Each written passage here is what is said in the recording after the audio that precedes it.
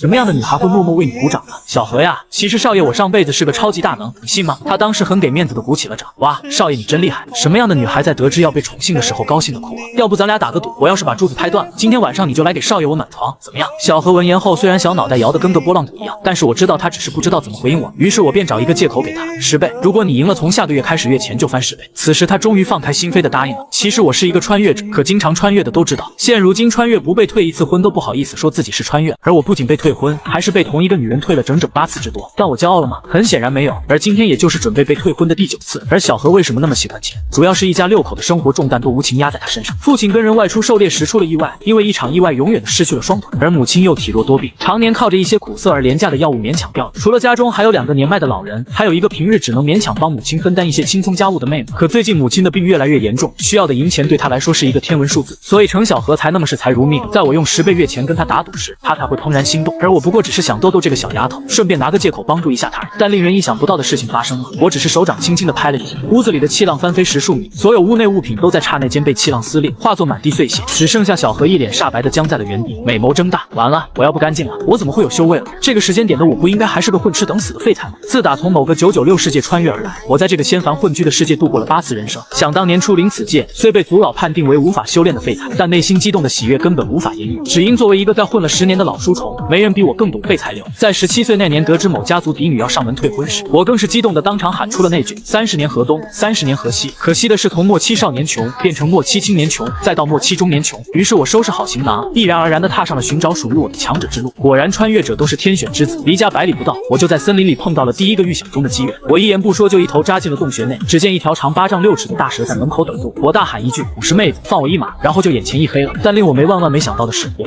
又回到了被退婚的那天早上。我汲取了第一式的经验，绕开那位近30米长还不爱刷牙的蛇兄，一路西行。然后我只记得西部山林里的老虎都很大只，并且还是一只不怕滑铲的老虎。之后的数次重生，皆有天灾人祸，不是被黑心商会骗去挖矿，就是被邪修抓去当炼丹材料，就连散个步都能被路过的妖兽抓去填肚子。直到第8世，我凭借着一手狗到极致的人生观念，终于成功仙尊，一步登天。但由于内心积蓄了太多愤怒与憋屈，再加上不久前喝了一些没掺水仙药，然后就被一个裹着条白色浴巾的女帝给嘎了。只是没想到这一世居然带着前世的修为回来，此时也迎来了女仆程小何17年人生中最阴暗的一年。我程小何太难了，我看着失神的他，抬手就给他小脑袋来了信仰一击。在发什么呆呢？他一边捂住脑袋一边说：“少爷，我娘说打女人是不对的，只有人渣才会随便打你，你娘是骗你的。其实他没少挨你爹的打，还是关起门来打得嗷嗷乱叫那个。你回想一下小时候你爹娘在房间里单独相处的时候，你就没听到过什么特别的动静。”这句直接给程小何给整懵了。这么一说，好像很确实听到过微弱的哭声。好家伙，人家竟是我亲爹，还天天晚上关起门来打我娘。事后我娘还得装作柔情似水，我娘真可怜。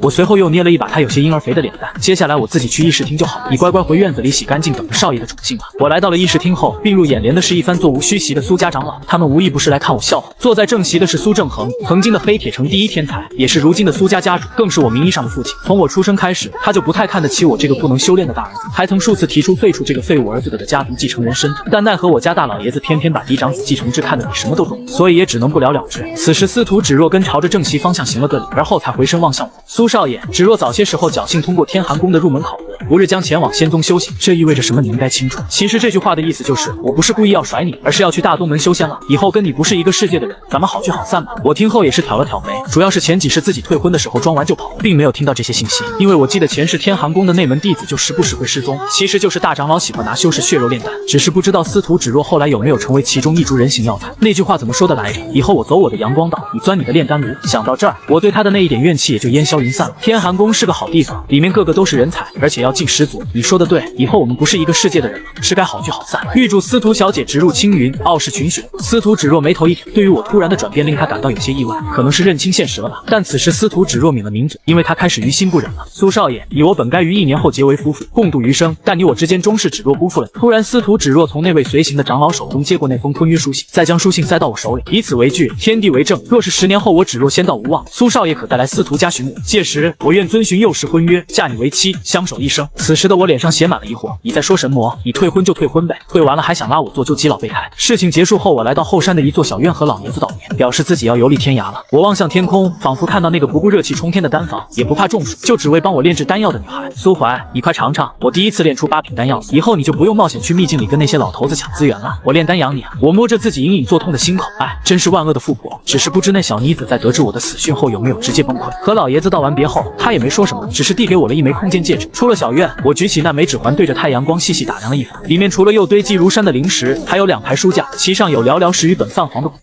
我目光瞬间就停留在最角落里的那本泛黄的古籍上，众书之中唯有它封面破破烂烂，一看就经历了诸般磨损。把古籍拿在手里，映入眼帘的是一行烫金大字：异种族妖魔娘贫贱。品读10分钟后，我仰起头望向天空，企图让鼻端流下的血液重回鼻腔。我终于明白为什么其他古籍保存完好，单单只有这本伤痕累累，就连页码都被翻得模糊不清了。该死的，没想到这个老爷子居然是个隐藏富豪，而且还是个性情中人。当我回到自己宅院门口时，只见一位白袍青年站在门口。这位白袍青年抱着一把剑，倚靠在小院的门框上，像极了自带高处不胜寒高府孤高剑客。我乃大炎皇朝3皇子严术，下山前师尊有言，须斩断指若师妹在俗世中的一切牵绊。紧接从怀中将3尺长剑亮出一缕锋芒，说道：速速将师妹给予你的那一纸婚书交出来，莫要逼我动手。我闻言愣了愣，那张所谓的婚书，自己出了议事厅大门就随手丢在门口的水沟里。我随即给了他一个白眼，想要自己去水沟里捡了，神经病。可当我推开了宅院的大门时，一股浓烈的血腥味冲鼻而来。看着无声无息的程小河靠坐在院里那株梧桐老树下，还有那把专属于他的扫帚被随意扔在一旁，顿时无边的杀意瞬间肆虐开来，整个院子的温度霎时间急剧下降。这是你干的？看着苏怀那双冰凉的眸子，严肃打了个冷战。他感觉自己似乎正被一头恐怖的凶兽注视着，手脚冰凉，无法动弹丝毫，张了张嘴却发不出半点声音。找死！苏怀抬手掐着严肃的脖子，将他整个人提了起来，手指一点点地缩紧，严肃颈间的骨骼很快便发出不堪重负的声响。他的呼吸变得急促，脸庞涨红，恍惚间看到已经死去多年的黄爷爷在向他招手。少爷，你在干嘛呀？气氛突然一滞，苏怀扭过头，发现本该已经凉透的小何此刻正缩在树下瑟瑟发抖，瞪着眼睛看着自家少爷行凶杀人，一副害怕被灭口的样子。你没死啊？少爷，我应该死了吗？但我还想多活几年，可以吗？他急忙闭上眼睛，我什么都没看见，这个人没对你出手。小何揪着自己的衣角，咽了口唾沫，他不是少爷的朋友吗？死？不对啊，我明明闻到了血腥，差点忘记我刚刚流鼻血了。那没事了。苏怀松开手掌，严肃啪叽一声摔倒在地上，撑着地面疯狂大口呼吸。苏怀嘴角一抽，急忙露出一个尴尬而不失礼貌的笑容，把他从地上扶起来，还伸手帮他拍干净身上的土灰。误会啊，严兄，你要是没动手，刚刚咋不直接跟我说呢？你说你装什么高冷啊？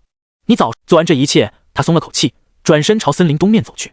那里还有一位蛇兄在等着他。按理来说，蛇类妖兽的栖息地多是阴暗潮湿的树丛与湿地，当然也并不排除某些异类喜欢躺在沙漠里晒太阳，又或者躲在岩浆里泡澡。确定了大致方位后，苏怀又花了近半个时辰，才在一处向阳的山坡处发现那个令他魂牵梦绕的山洞。他在洞口驻足，看着满地的淡蓝色小花，忍不住叹了口气。第一世毕竟到死都只是个普通人，也没多少见识，只觉得这满地的野花好看。现在才发现，这哪是什么野花，分明是数不清的2阶灵药月露菊。灵药的价格都挺高昂，在黑铁城的商行里，5株月露菊就能换回一只心胸宽广的程小河，甚至连价都不用讲。秉承着勤俭持家的理念，他直接调动周身灵力，将洞口方圆5米内的山石土地全部切割下来，一股脑的塞进了空间戒指。而后打量了一番光秃秃的洞口，这才心满意足的低头钻进洞中。洞内有些阴凉，深绿色的苔藓爬满山壁，一股淡淡的腥臭味道从洞穴深处弥漫出，让苏怀下意识加快了脚步。复行数十步，苏怀终于凭借洞内小银草散发的微光，看到了他第一世葬身的水潭。一条体长20余米的紫纹黑腹蛇盘踞其中，冰冷的树瞳死死地盯着不远处那个拎着把长剑闯入他巢穴的不速之客。5阶妖兽。苏怀皱起了眉头。仙域一直都是个仙凡混居的世界，修行者的身影似乎随处可见，但实际上拥有修炼天赋的人数量其实并不多，在总人口占比中不到半成。这半成人口里，还有至少一半的修行者终生都停留在最初的炼体境界。修行10境分别对应炼体、筑基、凝神、退凡、登仙、地仙、天仙、仙王、仙尊以及最后的仙帝。其中前4境被称为凡境，只有到了第5境登仙境才算是真正跨上仙道，拥有开宗立派的资格。但突破到第5境何其艰难，整个大燕国明面上的最强者大燕国主炎破天也就是个登仙境后期的修士而已。像苏怀老爹苏正恒那样圈地自萌的小城主大多都只是凝神境，苏正恒强上一些，但也只是刚刚突破到退凡境而已。谁他妈能想到，就在离黑铁城不到100里的小树林里会住着一头5阶妖兽。你说你这样牛逼不去找炎破天单挑扬名立万，居然甘心缩在这里睡大觉。并且按理来说，5阶妖兽的灵智已经不比人类要低多少了，毕竟到了6阶就能化为人形，口吐人言。但苏怀却发现，眼前这条紫纹黑腹蛇宛若个智障，只会看着他发呆。莫非妖兽里也有低能？苏怀散发出一丝强度只有登仙境的气息，只见那紫纹黑腹蛇庞大的身躯抖了抖，抖完后却依旧盘在那里一动不动，瞪着眼睛，既不发起攻击，也不逃跑。我靠，真他妈是条智障！我第一世就被这么个东西吃了。看着这条蠢蛇，苏怀突然想起一个叫守株待兔的成语典故。这条蛇就是那个守着木桩子等兔子自己跑过来撞死的农夫，而他苏怀第一世时就是那只蠢兔子。离了个大谱。苏怀抽了抽嘴角，拎着刀一步步走上前去。反正来都来了，弑身之仇今天必须得报。但令他没想到的是，随着他慢慢靠近水潭，紫纹黑腹蛇却突然动了起来。冰冷的鳞片闪烁着妖异的暗光，庞大的蛇躯在水潭中隐现。他突然张开嘴，一口咬住自己的尾巴，并将其吞入腹中，缓缓形成一个首尾相接的圆环。衔尾蛇。苏怀神情一愣，一丝明雾涌上心头，却又转瞬即逝。还未等他多想，那头蠢蛇突然沉入潭中。与此同时，清澈的潭水突然上涌，在半空中勾勒出一个巨大的透明蛇头。蛇头望了苏怀一眼，张开大嘴，将苏怀一口吞入腹中。苏怀眼前一片漆黑，内心却是惊骇异常。拥有仙尊实力的他，刚刚居然在面对那个透明蛇头时，产生了一种螳臂当车，蝼蚁望天般的错觉。请上前一步。当眼前重新恢复光明时，苏怀才发现自己已经不在那个低矮的山洞里了。此刻，他正对着一扇厚重的金属大门，大门上盘踞着一个巨大的银色衔尾蛇雕塑，宝石所制的蛇眼散发着猩红的血光。请上前一步。你是谁？苏怀盯着大门上的蛇眼，灵力在周身疯狂流转，以便随时都能爆发出他最强的一击。僵持半天，银蛇似乎终于失去了耐心。我他妈让你上前一步！蛇眼一闪，苏怀突然发现自己所有的力量都在一瞬间被抽空，又变成了第一世时那个普通的自己。一只无形的大手将他包裹住，强硬的往前拽了一步，再啪的一声将他的手拍在金属大门前的石台上。能量等级 9.3， 潜力等级0，评级13，不合格，蝼蚁之辈，无能，废物，垃圾。卧槽，怎么还带骂人的？你鸡巴到底谁啊？出来单挑啊！论打开语音交流，苏怀就没怕过谁。那银蛇似乎也被他整无语了，沉默许久，在开口时声音又恢复了一开始的平淡。5年，不合格，死！你他妈有本事！草！话音未落，苏怀突然感觉自己被谁推了一下，一个踉跄后再抬起头，眼前的金属大门已经消失不见，取而代之的是一开始的山洞、水潭，还有那条盘在水潭里瞪着眼睛看他的蠢蛇。捏了捏拳，仙尊级的力量已经恢复了，但右手中指上却多了一枚银色的衔尾蛇指环，只是他似乎耗尽了力量，原本猩红的双眼此刻已然暗淡无光。苏怀皱着眉头，小心翼翼地输入一丝灵气，一道讯息瞬间出现在脑海：能量等级 9.3， 潜力等级0，评级13，潜力提升腾云山悟道碑。这是什么意思啊？合格。钥匙传逃离。钥匙？什么钥匙？逃离什么？苏怀脑海中突然浮现出那扇镶嵌在山体里的金属大门。难道这枚衔尾蛇指环所说的钥匙就是用来开启那扇大门的？大门后面是什么？传逃离又是什么意思？让我逃离，还是说让我帮门后面的东西逃离？苏怀抬手捏着指环，却发现它好像跟自己融为一体了，怎么拔都拔不下来。算了。苏怀坐在水潭边，大脑整理着刚刚发生的一切。看来他第一世的直觉没错，这山洞里确实藏着一个天大的机缘。这条智障一样的紫纹黑腹蛇就是第一层考验，所以第一世他作为一个普通人冒冒失失的跑进来，直接就跪了。现在带着仙尊修为回到这里，果然就开启了第二层考验。不过看样子他依旧没能通过。潜力等级对应的应该是他的身体天赋，毕竟这具身体虽然继承了前世的修为实力，却并没有继承前世好不容易提升上去的根骨与资质，所以硬要说的话，苏怀依旧只是个废材，仙尊级的废材。如果不想办法提升根骨与资质，这辈子也就只能停留在仙尊修为，再无寸进，前世的嘎妖之仇也就无以为报。最重要的是，搞清楚前世那个来刺杀苏怀，把他引到那个妖女地盘里的刺客到底是谁？为什么要坑害他一个老实人？晃了晃脑袋，苏怀太气了，抬手就给了身旁那条蠢蛇一巴掌。现在这鬼东西成了打开那个金属大门所在秘境的关键，杀是杀不得了，揍一顿总没事吧？于是还没等蠢蛇回过神来，苏怀又给了他一巴掌。啪！腾云山也好，反正刚好离大燕国皇都不远，悟道完后就顺路去偃月仙宗。哎，这一世拿到了爽文无敌剧本，为什么事情反而越来越多了？啪！生活不易，苏怀叹气。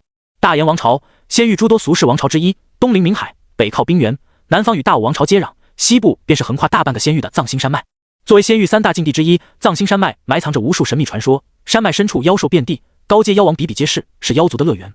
危险确实危险，但与之相对的是优越的自然环境、浓郁的天地灵气，以及因种种原因孕育而出的诸多珍贵矿脉、灵植。有利益的地方，必然就有人类涉足。早在大燕王朝建立之前，就有无数前人先辈聚集于山脉边缘，或以猎杀妖兽为生，或以探寻灵药为业。久而久之，山脉旁驻扎的人类越来越多，逐渐形成不同的聚落、村庄，再到最后，为了抵御妖兽侵袭，人们开始修筑城墙。洛城便是藏星山脉附近最大的城池。与嵌入山脉、近乎与世隔绝的黑铁城不同，洛城直隶于大燕国王室，是大燕王朝设立在藏星山脉的边关重城，其内商贸繁盛，每日都有数不清的灵芝与妖兽材料通过洛城流向整个仙域。此刻，在离洛城不到50里地的荒野之中，2男3女5个年轻人围坐在一簇熊熊燃烧的篝火旁。不远处的空地上，则躺着一头已经被切走不少血肉的2阶妖兽森角牛的尸骸。严兄，你此行不过去黑铁城驻留了半日，为何回来后一直都一副失魂落魄的样子？哦，对了，严兄你的剑呢？说话的青年名叫骆远河，是洛城城主的独子，修为无限接近第3阶凝神境。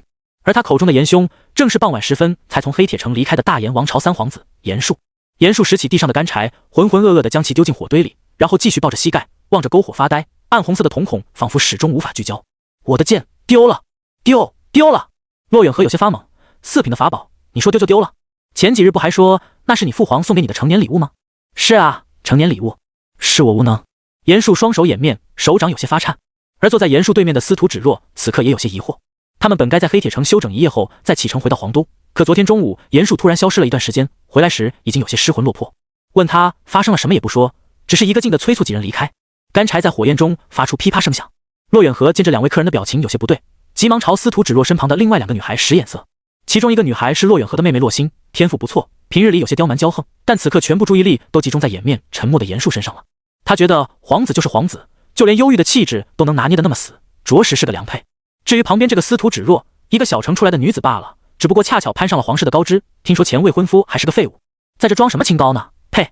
而另一个女孩则是洛城商会巨头曹兰的女儿曹怡，作为商贾之女，自幼便熟读情商，胎教是一本不要输在不会表达上。她没有贸然去接近严术，反而将手里一小把烤得滋滋冒油的牛肉撒上香料与椒盐，分成4份，2份递给骆远河，1份递给好闺蜜洛星，最后1份亲手送到了司徒芷若面前。司徒姐姐，吃些东西吧。谢谢。司徒芷若接过面前的烤肉，2个女孩很快就找到了话题。曹怡聊天很有分寸，巧妙地避开了所有可能涉及司徒芷若隐私的事，只是聊着一些不痛不痒的修行琐事以及生活小妙招。骆远河看着关系迅速升温的2女，又瞥了一眼自顾自啃着牛肉，拿严术那张小白脸下饭的亲妹妹，忍不住叹了口气。之前还觉得自家妹妹挺可爱的，但凡事就怕对比啊。他摇了摇头，将杂念甩出脑海，也学着曹怡将之前不愉快的话题接过，转而开始回想一些洛城发生的奇闻异事。恰好最近就有那么一件事，让他本人都颇为感兴趣。骆远河将手里的牛肉分出1份递给严术，开口说道：“严兄，你是天寒宫高徒，不知宗门内可有驯兽之法？”严术声音依旧有些沉闷：“有的，不过那些法门都颇为鸡肋，需要从妖兽还是幼崽时便开始施行。御使成年妖兽的法门只有万兽导有，而且是他们的不传之秘。严兄谦虚，妖兽大多凶性难寻，能御使妖兽幼崽已经很不错了。”骆远河刻意压低声音，凑到严术耳边：“严兄，待会5更时分来我帐篷找我，余弟送你一场机缘，如何？”“什么机缘？我帐篷里有些好康的，在这里不方便说，总之严兄来了就知道了。”严术身后某处骤然一紧，他瞥了骆远河一眼，不动声色地朝另一边挪了挪。“有何不能说的？反正这里也没有外人，你直言即可。难道你把曹怡小姐当外人？还是说你觉得芷若师妹会抢了你口中的机缘？”骆远河看着突然大声起来的严术，呆呆地张了张嘴。他扭过头，发现司徒芷若冷漠地瞥了他一眼，自家妹妹也紧皱眉头瞪着他，只有曹怡神色如常。骆远河，哦，卧槽，你那么大声干嘛？他不知道严术刚刚误会了他，只觉得这逼的情商简直比自己妹妹还低。得亏他是个庶出，还从小就被送去了天寒宫修炼，否则就凭这情商，不早被2个同父异母的亲哥哥暗中弄死了。算了，本来打算偷偷告诉你这个秘密消息，卖个人情，让你恰一波毒食。可既然你自己不珍惜，那就别怪我不懂事了。可骆远河先是顺手往火堆里添了几块干柴，缓解自己的尴尬，而后才清了清嗓子，正色道：“这个消息是我爹早上告诉我的，整个洛城知道的人不会超过1手之数。此事牵扯到藏星山脉的一尊妖王。”篝火旁几人瞬间就全部安静下来，目光齐刷刷望向骆远河，一时间唯有木头被燃烧时发出细微声响传出。骆远河对于他们的反应很是满意。妖王有多可怕？要知道8阶妖兽才敢在藏星山脉深处圈分领地，自称妖王，即便强如严术所在天寒宫，有资格与妖王交手的强者也没几个。骆远河嘴角扬起一抹笑意，也不再卖关子，接着说道：“半个多月前，藏星山脉深处突然传来异动，距离此处最近的人族圣地腾云山担心山脉深处的异动会引发爆发兽潮，特意派出一位善于隐匿的地仙境强者潜入山脉进行探查。而就在昨晚，我爹接待了那位强者，并从其口中得知藏星山脉的异动其实来源于赤木乌豚妖王与笑月狼王的领地争斗，2大族群爆发了残酷的种群战争。而就在战争最为惨烈之时，流云贝族的强者趁机摸到了赤木妖王的巢穴，并且杀死了妖王几乎所有的妻妾子嗣，唯有最年幼的一头乌豚幼崽因为调皮贪玩，事发时在外游荡，逃过一劫。笑月狼王得知此事后，害怕赤木妖王怒火攻心之下，拉着他同归于尽，竟主动撤军数百里，并承诺暂时放下矛盾，与乌屯族一同讨伐不讲武德的流云贝族。现如今，赤木妖一边对流云贝族展开疯狂屠戮，一边派出手下大量妖族共同寻找那位最后的子嗣。一口气说了一大段话，骆远河有些口干舌燥，拿起腰间的水囊就灌了一口。他看向被这个消息震得不轻的司徒芷若几人，挑了挑眉，再次投下一个重磅炸弹。你们猜那头赤木乌屯幼崽在哪？严树呼吸有些急促气，他瞪大双眼。你的意思不会是，就是你想的那样？我爹早上得知了这个消息，本来没当一回事，可临了午饭时，却突然想起不久前发生的一件事。就在前天傍晚，有一对猎妖人受到了没见过的妖兽的袭击，死了好几个人。据幸存者所言，袭击他们的妖兽是一头通体漆黑、长着血红双眼的半人高凶兽，体型虽小，却有着3阶修为。体型小，3阶，还有着红眼睛、黑皮肤，这一切都将那头妖兽的身份指向赤木乌屯妖王的幼崽。曹仪悄悄看了骆远河一眼，微不可察地叹了口气。这的确是一场莫大的机缘，一头8阶妖王的幼崽，即便天赋再差，成年以后也至少能长到5阶。若是精心饲养，说不定能达到6阶，甚至运气再好一点，突破到7阶的可能性也不是没有。至于妖王，想想就行了。想成为8阶妖兽，光有血脉与天赋是不行的，还得有大量的机缘支撑。妖兽界大妖的子嗣青出于蓝的例子太少了。换句话说，得到这只幼崽，若干年后拥有一只足以匹敌大炎王朝皇帝的战力是必然的事情。可最有希望得到他的洛城城主，却毫不犹豫地放弃了这桩巨大的机缘。曹仪很轻易的就看穿了洛城城主的想法，确定了幼崽大致方位，找到他不难，掩盖他身上的气息也并不难，难的是隔断妖王血脉的指引。赤木妖王迟早能循着冥冥之中的感应找到自己的孩子，届时对于整个洛城来说就是一场无法抵御的巨大灾难。至于带着幼崽远走高飞，那更是一场豪赌，没人能保证赤木妖王会不会因为距离而放弃追寻子嗣，也没人能保证会不会有其他强者看出幼崽的潜力，巧取豪夺。匹夫无罪，怀璧其罪。洛城城主不愿意为了一个难以确定的光明前程，放弃如今现有的地位与安宁，他是整个仙域都极为少见的人间清醒，所以他将这个消息通过自己的儿子传达给严树。烫手山芋眨眼间便成为了一个几乎没有任何成本的巨大人情。要知道，严树并不只是大炎王朝的三皇子，还是天寒宫某位长老的亲传。得到赤木乌屯幼崽后，他大可直接启程将其带回天寒宫。赤木妖王毕竟不是妖尊，更不是妖帝，他再强也不敢在拥有仙尊坐镇的势力撒野，最后也只能强行咽下这口气，重新找几个老婆再生一窝。骆远河并不在意其他人的目光，他只是看着严树微红的双眼，笑道：严兄，如何？这场机缘可还入得了你法眼？严树看着骆远河，他毕竟是个皇家子嗣，人虽然呆了些，但智商并不算低。不对，什么李刚不李刚的？我是问你知不知道这头妖兽幼崽的身份？知道啊，小黑猪吗？大崩脆。司徒芷若快被气死了，他站起身，只找火堆上方已经被吃掉一半的烤猪。这是赤木妖豚，是一头8阶妖王的子嗣，而且是最后的子嗣。你惹大麻烦了，你知道吗？这样啊，现在知道怕了吧？难怪吃起来这么香。你什么你？要吃就坐下吃，不敢吃就自己在旁边挖点土将就将就，别一惊一乍的打扰我吃饭。苏怀撇了撇嘴，从看到这头小黑猪的第一眼，他就察觉到了对方身上那股淡淡的妖王气息。但那又怎样？就算那尊妖王真找上门来，又如何？他唯一能为这头小黑猪复仇的办法，就是用自己的一身精肉撑死苏怀。再说了，妖兽一族对于感情可谓是淡漠至极，尤其是像豚这种妖兽，豚也叫豚，俗语翻译过来便是猪。公猪会给自己的猪仔报仇？别开玩笑了，妖王级的豚类，一窝子嗣就能有10几只，再加上妖王的寿命漫长无比，也不存在什么老来得子的说法。除非是某个子嗣的天赋高到足以成为自己的左膀右臂，否则就算子嗣死光了，他也不可能会有半点心疼。当然，一般人跑到人家老巢里杀人子嗣，确实会受到不死不休的追杀，但那是因为你杀了他子嗣吗？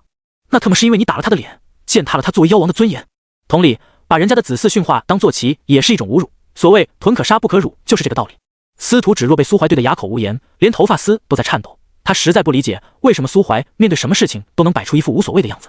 妖王啊，那可是妖王啊！呼，吃饱喝足，苏怀摸了摸肚子，扭头看向几人：你们谁能给我指个路？骆远河终于插上了话：指什么路？当然是去洛城的呀。哦，我知道啊，苏兄直接往。一起吧，苏怀。骆远河的话又被人打断了。曹毅站起身，今晚他在苏怀的盛情邀请下吃的有些多，嘴角还沾着些油脂，在火光照耀下映出水润润的光泽。他伸了个懒腰，火光映照出的倒影也随之展现出一道诱人的弧度。刚好我也有些乏了，骆大哥还有希儿，祝你们跟严公子以及司徒小姐有一个美妙的夜晚。我先带苏怀回洛城休息去了。看到严树点头，曹仪转身就走。虽然这场既定的机缘遭到了苏怀的破坏，但无论如何，骆家的人情在骆远河说出妖豚幼崽下落时就已经送出去了。有了大炎王朝的支持，骆家的地位已经无可撼动，这座边关重城一辈子也不可能再改姓曹。既然如此，曹仪也没有了再继续维持自己高情商的必要。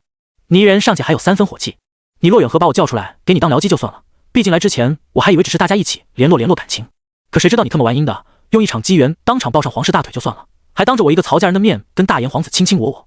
咋的？立威给我看，你看我鸟你吗？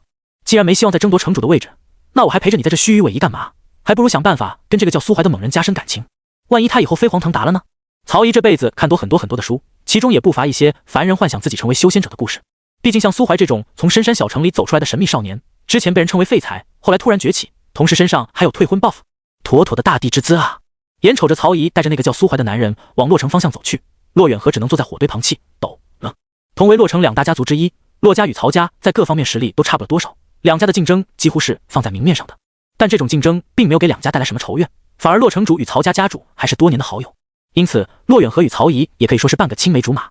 要说他对这个长得漂亮、纤腰细腿、情商还高的曹家长女没一点想法是不可能的。如今听他笑盈盈的说自己累了，要带另一个男人回家休息，无异于半夜女友突然气喘吁吁的给他打电话，然后跟他说他在一边吃辣条一边跑步。尼玛，痛彻心扉。骆远河伸手抹了一把眼角并不存在的泪水，回头看向同样盯着苏怀二人背影咬牙切齿、痛彻心扉的司徒芷若。司徒小姐，节哀。司徒芷若却没有理他，而是扭头看向一旁一直沉默着不说话的严术。师兄，明日一早便启程回复宗门吧。严术轻轻点头，骆远河微微一愣，严兄，还有司徒小姐，你们不去腾云山看看吗？不用了，那块悟道碑短时间内对我们作用不大，况且天寒宫内还有其他可以提升资质的办法。师兄说的没错，况且我现在只想早日踏上修行之路，羽化登仙，让他后悔。司徒芷若微垂着眼眸，一旁的骆远河跟严术都没有再说话。骆远河是一头雾水，不明白为什么司徒芷若羽化登仙后苏怀就会后悔。难道以后司徒芷若强大了，还要找到苏怀杀掉，然后把尸体吊在歪脖子树上不成？严术则是觉得司徒芷若在做梦。严术哥哥，饭后水果吃个橘子吧。自始至终眼里都只有严术一个人的洛星见严术终于停止了化悲愤为食欲的行为，不知道从哪掏出来一个橘子递到他面前。谢谢，但我不吃。啊，为什么啊？橘子太凉了，我不喜欢。那我帮你捂热了再吃好不好？不用了，热橘子太酸。哦，那严术哥哥不吃，骆远河你吃了吧。骆远河看着被丢到他怀里的橘子，突然伸手捂着心脏，痛，更痛了。我的好妹妹啊，你不知道舔狗都不得好死吗？月光被浓厚的乌云遮蔽，曹姨手里拿着一块萤石，才勉强照亮前行的路。几人露营的地方离洛城城门并不算远，但也有10几里路。其实深夜时分在密林里点亮光源是一种很不明智的行为，大堆的篝火确实能驱散一些野兽，但若只是一根火把，却只会引来更大的危险。尤其还是这种移动的光源，夜行的捕食者会将零星的光源视为猎物的挑衅，并依托着林中的灌木进行偷袭。但曹姨现在并没有这个顾虑，因为就凭苏怀能那么轻松的给严术一巴掌，就证明了他拥有在这片外围地区乱杀的实力。但走着走着，苏怀却突然停下了脚步。曹姨歪着头看他，怎么了？你抬头看，有东西拦路啊！曹姨举起手中的萤石，只见前方的一棵大树树杈上静静地站着一个白袍老人，在漆黑一片的丛林中异常显眼。老人双手收拢在宽大的袖袍中，微微眯着眼睛，看不太清面容，只有眼角那颗硕大的痦子显得异常滑稽。苏家小辈，你过分了！苏怀叹了口气，你是什么人？老夫天寒宫执事秦山。天寒宫的？老人晃了晃脑袋，正是。此番苏家一行是天寒宫喜剑锋亲传弟子严术10余年来第一次下山游历，仙界危险繁多，封主不放心这个愣头青的安危，所以特意派老夫暗中保护。好家伙，出门在外还带个保镖。说是保镖，却也没错。只可惜我这个保镖看起来似乎并不太称职。苏怀也不慌，反而咧着嘴跟树上的老头一高一低的聊了起来。不称职？怎么说？先是在抵达黑铁城之前，碍于种种原因，修为高于4阶的修士不得入内。原来黑铁城还有这种规矩啊！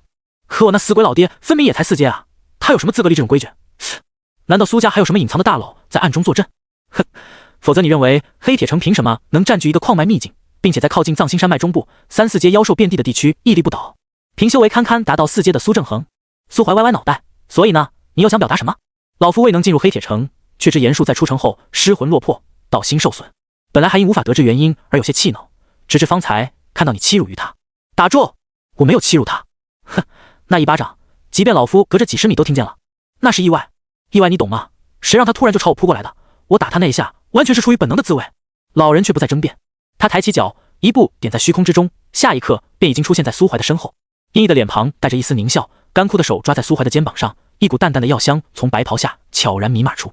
此刻距离拉近，老人的面孔终于完全呈现在苏怀面前，如死人般苍白的皮肤紧紧地贴在骨骼上，血肉少得可怜，整张脸都刻画着密密麻麻的血色符文，就连眼眶中深陷的双眼也是一种诡异的幽绿色，眼角的也不是痦子，而是一朵黑褐色的药菌。曹姨捂着嘴尖叫一声，被他这恶鬼般的面容吓了一跳，一屁股跌坐在地上。苏怀却是眉头微微皱起，声音中带着一丝讶异：药人？呵呵，倒是有些见识。看来天寒宫的问题属实不小啊，至少你口中那位喜剑锋封主肯定不是什么好人，当然，更大的可能是整个天寒宫都已经烂到骨子里了。老人神情中也带着诧异，苏怀的反应有些出乎他的预料，不过下一瞬，他便感觉自己的手腕被人握住，咔嚓，手臂的骨骼如枯枝一般被轻易折断。紧接着，一个沙包大的拳头在他眼中迅速放大，轰隆一声，将他的脑袋锤进地底。他终于反应过来，幽绿色的灵力奔涌而出，在身上汇聚出一朵诡异的植物。那植物是一朵大花，花蕊处流淌着粘稠着毒液，花瓣上布满细小的尖锐倒刺，像是无数牙齿朝苏怀的头颅咬来。哟，是骨花！苏怀伸手抓住那朵大花的花瓣，刚想直接一撕两半，右手中指的银色衔尾蛇指环却闪烁起微弱的猩红光芒，冰凉的触感通过皮肤传入大脑，那枚指环仿佛化成了一条真正的银色小蛇，顺着苏怀的指尖窜进大花花蕊。嘶！脸盆大小的噬骨花突然重新收拢成花骨朵，开始在半空中扭动、摇摆、挣扎，如同被风浪侵袭的孤舟，最后突然在瞬间静止，连同枝叶一起瘫倒在老人的心口。花骨朵微微起伏着，枝叶颤动，惹人怜惜。苏怀一脸震惊，这幅场景多少有些不太文雅，不可避免的让他这个老色胚想起了某些喜闻乐见的睡前运动。只是蛇跟花多少有些超纲了吧？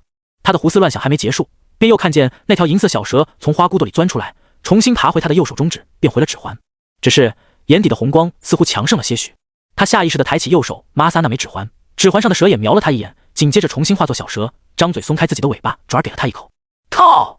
没等他破口大骂，一股温热的能量便通过蛇牙涌进他的手指，再流入四肢百骸。这是一种很奇妙的感觉，经脉受到了这股能量的滋润，散发着淡淡的荧光。苏怀感觉就连自己的灵魂都发出了舒爽雀跃的声音。实力评级 9.3， 潜力评级2，综合评级13。我累了，要睡一会儿，到了悟道碑再叫我。还有，不要在我身上乱摸。高冷的小蛇重新化作指环，猩红的蛇眼也重归暗淡，仿佛只是一枚普普通通的中二爱好者打造的工艺品戒指。潜力上升了2点，由0变成了2。苏怀闭着眼睛感受一番，发现自己空空如也的丹田里出现了一条无色的灵根，虽然很小，但起码已经有了。灵根代表着一个人的修行天赋，是修行者最重要的东西。空有灵根，没有修为会被人唾弃；空有修为，没有灵根则会被当成怪胎，一旦被人看出来了，就极有可能引起先帝的关注，然后被抓起来解剖。苏怀没想到自己这一世的天赋会提升得如此容易。要知道，上一世他是在20岁那年才成功凝聚灵根，并且还只是最次的一品灵根，折算成小蛇的评价大概只有1分。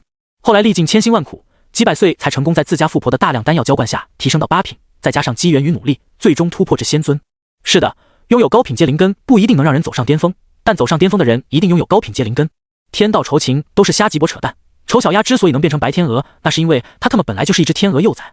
同理，修士的境界不可能比自己的灵根品级高出1阶以上，但事实上天道99，遁去其一，灵根的等级其实是能够提升的。但事实上，没哪个势力会去做这种赔本的买卖。毕竟提升一个废材灵根所需要的资源，若是拿给本来就是高灵根的天才用，理论上来说可以培养出至少5个相同实力的强者。苏怀前世就是个例子，各种天才地宝、海量的珍贵资源堆砌，以及一位9品炼丹师的全力供养，才让苏怀一步步走到最后。尤其是那位9品炼丹师，那是一个能让苏怀这个老色配上一世心甘情愿的放弃整片森林，自己拿着根绳子吊死在歪脖子树上的女人。而这一世才刚刚出家门不到1天时间，自己就有了一条2品灵根，属实是未来可期，未来可期啊！苏怀低下头，越过那朵被掏空身体的噬骨花，看向躺在地上一动不动的老人。他已经死了，那朵噬骨花失去了土壤，也活不了多久，最多半个时辰就会枯萎。药人是一种邪恶甚至恶毒的秘法，邪修最常用的药人炼制方法便是取刚刚出生、天赋尚可的婴儿，并在其体内种下灵植种子。随着婴儿一天天长大，灵植种子也会在其体内生根发芽，最后灵植在某一个时刻成熟，作为载体的孩子也会死去。第二种则是面前这个老头这种，用秘法控制强者心智，让其自愿成为重要者的奴仆，直接在心脏处种植灵药。这种方法简单粗暴，见效快，还不用时常照看，唯一的缺点就是成本高，平均一朵花消耗一个5阶强者。苏怀双手合十，为死去的老者祈祷。毕竟这个无私的老人刚刚奉献大大方方的了自己，成就了苏怀。如果人人都有这份无私，苏怀早就突破先帝，破碎虚空，独断。算了，还是不独断万古了，高处不胜寒太鸡婆吓人了。苏怀害怕孤独。祈祷完毕，苏怀在空间戒指里掏了掏，拿出一把小铲子丢给曹姨。来，曹姨，帮个忙，把这位在路上走着走着突然就不小心猝死的老人埋了吧。曹姨咽了口唾沫，什么走着走着不小心猝死？别以为我没看见你一拳把人打死了呀！找借口能不能认真点啊喂！第一缕晨曦透过窗纱映照在间狭窄的小阁楼里，小阁楼的4面墙都摆满了书架，上面整整齐齐地摆放着各式各样用来记录知识的载体，从玉简、石刻到竹篾、纸张。阁楼最中间则是一张柔软的小床，床上躺着的少女手里抓着一本书，但眼睛周围却浮现出一层淡淡的黑眼圈。这一晚上曹姨都是懵逼的。她修炼天赋不错，虽然称不上什么天之娇女，但也比一般人口中的天才要强一些。只是平日里她很少出门，相比于打打杀杀，她他更钟情于窝在这座小阁楼里与舒海为伴。但他昨晚稀里糊涂的就干了件大事，跟一个刚认识不到1个时辰的男人，在幽暗的小树林里挖了个坑，吭哧吭哧埋头苦干了近半个时辰，一边弯腰铲土，还一边环顾四周，生怕被人发现。毕竟在半夜做这种事，实在有伤风化。埋的还是个5阶登仙境修行者，跟大炎国当今圣上处于同一个境界的超级强者。起码在他看来，登仙境已经很强了，是他这辈子都没敢奢望过的境界。可就是这么一个强者，却被那个笑起来带着一丝痞气的少年轻描淡写的一拳锤爆了心脏，连遗言不，甚至连块像样的墓碑都没有，只有一个低矮的小坟包。但不知为何，一想起那个小坟包还是他一铲一铲亲手垒起来的，心里还有一种莫名的刺激感。曹姨合上手中的书卷，经过一晚上的细心查找，他已经从书库里的一本书中明白了药人是什么东西，并且他还知道那位药人来自天寒宫，无数人趋之若鹜的修仙圣地。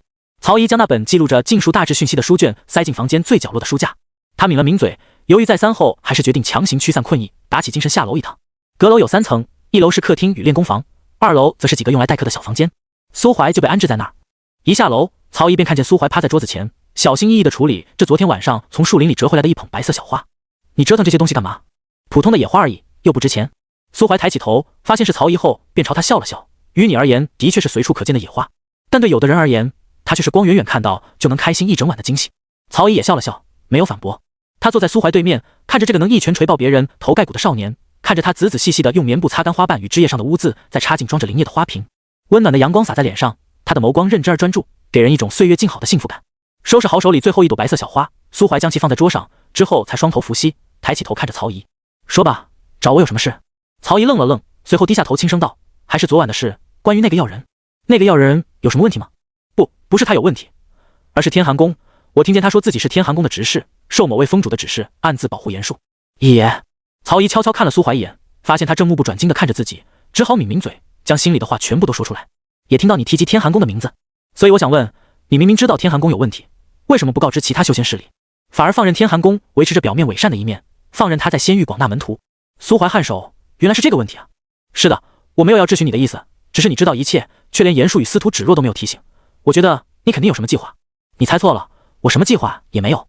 曹姨愣住了，苏怀直视着他的眼睛，你是不是觉得我有点无情？没，不用否认，你是一个正常人，所以你觉得我无情才是对的。毕竟我知道天寒宫就是个魔窟，却还能眼睁睁地看着无数跟司徒芷若一样心怀梦想的少男少女把它当作圣地，然后抱着对未来的憧憬，前仆后继地涌进去受死。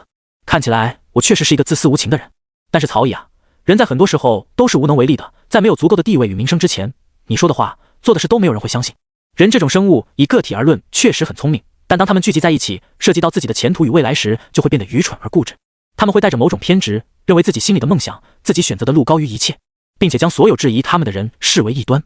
司徒芷若低着头细细思索苏怀的话，然后就听苏怀接着说道，我曾经有一个朋友，在偶然得知天寒宫的秘密后，心里跟你产生了一模一样的想法。他怀着一腔热血，想当个救世主。他跑到大炎国黄都，把这件事告诉别人，别人却用厌恶的神色看着他，并警告他不准再胡言乱语，妖言惑众，否则就亲手打断他的腿，把他的尸体挂在皇城城门上。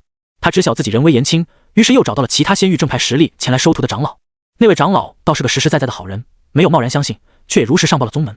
那个正道势力眼里容不得沙子，立马就秘密组织了人手，潜入天寒宫进行调查。事情到这里，已经是我那个朋友所能做到的最大限度的努力，可结果却并不理想。苏怀扭过头看向阁楼外的街景，随着旭日东升，小摊小贩们率先涌入街道，占据着人流量较大的位置，吵嚷声不绝于耳，充满了生活气息。苏怀的声音却依旧平均，没有波澜。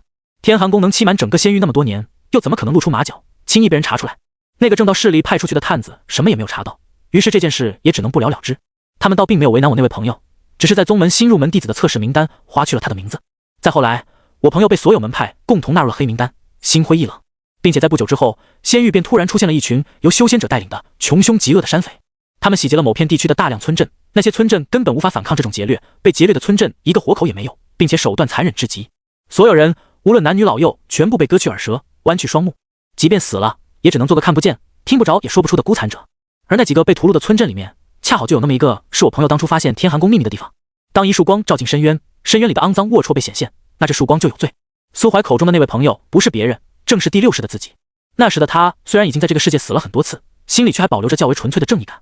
直到他的正义感害死了那几个村镇成千上万无辜的俗世凡民，直到心灰意冷的他最后还是被天寒宫大长老的手下揪出来，抓到那个摆满人才的丹房密室，在烈火烧灼下嘶吼哀嚎，骨血融化，最后变成一枚丹药。第7世重生时，他在苏府小院的竹椅上呆呆地瘫坐了1天1夜，炎炎夏日，不吃不喝，任由程小荷端来的饭菜在桌上放凉，然后再慢慢变馊。曹姨坐在沙发上，神情黯淡。他不是那种不识好歹的人，虽然熟读情商的他内心仍然保留着最纯粹的善良，但却又早已脱离了无脑圣母的范畴。就比如昨天晚上遇到的那个老人，虽然被做成了要人很惨，但他一点也没有让苏怀饶他一命的意思，反而还亲手刨了个坑把他埋了。因此，苏怀口中的那个故事虽然听起来很悲惨，但经过他自己的推断，却很有可能是真的。他叹了口气，我之前还想过加入天寒宫，毕竟严叔之前说过可以帮我跟骆远河走后门，免除考核。那你现在还想去吗？曹姨抬起头看着苏怀，满脸震惊。我看起来像是喜欢脸上长蘑菇的人吗？苏怀咧嘴一笑，谁知道呢？再说要人也不一定就会长蘑菇，可能头上长草或者脸上长花也不一定。还是算了吧。要一起出去逛逛吗？我心情不好的时候就想花钱，花很多钱，买很多东西。我很穷的。没关系，今天的消费本小姐包了，可以统统记在我爹账上。苏怀虎躯一震，站起身来。走，我们现在就走。洛城无愧于众城之名，或许这里的繁华程度比不上皇都，但论及修行材料的市场，却在整个大炎王朝首屈一指。曹姨也不同于一般的女子，她对于脂粉衣物没有多大的兴趣，也不钟情于所谓的拍卖行与高端商会。出了阁楼没多远，二人便一前一后钻进了一片弥漫着血腥味道的市场。市场不大，却颇为拥挤。这里摆放的大多是依靠在藏星山脉捕猎与采药为生的散户，一块尺余见方的破布就是商贩们临时的铺位。苏怀站在街道一边，手里捧着一盒热腾腾的浇满不知名酱料的禽鸟肉翅。这盒肉翅来源于一种名叫赤鸡的异阶妖兽，这种妖兽是生物圈最底端的存在，性情温顺，智商很低，极易捕获。虽是妖兽，战斗力却可能还比不上农村里的村霸大鹅。毕竟大鹅还会咬人，赤鸡却只会对着捕猎者张开翅膀咯咯乱叫。它唯一的特点就是生命力强到离谱，血脉里传承的妖兽技能名为断肢重生。苏怀亲眼看着烹饪肉翅的店家一刀将翅膀斩下，拔毛洗净，直接当着那只哀嚎的赤鸡的面将它的翅膀丢进锅里进行料理。赤鸡哀嚎几句，噗的一声，立马发动天赋断肢重生，耗时不过2分钟，取之不尽，用之不竭，堪称永动机。这食材已经不能用一般的新鲜来形容了。苏怀对这种极度残忍的行为进行了人道主义的批判，然后含泪连吃3大碗。而换了一身便装的曹姨，则蹲在一个穿着蓑衣的中年男人面前，伸手拎起一条半米长的赤红色大鱼。大哥，这个怎么骂？哼，这位小姐好眼力，这条火灵鱼可是纯野生的鱼王，肉质鲜美不说，体内还极有可能已经凝结出了妖核。我也不多要你的，20两黄金如何？当然，如果小姐愿意用灵石结账，就再好不过了，5枚下品灵石就能把它带走，价格绝对公道，童叟无欺。曹姨放下手里的鱼，有点贵了吧？火灵鱼体内虽然蕴含妖兽血脉，可它毕竟不是真正的妖兽，一枚货真价实的异阶妖核也不过只要7枚下品灵石，你一条凡鱼就敢要5枚？中年男子瞪大了眼睛，什么凡鱼？这可是近2尺长的鱼王！哼，大叔，蜕变成妖兽的鱼王哪有那么容易遇到？刚刚不还喊大哥，怎么变大叔了？你再信口开河待会，我就喊你老伯了。中年男子心知遇上了行家，只能无奈地缩了缩脑袋。那你说多少？1两银子。中年男人，1两还是银子？你怎么不去抢？我叫曹姨，我爹是曹家商会会长。你要是不卖给我，我待会就告诉我爹你刚刚想讹我，让他马上带人掀了你的摊子。这尼玛硬核抢劫！什么叫修仙界第一悍匪啊？索马里海盗见了都得给他磕个头才能走。苏怀目瞪口呆地看着身旁的曹姨，被他这一番操作秀得头皮发麻。那中年男子头皮比苏怀还麻，毕竟他就是被抢的那个。见曹姨蛮不讲理，只能抬头望向明显是同行者的苏怀。苏怀嘴角一抽，默默转过身，淡定地啃了口鸡翅，没理会他那充满求救意味的目光。别看我，我是穷逼。看苏怀见死不救，老板身躯一颤，只能抬手抹去眼睛的泪水，嘶哑着嗓音对曹姨露出一个悲伤的笑容。卖你了，多谢惠顾，曹小姐真会砍价，下次别砍了。呵呵，曹姨最后当然不是真的只给了1两银子，这种损害自家商会名声的坑爹事他做不出来。2两黄金，0.1个程小荷，大概是这种体型接近鱼王的火灵鱼在洛城的市场价。那中年男人有的赚，但不多。值得一提的是，开口就敢要20两黄金的他，最后还对曹姨颇为感激。这种把控人心的手段，让苏怀对曹姨这个曹家商会的长女又高看了几分。日上3竿时，一夜未眠的曹姨终于累到了自己，她心里的郁结也随着钱财的大量挥霍而逐渐消散。2人终于结束了这场洛城之行。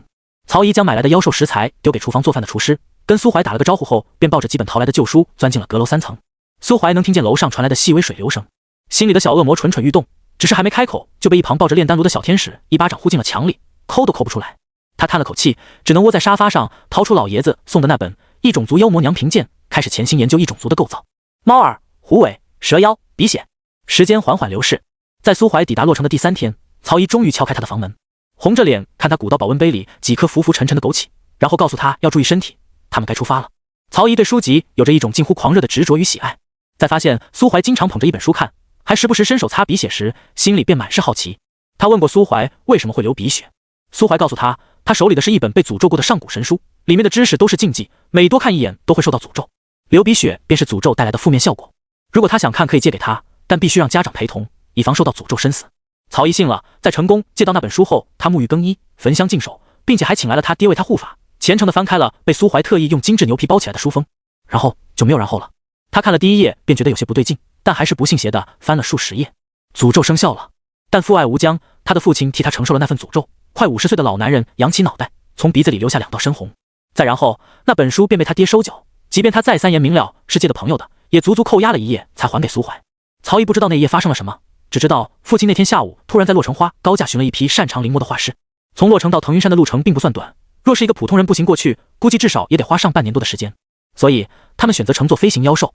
曹家自己就有豢养的飞行妖兽，那是一种长着4只巨大羽翼的翼鸟，一展可达30米，背上用较轻的木材搭建了一栋小屋。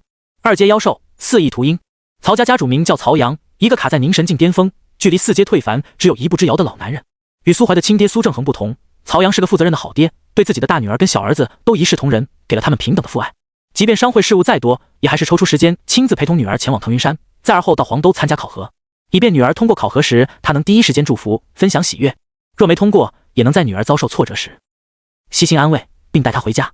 苏怀很羡慕这种父爱，毕竟他在原来的世界就是个孤儿，穿越到仙域后，苏正恒又偏心那个天赋上佳，早早被送到剑种修行的弟弟，从未过多将目光放在他这个好大身上。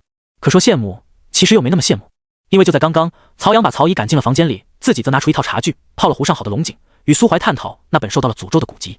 曹阳小声告诉苏怀，他年轻时不懂事，曾偷偷背着曹姨的母亲养了一只2阶的白色灵狐，养了好多年，梦想着有朝一日灵狐化为人形，报不报恩什么的都不要紧，主要是他有爱心，喜欢收养流浪的小动物。直到后来，他知道了妖兽最低都要6阶才能化形，于是便伤心好久，把那只白狐送给了曹姨的母亲。最终，狐娘成为了他年少时最大的遗憾。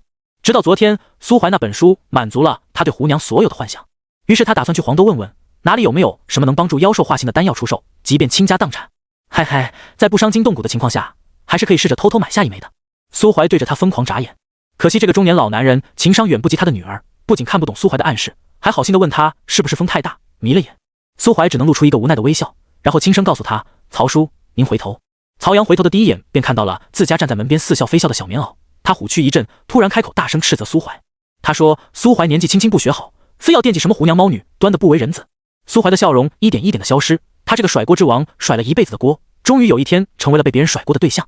如果面前这人不是曹姨的亲爹，如果他是严树或者那个什么骆远河，他多少要给他2个大耳巴子，让他清醒清醒。可恶的严树，这个仇我记下了。还好曹姨不是傻子，他站在那儿听完了自己老爹对青春的所有怀念，并且还拿一根笔全部记了下来。1字千金是什么概念，苏怀不知道，但1纸千金却是他亲眼所见，一张不过记载着寥寥几行字的白纸，被曹姨卖出了1000两黄金的天价。这笔钱如果拿到黑铁城，能买上足足50个程小河，苏怀可以想办法把他们打造成女仆军团，走出大燕国，称霸仙域。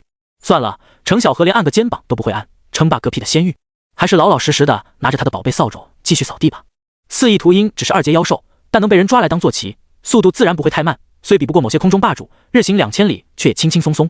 2日时间一晃而过，苏怀他们走的是低空，本就没有什么空中霸主存在，再就是经过几代人摸索出的航线也安全无比，所以直到秃鹰收拢翅膀停靠在腾云山山脚的小镇，也没有任何意外发生。当然，损失了1000两黄金的曹阳除外。腾云山从秃鹰身上下来后，苏怀抬头望着这座前世来过无数次的仙山，眸中闪过一丝不易察觉的怀念之色。对于大部分资质平庸、囊中羞涩却又不甘在底层安逸的人来说，腾云山就是仙域第一圣地。这不是说腾云山有多强，倒不如说恰恰相反，腾云山虽然也勉强称得上一方仙宗，但其内最强者也不过区区仙王。它之所以被称为第一圣地，是因为腾云山山巅的那块悟道碑。悟道碑能提升资质，效果不强，因人而异，但终归是有。这种资源在其他仙域大师里面都是藏着掖着的好东西，非本宗弟子甚至是非内门弟子都终生难得一见。腾云山却恰恰相反，他们将悟道碑完全开放，不管是男女老幼，也不管是何方人士，甚至不管是不是人，只要会呼吸，天下芸芸众生都可在悟道碑下静坐参悟。正是他们愿意给全天下所有人一丝逆天改命的机会，才会被那些从底层脱颖而出以及还在苦苦挣扎的人称为第一圣地。苏怀前几世自然也去过这处圣地，只是效果不佳，也不知这一世有了那条银色小蛇的帮助，他又能在这里提升多少资质。苏怀轻轻摩挲着指尖的衔尾蛇指环，指环上那2枚猩红的蛇眼闪烁不止，似乎随时都要变回小蛇，狠狠地咬他一口。资质评估2品下等灵根，属性无。腾云山脚下，苏怀收回自己的手，看着测试天赋的石台亮起2道白色的纹路。2品灵根很低劣，如果不出意外的话，拥有这种灵根的人穷极一生也无法跨过筑基期的门槛，成为凝神期修士。更别说还是灵根中最垃圾的无属性废根，这种灵根修炼出来的灵力就只是最普通的灵力，既没有火雷灵根的破坏力，也没有土水灵根的厚重，可以说是毫无特点。跟腾云山汇聚的大部分人一样，都是平平无奇却又不甘平凡的庸才。到你了。苏怀回头望向身后一脸震惊的曹仪，无奈地耸了耸肩。怎么，失望了？没有，只是有些好奇。失望是不可能失望的，眼前这个男人强到爆表，严树那种18岁就修炼到3阶的天之骄子，在他手里连一巴掌都顶不住。曹仪甚至很多次怀疑，他那近50岁的老爹也挡不下那一巴掌。这样的狠人本来就已经很强大了，天赋差点怎么了？他需要天赋吗？你看拥有6品金属性灵根的严树敢开口嘲笑他吗？你让他试试，怕是得试试就试试。曹仪漫步上前，等测试台上那2道白纹消散后，才伸出手摁在苏怀刚刚摁的那个位置。他只觉得有一股温和的力量通过掌心流入经脉，在周身运转一圈后，又通过掌心回到了测试台中。紧接着，测试台便出现了4道水蓝色的波纹。资质评估4品下等灵根，属性水。测试台上的动静引来了一些修行者的目光，羡慕者有之，嫉妒者也不少。4品灵根在修行界中已经算是千里挑一的那种，拥有这种天赋，还跑来腾云山跟他们这些普通人抢机缘，怕不是高中生上小学校园装逼来了吧？苏怀摸了摸下巴，笑道：“还不错，4品灵根，将来超越你爹是板上钉钉的事了。毕竟我爹在我身上用了那么多资源。”曹仪脸上露出一抹笑容，如果这样都还不能超越他，就显得我有些无能了。接下来我们要做什么？登山吗？当然，不登山来这干嘛？腾云山共99000阶台阶，从山脚望去，只能看到山巅处高耸入云的云雾，以及时不时在云雾中隐现盘旋的苍鹰。每过100阶台阶，都有微弱的力量梳理登山者的血脉经络，每登1000阶台阶，都能迎来一次对身躯根骨的洗礼淬炼。据说，若是能登上山顶，便能脱胎换骨，从一介凡民蜕变成拥有大地之姿的天骄妖孽，可以一己之力镇压一个时代。只不过千百年来，最强的攀登者也只上到94000阶台阶，而且还是一位大势力的嫡传，同时也是苏怀的仇人——剑冢守墓人李思道，也就是前世那个偷偷蜗居在竹林里，被苏怀一把火点了房子，然后用2把冰刀把他嘎了的可恶女人。苏怀不确定登上94000阶台阶的李思道有没有镇压一个时代能力，但他有大地之姿是无法反驳的，因为他真的是个先帝。但像李思道这种为了证明自己特意跑来冲刺腾云山记录的，毕竟只是少数，冲完了记录也会立马离开，不做停留。腾云山现如今的登山者大多聚集在前3万阶台阶，3万阶以后的人数便开始呈现断崖式下跌。先生，要买一份登山手册吗？刚刚踏上台阶不久，一个身穿腾云山道袍的小童便带着一包裹的卷轴跑到苏怀面前，递给他一张油墨未干的黄纸。有了这份手册，登起山来事半功倍，它能提醒你在哪可以获得补给，在哪适合驻足悟道，在哪适合停下休息。只要1枚灵石，很划算是不是？苏怀认识眼前的小道童，他是腾云山山主的幼徒，拥有很强的天赋，却偏偏天生逆骨，不爱修炼，偷了山上用来绘符的黄纸，在上面瞎画乱写，然后跑到山脚来哄骗他们这些苦命的穷逼。苏怀笑着点了点头，只是还没来得及去摸食指上的空间戒指，一旁的曹仪已经先从身上掏出2枚灵石塞进小童的手里。迎着苏怀的目光，他理所当然地说道：“我说过一路上的消费我都包了的。”苏怀叹了口气，又是一个可恶的富婆啊。待小道童一脸开心地离开，跑到另一处去寻找下一个受害者时，曹仪拿着手里的2张登山手册细细打量起来。悟道台、补给点、休憩点，甚至更加轻松的登山路线都有，看起来很权威。不过等他下意识去看另一张时，脸上的笑容却突然僵硬无比。糟了，上当了！2份手册居然大部分内容都不一样。苏怀哈哈大笑起来。曹仪瞪了他一眼，咬牙切齿：“你是不是早就知道这手册是假的？”“当然知道，我又不像你一样傻。那你为什么不提醒我，反而像是一副要自掏腰包买下的样子？”“2枚灵石而已，就当交个门票了。”苏怀揣着手迈步向上攀登。如果他没记错的话，腾云山这座圣地5年之后便不复存在了。藏心山脉暴动，一位妖尊突然毫无征兆地掀起兽潮，大燕国近1/4的领土在短短半日内便被铺天盖地的妖兽淹没。腾云山山主带着几乎全体弟子下山斩妖，护送凡俗民众撤离。那一次兽潮只持续了不到3天，由一方人族巨擘亲自出面，接连斩杀4位妖王，才终于平息这场由妖族发起的浩劫。只是腾云山那些下山斩妖的门人弟子都再没有回到山门，包括腾云山主。昔日里充满欢声笑语的圣地仙宗，只余下数之不尽的灵牌，以及亘古不变的登山石阶和不会说话的悟道碑。从那以后，腾云山便名存实亡。山主最疼爱的小徒弟也不再拿着胡乱涂画的登山手册到处骗人，而是拿着把竹帚，日复一日，年复一年的清扫着登山的石阶。第25000阶台阶，只有2品灵根的苏怀依旧游刃有余，但拥有4品灵根的曹仪已经扶着石阶，气喘吁吁，满头大汗，每迈一步都像是承受着如山洪附体般的巨大压力。还能坚持吗？苏怀伸手递给他一块崭新的棉质毛巾，这是他在洛城时出门才买的，一次性买了1捆。作为一个活了9世的老男人，他早就脱离了闷头苦修的低级趣味，开始在稳扎稳打提升修为的同时享受生活。类似此类能提高生活质量的小玩意，在他空间戒指里比比皆是。我不行了。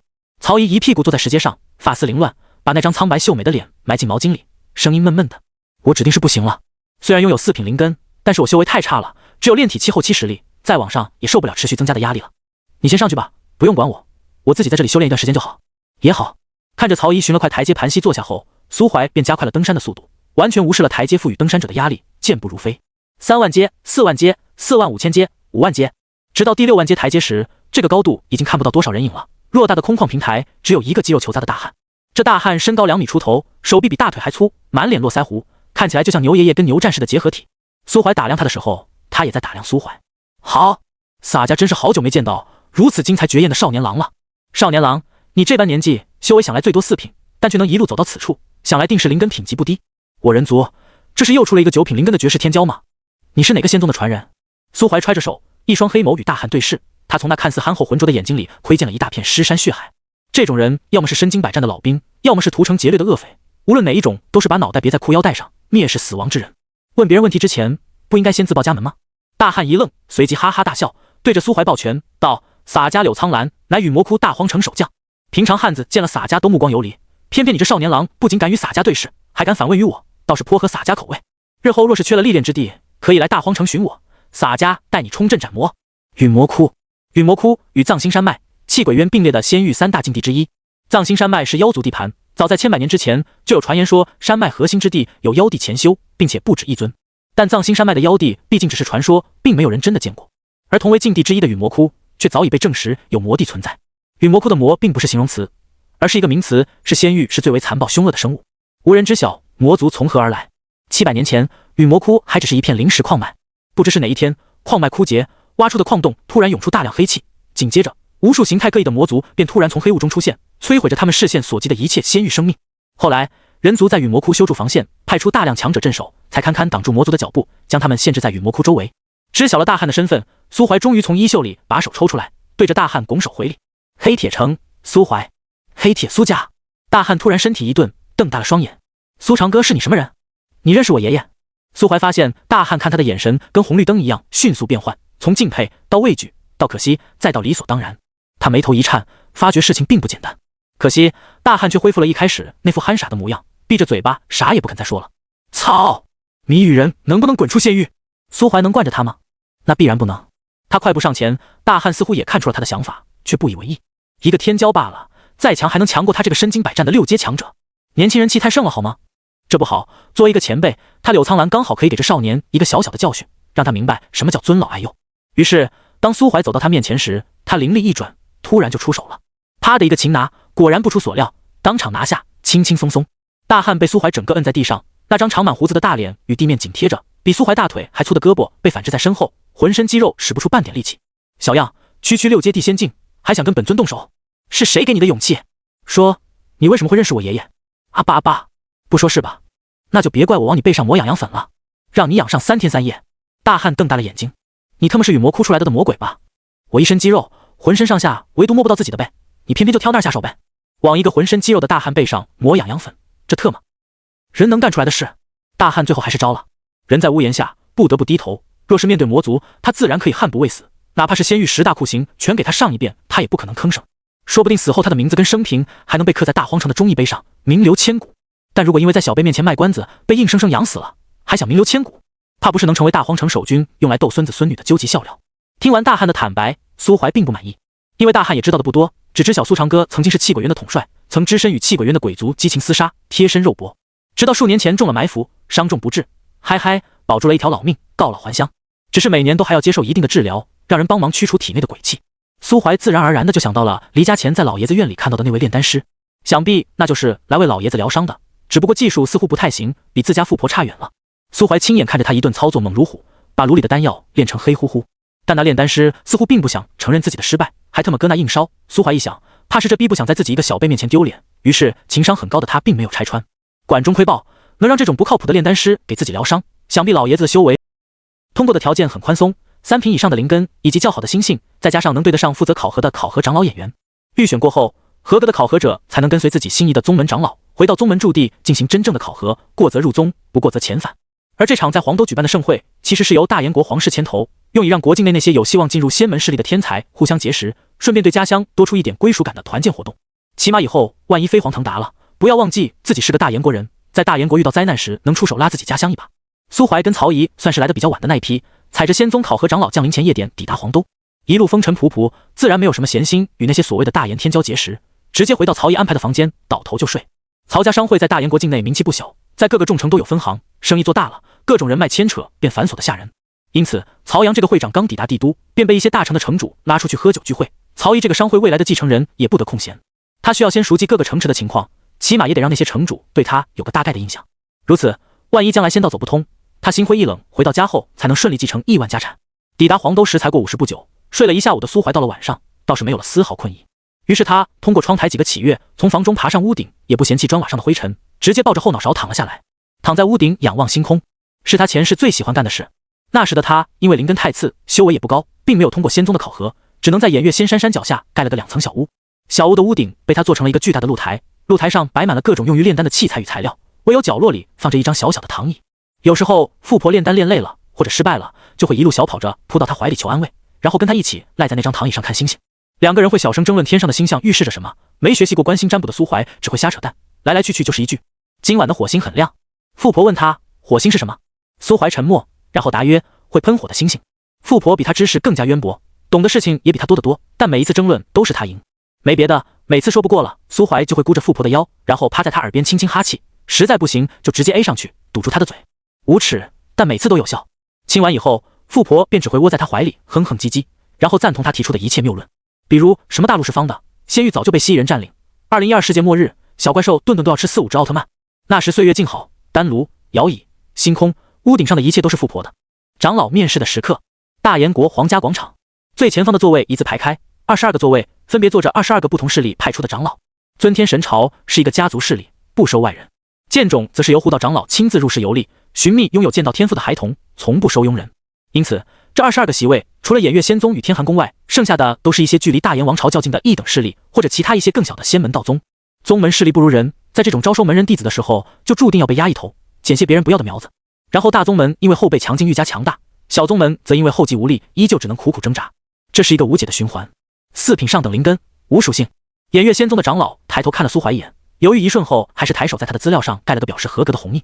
无属性灵根就没出过什么强者，但看着少年一副自信满满的样子，左右不过一个考核资格，给也就给了。考核者苏怀，恭喜你通过初选，拥有前往偃月仙宗的资格，且在一旁等候片刻。多谢长老。苏怀揣着手退到一旁。在他之前，曹仪已经凭借4品水属性灵根通过了考核，剩下的只有后来从天寒宫队伍里叛变过来，排队伍末尾的骆远河。骆远河4品上等灵根，风属性，不错，恭喜你通过初选。收起桌面上最后一张资料，这位年近60的长老喝了口水，看向偃月仙宗招生处留下的11个弟子，清了清嗓子，朗声道：诸位，老夫姓郝，乃是偃月仙宗外门长老。首先再次恭贺诸位通过预选。此次预选会，大燕国境内向我宗递交资料前来参加这场初选的适龄人共有5400余，最后只留下等11位参选者。老夫知道诸位在自己的家乡都是小有名气的天骄才子，自有心中傲气，当然能从这5000余名同龄少年中脱颖而出，也已经证明了你们却非庸人。但作为一个前辈，作为一个过来人，老夫还是想提醒一声诸位，仙域很大，大燕王朝终究只是个偏居一隅的弹丸小国，像这样的俗世王朝在整个仙域并不少，甚至可以说是多如牛毛。按以往的经验来看，与诸位一样通过预选前往参与仙宗考核的天才子弟数量将于10万之众，而这10万天才中能真正入门修行的不会超过500。11个少年大多抿着嘴巴低下头颅，即便是曹仪脸上也罕见地出现了一抹凝重之意。3品灵根便算有资格参加考核，但根据偃月仙宗往年的考核数据来看，其实4品灵根也就堪堪只到仙宗正式考核的平均标准，他修为不高，通过正式考核的几率很小。心里有这种担忧的并不止他一个。郝长老让这11个少年自己思考了一会儿，才抬高声音再次开口。他说道：机遇向来与风险并存，往年参与我宗考核最后却黯然失败的人并不少，而因为一些特殊原因，我宗的规矩是与考核者即便失败，也要在陈月谷内待够3年才被允许回乡。考核利弊老夫已提前与尔等说明，以尔等的天赋，若是现在放弃仙宗考核，想必其他对弟子要求较为宽松的仙门势力会对你们扫踏相迎，但如果选择参与我宗考核，上路之后可就没有回头箭了。11位少年站在原地一动不动，偃月仙宗的规矩他们早已知晓，也早就做好了心理准备。风险确实大，但人生苦短，何妨一试。郝长老又等了一会儿，见无人退出，便轻笑一声，轻声道：既然无人退出，那便散去与家中父母亲朋道别吧，明日卯时3刻在此集合，过时不候。少年们尽皆散去，无论最后的考核成功与否，他们在接下来的很长一段时间内都无法回家与父母相见了。女儿能通过预选，曹阳心里很高兴，但脸上的不舍也无法掩饰。毕竟自己的心头宝从小到大从未离开洛城，这第一次远行便是最少3年才能再见。曹姨心头也有些不舍，在这最后一天，她决定好好陪陪自己这不着调的老爹。于是，没有亲友相送的苏怀只能跟骆远河一起在大研国黄都瞎逛。骆远河提议去青楼放松，毕竟在偃月仙宗里可没有这种娱乐产业，一入仙门深似海，从此歌姬是路人呐。这个决定被苏怀否决了。也许对于骆远河来说，偃月仙宗就是他境遇的开始，但对苏怀、苏某人来说，偃月仙宗可是名副其实的乐土，是他放飞自我，从男孩蜕变成男人的神圣之地啊。同时，苏怀也不是那种以势压人的独裁者，所以他提出要跟骆远河石头剪刀布，谁赢了就听谁的。骆兄，你要出什么？骆远河一愣，瞪大了眼睛。我能不说吗？可以，但我想出剪刀。来，准备，1、2、3，石头剪刀布。苏怀果然是说到做到的男人，说出剪刀就出剪刀。但他低头看了一眼骆远河的手，然后抬起视线凝视着他的双眼。骆远河浑身一颤，紧握着的拳头一根一根的松开，从石头变成了布。好兄弟，我赢了，走吧，跟我来。骆远河抬头望望天空，长叹一口气。苏怀，他真的，我哭死。他明明可以直接独裁，还非得跟我搞民主猜拳，这个逼简直太温柔了。一天时间，2个大男人钻进皇城商会之中，在苏怀的带领下买了几年份的调味料，空间戒指里堆满了各种生活用品。骆远河怀疑苏怀根本不是去修行的，他分明是打算去偃月仙宗享受生活。最让人奇怪的是，这个逼最后带着他跑遍了大半个皇都，只是为了买几袋烛光花的种子。烛光花并不是什么灵药，只是普通的观赏花，甚至这种花在观赏花里都算低等，因为生命力过于顽强，有阳光就能活，缺少了其余鲜花的那种娇弱。烛光花向来被富豪与贵族们视作低贱的杂草，所以苏怀买这么一堆杂草种子干嘛？骆远河很好奇，但他不敢问。跑了一天，回去的时候苏怀屁事没有，但骆远河却是扶着腰的。在曹姨一脸震惊的神色中，他连曹阳斥巨资请人做的送别晚宴都没吃，回房间倒头就睡，一夜无话。卯时3刻，放在地球上就是早上5点45。这个时间点天刚刚亮，暴食的鸡精神无比，站在篱笆上对着太阳放声大叫，被生活所迫的鸡则还裹着被子疲惫不堪。远行自然是没有人会迟到的。郝长老清点人数后，便带着众人上了一艘10来米长的小型飞舟。飞舟没有帆，只跟飞机一样在两侧延伸出巨大的翼展，大概也是借由鸟类飞行的灵感创造出来的飞行工具。看样子还是外置发动机的那种。一只强壮的5阶飞龙身上披挂着粗大的缰绳，在非洲前端打着响鼻。骆远河躺了一夜，昨日的腰酸背痛已经得到缓解，此时倚靠在非洲甲板上，看着那头飞龙啧啧称奇。大势力就是大势力啊！5阶强者在大研国已经是一国之君，但放在偃月仙宗却只能用来拉车。曹姨缓缓放下跟老爹挥别的手，扭过头送了他一个白眼。炎黄陛下听到你的感慨，一定会很高兴，高兴到当场找你爹单挑。可我刚刚什么都没说。郝长老一声令下，飞龙低吼一声，振翅而上，汹涌的气流将地面吹得沙尘四起，缰绳绷紧，非洲在龙的拉力下缓缓升空。地面上的建筑很快就变得渺小，秀丽河山、恢宏皇城尽收眼底。曹姨神情又变得低落起来，跟一离家就化身脱缰野马的男孩比，女孩的恋家情节总是要更严重一些的。骆远河张了张嘴，不知如何安慰。他轻轻碰了碰旁边的苏怀，却只换来一声微不可察的矫情。苏怀在空间戒指里翻出几张细软的纸巾，啪的一声呼在曹姨头上。想哭就哭吧，哭大声点。曹姨一脸懵逼的回过头瞪了他一眼，颇有些咬牙切齿的味道。我只是有点伤感，谁告诉你我哭了？苏怀眨眨眼，伸手朝骆远河一指。骆远河人又骂了。看了没多久的风景，便有个同行的少年跑到甲板上，邀请他们一同进船舱内共饮。除开苏怀3人外，同行的少年与郝长老都在船舱内喝酒，酒的种类各有不同，但仅凭香气便知都是佳酿。他们围坐的长桌上摆满了大研国各个地区的吃食与特产瓜果，看来这些少年都是有备而来。苏怀这个不要脸的自来熟很快就混入其中，与刚刚还是陌生人的少年们打成一片。曹姨这个高情商的也自储物手镯中取出早已准备好的洛城特产，敬陪末座。唯有骆远河站在门口，气抖冷，托了苏怀的福，现在他的储物戒指里除了家传的功法武技，便是各种调料与生活用品，没有任何能拿出来的东西。总不能掏瓶酱油请郝长老小酌一杯吧？如果真这么做，他很担心自己还没飞出大研国就被郝长老扔下非洲。郝长老修为高达6阶，是个不折不扣的地仙境强者，他在偃月仙宗的地位不高不低，为人温和，没什么架子。此刻微醺，耐不住少年们的软磨硬泡，在长桌最上手讲着一些入门事宜。偃月仙宗作为仙域4大超然势力之一，自有他的底蕴所在。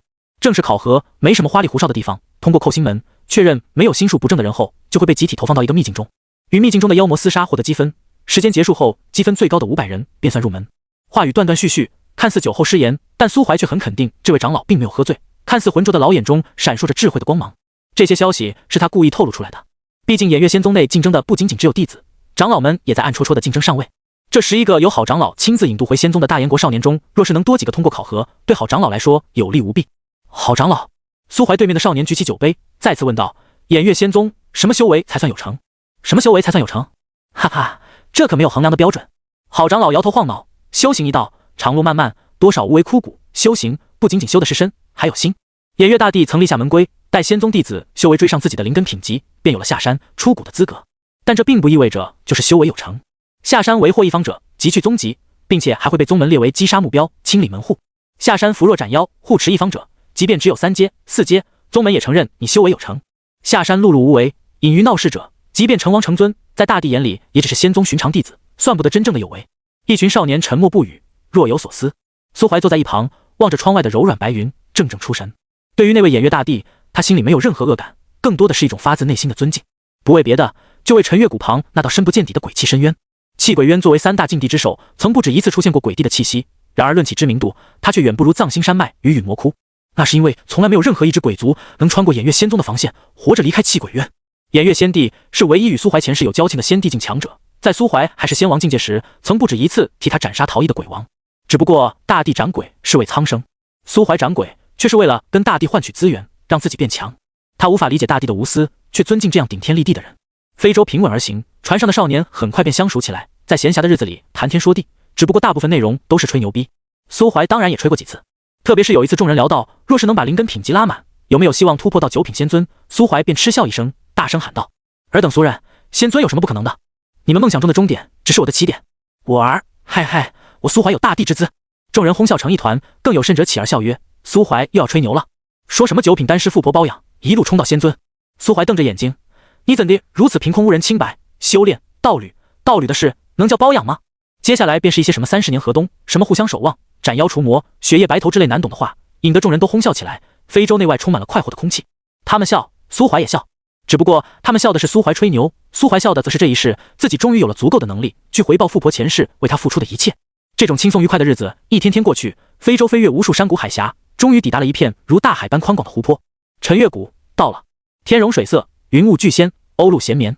陈月谷确实宛若仙境。湖心小岛说是个岛，其实占地面积并不比一座大城要小多少。湖心耸立着一座千丈石山，山上殿台楼宇应有尽有，山下则环绕着一片人烟密集的小镇。小镇建于湖畔，湖中妖兽繁多，因此镇上自然不可能有什么凡俗人家，其间居住的都是往年考核失败的小国天才。未通过考核者需在陈月谷驻留3年，有些人住着住着就有了感情，不愿离开。当然也有像苏怀前世那样魅力爆表，勾搭了某位偃月仙宗的异性弟子，于是索性在小镇安家落户的。到了镇上，你们可以休憩几日。好长老站在非洲前沿，望着仙宗上的楼宇，又低头看向山下那些追梦失败，如今已为生活而奔波的修士，轻轻叹了口气。其余地狱的考核者还未到齐，考核开始的时间大概也还需个4、5日，这段闲暇时间尔等可自由安排。正式考核开始时，我会利用身份牌通知你们，届时自行上山即可。是，长老。非洲在陈月谷港口降落，放下苏怀等人后，好长老便回宗门复命去了。11位少年人手一块2寸大小的玉牌，玉牌背面刻着一长串编号，这便是好长老在非洲上时发给他们的身份牌。好长老一走，少年们聚在一起互相祝福一番，约好来日再见后，便与相熟的人三两的离开了。苏怀、曹仪、骆远和3人自然又是一起。千百年来，陈月谷积淀了一代又一代的失落天才，人数越来越多，久而久之，便在山下形成了完整的产业链。不仅有酒楼商铺，还有诸多专供新来的考核者暂居的客栈。说是小镇，其实除了没有城墙，一大圈镇子连在一起，已经跟那些人口稠密的大城相差无几了。毕竟每一届的考核者都在10万人以上，即便大部分在3年后都会离开，留下的人也积累下来，也已经不是个小数目。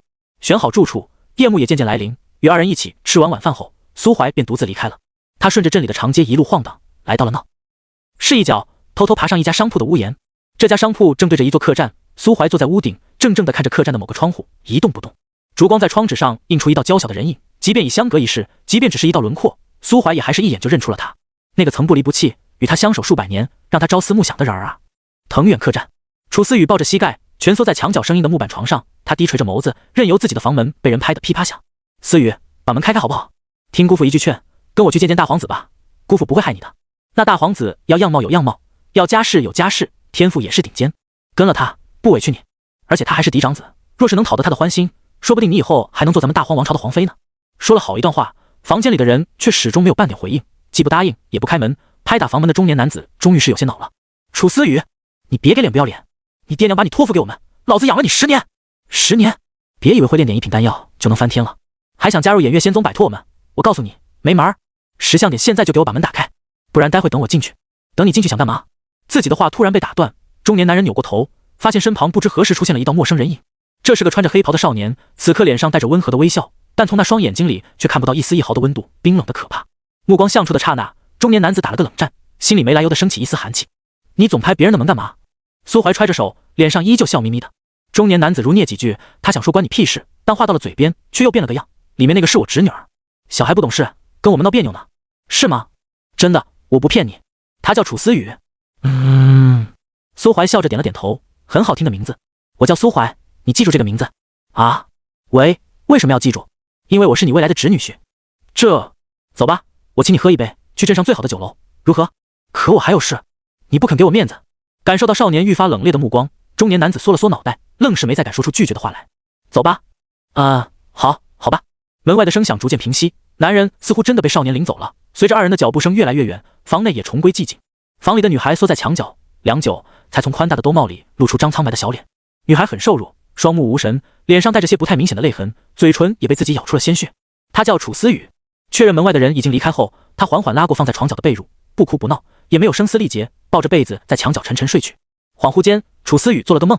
那时她还年幼，只有6岁。母亲没有突然失踪，父亲也没有因此消沉，变得浑浑噩噩，终日酗酒，在某个夜晚失足落进河里，被河中妖兽分食。父母尚在，他就不会变成孤儿。素未谋面的姑姑也不会因为觊觎他父母留下的财产，打着照顾抚养他的名义，侵占本该属于他的一切。但美梦并没有持续多久，父母消失了，取而代之的是姑姑那种带着假笑、虚伪至极的脸。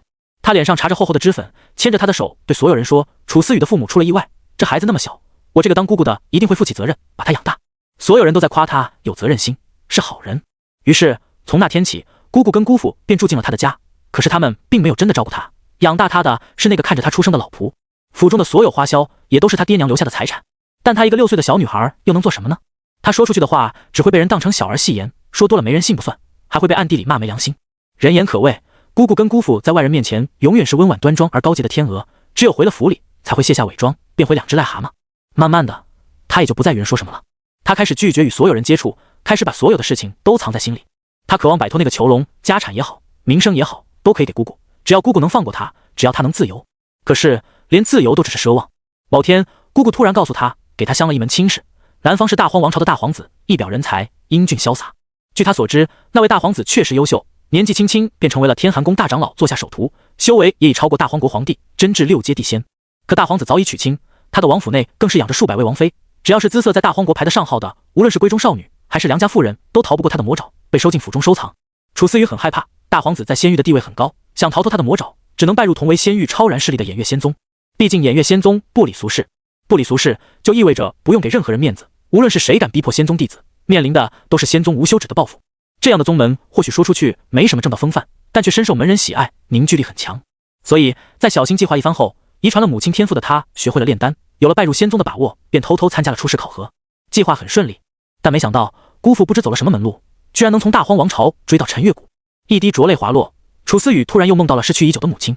母亲拿着帕子轻轻擦去他脸上的泪痕，然后像小时候一样，把一株盛开的烛光花插在他床头的花瓶里。母亲笑着对他说：“思雨，如果有一天妈妈不在了，你也一定要像烛光花一样顽强快乐。”楚思雨咬着嘴唇重重点头，泪如雨下。不知过了多久，晨曦透过薄薄的窗纸映照在楚思雨脸上，睫毛轻动，脸庞素净的她终于从梦中苏醒，呆呆地望着客栈房间的天花板。昨夜姑父被人叫走后便没有再回来，得益于梦境最后出现的母亲，后半夜他睡得很好，可以说是10年来唯一一次深度睡眠。那种感觉，即便已经苏醒过来，也还是残留着淡淡的温暖气息，让他安心。只是哭了一夜的他醒来后，脸庞居然没有丝毫不适，反而觉得异常干爽，就像已经在梦里就洗过脸一样。发了一会儿呆后，楚思雨决定起床，然后重新找一个客栈居住。说干就干，他掀开盖在身上的被褥，刚要下床，目光却突然被床头的一件东西吸引，整个人陷入了长久的呆滞。那是一大捧淡蓝色的烛光花。小镇闹事，苏怀打着哈欠回到自己居住的客栈，刚刚拉开房门，迎面就看到正坐在小厅茶桌上吃早饭的曹姨跟骆远河。他捶捶腿，从曹姨餐盘里顺了个包子，又把骆远河碗里还没来得及吃的鸡腿抢走，狠狠地咬了一口。骆远河呲了呲牙，鸡腿没了，他只能低头喝寡淡无味的白粥。还好他面前还有个肉包子可以吃。曹姨则是一脸莫名意味地看着苏怀：“你昨晚去哪偷鸡摸狗了？居然一整晚都没有回来。”苏怀微微一愣：“你咋知道我没回来？莫非你丫想夜袭我？听到了吧，骆远河，男孩子出门在外也要保护好自己啊，谨防曹姨这样的女流氓。”曹姨勃然大怒，一把夺过骆远河盘里的肉包，咻的一声朝苏怀头上砸去。鬼才夜袭你啊！苏怀伸手接住肉包，塞进嘴里。没错，就是你这样的女鬼。骆远河，你俩打情骂俏就打情骂俏，为什么特么要抢我早餐？我他妈招谁惹谁了？算了，不吃了，气饱了。他放下筷子，一脸微笑地看着苏怀。苏兄，在大炎黄巢的时候，我说一起去清，去高雅之地放松放松，你说那种地方狗都不去。那么昨晚苏兄夜不归宿时，苏怀嘴角一抽，你别血口喷人啊！我昨晚是去救人去了。骆远河跟曹姨异口同声，救人。苏怀点头，是啊，救人。昨晚我出去散心，在湖边看到一个中年男子落水，在水里喊救命。我苏怀堂堂三好青年，能眼睁睁地看着他淹死吗？那必然不可能啊！所以我立马就跳进湖里去呸，去捞他了。曹姨眨了眨眼，那被你救的人呢？没救上来。苏怀仰起头，挤出一滴鳄鱼的眼泪。那湖里太鸡波危险了，你们当时是没看到啊？一群水生妖兽见有人落水，嗷嗷的就往上扑啊！太危险了，我也害怕啊。所以人我是救了，但没救成功。骆远河叹了口气，苏兄已经尽力了，那人命中有此一劫，不怪你，你也没必要自责一晚上的。我没自责一晚上啊，那为何苏兄一夜未归？哦，那落水的老兄说自己有个年幼的侄女，孤苦无依，挺可怜的，临终之前将他侄女托付于我。年幼的侄女有多年幼？还是个年方28，嗷嗷待哺的女婴。骆远河不说话了。曹姨鄙视了苏怀一眼，扭过头低声骂了句禽兽。禽兽，这就是误解啊！苏怀叹了口气，他是禽兽吗？当然不是，你他妈见过哪个禽兽跑到女孩子房间里啥也不干，光蹲床头小心翼翼给人擦一晚上眼泪的？他苏怀就是真善美的化身。算了，懒得跟你们扯犊子，一晚没睡有点困，我先去睡会儿。别睡了，大家都是修行中人，一晚不睡又不会死，起来修仙啊！修个锤子，晚安。苏怀啪的一声关上了自己的房门。修为高的修行者确实可以不用睡觉，但除了那些闭关的，基本没人会真的不睡觉，因为睡觉吃饭是属于人的乐趣。仙域上古时期曾有一位先帝说过，不沾五谷，不碰荤腥，不贪羞气，不触诸情者，即可得道成仙。这位先帝的话确实在历史上引领过一段时间的风潮，只可惜后来修仙者们发现自己越修炼就越不像个人了，对什么都没兴趣，不吃不喝，抛妻弃子，不见父母，没有朋友，也不睡觉，就尼玛天天在密室里闭关修炼。结果呢，修为是上去了，但慢慢的却失去了存在感，纯粹是为了修炼而修炼，跟地上的石头没有任何区别。后来另一位先帝实在看不下去了，直接昭告整个仙域，摩陀大帝乃玉胚之灵，悟道登仙，尔等肉体凡胎，何故效仿？意思是人家摩陀大帝本来就是一块石头悟道成仙，天生就没有情感羁绊，也不用进食睡觉，你们一群肉体凡胎是不是有病？没事跟一块石头学什么？于是众人才知道闹了乌龙，幡然醒悟。到了后世，已经没有人会故意不吃饭不睡觉了。保留着这些作为人的习惯，保留七情六欲，的确有可能会滋生心魔，但也确确实实能让人找到自己生存于世的意义。日上三竿，苏怀在客栈里呼呼大睡，小镇湖泊里惊现一具浮尸的事情却闹得沸沸扬扬。有目击者称，受害者是被一个黑衣人带到湖边，一脚踹入湖中。受害者惊慌无比，但水性很好，数次孤身游回岸边，但每次都会被那黑衣人抬脚踹飞，再次落水。后来受害者终于绝望，扯开嗓子大吼救命。有围观者觉得救人一命胜造7级浮屠，于是准备下水救人。谁知那黑衣人嚣张无比，悬于半空，指出一指便在湖中展开100米水浪，更是高声喝道：以水为界，擅入者死。众人皆惊，下水的人默默爬上了岸，谁都不敢再提救人一事。于是受害者就在大家的围观下沉沉浮浮，最后那黑衣人不耐烦了，竟直接在虚空中凝出巨手，一掌将其摁入湖底，端的是丧心病狂啊！曹姨跟骆远河混在人群里，听完这位目击者的话后都沉默了。这他喵就是苏怀口中的救人，佛祖听了都得哭着求你别救啊！正在寻找新住处的楚思雨听完后也沉默了，他心里并不觉得悲伤，反而还有几分释然。无论是昨晚良好的睡眠质量，还是早上起来时莫名出现在床头的那一捧烛光花，都让楚思雨对那个客栈有些不舍。心里虽然好奇，甚至畏惧，理性让他离开那里，感性却又割舍不下。如果能天天无忧无虑睡得安稳，谁又愿意再颠沛流离？只是不知道姑父到底得罪了谁，居然被如此残忍的杀害，也不知道那个丧心病狂的凶手会不会迁怒于他。夜幕降临，陈月谷中再次亮起万家灯火。楚思雨房门紧闭，手里紧紧地拽着那捧烛光花。他的脑子现在很乱，既对昨夜那个偷偷闯进他房中送花的神秘人充满了好奇，又害怕对方真的是什么杀人狂魔。1个时辰，2个时辰，直到月上没烧，整个小镇都安静下来，送花的神秘人还是不见人影。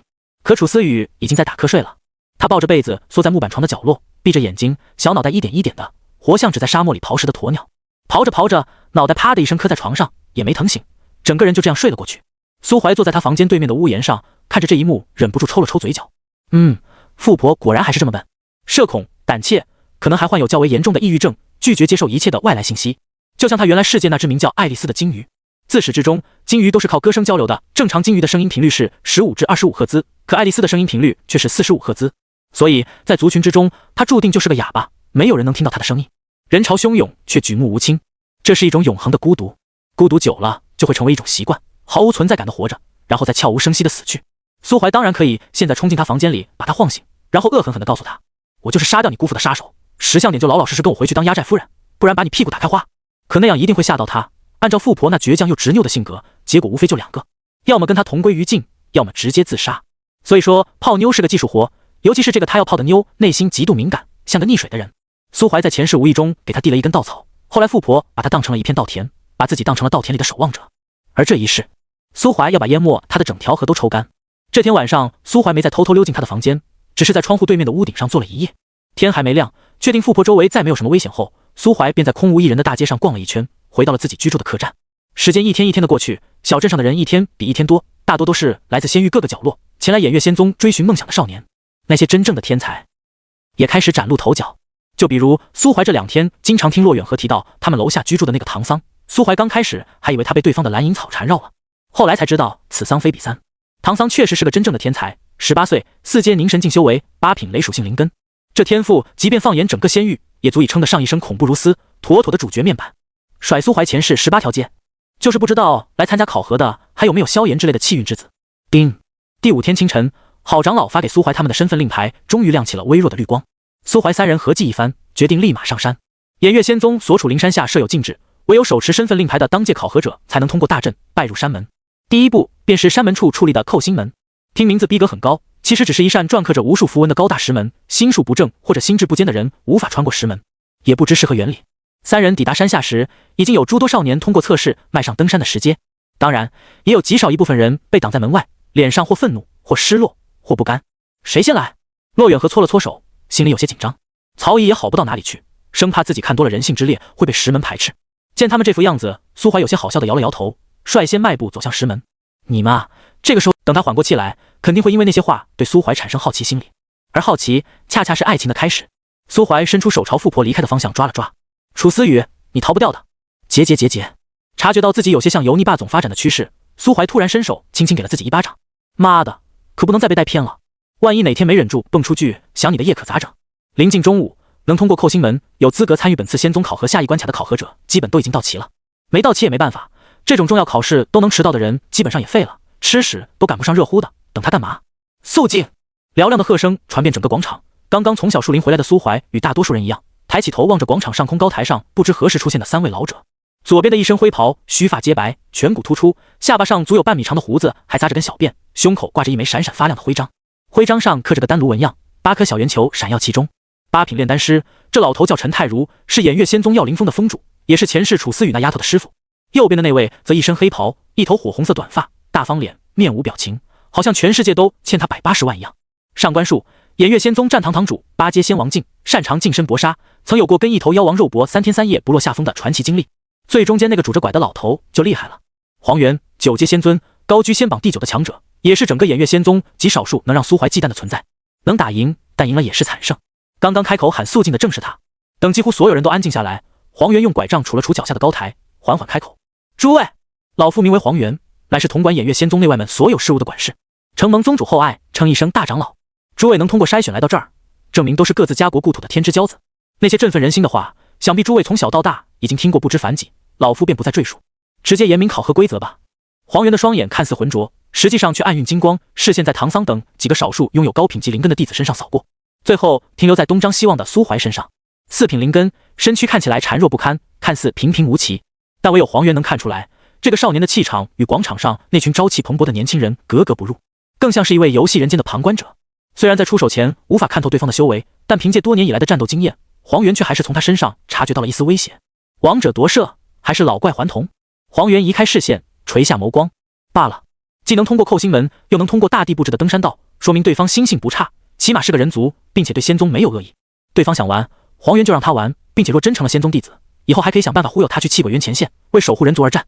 本次考核规则如下：考核地点荒陵秘境，评分规则按所获积分的多寡来进行最终排名。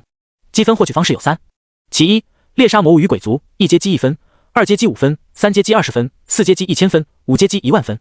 猎杀鬼族魔物后，诸位身上的身份令牌会自动记录积分，此项积分不可转赠，不可掠夺，只能自己获取。其二，寻灵珠，老夫让门下弟子在秘境各个角落藏匿了20枚青色灵珠。考核结束，结算积分时，每持有1枚灵珠，可为自己增加1000分积分。灵珠可以互相掠夺或转赠，两人相战，败者若是身怀灵珠，需将灵珠交于胜者，不得欺瞒。考核过程全程受到仙宗监督，望各位好自为之，切莫因一时贪念失了品性。其三，仙宗对于一些不善战斗、精于炼器、炼丹的弟子有所优待。秘境内物产丰饶，灵材遍地，若有钻研炼器或炼丹的弟子，可寻个安全之地，发挥自己的特长，以此获取积分。1品丹药积5分，2品丹药积50分，3品丹药积1000分，以此类推。若是精于炼器的弟子，只需炼出7柄1品灵器，或3柄2品灵器，或1柄3品灵器，便可直接通过考核。当然，为了防止大家作弊，秘境内有特殊禁制，能检测出诸位的丹药或灵器是在秘境炼制，还是来源于外界。考核时间为7日，7日后积分前500者，便可入仙宗外门修行。黄猿的话不难理解，核心思想就是野外求生，然后通过猎杀魔物与鬼族比拼战力，积分分布也很合理。能到这来的，大部分都有能力猎杀1、2阶的魔物，通过这种方式积累积分，实力强点的人有优势，但优势不大。4阶、5阶的魔物鬼怪积分奖励看起来异常丰厚，但要知道，即便是考核者之中极少数有4阶修为的弟子，其实也大概率是打不过4阶的魔物的。没别的原因，主要还是战斗经验、体魄、武技等诸多方面有差距。毕竟又不是人人都是苏怀，10几岁的年龄能有4阶修为就很了不起了，还想精通诸武，战斗经验十足，做梦呢！所以考核者们撑死也就找3阶魔兽杀，如果懒一点，4阶的考核者甚至会被实力只有2阶的甘地反超。哎，你杀了5只3阶魔物啊，好厉害！可我昨天一晚没睡，杀了50只2阶的呢，嘿嘿嘿。如果说猎杀魔物是甘地的主场，那么寻灵珠就是欧皇的专属活动了。一个那么大的秘境放20枚灵珠，这无异于大海捞针。可能有人苦寻7天都一无所获，但欧皇不小心摔一跤就能刻在灵珠上。不过这个可掠夺是什么意思？拿了灵珠往身上一揣，鬼知道我有没有啊？总不能碰到个神经病见人就挑战吧？至于炼器炼丹，那是技术工种，没什么好说的，属于纯靠天赋，老天爷赏饭吃的那种。普通1品丹师炼1品丹药，一炉耗时1-2个时辰，成丹大概有3到5颗。炼丹费时费力，对精神消耗很大，一天能炼5炉就撑死了，相当于猎杀20头2阶魔物左右，7天下来大概能有700积分。如果按往届的情况来看，通过考核是没问题的。千万别觉得平均一天100积分很少，杀1头1阶魔物才给1分，别说魔物了，普通人就是一天杀100头猪都做不到。炼丹积分确实高，但却是有成功率这一玄学因素影响的啊。即便是2品丹师来炼1品丹药都偶有失误，何况是1品丹师呢？所以能通过炼丹通过考核的，起码都得是2品丹师，或是跟自家富婆一样，属于那种老天爷亲自喂饭的开挂选手，一炉丹药10几颗。苏怀记得前世富婆炼制1阶回灵丹的最高纪录是一炉481颗，不过那是他成为6品丹师以后的事了。炼器跟炼丹的情况差不多，只不过耗时更久，总的来说也得至少2品炼器师才有较大的把握通过考核。苏怀揣着手，富婆那边他不担心，避过的。骆远河作为洛城城主之子，实力也还不错，并且从小混迹藏星山脉外围，猎杀魔物应该难不倒他。苏怀担心的是曹仪啊，深闺大小姐，修为也才刚刚2阶筑基，战斗经验几乎为0。这种玩情商、玩心计的高端选手放在大后方能运筹帷幄，大有可为，可是丢到秘境里就是妥妥的炮灰。同级别的魔物想杀他，甚至不用第2招。可无奈考核规则不允许转赠积分，考核过程全程被监督，也隔绝了苏怀出手，然后让曹仪补刀的作弊方法，并且考核地点是随机传送，根本不给考核者钻空子抱大腿的机会。他想帮他也做不到，只能自求多福。广场上充斥着低声交流的声音，叽叽喳喳吵得人心烦。大家都知道合格线大概在什么位置，对于考核内容也已心知肚明。偌大的广场10万余人，起码有5万人觉得自己能及格。在被真正的大帝爆锤之前，谁还不能舔着逼脸喊一句自己有大帝之资呢？于是在这种吵嚷声中，大家发现身旁的人开始成片成片的消失。黄猿那老头不讲武德呀，也不喊句开始就直接大手一挥开了群体传送。苏怀低头看向手中的身份令牌，小小的玉石牌子散发着微弱的蓝光，逐渐将苏怀的身体包裹入内。右手的银色指环突然抬起舌头，盯着那块身份令牌蠢蠢欲动。苏怀大惊失色，急忙摁住他的脑袋。小祖宗，使不得，使不得呀！这个不能吃，起码现在不能。小蛇似乎对于苏怀摁他狗头的行为很不爽，张开嘴巴就在他手指上狠狠地咬了一口，但同时也没再盯着那块令牌垂涎欲滴了。终于蓝光完全包裹住苏怀，周遭的空间开始扭曲撕扯着他的身体。当蓝光消散后，苏怀已经出现在一片寒风凛冽的雪原之上，不远处是一片破破烂烂的木屋。苏怀环顾四周，除了另外7个考核者外，这片雪原再无其他生物。这是哪儿？一个少年搓了搓手，2阶筑基境，身体素质已经不算低了，但在这片雪原里还是能感受到刺骨的寒意。见没有人理会自己，那少年撇了撇嘴，率先朝那排破烂木屋走去。他想至少先找个地方御寒。木屋有很多，粗略数去至少30余座，但无一例外全都大门紧闭。如果我是你，就不会进去那儿。听到有人开口说话，那少年回过头，紧接着就嘴角疯狂抽搐。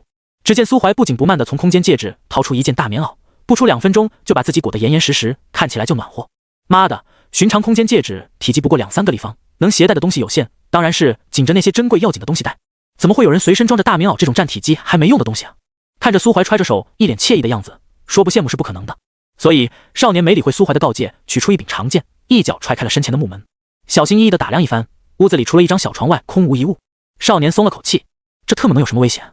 他拎着剑低头走进屋内，但不知为何却感觉屋里好像比屋外还冷，肯定是因为没关门。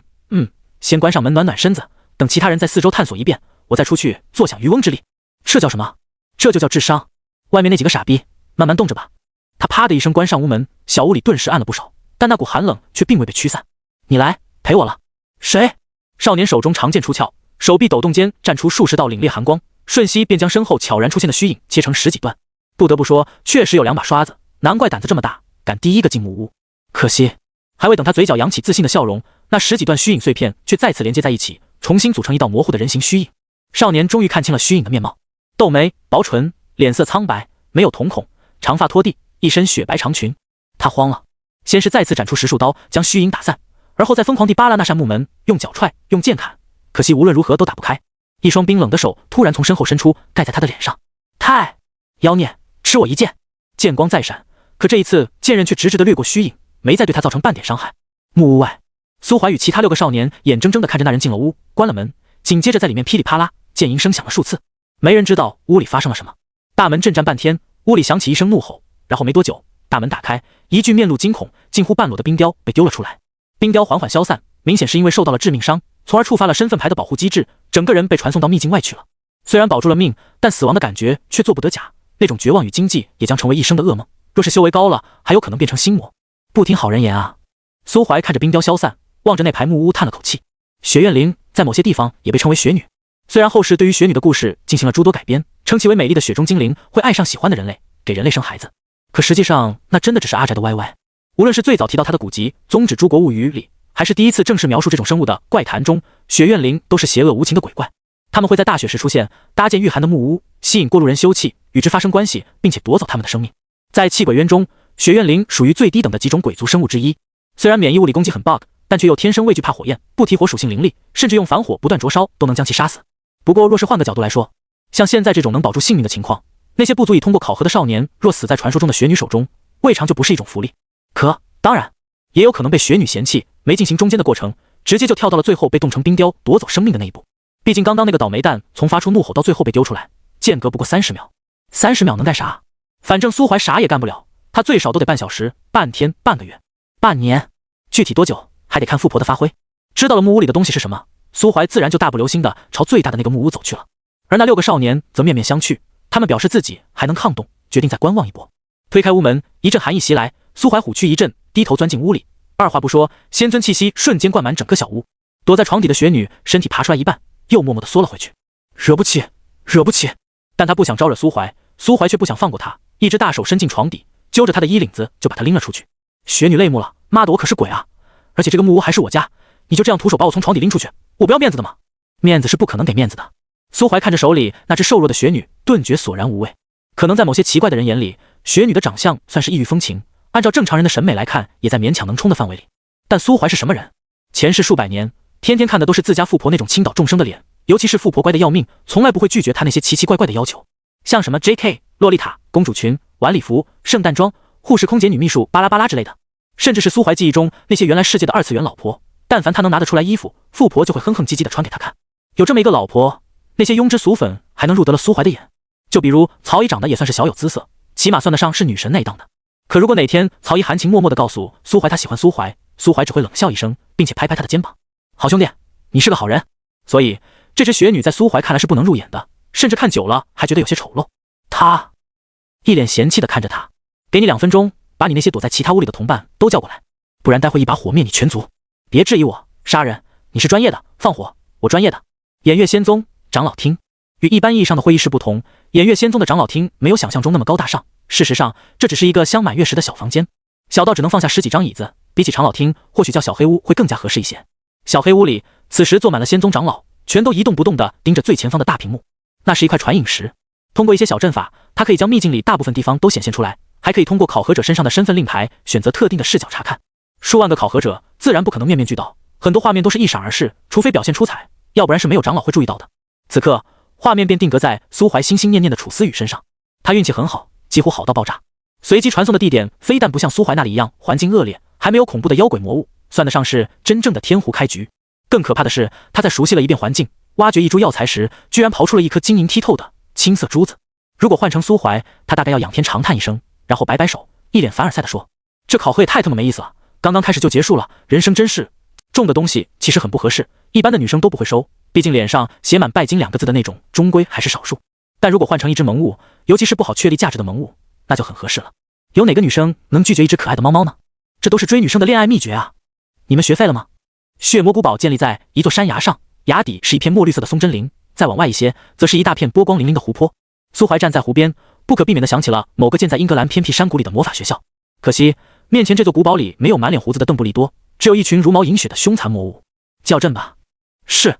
雪大恢复本体，对着城堡发出一声尖利的嚎叫，这是真正的鬼哭狼嚎，将丛林里的那些小动物惊得四散奔逃。很快，城堡内便传出一声嘶吼，一群如红色猿猴般的怪物从山崖跃下，隔着那片湖泊与雪女们遥遥相对。雪弗奈斯，是来送死的吗？血魔头领身高10余尺，脸上有一道狰狞的伤疤，2颗粗犷的獠牙，黑黄的，一看就是常年不清理口腔的邋遢魔物。当然，也不排除他是故意保留口臭，这样跟其他魔物厮杀时还能出其不意地朝对方哈一口气，生化攻击，防不胜防呢。雪弗奈斯是雪大的真名。对于血魔头领的嘶吼，他没有半点回应的意思，只是在得到苏怀的暗示后往前一步，周身的气温急剧下降，将小半个湖泊冰封起来。紧接着，一大群雪女便以一种悍不畏死的姿态踏上冰面，扑向对岸的血魔。找死！吼！血魔头领见对方没理会自己，恼怒地捶打着地面，而后高高跃起，扑向雪大。那些血魔们见自家老大带头冲锋，便也嘶吼着扑杀过来。两军交汇，自是最强者最先接触。4阶！血魔头领感知到雪大的实力并没有提升，猩红的舌头舔了舔发黄的獠牙。不得不说，雪怨灵的滋味确实顶级，肉质柔嫩爽口，连血液都晶莹剔透，吃起来跟最顶级的生鱼片有得一拼。上次尝过一回，让他惦念到现在。做个真正意义上的富婆，他担心的是位置暴露，他们2个弱女子要怎么才能守住这颗灵珠？思雨，我们跑吧。这片山谷并不算隐蔽，他们俩藏身的山洞也并非四通八达，若是被人堵住出口，那就真的是插翅难飞了。楚思雨抿了抿嘴，他性子向来软，很多事情都是能退让就退让，比如爹娘留下的财产，姑姑想要他就自己走。他知道这样不好，可努力了很久，也没有办法变成自己想成为的那种泼辣小妞。毕竟他社恐嘛，什么都怕。所以，若是只有他一个人，在得知灵珠是烫手山芋后，说不定就选择破财免灾，直接找个地方丢掉了。毕竟灵珠的1000积分对他来说可有可无，不过是炼制一枚3品灵药的分数而已。可是现在还有曹姨在，他知道自己救下的这个女孩没什么能力通过考核，心里是想把那枚灵珠送给她的。可是他不善交际，也不知道要怎么送人礼物，担心曹姨会把他的好心当成一种施舍，所以一直在寻找一个合理的机会。楚思雨16年来第一次交朋友，做什么都是小心翼翼的，生怕因为自己的原因终结了这段好不容易建立起来的羁绊。没有灵珠，曹姨就不能通过考核。楚思雨低头看着自己那只被曹姨拉住的右手，思考了3秒钟后，决定尽全力保住身上的灵珠。他抬起头，小声说道：“我知道一个地方。”思雨，你说什么？你跟我来。3两下收拾好山洞里摆放的丹炉以及那些陈列出来的药材，楚思雨领着曹姨快步走出山洞，往山谷深处走去。山谷大多地方都是草地，灵药错落生长，确实算得上是一方良田福地。2女沿着一条清澈的小溪东绕西绕的，很快便走到了一口10来米宽、深不见底的水潭旁。思雨，我们来这干嘛？找人帮忙。找人帮忙？谁会帮我们？楚思雨在水潭边蹲下，从小包里取出一枚丹药，捏碎，然后撒在水面上。不到1盏茶的功夫，水面翻涌，紫黑色的鳞片在水面下若隐若现，骇人无比。曹姨感觉手脚冰凉，急忙伸手去拉楚思雨：“思雨，快跑，有妖兽！”不怕，小黑不会伤害我们的。小黑，水潭里的东西终于浮出水面，那是一条足有水桶粗细的大蛇，腹部灰白，背上的鳞片闪烁着黑紫色的寒光，那双碧绿的树瞳瞬间就锁定了曹姨。恢复紫灵然，曹姨腿脚发软，现在想跑也跑不动了。他在书里看过有关于这种妖兽的描述，恢复紫灵然属于独居性妖兽，领地意识很强，拥有地龙的血脉。龙乃妖族的至尊，传说中的纯血龙族更是妖族霸主之一，只要成年就至少能拥有7阶修为的超强存在。所有跟龙字沾边的妖兽就没有一个是简单的，龙血生物哪怕血脉再稀薄，都一定是真正的大妖。恢复紫灵然就是其中之一，而且还是血脉比较浓郁的那种。按照图鉴中所说，这种蛇类只要顺利成年，就能达到6阶实力，身长100米，并长出独角，雄踞一方。眼前这条紫灵然虽然体型未达到成年标准，但头上已经有很明显的凸起，恐怕离成年也不远了，至少也有5阶实力。楚思雨为什么会认识这种等级的大妖，并且看样子还颇为熟络？楚思雨似乎看出了他的疑惑，一边伸手摸了摸那条紫菱然的脑袋，将几颗2品丹药放到他嘴里，一边小声解释道：“前天我来这里采药，小黑受了伤，不能动，我就给他喂了一些疗伤的药。”曹姨眼角跳了跳，好吧，原来这条大蛇跟自己一样，都是被楚思雨拯救过的小可怜。可是为什么这个傻妞总能捡到一些奇奇怪怪的东西？先是灵珠，然后是一头重伤的5阶妖兽，再是中毒昏厥的自己。称楚思雨一声天命之女，不过分吧？假如他是个男的，这波不得直接起飞？运气好，会炼丹。出门采药救了只大妖，契约领有了。再出门采药又捡了只富婆，老婆跟软饭也有了，主角模板啊！曹姨印象中上一个拥有主角模板的还是苏怀呢。不过随着跟苏怀的关系越来越好，他发现当初是自己看走眼了。那个逼拿的根本不是主角模板，他拿的是天命大反派的剧本。认识第一天，带着他这个乖乖女在深夜刨坑埋人就算了，相熟后还特别喜欢白嫖，一起吃饭从不付钱。有时候几人走在路上，连路边的狗尾巴草他都要揪2根下来嚼几下，真是雁过拔毛，腹黑无比。可跟楚思雨这种人间的小天使待在一起，我为什么要去想苏怀那个衰人？交友不易，曹姨叹气。不过既然楚思雨能做到让恢复紫灵蛇当帮手，那么接下来他们俩应该算是暂时安全了吧？这可是5阶大妖，那群考核者拿头来抢楚思雨的灵珠啊！放下心来后，曹姨便看着楚思雨发呆。说句实话，这个女孩长得很好看，比曹姨见过的任何一个女孩都要好看。最吸引人的就是那双明亮澄澈的眼睛，以及身上那股不经世事的气质。楚思雨患有社恐症，任何东西都可以引起她的畏惧，把她吓得跟只傻兔子一样惊慌失措。可这种性格恰恰最容易引起男生的保护欲。当然，拥有这种性格的女孩也最难追，因为她会下意识拒绝所有社交，除非有个流氓以无法拒绝的强势态度闯进她的世界，成为她小世界里的一部分。真好啊！曹姨轻叹一声，恢复紫菱然却突然抬起头望向不远处的密林，林中出现了一道人影。袁展飞，18岁，4阶修为，拥有7品火灵根的绝世天才之一。他也是本次考核中唯2拥有4阶修为的考核者，唯一的竞争对手就是那个拥有雷属性灵根的唐桑。袁展飞是家中独子，从小备受宠爱，在测出强大的天赋后，更是受万人瞩目，被无数家长称为别人家的孩子。但袁展飞从未骄傲过，不是他心性有多成熟，而是他家里还有一个比他妖孽100倍的姐姐。袁展飞的父亲乃是某个俗世皇朝的皇主，皇朝那可是凌驾于王朝之上的存在。他的父亲袁术更是货真价实的7阶天仙境强者。父亲牛逼，母亲也不差，乃是超级势力尊天神朝的公主之一。虽然只是庶出，不怎么受宠，但那也是尊天神朝的公主啊。所以父亲与母亲一同诞下子嗣后，便有了一个约定：男孩跟父亲姓，所以他叫袁展飞；女孩跟母亲姓，所以姐姐叫李思道。就是那个在腾云山之巅留名，11岁开始修炼，18岁6阶，20岁7阶，而后被超级势力剑种收作剑子，横压一个时代的绝世天骄李思道。袁展飞天赋确实很好，可自幼他便被家里人拿来与姐姐比较。可是人啊，最怕的就是对比。他18岁突破4阶，即便放眼整个仙域也是顶尖，强如偃月仙宗，一届考核10万门生，可与他比肩的也不过寥寥一人。可就是那一人，就让他有些喘不过气来。因为在陈月谷中，考核开始前，他曾与那唐桑切磋过一次，对方身法迅捷，快如惊雷，把他这种擅长大开大合的修士克制得死死的。袁展飞很生气，在家里要活在姐姐的阴影之下，难道来了偃月仙宗，他还要被一个玩蓝银缠绕的家伙压在身下，当万年老二吗？气、斗、冷，那我袁展飞到底什么时候才能站起来？袁展飞不服啊，所以这次考核从第一天开始，他就在疯狂猎杀妖魔，一个人追着一群魔物杀，为的就是拿第一。本来一切都进行得很顺利，可突然身份令牌传出了一道讯息，说是那20枚灵珠出现了。袁展飞本不想理会，可转念一想，1枚灵珠就是1000积分，可杀一头3阶妖魔才给20积分。擦！我辛辛苦苦杀50头3阶妖魔，才能比得上别人找到一颗灵珠，而且3阶妖兽哪有那么好找？不行，再这样下去，那个唐桑肯定会超过我，我又要当老二了，当一辈子老二，奇耻大辱，奇耻大辱啊！于是袁展飞当即就掏出了身份令牌。上天眷顾，离他不到10里地的地方居然就有一个光点，那还等什么？为了我袁展飞的荣耀，这个寻到灵珠的幸运儿，对不起了。袁展飞背着自己的长刀就朝那光点所在之地奔掠而去。不出片刻，他发现那光点开始移动，朝着山谷深处越走越远。嘿，想跑？你跑得掉吗？袁展飞一路追寻，终于在密林深处的水潭边看到2个女子，而他的到来也引起了那2个女子的警觉。身穿浅绿色长裙的女子抽出一柄长剑，站起身对他怒目而视。另一个浑身裹着灰白袍子的女孩见到他，第一时间就掀起兜帽遮住了脸，所以他并没有看清她的样貌。不过都无所谓了，修行界可没有怜香惜玉一说，大家都是修士，凭什么因为你是女的，我就得把变强的机缘让给你？长得再好看也不行。修仙大法第一式，心中无女人，拔刀自然神。袁展飞长刀出鞘，他知道身份令牌拥有保命功效，考核者在受到致命伤害后会被自行传送出去，不会真的死亡，所以他这一刀是冲着那2个女孩的脖子去的，要的就是一刀毙命。当，刀锋颤鸣，他的刀似乎斩在了钢铁之上，大片火星溅射而出。定睛一看，竟是一条紫色的蛇尾。难怪要遮面，原来竟是蛇妖。只见那戴着兜帽的女孩身后突然浮现出一条巨大的紫灵妖蛇，那双望向她的树瞳中满是冰冷的杀机。恢复紫灵然，在认出妖蛇身份的那一刹，袁展飞如坠冰窖，下一瞬便蓄力猛斩一刀，疯狂向密林中逃窜。去他妈的灵珠！这1000分不要也罢，倒不是怕那只蛇，主要是那俩女孩多可怜啊！他袁展飞怜香惜玉，这辈子都做不出抢女孩东西这种混账事来。所以，姐姐们，能不能管管你们的蛇，让他不要追我了好不好？我有远大的前程在前方等我，还不想出局啊！呜呜呜！袁展飞觉得他这辈子都没跑那么快过，如果当时跟唐桑约战时他能有这个速度，还会怕他那套惊雷身法？果然，生死间有大机缘啊！啪的一声，兴许是紫灵然发现自己追不上那个滑溜的人类，又或者是因为要保护楚思雨，所以不能追得太远。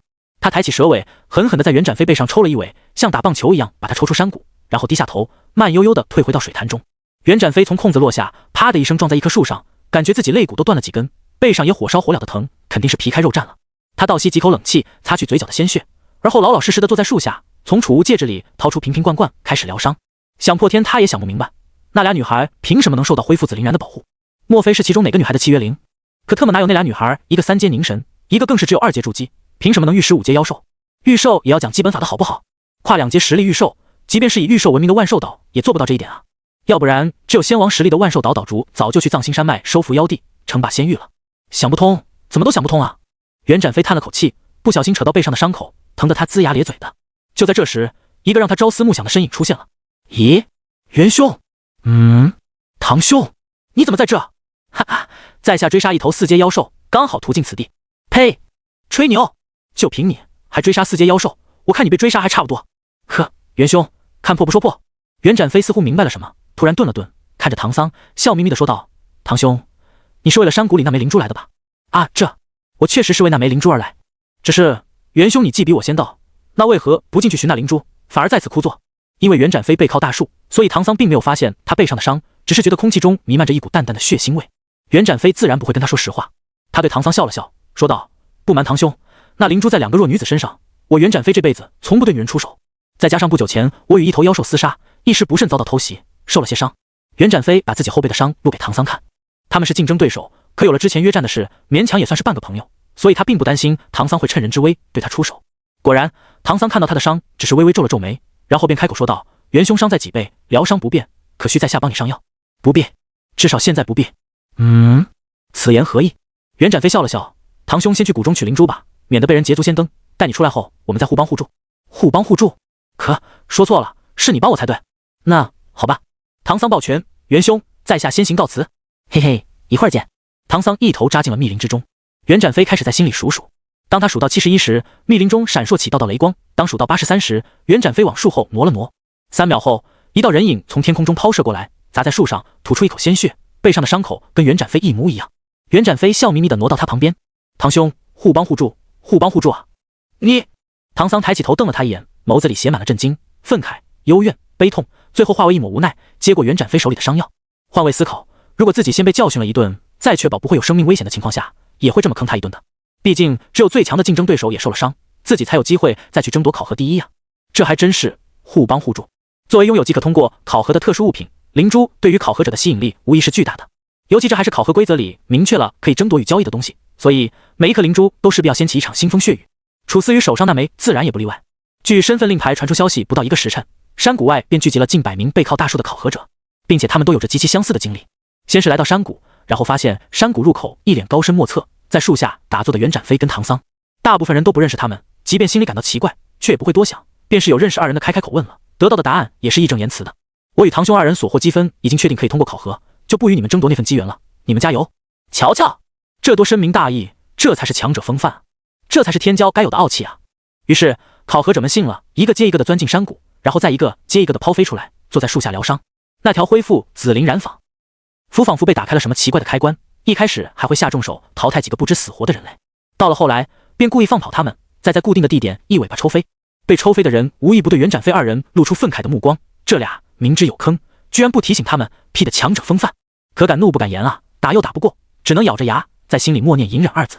事实证明，隐忍久了就会变成心理变态。于是每当有新的考核者来到山谷中时，之前的受害者就变成了新的恶龙。妈的，大家都是为了抢灵珠来的，总不能就我一个人被骗吧？我受了伤，你却想全身而退，凭什么啊？久而久之，上当的人成为帮凶，再去骗新来的人，一骗十，十骗百，堪比修行界最早的传销雏形。仅仅过去半天，山谷入口已经发展成了一个小型集市，大家在这里摆摊，交易着在秘境之中的各类收获，又或者在商量着待会组队去猎杀之前无法对付的妖魔。至于妖魔的人头如何分配，那当然是个凭本事。同时，有关这片山谷的神秘传说，也在某个心思拈坏的家伙进行艺术加工后，开始向秘境的四面八方传播，用来通过考核的凭证。现在不怕我了？楚思雨低着头不肯说话。苏怀微微一笑，转过身去，荆棘血蛟已死，他带来的那6只小弟却依旧盘踞在四周，既不敢发起进攻，也不敢擅自离去。毕竟就连他们的老大6阶地妖都没能逃掉，天知道他们要是敢跑，下一刻会不会也迎来万箭穿心的结局。苏怀抬起手，正打算大开杀戒斩草除根，却发现自己的衣袖被人拉住。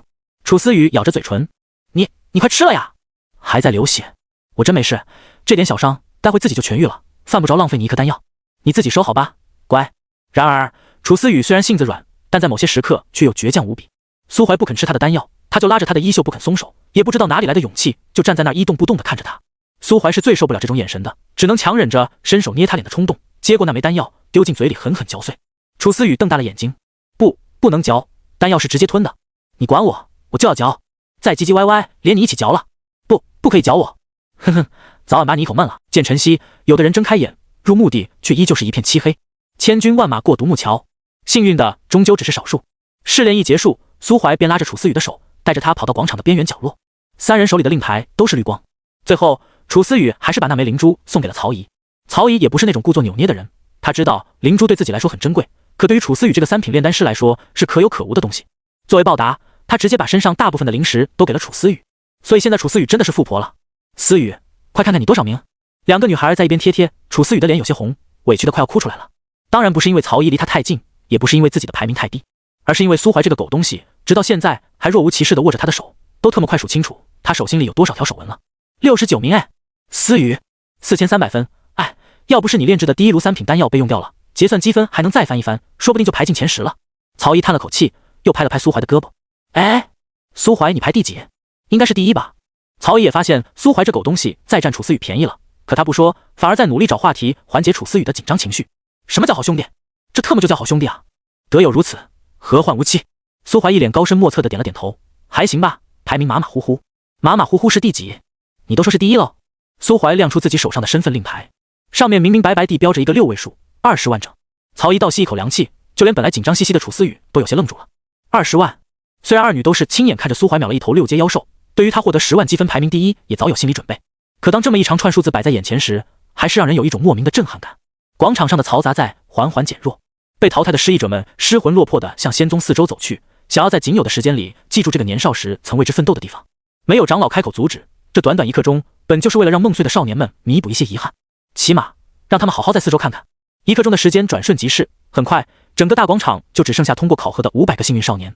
袁展飞是高兴的，因为他积分刚好比唐桑多了5点，排名在唐桑之前。袁展飞又是悲伤的，因为他的排名栏上明明白白的写着一个2。早早离开山谷疯狂猎杀妖魔的他并不清楚后来发生的事，此刻心里只有一种辛辛苦苦打败竞争者却不小心被人偷了家的薄怒与不甘。唐桑倒是没多大的感觉，但他心里也对夺得第1名的那个人有些好奇。好了，首先恭喜诸位通过考核，从此以后你们便是仙宗的一份子。收好手里的身份令牌，自此以后他便是你们出入仙宗的凭证。黄猿一脸慈祥地看着广场上剩下的500个少年，挥了挥手，13座小山的虚影出现在广场上空。那么我们来说说仙宗的具体情况。他手指轻点，那些小山虚影在上空缓缓转动，以确保每一个少年都能看得清楚。偃月仙宗共分13座主峰：刀剑峰主修刀剑，精通杀法；权益峰主修肉身，精通肉搏；术法峰主修术法，远程攻杀；藏遁峰主修重器，防御之道；临阵峰主修阵道，排兵布阵；最后是气灵峰与药灵峰，分别教导炼器与炼丹之术。当然，通过你们在秘境中的表现，我们已经初步为你们选好了去处，如今给你们看这些是想询问你们的意见，可以在查看身份令牌后的属地后提出异议，及时调整。少年们急忙翻过手中的令牌，上面果然绘制着不同的图文。曹姨的令牌后是一块阵图，他被分到了临阵峰，楚思雨不出意外的被分在药灵峰。至于苏怀，他令牌后面有2个图标，一个是代表术法的火焰纹，一个是简单粗暴的小拳头。苏怀嘴角一抽，有点无语。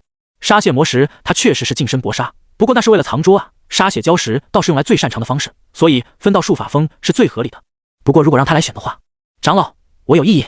苏怀提出异议，其实是在一众长老预料之内的，毕竟2个主峰，没办法，这种天才谁都不想错过。尤其是在目睹他一招秒了血蛟后，众长老心里已经把他当成了跟剑种那个妖孽剑子李四道同一个层次的天骄。这种弟子谁不想要？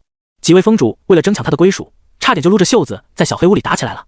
黄元也没办法，只能根据苏怀在秘境里秒杀血蛟的强势表现，把他划分到术法峰。可这样一来，权一峰峰主不干了呀！人苏怀明明就是练拳的，没看见他跟那头6阶血魔打的时候吗？拳拳到肉，那才是男人的浪漫。你们术法峰的都是一群法师，瘦胳膊细腿，娘们唧唧的，凭什么跟我们争？听到这话，术法峰峰主差点没捏着雷法直接劈死权一峰峰主。两个人谁也不让着谁，还跑到另一个秘境里打了一架，最后两败俱伤。无奈之下，只能给苏怀刻2个图文，让他自己选。这不，苏怀开口了，要决定去处了。术法峰峰主是个看起来仙风道骨的老头，对苏怀露出无比和蔼的笑容。苏怀，你有何异议？苏怀正色，弟子发现我这令牌后面有2个图文，可人力中有尽时。修行一道，贵精而不贵多，精力有限，弟子并不想分心同修2道。术法峰峰主点点头，老夫觉得你说的没错，那么你的选择是？苏怀答曰：拳法一道，大开大合，弟子虽有所涉猎，当却并不精通。相比之下，术法一道更适合我。术法峰峰主已经在笑了，你说的有理。屁的有理！权一峰峰主快气死了，睁着大眼睛瞪向苏怀，恨不得冲上去打他一顿，好让他领教一番近身肉搏的魅力。所以，长老，我想学炼丹。术法峰峰主，哈，炼丹好啊，你就该跟我学。等等，你说什么？你他妈要去学炼丹？术法峰峰主人妈了，或者说，除了黄元之外，在场所有长老都妈了。几乎所有长老都在劝苏怀，甚至包括药灵峰峰主陈太如都在劝他。你苏怀来我药灵峰是为了学炼丹的吗？你他妈是为了泡我未来的徒弟？我都不忍心戳穿你。死马招之心了，属于是。可苏怀脸皮厚啊，他不在乎别人怎么看他，毕竟真要说起来，这堆长老没一个打得过自己的，自己凭啥拜他们为师啊？唯一能让他心服口服叫一声师傅的，估计也就只有陈太如这个老头了。毕竟前世也厚着脸皮跟富婆一起叫过，这老头虽然有点抠门，但对弟子那是极好的，把富婆当亲孙女对待，爱屋及乌。虽然表面上对他这个孙女婿很不满意，但苏怀心里明白，这老头经常通过自己富婆给他送修炼资源，尤其是在苏怀前世突破到8阶以后，陈太如时不时就会送给楚思雨一些仙王级修士才能用到的8品灵药。要知道那时候富婆修为才6阶啊，6阶修士善用8品灵药，那可是有爆体而亡风险的。所以那些灵药是给谁用的，还需要说吗？陈太如的刀子嘴豆腐心已经可以说是毫不掩饰了。为了劝苏怀，长老们嘴皮子都快磨破了，可不管他们怎么劝，苏怀都一口咬死。长老，我要学炼丹。不听不听，我就要学炼丹。我觉得自己就是万中无一的炼丹奇才，信我呀！长老，我是要成为9品炼丹师的男人，没有人能阻止我学炼丹。黄元看着这场闹剧，感觉自己脑仁疼。他是知道苏怀底细的，这个逼能让自己产生危机感，修为至少也是9阶，这种实力在偃月仙宗已经学不到什么东西了。他想玩，那就随他去吧。所以黄元摆了摆手，一锤定音。苏怀最后还是被陈太如领走了。走之前，他好像突然想起了什么，环顾一圈后，跑到曹姨面前说了些什么话。曹姨也突然就愣住了，然后开始在四周寻找，所幸找到了一脸无语，被挤在队伍最末尾的骆远河。同时，目睹长老们争抢苏怀的袁展飞也终于明白了是谁夺走了他的第一。他眯着眼睛对着苏怀摆了个酷酷的姿势，但在看到苏怀身旁那个女孩时，又突然打了个冷战，后背隐隐作痛。新弟子入门告一段落。炼丹毕竟是高端职业，有这门天赋的人更是少得可怜，加上苏怀这次被分到药灵峰的一共才4男3女，寥寥7个弟子。药灵峰虽以峰为名，但其实是一整片云雾缭绕的大山，这里的建造着无数聚灵阵，随处可见种满低阶灵药的药田。炼丹师们的居所都在半山腰上，那里修筑了一长串的亭台楼阁，每一个弟子都能分到单独的院落。苏怀毫不犹豫地选了与自家富婆相邻的院子，还对他露出一道大灰狼的微笑，吓得他瑟瑟发抖。目睹一切的陈太如深深地吸了口气，强忍着把这狗东西丢下山的冲动，暗戳戳地开口威胁道：老夫的住处离此地不远，要是有谁半夜不好好休息，跑到别人院子里干些偷鸡摸狗的行当，老夫一定亲手将其3条腿一并打断。苏怀一脸认真地点了点头，长老高义，我苏怀平生最讨厌偷鸡摸狗之人，若真有这么不要脸的，我与你一起打断他的3条腿，把他扔下山去。陈太如，好了，接下来你们自己四处熟悉一番，有什么问题可以请教路途所遇的师兄师姐，他们会为你们解惑。哦，对了，顺带提醒一句，仙宗每个月会固定发放一些修行资源，当数量很少，想要更多的资源，需要到宗门库房用积分兑换，包括你们的住所以及修炼场地的使用都是需要积分的。至于积分的获取方法，大家可以去战堂领取炼丹任务，炼丹师想获取积分还是很容易的。50过后到丹房来测试炼丹师等级，好让老夫确认你们的进度。众人齐齐低头，是长老。陈太如走后，诸位新弟子互相熟悉了一番，便四散而开了。那3个男弟子倒是想跟楚思雨搭讪，毕竟这丫头已经取下了兜帽，露出那张倾国倾城的小脸。可在看到她旁边笑眯眯的苏怀后，这种搭讪的想法立马就烟消云散了。是个人都看得出来，这个被权一峰跟术法峰争抢的男人对楚思雨有意思，当着他的面搭讪，就他们这炼药师的小身板，苏怀一拳下来，估计他们丹也不用练了，直接联系厨房开席吧。笑眯眯的目送其他人走远，苏怀一把拉住打算默默回屋的楚思雨，别老在屋里憋着，多在外面走走，对你的社恐有好处的，知道吗？楚思雨低着头想了想，微不可察的嗯了一声，仍由苏怀牵着，也不挣扎。他在心里默默安慰自己，反正就算全力挣扎也挣脱不了，四舍五入就等于他已经挣扎过好了。事实上，楚思雨并不讨厌这种感觉，遇到苏怀之前，他什么都怕，人一多就窒息，感觉哪里都是危险。认识苏怀之后，他只需要怕苏怀就好了，其他的东西反倒没那么吓人了。楚思雨偷偷抬头去看苏怀的侧脸，阳光映照着他脸色细小的绒毛，眼睛很亮，就是不知道为什么，他笑得好像很开心。苏怀并不知道楚思雨在想什么，他拉着楚思雨跑到一亩没人的药田旁边，然后指着药田的嫩苗一本正经地胡说八道。你看，这种灵药叫夫君，是一种珍贵的九品药材，别名公草，上了年份的公草又叫老公。来，跟我读，老公。楚思雨眨了眨眼睛，可这是2品灵药楚山菊的幼苗呀。你认错了？没有的，我没认错。我说你认错了，你就认错了。苏怀恼羞成怒，你要是敢狡辩，我就打你屁股。不行，那就快跟我念，老公。楚思雨抿着嘴不说话，他不知道老公是什么意思，但夫君2个字却是听明白了的。苏怀在占他的便宜，忽悠了半天，苏怀也没成功占到楚思雨的便宜，于是只能叹了口气，牵着这个怕人的小妞在药灵峰逛了半天，一会儿盘算着怎么逮陈太如那老头养的灵鹤吃，一会儿又嘀咕着要带楚思雨去山顶偷老头种的高阶灵药，把楚思雨吓坏了。于是只好拉着他的袖子，故意放慢脚步，在山腰上慢悠悠地走，用无声的方式告诉他这样不好。苏怀乐坏了，他只是习惯性口嗨，想吓吓楚思雨这个可爱的小妞，又不是真的缺得到去欺负陈太如那个老头，所以他巴不得楚思雨走慢点，好多一些单独相处的时间。2个人逛啊逛的，小妞倒是没初见时那么惊慌了，听苏怀扯了一上午，时不时还会小声反驳2句。不知不觉就过了50，2个人在山腰吃过午饭后，便一起走进了陈太如所说的丹房。丹房很大，有许多往街入门的炼丹师正在独立的小房间里炼丹。陈太如此时正在大厅里给一些学生讲课，同届的学生都已经到齐了，一脸认真地记着笔记，也不知道听懂了多少。刚入门就开始卷了。楚思雨比他们还卷，当大部分同门都还只能把陈太如说的炼丹技巧全部记下来，然后再慢慢感悟时，他就已经差不多快消化完毕，并且试着在大脑里推演可行性了。反正看他眼睛亮晶晶的，还时不时轻轻点头，苏怀就觉得牙疼。他不会炼丹，确切来说，他的炼丹天赋比修炼天赋还要差得多。所以陈太如讲的那些东西，在他听来就是一种很新的语言，每一个字都能听清，连起来却一句话都听不懂。反正听了有1-2刻钟，就快站着睡着时，老头终于挥挥手遣散了那些炼丹师，然后望向苏怀他们这群懵懵懂懂的萌新。看来人都到齐了，那就都跟老夫进来吧。陈太如领着他们走进一个大概有20-30平米大小的房间，房间里事先摆好了7张桌子，每一张桌子靠近左边的位置都放着一张白纸以及一根毛笔，一方砚台，右边则摆着几株药材跟一尊青铜打造的丹炉，各自找个位置坐下。等苏怀他们坐好，陈太如拍了拍手掌，今天的考核很简单，除了几个别弟子外，大家都有炼丹的基础。说到这里，陈太如毫不掩饰地看了苏怀一眼，就差拿着他身份证念号码了。但苏怀脸皮厚啊，不仅没有半点差生的自觉，还冲着陈太如咧嘴笑，把这老头气得够呛，只能清了清嗓子移开视线。但无论在何处都是有竞争的，灵峰跟其他主峰一样，也有内门与外门之分，而今天这场小测试便决定了你们以后在峰内的资源分配以及隐性的地位，所以还请诸位认真对待，莫要粗心大意，坏了自己的前程。言尽于此，尔等需好自为之。首先完成左手边的理论测试，限时半个时辰开始作答。苏怀张了张嘴，人傻了，啥情况？老子都在异世界混上仙尊了，怎么还逃脱不了被考试支配的命运？他拿起桌上的卷子，往上面的那些工整小字看去。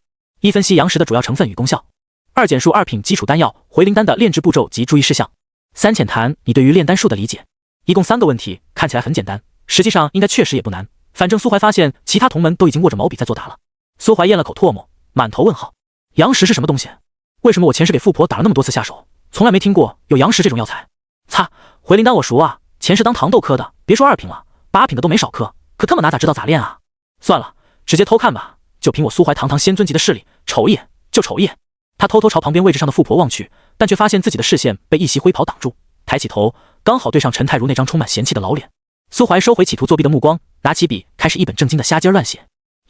阳石的主要成分是阳根石，阳药高山绵阳，食药上等灵石，功效是填饱肚子，或许还有少量恢复灵力的效果。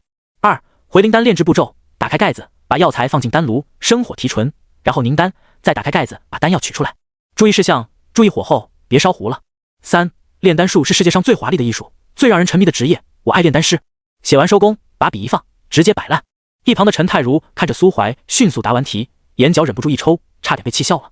要不是大长老交代了要特意关照苏怀，他现在就能直接拎着这个一心只想泡妞的二愣子从山腰上丢下去。他冷哼一声，不想搭理苏怀，把目光望向另一边的楚思雨。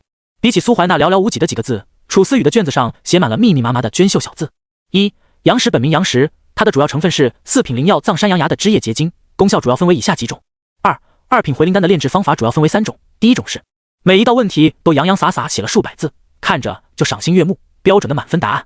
大概3刻钟之后，所有弟子都答完了题，陈太如也大致都看过了答案，对于这批新弟子有了个大致的了解。接下来便是实战炼丹。陈太如似乎跟苏怀杠上了，在房间里转了几圈后，便直接站在了苏怀身后，宣布第2项小测试的开始，炼制2品丹药清心丹。这一步终究还是来了。看着周围的弟子都井然有序地将药材投入丹炉，苏怀只能默默叹气，依葫芦画瓢。跟富婆学是不可能的，他知道富婆天赋异禀，有一手乱炖提纯的绝技，但这种专属天赋是学不来的。更何况苏怀心里明白自己的理论知识估计分数不会很高，所以这次实战他要好好表现，不能乱搞。他就不信了，自己前世再怎么说也是9品炼丹师的男人，怎么可能连2品丹药都炼不出来？相信自己，你可以的。苏怀投入药材，输入灵力，运出丹火，对药材进行温和的煅烧。苏怀觉得自己来感觉了，尤其是第1株药材成功提纯后，他有了信心，动作越来越流畅，火烧得越来越旺。陈太如似乎也发现了他的异常，毕竟其他弟子还在提纯第2株药材，苏怀都已经烧到第5株了。这小子莫非真是什么炼丹奇才？陈太如挑了挑眉，把脑袋凑近丹炉，透过炉子的缝隙往里看。只见炽烈的炉火中，一团乌漆麻黑的东西在翻腾，在收缩，在膨胀。轰隆一声巨响，丹炉的盖子被掀飞出去，砸上天花板，再弹回地面，咚咚几下滚出去老远。陈太如虽然也有仙王修为，但毕竟一把年纪了，反应力本就不快，更何况他做梦也想不到自己会在丹房里受到袭击，因此猝不及防之下，他直接被爆炸的气浪掀倒，一屁股坐在地上，老腰也传出一道清脆的咔嚓声响。他哆嗦着嘴，脸色发白，胡子被撩了大半，伸手指着苏怀，浑身颤抖。你苏怀咽了口唾沫，讪讪一笑。意外，长老，这是个意外。你个混蛋，给老夫滚出去！苏怀被赶出来了，他站在丹房门口，气抖冷。抖完之后便往耀凌风山脚下走去。当然他并没有被耀凌风开除，陈太如是亲自把他送出丹房的，并且站在门口对他说，苏怀啊，老夫何德何能在晚年遇见你这种万中无一的炼丹奇才，要是出去说我有你这么个弟子，我这8品炼丹师怕是要晚节不保啊。老夫实在才疏学浅，教不了你，不如这样，咱俩也别互相为难了，老夫给你块1品炼丹师的牌子，准许你保留耀凌风弟子的身份，你回去自学可好？苏怀还能怎么办？他只能说好。哎，优秀的人总是孤独的，不被人理解也是常有的事。苏怀长叹一声，慢悠悠地穿过大片药田，在偃月仙宗里转悠半天，跑到了仙宗最中心的战堂里。战堂又名任务堂，是仙宗弟子领取任务获得积分的地方。苏怀走到一个空闲的柜台前，敲了敲深红色的木质桌面。你好。柜台后坐着的是一个不苟言笑的中年男人，抬起头看了苏怀一眼。有什么事吗？是这样的，我是今天早上刚入门的新弟子，想问一下，如何才能再次进入考核时进入的那个秘境？考核用的秘境，我看看。中年男人抬手在他面前的石板上划了几下，然后在苏怀面前投放出大量的秘境入口投影。他放大了其中一个，找到了04号试炼秘境，丙级秘境，想要重新进入需缴纳10万积分。苏怀顿时就瞪大了眼睛，擦，10万积分，你们怎么不去抢？男人瞥了他一眼，什么抢不抢的？那个秘境被人族大能布有特殊结界，遭受到致命攻击后能直接无伤传送回来，是绝对安全的试炼地之一。难道你觉得自己一条命还比不上那区10万积分不成？区10万。苏怀真想把手里的身份令牌直接呼在这男人脸上，然后揪着他的领子告诉他，老子杀一头6阶妖魔才尼玛给10万积分。6阶？你他妈知道6阶是啥概念不？可惜他不能，他只能咬牙切齿地问出下一个问题。那么如果我想从秘境里带一只契约灵出来呢？需要什么手续吗？当然需要。首先你需要征得至少1位内门长老的同意，然后准备10万积分。怎么又要那么多积分？秘境里的每一头妖魔都是人族前辈辛辛苦苦抓来的，你想带走，当然要缴纳一笔领养费，这很合理。半刻钟前，苏怀还以为自己拥有20万积分，是个名副其实的土豪，对于仙宗内吃住需要扣除的花费不屑一顾。半刻钟后，他已经趴在柜台上翻看着仙宗内那些杂七杂八的小积分任务。翻了一会儿，他突然指着个打扫澡堂的任务，对中年男人问道：“这个澡堂是男澡堂还是女澡堂？”中年男人眉头一挑，冷笑一声：“哼，当然是男澡堂。打扫女澡堂，你觉得要真有这种好事，还能轮得到你？嗨嗨，也是啊。那麻烦你帮我登记一下，我要接这个垂钓灵纹鱼的任务。”行。这个任务不需要交接，你随时可以到陈月湖里去钓，钓到了直接拿来我这就行，100积分一条，上不封顶。谢了。出了任务堂，苏怀又晃晃悠悠地跑到了刀剑锋的位置。他是来忽悠，呸，是来邀请骆远河一同下山谈心的。刀剑锋是个大风，这次入门考核足足分到了200多个新弟子，快占到合格人数的一半了。不过那也没办法，修行者大多都有一个御剑飞行的梦，即憧憬时不杀一人，千里不留行的洒脱飘逸，也渴望剑气纵横3万里，一剑光寒19州的霸气绝伦。剑修本就是修行界的热门专业，同时人多也就意味着刀剑锋不可能跟耀灵锋一样走精英路线，每一个人都由锋主亲自教授，他们更遵从养蛊的原则。简而言之，就是除了固定的每周一次讲道，刀剑锋的弟子修炼都只能靠自己，出头了就是内门弟子，没出头就继续自己熬自己练，简直自由的一批。所以骆远河这个闲人很轻易的就被苏怀邀请出来了。苏怀美其名曰钓鱼培养情操，带着骆远河跑到山下钓鱼去了。陈月湖里包罗万象，传说中是某片大海干涸后遗留的海眼，内里藏匿着大量的珍稀妖兽。林文鱼这种3品妖兽自然也是有的。苏怀的钓鱼技术是极好的，来到湖边短短半个时辰，他已经钓上了10多条半米长的灵纹鱼。当然也有可能是因为他用的鱼饵是一株5品灵药的缘故。那株灵药是一种很特殊的小果子，表皮被一层厚厚的外壳包裹，只有药香流出，却无法吃到外壳包裹下的果肉。林文鱼智商不高，咬着果子就不肯松嘴，然后被苏怀提出水面，鱼钓到了，鱼饵还毫发无损，堪称白嫖界第一人。骆远河也有收获，不多，只有3条，并且因为不清楚林文鱼的价值，被他毫不在意地送给了苏怀。鱼漂再次抖动，然而苏怀这次却并没有理会，因为他正竖着耳朵听旁边2个正收拾东西打算回家钓友谈话。钓友1：哎，今儿又没啥收获。钓友2：知足吧你，1个星期前这湖里还淹死过个人呢。钓友1：哦，那个人我知道，是活生生被水呛死的，尸体都泡肿了，当时他死时我就在场，杀他的凶手老吓人了。钓友2：确实吓人，不过无论如何那凶手都要有麻烦了。钓友1：什么麻烦？钓友2：淹死的那个是天寒宫圣子，派来抓自己逃婚的未婚妻的。我可是听说了，现在那人被杀，天寒宫圣子很生气，又派了人来调查。钓友收拾完东西逐渐走远了。你打算怎么办？苏怀同样听到聊天内容的骆远河也没了钓鱼的心思，他握着干巴巴的鱼竿，眉头紧皱，像个在街头买烟却突然发现包装盒上印着自己通缉令的采花大盗。苏怀将贪吃上钩的蠢鱼提起来，望着水面上荡出的圈圈波纹。天寒宫的调查跟我有什么关系？你就不怕？怕什么怕？骆远河，你太缺乏人生阅历了。苏怀叹了口气，人在江湖飘，哪有不挨刀？所以那天晚上我易容了，用的不是自己的脸。再说了，别忘记这是哪儿。天寒宫的人想在偃月仙宗的地盘上欺负我一个偃月门徒，他好大的官威啊！骆远河似懂非懂的点了点头，然后开口问道：那你当时用的是谁的脸？自然是我最好的朋友严树。双手一抖，骆远河张了张嘴，不知道自己现在跟苏怀绝交还来不来得及。陈月湖一直都有个感人肺腑的传说，相传在久远的荒古时代，曾有一位隐于山野的僧人途经湖畔，遇到了一只初化人形的断翼青鸟。僧人本欲斩妖除害，但青鸟所化的女子却突然向他跪倒，言明自己溺于山海，从未害人，也不敢有害人之心。若僧人愿饶他一命，他愿化为小婢，永随修士左右。也不知僧人是否动了恻隐之心，他最终并没有挥下手中的降魔杵。为奴为婢自是戏言，那时人妖相怨，见面便是你死我活，契约共生一世更是无从谈起。敢与妖魔为伍，便是邪道，当诛。更何况他是清心寡欲，不染世俗的佛修，如何能与一尊女妖同行？僧人不敢冒天下之大不讳，所以只是对青鸟说道：我欲在此休憩几日，若在此期间你不作恶，表现良好，我便饶你。相处之时，青鸟始终本分乖巧，像个笨拙的深闺少女，执意为僧人洗衣做饭。如此几日，僧人终于放下心中戒备，打算与青鸟共食最后一餐斋饭后，便于天亮时分离开，向下一处山海启程。可那一晚，青鸟露出了利爪毒会，他在粥饭里掺了抑制仙力的毒药，放到了防备松懈的僧人。那一夜，僧人连破4戒。翌日恢复知觉时，女妖已早早遁入山野，消失得无影无踪。僧人双眸泣血，道心尽散，修为不断跌落，一夜间游仙落凡，最终在湖畔枯坐7日，身躯腐化，灵魂则化作一条大蛇，沉入湖底，永世不见天光。故事的真假早已无法考究，但打算收竿回山，打算在山下酒楼解决晚饭的苏怀，听说书人说完这段故事后，却只是露出一道轻蔑的笑容。他敢断定，这个离奇到极点的传言，肯定是偃月仙宗故意放出来的。哼，平平无奇的小景点，随便编个睡前小故事，瞬间就能成为风靡一时的网红打卡圣地。这种手段他苏某人见多了。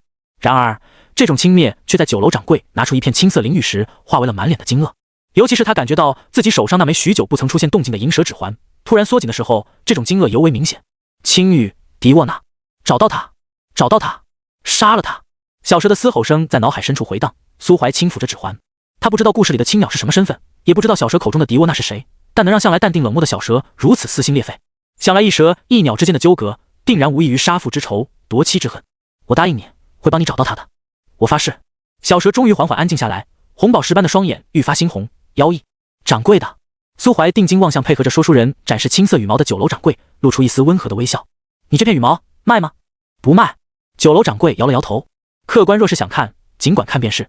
但这青羽毕竟是鄙人祖上传下来的，可不敢为了些许微薄利益就违背祖训。我出1万灵石。酒楼掌柜虎躯一震，瞬间就做出了一个违背祖宗的决定。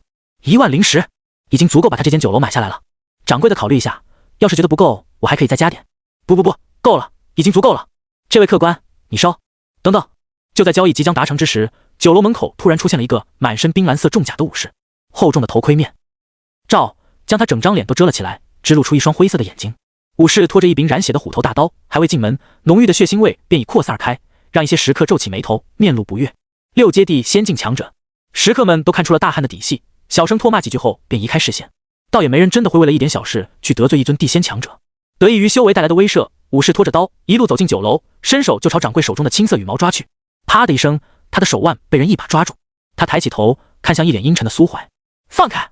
呵，你他妈有病！我最后警告你一次，放开！”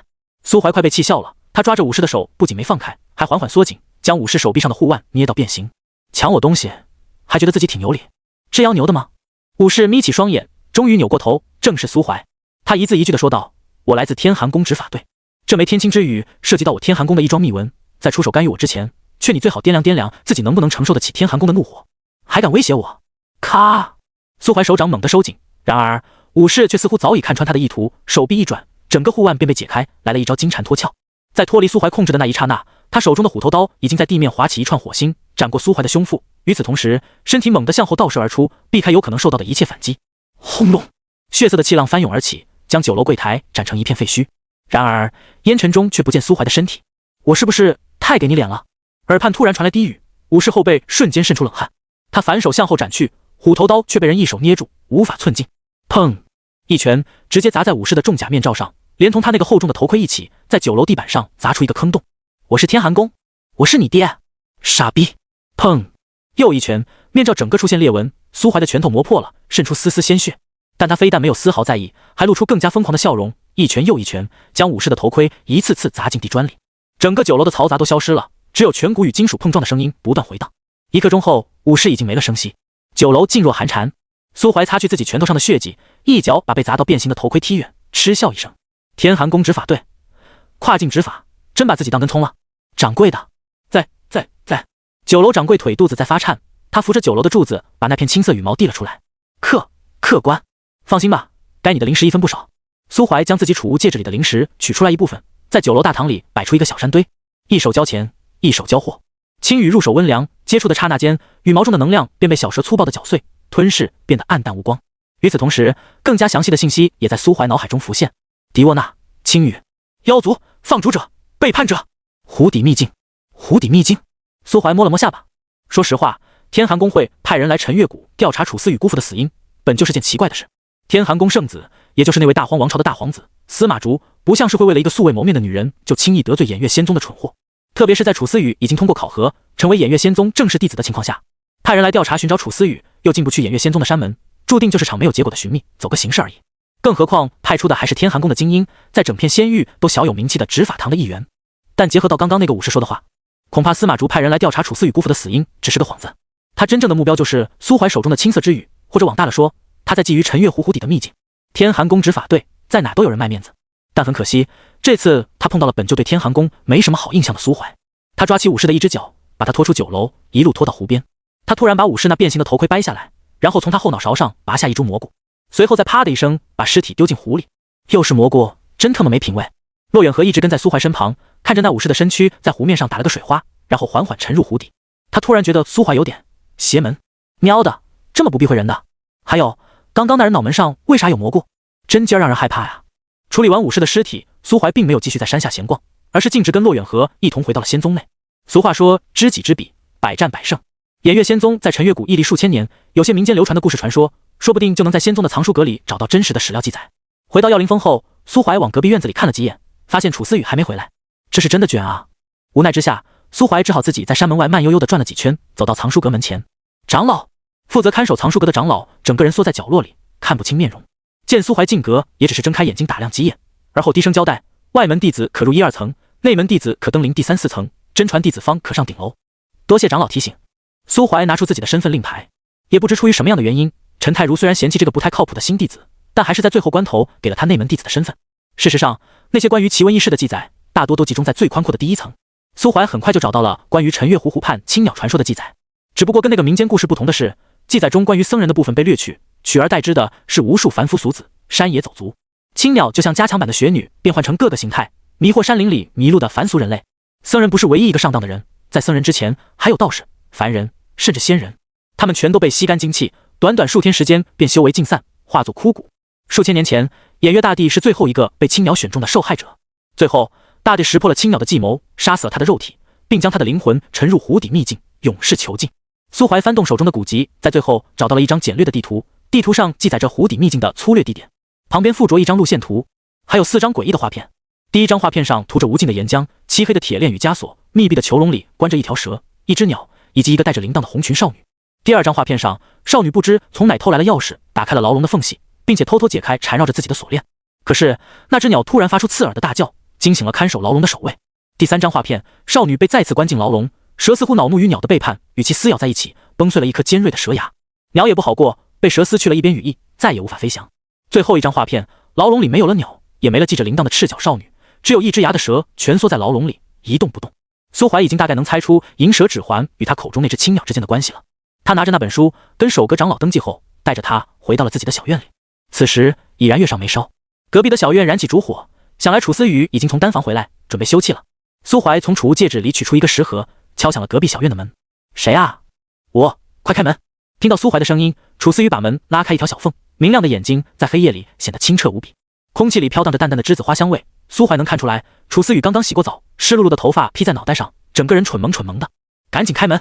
哦，大门打开，苏怀走到院里的小桌盘，把食盒放下，然后对着楚思雨招手：“过来。”等他过来后，苏怀便把他摁坐在凳子上，自己则站在他身后，手指舞动间构筑出一个小型的阵法。没过多久，阵法中便呼呼地吹出热风。苏怀一边用手打散楚思雨的头发，加速吹干的过程，一边思索着接下来的行程要怎么才能潜入陈月湖的湖底。藏心山脉里藏着苏怀指尖的小蛇，那么湖底秘境里又会藏着什么呢？苏怀思绪纷飞，月光倾泻而下，楚思雨坐在凳子上，皱着鼻子，双眸如水，耳根通红。偃月仙宗长老室，依旧是那个昏暗的小房间，房间中央的长桌上点着一排白烛，诸位十玄长老围坐在长桌两侧，洁白的墙面映照着惨白的烛光，光看这阵势，还以为是什么邪教聚会。与上次的嘈杂不同，小黑屋此刻鸦雀无声，所有的目光都集中在长桌最上手的那个老人身上。老人佝偻着身子，双眼深陷在眼窝中，但眼神却空灵而有神，似乎能从虚妄中窥见时空长河，目睹还未发生的未来。柳青海，我让你做的事进行的怎么样了？禀大帝。换作柳青海的长老站起身来，对着老人弯了弯腰。若是苏怀在此，定然能认出这位柳青海，正是那位被他定义为奸商的任武堂坐镇长老。他的目光满怀敬意，虔诚无比。我已经诱导圣子下山，也安排了人故意将湖底那只啮出的羽毛在他面前展示，并交到他的手上。那位藏书阁的长老也站起身来，大帝让我交给他的古卷，也已在傍晚时分被他取走，想来定是已经阅读过，发现了书里的秘文。如此便好。老人轻轻点了点头。大帝，老朽还有一事不明，但说无妨。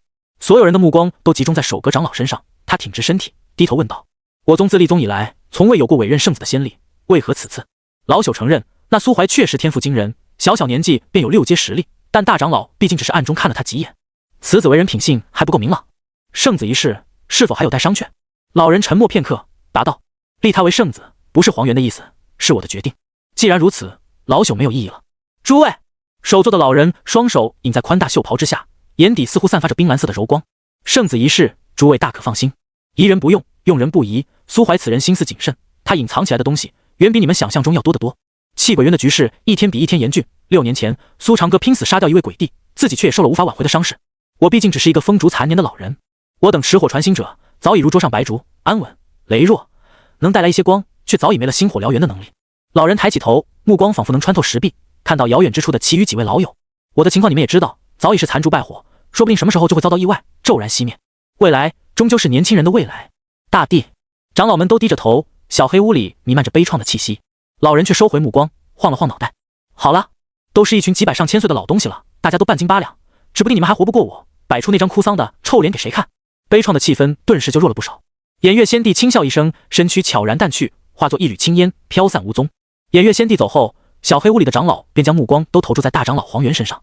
毕竟大帝常年驻守气鬼渊，便是有什么事务通知，也只是跟方才一样凝聚一道分身虚影。宗门具体事务都由大长老进行裁断。诸位，黄元清了清嗓子，眼睛眯成一条小缝。老夫知道，尔等心中对于仙宗财力圣子一事颇有微词。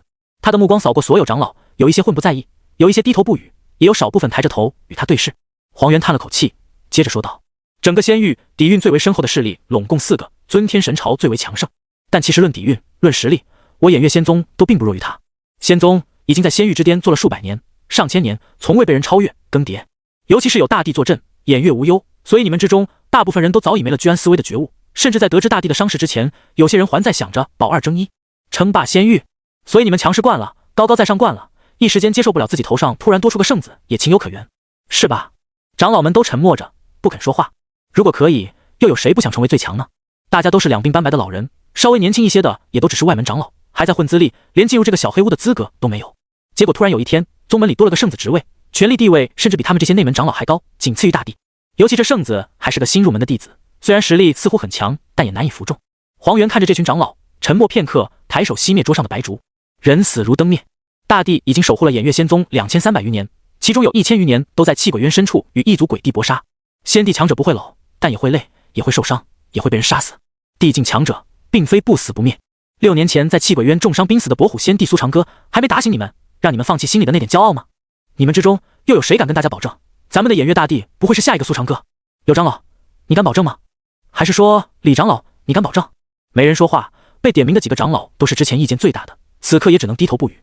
黄元敲了敲桌子，接着说道：既然今天提到了这个问题，那么大家索性都把话说开了。尊天神朝有27岁入7阶天仙境，可与妖王搏杀的太子李敖；天寒宫有抽山断水，身具9阳神体的6阶圣子司马烛；剑种那位一剑横天，镇压一个时代的金世剑客李思道，更是已经在前些时候突破至8阶，实力更在你们之上。那么诸位，现在请你们告诉我，我偃月仙宗有什么？后继无人。说句不好听的，100年后、1000年后，大帝若是不幸陨落，偃月仙宗有谁能再次扛起大梁？是我这个在仙尊中欺卡了一辈子的大长老，还是你们这些早就突破无望，只能据守仙宗的内门长老？都好好想想吧。诸位，黄元的声音在小黑屋里回荡，话说得很难听，但却都是事实。一番话后，便是长久的死寂。黄元没重打扰这些长老，而是坐在自己的座位上闭门养神。半个时辰后，还是那位镇守藏书阁的方长老率先开口，打破这令人不安的寂静。大长老，还有一事。说，天寒宫派来陈月谷的探子，在山下被我宗圣子苏怀杀了。天寒宫那边得知探子的死讯，刚刚向我宗发来通讯，询问缘由。黄元的手微不可的抖了抖，可知争执是为何而起？天寒宫的探子想抢圣子的东西，那杀便杀了吧，你随便找个理由回复他们便是。是。偃月仙宗通告，对于贵宗执法者不幸遇难一事，我宗全体弟子表示沉痛哀悼。经过调查，贵宗执法者死因系意外落水溺亡，请节哀。天寒宫，我宗执法者为6阶地仙境修士，不可能落水溺亡，还请贵宗重新进行调查，谢谢。偃月仙宗通告，我宗的调查绝对真实可靠，请贵宗不要无理取闹。天寒宫，为了两宗的长久友谊，我宗决定派遣执法小队自行在陈月谷地区进行调查，还请贵宗配合。偃月仙宗通告，别闹，若是天寒宫大批人员擅自进入我宗领地，我们有理由怀疑贵宗的行为涉嫌窃取我宗机密。天寒宫大批的范畴是指偃月仙宗通告，超过1个人就是大批。友情提示，我宗大长老刚刚在感叹陈月湖里的林文鱼越来越瘦了。偃月仙宗通告，若是贵宗坚持派遣执法队进入陈月谷，我宗不保证他们会不会也意外落水溺亡。咔嚓，天寒宫内负责与偃月仙宗通讯的长老一把捏碎了手中的通讯晶石，连后槽牙都快咬碎了。威胁！偃月仙宗这是赤裸裸的威胁！神他妈意外落水溺亡，尸体的脸都被锤烂了。你家湖就那么屌，淹死个人还用湖水把脸拍烂？再说了，那是6阶地仙，还是身穿6品灵器的，武装到牙齿的6阶地仙，又不是什么阿猫阿狗，怎么可能被水淹死？找理由也不找点靠谱的，哪怕你丫跟我说他是不小心招惹了路过的强者，被人杀了沉尸湖底也好啊。偃月仙宗那边怎么说？一道沉稳沙哑的声音在通讯长老的耳边响起。长老回过头，朝不知何时走到他身后的青年弯了弯身子，低声答道：偃月仙宗的态度很敷衍，并且不准我们自己派人进行调查。呵，意料之中。青年倚靠在柔软华丽的椅背上，翘着二郎腿，手中把玩着一颗7阶妖兽的金盒。你觉得有没有可能就是偃月仙宗那群老家伙杀的？圣子慎言。通讯长老急忙做了个噤声的手势，他望向柜台上与各个宗门联络的晶石，确保全是关闭状态，才松了口气。偃月仙宗毕竟是正道势力，不太可能对我们的人出手。当然，这件事即便真的是偃月仙宗的人做的，我们也没办法追究，毕竟那只是个普通执法者，还是个……总之，为了他与偃月仙宗交恶，并不划算。以后这种猜想，还望圣子大人切莫与旁人提起。我知道了。青年嘴角微微上扬，起身拍了拍通讯长老的肩膀，而后缩着手，漫步走向天寒宫长老殿的那层密室。偃月仙宗，司马竹记得自己在大荒王朝看上的那个女子就逃到了那里。女子的姑父跟自己保证，一定会带着她回到自己面前，所以司马竹动用自己的关系，把那个狗一样的中年男人送到了陈月谷。可他姑父第二天就死了，被人不明不白的杀了，尸体丢在陈月湖里。这次派出去的执法者，除开探听关于陈月湖秘境的任务外，还受了他的委托，随便调查那个女子的近况。可是他也死了，又是被人不明不白的灭杀，尸体一样丢进了陈月湖。司马竹咂了咂嘴，眼底闪过一丝微光。他早已脱离了肉体欢愉的低级趣味，那些女子从反抗到屈辱，从哭泣到绝望的过程，才是他获得精神快乐的主要因素。因此，只有看上的猎物奋力挣扎，司马竹在得到他时才能愈加兴奋。苏怀当然没有司马竹那么变态，不过真要说起来，他也不是什么好东西。三更半夜赖在楚思雨的小院里，借着给他吹头发的间隙，疯狂揉搓富婆狗头。楚思雨唯唯诺诺，与苏怀熟识，或者说被救了2次，后来还发现被他牵着手会感觉莫名的安心后，楚思雨就再也没了当初握着刀要跟这个流氓同归于尽的勇气。现在被欺负了也不敢反抗，只能瞪着眼睛仍由他打乱自己的头发，编了个奇丑无比的大辫子。楚村花思雨，你轻点呀！哼，楚思雨，这种话以后再对我说，现在说不太合适。为什么？因为现在你还不承认自己是我老婆，我还不能把你嘤嘤乱叫。不要说。楚思雨低下头，2只小手捂着发烫的脸。他发现面前这个流氓的脸皮真的好厚，大晚上在女孩的院子里说这些轻佻的话，居然都不会脸红的。不知羞的苏某人终于放过了自己富婆的头发。他从桌子上拿过自己带来的食盒，食盒里装着满满当当的小点心。他傍晚时之所以要绕一大圈跑到山下小镇吃饭，就是为了去找那家前世跟富婆经常光顾的小酒楼。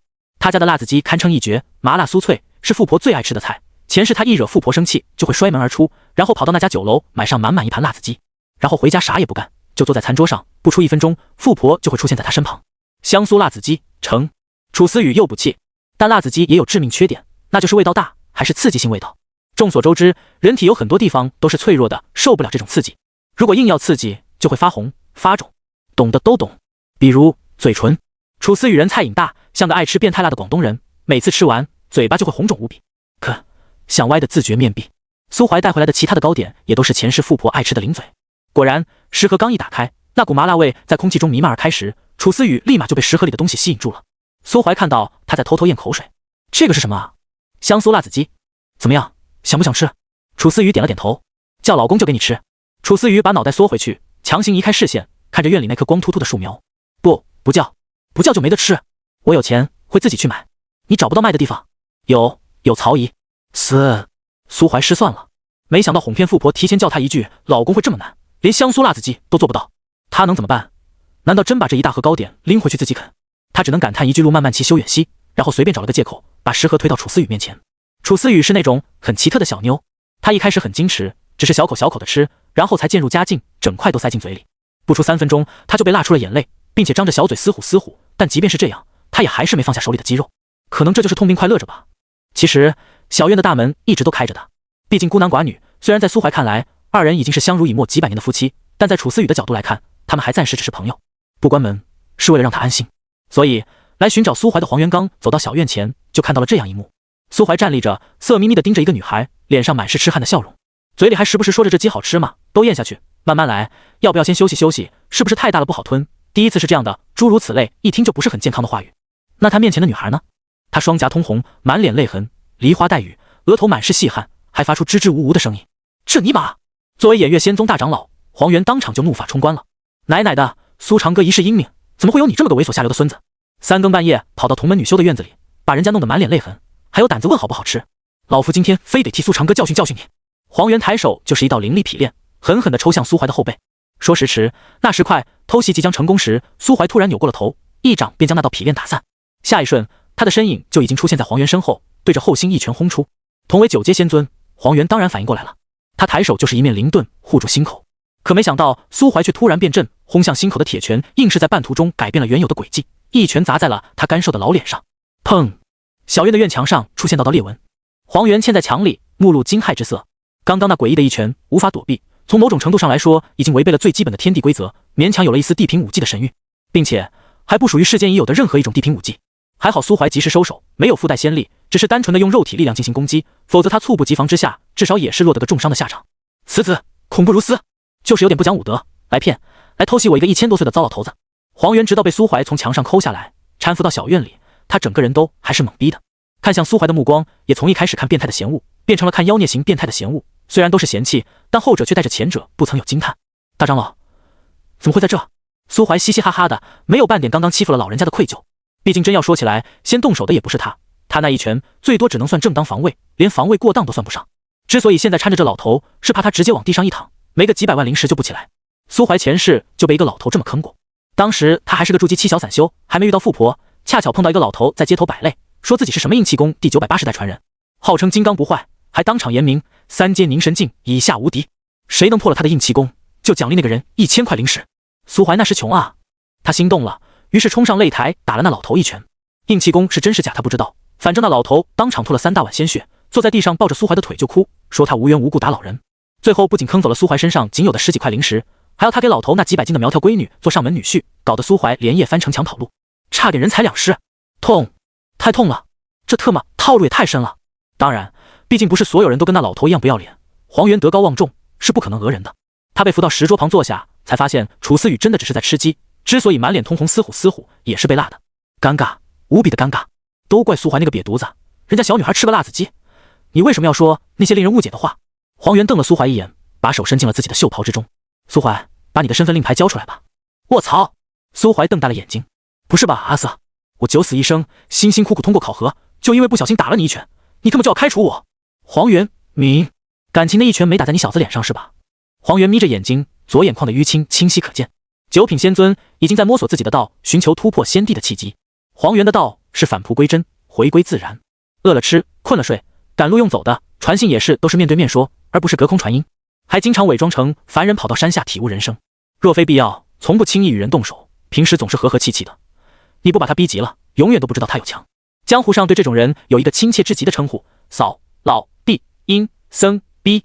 当然，这种方法也有利有弊，好处在于经过几十年沉淀，他的修为愈发凝练，隐约间摸索到了仙尊后期的门槛。至于弊端嘛，那就是得尽量适应凡人的生活。像脸上的拳印，明明用仙力疏通一下就能恢复的事，他偏偏要抹些膏药，等他自然愈合。憋屈啊，有歪嘴龙王扮猪吃虎的那味道了。一老一少默默对视，黄元在思考该怎么在不引起苏怀怀疑与反感的情况下，拿出圣子令牌，然后把苏怀彻底变成偃月仙宗的形状。那苏怀呢？这逼恶向胆边生，在想自己被赶下山之前，要不要打这老头一顿出气，最好把另一只眼也打肿，然后再趁偃月仙帝还没来得及出手，放下一句狠话：30年河，呸！应该是这偃月仙宗有眼无珠，不大也罢。这俩人各自心怀鬼胎，楚思雨这个单纯的傻妞坐在一旁低着头不敢说话。有黄元这个外人在场，他的社恐属性又激活了，在努力降低自己的存在感，只时不时偷偷往嘴里塞块糕点，腮帮子鼓鼓的，像只缩在角落里偷偷进食的仓鼠，啃着啃着又忍不住捏起一块辣子鸡丢进嘴里。哥，这一声饱嗝声音很轻，但在这种大家都沉默的场合里却显得异常清晰。感觉到苏怀扭头看自己，楚思雨耳间迅速涌上一抹红色，头低得更低了，恨不得找个地缝钻进去。黄元则悄悄松了口气，刚刚沉默时他心里慌慌的，老有种不祥的预感，但随着楚思雨的一声饱嗝，那种心慌的感觉顿时就消散了。同时他也想明白了一些事情，苏怀或许对仙宗没什么归属感，但他喜欢的这小丫头有啊。听说这小丫头还在下午时被陈太如收做了关门弟子，成了耀灵峰的亲传。好家伙，原来是自己转牛角尖了。之前一直把苏怀看作与自己平起平坐的仙尊，但细细想来，这逼做的那些事哪件能跟仙尊的身份沾上边了？好像他一直都以普通弟子的身份自居，来仙宗的目的也再明显不过了。泡妞嘛，不寒碜。既然是为了泡妞来的，那你喜欢的妞当了我偃月仙宗的亲传弟子，你好意思还是个小小外门吗？这说出去多难听啊！以后你俩在一起了，你家庭地位不得一落千丈，被这小丫头压得抬不起头来。所以组织经过商议，看你可怜，决定给你一个圣子身份，合理吗？再合理不过了。想到这里，黄元在袖袍里的手终于伸了出来，手里还握着一块银色的小牌子。察觉到黄元的动作，苏怀瞬间回神，定睛朝他一看，好家伙，手里还握着东西，寒光逼人，一看就是暗器。喵的，老东西不讲武德，我得先下手为强。苏怀抬手就是一拳，在黄元另一只眼上也留下了一个紫黑色的拳印。黄元仰着脑袋，浑身颤抖。几百年了，自从突破9阶成为仙尊，他已经几百年没受过这种委屈了。老夫大半夜来找你，让你升官发财，你他妈就是这样报答我的？这特么到底是报答还是报答？今天不让你知道老夫的厉害，我这大长老以后还怎么管理仙宗？他深吸一口气，浑身衣袍无风而动。苏家小辈，可敢随我入秘境一战？有何不敢？来！黄元双手结印，在小院门口打开一道进入秘境的缝隙，率先钻了进去。苏怀冷笑一声，正欲跟上时，衣袖却被楚思雨拉住。他眨着水汪汪的大眼睛，也不说话。虽然不知道为什么苏怀老是欺负老人家，但那老人的身份他是知道的。昨天参加考核时见过，偃月仙宗大长老。大长老肯定都是很强的。苏怀抬手揉了揉他的脑袋，没事的，一个糟老头子而已，吃不下就先放放，别撑着，要是爱吃，明天还给你买。要是待会我没回来，你就先回屋睡觉，记得关好门窗，乖。楚思雨抿着嘴，也没在意苏怀摸他脑袋，而是努力与他对视，声音很轻。你要小心呀！偃月仙宗大长老有多强？60年前，气鬼渊战事吃紧，偃月仙宗大部分长老都随偃月大帝出征。有一位妖尊得知消息，想潜入陈月谷偷家，结果一去不回。没人知道谷里发生了什么，只是那1年过后，大长老黄元手里便时时把玩着一枚红色的9阶妖核。试炼秘境内，随着一声巨响，漆黑的夜被青光与银光照亮，2道巨大的灵盘相隔千里，犹如2轮颜色各异的清月。苏怀，你不装了吗？老子都被开除了，还装个毛！苏怀凌空而立，重生以后，他第一次全力出手，感觉全身的血液都在沸腾。只不过前世那无色的仙力，不知为何都染上了一丝银白。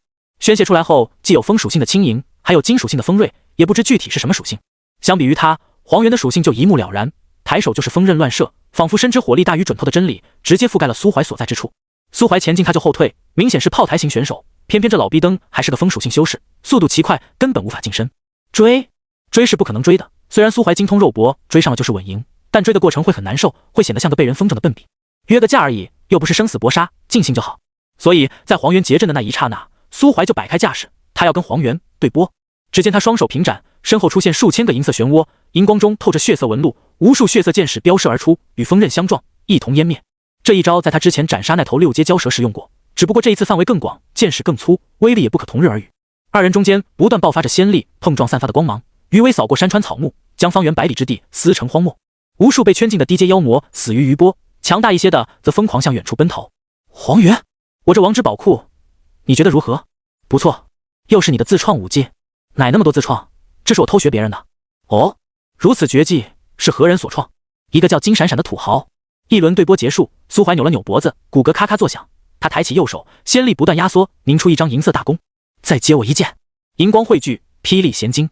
黄元身躯猛然闪烁，那只银矢擦过耳畔，落在他身后的一座大山上。轰隆一声，山峰发出轰鸣，被不过拇指粗细的银矢炸出个直径接近100米大小的空洞，并且箭矢去势不减，直到钉立在秘境的边缘壁垒之上。整个秘境都颤了一颤。好小子，你来真的！黄元白须一抖，双手往上虚抬，地面的山石草木腾空而起，凝结成一排排10数米长的尖锥，朝着苏怀急速射去。13轮齐射，生生破空。苏怀轻笑一声，双手合十，再往外一拉，一轮巨大的银色阵盘显现而出，横立于身前，将那些石锥尽数挡下。阵盘结实无比，却也挡不住连番的轰炸。黄元手腕抖动，狂风四起，谁也不服谁。二人都毫无顾忌地宣泄着自身仙力，各种手段层出不穷。正所谓神仙打架，凡人遭殃。秘境里没有凡人，但有瑟瑟发抖的妖魔。秘境西部盘踞的6阶霸主是一头4翼魔狼，他趴在一块巨石后面，正打算跑路，可一根血色箭矢射来，刺穿了他的羽翼。一阵刺骨的疼痛涌上大脑，他整只狼更是直接被一箭射翻，钉在地上。他也不敢嚎出声，只能努力挣扎，咬牙拉扯着那只平日里被自己视作骄傲的羽翼。可还没等他松口气，就看到那个缭绕着银芒的少年托起一座山峰，朝那个青色的老头砸来。老头哈哈大笑着，挥出一道巨大锋刃，只见那座数百米的小山从上往下如果冻般被平滑的削开，不断有碎石滚落，震起满地尘埃。太可怕了！自打被人族从羽魔窟战场上俘虏，4翼魔狼已经有数十年没见过这种阵势的战斗。被一座山砸中是什么感受？4翼魔狼不知道，也不想知道。可那块被劈开的山峰就如同装了定位追踪一样，朝被钉在地上的他飞来。不，我不能死，我还年轻，我才刚刚突破，甚至都没有化形。他嘶吼着，咆哮着，撕裂了自己受伤的羽翼，在山的阴影下狂奔。他要逃，他要突破7阶天魔，他要从这里逃出去，扬名立万。他记，山石埋葬了一切。也许500年后会有一个叫唐三藏的人路过山脚，然后救出被大山镇压的魔狼，带着他前往西头求取真经。又或者是一只穿山甲无意间打了个洞，放出了被大山封印的妖狼，然后再陪砍柴的老爷爷种下一颗葫芦子。可惜这里不是西游记，也没有葫芦娃。妖狼咆哮着死去，被压成了一堆肉酱，惨不忍睹。目睹一切的其余妖魔肝胆俱裂，连积蓄已久的财产都不敢再顾，拼命往其余几片未被波及的区域跑去。食草的、食肉的、魔羊与妖狼、鬼鼠与猫妖，全都齐心协力的拼命奔逃。天敌，别开玩笑了，天敌在天灾面前就是个弟弟。大家能活下来再讲天敌吧。确实是天灾。苏怀跟黄元打了一整夜，两人体内的仙力因为接连释放大招陷入了枯竭。为了压制妖魔的等级，秘境内的天地灵气也稀薄得可怜，得不到补充又毫无节制的挥霍，导致打到后面二人的技能越来越弱。天快亮时，干脆各自拿着凝聚出的兵器开始肉搏。意料之外的是，黄元这老逼灯居然还耍得一手好剑。要不是知道对方已经混上了仙宗的实际掌权者，苏怀肯定要严重怀疑这逼是剑种派来偃月仙宗的卧底。同时苏怀也发现自己失算了，近身就能赢的想法大错特错。黄元的肉体确实弱，但他苏怀更弱。人家在拉胯也是仙尊之身，苏怀呢，修为跟着重生了，身体却还是17岁少年。虽然更年轻，更有朝气，更持久，但特么没原来那么硬啊。虽然有修为在那摆着，不至于一碰就碎，但也只能勉强凭借丰富的肉搏经验苦苦支撑。小子，一起收手，如何？哈，黄老头，你怕不是不行了吧？你说谁不行？老夫还能再与你打个3天3夜。算你牛逼，不打了，停手。苏怀散去手中长刀，黄元也松了口气，二人落在地上也不顾什么形象了，一同躺在地上大口喘气。方圆数百里，碎石满地，一片废墟。爽！苏怀望着灰蒙蒙的天空，突然大喊一声。这场战斗让他想起了前世数百年的苦修，确认修为真的都还在，他心里通畅无比。那些吃的苦，受的痛，总归都不算白费。黄元也哈哈大笑起来。出任仙宗大长老，他要顾及到事情就多了。大地征战气鬼渊，他这个2把手就得留守仙宗。憋了几十年，一招释放出来，也觉得浑身通泰，舒爽无比。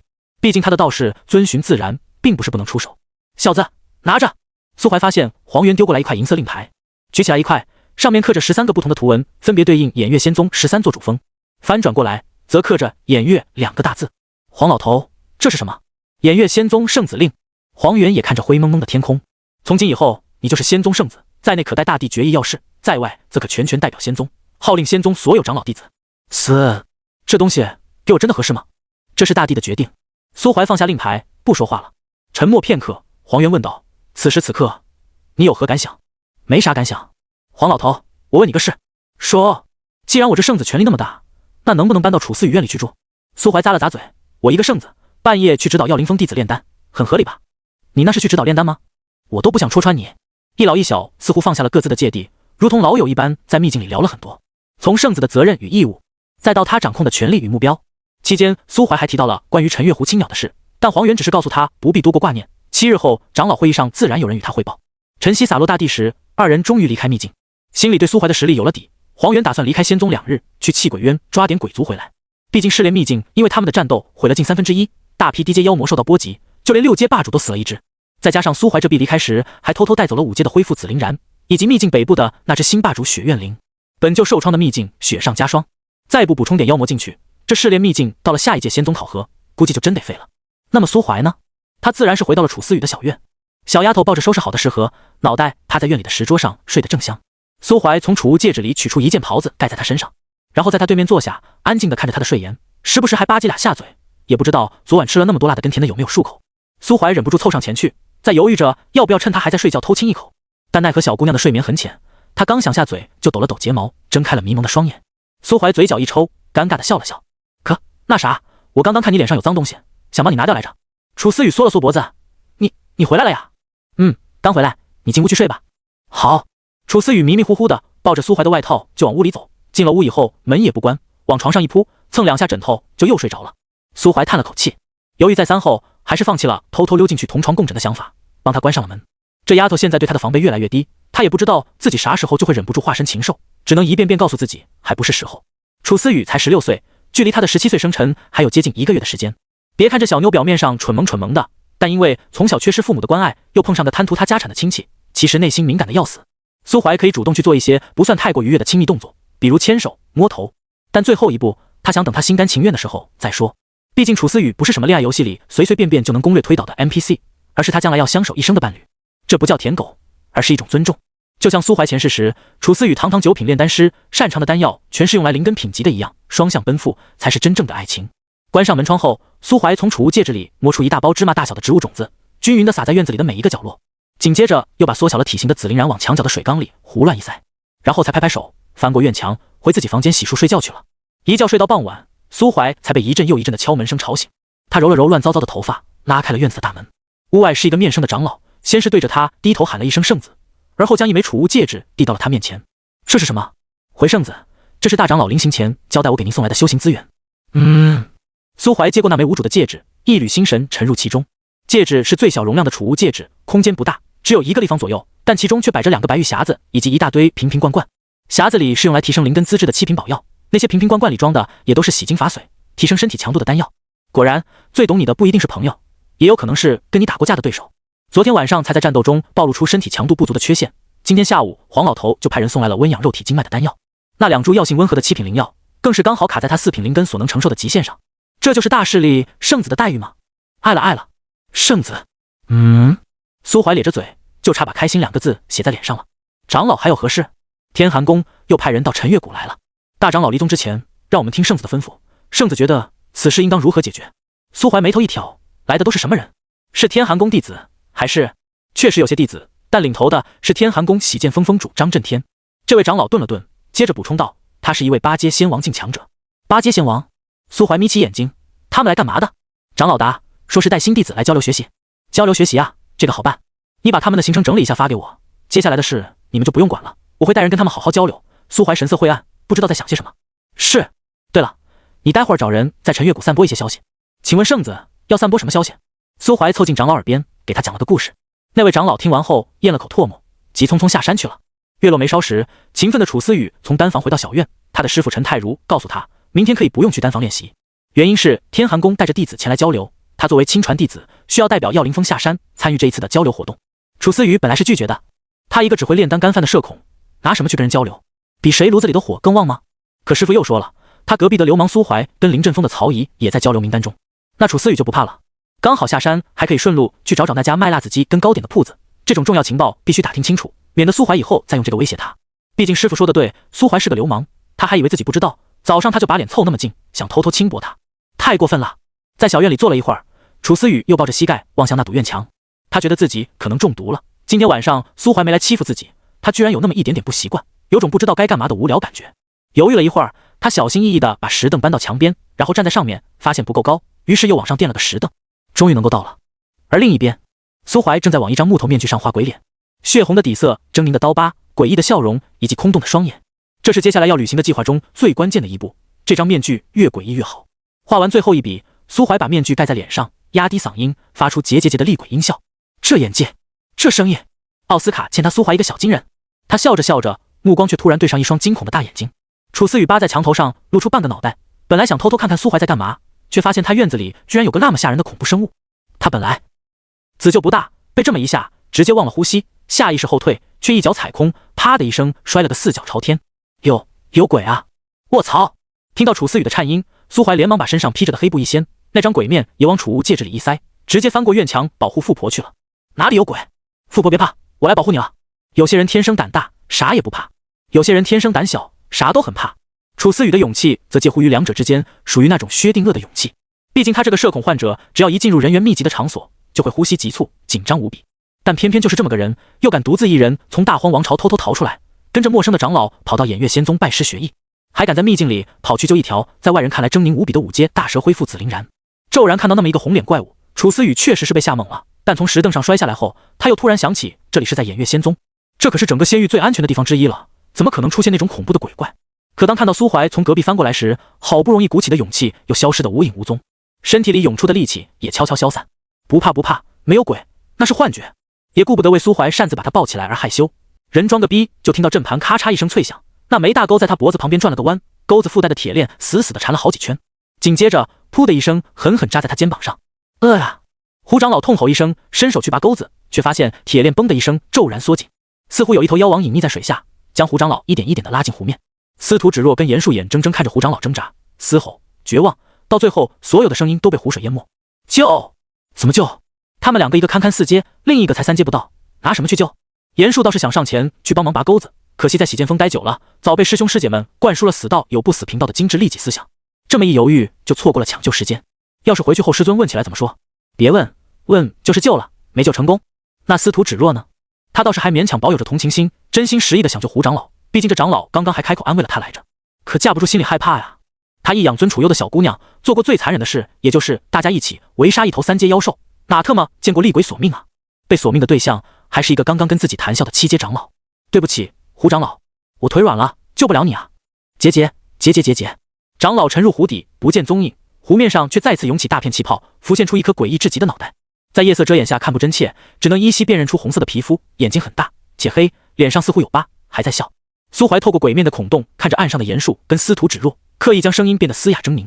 尘归尘，土归土，湖底的淤沙会吞噬你们所有人。结。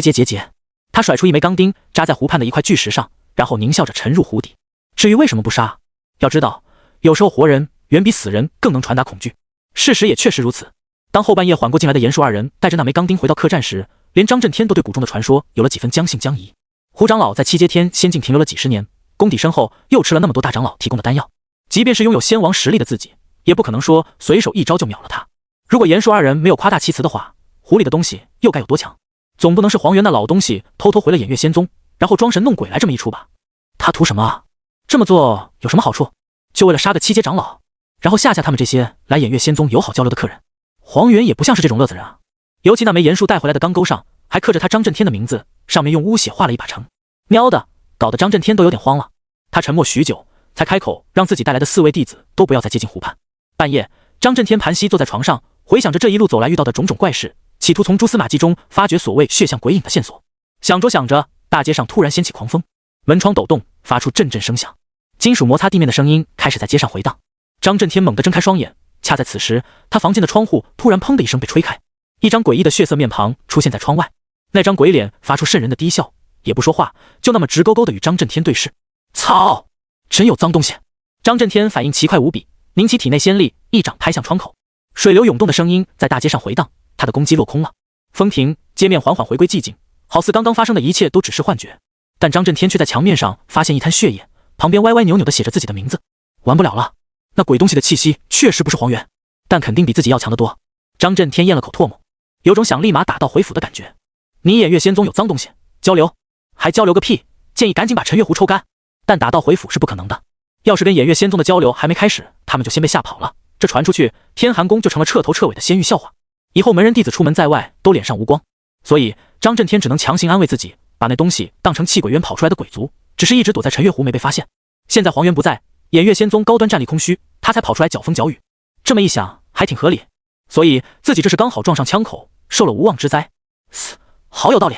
不行，我天寒宫帮偃月仙宗挡了灾，还死了个长老，这你们不得给点抚恤金啥的？一番逻辑缜密的推理后，张震天心里的恐惧总算弱了几分，但也不敢再随意走动了，只能乖乖在客栈等着偃月仙宗的人来接他们上山。旭日初升之刻，苏怀回到了自己的小院，他有些不太开心，因为昨天拖下水的那个长老身上除了几枚丹药，啥值钱的东西都没有。那几枚丹药他也没吃，用脚趾头想都知道，大概率是用人才炼的。唉，这也算是另类的钓鱼佬空军了吧？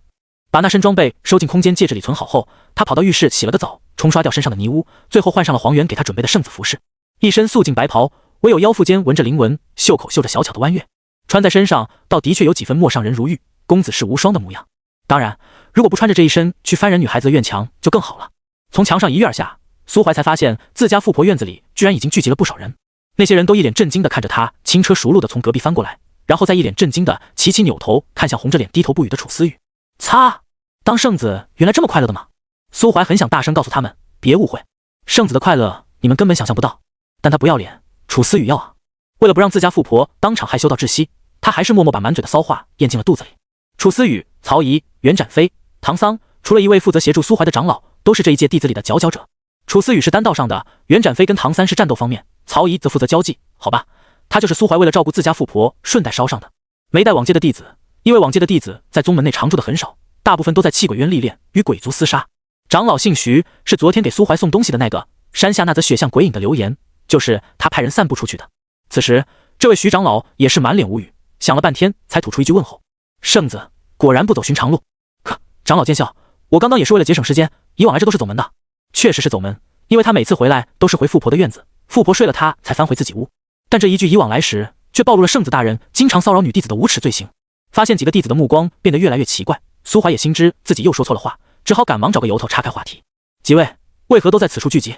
徐长老面无表情地看着苏怀，我等本欲前往圣子院落等候，但无奈圣子似乎外出未归，所以只能借楚师侄的院落小憩一番。苏怀点头，既然准备好了，那便一同下山迎接贵客去吧。如此便好。徐长老抬手吹了声口哨，天际突然响起几声鹰啼，6到数米大小的身影在云层中穿梭，盘旋几圈后俯冲而下，在院落外聚拢双翼。5阶妖兽神符鹰，以往下山靠走的也就算了，反正大家都不是懒人，多运动运动还能锻炼肉体力量。但今天天寒宫有客来访，自然是怎么气派怎么来。至于为什么只有5阶，因为6阶妖兽就能试着化形了，那种实力的妖，即便愿意屈服，也只会屈服于一人，怎么可能给人当公共交通工具？一人一只，徐长老在给几位弟子教导如何简单驾驭这些神符鹰，苏怀却揣着手跑到神符鹰首领身旁，偷偷塞给他一粒丹药。神符鹰首领歪了歪脑袋，将丹药吞进肚子里。苏怀拍了拍他的脑袋，又喂了2颗，然后突然回过头对着徐长老呼喊：“徐长老，老徐，你快过来看看，这头鹰好像闹肚子了。啥？徐长老赶忙从那几个弟子中间跑出来，凑上前查看神符鹰的状况。苏怀给那头首领使了个眼色，作为灵智已开，距离化形不远的五阶妖兽，他立马秒懂，啪的一声就躺在了地上，然后蹬着爪子对徐长老嘶鸣，大致意思就是不行了，铲屎的，我今儿指定是不行了，上不了班，我要请假。爱谁，反正我是飞不起来了。徐长老顿时就懵了，这几只神符鹰可是大长老豢养的宝贝，平日里吃的都是灵肉鲜骨，喝的都是山泉晨露，怎么就突然闹肚子了呢？徐长老叹了口气，刚想吹声口哨再招一只过来，就被苏怀拍了拍肩膀，老徐也别那么麻烦了，我跟别人挤一挤就好。徐长老下意识地往楚思雨的方向瞥了一眼，那女娃正拿着一瓶3阶灵丹，跟不要钱似的喂给神符鹰，脸上带着恬静的笑容。那只鹰俯下身子，主动把脑袋送给楚思雨摸，眼看着就要被拐走了。旁边另外几只鹰更是羡慕嫉妒恨，气势汹汹的朝那只受宠的鹰低鸣，恨不得一脑袋给他撞开，取而代之。苏怀自然也看到了这一幕，低声开口问道：老徐，这几只鹰是母的吧？神符鹰族群除了首领是雄性外，其余的都是雌性。那就好。圣子想干什么？没什么，本来想说那只鹰要是公的，刚好可以拿来招待天寒宫的贵客，既然是母的，那就算了吧。徐长老张了张嘴，不知道该说什么。地上那头本来想挪过去跟自己小妾一起混吃混喝的神符鹰首领，更是打了个冷战，老老实实的躺在地上装死不动了。天完全大亮时，几个弟子也都终于能熟练的驾驭神符鹰，5只巨鹰一字排开，在天际翱翔。苏怀拒绝了徐长老共乘一鹰的邀请，并以担心同门弟子楚思雨实力低微，3阶修为无法完全驾驭5阶妖兽为理由，跑到了他身后贴身教导。只有2阶实力的曹仪骂骂咧咧，唐桑跟袁展飞眼观鼻，鼻观心，化身乖宝宝，表示咱啥也不知道。如果说考核之时他们2人还有跟苏怀一争高下的想法，那么在得知他与一头6阶血蛟大战，并将其损干妙杀之后，这种好胜心就完全消失了。比不过，根本比不过。2人默契的把苏怀化为跟李斯道同一层次的妖孽，然后轰轰烈烈的展开了这一届偃月仙宗排名第2的争夺。徐长老飞在最前面，眼不见心不烦。楚思雨的呼吸有些紊乱，因为身后那个死不要脸的男人正在一边大声呼喊着他恐高，一边死死地抱着他的腰，一只手还在悄悄在他肚子上乱摸。楚思雨，加油，你可以的，现在就把这个流氓从天上丢下去。当然，丢是不可能真丢的，因为这流氓太懂什么叫适可而止了，太懂什么叫循序渐进了。一开始碰都不碰他，熟了之后才在不知不觉中牵手，等他适应了牵手，就跑过来给他吹头发，给他带吃的。楚思雨没有戒心吗？有的，但不多，因为苏怀每一个亲密动作都卡在了完美的时机上，并且还刚好就在他的心理承受极限上往前突破一点点。比如牵手，那时周围人好多，他喘不过气来，苏怀就自然而然地拉着他的手，带他到人少的地方去。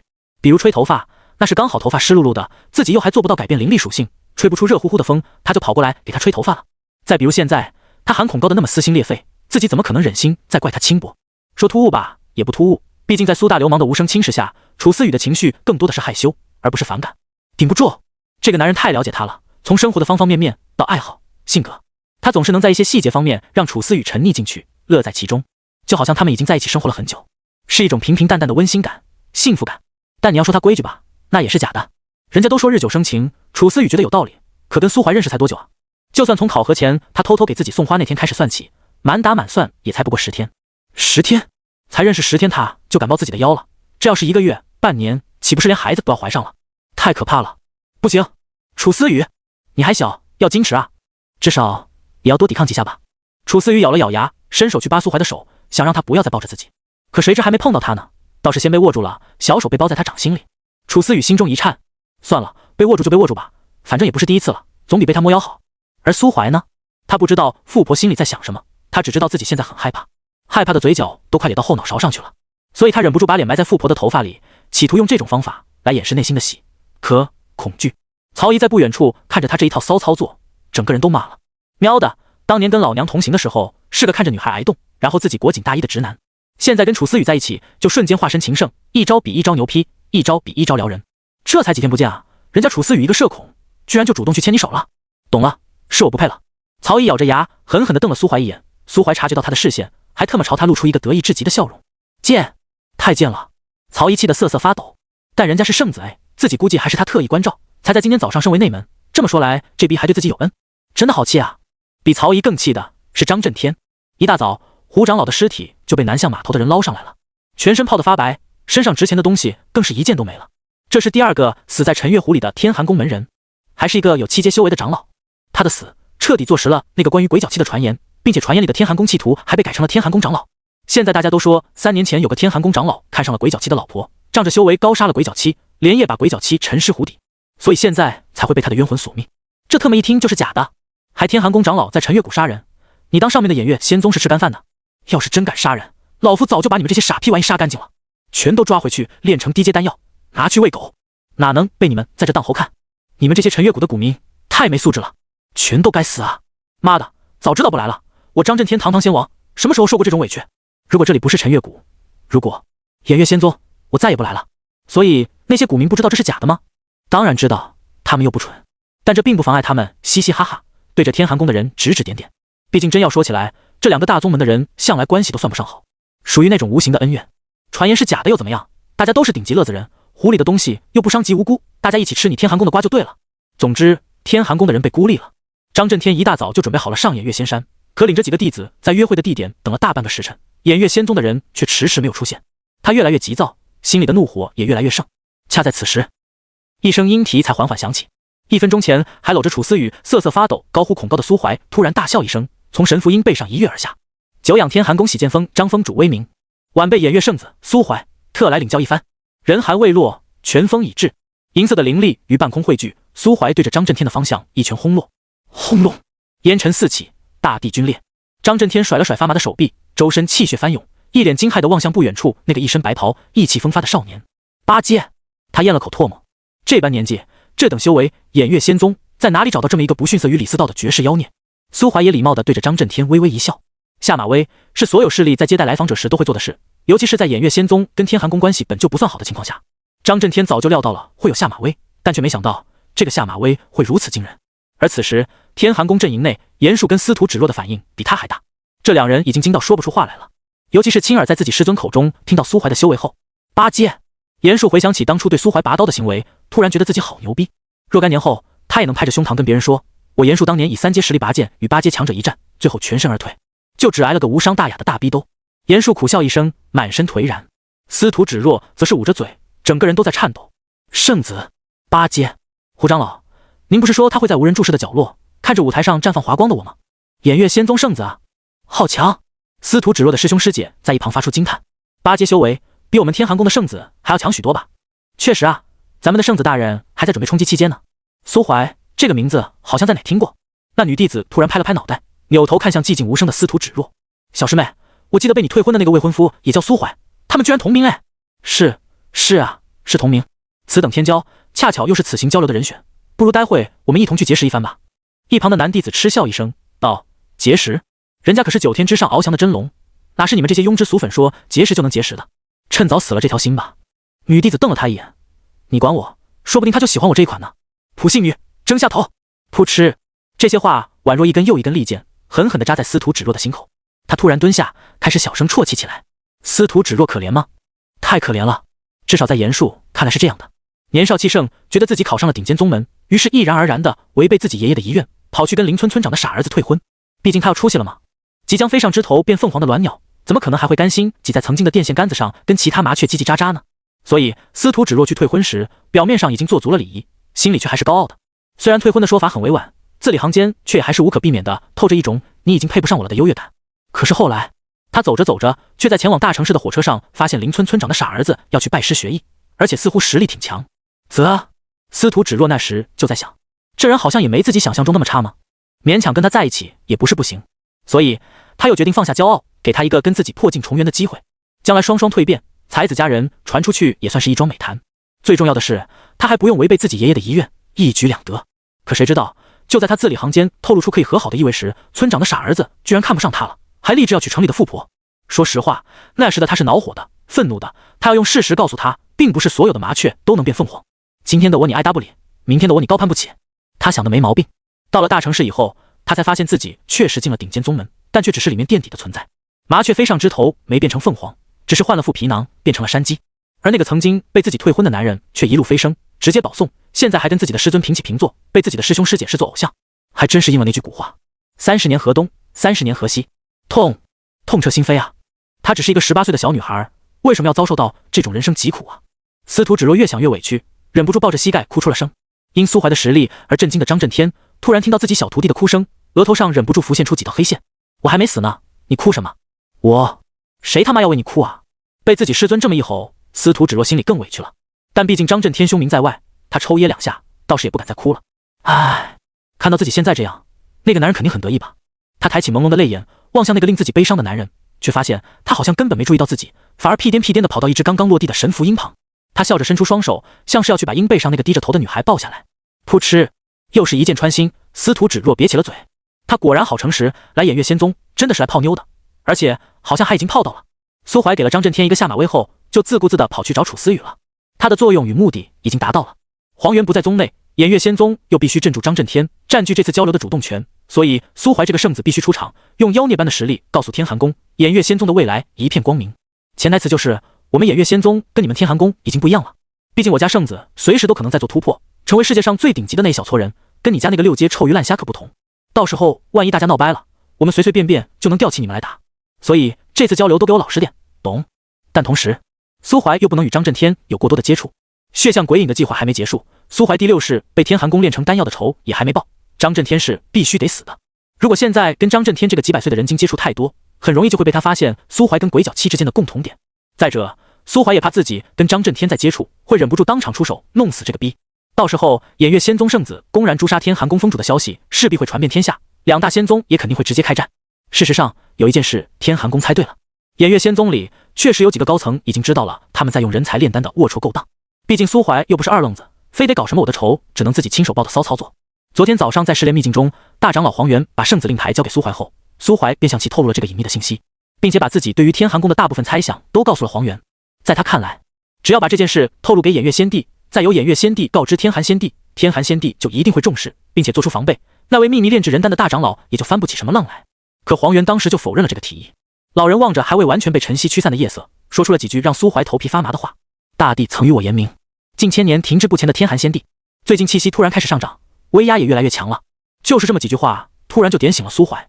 他之前一直把被天寒宫大长老设计，以至于神魂焚尽、黯然陨落的天寒仙帝视作单纯的受害者。可现在想来，天寒仙帝未必就不知道自己的好兄弟在做什么，甚至有可能他才是人丹计划的真正发起者。只是计划的执行人心里有更大的野心，用了某些他不知道的方法，逐步设下陷阱，将发起者也变成了一枚丹药。仙域太可怕了。那天早上，黄元急匆匆地赶往气鬼渊，表面上是为了抓捕妖鬼填充秘境的空缺，实际上却是去找偃月仙帝商议此事。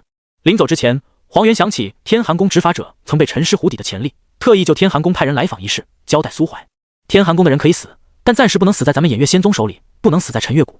所以在得知张震天带队的那一刻，他就已经想好了，张震天不可能活着回到天寒宫，最好就是离开偃月仙宗，回天寒宫的中途死在鬼脚七的手里，顺便还能养一养鬼脚七这个马甲，为日后杀人放火，为日后行侠仗义、除暴安良积累威名。富婆，小心点，直接跳下来吧，我能接住你的。苏怀没再过多关注天寒宫的人，而是继续本色出演，扮演着空有修为却不干正事、喜欢调戏门内女弟子的草包圣子形象。楚思雨对他眨了眨眼，却没有理会他张开的怀抱，而是拍拍神符鹰的脖子，顺着他铺开的羽翼往下走。苏怀抬手摸了摸下巴，此鹰不宜久留啊。察觉到他的目光，那只神符鹰突然浑身一抖，下意识地收回羽翼。还没走下羽翼的楚思雨一个踉跄，最后还是跌进了苏怀的怀中。苏大圣子立马就光速变脸，喜笑颜开，偷偷对着那只神符鹰竖起大拇指：有眼色，有前途，回去让你们首领封你做神符鹰皇妃。两宗既然打着友好交流幌子，自然是不能一上来就舞刀弄枪的。按理来说，见面后各自带来的4个弟子理应自我介绍，先认识一番，然后再一起聊聊修炼心得之类的。可天寒宫那2位往届的弟子却发现这次的交流有些不太对劲。小师弟严树倒还算正常，平日里温婉可人，彬彬有礼的小师妹却是一副失魂落魄的样子。再瞅瞅偃月仙宗那4位，那个叫楚思雨的女弟子一直低着头，看都不带看他们这些客人一眼的，只时不时跟他旁边的女孩子说几句话。而他旁边那个叫曹姨的女孩子倒是会时不时会对他们提出的问题礼貌回应几句，但内容也大多是是啊，没错之类毫无营养的内容。敷衍，太敷衍了。喵的，临行前师尊还交代要跟偃月仙宗的弟子搞好关系，方便套话。现在一看，这还搞个锤子关系，人家都不带理我的呀。行，女孩子对陌生人高冷一点也能理解，那后面俩少年总不能再不理人了吧？我俩再怎么说也是天寒宫的亲传，作为比你们早几年踏上修行路的师兄师姐，修为也有5阶，主动跟你们这些萌新谈话，分享一些修炼的经验，你们还能舍得不听？所以天寒宫喜剑锋的大师兄露出一道自认为阳光和煦的笑容，快步走到那2个偃月仙宗的男弟子身旁。哼，在下天寒宫喜剑锋亲传大弟子陈和，不知2位师弟如何称呼？在下唐桑。袁展飞，原来是唐师弟跟袁师弟，不知2位是偃月仙宗哪位宗主座下高徒？不能说吗？自己寻的话题迎来了一阵沉默。陈和脸上的笑容有些僵硬，他给自己二师妹使了个眼神，可惜自家二师妹那个花痴正在偷偷打量偃月圣子，根本就不带理他的。陈和人骂了，微笑，我是天寒宫亲传，我是洗剑锋大弟子，不能生气，不能生气。当目光不经意间瞥向袁展飞身后的剑后，他才重新找到话题。袁师弟是剑修？哈哈，在下也是剑修。袁师弟要是再见到意图有什么疑问，你我大可敞开心扉交流一番。袁展飞看了陈和一眼，不用了，多谢这位师兄的好意，但若对剑道有惑，我会询问我姐。陈和笑了笑，剑之一道，触类旁通，多多交流总是好的嘛。在下的剑道可未必就比袁师弟的姐姐弱。袁展飞停下脚步，一脸认真地看着陈和，沉默3秒后才缓缓开口：家姐剑种，李思道，打扰了。陈和捂着脸，加快脚步离开了这俩偃月仙宗的小师弟，彻底不想说话了。MMP， 你姐李思道是剑种圣子，你个逼为什么不去剑种抱大腿，反而跑来偃月仙宗当小萌新？你姐姓李，你特喵为什么姓袁？来骗，来欺负我一个20几岁的老人家？还有其他几个，你们偃月仙宗的弟子全都这么没素质吗？我作为比你们年长的师兄，主动找你们聊天拉关系，全这么爱答不理的，你们礼貌吗？还交流？交流个屁交流！再看队伍最前面，张震天跟徐长老走在最前面，徐长老作为苏怀的助手，肩负起了跟张震天聊天、维持两宗友好关系的重任。因为某些特殊原因，想进入偃月仙宗所在之地，必须通过上山的登山石阶，不能跟下山时一样直接乘坐飞行妖兽，所以一行人都在老老实实的爬山。可越爬，苏怀心里就越心虚。直到大家抵达石阶尽头，徐长老还在笑着给张震天介绍偃月仙宗的基础设施。呵呵，张峰主，请看，前方就是我宗设下的第一道安全屏障，用以叩问本心的叩心门。张震天抬头望去，感叹道：不愧是偃月仙宗，此等大阵属实精妙，就是不知为何还故意留下个大洞。哈哈，那当然是为了……等等，大洞？什么大洞？徐长老愣了愣，往张震天手指的方向看去，脸顿时就白了，凄嚎一声，跌跌撞撞地扑向叩心门屏障上碎裂的大洞。那个洞足有2米多高，一眼就能看出来是被人为破坏。怎么可能？怎么可能？师尊，老夫对不起你啊！徐长老本就是林振峰的长老，布下叩心大阵的就是他的师尊，战死在气鬼渊战场的前任林振峰峰主。此时见到自己师尊留下的大阵居然破了这么大一个洞，怕是没有个3、5年都别想自己愈合，当然觉得伤心悲愤了。苏怀也觉得伤心悲愤，作为偃月圣子，他也不想破坏自家的灵阵，可是不破不行啊。这逼阵每次都以心术不正为由把他拦在山门外，100%是出了问题，早该拆下来好好修理了。不打个固定的大洞，他怎么进门？考核的时候拦我就算了，我特么都混成偃月仙宗圣子了，怎么还拦我？天下岂能有无法进山门之圣子？苏怀委屈，还不能把委屈说出来。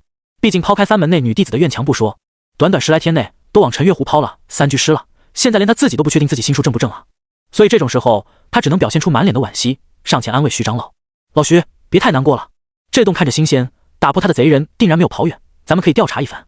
徐长老这才抹了把老泪，咬牙切齿地说道：圣子说的对，调查，一定要调查，老夫定要那贼人生不如死。没错，本圣子也要他生不如死。所以老徐，最近咱们宗门周围有没有出现什么形迹可疑之人？形迹可疑之人会不会是山下陈月谷里某些执念成魔欲要上山的古民所为？苏怀摇了摇头，不可能的，想在不知不觉中打破这座大阵，至少也得有8阶实力才能做到。8阶，要说宗门外最近出现的陌生8阶强者，那就只有……徐长老扭过头，死死地看着张震天。刚刚还幸灾乐祸、吃瓜吃得津津有味的张震天，顿时就不笑了。他感觉自己背上突然就重了几分，仿佛背上了一口无形的黑锅。MMP， 关我屁事！徐长老当然知道张震天的嫌疑很小，毕竟他没有动机啊。叩心阵又不是护山大阵，它唯一的作用就是用来甄选弟子。别说只是打个洞了，就算是全毁掉，也对偃月仙宗没有多大的影响啊。张震天冒着这么大的风险，就为了让偃月仙宗下次开山收徒时少一道关卡，没道理的呀。可除了他，徐长老又确实是想不到别的怀疑对象了。陈月谷里剩下的有能力打破叩心阵的都是自家峰主、长老，最近出入仙宗的更是只有圣子一人。圣子会打破大阵吗？当然不会，他又没有神经病。悲痛欲绝的徐长老没有发现，他们的圣子大人假借着查看大洞裂纹的机会，熟练地从洞里走进了山门。最终，徐长老只能强行打起精神，迈过叩心门，进入仙宗。几个弟子依次跟上，众人之中，唯一知道真相的曹仪低着头，再次为苏怀的无耻而惊叹。张震天落在最后，他没有跟自己的弟子一样去走正门，而是偷师苏怀，假借观察裂缝的机会溜了进去。其实刚刚听到徐长老介绍叩心门功效的时候，他心里是有点小慌的。毕竟他这种连自己弟子都能拿去炼药的人，心术能正得了就怪了。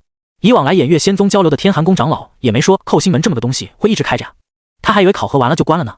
哦，以往负责跟偃月仙宗交流的长老跟他们这些搞药人的不是同一个派系啊，人家是正常的修士，那没事了，还好啊。虽然这个洞不是我打的，但我得谢谢打洞的人，让我不至于被这牢十字叩心门挡在外面射死。谢谢你，陌生人。张震天以为没人发现他的小动作，却殊不知苏怀一直在有意无意地朝这边看。被寇星门挡住的不一定就是纯坏人，也有可能是因为脾气暴躁、为人自私，又或者过于好色、过于贪财等等。苏怀不知道自己属于哪一类，但他很确定自己是有良心的，虽然可能不多。并且第8式参与考核时，他也不是败在寇星门上，而是败在秘境里，因为那时的他过于弱小，考核第1天就不幸被路过的4阶妖兽淘汰。所以此时第一次进寇星门的时候，他才没直接物理进门，而是信誓旦旦的一头撞了上去。事实证明，无论是什么东西都是会变的。没错，肯定是寇星门变了，所以拒绝了他这个依旧纯真、依旧善良的阳光少年。被门拦住不丢人，但连门都不敢进，直接钻洞的肯定心里有鬼。收回目光的那一刹那，苏怀也确定了心里的猎杀名单。张震天带来的4个弟子都可以活，其他人倒是没在意张震天是怎么进来的，尤其是徐长老，他是个健谈的技术宅，在仙宗修行了一辈子，没多少花花肠子。此时一心只想赶紧回临阵峰请人修补寇星阵，实在没多少心思继续招待客人。所以进入宗门后，他给张震天几人安排好住处，再说了一番大致的注意事项，便匆匆忙忙地离开了。他相信圣子大人会安排好一切。事实上，苏怀的确没让他失望。徐长老走了还不到5分钟，苏怀便指着天上的大太阳对张震天说：“时候不早了，张峰主，在下待会儿会让人给你们送来午食。今天的交流就到这儿吧。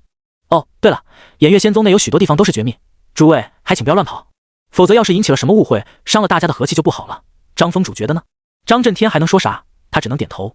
若是放在以往，他大可硬气的指责偃月仙宗待客敷衍，然后袖袍一甩，直接渡湖走人，打道回府。可此一时非彼一时啊！山下的陈月湖里藏着只能杀死他的东西，他昨晚可是一夜没睡，就等着能进偃月仙宗，保证自己的安全。更何况此行交流最主要的目标以及暗中的调查任务都还没完成，他能走吗？他不能。他要卧薪尝胆，要霜雪战梅，要雨过天晴，要破釜。可破釜沉舟就算了，留得青山在，不怕没柴烧。苏怀可不管张震天咋想的，他领着楚思雨几人出了客院，走到角落里，拍了拍袁展飞跟唐桑的肩膀：“袁师弟，唐师弟，我交给你们一个任务。”袁展飞跟唐桑挺胸抬头：“圣子大人尽管吩咐便是。”“很好，很有精神。那么接下来便麻烦你们2自明日起，每日空出1-2个时辰，带着天寒宫那4位门徒到处逛逛，除了宗门密地，又或者是女弟子的寝居，顺便去哪吃喝玩乐，又或者是去试炼秘境杀妖魔都行，一切消费由宗门报销。毕竟这是2宗友好交流，咱们也不能太过敷衍。”袁展飞跟唐桑点了点头，表示明白。“那你们今天就先回去休息吧。”“是，圣子。那么我等便先行告退了。”“日后修行上若是有什么迷惑，可在日落前到我院中寻我，若我有空，可为你们解答一些疑惑。”唐桑跟袁展飞都有些异动，苏怀的实力他们可是知道的，至少8阶。这种强者的教导可跟陈和那种烂番薯臭鸟蛋不一样。即便是能扯着嗓子大喊加解李四道的袁展飞，对于苏怀的承诺也极为看重。2人结伴离去，还在路上时便开口商议明日应该带天寒宫的客人去哪。唐桑提议去权益峰看打拳，然后再拉几个权益峰弟子一起下山吃喝玩乐。权益峰大师姐是唐桑的未婚妻，这种能薅宗门羊毛公费玩耍的机会可不多。袁展飞则嗤笑一声，冷声说着什么心中无女人，拔刀自然神的道理，还说他早前捡到一本名叫辟邪剑谱的绝世剑法，很适合唐桑修炼，要以5000灵石的价格卖给他。2人聊着聊着就开始吵架，回家的路还没走到一半就转到去擂台单挑去了。苏怀看着他们相爱相杀的背影，越看越像欢喜冤家，脑海中不知怎么的就出现了一个充满哲学意味的神秘符号。他赶忙晃了晃脑袋，这种思想要不得呀！人唐桑是有未婚妻的正常男人，不过这个袁展飞，李思道的弟弟，前世李思道有这么个弟弟吗？算了，关我屁事！苏怀扭头看向自家富婆，眼里突然就多出了一丝不易察觉的温柔。趁这个机会，你俩也下山玩几天吧，也报销。曹姨舔了舔嘴角，我听说陈月谷过2天有一个拍卖会。苏怀，你要是不怕负责调度宗门灵石的长老杀了你们，就尽管去买，反正我是没钱。啧，真小气！擦，姓曹的，我又不是你爹那种经商的土豪，想花钱找你爹要去。曹姨眼珠子一转，似乎对苏怀的提议有些心动，当即就开始盘算着怎么坑爹。苏怀默默在心里为曹阳默哀2秒，然后把楚思雨拉到一边。富婆，我跟你说个事。什么？昨天晚上那个面具，你还记得吗？红色的。你记住，无论在山下听到什么，都不要把面具的事告诉任何人，把它当成我们之间的小秘密，可以吗？楚思雨抬头看着苏怀，轻轻点了点头。他本来就不打算跟别人说的。苏怀扬起嘴角，伸手摸了摸富婆的脑袋，轻声问他：“曹姨说的拍卖会，你想去吗？”楚思雨犹豫了2秒，没去过。没去过就跟曹姨一起去看看吧，反正地点就在陈月谷，很安全。富婆，把你的储物手镯给我。哦。楚思雨摘下自己的手镯，递给苏怀。那只是一个普通的储物灵器，没有记录灵魂印记的功能。但苏怀并没有要窥探楚思雨隐私的东西，只是将一大堆灵石转移进去，然后就帮他重新带回手上。这些灵石你先拿着，要是有你觉得不错的东西，就帮我买下来。当然，要是你有什么喜欢的东西也可以买，就当是我提前下的聘礼了。楚思雨顿时就慌了，连连摆手：不是，不要聘礼，要的，嫁人哪能不要聘礼的？楚思雨更慌了，不要嫁人，我说嫁就得嫁，我是圣子，你得听我的，懂吗？不然打你屁股。你是流氓，你才是流氓。苏怀翻了个白眼，拍拍富婆的脑袋。好了，跟你开玩笑的，现在不嫁，以后再嫁，以后也不。楚思雨突然不说话了，他感觉依照现在这个情形发展下去，如果把这句不嫁的话说出来，将来极有可能会被自己打脸。那还是不说了。苏怀发现了富婆的小心思，心里突然就高兴起来，试着伸手去捏富婆的脸，他也只是颤了颤，却没有躲开。靠，大进步啊，脸都捏上了，那离看看腿还会远吗？捏了2把，苏怀才恋恋不舍地拿开手。可我先走了，你跟曹毅去玩吧。你要小心呀。会的。从偃月客居到长老殿的一路上，苏怀脸上都洋溢着喜悦的笑容，一直到伸手敲开长老殿的大门，坐在小黑屋里属于圣子的座位上时，这种笑容才慢慢收敛起来。偃月仙宗的十全长老以及各位封主都聚集在此，外界传闻中今早还在气鬼院的大长老黄元赫然坐在首座。人到齐了，他敲了敲空荡荡的桌子。此次长老会议主要有2件事需要进行讨论商议。第一件事，陈月湖湖底秘境即将开启，剑种、尊天神朝都已经给出回应，将派遣仙王级战力前来。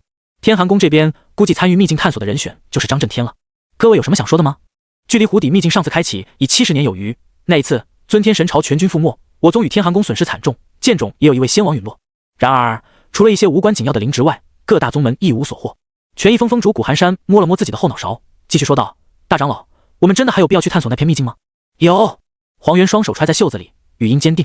上次的探索只覆盖到秘境的1/3区域，并没有摸清他的底细。然而向来话少的药灵峰峰主陈太如却在此时轻轻摇了摇头，道：老夫赞同古峰主的观点，上一次探索我宗共遣出弟子34人，皆为各峰骨干亲传，修为尽在5阶以上，更有7阶长老带队，1位峰主亲自护送，可活着出来的仅有7人。负责护送的钱刀剑锋峰主在秘境内失踪，直到秘境闭合也未传出半点消息，生死不知。侥幸存活的弟子也多有伤残。大长老，历练不是平白牺牲，老夫以为湖底秘境一事还需从长计议。陈太如的声音不紧不慢，但在场的诸位长老、峰主都沉默了下来。100年前陨落的那些弟子，有许多都是曾与这些老人朝夕相处的亲传，是从仙域各个角落汇聚而来的天骄。他们年轻有朝气，修行之路一片光明，只要踏实修炼，未来突破到6阶、7阶都是板上钉钉的事。他们缺乏的只是生死历练与仙力积累，而原先的湖底秘境并不算致命，只能说是风险较高的历练之地。派出弟子历练之前，偃月仙宗就已经让长老探清了秘境外围的情况，正好是适合那些弟子的历练之所。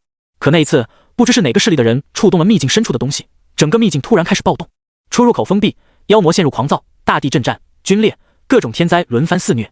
那些少年天骄大部分都因为秘境的突然暴动而永眠其中，并且不只是偃月仙宗，同样派遣弟子入内历练的另外3大顶级势力也都损失惨重。陈太如说的对，修炼意图与天争，与地争，与万物争，但并不是说让你穿着一身破烂，顶着 LV20的等级去单刷满级 BOSS， 那不是生死历练，那是赶着投胎。也是从那以后，各大势力的大能强者才有意抓捕一些妖魔，共同维持出试炼秘境这个较为安全的历练之所。黄元闭着眼睛叹了口气，久久无言。我走一趟吧。旁听了小半天会议的苏怀终于开口说话，可还没等其他人有反应，陈太如便第一个开口反对。不行！陈太如抖了抖胡子，反应激烈。你贵为我宗圣子，怎能以身犯险？陈长老，还请淡定一些。苏怀靠在椅背上，与那些看向他的峰主长老一一对视，然后插着手指笑了笑。我的实力，大长老是知道的。入此秘境不会有生死危机。陈太如依然反对。我还是那句话，你贵为我宗圣子，若是在秘境中出了意外。苏怀看向黄元，开口问道：大长老，请问剑种派来的仙王强者是哪一位？大概率是当代剑子。苏怀挑了挑眉，看向陈太如，这个险李四道冒的，我冒不得。我实力比他差了吗？这不一样，剑种那人都是不要命的疯子，只要手中有剑，天底下就没有他们不敢冒的险。好了，陈长老，4大宗门都有意派人进入秘境，我偃月仙宗作为东道主，难道还能真的一个人都不派？传出去会被天下人耻笑的。陈太如低头沉思片刻，只能默然。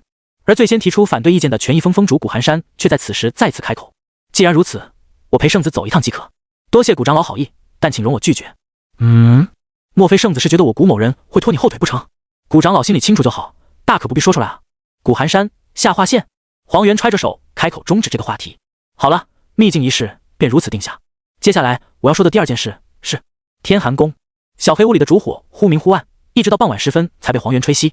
关于天寒宫的事，诸位长老或震惊或愤怒，为此商议了一整个下午。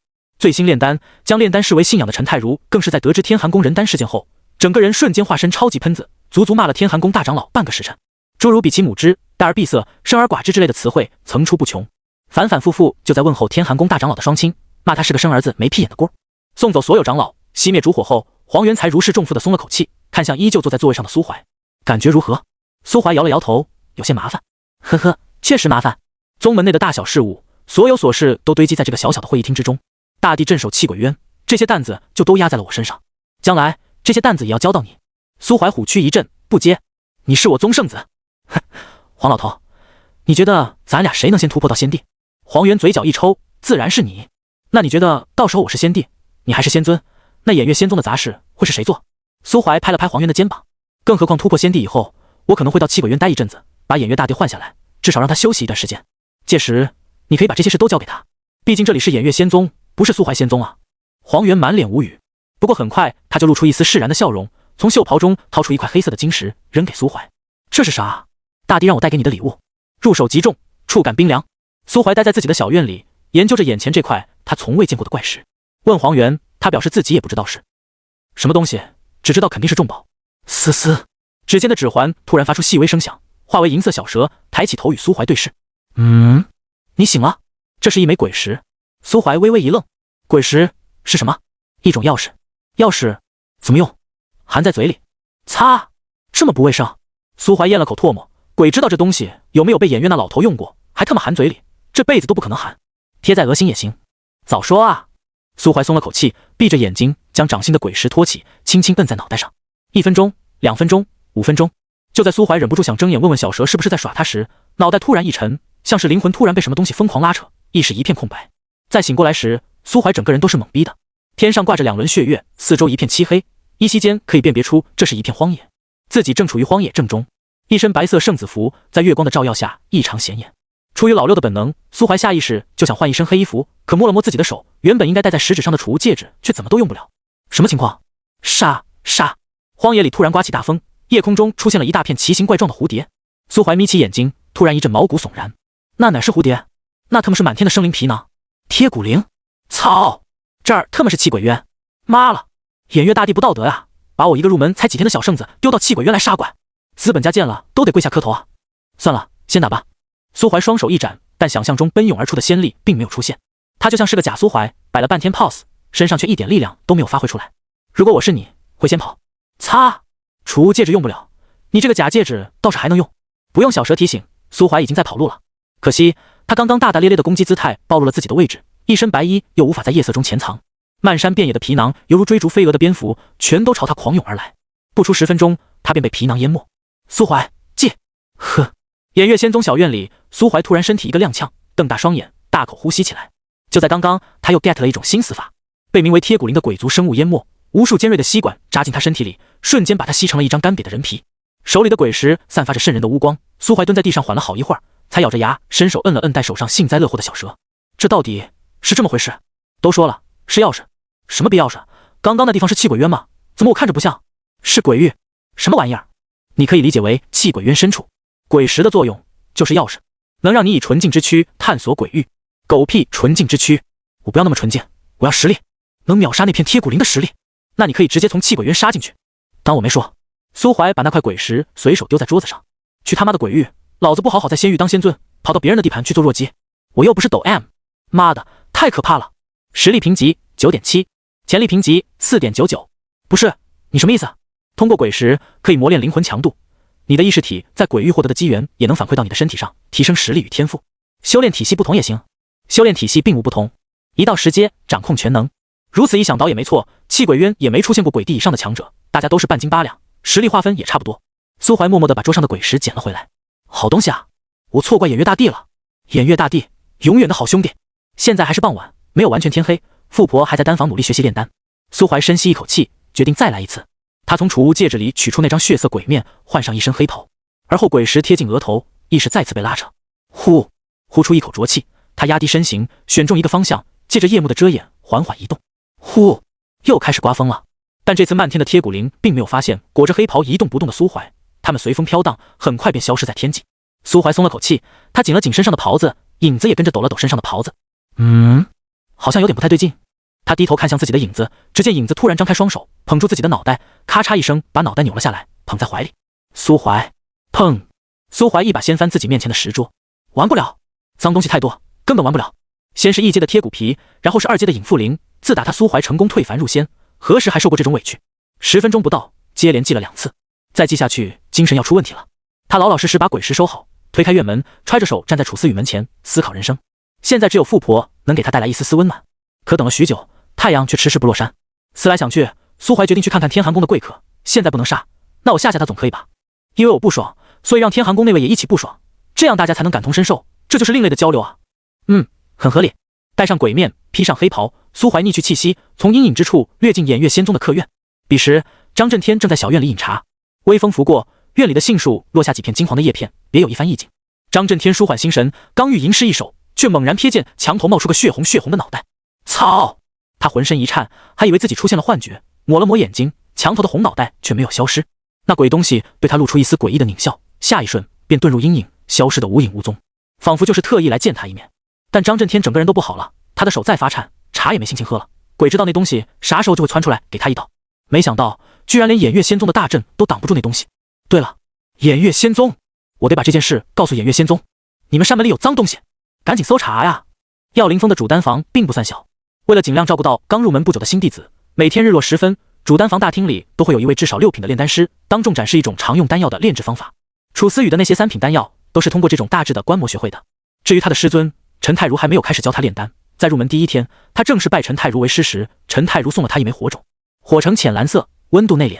苏怀第一次见到时还以为是什么天地异火，后来询问才知，那火只是陈老头从火山山底取来，用仙力运养的灵火，远没有传说中的异火那么牛逼。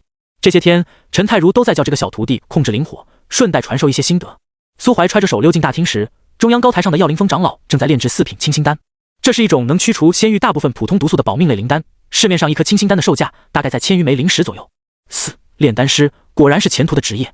炼制清心丹，关键在于最后一步，凝丹之时需要加入一片清水莲的花瓣，让清心丹的药效得到激发。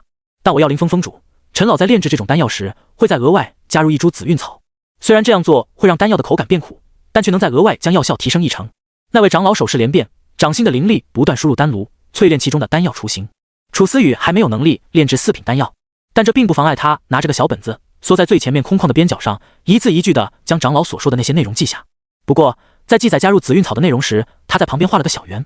每个炼丹师都有自己的小癖好，比如现今天下第1炼丹师尊天神朝的国师李中原，他就喜欢在不影响药效的情况下，特意加入一些苦味的药材。所谓忆苦思甜，据他本人所说，这是为了激励神朝后辈，让他们明白嗑药不是一件好事，从而培养出谨慎处事的观念。有没有作用不知道，但听说每一个尊天神朝的弟子都很喜欢他。每年年庆时，都有神朝弟子带着纱布，咬牙切齿地把皇宫门前那尊国师雕像擦得瓦光铮亮。久而久之，雕像的头发就被磨没了，而那位国师似乎也受到了神秘的诅咒，没过多久就掉光了头发，变成了一个慈眉善目的秃子。楚思雨则跟他刚好相反，喜欢把丹药炼制成各种各样的水果口味，跟他们吃糖一样。紫韵草后画个小标记，证明他会想些办法驱除让丹药变苦的副作用。他真的太温柔了，我哭死。苏怀偷偷从人群中往里挤，站在楚思雨身后，让不少弟子都有些侧目，尤其是一些还没见过苏怀的往届弟子，纷纷朝他投来了愤怒的目光。倒不是说争风吃醋，而是几天相处下来，楚思雨那怕人的性子已经传开了。这个小师妹为人温和，从不仗着亲传的身份恃宠而骄，反而每天比绝大多数弟子都来得早，每天都待到天黑才走。天赋又好，人又勤奋，这种小师妹谁能不爱？短短几天，楚思雨已经成了药灵峰公认的宝贝吉祥物，特别是在得知跟陌生人近距离待在一起会让他感到不适后，每次来观摩长老的公开炼丹，大家都特意留出一小片空旷的区域。一开始是在最中间，只不过很快就被楚师妹发觉，对他们表示感谢后，急忙将自己的位置挪到边角。而现在，居然有个陌生的男弟子故意离楚师妹那么近，还伸着狗头偷看楚师妹的笔记。擦，你那视线为什么在游离？你他妈眼睛为什么在发光？你他妈是在看笔记吗？居然还敢笑，无耻！无耻之尤！苏怀能有什么坏心思呢？一开始他的确是在看富婆的笔记，可他看不太懂啊。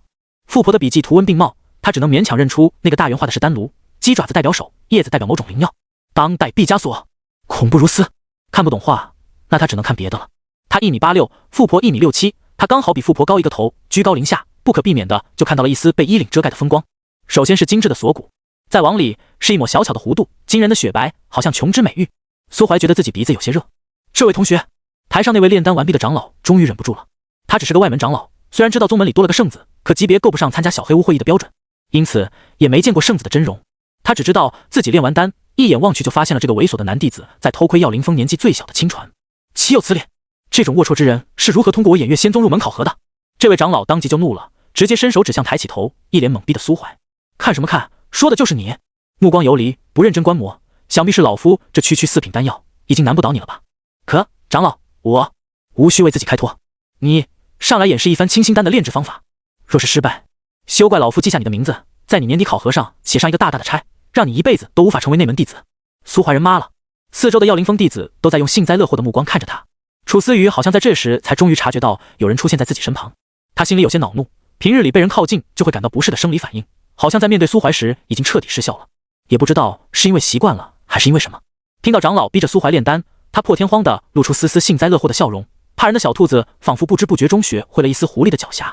苏怀张了张嘴，他摸摸戒指，本想掏出圣子令牌装个逼，但在触碰到楚思雨的视线后，却收回了取令牌的手，大步跨上台阶，站在长老身旁。长老，真要我炼丹？怎么，你不敢？有何不敢？只是这丹炉的质量。那位长老伸手敲了敲台上的丹炉，此炉名为紫霞，乃是老夫特意请麒麟峰长老出手炼制的6品灵器，肯定不会拖你后腿便是。6品啊，那我就放心了。苏怀摸了摸自己的嘴角，遮掩起笑意。长老，清心丹太简单了，不如我给你展示一番独创的丹药。自创丹药。长老倏然起敬，收起了自己的轻视。炼丹师绝大多数都只是识人牙慧，学习前人流传下来的丹方。若是有人能创造新的丹药，即便所创之药只是1品，也应当受到敬仰。请！长老伸手一指，恭敬地退到一旁。苏怀咧嘴一笑，从储物戒指里掏出一大把药材。这些药材都是在考核时试炼秘境中那些5阶妖魔拿来买命的东西，最差的一株都有4品的品质。这下不仅仅是那位长老，就连台下那些不认识苏怀的炼丹师弟子，也都觉得苏怀是个不出名的高人了。毕竟能用到那么多高阶药材的，至少也是5品，甚至6品、7品的仙丹啊！开炉炼丹，火焰熊熊。苏怀深吸一口气，猛地一拍石台，数株药材被弹震而起，随着苏怀的掌风送入丹炉，火舌席卷，诸位围观弟子皆被镇住，唯有那位距离较近的长老眼睁睁看着那些药材瞬间就被烧焦一半。长老，这……苏怀瞥了他一眼，长老莫急，这都在我计划之中。好吧。稍煮片刻，苏怀故技重施，将一批又一批药材投入丹炉，期间数次变换手势，从容不迫，颇有大家风范。弟子们都被这位高人镇住了。他们的老师教导，炼丹切忌焦躁，必须一步一步精雕细琢，否则稍有不慎就会药理紊乱，轻则毁丹，重则炸炉。但眼前这位高人一套动作行云流水，看似杂乱无章，实则有条不紊，只是片刻，阵阵药香便弥漫而出。这提纯手法竟比峰主还要快上几分。那位药灵峰长老嘴唇微颤，心疼无比。他亲眼看着那些药材在丹炉里融化干枯，特么药力疯狂流失，跟烧柴火似的，能没有药香吗？这是在炼丹，这是在糟蹋药材啊！长老又欲开口，苏怀却在此时大喝一声，把他嘴里的话下了回去。然后只见苏怀从储物戒指中取出一瓶纯净山泉，伸手打开丹炉的盖子，从上面全部倒了进去。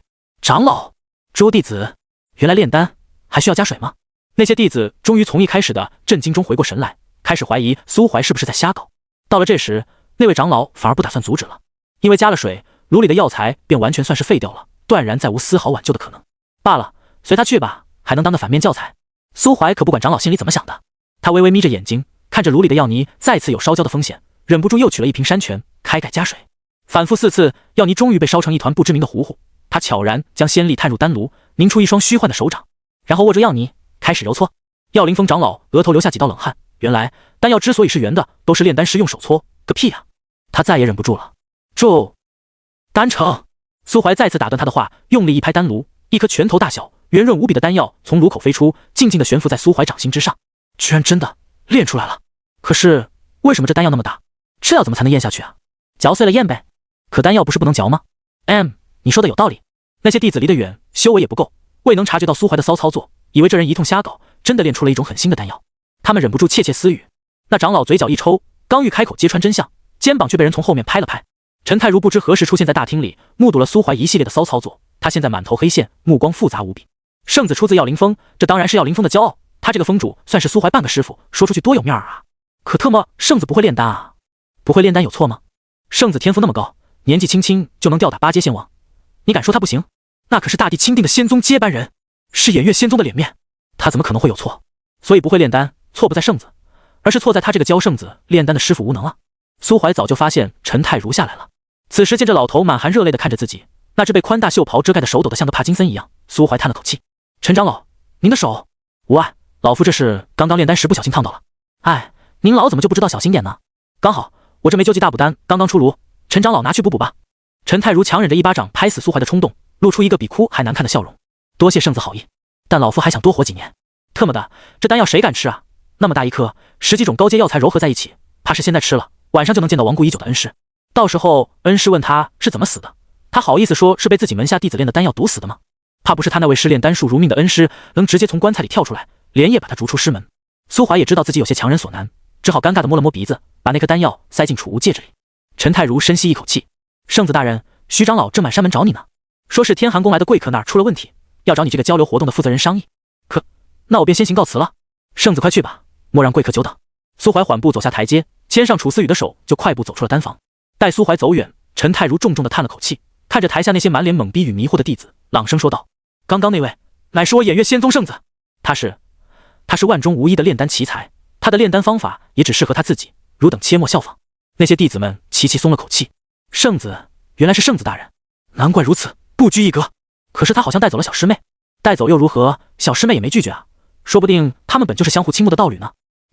可恶，我反对这门亲事。找吧，人家郎才女貌，哪轮得到你这么个妖怪反对？我的初恋还没开始就结束了。没有理会那些弟子的窃窃私语，陈太如伸手拍了拍那位长老的肩膀：“小林，你是否心中有祸？”长老连忙低头：“不敢。”陈太如轻轻摇了摇头，压低声音：“我知道你性格刚直，不喜说谎，但他毕竟是我宗圣子，得给些面子。可是，没有可是，连大长老都得给他面子，那些不给他面子的，现在都已经在陈月湖底安家了。”姓林的炼丹长老联想到近几日那些死在陈月湖里的天寒宫门人，忍不住倒吸一口凉气。他可是听说了，昨天晚上又死了一个，死的还是个有7阶修为的正式长老。多谢封主提醒啊，可倒也不必如此害怕，圣子不会对自家人下死手，但得罪了他，搞些歪点子恶作剧，整整你却是肯定的。更何况，陈太如晃了晃脑袋，这次没炸炉就已经算是成功了。虽然不知炼制出来的那坨东西到底是真的补药还是毒药，苏怀不知道陈太如这老头居然在暗地里诽谤他，不然他一定会大喊诽谤，并且表示自己是个阳光大度的五好青年。不信你问问天寒宫的张震天啊。苏怀带着楚思雨刚走到客院的门口，就听见里面传来张震天的争执声：“徐长老，我张某发誓，真的没骗你，就是那个位置，血红的脑袋，跟山下传言的鬼脚七形象一模一样，肯定是从气鬼园跑出来的鬼族。”徐长老不卑不亢：“张封主，您就别找理由为难老朽了，我宗大阵一直在运转，万万不可能有高阶妖魔无声无息的潜入。”张震天：“真的？你信我呀？你们仙宗真的不安全？山门处的寇星阵被打破，不就是最好的证据吗？”徐长老，张封主别无理取闹，寇星阵只是个7品灵阵，张封主您也有能力打破的，对不对？张震天，你们怀疑我？徐长老，这只是合理的推断。张震天，老夫没做，没做就是没做。啪！苏怀从拐角处走出，周身灵力升腾，一脸愤怒地看向张震天。张封主，这是想动手谋杀我偃月仙宗的长老。张震天，徐长老。苏怀眯着眼睛指了指徐长老的腿，徐长老瞬间秒懂，啪的一声，一屁股坐在地上，捂着大腿就开始哀嚎：“哎呦喂！张震天，我看你远道而来，以诚待你，寇星阵破损一事也言明只是嫌疑，你怎可恼羞成怒，对我下如此重手啊？”张震天整个人都懵了，下一瞬，苏怀便从墙角杀来，一拳轰向他的面门。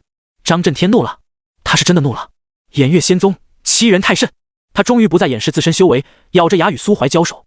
苏怀咧嘴一笑，悄悄用仙力布下结界，将楚思雨跟徐长老保护起来，然后再刻意将自身境界压制在8阶左右，开始引导暴怒的张震天疯狂破坏周边建筑。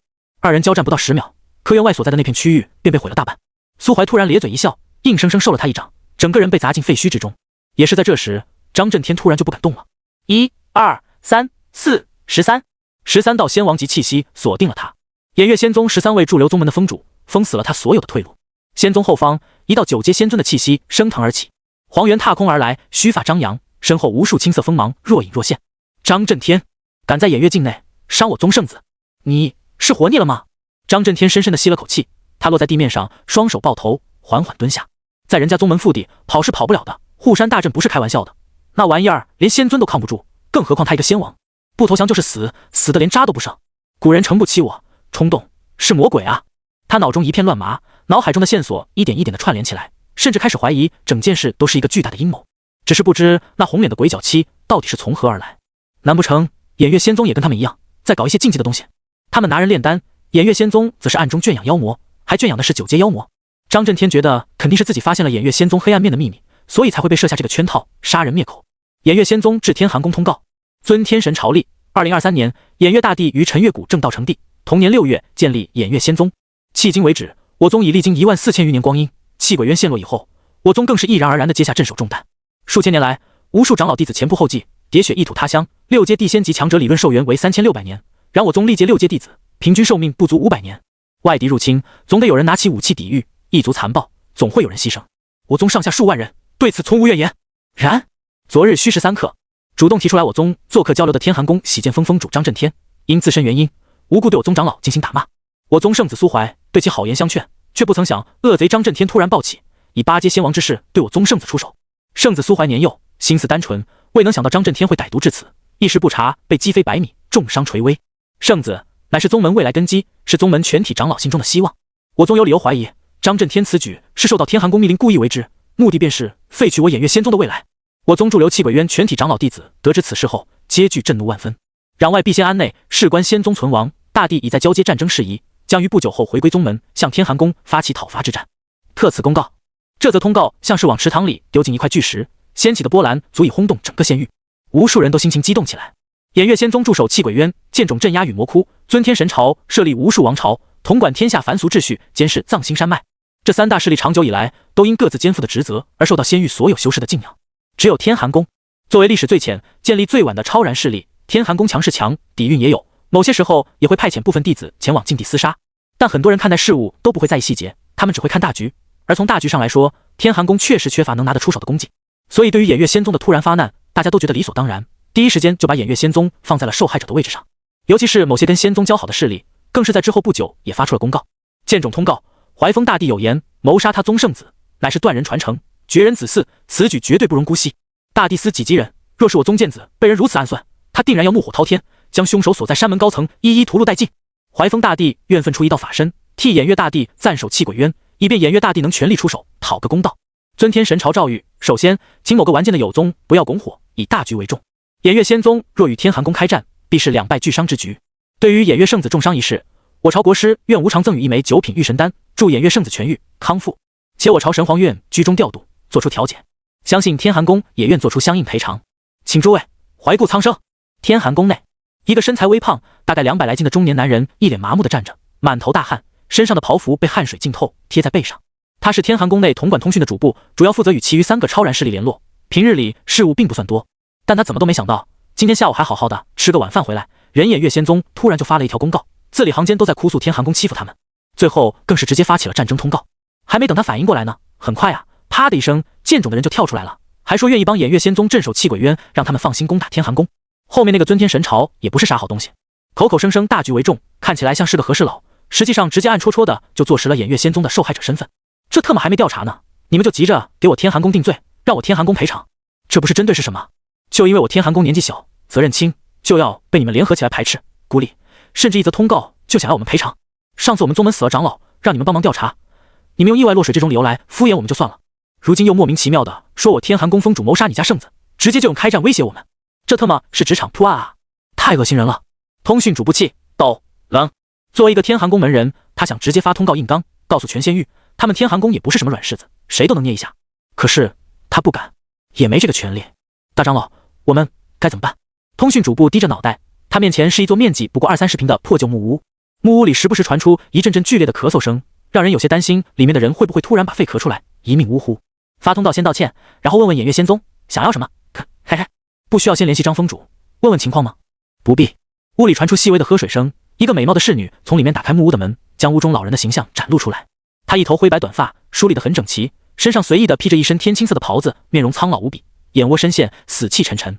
老人坐在一张木质轮椅上，抬起头看向屋外垂手而立的主簿。偃月仙宗既然敢发出通告，就证明他们不怕我们调查。张震天肯定是真的对那位偃月圣子动了手，并且留下了证据。他现在也肯定已经被控制起来了，即便你传讯问他，也得不到回应的。按我说的做，偃月仙宗想要什么，尽量满足他们便是。赔偿的那些东西让司马竹带过去。大长老的意思，我们让圣子去把张峰主接回来。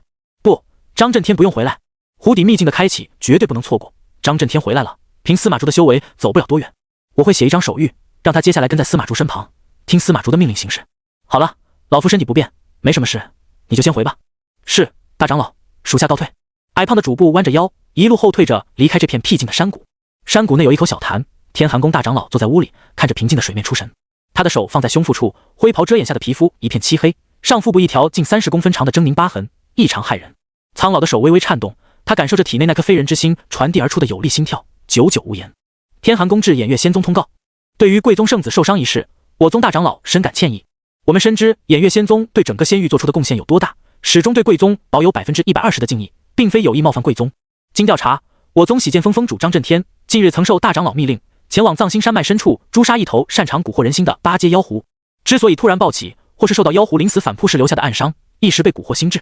我宗愿为其走火入魔时无意导致的后果做出赔偿，请贵宗看在张峰主为人族斩妖的份上，饶他一命。天寒宫敬谢。偃月仙宗通告：既然贵宗有心悔过，事情也确实事出有因，那我宗为天下苍生考虑，也愿做出让步。只是我宗圣子苏怀身受重伤，经脉寸断，根基受损，好不容易提升，还未稳固的修为更是在此番打击下不幸跌落。经各长老商议，请贵宗做出如下赔偿：一、修复经脉所需9品续脉丹1颗；二、修补根基所需9品固元丹2颗；三、恢复修为所需9品升仙丹5颗；四、我宗圣子经此打击，道心受损，请贵宗做出精神损失补偿1000万上品灵石。另，张震天凌虐圣子之时，捣毁了大量建筑，那些建筑都是我宗建立之初由先辈亲手堆砌而成，历史气息浓厚。我宗财政紧张，还需贵宗额外出资1000万上品灵石进行修葺。特此公告。嘶！天寒公主部倒吸一口凉气，张口就是8颗9品丹药，你以为那是大白菜吗？特么整个仙域的9品炼丹师加起来都不过一手之数，我天寒宫又没正统的9品丹师，大长老炼的人丹你们敢要吗？还有2000万上品灵石，上品转对过来就是20亿下品灵石。偃月仙宗，你们特么穷疯了吧？怎么不直接去抢？全世界都知道偃月仙宗在狮子大开口，但全世界都觉得很合理。谁让你要去谋杀人家圣子的？没听说人家根基都受损吗？根基受损那可是会影响潜力的，多要你点补偿怎么了？但全世界的人都想不到，被他们同情的苏怀此时就坐在偃月仙宗的小阁楼里，翘着二郎腿，一脸笑嘻嘻的通过传讯经室发布通告。没错，那些通告都是他亲手发的。张震天的全力一掌根本没破他的防，只在胸口留下了一个红印子，这会儿也已经差不多消了。演这出戏就是为了明目张胆的敲诈。将来天寒宫事情败露，偃月仙宗肯定不可能独自吃下这块肥肉，天寒宫又不是什么真的软柿子，没那么好捏。到时大概率是集结天下所有的人人之士，一同讨伐奸贼。战后的战利品自然也是大家一起分。现在不偷偷恰口独食，更待何时？坐在苏怀对面的黄元默默掐了口茶，轻声叹了口气。嘿呀，连他这个偃月仙宗的大长老都觉得苏怀黑，看来以后仙宗事务确实不能交给苏怀，要不然怕是过不了几年，偃月仙宗就会变成偃月魔宗。但偶尔这样来一次，倒也无伤大雅。仙宗强是强，但花钱的地方也多啊。库存的灵石根本没多少，1000万上品灵石对于超然势力来说也绝对不是一笔小数目。更何况苏怀刚刚可是说了，天寒宫赔偿的那5颗升仙丹，他自己只要2颗，剩下3颗，2颗给大帝，1颗送给他这个大长老。9品丹药，黄元也没吃过多少，谁让他们偃月仙宗的药灵峰峰主陈老头只是个8品呢？真劲儿丢人。黄元正在回味几十年前吃过的那颗9品丹药是什么滋味呢，转头就看见苏怀突然捂着胸口，一脸苍白的躺在小床上，来一个侍女，让侍女领他去苏长歌的小院。只不过在骆远河快走出待客厅大门时，他还是站起身，怀着忐忑无比的心情问了一句：敢问贵宗圣子名讳？骆远河又用奇怪的眼神看了他一眼。圣子大人姓苏，苏怀，槐树的槐。砰！苏正恒跌坐在椅子上，一脸呆滞。这个答案比老爷子在外面有了私生子还夸张。苏正恒心中复杂无比，不知道自己是应该为大儿子感到骄傲，还是为自己的过往感到悲哀。满堂长老尽皆沉默。待客厅若真可闻，唯有骆远河远去的脚步一声接一声，似乎全都印在他们的心里，又似乎全都踩在他们的脸上。嘟嘟嘟，老旧的大门被敲响，院里传来一道沙哑而苍老声音：进来吧，小娃娃。那就打扰前辈了。嘎吱，尽管动作已经很小心了，但木门还是发出一声哀鸣，让骆远河有些尴尬。院子里的老树下摆着一张躺椅，面容干瘦的苏长歌躺在椅子上，似乎刚刚睡醒，半眯着眼睛，对骆远河露出一道和蔼的笑容。老吴见了，让他想吧，不碍事。晚辈偃月仙宗骆远河拜见苏老前辈。哎，不必多礼。苏长歌挥了挥手，桌上的水壶便发出咕噜咕噜的响声，开始向上冒热气。小娃娃，是苏怀那小子让你来的？正是。骆远河抬手行礼，苏长歌却是朝身旁的石凳一指：坐吧，老夫不爱喝茶，想必你小小年纪也喝不惯老夫的酒，便只能用些白水招待你了，还请莫要见怪。晚辈不敢。苏老前辈，晚辈此行乃是受人所托，给您送一些东西。送东西？嘿，送的什么？骆远河挨着点凳子边边坐得笔直，然后开始从储物戒指里往外掏东西。先是3个人头大小近乎透明的水晶罐，透过罐子的外壁可以看到里面装着一些清澈无比偏又带着几分粘稠的液体，这是仙宗药灵峰秘制的药灵酿，是圣子大人花了大代价向药灵峰峰主求取的珍贵佳酿。代价太大了，苏怀可是当着骆远河的面向陈峰主求取的。如果陈太如不给，苏怀就要动用圣子身份，强行搬进陈太如小徒弟的院子里同床共枕。大中午的，气得陈风主瑟瑟发抖，手脚冰凉，咬着牙搬出了3坛药灵酿。然而苏长歌却是笑而不语，眼里更多的是一种欣慰与慈爱。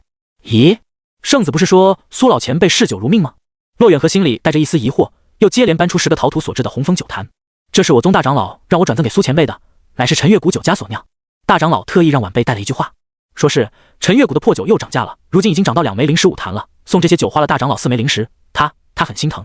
骆远和有些结巴，似乎不知该怎么开口。苏长歌听罢却是哈哈大笑起来，哈哈，黄老头还是那么抠门，不过论酒还是他懂老夫啊。见骆远和一脸懵逼，苏长歌晃着自己的躺椅，笑着开口解释道：娃娃，你年纪小还不懂，当年老夫与人在气鬼渊厮杀，你们大长老负责后勤，每打了大胜仗，大家都会分成2波，轮番开一次庆功宴。这陈月酒价格低廉，酒性够烈，若是遇到紧急情况，便是动用仙力驱散酒意，也不至于让人因为浪费了好酒而感到心疼，所以最是受军中将士喜爱。大家聚在一起镇守鬼渊，每庆功，所用花费都记在偃月仙宗身上。那时战场庞大无比，驻留战士80余万，这笔花费可不算是一个小数字。久而久之，花费越攒越多，黄老头这个做后勤的自然心疼。他一边嚷嚷着军中应当敬酒，又一边吩咐人悄悄扩大山下的酒厂规模。当真是贱得很。苏长歌浑浊的眼里满是回忆，取过一个酒坛便揭开红枫，大口喝了起来。喝了几口，苏长歌又望向那3坛珍贵的药灵酿，笑着摇了摇头，心里却对苏怀这个孙子更满意了。爷俩相处了6、7年，那小兔崽子怎么可能不知道他喜欢喝辛辣的烈酒？之所以还搞这些花里胡哨，实际上度数并不算太高的琼浆玉液，只是单纯想让他这个老头子多尝尝好东西罢了。孙子送酒的心意跟战友的送酒心意虽有不同，但却又都送到了苏长歌的心坎上，所以他很开心。而骆远和则是屁股挨着凳子边边，表面唯唯诺诺，心里麻木无比。难怪会有4阶以上进入黑铁城这样奇怪的规矩，原来苏家这位老前辈居然是曾驻守气鬼渊的英雄，并且敢叫大长老叫黄老头，想必修为应该至少也跟大长老齐平。这小小的黑铁城藏龙卧虎啊！圣子知道苏老前辈这样牛逼吗？不对，圣子肯定知道。9品丹药至少也要有8阶以上的修为才能服用，否则只有虚不受补，被庞大的药力撑爆这一个下场。但圣子一连送回来3颗，1颗修复经脉的续脉丹，2颗修补根基的固元丹。敢这么送，证明圣子就算以前不知道，但起码让他送丹药回来的时候是已经知道了苏老前辈修为的，甚至极有可能这几颗只有受到巨大伤势才能用到的9品丹药，本身就是圣子大人为了苏老前辈才特意去要的，要不然他大可让药灵峰炼制一些其他品级的丹药送回来啊。骆远和妈了，为什么这些大佬好像做的每一步都是有计划的，甚至结果出来前，他这种普通人根本就看不懂大佬在干嘛？要不要这么卷啊？操！他老老实实的取出3个小瓷瓶，小心又小心的放在桌上，生怕磕着碰着。别看这几个瓶子表面上普普通通，但论里面的东西，价值却甩了给苏正恒的那个木匣子1000倍、万倍。苏长歌也挑了挑眉，望向那3个玉瓶，这是回前辈，左边的是续脉丹，剩下2颗是固元丹，这才是圣子特意让在下走一趟，也要尽快送回来的东西。苏长歌拎着酒坛的手微微一颤，仰起头，老泪纵横。他跟苏正恒不一样，自苏怀离家，他便一直在利用自己的关系网探听苏怀的消息。毕竟久违吉数，当得知苏怀向天寒宫索要的那些丹药清单时，苏长歌就已经隐隐有了几分猜测。如今年迈的枯鹰无力去铺平天空的道路，但振翅的雏鸟却已经开始反哺。深秋，天空一碧如洗，霞云映染千里。稀疏几片枯叶自树梢跌入陈月湖中，荡起圈圈涟漪。昔日里靠猎鱼为生的古民都被疏散，空旷的湖畔上只站着2列服饰统一的偃月弟子，以及少数被孤立在一旁的天寒宫贵客。人群前列，一身黑色袍服的青年打了个呵欠，拍了拍身旁老人的肩膀：“人还没到吗？约定在京城，应该是快了。这一大早的，我想睡觉。圣子大人，依我等如今的境界，不应再过度贪恋睡眠多欲啊！”靠，这么说，老徐你是在教我做事？不敢。徐长老一脸委屈地低下了头。接待有宗来宾本就是圣子职责，他这个长老也只是从旁协助而已。可自打出了张震天大闹偃月仙宗那档子事，苏怀就借着商众的名义，天天缩在小楼里，愣是没出过半步房门。早上更是直接一觉睡到晌午时分。天寒宫那位圣子接连拜访5次，每次都被拒之门外，愣是一点面子都没给人家。但人家天寒圣子也神奇得很，被如此对待竟也不生气。这不，现在好不容易见到苏怀了，依旧笑盈盈的。苏怀揣着双手闭目养神，倒不是因为真困，而是精神太疲惫了。养伤的这几日时光，除了调戏在固定时间点来给他送饭的富婆外，闲暇时光他都一直在不断利用鬼石探索鬼域，就跟玩恐怖游戏一样。只不过这游戏有点折磨人，他已经数不清自己在鬼域死了多少次。总之，死着死着就习惯了，并且他还发现精神上的磨练似乎对潜力也有所提升。短短几日，他的4品圆满灵根不仅提升到了5品，粗了一圈，还额外染上了一丝银芒，修为也隐约有所松动。鬼石这东西好是好，就是用多了也有些不可避免的后遗症，长时间的精神消耗让苏怀感到有些疲累。注意到天寒圣子司马竹的目光，苏怀回头朝他以及他身旁一直低着头的张震天咧了咧嘴，露出一个阳光无比的笑容。司马竹见这人终于理会自己，刚想开口说些什么，却见苏怀又突然撇过头去，低声跟其身旁的长老窃窃私语。老徐，张震天就这么放出来了？徐长老也扭头望了张震天一眼，轻声回道：不放不行啊。天寒宫连赎金都交齐了，还派出他们圣子前来交涉，礼仪上做得很足，道歉也很诚恳。再扣着张震天有些不合规矩。苏怀咂了咂嘴，确实，但为什么那张震天那么老实？我还以为他应该会很恨我们才对啊。徐长老咽了唾沫，在此压低声音回道：圣子有所不知，那天张震天打伤圣子后，很快就被闻讯赶来大长老拿下，封了修为，后来更是被全一峰古峰主带走，当了几天几夜的沙包，那哀嚎声老朽在临阵峰都听见了。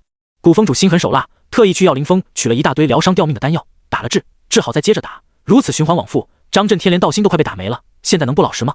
死！苏怀倒吸一口凉气，古峰主真乃无辈楷模。那几个天寒宫来的年轻弟子呢？暂时还被软禁在客居之中，那就先扣着吧，没我的首肯，任何人不得私自放他们回天寒宫。是，圣子。交谈间，天际的云霞突然开始翻腾，迎着初升的朝阳，众人视线中出现了6匹毛发雪白、身披橙红纹路的烈焰飞马。此马背生双翼，四蹄踏火，嘶鸣中还隐约间夹杂着龙鸣。而如此神骏的异兽却被套上缰绳，共同拉着一辆先精打造的马车。威风啊！眼瞅着自家圣子眸中闪动着意味不明的光芒，徐长老赶紧开口介绍道：天子驾6，诸侯驾5，卿驾4，大夫3，士2，庶人1。按尊天神朝的正统出行规格来看，车里坐着的不是那位神皇，便是已经开始接管神朝皇权的太子。圣子啊，这马咱抢不得呀！苏怀嘴角一抽，瞪徐长老一眼。徐长老休要诬陷于我，本圣子岂是那种强抢掳掠之辈？徐长老默默看了一眼天寒宫的人，苏怀咬牙切齿，无可奈何。马车从云层中降落，眼看着就要一头扎进湖中，那6匹烈焰飞马却齐齐收拢双翼，彼此慢慢靠拢汇聚。燃着火焰的马蹄在湖面上轻轻一点，便继续奔掠起来，如履平地，只留下一圈圈波纹。那轻微的动静比之落叶入水也大不了多少。苏怀又有点酸了，这是啥？这特么就是修仙界的顶级跑车啊，又帅又稳。所以他忍不住又发出一声赞叹，还是海陆空3栖啊！圣子大人，咱真的不能？给我闭嘴！老徐，苏怀当然知道不能抢。烈焰飞马是尊天神朝独有的妖兽，据说是白龙跟飞马的子嗣。至于具体是咋生出来的，咱不知道，咱也不敢问。苏怀前世大多时间都驻留在陈月谷，时不时出行也是靠自己飞。没招啊，仙尊家里也没余粮，他前世一介散修，就算真有好东西，也是跟自家富婆一起用了，怎么可能去搞坐骑？太低阶的没意思，高阶的又养不起。哪像这烈焰飞马，潜力高又帅，唯一的缺点就是灵智不高，血脉似乎也有一些缺陷，即便突破到6阶7阶都无法化形。飞马踏上湖岸，打了个响鼻，马车也在众人面前稳稳停下。咔！马车门被人从内里打开，一个头束紫金冠冕、身着暗色银龙纹甲胄的青年率先走下马车。他身后跟着2尊身材高大的将军，一身血气，不怒自威，给人的第一印象就是整日在战场上厮杀的莽夫。但这2位将军都是8阶。哈哈，抱歉，诸位，路上遇到了一些意外，来得晚了些。紫冠青年不动声色地扫视了一圈湖畔，很快便将在场众人的身份猜了个七七八八，径直走向苏怀。这位就是偃月圣子苏怀，苏兄弟吧？正是在下，久违李太子大名。苏怀笑着伸出手，却不曾想这青年竟直接张开臂膀，给了苏怀一个拥抱。擦，自来熟。甲胄冰冷，一触即分。在下李敖，尊天神朝太子。苏怀，偃月圣子。苏怀扯了扯嘴角，发现天寒宫圣子司马竹不动声色地走了过来。他对李敖拱了拱手：李兄，好久不见了。李敖眉头一挑：哟，这不是大名鼎鼎的天寒宫圣子吗？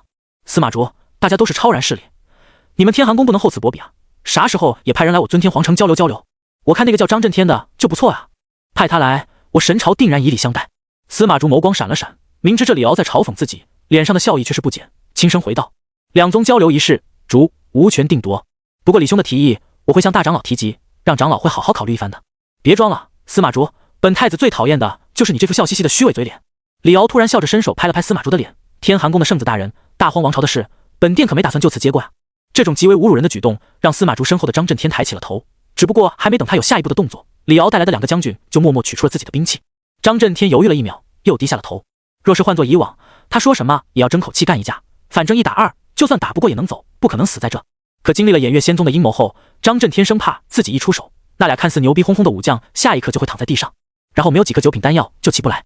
见张震天认怂，李敖发出一声嗤笑，亲自动手替司马竹理了理领子。司马竹，咱们以后慢慢玩。竹听不懂太子所言何意。苏怀不清楚这俩大势力继承人直接有什么矛盾，眼瞅着李敖突然开口骂人，然后接连展开羞辱行动，一脸懵逼。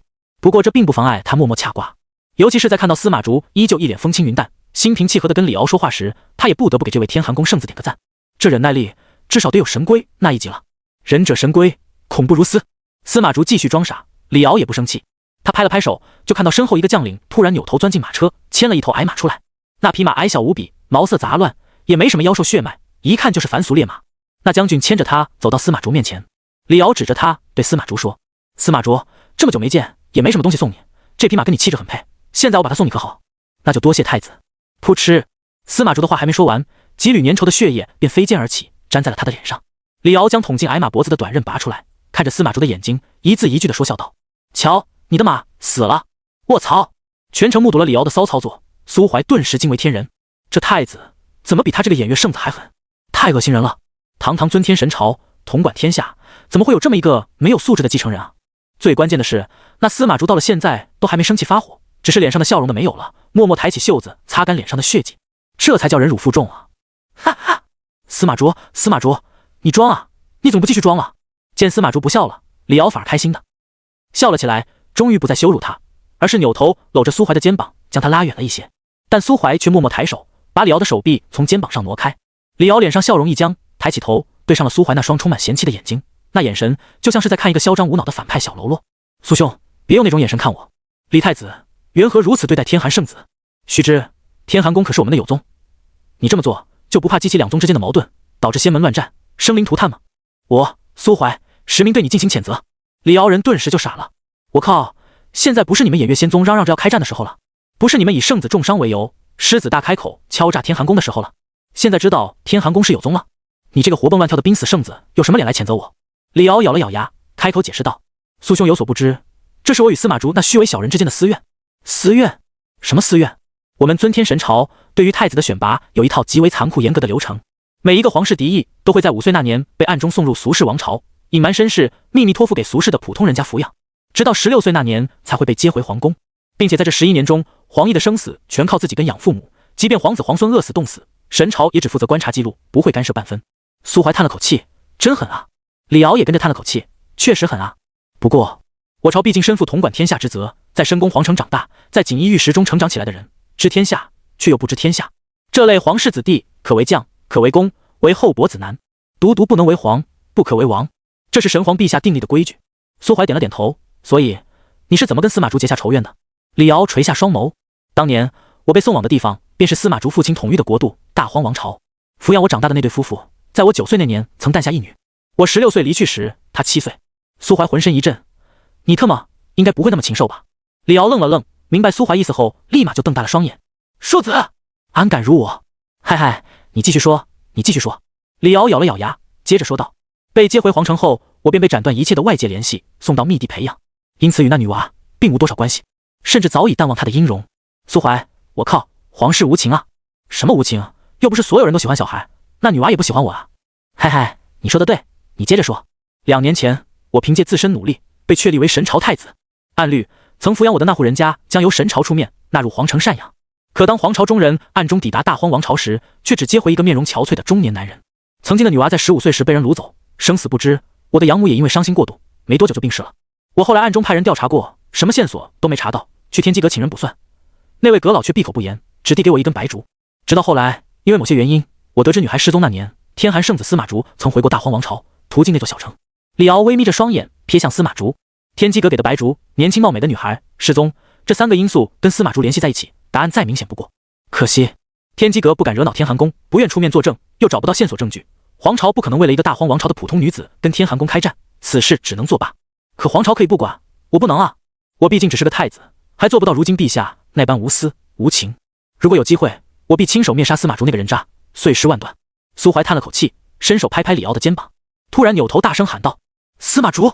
李敖说他必杀你，洗干净脖子等着吧。李敖愣了愣，不过他也不是什么扭捏的性子，索性也舔了舔嘴唇，对着司马竹做了一个切脖子的动作。司马竹眯起眼睛，冷冷地看了过来，两相对视，苏怀揣着小手在一旁笑得很开心。不过很快他就笑不出来了，以为就在此时，一股寒气悄然弥漫，陈月湖中出现了一袭白裙，面容清冷的女人抱着把古剑，每踏出一步，平静的湖面便结上一层厚厚的寒冰。女人并不算美，但此番意境却如临凡之仙，让人生不起半分亵渎的心思。所有人都在为她而赞叹，只有苏怀两侧的腰子隐隐作痛。剑种，李斯道。水上人如月，举足凝霜雪。李斯道怀剑立于水中，清冷的眸光扫过众人，轻轻点头后再无动作。但自他出现后，苏怀却能明显的感觉到身旁的李敖气势弱了不少，便是不远处的司马竹也微垂着脑袋，不敢窥视湖中静立的女子。这就是当时第一天教的威慑力。与传闻中有8阶修为却被张震天一掌重伤的苏怀不同，李斯道早已凭借一柄古剑在仙域中闯下赫赫威名。其初入8阶之时，便与一位在8阶中期停留许久的剑种长老战于淮南山巅，一剑惊天，战而胜之。那是实打实的战绩。一位前往观礼的仙尊强者更是当场发出一声长叹，直言仙域1000载内必能再添一位至强仙帝。届时一门双帝，仙域往后万年都将是剑种一家独大，傲立绝巅。这是一个被李斯道所统治的时代，同时代的所有天骄都被他一人压得喘不过气来。当然，其中并不包括苏怀。前世苏怀在这个年纪时，还在为如何提升天赋、突破2阶实力而苦苦挣扎。李斯道这个名字对他来说，无异于天上皓月。往后数百年，他渐渐在仙域崭露头角时，李斯道已经淡出仙域众人的视野，常年驻守陨魔窟中，并且剑种一门双帝的设想也未曾实现。剑种的老仙帝怀风大帝，在李斯道突破至仙帝后，便独自深入陨魔窟，自此再无音讯。苏怀对李斯道唯二的印象，其一是李斯道高居仙榜前5的排名，其二便是那2柄冰寒刺骨的仙刃。圣子，人以其志，是否现在打开封印湖底秘境的大阵？徐长老小声向苏怀问道。苏怀应了一声，这才揉了揉自己的腰侧，从怀中取出一枚暗淡的圆球，朝其内输入仙力。待仙力饱和，圆球绽放出璀璨的深蓝色光芒，从苏怀手中飞起，眨眼间便掠上云层。嗡！一座笼罩整个陈月谷的巨大的阵盘悄然隐现，丝丝经文流转，从陈月谷各个角落流出，汇入湖底。陈月湖秘境有2道门，一道是秘境本身的门，100年前开过一次，期间涌出无数妖兽，让偃月仙宗头疼了好一阵子。自那以后，黄元便通过大地法身的帮助，利用偃月仙宗的护宗大阵，又给秘境增添了一扇枷锁的新门。几日前，秘境自带的门便已开启。如今苏怀利用圆球打开的是仙宗建立的第2道门。哗啦，经文散尽之后，湖中便突然卷起一个巨大的漩涡，浓郁至极的天地灵气从漩涡中溢散而来，将整个陈月谷笼罩其中。那些世代居于谷中的谷民，以及不久前刚被入门考核淘汰、被迫滞留下来的年轻修士，全都提前收到了消息，此时赶紧找了个地方盘膝坐下，企图抓住这场天赐的机缘。仙宗大长老的身形出现在山门下，揣着双手，9阶仙尊的气息弥漫而开。他的任务是在秘境开启期间维持大阵运转，震慑诸多仙域宵小。诸位可以进去了。黄元话音刚落，司马竹便在张震天的带领下率先自湖边掠出，毫不犹豫地跃入湖心漩涡之中。苏怀咂了咂嘴，明明很狗的一个人，为什么这会儿敢第一个上了？啊，哪是第一个？你以为这阴怂货让张震天先跳是为了啥？垃圾就是垃圾。李敖说罢，狠狠地往地上吐了口唾沫，然后就看到苏怀突然将一只手伸到他面前，掌心朝上。苏兄何意？随地吐痰，罚款200上品灵石。苏兄别开这种玩笑了，你觉得我是在跟你开玩笑吗？讲文明，树清风，这是我偃月仙宗的铁律，是吧，老徐？徐长老嘴角抽搐，默默低下脑袋。圣子说是，那就是吧。看到李敖满头黑线的掏出罚款，苏怀拍了拍他的肩膀，一脸笑意。李兄，我这也是为了你好，毕竟你贵为神朝太子，出门在外还是多多注意形象为好，不能给神朝丢人啊。那我是不是还要谢谢苏兄？不客气。李敖倒吸一口凉气。苏兄，此事过后，来我尊天神城做客吧，消费我包。我还可以介绍几个皇妹给你认识。28年华，倾国倾城。免了。为何？莫非苏兄对公主不感兴趣？不，我只是单纯觉得，依李兄你的相貌来看，舍妹肯定不太适合我。苏兄，其实我比你帅多了。我可以容忍别人侮辱我的灵魂，但绝不允许有人侮辱我的颜值。苏怀刚想回头让李敖见识见识什么叫仙尊强者的愤怒，却见他好似早有预料一般，带着2个皇朝将军先一步掠进漩涡，而那个自始至终一言未发的哑巴李斯道，更是在李敖之前便已然出发。苏怀叹了口气，扭头看向徐长老。老徐，本圣子此去一行诸多凶险，更是不知何时才能回来，你可否帮我一个小忙？圣子尽管吩咐。苏怀给了徐长老一把钥匙。我在陈月谷东郊圈了片山谷，盖个小院，然后种了些凡俗花草。圣子可是要老朽代为照顾1、2。没错，那些花生命力顽强得很，按理来说不需要照看便能顺利成长，但我想让他们在1个月内开花。徐长老点了点头，懂了。凡俗花草一次性无法承受太多的灵泉浇灌，想要催熟反而需要小心培育，同时还得除去被灵泉催生的杂草一类。老朽会带圣子完成此事的。那就多谢徐长老了。无碍，左右不过是个小院，谁跟你说我种在院子里了？我不是说了吗？我圈了个山谷。徐长老张大了嘴巴。苏怀用力拍了拍他的肩膀。老徐，不白干活。此行我若是有什么收获，不会忘记你的那份。那老朽就先谢过圣子了。好了，本圣子出发了。苏怀转身，目光越过谷中繁多建筑、草木，与山门下静立的黄猿对视一眼，而后身形一个闪烁，进入了湖中漩涡。穹顶被阴沉的浓云覆盖，薄纱般的迷雾遮掩下，一缕阳光透过古树的缝隙洒落，映出点点斑驳。而在绿荫所笼罩的林间灌木中，密集的藤蔓宛若拥有生命的触手，束缚着一具不知名的巨大骸骨。苏怀一脚踩死躲藏在落叶下的毒虫，抬头看着这片陌生的森林。或许是天地灵气比外界要浓郁一些的缘故，林中的树木花草乃至刚刚踩死的毒虫，体型都比外界要大上许多。进入秘境的落点大差不差，都处于最外围的区域。但苏怀并没有发现李敖等人的踪迹，当然也没打算去找。他从储物戒指里掏出一块阵盘，看着阵盘上代表自己的那个小绿点，又看着那个渐行渐远的小红点，发出一声轻笑。权义峰峰主的殴打并不是单纯为了泄愤，而是通过这种方式在张震天体内留下让人难以发觉的印记。一旦进入秘境，这个印记就会成为让苏怀找到他的路标。但现在苏怀还不打算动手，猪得养肥了再杀。再说了，杀猪只是一件小事，他此行最主要的目标还是往秘境深处探索，尽量给偃月仙宗带回去一些关于秘境线索，以及给点提示啊。接下来怎么走？嘶，指尖传来冰冷的触感，衔尾蛇指环所化的小蛇顺着他的手臂爬上肩头。先确定核心方位，不要用仙力或者灵魂感知。为啥？刚欲释放灵魂感知的苏怀眉头轻皱，这里是他的地盘，他感知力很强，你的实力对他有威胁，发现你的气息他会直接逃。苏怀抬头望向阴沉的天空，他很确定整个秘境都笼罩着大片的迷雾，若不用感知，要怎么确认秘境核心在哪个方向？压低修为再探查行不行？苏怀很快就否认了这个想法。小蛇既然说他的感知力很强，并特意提醒他不要用灵魂探查，那就说明那东西拥有能看透灵魂本质的能力。擦，早知道当初就答应带上古寒山了。不对，差点忘了，虽然我现在没有古寒山，但我有张震天啊。苏怀立马就再次掏出阵盘，然后顺着红点的方向一路前行。没想到这小小的张震天不仅成了偃月仙宗安插在司马竹身边的信标，现在还能指引苏怀前进的方向，这才是真正的好兄弟啊。为了表示感谢，到时一定给你个痛快。不知为何，在密林中奔掠的张震天突然打了个冷战，脚步也忍不住顿了顿。他一顿，跟在后面的司马竹也立马停了下来。张峰主，怎么了？没，只是突然觉得有些不安。听到张震天的回答，司马竹立马就拧起仙力，小心翼翼地朝四周望去。可是等了好一会儿，也没见有什么危险发生，他忍不住皱起眉头。张峰主，100年前那次探索你也来过，我们距离大长老所说的地方还有多远？很远。张震天伸手往西北方向一指，上次我们一行人按大长老的指示前往秘境中心，光赶路就花了3天，并且这里还不能飞，迷雾中藏着数不清的怪鸟。100年前他们的首领就有8阶顶级的实力，这里的天地灵气那么浓郁，谁也不知道那头怪鸟首领如今有没有在做突破。到了秘境深层，连走路都要小心翼翼的，里面的东西太诡异了。司马竹深吸一口气，虽然湖底秘境在偃月仙宗地盘上，但对于这个秘境的了解却没有任何一个宗门能超过他们天寒宫，因为秘境里的东西跟他们那位久不出世的大长老有很深的羁绊，并且100年前的那次探索也是天寒宫从秘境核心里带走了一些东西，这才引发秘境暴动，牵连了秘境外围那些年轻弟子。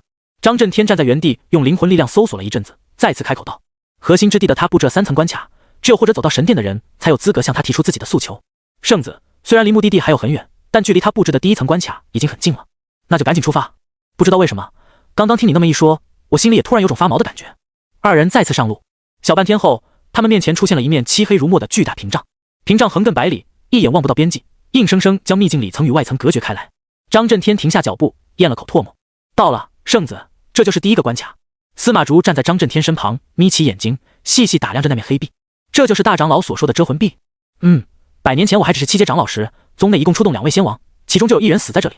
后来我们发现，大家在遮魂壁里经历的东西都不同，根本无法预测，但似乎跟心魔有关。圣子，你小心。司马竹笑了笑，多关心关心你自己，一起进去吧。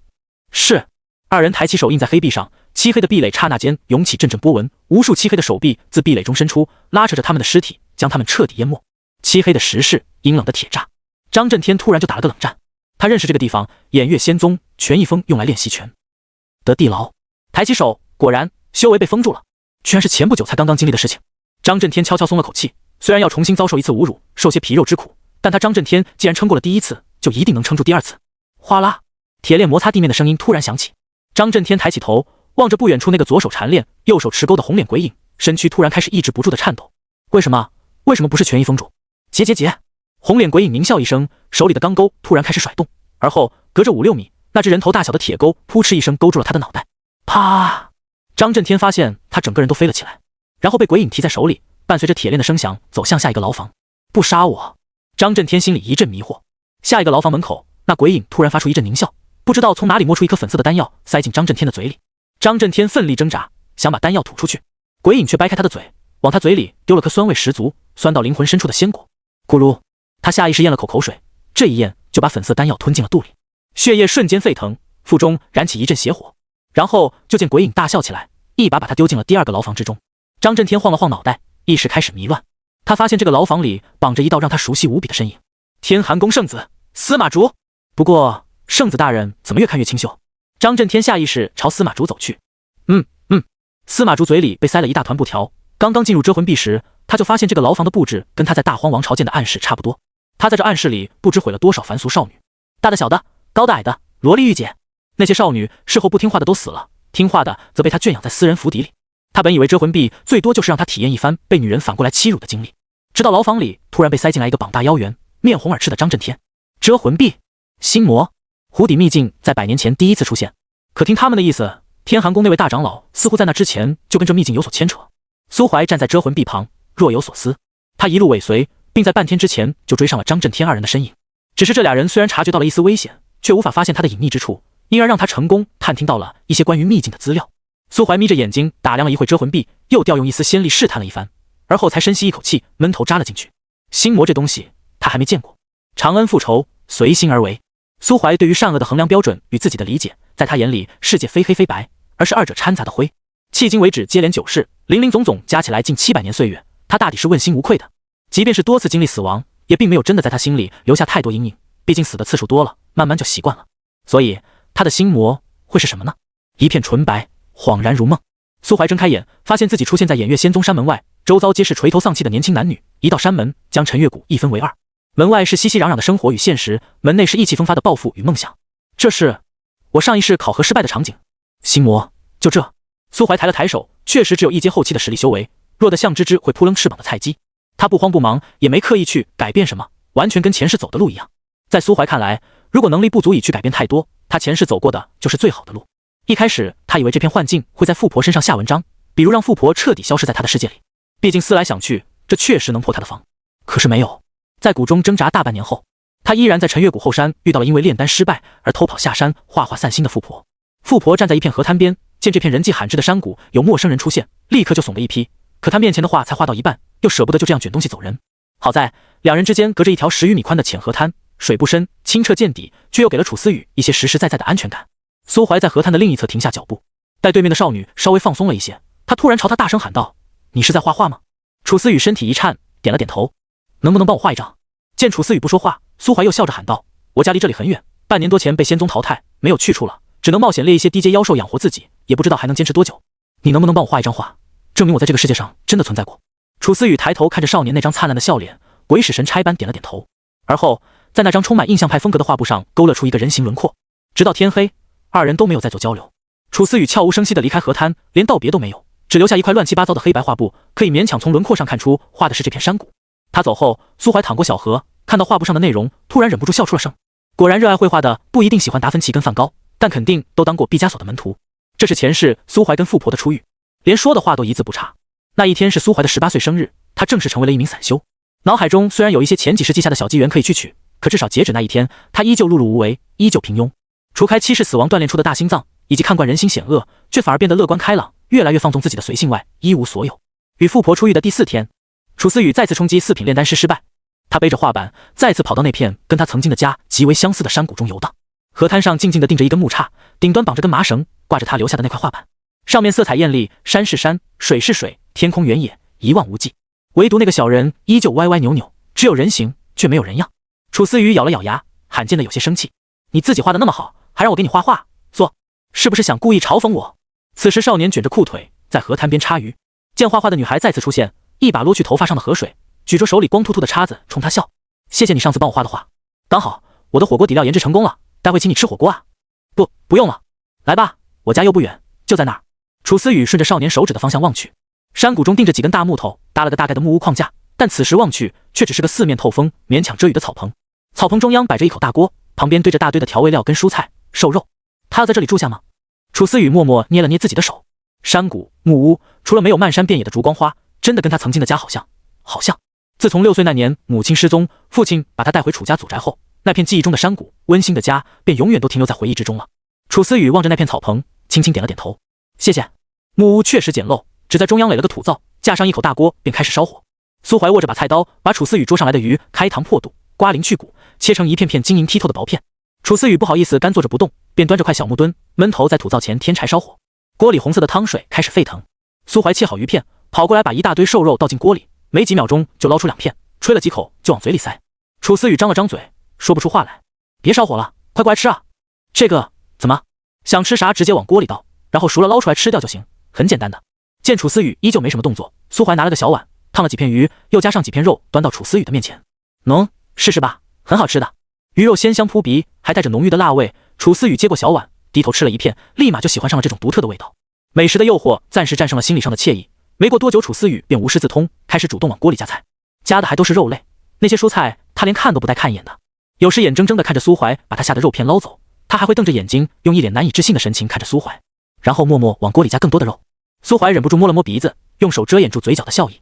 前世富婆的陷落就是从这里开始的，一顿一顿的火锅，一副一副的话。2个在异乡漂泊的旅人逐渐萌生出友谊，然后友谊逐渐加深，慢慢变质。在一个月黑风高的晚上，2人悄然间水乳交融，成为了一对普通的道侣。幻境中的一切都与前世相同，数百年时光，富婆慢慢从3品炼丹师成长为9品。苏怀也利用一些前几世记下的机缘打下基础，在富婆的帮助下突破至仙尊，并靠着魔改脑海中那些动漫里的技能，成为了真正的6边形战士，手段神鬼莫测，被天机阁评为仙帝之下第1人。这一切都没有一丝一毫的变化。直到那一夜，苏怀受一位友人相邀外出小聚，归途中碰上那个刺客，幻境的改变也自此开始。那刺客是个擅长隐匿暗杀的仙尊，遮形蒙面，身缠黑雾，无法通过灵魂探查到任何线索。夜月行空，一柄漆黑利刃从阴影中划出，带着诡暗的仙力刺向苏怀的咽喉。叮！利刃被银色指环卡住，那刺客一击不成，迅速抽身而退。但苏怀却是咧嘴一笑，双手猛然平展而开，一声怒喝响彻天地。魔相之锁！苏怀身后，一具数百米高、面容狰狞的巨大法相显现而出。他张开遍布利齿的大嘴，19根锁链从中爆射而出，恰巧封死了刺客本欲闪避的落点。咔嚓！刺客被锁链缠绕，身躯瞬间僵硬。魔相之锁同样是苏怀从某部动漫里偷师学来的技能，只不过效果没有原版那么霸道。他的魔相之锁一次性射出19根锁链，但锁链无法追踪锁敌。在与同阶对敌时，大家都不是一动不动的傻子，所以这一招虽然威力大，却很容易落空。但此时用来对付逃逸路线被提前预判，底裤都已经被看穿的刺客，却是真正的必杀之计。哗啦！魔相射出的仙力锁链被一点点地拖拽回来。苏怀蹲在刺客面前，没有丝毫废话，直接伸手揪下了他的面罩，随即便是瞳孔微缩。没有脸。他伸手探了探刺客的头骨，发现那就是一个纯粹的椭圆形，没有下颌骨，没有眼窝，连呼吸用的孔洞都没有。这东西不是人类，妖族、鬼族，还是魔族？又或者因为我没有见过刺客，所以幻境也无法还原出刺客真实的容貌。靠！如果真是这样，那这遮魂臂也太垃圾了。听张震天吹得那么牛逼，结果是个天下第一吹钩疤，老子白跟他玩那么久。苏怀站起身，重重地叹了口气。他夺过那柄漆黑的匕首，反手扎进刺客的心窝，然后从储物戒指中取出一瓶8品化骨水，均匀地洒在他身上，接着补上一发仙火，使其罪恶的一生在火焰中燃尽。但幻境依旧没有消散。苏怀揣着手望了望天上的月亮，迄今为止他都没有发现这幻境有任何要考验他的意思，反而有种要弥补他前世遗憾的感觉。这一世没和老友珍藏的那坛仙酒，刺客的计谋被提前识破，苏怀没被引到那片竹林，更不可能再被嘎腰子，所以这算什么心魔？可他却不知道遮魂臂的考验才刚刚开始。回到陈月谷中自己圈出的那片山谷后，眼前的一幕却让他失神了好一会儿。家没了，原本木屋所在之处长满了郁郁葱葱的青草，上面找不到任何曾有建筑存在过的痕迹。偃月仙宗大长老黄元出现在不远处，高声喝问他是谁，为何踏入偃月领土。他开口询问楚思雨的信息，黄元却皱着眉头说偃月仙宗从未有过这么一个女弟子。苏怀瞬间就反应过来，遮魂臂真正的考验开始了。先让他舒舒服服的体验一遍还算美好的人生，然后再在某个节点戛然而止，这手段牛啊！在黄元警惕的目光中走出陈月谷后，苏怀重重的叹了口气。你没去竹林是正确的，不要死亡。指尖的小蛇将一条提示送入苏怀脑海，他不动声色的点了点头，腾空而起，揣着手往大炎王朝的方向行去。短短半日时光，他便越过藏星山脉外围，抵达自己的故乡。他向人打听黑铁城苏家的消息，得到的回答却是苏家大少苏怀17岁早夭，苏家老家主苏长歌数百年前便就伤复发，黯然陨落。苏怀嘴角一抽，感情这个幻境世界里，他已经没有任何真心待他的人了，甚至连他自己都在17岁那年死了。要不待会去给自己上炷香？苏怀笑了笑，从此开始游历天下。他的修为似乎已经定格，年复一年，日复一日，丝毫不见增长。气鬼渊、陨魔窟、藏星山脉，每一处境地都留有他的足迹，但他本人就像一个幽灵，无论结识多少人，无论做了多少事，第二天都会被人忘得干干净净。这是最高层次的孤独，被世界遗忘，身处人潮，举目无亲。如此百年、千年，苏怀独自枯坐的时间越来越多。然而，每当遮魂臂以为他即将生出心魔，对自我的存在产生怀疑时，苏怀又总能搞点骚操作出来。第一个千年的末尾，他跑去参加仙域炼丹师盛会，在大赛现场表演炼制9品丹药，然后当场炸炉。跑路时还顺手卷走了隔壁炼丹宗师的9品丹炉，然后找了个地方躲起来，苦练上百年炼丹术，终于小有成就，成为了一名光荣的1品炼丹师。有些东西会就是会，不会就是不会。苏怀觉得自己肯定是受到了上天的诅咒，别家仙尊天赋再差，练几年至少也能烧出几颗3、4品的丹药。只有他流程标准，灵魂力量也够，丹炉还用的9品，但特么就是会莫名其妙的炸炉。第二个千年末尾，他以李思道的私人名义给偃月大长老黄元写了一封信，约定3天后在仙域之巅一战，败者留下自己的腰子。黄老头将信将疑，在他看来，整个仙域应该没人不怕死，敢冒着被李思道追杀的风险开这种玩笑，所以他一边派人核实，一边宣布闭关，如无大事，100年内不会出关。第三个千年末尾，苏怀又给尊天神朝的神皇写了一封信，大致内容差不多是：你好，我是天寒宫大长老钱四海，其实几千年前天寒宫覆灭时我是假死，现在我已经夺舍重修，马上就能凭借前世炼制的神丹突破仙地，限你2天内凑齐100亿上品灵石，送到建元城西郊紫竹林，不然休怪我突破后发动大军灭你神朝。为了增加信的可信度，苏怀还不惜刻了粒暂时提升修为的9品丹药，特意在末尾留下了仙尊后期的气息。信的内容很假，但气息很真，神皇觉得亲自到紫竹林去看看，至少也要把写信的人缉拿归案。他一步踏入紫竹林，却不小心触发了苏怀花了几百年小心翼翼布置的陷阱，引发了一场大火。神皇可没忘记数千年前天寒仙帝的惨痛教训，第一时间就严阵以待，防止周围还有其他的惊天杀阵。惊天杀阵自然是没有的，但熊熊燃烧的大火蔓延到紫竹林深处，没过多久，竹林里就走出个一袭白裙，面若寒霜，还不听解释的绝世剑帝。那一天，在远处嗑着瓜子看戏的苏怀，总算弄清了一部分仙帝之间的排名。李思道大于尊天神皇，可惜啊，仙帝毕竟是仙帝，打不过还能跑，神皇居然保住了自己的腰子。往后每一个千年，总会出现一件足以震动整个仙域的大事，但令人不解的是，没有任何人能想起这件事是谁引发的。苏怀就这么跟魂臂杠着，说他被孤独折磨疯了吧，偏偏每到搞事的时候他就开心的一批；说他没疯吧，又整天的坐在山谷里种花发呆，始终介乎于一种你猜我疯没疯的状态，属于薛定谔的疯。10000年，苏怀叼着根狗尾巴草，躺在一望无际的烛光花海里，计划着即将到来的第10个千年末尾该去找点什么乐子。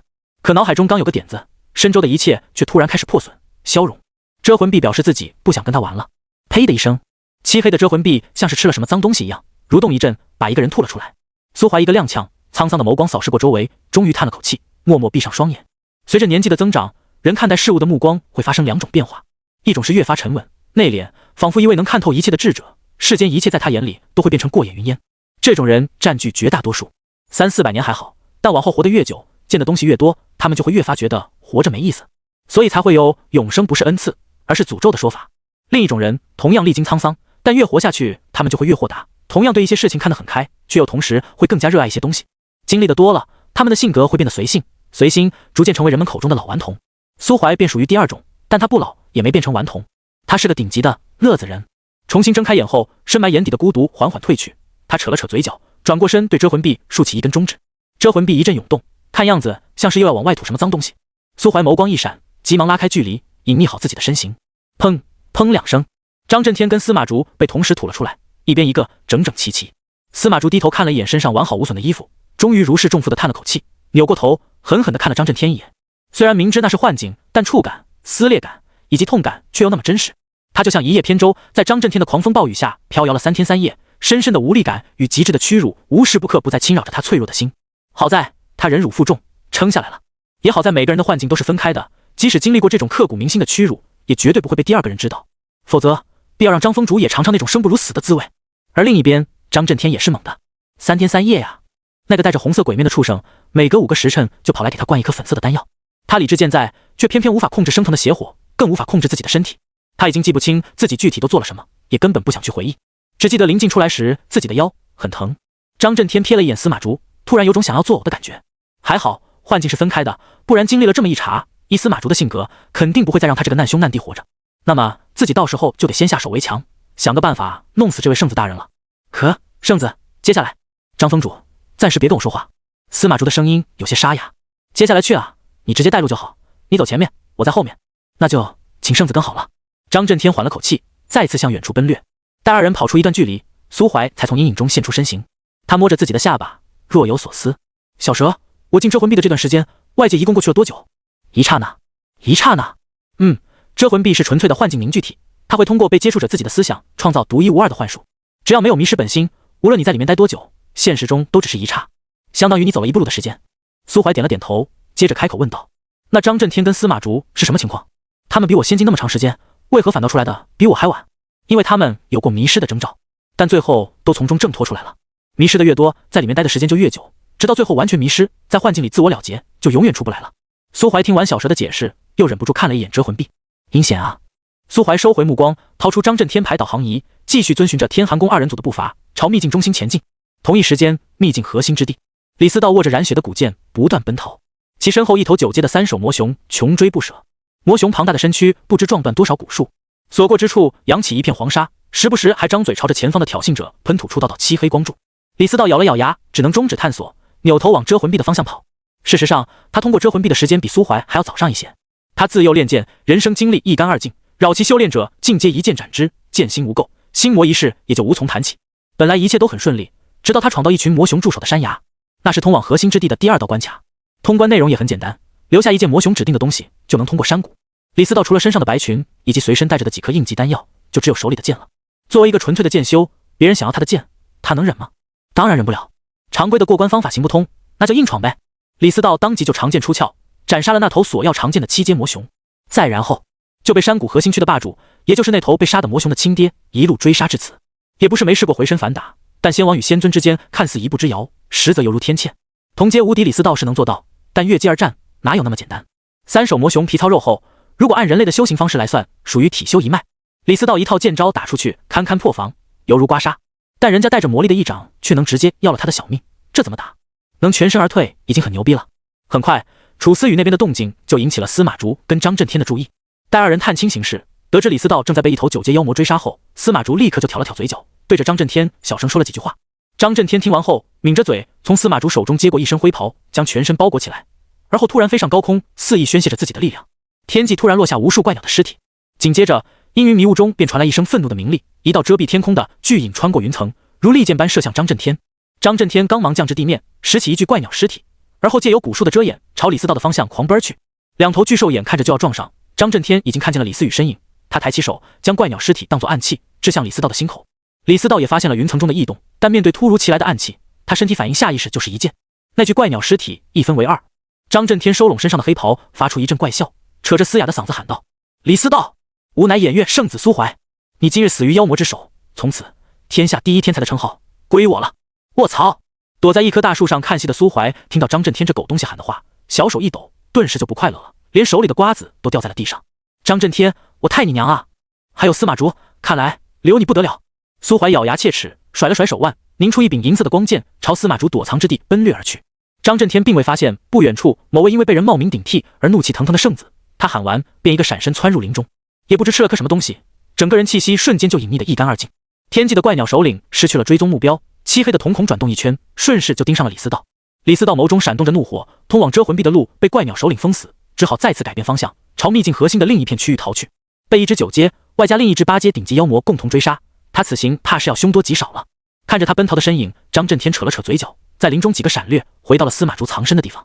此时司马竹低着头坐在一棵树下，看不清神情。圣子，任务完成了。司马竹没有回应。圣子，别喊，我知道了。司马竹一动不动，声音虚弱无比。张震天内心突然生出一丝不祥的预感，皱了皱鼻子，闻到了一股细微的血腥味。他眯着眼睛细细看去，这才发现自家圣子身下的泥土已经被鲜血染红，往那个方向走去的脚步顿时就停下了。你好啊！一道阴影突然出现在其身后，张震天身上的汗毛根根竖起，一个机灵，回身就是一掌，咔嚓，身后的古树应声而断，粗大的树干砸落在地，溅起大片尘土。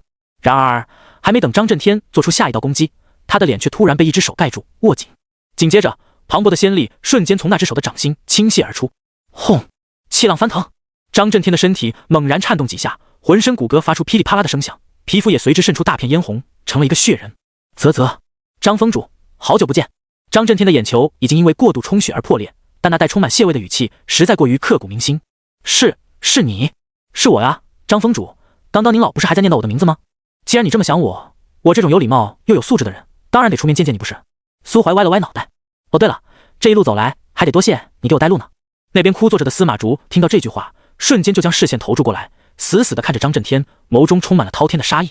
他刚刚还在思索为什么一路走来小心翼翼，但藏身之处却能被苏怀如此轻而易举地找到。现在一切都了然了，他们二人中出了一个叛徒。苏怀拖着张震天半死不活的身躯，漫步走到司马竹身前，他将张震天丢在一旁，擦了擦手，然后并指为刀，以仙力斩断那棵倒塌的大树，削出2节树墩，自己做了1节，又将另1节放在司马竹旁边。天寒圣子，聊聊。司马竹抬起头，用双手强撑着重伤的身体坐了上去，只不过很快，那节树墩就被他身上淌下的鲜血染红。呵呵，司马兄真是好血量。司马竹没有理会苏怀的调侃，他看着面前那张年轻的有些过分的脸，再结合他能一击废掉张震天的实力，心中思绪良多。他无比的渴望知悉苏怀身上的秘密，可惜如今他非刀俎，而是鱼肉。苏怀，你想知道什么？司马竹深吸一口气，不去看胸腹间那条恐怖的刀痕，而是将视线全部凝聚在苏怀的双眼上。苏怀与他对视，嘴角微微上扬。我想知道的，你会说吗？没什么不能说的，交易而已。只要有足够的筹码，天底下就没有绝对的秘密。苏怀忍不住为司马竹的觉悟鼓掌。那我们先聊聊你们天寒宫秘而不宣的炼丹技术。呵，偃月仙宗果然已经知道了。司马竹眯起双眼，炼丹之处只有大长老知道具体在哪儿，那些负责炼丹的丹师也早已被斩断与外界的联系，没有留下任何把柄。我与其余几位效忠大长老的封主，只负责物色那些可以被培育成药人的修士，然后会由专人出手制造意外，再秘密将人带到大长老指定的地方进行交接。之前负责出手的就是张震天。作为回报，每个月的第12天都会有人暗中将一些丹药送到我们府上。关于这件事后面藏着的其他秘密，我就不太清楚了。苏怀拖着下巴，那么天寒宫具体还有哪些封主跟你一样是大长老的人呢？全部都是。全部？很少有人能抵御住那种丹药带来的诱惑，更别说如今宫内大部分8阶封主都是大长老从7阶培养上来的。你没骗我，我可以向天道起誓。苏怀点了点头，接着问道：那接下来说说你对这个秘境的了解。司马竹却是闭口不言了。这个反而不能说。苏怀问道：可以说，但筹码我刚刚就已经说过了，想交换秘密需要足够的筹码。司马竹眼神阴翳，作为诚意，我已经告诉了你很多，而你还没说你愿意付出什么筹码。苏怀挑了挑眉，你想让我饶你一命？是，那不可能。苏怀笑着摇了摇头，因为某些原因，你早早的就上了我的必杀名单，哪怕这只是我的一具分身。司马竹垂落着双手，却没在苏怀脸上看到什么意外的神情。这位深藏不露的偃月圣子，似乎永远都带着那副令人讨厌的笑脸。对，哪怕你只是一具分身。银白的剑刃瞬息之间便掠过司马竹的脖颈，头颅滑落，那张面无表情的脸正对着地上躺尸的张震天。苏怀起身，把双手揣在袖子里，嘴里哼着不知名的小调，朝着秘境深处渐行渐远。没了气息威慑，浓郁的血腥味很快便引来了核心圈潜藏的妖魔，将2具曾端坐于天寒宫高位的身躯啃食殆尽。张震天算是彻底陨落了，但司马竹却依然还好好的活着。在苏怀找到他藏身之处，一刀斩开其胸腹时，便发现他的灵魂并不完整。司马竹修行了一门奇异的分身法，分出的分身还与一般的身外化身不同，不仅拥有较为独立的思维，就连平日里的修炼都是分开进行的，颇有一种将自己一分为二，进行双份修行，最后再合二为一，无敌于世的味道。难怪司马竹身为天寒宫圣子，还拥有传说中的9阳神体，修为却不到7阶，原来是分身啊！估计本体现在还不知道在哪苟着呢吧？细细想来，这种做法确实很符合他忍者神龟的人设啊，属实是给他牛逼坏了。处理掉司马竹2人，已经大致摸清核心区中心方位的苏怀，便一路悠哉，成功抵达了第2关魔熊驻守的山谷。密神者，留下你的双臂。听到不远处那头7阶魔熊口中吐露的人言，苏怀叹了口气，他算是摸清了所谓考核3关的本质。第1关种下心魔，第2关削弱实力，估计第3关也会是类似的效果。最核心的那尊神，明显是既希望有人去找他，又害怕找到他的人太强。可是小熊啊，你家长都不在，你自个就1-7阶魔物，凭什么敢开口要我的双臂啊？你一直都那么勇的吗？苏怀甩了甩手臂，手中的银剑化为一把长弓，他用力拉开弓弦，仙力在指尖汇聚，形成一根银色剑矢。咻！长虹贯日，轰的一声巨响，那头10余米高的魔熊脑袋轰然炸开，碎肉与血液溅了一地。山崖上其余的巨熊开始嘶吼，剩余的几只7阶魔熊带着大量5-6阶的熊崽子朝苏怀发起冲锋。哦吼，差不多都已经有灵智了，还这么不怕死的吗？一个响指，王之宝库再现，漫天的剑矢不断在虚空中闪烁。面对魔熊这种近乎纯粹的防御与力量性妖魔，覆盖式的法术轰击犹如天灾末日。那场面就像中世纪战场突然出现了数千把无限子弹的加特林，场面血腥无比，一面倒的屠杀。短短片刻，山谷中的嘶吼便彻底消失，徒留一地雄尸，寂静无比。苏怀收拢双手，循着山崖上的断口摸进了魔熊一族的老巢。魔熊一族并不归属于妖，而是与羽魔窟的魔族一般，即便实力突破至7阶、8阶，也鲜少有魔族能化为人形，所以他们的洞窟庞大无比。行至深处，苏怀在一块巨大的石板上发现了大量的矿石结晶，以及一些零零碎碎的杂物，其他妖魔的骨骸，没有灵药一类，想来应该是魔熊族没有储存粮食的情况，发现什么好东西当场就吃掉了。苏怀弯腰拾起一块紫色晶石，用仙力测了测，看硬度应该是8阶的材料，而类似这样的晶石足有上百块。嘿，没想到还有意外收获。抄家果然是来钱最快的方法。收走全部的晶石后，苏怀又望向那堆杂物，其中大部分都是价值不高的物品，但一枚储物戒指以及2柄剑却异常亮眼。那2柄剑都寒光逼人，苏怀只一眼就认出了这是8品的宝器。只不过持有他们的剑主应当有过一场力量悬殊、惨烈无比的战斗，连8品宝器都出现了肉眼可见的裂纹。再看储物戒指，外观呈浅灰色，里面只存有少量冷僻的丹药以及一些衣袍之类的生活用品，想来其余的东西应该都在战斗中消耗掉了。苏怀突然轻声叹了口气，他在那枚戒指里发现了偃月仙宗的长老袍服，袖口上绣着8轮弯月。在联想起之前的长老会议中，陈太如提到的那位在100年前秘境探索中失踪的刀剑锋前任锋主，戒指主人的身份不言而喻。苏怀转身去翻找那堆骸骨，因为很多骨头都是碎的，并不完整，他只拼凑出了2副大只的骨架，收进那枚储物戒指里。作为偃月圣子，既然遇上了，那么带门内长老的尸骸回宗安葬便是他应尽的责任。至于另一具，杂物堆里有2把剑，但偃月仙宗上任刀剑锋锋主可不是双刀流选手，那么另一把剑很有可能就是另一具骸骨生前所用的武器。能用上8品宝器的人，秘境里又只有4大超然势力的人进来过，那么那具骨骸生前的实力跟地位又能差到哪儿去？帮忙带出去一具骨骸，举手之劳，却能换来一个不小的人情，简直血赚。将剩余的那些有价值的东西全都一扫而空后，苏怀才心满意足地离开那个巨型洞窟，朝着山崖上跃去。山崖所处的位置很高，但因为是魔熊一族的地盘，所以没有怪鸟盘踞，核心圈内笼罩天空的薄雾也散了不少。苏怀站在山巅，往西南方望去，依旧是遮天的古木，一望无际的山林。路漫漫其修远兮哦，难怪张震天说要走3天。确定好方向，他便自山崖一跃而下，钻进茂密的丛林。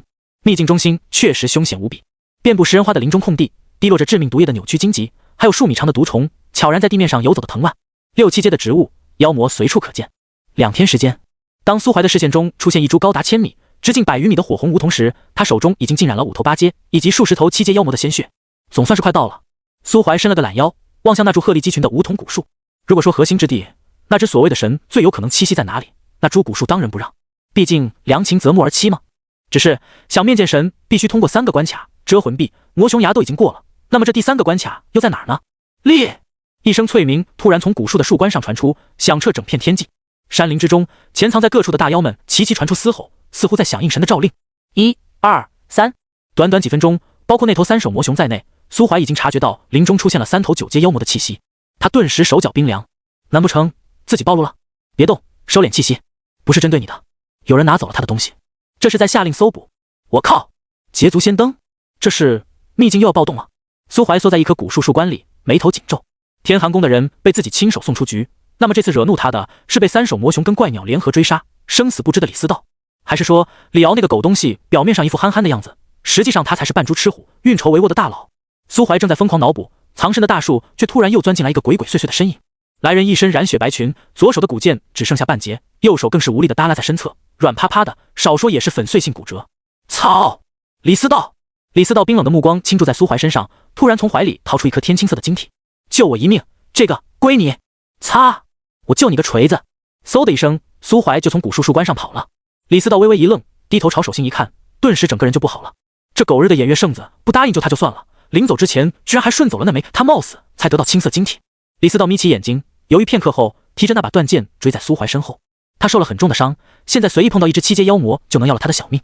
在出发来秘境之前，怀风大帝曾跟他说过，若是遇上生死危机，不妨向偃月仙宗或者尊天神朝的人寻求帮助。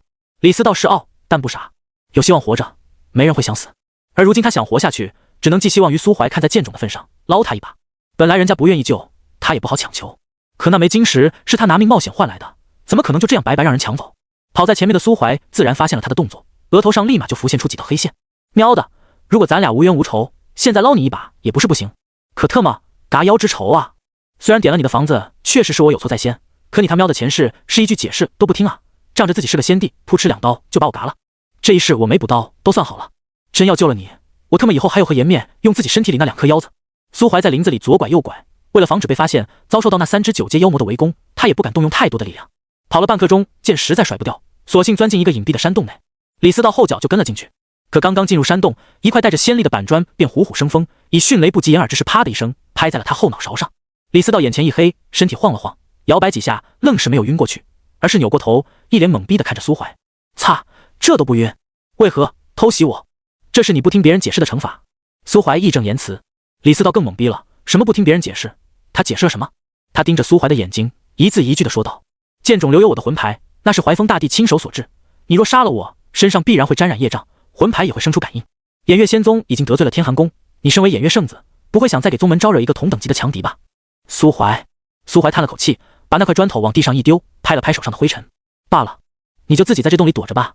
苏怀掏出一瓶从张震天储物戒指里搜来的敛息丹药，随手丢给李思道。这算是那颗石头的交易物品，我自己还有事要做，不可能留在这儿给你这个陌生人当保镖。这瓶丹药的作用是收敛气息，效果很强，待会我出去以后会封住洞口，接下来你是生是死看命，如何？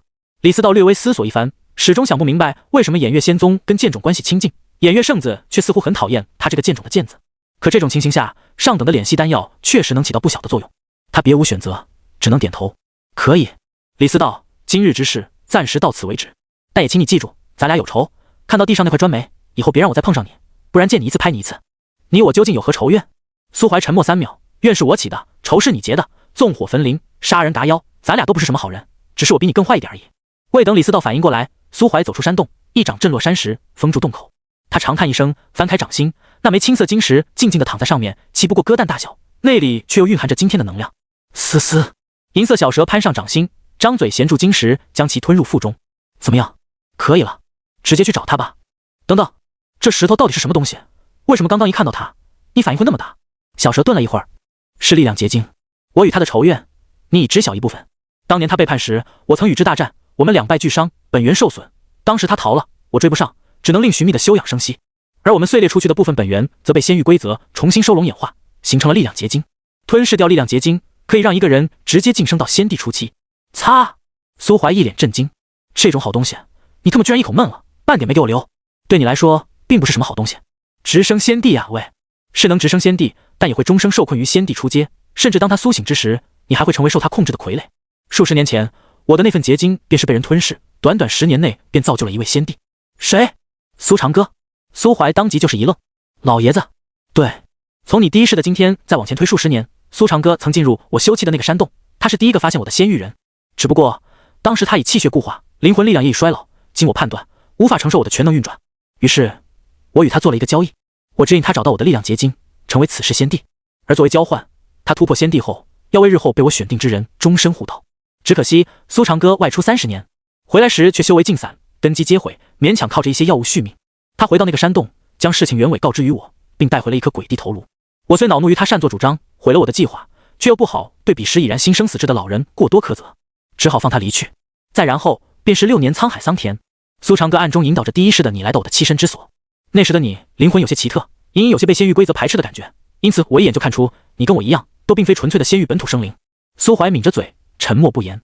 你的条件符合我的要求，但灵魂强度却差上一丝，虽然足以承受住我的力量，却也注定要在过程中白白浪费一次循环。等等，循环？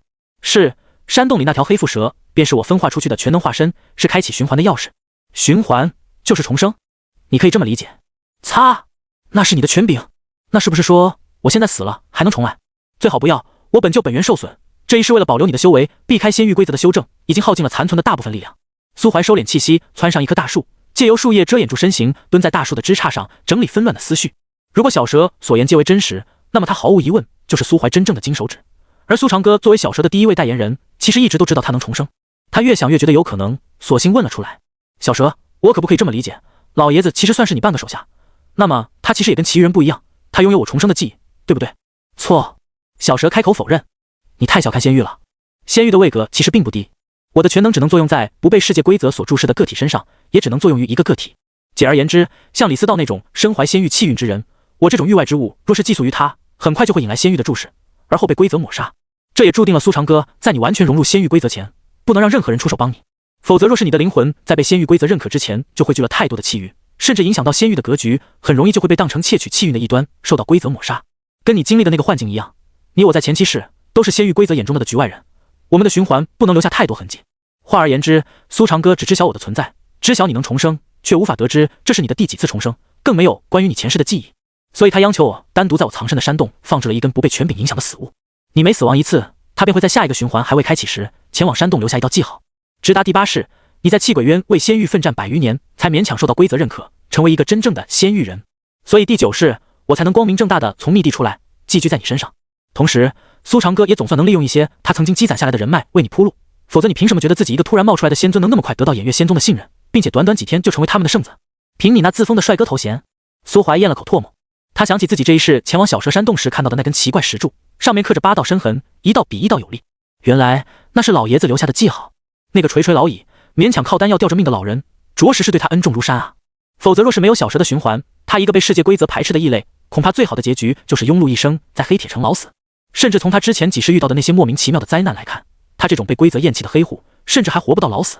可能这才是穿越者真正的结局吧。苏怀在树杈上枯坐许久，才重重地叹了口气，抬起头望向远处的千丈梧桐。老爷子的伤能治吗？很难，除非你能找到关于复苏之类的权柄拥有者。那只青鸟的权柄是什么？虚幻。大地境界能掌控权柄吗？只能掌控雏形。那为什么之前不跟我说这些，到了现场又突然全部都告诉我了？因为你就在这里，即将步入大地之境。燃起来了，好兄弟。话说你有名字吗？他一直叫我银。他是你曾经的同伴吧？画册里那个跟你还有青鸟在一起的女人。你还有其他问题吗？嗨，没了，老银，出发吧。苏怀轻咳一声，不再打听小蛇的八卦，而是直接从树上一跃而下，认准古树所在的方向，一路前行，奔掠而去。山林间，大量高阶妖魔不断朝秘境外围扩散，天空上遍布着丑陋狰狞的怪鸟，共同寻觅着那个偷走他们神物的盗贼。100年前，这样的事情曾经发生过一次。那一次，他们杀了很多进入秘境的外来者，却还是让假扮成秘神者的盗贼带走了一颗神退下的神心。而这一次，他们是要将所有的外来者全部灭杀，绝对不会再失手了。但这群妖魔无论如何也不会想到，100年时间，为了应付妖魔的搜寻与追杀，也为了能从秘境中偷走更多的东西，天寒宫大长老研发出了一种特殊的敛息丹药。如今，这种丹药又因为某些喜闻乐见的原因，落入了屠神者苏怀的手里。东绕西绕，苏怀躲过一批又一批搜寻的妖兽，距离梧桐树的位置越来越近。离梧桐树不到2里地时，苏怀停下了前进的脚步。以他目前的修为，从这个位置已经能光凭肉眼就看清梧桐树的全貌。直径足有数百米粗的树干上被开了一个5米大小的门洞。追逐李斯到未果的3首魔熊失去了神的恩宠，被勒令在门洞旁看守梧桐古树。他一脸凶厉地扫视四周，还不知道自己被某个不讲武德的人类偷了家，不仅被卷走了所有的财产，整个族群还被屠戮殆尽，就剩下自己这么一头光杆司令。老银，怎么搞？直接冲进去？别冲动，力量结晶被偷走，他现在一定会不惜代价的发动权柄护住己身。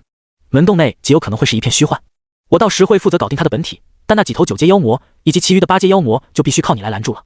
你必须先想个方法分化他们。苏怀有些头皮发麻，他虽然号称地境之下无敌手，但前提的是1对1单挑啊。同时被如此数量的妖魔围攻，其中还有3头跟他同阶的，说不发怵是不可能的。否则要是真有那个本事，大家还镇守个屁的境地，直接让偃月大帝拦住气鬼渊的鬼地，然后关门放苏怀，一天就能把气鬼渊杀得干干净净。分化，喵的，早知道先不弄死天寒宫那俩货不然现在还能让他们先吸引一波火力。苏怀懊恼地拍了拍脑袋。然而正在他绞尽脑汁想办法时候，眼前突然出现了一波意想不到的展开。一个尊天神朝的8阶将军不知从哪钻了出来，突然怒吼一声，凌空斩出一刀，劈向3首魔熊的面门。擦，这货哪来的？苏怀愣了一瞬，不过很快就想明白了。跟偃月仙宗一样，4大超然势力都不是傻子，大家都在100年前那场探索中嗅到了蛛丝马迹。这次大家都默契的没有派出年轻弟子，而是只派出精锐，便是冲着秘境核心区的秘密或者说大机缘来的。如此一想，尊天神朝的人神不知鬼不觉地摸到这里来，再正常不过了。只不过他们的将军都那么猛的吗？8阶修为就敢跳出来干9阶魔物？尊天神朝的将军当然没那么猛，不过既然敢跳出来，就证明人家不说全身而退，至少也是有一些本事的。只见那位将军猛地斩出一刀后，便疯狂朝林中奔掠，这他妈就是调虎离山啊！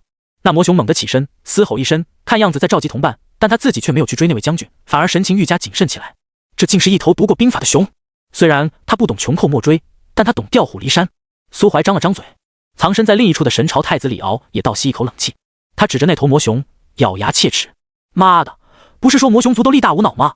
剑种镇守与魔窟万年，为什么就没遇到这么鸡贼的魔熊？他身旁那位将军也是嘴角抽搐。除去魅魔、智魔等一些特殊种类，魔族整体确实灵智不高，尤其是类似魔熊这种力量型魔物，他们一般都不会过多思考，要不然剑种那群疯子也不可能稳稳的据守魔窟，万年未曾丢失1寸阵地。李敖伸手挠着头皮，烦死了，现在怎么办？宝山就在眼前，但我们特么根本进不去啊！那位将军突然深吸一口气，没办法了，殿下，已然打草惊蛇，就不能再拖下去了，否则那些妖魔全都汇聚过来，我们再想成功就真的难了。待会我想办法拦住那畜生一会儿，你趁机溜进去。李敖咬了咬牙，从怀里掏出几张符纸，将其中一半塞到那个将军手里，拿着，危急关头撕一张，可传送千里，至少能给你增添一线生机。那将军愣了愣，殿下，这是神皇给您保命用的东西，若是真用了，成功得到机缘还好，若是没得到，定会有大臣上奏，说您思虑不精，出门在外还得靠神皇给的东西逃命，届时您在神国的威望定然会受到影响，甚至有可能个屁，保命的东西就是拿来用的，这太子之位也没什么好稀罕的，一群老古板争来争去，一个神朝将军的性命还比不上几张破符，那位置对我来说吸引力也没多大，要真被废除了，以后老子安心去藏星山脉接壤处当个赛王便是。殿下，此行听从殿下命令行事，护卫殿下本就是末将职责，这神行符末将不能要。大胆！本宫现在还是太子。李琦，你要抗命吗？末将不敢。那还磨叽什么？赶紧上去帮本宫创造机会。末将领命。那将军突然朝李敖单膝跪下，起身之后便抽出一杆长戟，猛然朝3首魔熊发起进攻。李敖顺势跟在其身后，八阶王竟舍命一击，便是魔熊皮糙肉厚，也不敢说能完全无视。他嘶吼一声，猛地拍出一掌，而李敖也趁这个间隙摸到了木洞大门前，他脸上终于露出一丝笑意。可二人终究还是低估了魔熊的智商，就在他即将打开大门时，将军突然发出一声怒吼：“殿下，小心！”熊掌的阴影笼罩而下，李敖霎时间汗流浃背，立马就要撕碎手上捏着的神行符。别怕，谁？轰！偷偷跟在李敖身后的苏怀对着那只熊掌一拳挥出，二者拳掌相接，一阵气浪爆发而开，将方圆1000米之内的草地全部卷秃，巨熊被接连震退数步，苏怀也身体一颤，气血翻腾。苏兄，苏个屁，还不快溜！他反手一击拍在大门上，指尖的小蛇喷吐出一道银芒，击碎大门上的禁制。大门上裂纹密布，碎裂出一个2米见方的大洞。苏怀抬起一脚，把李敖踹进门内，而后自己也迅速钻了进去。正如小蛇所预测的那样，力量结晶被盗，导致青鸟栖身的古树内部如今已布下层层防护。冲破大门的禁制后，苏怀跟李敖直接就跌入了一片镜面世界，四面八方到处都是二人的显影，没有通道，也没有什么通往下一处的门户。什么情况？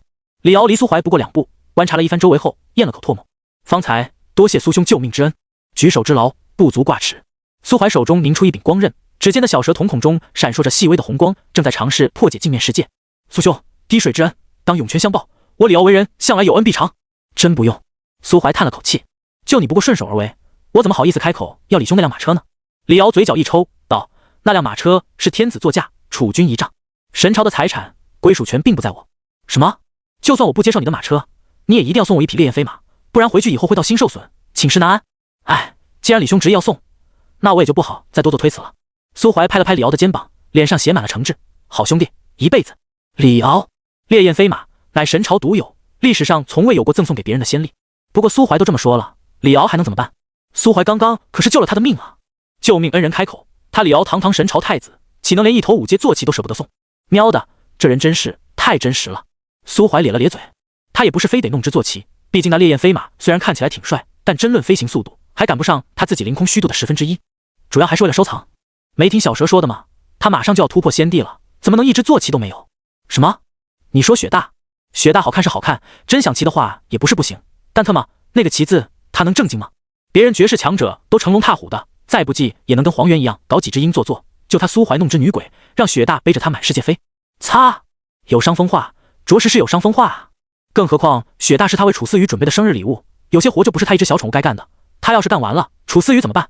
苏怀忍不住弯了弯嘴角。恰在此时，小蛇向他发出了提示：左手边第3块镜子，那里是最薄弱的地方，打碎它。苏怀不动声色地点了点头，然后在李敖疑惑的目光中抬起左手，掌心对着小蛇指定的那块镜面。轰！银光爆射，那块镜面上咔嚓一声出现一道裂痕，随时做好战斗准备。裂痕不断扩散，很快就弥漫到其他镜面上，清脆的咔嚓声不绝于耳，最终达到某个临界点，整个镜面世界轰然破碎。梧桐树内的真实景象终于呈现在二人面前，扭曲的藤蔓挂满内壁，到处都遍布着星星点点的荧光，犹如一间神明栖息的殿堂，华丽高贵。殿堂4角分别立有一座古老石台，西方与北方的石台空空荡荡，上面的东西已经被人取走，空于底座。东方的石台上摆着一张碧绿长弓，其上光芒流转，至少也是一柄10阶地器。而南方石台上则放有一卷卷轴。苏怀与李敖的目光顿时就火热起来。李敖回头看了一眼苏怀，收回下意识迈出的脚。他拎得很轻，机缘到宝，强者居之。别看他俩刚刚还称兄道弟，但这种轻易建立起来的薄弱友情，在绝对的机缘下不值一提，谁当真谁傻逼。至少他刚刚自己心里就已经有了快速夺宝，而后利用神行符跑路的想法。只不过很快就压住了贪念，毕竟以苏怀刚刚表现出来的战斗力，他要是真想强行分一杯羹，最大的可能就是还没摸到宝物时，骨灰就已经被苏怀扬了。苏兄，苏怀似笑非笑地看了他一眼，而后一步步走向东方的石台。他没有着急去取台上的东西，而是低头打量着底座上那些神异纹路。凝视了没多久，那些纹路像是突然活了过来，不断扭曲变化，变成了一段苏怀能看懂的文字。青鸟衔之，零度阔海，蓄其心气，退而为鸾。得登神之法，自问救身纳垢，心溃，法断，骨损。久虑之，终绝其救心，散其救法，抽其救骨。未舍之，心骨分炼为魔心，法路神功各其一，燃救火，塑心身。苏怀摸了摸下巴，这段话挺好理解的。青鸟本是一种灵鸟，它跨过遥远的路途，就是为了积蓄自身的底蕴，梦想着有一天能退化为鸾。得到蜕变登神的办法后，他发现自己的身体有瑕疵，没有成神的资格。因为他心中有愧疚，功法有瑕疵，骨头也有缺损，于是犹豫了很久之后，他把自己的心挖出来，把功法散尽，又抽出自己的骨头，带有愧疚的心炼制成了一颗魔心。废弃不用的功法记录在一张卷轴上，缺损的骨头也做成了一把神弓。最后放下执念，欲火盘灭去了。反正苏怀是理解不了这只青鸟的脑回路，心中有愧，把心挖了就无愧了。有瑕疵的功法记录下来当宝贝就算了，还用自己的骨头练了张弓，变态啊！手指上的小蛇也发出一声冷笑，自欺欺人。当然，吐槽归吐槽，并不妨碍苏怀拿走那把弓，反正又不是用他的骨头做的，用起来也不觉得膈应。地气啊！他活了这么久，别说用了，摸都没摸过这种好东西。倒是那张卷轴，苏怀拿起来翻了翻，就失去了兴趣。确实是瑕疵品，甚至都没有记录完全。修行之法记录到9阶，后面的内容就开始剑走偏锋，估计瑕疵的问题也是出现在9阶之后，并且这是青鸟的修行功法，人族去学，还不知道会不会出什么问题。苏怀扭头看向李敖，李兄，你对这卷功法有兴趣吗？有，苏兄愿意割爱。李敖的眼睛瞬间就亮了起来。石台上的东西他也看到了，那把地气毫无疑问是最珍贵的东西，但功法也不差呀。虽然苏怀愿意给他，就说明这东西应该有些问题，但他只是个神朝太子，只管把东西带回去交差。至于东西有什么问题，那是那些负责转录功法的大臣该关心的事。那给你吧，不过修炼之前最好先人你们那位神皇过目一遍。我记下了，多谢苏兄提醒。那卷功法就这么丢给了李敖，李敖也郑重收下。这次他倒是没提谢礼的事，生怕苏怀又张口要些他决定不了的东西。至于如何回报，还是等出去以后让神皇大人裁定吧。送出卷轴后，苏怀收回目光，反正那卷轴他已经看过了，里面的内容也能随时默写下来。一张无用的卷轴换来一个尊天神皇的人情血传，并且还立了个不恰毒食、见者有份的人设，这特喵就是人情世故啊！只不过，苏怀抬起头看向4个石台交汇之处，青色的流光在地面上勾勒出无数细小纹路，在中心点交汇，维持着一个半透明的能量护罩。护罩中央静静地躺着一颗蛋，蛋呈青色，表壳布有细鳞，高不过5-6公分，比寻常的鸡蛋也大不到哪里去。如果不仔细去看，很容易就会被忽略。这颗蛋一开始并不在那儿，是从苏怀拿走卷轴，石台上的光纹全部亮起之后才突然出现。而在它出现的一刹那，小蛇的目光便死死地盯着防护罩，滔天的杀意弥漫而来。不远处的李敖突然打了个冷战，他以为那股杀气来源于苏怀，此时难免一脸懵逼。前一秒这人还笑嘻嘻的，怎么突然就感觉要杀人了呢？这卷轴应该是苏怀自己给他的吧？他应该没惹苏怀吧？喵的，难不成是因为我没有答谢？靠，都说伴君如伴虎，怎么这逼变脸比皇帝还快啊？那我现在要不要把卷轴还给他？李兄，离开这儿啊！哦，好，我这就走。李敖一头雾水的往梧桐树的出口掠去。咔嚓，突然一道轻微的响声传来，李敖正在奔掠的身躯突然一顿，然后便歪着脑袋一动不动，脸上充满了迷惘。同样的迷惘也出现在苏怀的眼底，只不过很快，一股冰冷的触感便从指尖传来，将他重新拉回现实。苏怀晃了晃脑袋，眸中有些许庆幸。他望向石台中央，那颗蛋不知何时已悄然破裂，一只麻雀大小的鸟站在地上，锐利的眼神直勾勾地盯着苏怀的手指。咦，西西，好久不见了呢。跟无法分辨男女的小蛇不同，那只青色小鸟一开口就是老萝莉了。小蛇扬起脑袋，迪沃娜，我来取你性命了。我来取你了，多么感人的短句，再结合小蛇跟青鸟之前一路同行，说不定还是青梅竹马，妥妥的恋爱番剧。可他们这个短句中间加上性命2个字，恋爱番突然就画风突变，瞬间打上了复仇、热血、战斗等标签。青鸟的脑回路没有苏怀那么奇特，听到小蛇那冷冰冰的话，他不仅没有生气，还歪着脑袋打量起苏怀来。莹，这个人类是你的新主人吗？西西，小哥，我也可以跟着你哦。很多莹无法做到，又或者不愿意为你去做的事，我都可以去做呢。青鸟摇身一变，突然真的变成了一个青色头发的双马尾萝莉。她大概1米5几，赤足凌空，一袭天青雨衣垂落至腰臀下，白花花的大腿晃得苏怀眼睛疼，也不知道除了雨衣外还有没有穿些别的。再看看脸，肤光胜雪，双眸灵动，眉心画着一个青色印记，眼角还勾勒着几片轻灵的纹路。目光在苏怀身上流转，尤其在某处停留时，还伸出舌头舔了舔嘴唇。我靠，这特么谁顶得住？苏怀当场就用批判的目光多看了几眼，说不定以后不想混修仙界了，还能匿名写一本异种族妖魔娘平2，流芳百世。青色对着苏怀微微一笑，露出2颗可爱的小虎牙。他真的太懂男人了。苏怀咽了口唾沫，坚定到心，而后无情的扭开脑袋，并抬手甩出一条小蛇。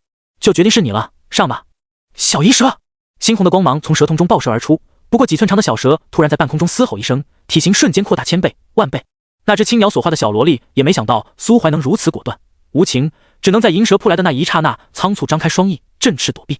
它的体型也开始无限膨胀，最终一蛇一鸟皆长至1000米，围绕着那棵梧桐古树展开厮杀，古木断裂，尘土飞扬，场面看似浩大无比，颇有一种崩裂天地的感觉。但苏怀却越看越觉得不对劲，太弱了。无论是小蛇还是那只青鸟，在苏怀眼里都弱到爆。青鸟还好一些，至少打着打着还能偶尔施展出类似多重影分身的技能，给小蛇造成一些困扰。可他妈小蛇呢？它那是纯粹的肉体厮杀啊！那种感觉就像在动物园里看2只大老虎干架，画面是挺刺激，但不符合咱的画风啊。您老好歹放个技能啥的。难怪小蛇之前说青鸟会惧怕9阶的苏怀，苏怀估摸着自己应该确实有干掉青鸟的能力。不是，我他妈就纳了闷了，像这种弱鸡凭什么能号令3头9阶妖魔啊？当然，如果现在小蛇还在他手上的话，一定会一脸嫌弃的告诉他，世界上有一种职业叫辅助。小蛇的本体是衔尾蛇，得到一种东西的时候就会失去一些东西。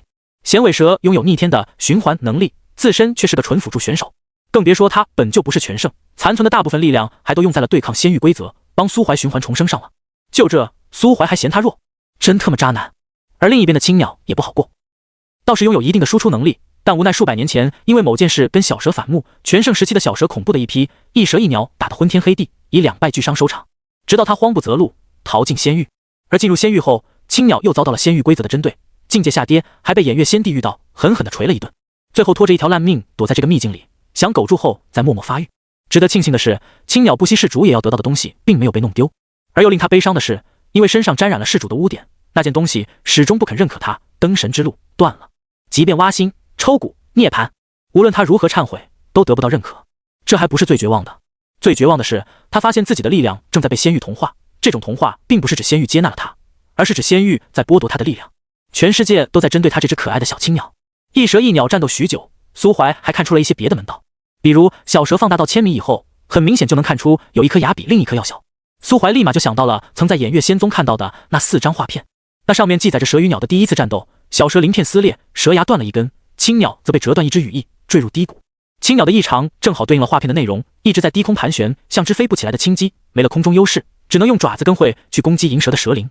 而事先吞噬了青鸟力量结晶的小蛇，非但没有跟一般人一样被青鸟控制，还拥有了对虚幻之力的抗性。所以二者之间一开始还能势均力敌，但打着打着，青鸟就发现银蛇身上伤口越来越多，战斗力却越来越猛。疯子，狠的怕愣的，愣的怕不要命的。面对银蛇这副欲要与之同归于尽的架势，他终于顶不住了。烈！一声脆鸣响彻天地，山林间万妖奔腾，原本跪伏在地不敢打搅蛇鸟战斗的妖魔们得到诏令，从秘境的四面八方涌向中心。苏怀终于意识到了青鸟的逆天所在。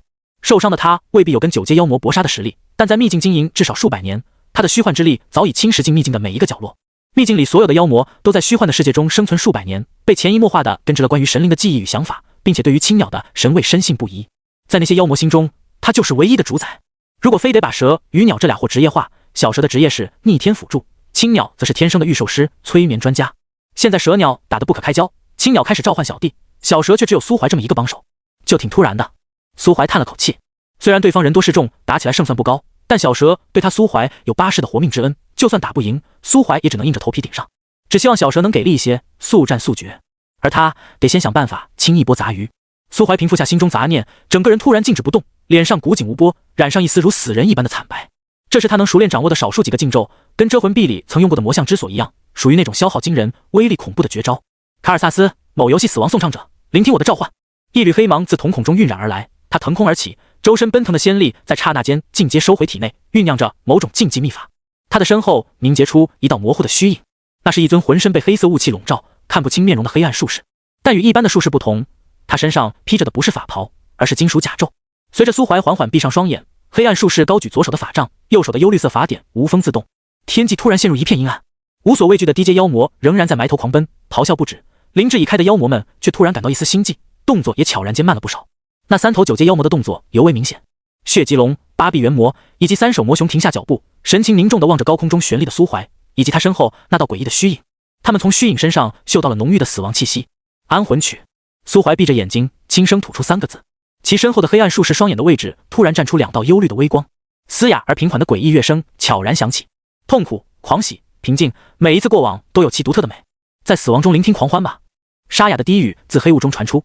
刹那间，黑暗遮蔽了整片天空，无数道诡异的光柱自奔袭的妖魔身上冲天而起，死亡的气息酝酿而生。一曲终了，数万妖魔齐齐止步，身上的光柱轰然炸裂，整片核心之地血雾弥漫，尸横遍野。7阶妖魔及以下全灭，8阶妖魔浑浑噩噩重伤，唯有那3只9阶妖魔只是一阵气血翻涌，灵魂震荡，虽也受到波及，影响却并不太大，只是心底难免生出一丝畏惧。就连远处正在厮杀的青鸟，此刻看向苏怀的眸光里都充满了震撼与忌惮。天空重新恢复光明，死亡术士的虚影已然消散。苏怀一个踉跄，脸色苍白，体内无比空虚。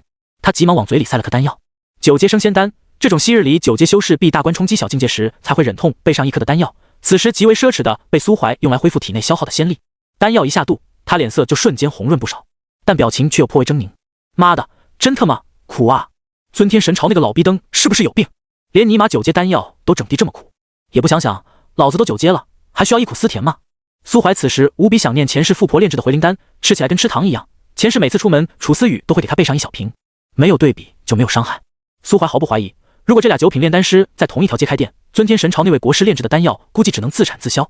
丹药下肚，药力还未完全化开，苏怀便听到远处再次传来一声啼鸣。青鸟是真坚持不住了，他终于意识到小蛇吞噬了本属于他的力量结晶，对于他的虚幻之力产生了一定的抗性。再打下去，他连同归于尽都做不到了。那3头9阶妖魔听到神的命令，只能压下内心的惊惧，硬着头皮朝苏怀杀来。苏怀那一招虽然覆盖面惊人，威力也确实恐怖，但毕竟是范围性杀招，对于同为9阶防御惊人的他们作用不大。刚刚之所以踌躇不前，也是想等另外2个同僚先上，毕竟谁也不知道那个渺小的人类有没有类似的单体杀招。正所谓死道友不死贫道，这种危机关头当然得等队友先上，急着当出头鸟是没有好下场的。但现在老大下令，只能凭运气了。苏怀深深地吸了口气，瞬秒同阶的技能他当然没有，想啥呢？能修炼到9阶的生灵，哪个还没2把刷子？到了这个实力，实在打不过一心想跑，同阶修士一般是拦不住的。苏怀虽然凭借着诸多诡异技能拥有单杀同阶的能力，但那也需要一定的时间去算计铺垫。想正面一招秒，除非你有10阶大地境实力，强行剥离9阶修士身周的仙力，再动用地势封锁掉所有的退路。这世界上没人比苏怀更懂大地怎么杀尊者，他前世亲身体验过，啪的一下，地势一锁，他就只能跟个玩具一样任人摆布。好，3手魔熊张开血盆大口，一道直径足有3米宽的光柱从他嘴里射出，轰向苏怀那摇摇欲坠的身躯。苏怀仙力凝顿，横臂格挡，目光却悄然汇聚到3手魔熊身旁那种8臂元魔身上。他之前潜藏的那段时间并不是平白等待，想办法闯进梧桐树内的同时，也在观察这3头9阶妖魔的特性。那头血龙自不必说，龙息是所有龙族的必修科目，3手魔熊也不知道从哪学了一手远程嘴炮。只有那头8臂元魔只会打、砸、抢，纯纯的暴力选手，最为皮糙肉厚的体修。这种笨逼生命力强的要死，防御力能让人绝望，杀起来最难。但如果只是限制的话，却又最为简单。苏怀一动不动，挡住魔熊嘴炮的同时，一道仙力光刃狠狠地甩到了元魔脸上。人类，找死！元魔嘶吼一声，唾沫星子四射而出。那头熊打你不还手，反而朝我丢技能，什么意思啊？是我看起来最好欺负？皮糙肉厚的元魔表示自己忍不了，他是3魔之中对苏怀忌惮最小的存在，专心炼体千载，他的实力仅在神之下，连魔熊都很难破他的防。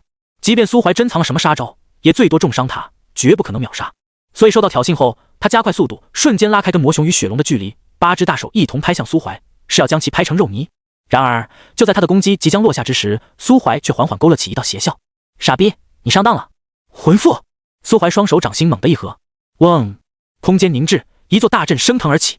自小蛇与青鸟交战也有一段时间，苏怀这种在底层摸爬滚打这么久的老阴逼，怎么可能光傻站着看别人打架？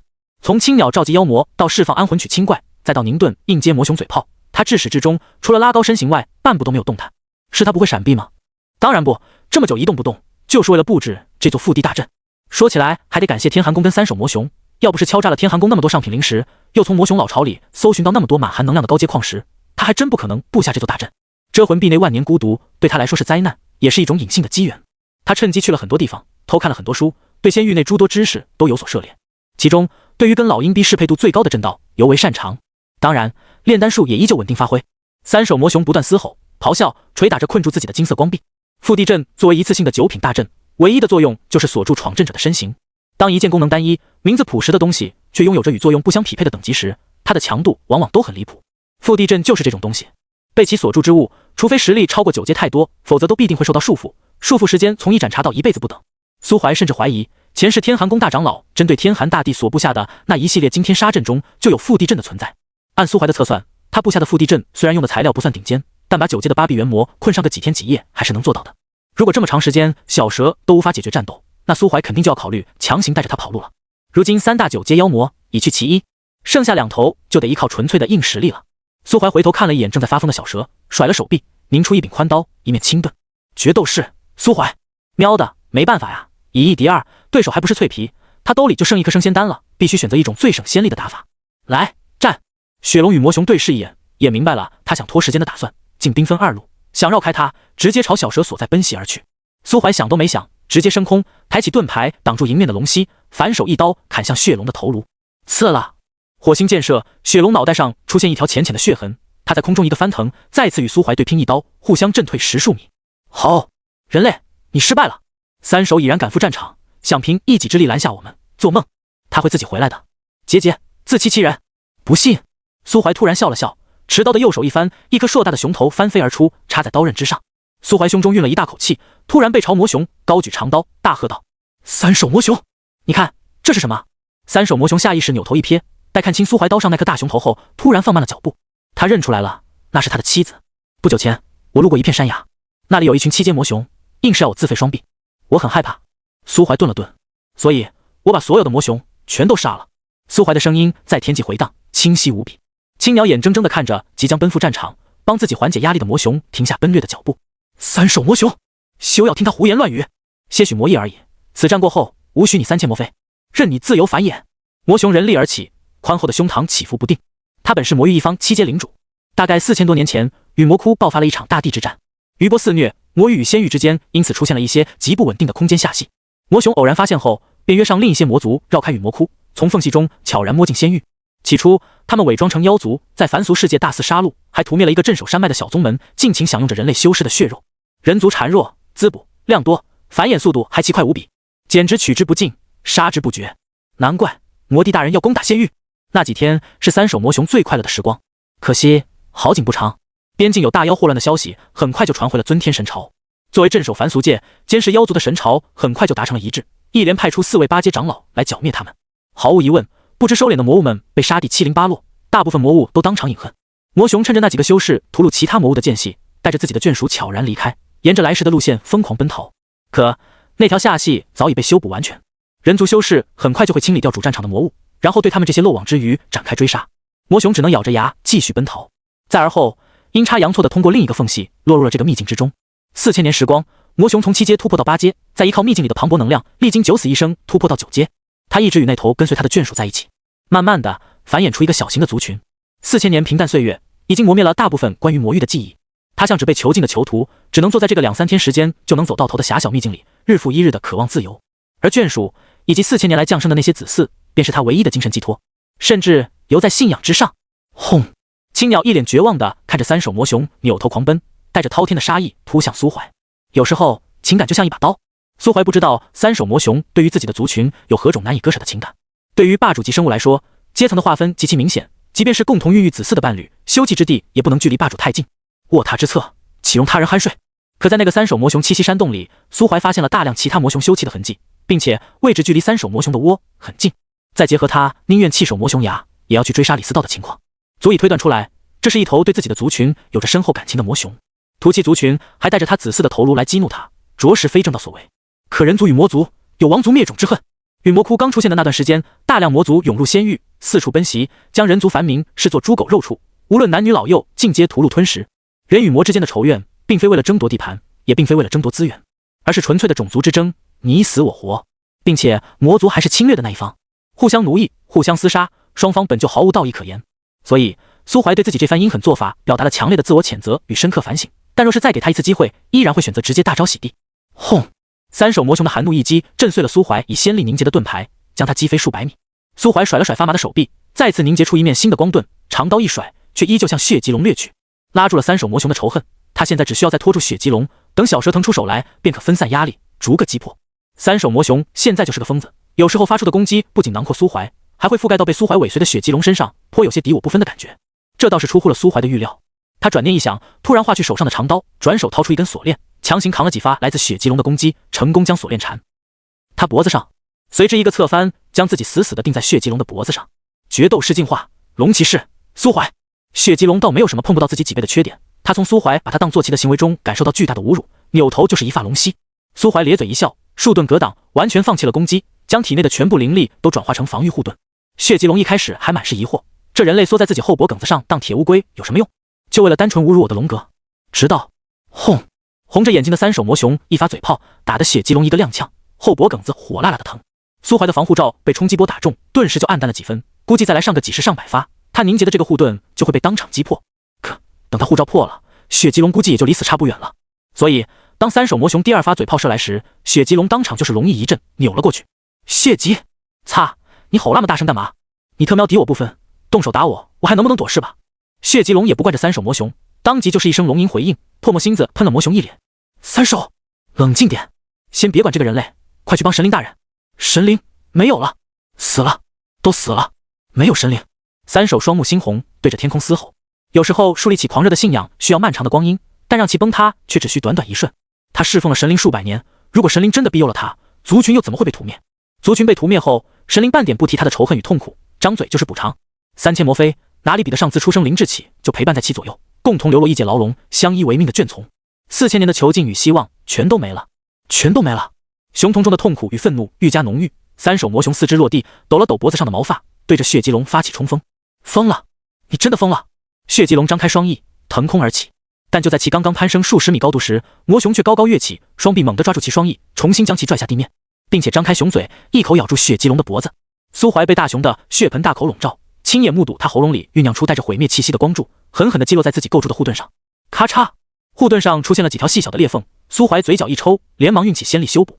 但血棘龙就没那么好受了。相比于人族修士的诸多术法，魔族的强大一般都体现在身躯之上。但就算身躯再强，血棘龙也经不起魔熊这么折腾啊！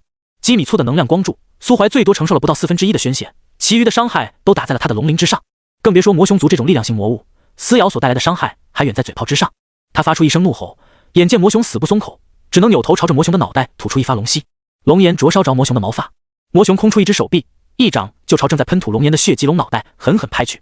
砰的一声，苏怀在血棘龙脖子上都感受到了其骨头发出的震颤。他倒吸一口凉气，在心里预估着血棘龙的脑震荡等级。血棘龙被一掌拍傻了，大口的粉色液体顺着嘴角流下，也不知道是不是掺杂着血液的龙涎。被这么欺负，他再也压抑不住心中的怒火，开始对着魔熊奋力反击。三手，我杀了你！好，两头巨兽很快就彻底扭打在一起。魔熊始终咬着血棘龙的脖子，只是不断用巨掌攻击他的脑袋，撕扯他的双翼。血荆棘则像是一只被小狗咬住的蜥蜴，失去了天空优势的他，只能用尾巴抽打魔熊的脑袋，用龙爪撕扯魔熊的血肉。龙息是用不了的，距离太近，动作前摇又大，刚张嘴就会被一掌拍歪，鲜血溅射，不知不觉就染红了大地。从白天打到黑夜，苏怀构筑的防御壁垒已经摇摇欲坠，甚至为了维持壁垒的运转，他已经把最后一颗生仙丹也咽进了肚子。这几个时辰里，苏怀已经数不清魔熊喷吐了多少发嘴炮，反正血棘龙的龙鳞、血肉都已经被烧焦了一大片，吃起来满是糊味。又过了几刻钟，血棘龙脖子上已经能看到半截漆黑的焦骨，若是换了寻常的低阶妖兽，现在早就死了不知道多少回了。当然，苏怀估计再这么打下去，他离死也不会太远了。双翼被撕烂，脑袋承受了无数个来自魔熊的大耳巴子，龙角都断了一根。苏怀无比庆幸自己先前坑了天寒宫一把，兜里存有俩9品升仙丹啊，不然现在死的肯定是他自己。而作为攻击方，三手魔熊也不好过，他浑身都是淌血的伤痕。他3颗大脑袋，最右边那颗被血棘龙的龙尾抽了数千下，头骨肯定已经裂了，毕竟脑袋的形状都变了，战况惨烈。那头被束缚住的8臂魔猿心里越来越急躁，8只长臂不断捶打着地附阵形成的壁垒。他感觉自己上了大当，稳赢的局，却遇上了2个猪队友。什么？你说他自己？他会被困，完全是因为人类太过狡诈。卑鄙的人类啊！有本事放本尊出去单挑！烈！梧桐古树所在，突然响起一声悲鸣。透过熊嘴间的缝隙，苏怀瞥见青鸟发出最后一声哀鸣，新生的右翼再次被小蛇撕裂。那边的战场比苏怀这儿还要惨烈，天青色的羽毛与银色蛇鳞混杂在一起，散落一地。青鸟一身华丽软羽秃了不少，长长的尾羽更是已经被薅干净，如果不细看，真跟一只杂毛鸡差不了多少了。小蛇的蛇鳞也脱了不少，银白色的蛇皮下是大片大片的毒血，但终归他赢得了这场战斗。青鸾被死死缠住，发出了败者的悲鸣。那一声鸣叫包含着浓郁的怨恨、不甘以及懊恼，甚至被小蛇吞入腹中之前，他还用看废物的眼神看了一眼，一心想来救主，却被同僚摁住一顿猛虐，重伤垂死的血棘龙。青鸟恨不得杀了那3个猪队友，3打1被反杀一个，会不会玩？青鸟的落败吹响了反攻的号角。小蛇拖着一身的伤闯入了魔熊与血棘龙之间的战场，苏怀也终于松了口气。他提起体内残存的仙力，趁银蛇缠上魔熊的间隙散去防护，脱离熊口，场面顿时变成了2打2。并且他们4个之中还有3个都是大残。苏怀虽然是满血，但体内的仙力却也没剩下多少了。他毕竟不是大帝，没办法做到生化天地，仙力取之不尽，用之不竭。苏怀发现自己刚刚有些低估小蛇跟青鸟的实力了。魔熊的嘴炮轰在不设防的小蛇身上，居然只留下一层淡淡的黑灰，只有纯力量的撕咬与拍击能造成一些轻微的伤害。魔抗这么高的，没多细想，趁着魔熊被小蛇拖住，苏怀没花多长时间就斩杀了本就重伤垂危的血棘龙，然后开始与小蛇一同剿灭魔熊。当秘境内繁星密布时，疯狂的魔熊终于发出了最后一声嘶吼，他仅剩的熊头被苏怀钉入一根银色箭矢，庞大的身躯也随之轰然倒塌。呼，总算结束了。苏怀散去手中仙力凝结的长弓，瘫倒在地。之前得到的把柄地器，他还不敢在青鸟面前拿出来使用，那毕竟是他用自己的骨头亲自凝练而成，鬼知道有没有在上面留下什么后手。反正司己及人，如果苏怀是青鸟，肯定会在长弓上做手脚，比如一拉开就会爆炸什么的，又或者谁用了那把弓，就会成为自己的奴隶之类。老爷！苏怀大口呼吸着充满血腥味道的空气，双眸倒映星辰，嘴角微微向上扬起。大仇得报，什么感想？银蛇用猩红的眸子看了他一眼，将体型缩至1米长，突然张开嘴，将肚子里的青鸟吐了出来。青鸟的力量似乎已经被小蛇用什么特殊的方法封住，落地后乖巧无比。他先是瞥了小蛇一眼，再看向苏怀，重新变成那个双马尾萝莉的样子，只不过羽毛所化的衣裙多有破损，也不知道是有意还是无意，露出大片雪白。苏怀躺在地上看了他一眼，你没杀掉他呀？你来决定。啥？小蛇在石块上盘成一圈。我与他都是辅助型生物，我们是一种特殊的存在，一般情况下都会选择依附于强者。他掌握着不少秘闻与知识，留着他对你来说有些作用。苏怀撑起身子望向小蛇，你不恨他吗？小蛇垂下舌头没有说话。苏怀又扭头看向青鸟所化的萝莉，身交体柔一推倒，还是只双马尾萝莉，上好的坐骑，确实不错啊。青鸟低下头悄悄地松了口气，刚刚差点被杀时，他便疯狂向小蛇表示留自己一命对他，又或者对苏怀都有很大的作用。不仅用自己的真名起誓不会再背叛，还表示可以让苏怀在他身上留下魂印。或许是走了狗屎运，小蛇真的没杀死他，让他保住了一条命。至于苏怀，一个好色的人类修士，好搞定的很。苏怀好色吗？他当然好色，甚至光用眼睛看还不够，他苏某人还掏出了一本古籍，一根笔，然后翻到空白页页，对着青鸟所化的萝莉开始写生。秘境里很安静，除了八臂猿魔疯狂捶打阵法的声音，就只有笔尖划过黄纸发出的细微沙沙声响。1刻钟后，苏怀心满意足的停笔，然后在小蛇无悲无喜的目光下，蹲在那只萝莉的身前。你栖息的那棵梧桐树里有4张石台，上面分别放着一把弓、1卷弓法、1颗能量结晶以及1颗心，对吗？青鸟所化的萝莉点了点头，那你能告诉我，你那颗魔心具体有什么作用吗？里面记载着我的大部分知识。真乖。那么还有一个问题，石台上记载你得到了登神的方法，那个方法是什么呢？青鸟看着一脸和善的苏怀，突然感觉到眼前这人的语气很不对劲。他试探道，这些问题以后我可以慢慢的全部告诉你的，今天晚上我们可以做些别的事情。苏怀眨了眨眼，什么事情？就是你们男人都喜欢做的。哦，可我现在就想知道登神之法。青鸟肯定了内心的猜测，突然有些难以置信。你要是杀了我，就永远别想知道关于登神之法的秘密，全世界只有我知道它在哪。苏怀叹了口气，所以你这是已经决定不告诉我喽？你让我活着，我以后会告诉你的。可是你没有以后了。青鸟身躯一颤，别杀我，我可以侍奉你，我可以奉你为主，不仅是现在这样，我还要变成别的模样，无论你喜欢哪种都可以。你变的无论哪种我都不喜欢。苏怀起身背过身去，还是杀了吧，赢。身后传来一声短促的悲鸣，紧接着便是骨骼碎裂以及细微的吞咽声响。苏怀席地而坐，片刻后，右手中指突然传来一片冰凉。他抬手摩挲了一番衔尾蛇戒指的脑壳。为什么不留着他？做人啊，总得有取舍。可你前几世经常说小孩子才做选择，成年人全都要，那都是年少轻狂不懂事啊。真长大了才知道，小孩子才什么都要，成年人都知道顶不住。人可以不要脸，可以精于算计，可以剑走偏锋，但无论做什么，无论怎么骗别人，都总得对得起自己的良心。就像你说的那样，前几世我一事无成，偏偏脑子里还总觉得都穿越了，还不3妻4妾开后宫，那活着多没意思啊。后来遇到了楚思雨，苏怀靠着一截断木躺下，望向夜空。偃月仙宗要灵峰峰主的高徒，年纪轻轻就有一手让人惊叹的炼丹术，如此天之娇女，偏偏被我一个一穷二白的倒霉散修骗走了心。苏怀沉默了一会儿，说句矫情的话，他把自己能给的一切都给了我，我怎么忍心让他输？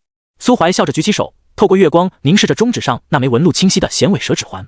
爱情如此，友情亦然，咱俩接连9世相依为命，我又怎么可能为了一己之私，让你强忍着内心的仇恨留下那只鸟？如果真那么做了，我中指上应该就再也不会缠着一条银色的小蛇了吧？月光清冷，林中幸存的妖魔们早已悄然退去，各自窝在隐秘巢穴中，不敢发出任何的声响。指环上那对宝石般的蛇眼微微闪烁着猩红光芒。小蛇并没有否认苏怀的话，你真的不想知道灯神之法吗？想啊。苏怀放下举起的右手。灯神啊，虽然不知道是什么意思，但这东西听起来就很牛逼。但想知道不意味着就必须得知道。那只鸟想以灯神之法为饵，让我放过它，但放过它之后呢？它依然会拿这件事来拿捏我，索性直接杀了一了百了。什么灯神之法，我就当没听过这个词。知足常乐呀。你很聪明。哟呵，这还是你第一次夸我。别躺着了，起来吧。干嘛？到梧桐古树里去，那里的天地灵气是这个秘境中最浓郁的地方。我向你许诺过的。此事已了，祝你成帝。苏怀听到小蛇这句话微微一愣，紧接着整个人立马就支棱起来了，心脏开始扑通扑通的剧烈跳动。就在秘境里，这里是最适合的地方。我知道了，马上就去梧桐树里。双手一拍地面，苏怀整个人瞬间化为一道流光，冲向梧桐古树的树洞。尊天神朝的太子李敖静静地躺在树洞门口，他先去被青鸟的虚幻之力波及，陷入无边幻境之中。青鸟死后，才从那种迷蒙的感觉中脱离，但整个人依旧浑浑噩噩，双目失神。苏怀在他面前停下，抬手在他面前晃了晃。老鹰，没事吧？不过是体验了一番虚假世界，心智若坚，便无大碍。待会我会将秘境中人类全部送出去，然后封锁整个秘境，你安心突破便好。行。苏怀看着李敖那双无神的双眼，抿了抿嘴，突然抬手给了他一个大耳巴子。啪的一声，李敖脑袋一歪，双眼里有了些许神采。还不行。又是啪啪两声，李敖眨了眨眼间，终于从已经结束的幻境中回过神来，一脸懵逼地看着眼前的苏怀。苏兄，好兄弟，你可算是醒了。我这是怎么了？苏怀伸手搭在他肩膀上。你刚刚中了幻术。李兄，长话短说，此番秘境探索已经结束，待会你们就会被一同送出秘境，但我还得留下来处理一些后续事宜，所以能不能麻烦你出去以后替我向偃月仙宗报个平安？李敖依然有些懵逼，但听见苏怀的请求，还是下意识点了点头。此等小事自无不可。好兄弟。苏怀掏出一枚八阶魔核塞进李敖手里。这是报酬？不，我不能要苏兄的，让你拿着就拿着，别墨迹。等出去之后，或许还有一些别的事情需要李兄帮忙。苏怀拍了拍他的肩膀。李兄保重。苏兄也是。李敖怔怔地看着苏怀走进梧桐古树内，紧接着古树外围便重新构筑出一层银色的防护层。与此同时，一层银光以古树为中心扫过整片秘境。树外的李敖，山洞内静坐疗伤的李思道，乃至利用神行符奔逃至外围侥幸存活的两个神朝将军，都被这层银光包裹，眨眼睛便消失得无影无踪。秘境内缓缓恢复平静，只有那株昔日里作为神明栖息之所的梧桐古树，悄然吸纳着整个秘境的灵气，似乎在重新孕育新的神明。仙域，大半个月的时间悄然而逝。距离陈月湖湖底秘境的探索结束之日，已经过去3周整。3周时间里，仙域发生了很多事。先是仙域第一天教李思道差点在秘境中身死，重伤归来后便回归剑冢，宣布闭关。再就是天寒宫封主张震天魂灯熄灭，于秘境中陨落，圣子司马竹踪迹全无。天寒宫震怒，结合一些零碎讯息，发现尊天神朝太子李敖曾在进入境之前公然言明必杀司马竹，于是这笔账被算在了李敖头上。神朝太子也没惯着天寒宫，公开表示是天寒宫的人自己太菜，他李敖还没来得及动手，天寒宫的人就已经死于秘境受潮。想把责任推给他李敖可以，前提是天寒宫必须得拿出证据来，如果没证据就不要瞎逼逼。李敖因为从秘境中带回一本神秘功法，并且此行神朝出动的3人皆平安归来，一时之间神朝内部的呼声很高，算是暂时坐稳了太子之位。他的态度让天寒宫的人气愤无比，偏偏又无法反驳。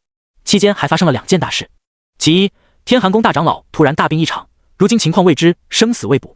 其二，藏心山脉突发大规模受潮，尊天神朝派出大量修士前往平复，而后发布仙域镇妖令，调动天下修士共同前往受潮爆发地点斩妖。偃月仙宗经过商议后，也派出了一批长老弟子进行支援，但这一切都跟指挥炼丹的楚思雨以及修为依旧只有2阶的曹毅无关。楚思雨这段时间有些慌张，他隔壁的院子已经空了近1个月，共同进入湖底秘境的那些人，只要还活着的都已经平安出来，只有苏怀还生死不知。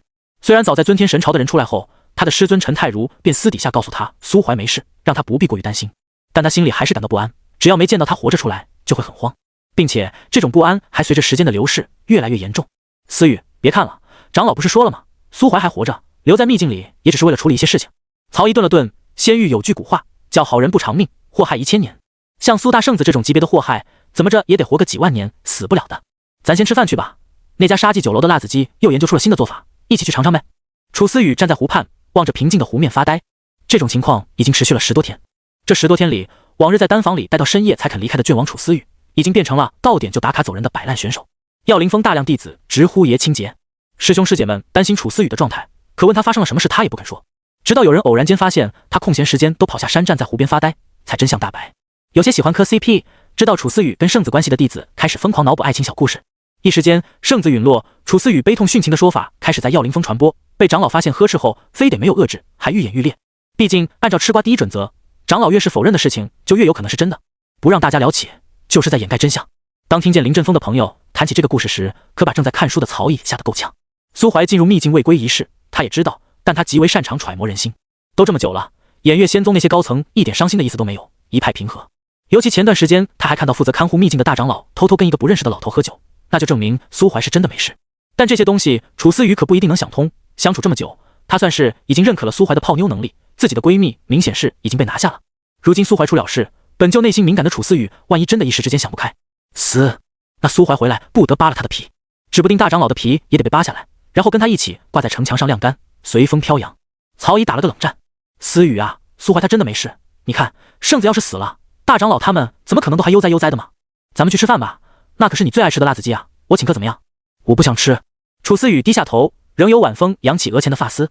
少女心思最是难懂，被欺负时唯唯诺诺，但选择逆来顺受本身就是一种认可。殊不知林耀峰那些师兄迄今为止都没有任何一人能靠近他3米之内，只有苏怀。有时苏怀不来找他时，他还会不由自主地送上门去让他欺负。坏掉了，真的坏掉了。楚思雨站在湖边，心乱如麻，夜寒凉如水。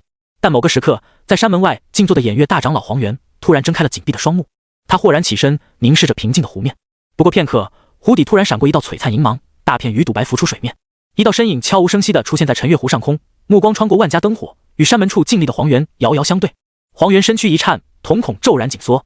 帝威，秘境之事已了，大长老请回，明日戌时召开长老会议。一道细微的声音径直传入他的脑海，黄元不动声色地点了点头。他内心激动无比，苍老的身躯微微颤抖，迎着漫天星光，一步一步踏入山门。一门双大殿，在这个时代，李思道还只是未来可期，剑种还在向光明的未来奔赴，但他们偃月仙宗却已经站在终点，达成了这个逆天的成就。只待昭告天下，他这个仙宗大长老就可以对着全仙域宣布：我偃月仙宗就是仙域第一宗门。你们谁赞成？谁反对？湖中的异象自然也引起了楚思雨二人的注意，不过他们修为太低，只顾着往湖里看，并未发现晨月湖上空突然出现的人影。直到2只手从楚思雨身后伸出，悄无声息地环上他的腰肢。啧，小妞长得真不辣，天色这么晚了还在外面瞎逛，不如找个偏僻小巷陪本大爷乐呵乐呵。楚思雨身躯一颤，刚想对身后之人发动致命打击，一股熟悉的气息却涌入鼻尖，让他瞬间平静下来。苏怀能感觉到怀中之人颤了一下，然后就整个人僵在那里一动不动。他以为自己做的有点过火，吓到了楚思雨，于是下意识就想先松开他。可谁知刚刚缩回自己邪恶的咸猪手，楚思雨这个怕人的小妞却猛地转过身，主动抱住了他。扑通扑通，苏怀这个灵魂年龄超过700岁的老男人待在湖边一动不动，胸腔里传出快速而有力的心跳声。这还是此生楚思雨第一次主动回应他的感情。他重新抱紧楚思雨，月光洒落，二人相拥，构成一幅温馨而宁静的唯美画面。站在一旁刚想跟苏怀打招呼的曹姨嘴角一抽，突然觉得自己此刻仿佛光芒万丈，比天生的皓月还要刺眼。现在杀狗都不讲基本法的吗？曹姨厚着脸皮站在原地一动不动，他表示只要自己不尴尬，尴尬的就是别人。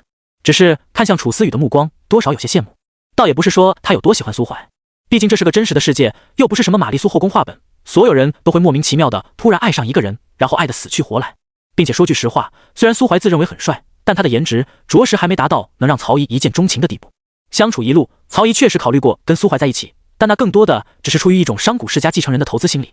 能遇到个说地上话，实力跟潜力都高到无法想象，并且还同龄的男人，就像在行商途中发现了一笔稳赚不赔的买卖，是个商人都会想试一试能不能上车的。但很可惜，后来他发现这笔好买卖早已经被某个好运之人垄断，心里的那些念头自然也就散了。他对苏怀的感情只类似校园时代一起嘻嘻哈哈的前后桌，停留在他管杀他管埋的战友情。别说爱了，连喜欢都还算不上。世界上哪来无缘无故的爱？包括现在还被无故扣押在偃月仙宗的司徒芷若，那个女人现在虽然满是后悔，但能说她对苏怀有爱吗？爱个屁，不甘心罢了。至于羡慕，人之常情啊。要知道，就算他爹曹阳那个怕老婆的男人，也有背着母亲在外偷吃的时候。3妻4妾在仙域其实也蛮正常的，尤其是对于强者来说。但傻乎乎的楚思雨却偏偏能独占苏怀这种男人，这特喵怎么可能不羡慕啊？抱了一会儿，楚思雨的勇气终于被全部用光，但他依然没敢松手，因为他突然想起曹姨就在旁边，指不定待会他一抬头就要迎来曹姨的调笑，索性一动不动，直接装死。苏怀也察觉到了这一点，用眼神示意曹姨是好兄弟，就赶紧爬远点，别搁着耽误自己泡妞。曹姨咧嘴一笑，左手指了指自己的肚子，然后举起右手比了个3，要我走可以，请客3顿饭。苏怀嘴角一抽，随手从储物戒指里摸了块魔盒丢了过去。曹姨慌忙伸手去接，待接到食物后，拿到眼前一看，瞬间就瞪直了双眼。擦，8阶魔盒，老板大气！曹姨对苏怀竖起一根大拇指，苏怀满脸嫌弃地瞥了他一眼，做了个嘴型。葛武恩，滚就滚！祝老板早生贵子！那可是一颗8阶魔核啊，比他爹一辈子挣的都多，花不完，根本花不完。曹姨揣着魔核就跑了。苏怀见四周没人了，这才轻轻在楚思雨背上轻轻拍了拍。富婆，曹姨已经走了。你闭上眼睛，我带你去个地方。苏怀松开楚思雨，然后牵着他的手，一缕仙力悄然将二人包裹。微风拂过，二人身形消失得无影无踪。没过多久，苏怀先确认了一遍自己的计划没出岔子，便捏了捏楚思雨的手。可以睁眼了。睫毛微颤，大片银光映入眼帘。这是一片寂静的山谷，二人站在一座精致的木屋2层露台上，四周是无边无垠的淡蓝色花海。烛光花，白日逐阳，到了夜里便会散发出微弱的荧光。楚思雨喜欢烛光花，但他从未见过如此广阔的花海，星星点点，一望无际。他眼底倒映着花海，整个人仿佛置身于自由世界的精灵，无忧无虑。喜欢吗？苏怀站在他身边，心里也满是成就感。虽然花海的后半段都靠任劳任怨的徐长老精心培养，但种子是他从大炎王朝黄都买的，也是他亲自撒进土壤育芽。这个计划从很久之前就已经开始准备，终于在今天开花结果。对楚思雨来说，将是绝杀。富婆，生日快乐！楚思雨回过头，怔怔地望着他，眼里的花海迅速淡去，取而代之的是月光下一脸温和笑意的苏怀。他再次主动扑进苏怀怀里，埋着脑袋不愿抬头。苏怀眨了眨眼，恶向胆边生，迅速捧起他的脸，低头就是一发平 A。 微风拂面，蓝色花海荡起层层波澜。楚思雨被苏怀用力一拥，只能微微踮着脚尖，瞪大双眼。没过多久，便感觉自己的唇瓣传来几分温热。距离不过几厘米，他能清楚地看清苏怀的眉眼，甚至脸上细小的绒毛。一种无法用言语表述的异样感觉从心脏处涌出，奔向四肢百骸，这让他感到有些燥热，忍不住扭了扭身体。察觉到怀中人的异样，苏怀也悄悄睁眼，然后就与一双水灵灵的大眼睛对上了。唇分，苏怀忍不住老脸一红。你怎么不闭眼的？一定要闭眼吗？我也不知道，但大家在这种时候都会闭上眼睛的。那我闭着眼睛再试试。楚思雨说完就闭上了眼睛，这给苏怀彻底整不会了。或许是对于这方面没有任何经验，社恐小妞为什么这时候反倒不觉得害羞了，比一般的女生要大胆得多。既然如此，苏怀也不客气，低下头就再次 A 了上去。1分钟、2分钟、5分钟，当他再次悄悄睁眼时，又对上了那双水灵灵的大眼睛。你怎么又？对不起，我忘了。那我们再试一次。好。苏怀指尖的小蛇嗅到了狗粮的甜腻气息，一脸嫌弃地瞥了苏怀一眼，而后悄然脱离手掌，顺着露台游入烛光花海之中。根据他的判断，这俩人接下来有极大的概率会继续发展，甚至有可能会一步到位，进行一场无趣的繁衍。尤其是苏怀这个逼人，刚刚这狗东西已经在用左手拔他了。小蛇是懂审时度势的，与其被苏怀拔下来丢出去，还不如自己先润。有什么可豪横的？没了小蛇这颗电灯泡，苏怀动作也就大胆了许多。这次持续的时间比之前都要长，足足坚持了1刻钟有余。苏怀没有再睁眼，生怕再对上那双纯真懵懂的大眼睛。别问，问就是有罪恶感。最后他是被楚思雨推开的。小姑娘脸颊红的像是要滴出血来，死死地攥着自己的衣领。就在刚刚，她的领口受到了不可抗力的影响，好好的衣服被扯岔了线。可不是我的错，是我的手，她总有自己的想法。楚思雨低着头不肯说话。苏怀咂了咂嘴，心知时候还没到，只能温声细语地哄着她，并且保证会管好自己的手。他拉着楚思雨，告诉她这个露台是为他打造的，露台中央用来放炼丹炉，并表示自己会在四周刻下遮风避雨的灵阵。木屋里则是寝居，暂时是布置的2居室。如果楚思雨晚上会害怕，可以把中间的隔板拆掉，合并成一个大房间。屋外盖有单独的狗舍，可以用来养一些诸如烈焰飞马、紫灵蚺、雪怨灵等等可爱的小动物。提到雪怨灵，苏怀钻进木屋，拎出了缩成一只大号雪媚娘的雪大，将一脸懵逼的她塞到同样一脸懵逼的楚思雨怀里。这个是生日礼物。楚思雨眨了眨眼睛，双手捧着软乎乎的雪大举了起来，触感冰冰凉凉，却又不至于动手。这是雪大的第3个形态，也是他们这一族最初始的形态。最古老的雪怨灵诞生于雪原之上，是一种靠冰雪为食的萌物，战斗力几乎可以忽略不计，遇到天敌也只能把自己埋进雪地进行伪装躲避。后来为了生存，他们才慢慢进化到第2个形态，也就是雪怨灵的本体。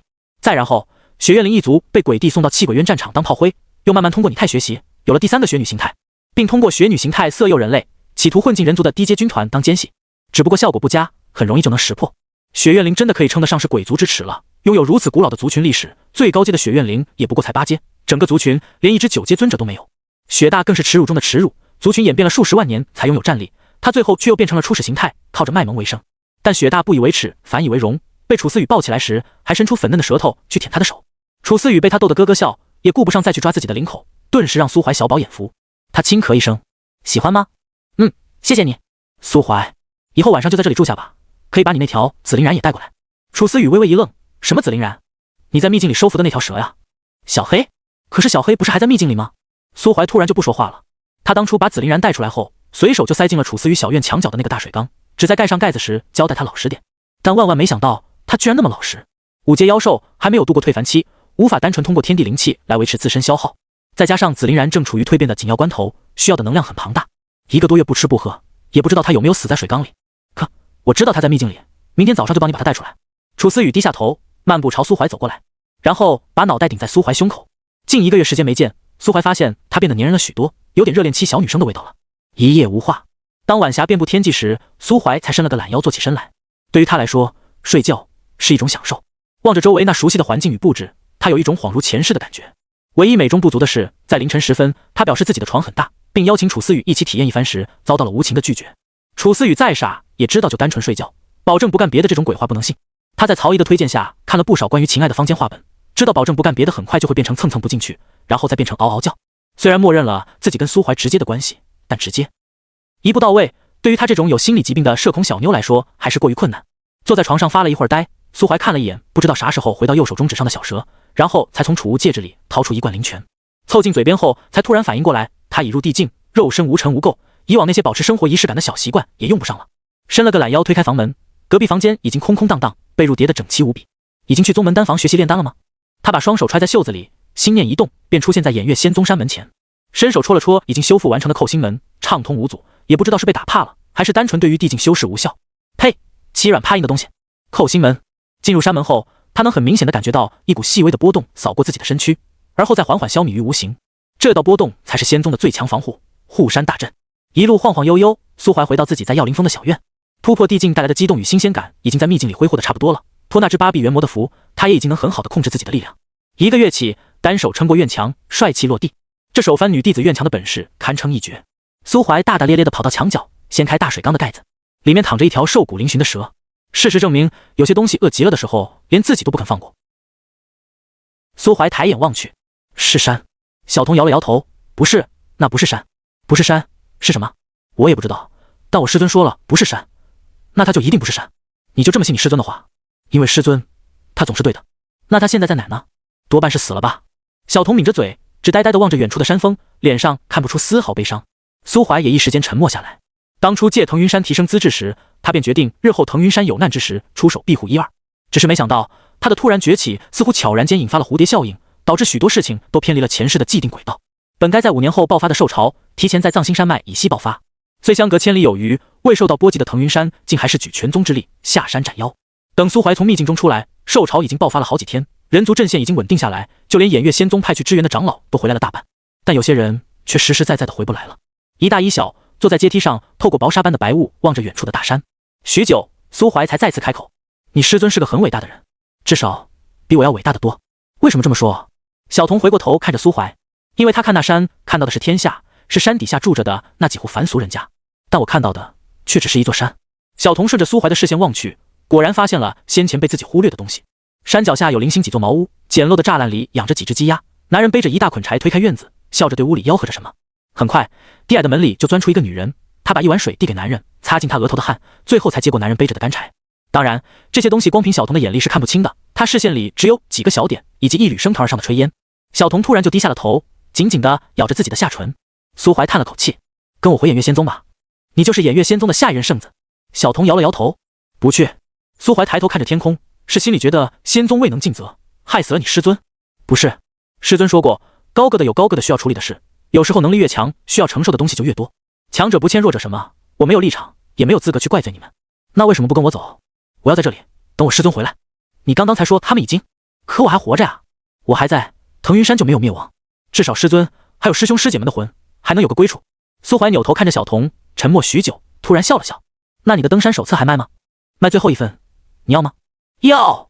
晨会2枚灵石。山道广阔，苏怀并没有再往上攀登，他像个寻常散修一样，一步一步从山腰处往下走，直至云散风轻。最后一份登山手册被珍重地放置在储物戒指的书架夹层上，上面的字迹歪歪扭扭，写满了腾云山的未来。当苏怀回到自己居住的山谷时，天色已近黄昏。苏怀心中感触良多，但还是那句话，他敬佩所有伟大的人，却无法成为那样的人。苏怀对自己有很强的认知，自私，或者说在这个朝不保夕的世界，几乎所有从底层靠自己一路摸爬滚打活到现在的人都很自私。也就是在偃月仙宗待久了，受到了一些帮助与精神洗礼，他才偶尔会站在整个人族的立场去思考问题。但若是有一天大难来临，他心里最先想到的绝不是天下苍生，而是苏老爷子、楚思雨，外加一些朋友，以及那个被自己从小坑到大，现在在剑冢修行的愚蠢弟弟。最多再看在老爷子跟余弟的份上，顺便捎上苏正恒那个孽爹。圣子，出行队伍已经准备好了。徐长老领着司徒芷若几人站在木屋门前，对着2楼露台上的苏怀禀报。苏怀走到露台边缘，对着徐长老轻轻点头。一匹烈焰飞马以及5只神符鹰整整齐齐地站在徐长老身旁。张震天的大徒弟跟二徒弟在一旁失魂落魄，这2人还没从死了师傅的悲痛与恐慌中完全走出来。倒是严术该吃，该喝，这1个多月的时间还胖了1圈，实在是笑。司徒芷若对张震天也没有多少感情，他之所以失魂落魄，还是因为苏怀。后悔，总之就是非常后悔。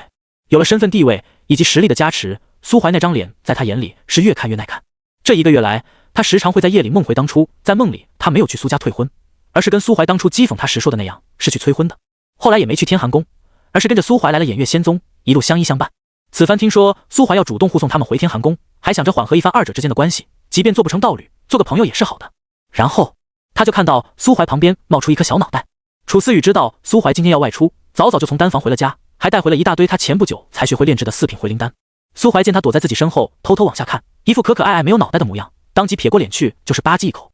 楚思雨一愣，立马就红了脸，把脑袋缩了回去，一溜烟跑回自己房间。徐长老目睹这一幕，只能挪开视线，默默在心里大骂圣子沉迷酒，沉迷色色，伤风败俗。圣子还是太年轻了，他怎么就不懂呢？女人只会影响他拔刀的速度。其余几人都低着头，倒是没注意到这一幕，只有司徒芷若感觉心里又被扎了一箭。倘若那天把该说的话好好说，该体谅的不执着。可既然都准备好了，那就出发吧。老徐，此番你也要随行吗？是的，圣子，两宗交流，总得有个负责交接、懂礼仪的人在。大胆，徐长老，你是在暗讽本圣子不懂礼教吗？嗨，不敢。老朽的意思是，圣子不该把精力放在这些琐事上。而且陈太如、陈封主让我帮他徒弟看着一些您，以防您被妖女迷糊，半夜去翻别人宗门女弟子的墙头。过了这么久，苏怀这个名字已经完全在仙域顶层圈子里传开了，已被张震天一掌重伤出道，而后供入秘境。张震天死了，苏怀却得到了莫大的机缘。向来低调的偃月仙宗突然宣告自家圣子于秘境中顿悟，闭关20余日，一举冲破瓶颈，踏入9阶尊者境。这份赤裸裸的炫耀，有人信，也有人不信，但无论如何，都像是一颗深水炸弹，在沉寂许久的仙域掀起一阵巨大的波澜。像是李敖，他曾亲眼见过苏怀一掌击退9阶妖魔3首魔雄。如果说那时的苏怀修为只有8阶，打死他都不信。如果苏怀真的顿悟，闭关1个月，修为怎么可能踏步不前？偃月仙宗，你们在骗人！苏怀明明已经突破到了尊者境中期。李敖觉得所有势力都站在第1层，只有自己跟偃月仙宗站在第5层。他偷偷把这个消息告诉了尊天神朝高层，并且让尊天神朝配合偃月仙宗一同演戏，率先发去了贺文。后续剑种与其他一流势力也紧跟不乏，毕竟大家无冤无仇，人族多了个强者，是实实在在的好事。只有天寒宫被打乱了阵脚。天寒宫内，山谷冰湖旁，负责接待外宾的长老垂手立于湖旁，听着木屋内老人的咳嗽声，打心底里感到有些恐惧。他身旁那个矮胖主簿更是浑身大汗。嗨，可，韩长老，偃月圣子的事都调查清楚了吗？韩长老躬声应道：回大长老，大部分讯息都已经查清楚了。苏怀是10余年前突然冒出来的那位伯虎大帝苏长歌的亲孙子。苏长歌是，据说此子在17岁以前庸庸碌碌，是个完全无法修炼的废人。2个多月以前，喜剑峰主张震天曾秘密前往大炎王朝执行任务，偶然发现一个小家族出生的女子天资不错，便动了收徒的心思。屋里的老人又咳嗽起来，韩长老只好住嘴，待老人咳完，才继续说道：那个女子便是喜剑峰新收的亲传司徒芷若。司徒家与黑铁苏家有一桩娃娃亲，对象正是司徒芷若与苏怀。张震天阐明要害后，司徒芷若决定去黑铁城退婚。屋里的大长老难得提高了嗓音：谁给张震天的脸？他不知道黑铁苏家是苏长歌的家族吗？苏长歌的孙子即便是个废人，配他张震天的徒弟也绰绰有余。成事不足，败事有余的东西。韩长老咽了口唾沫，解释道：苏长歌未曾成长起来时与张震天有些摩擦，据说苏长歌出事那天，张震天喝得酩酊大醉。小木屋里的老人发出一声叹息。然后呢？然后司徒芷若便在其师兄严术的陪护下，当众退了苏家的婚约。谁知第2天，那苏怀便孤身走出了黑铁城，并且身上还有了不弱的实力。先是结识了洛城商贾之女曹怡，并与之一同前往腾云山，凭借2品灵根爬到了6万余阶登山梯道，而后通过大炎王朝的仙门出口，进入偃月仙宗修行。至于苏怀此子为何能拥有如此修为，黑铁城有4大宗门一同颁布的禁令，还有偃月仙宗暗中布置的灵阵守护，我们的人无法入内调查。木屋内沉默许久。司马竹那边怎么样了？韩长老依旧低着头。圣子的分身被杀，灵魂受到反噬，至今未曾痊愈，还在后山密室中休养。据圣子所说，苏怀如今的实力很有可能真的已经达到了9阶。行了，我都知道了，你们退下吧。大长老，你还有事？韩长老身躯一颤，还是咬着牙问道：此番苏怀前来交流，我们应当如何应对？顺着他就是，人家实力高强，来天寒宫之前公布尊者进修为，就是在明晃晃的威胁我们，别搞什么多余的小动作。属下明白了。韩长老带着矮胖主簿弯腰退下，带着二人走远，屋里坐着的老人才在侍女的搀扶下走了出来。老人站在湖边，望着平静的湖面发呆。钱四海是老人的真名，他是天寒大帝的弟弟，一母同胞，真正意义上的手足兄弟。两兄弟出生于一个破落的俗世王朝，出生之日天生异象，紫气东来，都拥有卓绝的修炼天赋。只可惜，或许是他们身上的气运过于浓厚，母亲又只是个普通人，在生下他们的当天便因为大出血而死去，就连父亲准备的极品御疗丹都没能保住他的性命。兄弟俩6岁那年，他们所在的王朝遭受到一场无妄之灾，被一场突如其来的兽潮毁地干干净净。作为皇主的父亲亦死于妖兽之口。那以后，钱四海便跟着哥哥开始流浪。彼时的仙域一片混乱，靠着他的机警灵力，兄弟二人勉强度过了那段最艰难的时光。22岁那年，兄弟二人在猎妖时遇到了一位姓穆的女子。那女子待人温柔如水，得知二人身世后，一直以姐姐的身份自居，三人结伴行。那段时光倒也算得上祥和。但相处数年，跟大部分狗血剧一样，兄弟二人都对其生出好感。只是那位女子似乎只对他大哥有好感。经过一番深思熟虑后，钱四海选择成全他们，黯然退出。往后1000年，他一直醉心修炼。可惜哥哥就像是开了挂一样，情场得意就罢了，连实力也一路往上窜。600多岁时，钱四海的哥哥钱清寒一步登天，迈入帝境，成为了当世第5尊大帝，号天寒大帝。而彼时的钱四海堪堪达到8阶后期，羡慕有之，嫉妒有之，或许还有一点点的恨。在钱四海看来，日子本该就如此平平淡淡的过去。直到670岁那年，一个自称神域药王朝执事的老妪找到了兄弟二人。他说那姓穆的女子乃是药王朝女帝血裔，身怀继任药王朝的神圣职责，现在药王朝遭逢大难，需要他回去主持大局。这就好比突然有一天，一个外星机器人出现在你面前，说你某个家人是他们赛博坦星球的救世主，然后要带他回去拯救世界。信不信暂且不论，但只要跟自己家人还有感情，就不可能同意这种事。你的星球要毁灭了，关我屁事。神域是什么？跟仙域有什么关系？钱四海一概不知。他只知道那老妪修为不过9阶中期，自己哥哥只要一只手指就能把他摁死在地上。老妪跟钱清寒单独聊了很久，具体聊了什么他不知道，他只知道最后自己哥哥一脸凝重的将妻子推到了老妪身边，他动手阻止，还被哥哥亲手镇压。嗨嗨嗨嗨！湖边的老人伸手接过侍女递来的方帕，擦去嘴角的血渍。距离那位穆姓女子被带走，已经过了近8000余年光阴。钱四海早已记不清她的音容笑貌，唯一记得的只有那时自己的无力感，以及哥哥脸上的冷漠。这一切就像是一个无法抹除的执念，彻底封死了他通往地境的路。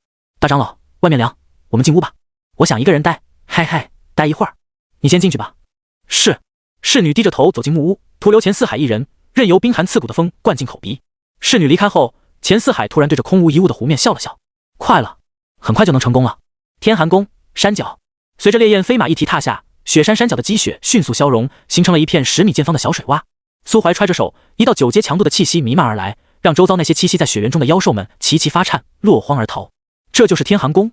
是的，圣子大人。徐长老拍拍神符鹰的脖子，为了几颗低阶丹药后才从他身上跳下来。都怪苏怀跟楚思雨这俩载重啊！上次他俩喂的丹药，让神符鹰打开了新世界的大门，现在不喂丹药都不肯飞了。偏偏这几只鹰还是大长老从小养到大的宝贝，打不得，骂不得。好在药灵峰低阶炼丹师多，平日里练手产出的劣质丹药也有不少。眼看苏怀骑着烈焰飞马就要冲上天，宫山门，徐长老急忙拦住了他。圣子，稍安勿躁，先等等。怎么了？苏怀扭头问道。圣子有所不知，天寒宫山腰上栖息着一头9阶大妖，据说是数千年前天寒大帝的道侣留下的护山神兽。若是没有天寒宫的人接应，擅入其内者都会受到攻击。我靠，他们还有护山神兽？为什么我们偃月仙宗没有啊？其实我们仙宗有3位9阶尊者的，只不过除了大长老外，其余那2位都跟随大帝驻守在气鬼渊。天寒宫又没有禁地要镇守，所以宗门里的尊者有2位也很正常的。苏怀缓缓摇了摇头。老徐，我当然知道仙宗还有2位尊者在镇守气鬼渊，但我现在说的是护山神兽。神兽你知道吗？老朽不太明白。神兽那是一个宗门的底蕴，他天寒宫有，我们却没有，就总感觉差了点意思，被比下去了，明白吗？可9阶大妖不易屈服。没事，老徐，你就当刚刚没提醒过我。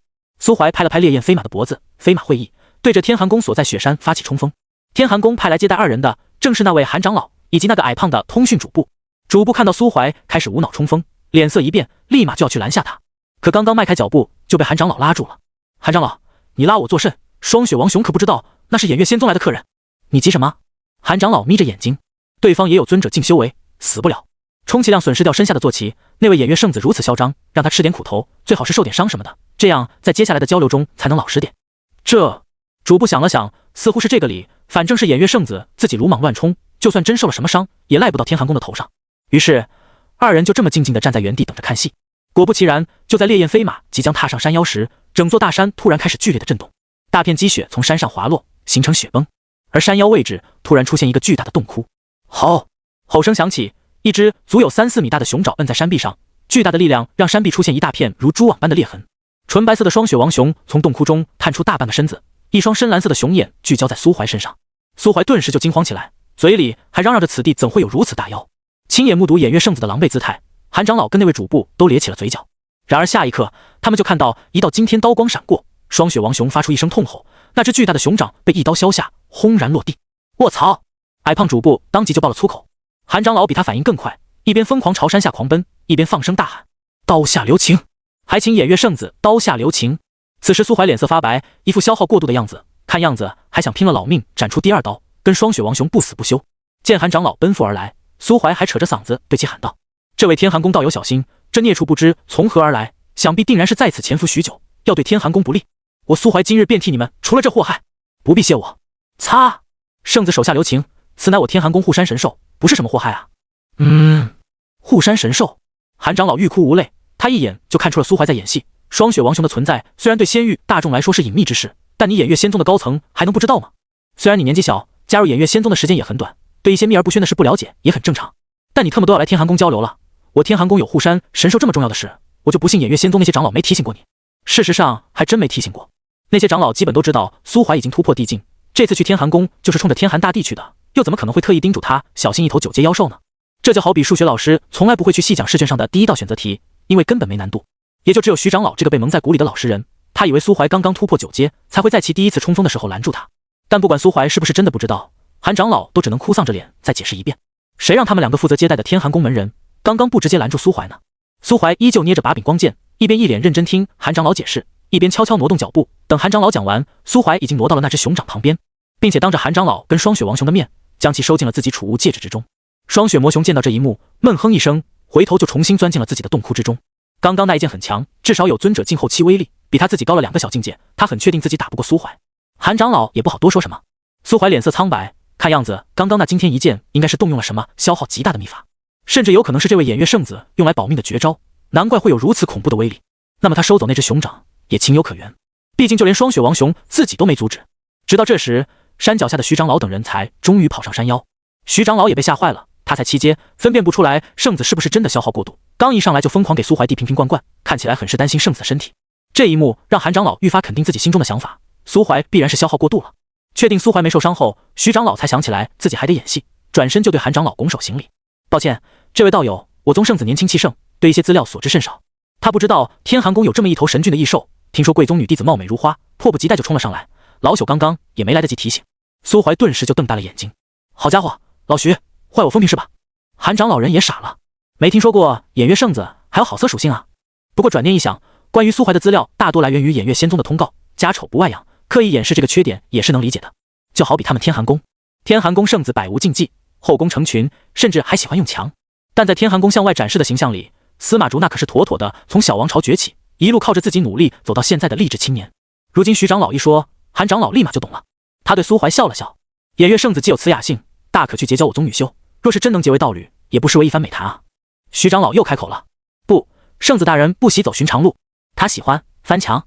苏怀万万没想到自己到天寒宫来，还没进门，底裤就被徐长老曝光了。但他敢以自己亲爹的人格起誓，徐长老说的那些话全都是诽谤。像他苏怀玉树临风，仪表堂堂，形貌屹立，一身正气，怎么可能去做那种猥琐的事？什么？你说楚思雨？翻楚思雨的墙头不能算翻，楚思雨两情相悦的事能叫猥琐吗？那叫情趣。所以苏怀当即就狠狠地瞪了徐长老一眼，还笑着抬手拍了拍他的肩膀。徐长老还以为他有事交代，悄悄凑到他旁边，低声问道：圣子怎么了？没什么，只是想提醒你，老徐，你今晚最好早点睡，无论发生什么事都别睁眼。徐长老神色一肃，圣子此言何意？苏怀叹了口气，我是怕你到时候死不瞑目啊。徐长老顿时就把头缩了回去，他也不想抱苏怀的老底啊。实在是出门之前，他跑去向仙宗大长老黄元请教，此次出使天寒宫可有什么注意事项。大长老告诉他，除了正常的交流外，只需要将苏怀平日里最真实的一面展现出来，顺其自然。并嘱托他，若天寒宫内发生了什么大变故，不用管圣子，第一时间跑路即可。徐长老想了一夜，圣子平日里最真实的一面，无非就是白天坑蒙拐骗，晚上再去翻耀凌峰那个女弟子的院墙。陈太如、陈峰主还提到过，苏怀还利用自己的圣子身份，在陈月谷某处占山为王，强行把耀凌峰最小的那位亲传弟子掳下山，做了压寨夫人。占山为王，却有此事啊！那山谷的花还是他老徐养大的呢。并且这次出行一路走来，徐长老还发现天寒宫那个叫司徒芷若看向圣子的目光很不对劲。他一路上想跟圣子搭话，换来的都是啊对，要么就是爱搭不理。偏偏这女娃还不生气，卑微的要死，像极了被负心人抛弃的怨女。徐长老无论是实力又或者是资历，都还达不到加入小黑屋会议的标准，他也没资格去翻看苏怀的资料，自然对其与司徒芷若的过往一无所知。因此看到司徒芷若对苏怀的态度后，他第一时间就怀疑圣子大人是不是翻过他的院墙，玩完之后就把人家给抛弃了。综合以上种种，徐长老觉得他们偃月仙宗的圣子确实挺不是个东西的。没多久，韩长老便告罪离开，他要带严树等4人重回洗剑峰，好生安置下来，还得把刚刚发生的事禀报给大长老。于是那位姓唐的矮胖主簿变成了新的导游，他领着几人大致逛了一圈，最后来到了一处金碧辉煌的大厅。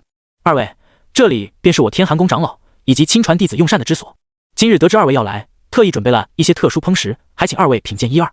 大厅里有不少人，见到身着偃月仙宗服饰的徐长老跟苏怀，都露出了探寻的目光。苏怀打量了一番四周，有些兴致缺缺。你们这儿的亲传弟子连饮食之地都是跟普通弟子分开的，阶层挺明确啊。堂主部笑着点了点头，是这样，阶层明确一些也好激发弟子的潜力，让他们有努力修炼向上爬的动力。其实堂主部也觉得很尴尬，人家来交流，作为东道主的他却绞尽脑汁都想不出该交流哪方面，带他们去擂台。天寒宫内修为最高的弟子也才6阶，剩下的峰主也只有8阶，让谁跟苏怀打？要不把大长老叫出来？算了吧，堂主部虽然害怕大长老，但却打心底里觉得大长老打不过苏怀，毕竟大长老的恐怖之处在于他的谋略。真要他拖着那副咳咳不停的身子跟苏怀这种年轻力壮的小伙单挑，估计要不了几分钟，天寒宫就可以直接开席。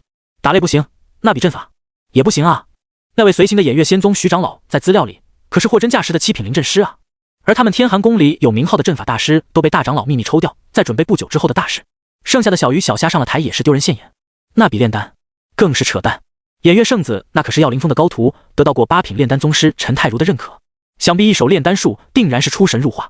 理由如上，天寒宫6品以上的炼丹师也都被大长老藏起来炼制，神秘大补丹了，剩下的那些根本没比的必要，啥都比不过，那只能带贵客来炫饭了。至少堂主部对天寒宫的厨子是有信心的，要不然他怎么可能会这么胖呢？堂主部一口气点了18个菜，道道都是灵芝腰肉，连米都是精心培育的仙骨，一口下去口齿留香。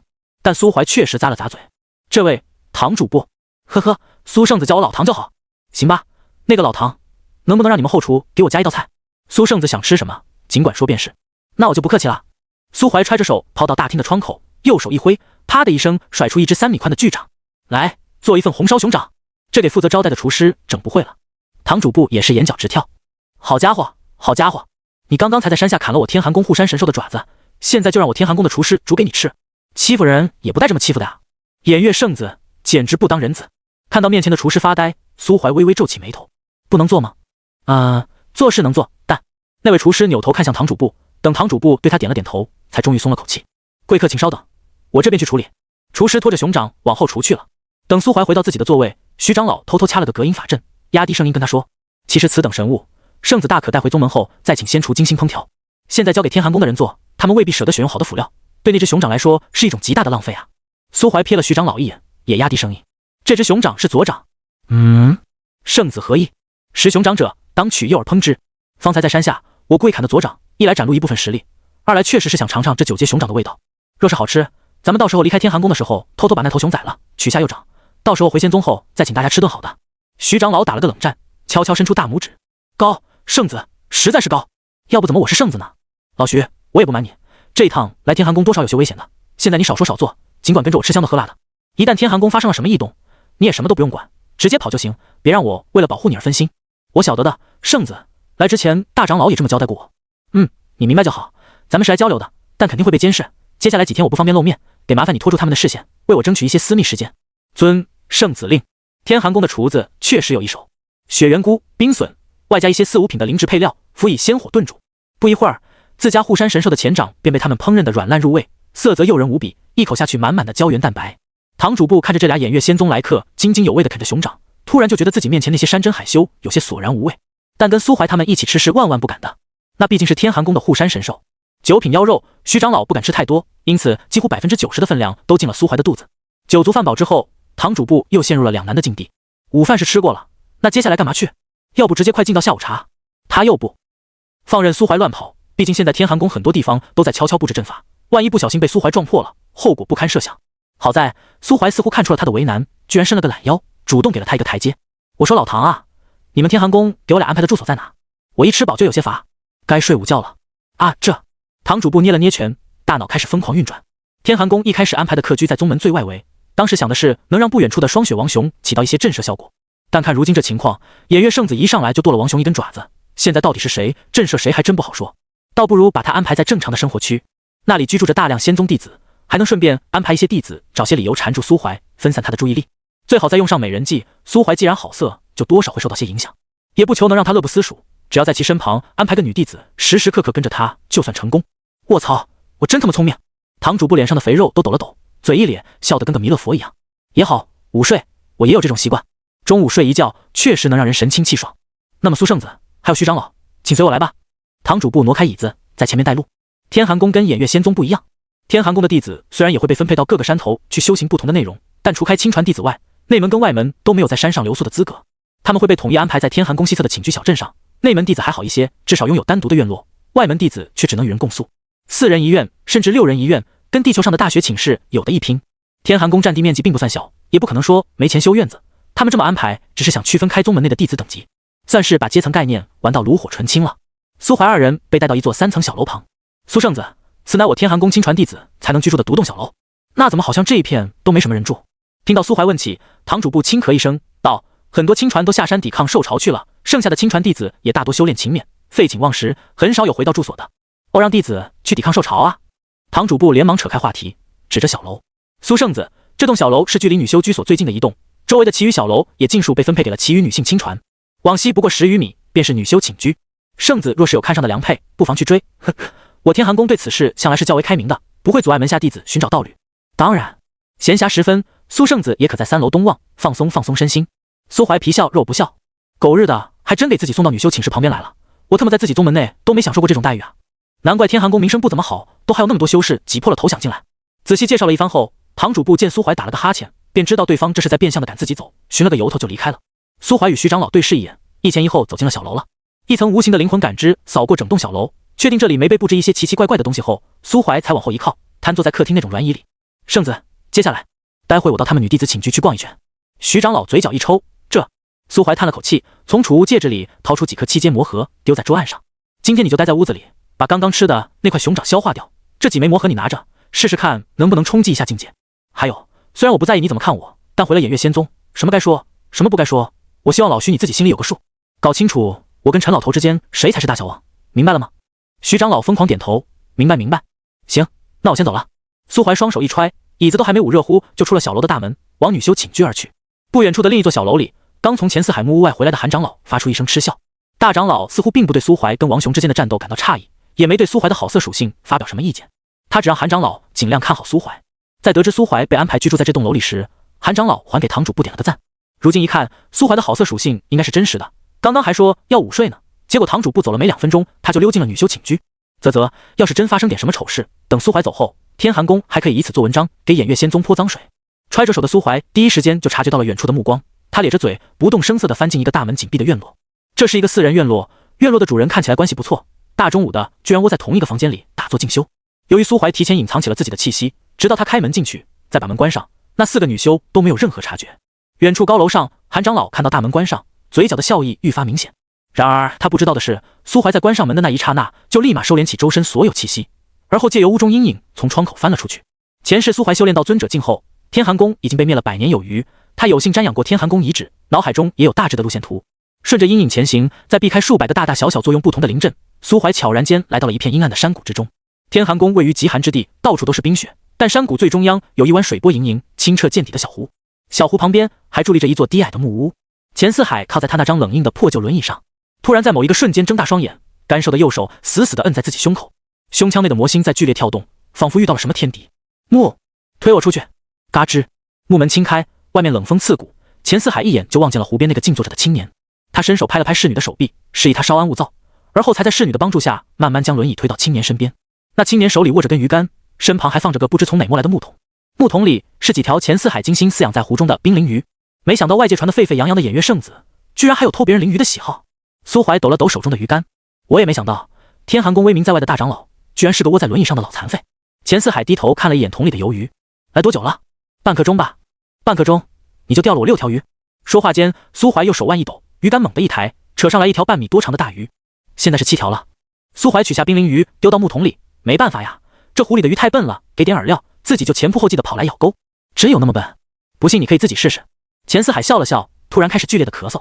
寒风凛冽，苏怀跟钱四海就像一对阔别已久的忘年之交，虽然心里都想着怎么才能名正言顺的弄死对方，但明面上却又一派和谐。钱四海接过侍女递来的手帕，擦净嘴角的血污，笑着对苏怀问道：听我们内长老说，你是个好色之徒，如今不好好待在温柔乡里，缘何跑来找我一个即将入土的老人？那些庸脂俗粉难以入眼。钱四海摇了摇头，呵呵，你这话倒是有失偏颇。我天寒宫女修众多，即便谈不上人间绝色，但有倾国之貌的也不在少数。如果他们都入不了你的眼，那真是难以想象，究竟什么样的女子才能让你为之倾心。苏怀扭头打量了一番钱四海身后那个推轮椅的黑衣侍女，咧了咧嘴角。我看你这侍女就不错，舍得把她送给我吗？气氛突然凝滞一瞬，钱四海敲了敲自己的轮椅扶手，你若是喜欢，送你也无妨，反正也只是一句躯壳而已。躯壳？苏怀脑袋歪了歪，却只见钱四海挥了挥手，那美貌侍女便低着头走到苏怀旁边站定。苏怀细细打量一番，这才发现眼前女子双目没有焦距，灵魂更是宛如一潭死水。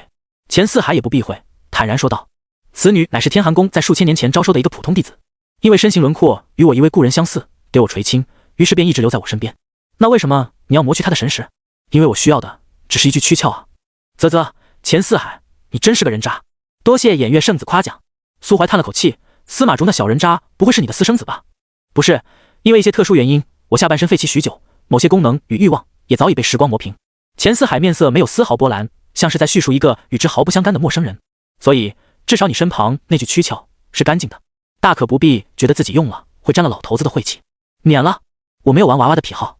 苏怀把手里的鱼竿扔在一旁，而后屈指一弹，在二人之间生出一团篝火。桶里那7条冰鳞鱼被收起大半，只留下2条最肥的，在灵力操控下开膛破肚，褪去鱼鳞。然后苏怀便旁若无人般掏出一大堆瓶瓶罐罐，亲自上手腌制冰鳞鱼。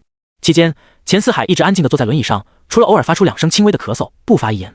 也没过多久，那2条冰鳞鱼便被烤得外焦里嫩，油香四溢，半透明的鱼肉撒上调料，诱人无比。钱四海没有一丁点九阶强者的样子，完全像个行将就木的凡俗老人。没了可以使唤的侍女，便自己推着轮椅，先从木屋里拖出来一张小案几，然后又回去拿了个板凳。苏怀也不客气，坐在板凳上取出一坛劣质火灵酿，家乡特产，我家老爷子就爱喝这酒，咱俩一起喝点。钱四海摆了摆手，算了，我这身子已经不沾酒色许久，反正你都快死了，喝点吧。最终钱四面前还是摆了一碗酒。酒足饭饱，苏怀翘着2郎腿，仰着脑袋，随口把鱼骨吐在地上，俨然一副我就是没素质的姿态。钱四海不知不觉中被他灌了大半坛火灵酿，却依旧笑眯眯的，面不改色。啪的一声，苏怀把手拍在老人肩上，你炼的人丹有我这鱼好吃吗？钱四海一愣，虽然他早已肯定偃月仙宗知道了他在暗中炼制人丹，但显然没想到苏怀会突然捅开那层窗户纸，把这事摆到明面上来说。不过毕竟见过大风大浪，他很快就抬起头，神色如常。味道虽有不及，但胜在功效较高。跟普通丹药比呢？人丹稍胜一筹，不怕东窗事发，人人得而诛之。欲成大事，必有风险。苏怀瞥了他一眼，你身为天寒宫大长老，却一直在偷偷摸摸残害自家弟子，就不会觉得愧疚？问心无愧。钱四海抬手放在自己心口，仙域广袤无边，就像你我旁边这片小湖，仙域众生便是湖中游鱼。若是无我输入灵力养护，湖水迟早会尽数结为坚冰，游鱼自然也就不复存在。苏圣子，其实你与我是一样的，你今日捕我的鱼，我既无法阻拦，便只能与你一同坐下享用。今日过后，我便会想，既然无法阻止别人来捕我的鱼，那为何不索性自己先捕而食之呢？苏怀嗤笑一声，扯淡，装久了残废，真把自己当成残废了。我9阶，你也9阶，若是拼死全力一战，胜负犹未可知。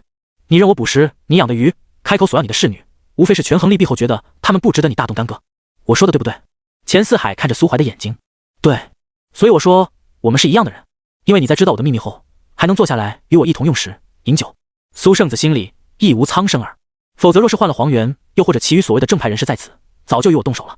苏怀忍不住鼓起掌来，你说的对，我是个庸人，比不上我宗大帝，亦比不上黄元大长老，但我跟你不同。钱四海有何不同？苏怀起身走到钱四海身旁，将他从轮椅上搀扶起来。如果有人敢碰我的鱼，抢我的东西，我就算死也一定会把对方一起拖进地狱里。砰！那张轮椅被一脚踹进湖里，在冰凉的湖水中沉沉浮浮。而你，无论什么都可以放弃。钱四海颤颤巍巍地坐在案桌上，望着水里那种被踢坏的轮椅，直到太阳逐渐西沉，不远处呆立的侍女才像往常一样走到他身边。大长老，外面凉，我们进屋吧。他扭过头，看向侍女那张干净温婉的脸庞，突然忍不住伸出手，轻轻抚摸着她的眉眼。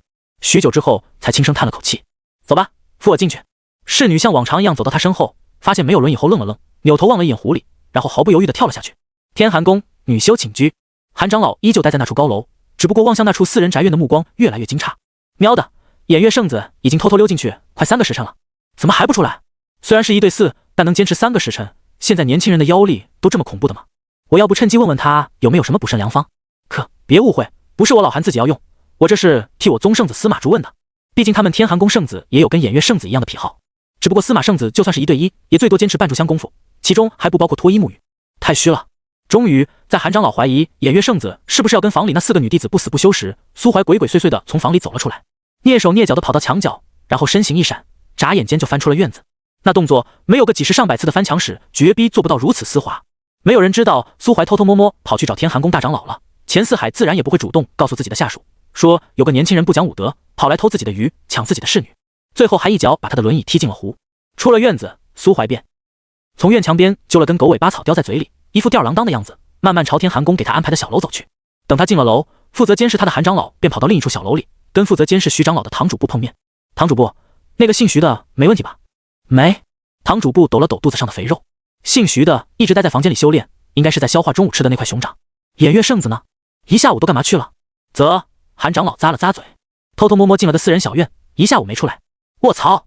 堂主部倏然起敬，这么强？确实强，我算了一下时间，一个偃月圣子的持久力至少相当于24个天寒宫圣子。可恶，完全被比下去了啊！二人对视一眼，齐齐叹了口气。后续计划安排好了吗？放心，我去了一趟霍世峰，把霍世峰亲传大弟子带出来了。霍世峰亲传大弟子是那个拥有1半狐妖血脉的女子。对，关键她还是个厨子，天赋高，修为也不低。司马圣子想了很久都没能成功吃到嘴里，偃月圣子肯定也顶不住。她的地位基本等同于圣子，拥有的天狐血脉很受大长老的看重。你一个主簿是怎么请动她的？是她主动联系我的。二人所说的半妖女子，此时便慵懒地靠在苏怀旁边的那栋小怀自抱。难道偃月圣子也是这样的一个变态吗？胡青青在心里权衡利弊，短暂思考后，还是觉得控制一个9阶强者的诱惑力远远大于自己承受一晚上羞辱所带来的痛苦。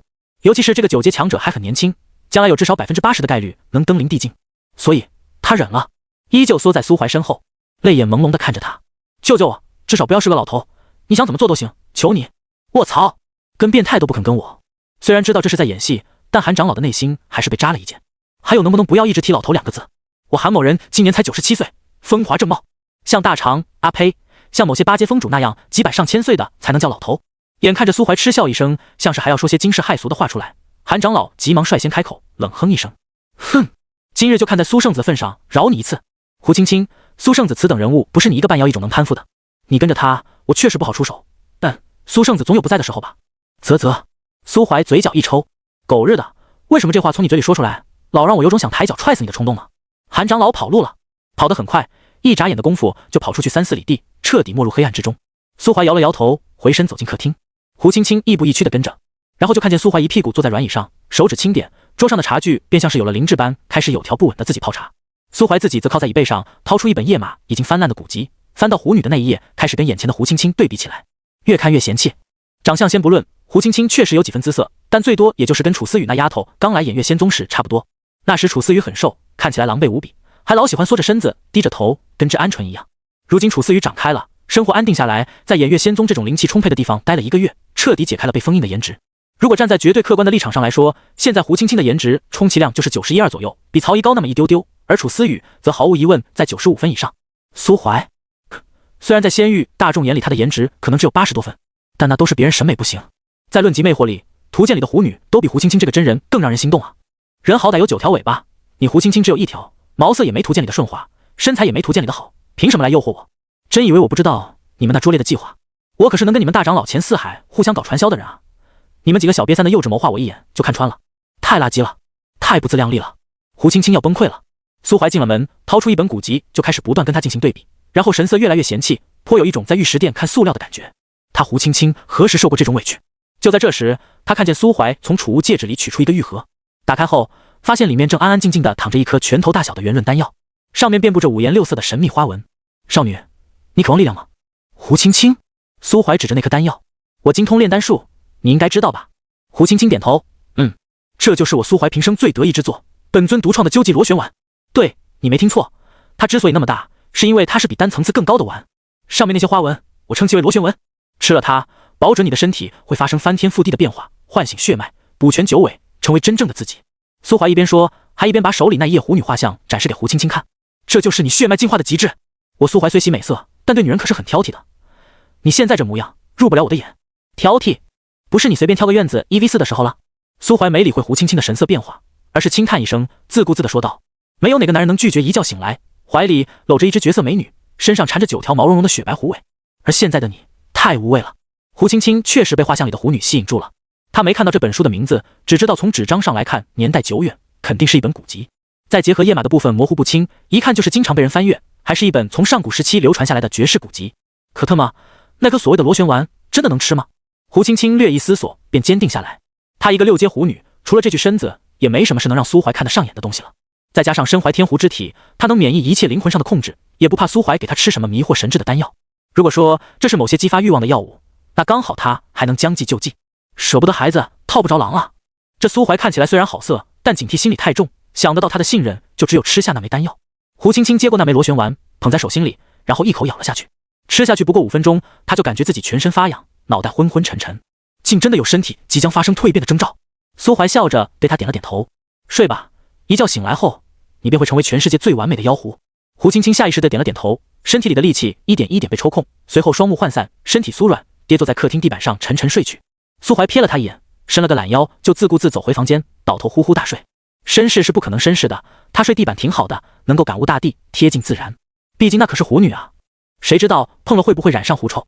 这个世界上美与丑有很多种体现。苏怀炼制的那枚螺旋丸确实是一种良心丹药，能够暂时性提升人的基础力量以及爆发力，但获取力量总是有代价的。清晨，当胡青青从冰冷的地板上悠悠醒转，首先听到的便是自己那蓬勃有力的心跳，砰砰砰砰砰砰，他变强了。砰的一声，粗壮有力的臂膀撑在地面上，他坐起身来，先是一脸懵逼地打量了一番自己的新造型，而后一声尖叫响彻云霄。听到尖叫，提心吊胆了一整晚的徐长老第一个从楼下冲上来。昨天的事情他大概也能猜到一点点端倪，现在是既怕天寒宫玩仙人跳，又怕自家圣子真的化身禽兽，做出一些出格的事来。但一进入3楼大厅，他就整个人微微一愣，而后立马从储物戒指中抽出自己的法剑。哪来的妖孽？客厅中央站着一只身穿天寒宫制式衣裙的狐妖，甜美妩媚的面庞，神情梨花带雨，一颗卤蛋一样光滑的头颅闪动着不灵不灵的光芒，十分刺眼。见有人闯上楼，胡青青急忙从地上站起身来，近3米的身高，孔武有力，虎背熊腰，一双手臂比徐长老的大腿还粗，肌肉虬结。徐长老咽了口唾沫，咔嚓，一旁的房门被人从那里拉开，苏怀打着哈欠，睡眼朦胧地望向客厅。大清早的，怎么了？他的目光也停留在胡青青身上，嘴角一抽，忍不住伸出大拇指点了个赞。胡青青蜕变成功，软妹狐娘究极进化，金刚芭比狐。胡青青轰隆一声蹲在客厅中央，眼泪跟断了线的珠子一样不断滑落。毁了，全都毁了。他的人生已经被苏怀这个变态搞得天翻地覆，毁地面目全非。确实进化成了9尾狐，一条雪白蓬松的狐尾变成了9根光秃秃的粉色铁棍，强度+1，颜值99。别哭了。苏怀蹲在他面前，把一块床单披在他身上，遮掩住因体型变大，衣裙破裂而外泄的春光。虽然你变秃了，但是你也变强了呀。何况你现在也不丑，反而有一种强度上的美。胡青青身躯一颤，原来苏怀的喜欢竟是如此的奇特吗？为什么昨天他都没现在这么温柔，还知道拿床单给我遮身子？胡青青打了个冷战。同为变态，他们天寒宫的圣子喜欢凌虐女子，那偃月仙宗圣子的嗜好有些特殊，也是能理解的吧。苏怀皮笑肉不笑，他之所以给胡青青披上床单，只是因为他现在的样子太辣眼睛了，尤其是那9根光秃秃的尾巴，老让他感到一阵阵恶寒。1刻钟后，苏怀突然转变的态度让胡青青心里好受了许多。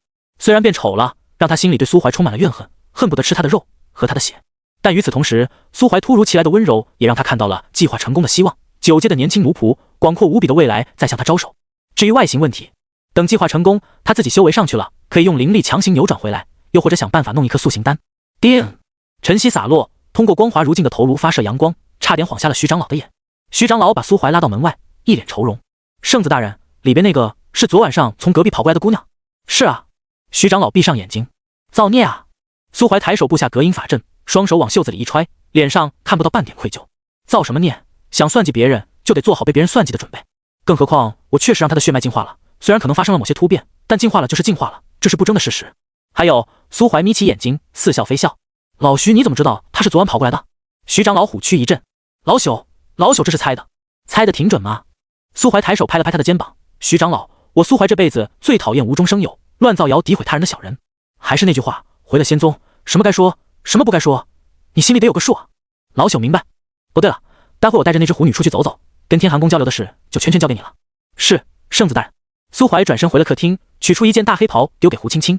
胡姑娘，本圣子初来乍到，对你们天寒宫也不熟，不敢乱走，不知胡姑娘可否赏脸，陪本圣子出去走走？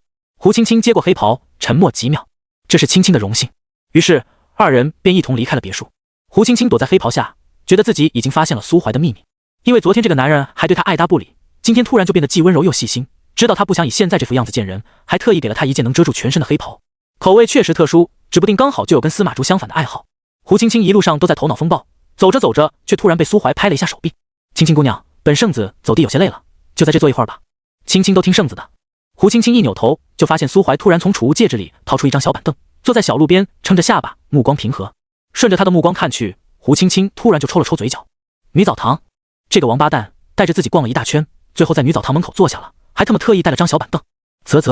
苏怀突然摇了摇头，你们天寒宫伙食有点差啊。啊，你看看这些可爱的小女孩，个个都发育不良，一看就是没有摄入足够的营养，比我们偃月仙宗差远了，而且偏心太严重了。你看见那边那个胖子没有？胡青青下意识地望了过去。看见了。苏怀低声道，别人都发育不良，就他一身肥肉，起码300-400斤，我光用肉眼看都能看出来他是亲传弟子。胡青青望了一眼天空，她是天寒宫膳食堂负责打菜的大妈。哦，我不信。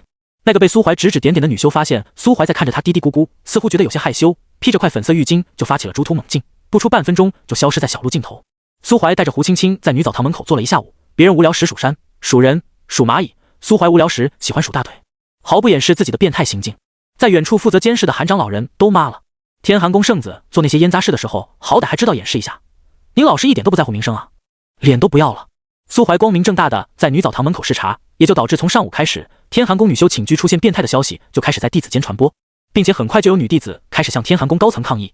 高层经过商讨之后，把这个锅全部丢给了韩长老。韩长老无奈至极，他确实利用职权给苏怀谋取了一些规则之内的福利，可大家都应该是明白人，偷偷摸摸的来不行吗？你直接就明牌了。苏怀再这样下去，固然会坐实他自己变态好色的名声，但任其视为的天寒宫名望也会一落千丈。胡青青，你在哪呢？苏怀带着个不明生物在宗门女澡堂坐一下午了，很多女弟子都受到了惊吓。你赶紧出来，带她去别处转转，只要不进藏书阁跟禁地，想去哪都行，别再让她蹲女澡堂了。胡青青脑海中响起一道隐秘传音，坐在一旁的苏怀不动声色地扯了扯嘴角。他想摸清前四海的布置，可是只用9阶修为无法绕开护山大阵，一些地方他根本去不了。用地境修为又100%会惊动闭关的天寒大帝，一旦他跟天寒大帝交手，到10余翁就变成前四海了。因此昨天晚上他一直在模拟天寒宫护山大阵的破解方法，全都失败了，迫不得已才决定剑走偏锋。破解不了你的护山大阵那又怎样？派人监视，不让我乱跑那又怎样？我直接让你带我进去观察不就好了？苏圣子被韩长老判断为不明生物的胡青青有些气恼，但他依然维持着表面上的温婉。在这坐了一下午了，不如青青带你到别处去看看。苏怀扭头看着他，别的地方？我天寒宫还是有不少地方都值得一观的。行吧，那你带路。见苏怀终于离开了女澡堂，韩长老松了口气，他低头看着手里那块能直接隔绝9阶强者神识探查，直接给绑定对象传音的令牌，心里突然冒出了一些疑惑。胡青青人呢？难不成是昨夜太过惨烈，至今还无法下床？毕竟是1挑4还能坚持3个时辰的偃月圣子，猛一点也是可以理解的。至于苏怀身旁那个3米多高的不明生物，被韩长老定义为苏怀的妖宠了。他远远的用灵力探测器测了一下，不过6阶巅峰实力不足为虑，那总不可能是胡青青吧？胡青青才6阶中期呢，而且这体型未免差的也太多了点。韩长老沉默了一会儿，还是没忍住又传了一条消息过去，你现在是不是跟着苏怀？胡青青，韩长老，禽兽啊！一个娇滴滴的半妖美女，愣是被折腾成了3米高的彪形大汉。韩长老咬了咬牙，双手握成拳轰在墙壁上。胡青青为天寒宫付出了太多，他理应获得一项永远不被炼制成人丹的特权。胡青青会不会被感动到无人知晓，但苏怀真的被感动到了，因为胡青青直接就把他带到了天寒宫护山大阵最关键的位置——药之源。哦，是正经的，能见人的那种药之源，里面种着的都是一些仙玉，垂钓本身。苏怀撇了撇嘴，大早上的把把我叫过来干嘛？钱四海回头望着他，我很欣赏你。怎么个欣赏？有勇有谋，天赋高绝，实力强大，最重要的是脸皮够厚。苏怀一脸无语，谢谢夸奖啊。钱四海收回目光，这次终于不再自己推着轮椅去搬凳子，而是抬手一挥，一张桌子、2张椅子以及一盏酒炉从木屋里飞了出来。酒炉里燃起灵火，钱四海取出一套酒具，而后将一壶酒放在炉上炙烤。苏怀有点看不懂了，啥意思？煮酒论英雄？苏道友，你以为先欲众生，何为正，何为邪？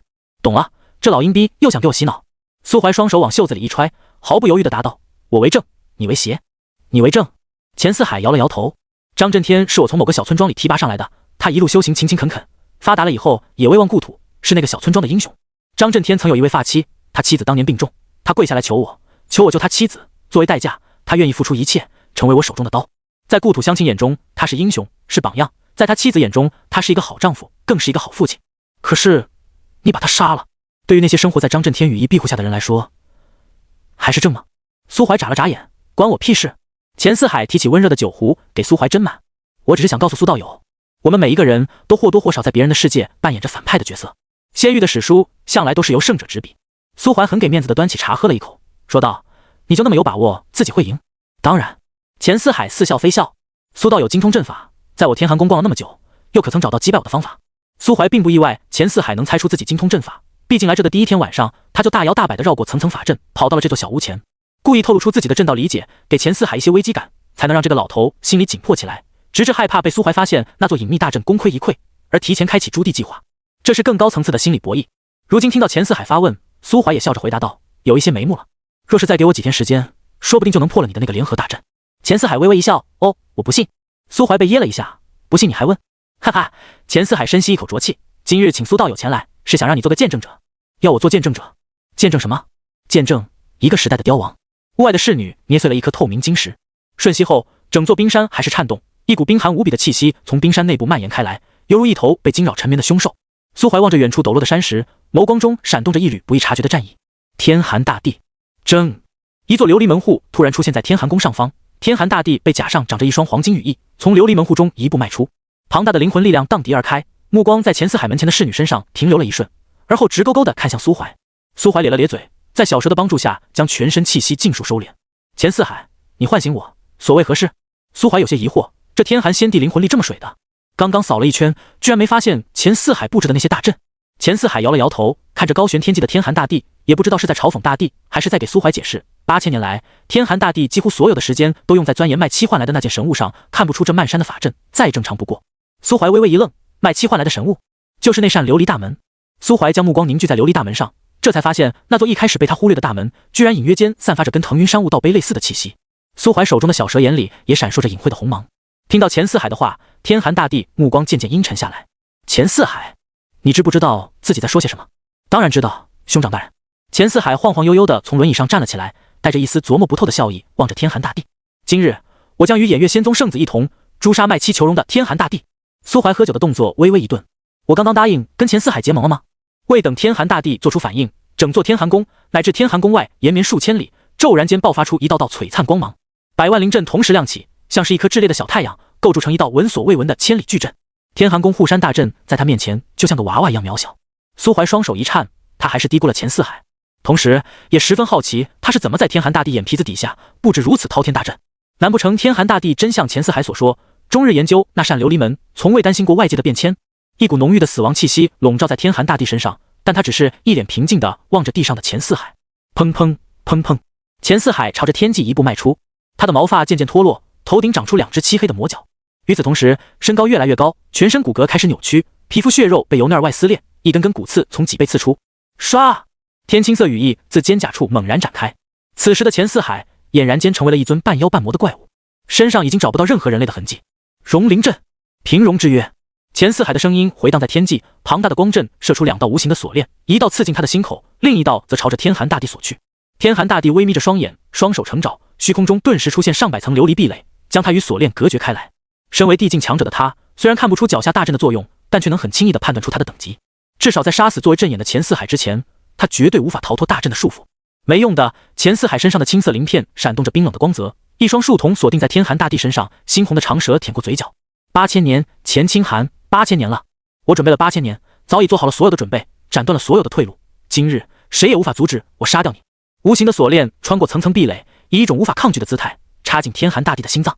自金光暴起，二人身上的力量通过锁链不断蔓延，平衡。天寒大帝的气息缓缓衰减，钱四海的气息却步步高升，直到二人的气息维持到一个相对平衡的临界点，锁链上的金光才逐渐敛去。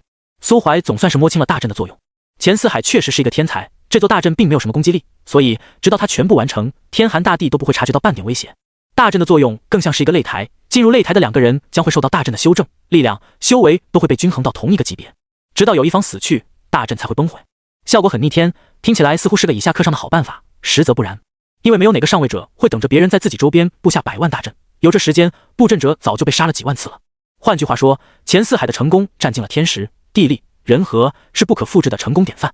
苏怀将目光移动到那扇琉璃大门上，他实在是有些好奇，到底是什么样的东西能吸引一位先帝不问世事，醉心研究8000年。就在苏怀仔细打量琉璃大门之时，上空的战斗已经正式打响，并且刚刚开始就进入了白热化。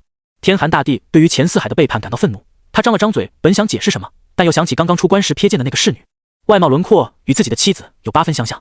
好你个钱四海，8000年了，你居然还在惦记你的大嫂！所有的质问都被吞进了肚子里。天寒大帝抬起右手，对准钱四海飞掠而来的方向，金翼狂潮。他身后的金色羽翼是一件伪帝器，材料取自一头9阶顶峰的金翅鹰，祭炼了数千年，威力恐怖无比。漫天金羽很快就出现在钱四海面前。钱四海顿住身形，身后青色翅膀向前弯曲，包成一个球体，把自己全身护在最中央。他最大的倚仗来源于青鸟的魔心，秘境中的青鸟死后，魔心失去了原本的辖制，吞噬了钱四海大量精血，让他虚弱了好一阵子。不过自那以后，他就发现魔心多了许多功能，自己的身躯也长出了青色的鳞羽。他身上的鳞羽防护力很强，并不亚于一件铠甲形态的防御地器。金色的箭羽不断击打在天青色圆球之上，凌厉碰撞、爆炸、消融的声音不绝于耳。两种截然不同的力量交汇在一起，局面似乎陷入了短暂的僵持。天寒大帝神色一狠，双臂往后拉开，抬起左脚，一点金色的光芒在脚尖汇聚。在木屋前喝着小酒观战的苏怀微微眯起双眼，他从天寒大帝的这一击中察觉到了一丝丝威胁。动！天寒大帝右脚踏下，天际爆发出一层又一层的能量余波，钱四海被一脚踏中，身上的青色鳞羽开始破碎，轰隆一声被踏入地底。苏怀见到这一幕，忍不住摇了摇头。修为从来都不是衡量战斗力的唯一标准，天寒大帝毕竟是真正的帝境，在这个境界待了几千年，手段根本不是钱四海那个伪帝能比的。毕竟不是谁都跟苏怀一样满脑子骚包想法，早在尊者境时就想了一大堆只有帝境才能完全发挥威力的绝招。钱四海缺乏想象力，也没有与帝境强者的战斗经验，被天寒大帝摁在地上疯狂输出才是正常的展开。他想打赢天寒大帝只有一个办法，这老东西还有后手。果不其然，就在钱四海被踹进地底的那一刹那，天寒宫内再次浮现出一个血色阵法，数百具宾馆从地底破土而出，每一具宾馆内都盛放着一具尸体，尸体服饰各异，有妖族，有魔族，也有鬼族，其中还掺杂着不少身穿4大宗门服饰的人族。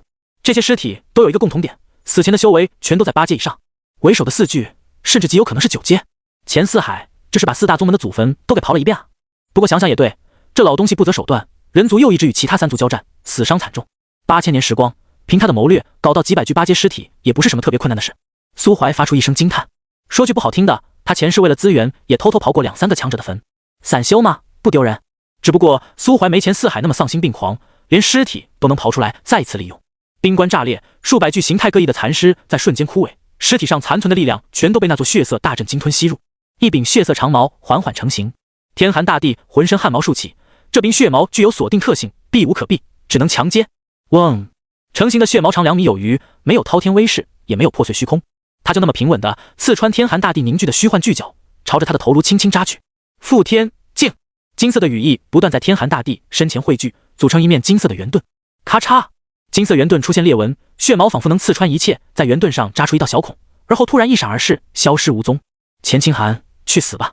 钱四海不知何时出现在钱清寒身后不远处，他手中握着那柄血矛，猛然蓄力之出，血光在天际炸裂。天寒大帝的头颅被刺穿，右眼处炸开一个恐怖的血洞，一击重伤，肉芽在血洞处疯狂蠕动，但血矛仿佛带着一种特殊的伤害，限制住了地境强者那强大无比的恢复力。苏怀甩了甩胳膊，这才是真正的战斗，两个注定要死去一方的强者交战，根本不会隐藏实力，玩什么互相试探，大家一出手就是不死不休的杀招。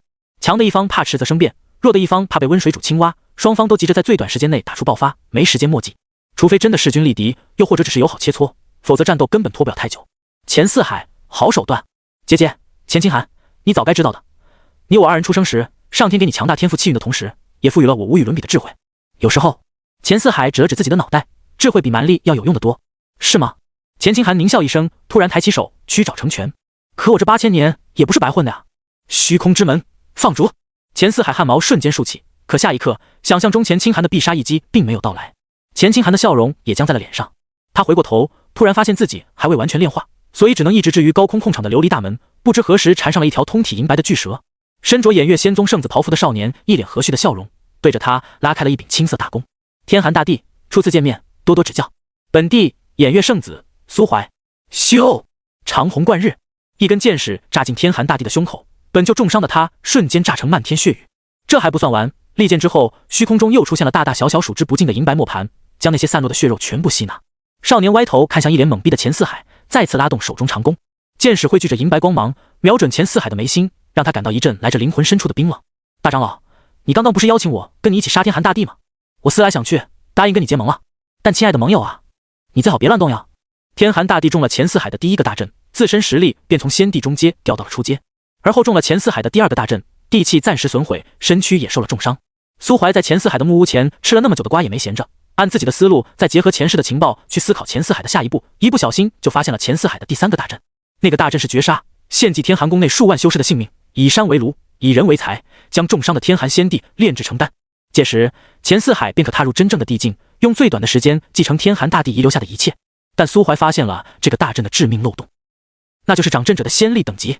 后两个大阵都需要地境修为才能完美操纵。那么钱四海的地级实力哪来的？当然是来源于第一个大阵的效果。第一个大阵将他与天寒大帝绑定，二人平分天寒大帝的修为与仙力。钱四海计划得很好，重伤状态下的天寒大帝根本无法挡住第三个大阵带来的压制，只能活生生的被他炼化。但如果天寒大帝在那之前就死了呢？那钱四海失去了供给，修为瞬间就会跌落回9阶尊者，也就没办法再去开启第三个大阵了。一步扣一步，钱四海的每一步都脚踏实地，计划天衣无缝。他甚至对苏怀都有防备，在小木屋里布下了一个9品附地阵。没错，就是苏怀曾经在秘境里用来困住8臂元魔的那个。钱四海用的材料很高级，按理来说，就算是苏怀是仙帝，也至少会被困住一会儿。可耐不住他对这阵法熟啊，3两下就找出了阵眼。苏怀也是个狠人，偷偷让小蛇缠住那扇琉璃大门，而他自己则躲在门后拉开地宫，对着天空悄悄蓄力。那一剑没什么花里胡哨的，只不过其内压缩了苏怀身体里仙力储量的80%，再借由地气射出，一剑爆头。本就被压制修为还受了重伤的天寒大帝又怎能不死？所以说钱四海跟苏怀合力击杀天寒大帝，这句话一点毛病都没有，甚至钱四海的功劳还要比苏怀大得多。咚咚，胸腔内的魔心在剧烈跳动着，随着最后一滴血肉被银白磨盘磨干净，天寒大帝也就真的算是陨落了。钱四海8000年的谋划，再加上苏怀这个跟他单挑都能赢他的地境强者出手绝杀，他死得不亏，只是显得有些草率。因为按照正常剧情发展，他应该在死前跟钱四海有一段心灵上的交流。两兄弟把话说开，钱清寒再告诉钱四海一些不能说的秘密，二人冰释前嫌，然后钱清寒自愿以身化丹，帮钱四海完成以后的谋划。可惜爱好吃瓜的苏怀不讲武德，直接伸手把剧本撕了。钱四海心里空落落的，大脑一片空白，他的力量在悄然流失，8000年谋划功亏一篑，被苏怀摘了桃子。他还有很多话想问钱清寒，想把他踩在脚下，质问他8000年前为什么要卖气球绒，可是现在都没了。他甚至都还没从突如其来的变故中回过神来，苏怀的剑就已经指在了他脑袋上。钱四海叹了口气，这真的不能怪他，他已经做到了自己能做的一切，计划也确实做到了天衣无缝的地步。可就像王莽43万大军干不过刘秀3万人一样，钱四海无论如何都想不通苏怀为什么会是个大帝。天下安有17岁之地敬业？开挂也不是这样开的。你苏家的基因就这么霸道吗？10数年前出了个才100多岁就登帝的跛虎大帝苏长歌，震惊天下。苏长歌余威犹在，如今又冒出个17岁的大帝苏怀。可惜钱四海一生未娶，没有子嗣，不然他都想问问苏怀能不能跟他的后代女一连个姻，实在不行一夜风流也行，改良基因不丢人。钱四海自嘲一笑，都这个时候了，他脑子里第一时间想的居然不是如何保命翻盘，而是跟年少时一样跳脱，在想这些乱七八糟的东西。他抬头看向苏怀，能再聊聊吗？苏怀咧了咧嘴，剑矢方向微微偏移，两剑连发，把本就失去作用的那2个大阵完全摧毁。而后又看了一眼正在吞噬琉璃大门的银蛇，这次低头对钱四海笑了笑。你要说遗言？钱四海看着苏怀将那2个大阵摧毁，心里默默感叹对方的谨慎。是老头子的临终遗言，听你讲遗言可以，把第3个大阵的控制权交给我。这是个邪阵。钱四海抬头看着上空仍然保持戒备的苏怀，突然弯了弯嘴角，你不是自诩为正道吗？激活这个大阵需要至少5万4阶以上修士的性命与灵魂，而且必须是人族。你接手这种邪阵，就不怕受到天下人的指责与唾骂，遗臭万年？苏怀轻轻拨动弓弦，我可以在上面盖一处牢狱，专门用来关押你这种穷凶极恶的坏人啊，你说对不对？苏道友，老朽有一个问题想问你。问呗。你既毫不掩饰自己的贪欲，又为何不等我将钱清寒完全炼化成丹之后再出手？钱四海顿了顿，那样一来，你还能白嫖一颗吃了就有望递进的地品丹药。苏怀嗤笑一声，我可不确定你这种老狐狸布下的第3个大阵有没有将无辜的我也囊括在内。相比于冒着风险多要一颗不知道有什么副作用的人丹，我还是更倾向于提前动手，稳妥一些总是没错的。毕竟反派死于贪婪，败于话多嘛。钱四海看着苏怀的眼睛，你现在承认自己不是正道了？苏怀呵呵一笑，人不能太死板，好人也会犯错嘛，只要不触及底线，我的道德标准就是灵活的。钱四海低头沉默片刻，而后从怀中取出一枚血红的晶石，将它掷向苏怀。苏怀伸手接过，用灵力感知一番后露出笑容，一步踏出便出现在钱四海身旁。有什么遗言说吧。钱四海落至湖边，身体部位缓缓恢复人形，只有干枯的脸上还保留着一些轻鸟灵语的特征。我想请你帮个忙。什么忙？钱四海转头走进木屋，再出来时又坐上了那个破旧的轮椅，手里还拿着一个小玉瓶，轻轻放在苏怀面前。玉瓶看起来有些年头了，瓶身微微发黄，内里封存着一枚有些许腐败迹象的丹药。这是什么？一颗7阶融灵丹。融灵丹？钱四海靠在椅背上，我想委托你，到了神域之后，将这个玉瓶转交给一个叫穆芷心的女人。作为报酬，我可以告诉你一个关于登神之法的秘密。苏怀瞳孔骤然一缩，成神之法，天下无神，以地为尊。可这已经是苏怀第2次听到成神之法这4个充满诱惑力的字。第一次自然是秘境里那只青鸟用来买命的筹码，可惜他没接受。如今又在钱四海嘴里听到了这个词，不过仔细一想也没毛病。虽然那只青鸟口口声声说世界上只有他知道成神之法在哪，可他并不知道钱四海偷走了他的魔心，还炼进了自己体内。继承魔心也就意味着继承知识，那么钱四海知道这个秘密也说得通。但苏怀皱着眉头想了一会儿，还是对着钱四海摇了摇头。你都要死了，我也不骗你。虽然对于仙域外面还有几个平行的大陆早有猜测，但我并不打算离开仙域，跑去别人的地盘自找麻烦。钱四海笑了笑，有些事情不是你不想就可以不做的。他指着自己的心，通过这颗心，我知道了很多秘密。仙域是人族与妖族的大本营，这里有许多神域人安排进来避难，负责延续血脉的子嗣。当神域出了问题，那些人就会派人下界，把遗落在仙域的血液接回去，继承他们先祖的力量，为他们而战。你可以回去问问你那个姓楚的小女友，她母亲是不是姓穆？苏怀眯起双眼，一股无形的压力缓缓弥漫而开。你什么意思啊？钱四海的前半生大抵是不幸的，出生时母亲承受不住兄弟2人的气运，难产而死。幼年时山河破灭，父亲殉国，再到渐渐长大，成为青年，遇到那个改变兄弟2人一生的女人。3个人的感情向来都以悲剧结尾，钱四海的少年心思还未来得及说出口，3人的旅途便已宣告结束。他同时失去了自己的哥哥以及自己爱慕的女孩。后来他不问世事，埋头苦修，却又受限于天赋，久困于8阶之境不说，还得眼睁睁看着一母同胞的哥哥一步登天，迈入地境。再而后，意外来临，暗自私慕之人被天外来客带走，本该站出来保护所有人的哥哥选择了退缩。钱四海的前半生自此结束，心中的悔恨、怨气与恨意封死了他通往地境的门户。于是他开始钻研古书，触碰禁忌，隐于幕后，借助天寒宫这只巨大的手掌执旗，源源不断的仙域汲取营养，企图迈出最后一步。在苏怀前世，他确实成功了。当炼制人丹的计划彻底暴露，其余几大仙宗空出手来围剿天寒宫时，天寒大地已经陨落。钱四海带着那枚用哥哥炼制的地丹不知所踪，只留下一地的断壁残垣。可惜这一世出现了变故，数千年的岁月磨损，钱四海早已分不清自己是嫉妒哥哥所拥有一切，还是恨他明明握有力量却懦弱无比。当夕阳落下之时，经历过2位大帝的战斗，天寒宫已经不复往日光辉，倒塌的建筑、碎裂的灵阵、飘散的尘埃，以及幸存下来的满脸迷茫的天寒宫弟子，无一不在昭示着这座顶级势力的衰亡。侍女从木屋里走出，静立在老人身后。大长老，外面凉，我们进屋吧。只可惜木屋外的小湖已经结满坚冰，轮椅上徒留一具灵魂湮灭的躯壳，枯瘦灰白，无声无息。被磨灭灵石的侍女得不到回应，只好跟往常一样推着轮椅走进阴暗的木屋。苏怀行走在一望无际的雪原之中，钱四海死前说的那些东西对他来说有些触动，让他感到心烦意乱。尤其是这老家伙咽气前望着湖面说的那句你迟早会成为下一个我。扯淡！苏怀飞起一脚，把一颗篮球大小的石块踢飞出去，砸断了数百米外的一棵枯树。他并没有完全相信钱四海的话，但涉及到楚思雨的事，还是让他无法以绝对冷静的状态去思考问题。卓绝的灵魂天赋，惊人的炼丹效率，天生的妖兽亲和，楚思雨的情况跟钱四海口中的穆家遗孤实在是过于吻合。苏怀不得不去思考，万一有一天他面临8000年前跟天寒大地一样的选择时，自己到底该怎样去做。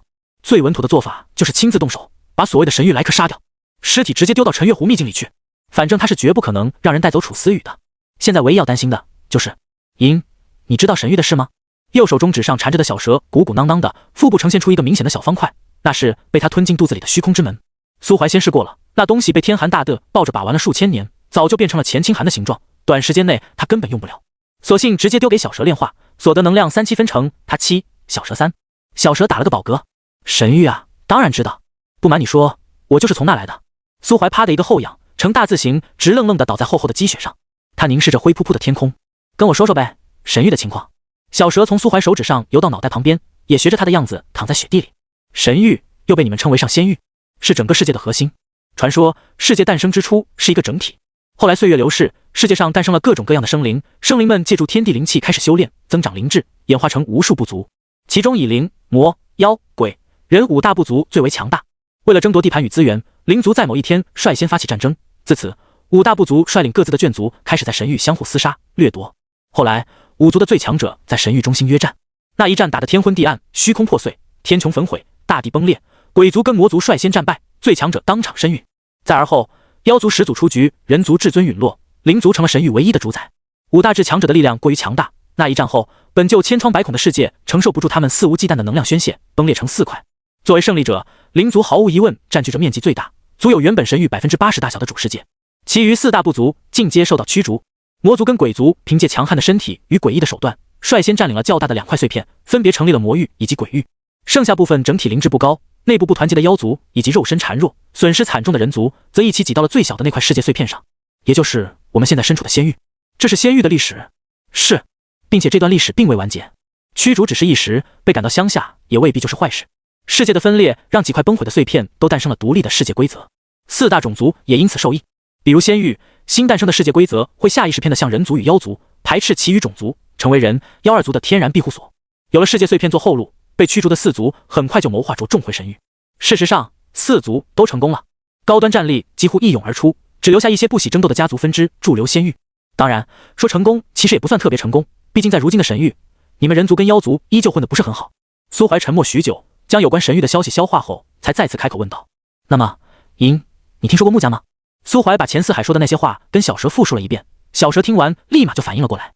你单说穆家我想不起来，但提到药王朝，我是有些印象的。药王朝又称药王仙朝，是你们人族在神域建立的大势力之一。这么一说，那个经常跟你待在一起的女人，确实很符合药王朝嫡系后裔的特征。她应该跟钱四海提到的那个穆姓女子一样，都是药王朝血裔，身上流淌着第一任药王女帝的稀薄血脉，是吗？小蛇瞥了苏怀一样，补充道：我知道你在担心什么，但我可以很明确的告诉你，帝境即便在神域也不是什么弱者，更何况有仙域规则的庇护，仙域不可能出现外来的帝境之上的强者。就像我一进仙域就被锁定，境界直接被打落到9阶左右，剩余的力量还会被世界规则溶解吸收。换句话说，以你现在的实力，只要你自己不愿意，就没有人能带走你身边的人。甚至再过一段时间，我把虚空之门分解完后，你的修为至少也能突破到大地中期，到时再加上你那些段，整个仙域都将由你说了算。所以你真的不必忧虑太多。看得出来，肚子里的虚空之门让小蛇很开心。以往的高冷蛇今天跟个话痨一样，有问必答，还破天荒地安慰了苏怀几句。苏怀眨了眨眼，突然笑了笑。他确实是有些关心则乱了。前世一直到340岁都没有所谓的神域来客来接走楚思雨，现在他才17岁，怕什么？好你个钱四海，人都快死了，还要特意恶心我一波是吧？再者，就算这一世引发了蝴蝶效应，他也已经有了应对风险的实力。神域来客，来一个，杀一个。苏怀坐起身来，哈出一口白雾。莹，你之前提到过的权柄是什么？权柄其实就是大地级别以后才能获得的一项特殊能力。我已经探知到你的权柄雏形了。哦，是什么？欺诈。苏怀抬手捂着自己的脸，他感受到了这个世界对他的深深恶意，这是对他苏某人最大的诋毁。欺诈，这是要逼着他这个城市阳光的少年走上诈骗的道路啊！欺诈权柄对指定目标使用，有一定概率让对方无条件相信苏怀说的任何鬼话。这个有一定概率就很玄学，最低概率是5%，也就是说苏怀去欺骗世界规则都有5%的概率成功。当然，除非迫不得已，否则苏怀不可能去骗世界规则，因为失败的代价他承受不起。有最低概率，也就有最高概率，但这个概率不以实力高低而变化，成功率取决于被指定的目标内心有多坚定。举个例子，如果苏怀把一只哈士奇带到狼群面前，指着哈士奇说它是一只狼，那么基于哈士奇原本就与狼差不多的外貌，无论是狼群还是哈士奇都会100%信以为真。顺带一提，按小蛇的说法，权柄并不一定是固定的。随着苏怀实力的提高，以及对欺诈的理解不断加深，欺诈很有可能会演变成类似强制命令的言灵。若是再继续提升下去，最后便会成为愚弄众生思想的灵魂。苏怀在雪原上独自行走了3天，估计的纯白世界有助于静下心来思考未来，整理脑海中塞满的各类信息。这3天时间里，天寒宫的变故已经传遍了整个仙域。随着护山大阵崩毁，天寒宫地底的药田彻底暴露在所有人目光之下。上万具被用来重要的修饰躯体被发现，有的头上长草，有的脸上长蘑菇，还有的肚脐眼上开满鲜花。一时间众生哗然。尊天神朝联合偃月仙宗，派出数十位长老对天寒宫的幸存者展开了一番大清洗，而后当众将天寒宫所有的封主以及几位同流合污的十全长老斩首诛杀，剩下几个不知情的长老苦苦支撑着宗门框架。天寒宫短短几天内就从4大超然势力变成了普通的2流势力。但天寒宫没落的热度并没有持续多久，人们很快就从目睹了那场灾难的幸存者口中得知，真正杀死天寒大帝的是偃月仙宗圣子苏怀。苏怀的名声再次响彻仙域，有人表示不信，认为这是谣言，毕竟天下安有17岁之大帝乎？有人热捧苏怀，称他为地表最强天才，李思道在他面前就是个渣渣。也有人表示理智吃瓜，不信谣不传谣，坐等偃月仙宗的官方通报。官方通告是不可能发的，毕竟苏怀离开天寒宫时还顺走了其宗门宝库里所有的东西，连藏书阁都洗劫了一遍。苏怀把自己用不上的东西都丢给了偃月仙宗，偃月仙宗连夜家修了3层藏书楼，大长老黄元的嘴都快笑歪了。同样笑歪嘴的还有陈太如，玷污他心里神圣炼丹术的邪恶丹师钱四海挂了不说，苏怀这个没良心的居然还破天荒的送了他一尊9品丹炉。双喜临门，陈太如当晚就宣布闭关，开始第132次冲击9品炼丹师。此时已近寒冬，当苏怀开完偃月仙宗的小黑屋会议，回到山谷的小木屋时，一眼就看到了2楼露台上那个蹲在炼丹炉旁边的人儿。楚思雨的修炼天赋远不及他炼丹上的才能，都能勉强炼出低劣的5品丹药了，修为却还是没能突破到4阶。其实真要说起来，这修炼速度也还算正常，毕竟拜入宗门才短短2个月，3阶修为还无法御寒。这处山谷又四面通风，一到冬天就寒风刺骨，再加上户外炼丹，温度并没有丹房里高，所以楚思雨只能把自己裹成个大粽子。发现苏怀回来后，他立马就撇下炉子里刚刚炼制失败的丹药，摇摇晃晃地扑进苏怀怀里，像只笨重的企鹅。为什么不开避风的阵法？苏怀抬起一只手摸了摸他的脑袋，没下雨，不想开。苏怀发现每次小别重逢，楚思雨就会在短时间内暂时封印起社恐小妞的属性，变得格外娇软粘人。发觉苏怀没抱着自己，楚思雨伸着脑袋去看他另一只手，然后就跟一头蠢萌的肥鹤对上了眼。呀，这不是师傅养的灵鹤吗？胡说八道，这明明是我在回宗门的路上捡到的，跟陈老头一点关系都没有。哦，楚思雨点了点头，可是他脚上还套着师傅特制的腿环。苏怀扭头一看，擦，大意了。他赶忙伸手，咔嚓一声把那只红褐色的腿环捏碎。自己送了陈老头一尊9品丹炉，逮他一只灵鹤尝尝怎么了？也不知道那老头怎么那么喜欢鹤，在药灵峰养了一大群，都快泛滥成灾了。楚思雨在这方面性格很好，虽然很少主动杀生，但也没什么菩萨心肠，更不是陈太如那种爱鹤人士。苏怀料理那只蠢鹤的时候，他就蹲在旁边看着。苏怀咔嚓一刀下去，他立马就递个碗过来装血，对上苏怀迷惑的目光，这傻妞还一脸认真的解释道：“我看山下酒楼的范大娘杀鸡的时候都会把血盛起来，可以做菜。苏怀，你要做辣子鸡吗？这是鹤。哦，那你要做辣子鹤吗？”苏怀一脸无奈，按理来说，这种灵气充沛的食材应该搭配上其余辅料，熬上一锅鲜香浓稠的补汤。可架不住楚思雨爱吃辣，所以他只能用灵气清理干净灵鹤身上的羽毛，然后把它拎进厨房，从储物戒指里掏出一大把辣椒，快速烘干。别说了，冲！大不了明天再逮一只熬汤，反正山上还有那么多，就算少个7、8只，想必陈老头也不会在意。酒足饭饱，楚思雨拒绝了苏怀用仙力一键刷碗的提议，抱着油滋滋的碗碟跑到厨房搭建的小水池盘洗洗刷刷。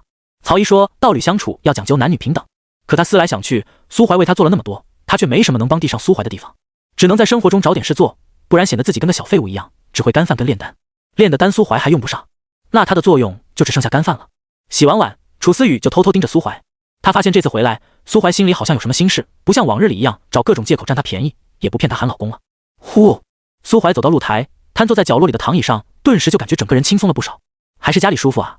楚思雨跑到他旁边，思考了2秒钟，伸出手去按他的肩膀，动作僵硬而生涩，却让苏怀那蓬勃有力的心跳稍稍加快了些许。他仰着头跟楚思雨对视，小妞，过来给爷亲一个。哦，楚思雨绕到正面，轻轻靠在他怀里，然后扬起脑袋，撅着嘴，瞪大眼睛看他，快把眼睛闭上。我就要看着你。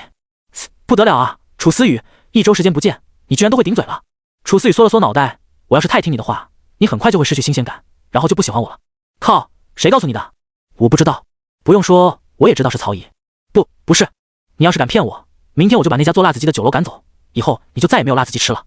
楚思雨沉默一瞬，在好闺蜜跟辣子鸡之间艰难徘徊，最后抬起头，一脸可怜兮兮地看着苏怀。那你不要打曹姨好不好？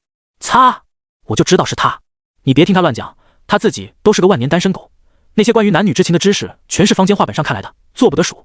还有，我什么时候打过他？那你也不要骗他的钱好不好？苏怀突然就不说话了，他喜欢坑别人钱的事都已经传到楚思雨耳朵里了吗？可恶啊，我如此行为还不是为了我们这个家，想多攒点临时养老，终究是一人抗下了所有。苏怀叹了口气，撸下手指上的小蛇往烛光花海里一丢，下一刻，楚思雨就张大了嘴巴，满脸通红，哼哼唧唧的不敢再说话。偃月仙宗弟子袍服的质量还是太差，领口处稍微一扯就开线。天寒地冻，苏禽兽抱着楚思雨躺在竹椅上，一脸艳足。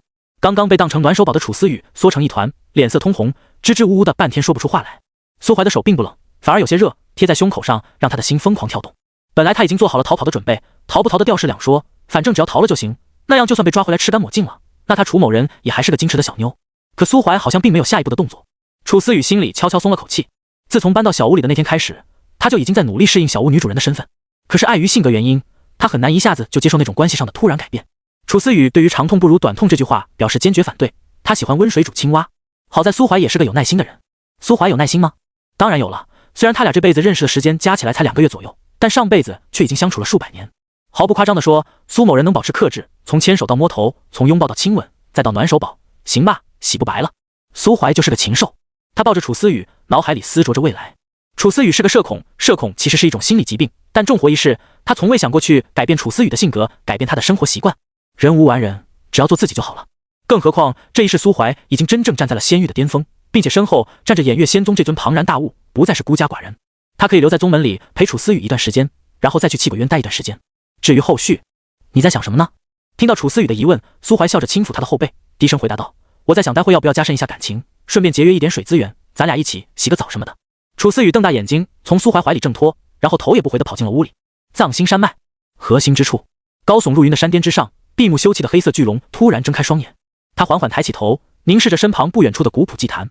那祭坛不过4米见方，还没有黑龙的一根爪子大。祭坛主体由某种不知名的骨骼打造而成，镶嵌着12枚怪异晶石，看起来简陋无比。但此时简陋的祭坛却突然闪动着纯白色的刺眼光辉，7道人影缓缓出现在祭坛中心，2尊帝境，5位尊者。黑龙发出轻蔑的笑声，瞧瞧，神域的贵客又来我们这种乡下地方吸血了。那7位通过祭坛降临的身影听到黑龙的讥讽，脸色都有些不太好看。一位身披血色袍服的帝境冷冷地看了他一眼，硬气地回应道：妖族孽畜，你可知祸从口出是何意？轰！粗壮的龙尾横扫而来，击碎了血袍帝境修士设下的层层防御，用尾尖上的骨刺扎透他的胸膛，将他整个挑起。一双树瞳充满了戏谑的神色。祸从口出，是不是这个意思？血袍人神色骇然，我什么我？结节，几个靠着先祖余音才突破帝境的废物，真把自己当成什么无敌的超级强者了？老实点吧，废物！在这里，任何一个帝境都有着击杀你这种水货的能力。黑龙嗤笑一声，抽回自己的龙尾，被甩在地上的血袍人胸口的血洞缓缓愈合，只是脸上青一阵白一阵的，气愤无比。我们走。他带着另外4个身穿血袍的尊者离开了山脉核心，朝着尊天神朝的方向行去。眨眼间，祭坛边便只剩下一位青衣大帝以及他带着的青衣尊者。看得出来，这2人跟那5个血袍人并不属于同一个势力。青衣大的对着黑龙行了个拱手礼。尊天仙朝始终保持着对妖族的偏见，这一点与我人族大体立场无关，还请道友理解。黑龙舔了舔牙齿，我知道，他们留在仙域的尊天神朝不也一样，打着保护人间凡俗的幌子，疯狂屠戮我妖族子民。要不是看在你们人族抵御魔域跟鬼域入侵有功的份上，本地早就把那什么皇朝给灭了。姐姐，说吧，你们药王仙朝10年前才刚下过一次剑，这次又来做什么？青衣大的低垂着眼睛，看不出是忧伤还是淡然。10年前迎回的那位圣女，只勉强唤醒了一半的族血，在万族战场的厮杀争斗中不幸陨落，死了。青衣大帝点头，是。黑龙咧了咧嘴，所以你们这是又打算从下界找个血裔去继承你们先祖的洗礼，然后再送到万族战场去找死？青衣大帝沉默了一瞬，此事关乎我药王仙朝的兴衰，并且族中通过寻脉镜得知，前代圣女育有一女，体内的药王血脉要比她母亲要高地多。只要找到她，我族就能再出一位圣女，甚至凭寻脉镜的反应推断，她拥有在进行血脉洗礼后直入地境的资质。啧，黑龙对青衣大帝口中的血脉洗礼嗤之以鼻，眼里又生出几分不屑。那种靠先祖血脉提升的伟帝，他一条龙能单挑5、6个。放弃吧，那个女孩你带不走的。青衣大帝皱眉，道友何出此言？黑龙呼出一口灼热的龙息，那个女孩现在是一尊帝境的道侣，并且那尊帝境不会比我弱上多少。青衣大的皱起了眉头，不过很快就重新舒而开，对着黑龙道了一声谢，漫步离开山脉。黑龙看着他离去的身影，摇了摇头。他负责保护这处仙域跟神域的通道入口，刚刚也是念在药王仙朝的人大多亲近妖族，才开口提点几句。至于青衣大帝愿不愿意听，那就不关他的事了。自己想找死，谁都救不了。而青衣大帝也有自己的想法。他们药王仙朝在神域的日子并不好过，仙朝女帝穆景瑜数万年前遭到对手的暗算，不幸在万族战场被围杀陨落。穆景瑜是药王仙朝的始祖，实力通天，他的逝去对药王仙朝来说无异于晴天霹雳。如日中天的仙朝自此以后开始没落。好在族中在整理穆景瑜的遗物时，发现了一本手书，上面记载着一段隐秘过往。女帝穆景瑜曾在人族被驱逐到仙域的那段黑暗时期隐姓埋名，游戏红尘，期间有过一段历经100余年的爱恋，对象是一个凡俗男子。穆景瑜为那位凡俗诞下不少子嗣，但不知为何并没有助其踏上仙途，甚至连那些子嗣都未曾提起过。若不是这本手书，谁也不会知道冷冰冰的仙朝女帝还会有这么一段耐人寻味的过往。仙朝的大臣们无意探究女帝的感情生活，但女帝的子嗣却让他们眸光大亮，看到了仙朝的未来。血脉传承，只要找到女帝后裔，唤醒他们体内的血脉，再让其进入万族战场，就有机会凭借血脉感应找到女帝陨落之地，至少能继承女帝的部分修为与功法。但苏怀万万没想到，穆清玄一开口就给他来了个大的，这逼居然提起了楚思雨的母亲。提起就断了，丈母娘活着，楚思雨多了个至亲，苏怀心里也挺高兴的。但第一时间掌握有欺诈权柄的苏怀就发现了穆清玄在说谎。说谎的部分是后半段，楚思雨的母亲穆子云确实回归了药王仙朝，也确实一直都没跟别人提起过她有一个女儿，但后面穆清玄又说是穆子云让她来接楚思雨的，前后矛盾。是穆子云突然开窍？不可能的，把这个消息瞒了10年，就已经证明他不想让自己女儿淌药王仙朝的浑水，又怎么可能突然改变主意？既然来接楚思雨不是穆子云的意思，那为什么药王仙朝会突然派人来接楚思雨？真是为了赢回血脉后人？不可能的，苏怀一眼就看出来穆清玄脸上的慈爱是假的，眼底深处只有冷漠。再结合一些其余的线索，苏怀心里很快就有了一个不太美好的推测。他叹了口气，不知道该怎么把这句话说出口。楚思雨很乖，他的话他句句听，但恰恰是这种乖巧，让他没办法去骗他。苏怀前世就知道楚思雨跟他母亲的关系很好，现在好不容易知道了有关母亲的消息，能忍住不去找吗？苏怀自问自己是做不到的，但问题是，扑通，苏怀牵着楚思雨刚走进屋，楚思雨就突然扑进他怀里，随后小声哭了起来。苏怀，我娘她死了，那个人在骗我。苏怀抿着嘴，用力抱紧她。楚思雨边哭边说，我娘走的那天就告诉我，她要去一个很危险的地方，不会回来了。她说了，让我一个人要好好的。如果哪一天有人自称是我的家人，打着她的名义来找我，一定不要跟他们走，因为她早就死了。苏怀，我想我娘了。苏怀，我不要跟他们走。好，我们不跟他们走。苏怀任由楚思雨把脸埋在他胸口哭泣，他能感觉到楚思雨的情绪中蕴含更多的是思念，而不是悲伤。前世楚思雨也偶尔会莫名的难过，一个人偷偷躲在角落里发呆。那时苏怀不懂，但现在他懂了。有些思念并不会随着时间的流逝而消失，淡化，它只会积压在内心的最深处，成为一道永远的缺口，一碰就会泪如泉涌。哭吧，哭出来就好了。苏怀轻抚着楚思雨的后背，让她在自己怀中尽情宣泄着情绪。1刻钟，半个时辰，楚思雨哭了很久，泪都快哭干了，才终于哭泪抽噎着缓缓睡去。其实有时候将情感宣泄出来，比一直积压在心里要好得多。前世楚思雨安安静静，只对他一个人撒娇，提及父母后，苏怀怕揭他伤疤，所以就一直没问。再加上散修的生活并没有想象中那么轻松美好，苏怀前世几乎有大半的时间的为了资源在外与人搏杀，也因此积累了大量实战经验，还成了一个精于算计的老阴逼。楚思雨不愿意再给他增加负担，所以有什么伤心事都默默积压在心里，展现给他看的永远都是可爱软萌的一面。苏怀越想越觉得自己前世作为一个丈夫很不合格，但这一世他想合格。他轻轻把楚思雨抱进浴室，拧干毛巾给他擦了把脸，然后小心翼翼地给他换了身衣服，抱进自己房间，塞进被窝里。迷迷糊糊的楚思雨闭着红肿的眼睛，突然脱离了苏怀的怀抱，显得有些不安。直到他皱着鼻子嗅了嗅，闻到一股熟悉的气息后，才在枕头上蹭了蹭，安然睡去。苏怀坐在床边看着他，坐了好一会儿。差不多2刻钟后，他取下手中的小蛇指环，交代他待会保护好木屋，而后悄悄打开房门，走了出去。大长老黄元揣着手站在院子里，打听清楚了吗？黄元发现苏怀的声音有些沙哑，眸子里却一片平静。查清楚了，这俩人一路上就没掩饰过自己的行踪，是从藏心山迈过来的。苏怀点了点头，大长老，您那枚升仙丹还在吗？还在，怎么了？借我一用，等我回来还你2枚。什么借不借的，本就是你的东西，拿去用吧。黄元从储物戒指中掏出珍藏的小瓷品，塞到苏怀手里。那就先谢过大长老了。黄元摆了摆手，正色道，谢什么？别谢，你可是我偃月仙宗圣子，是第2位大帝，这都是我应该做的。只是这接下来你打算怎么做？苏怀抬起头看向头顶高悬的烈日，午时已到，该行刑了。这是苏怀此时最嚣张的一次。他大摇大摆地走向黄元给穆清玄2人安排的居所，那里人迹罕至，同时又处于偃月仙宗护山大阵庇护之内，只要大阵未破，就可以确保战斗的余波不会波及山谷外的繁民。距离穆清玄居所还有1000米左右时，苏怀身上的力量便开始蒸腾，每走一步气势就强上一分。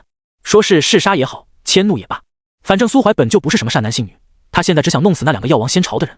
在他气势散发出的第一时间，穆清玄身上的汗毛就根根直竖，一股强烈的危机感涌上心头。他二话不说，丢下那个青衣尊者，扭头就朝另一个方向疯狂飞掠。咻！一根银色箭矢带着丝丝红芒朝他急射而来。他猛地一个歪头，箭矢擦着脸颊飞过，撕裂血肉，让他左脸淌满鲜血。然而就是这一个微小的闪避动作，却让他失去了最后的逃逸机会。苏怀拉开青翠长弓，弓弦上汇聚着一根通体血色的箭矢，完全锁定了穆清玄。穆清玄停滞在半空，心很乱。按理来说，仙域的人根本不会知道神域的情况，他穆清玄跟这位连名字都还未曾告知他的大帝无冤无仇，为什么这人对他那么大的恶意啊？仙域人都那么凶的吗？8000年前那位尊者级的前辈到底是怎么从那位叫天寒大帝的地境强者家里带走木指心的呀？能不能教一下？在线等，挺急的。可惜没人能教他。那位带回木指心的尊者回到宗门后没多久，就死在了一个荒古时期遗留下来的遗迹里。穆清玄只能咬了咬牙，朗声喊道：“住手！有误会，我千里迢迢来此接那女娃，是来带她奔赴远大前程的。神域资源丰富，灵气充沛，法则也比这里更为完整。更何况我药王仙朝拥有传承，能让那女娃一步登天，这是好事。你怎么可以为了一己之私，阻止她奔向更远大的前程？就算你要阻止，也没必要杀我啊！我死了，仙朝那边肯定会进行调查，还会有第2个、第3个、第无数个我来到这里。不如放我回去，我可以告诉族中那些长老，我可以骗他们说那女娃已经死了。这样一来，就永远不会有人再来打扰你们。”苏怀很有礼貌，他一直等到穆清玄说完，才松开手中拉成满月的长弓弓弦。嗡！这一剑简单粗暴，破碎虚空，剑矢蕴含着苏怀身上90%的力量，甚至比诛杀天寒大帝的那一剑更加凝实狂暴，几乎不留丝毫余地。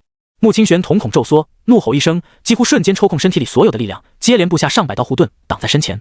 咔咔咔，护盾如冰雪般消融，层层破碎。噗嗤！经过层层阻隔，那根箭矢终于在刺爆穆清玄拿出的一件防御地气后，缓缓失去能量，被卡在他眉骨中央。只是他刚刚松了口气，视线余光却突然被一道黑影笼罩。突然，一只骨节分明的手握住那根箭矢，用力一捅，剑尖穿颅而出。穆清玄顿时瞪大了双眼，他反手朝苏怀拍出一掌，但无奈为了挡住那一剑，他体内的仙力几乎消耗殆尽。这一掌虽有些威力，却依旧没破苏怀的防。噗！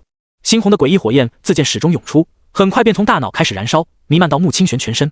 苏怀伸手掐住他的脖子，任由他嘶吼着挣扎。穆清玄在绝境中的反击，除了在他身上留下一些要不了多久就能修复的伤口外，别无他用。血焰烧了很久，从正午烧到近未时，苏怀一直保持着那个姿势，看着手中的穆清玄从愤怒嘶吼变成绝望哀嚎，看着他从一位仙风道骨的青衣大帝变成散发着特殊气味的黑色焦炭。苏怀的脸上一直都是那副无悲无喜的样子。到最后，他抬手从山林间挪来一截枯木，3两下削成一个木棺。他把焦炭丢进木棺里，盖上棺盖，而后自己一脚踩了上去。玉棺飞行，目的地藏心山脉。嘴里的生仙丹缓缓融化，在口腔里散发着浓郁的苦味。他要来这枚丹药，是为了恢复力量，去找那位龟缩在山脉核心，不知是敌是友的妖帝。那才是一场真正的恶仗。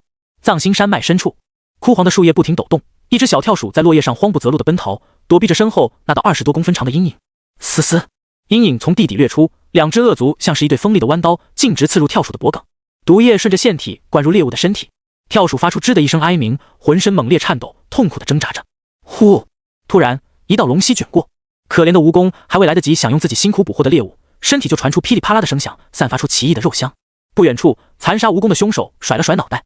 这是一口用灵石堆砌而成的温泉，水面雾霭征服，透过薄雾，还能依稀间看到一具遍布着漆黑鳞片的巨大生物，缓缓在池中收缩，化作一个相貌妖异的男子。真是个蠢货！男子抬头看向偃月仙踪的方向，感知着那股朝藏心山脉急速奔掠而来的气息，忍不住叹了口气。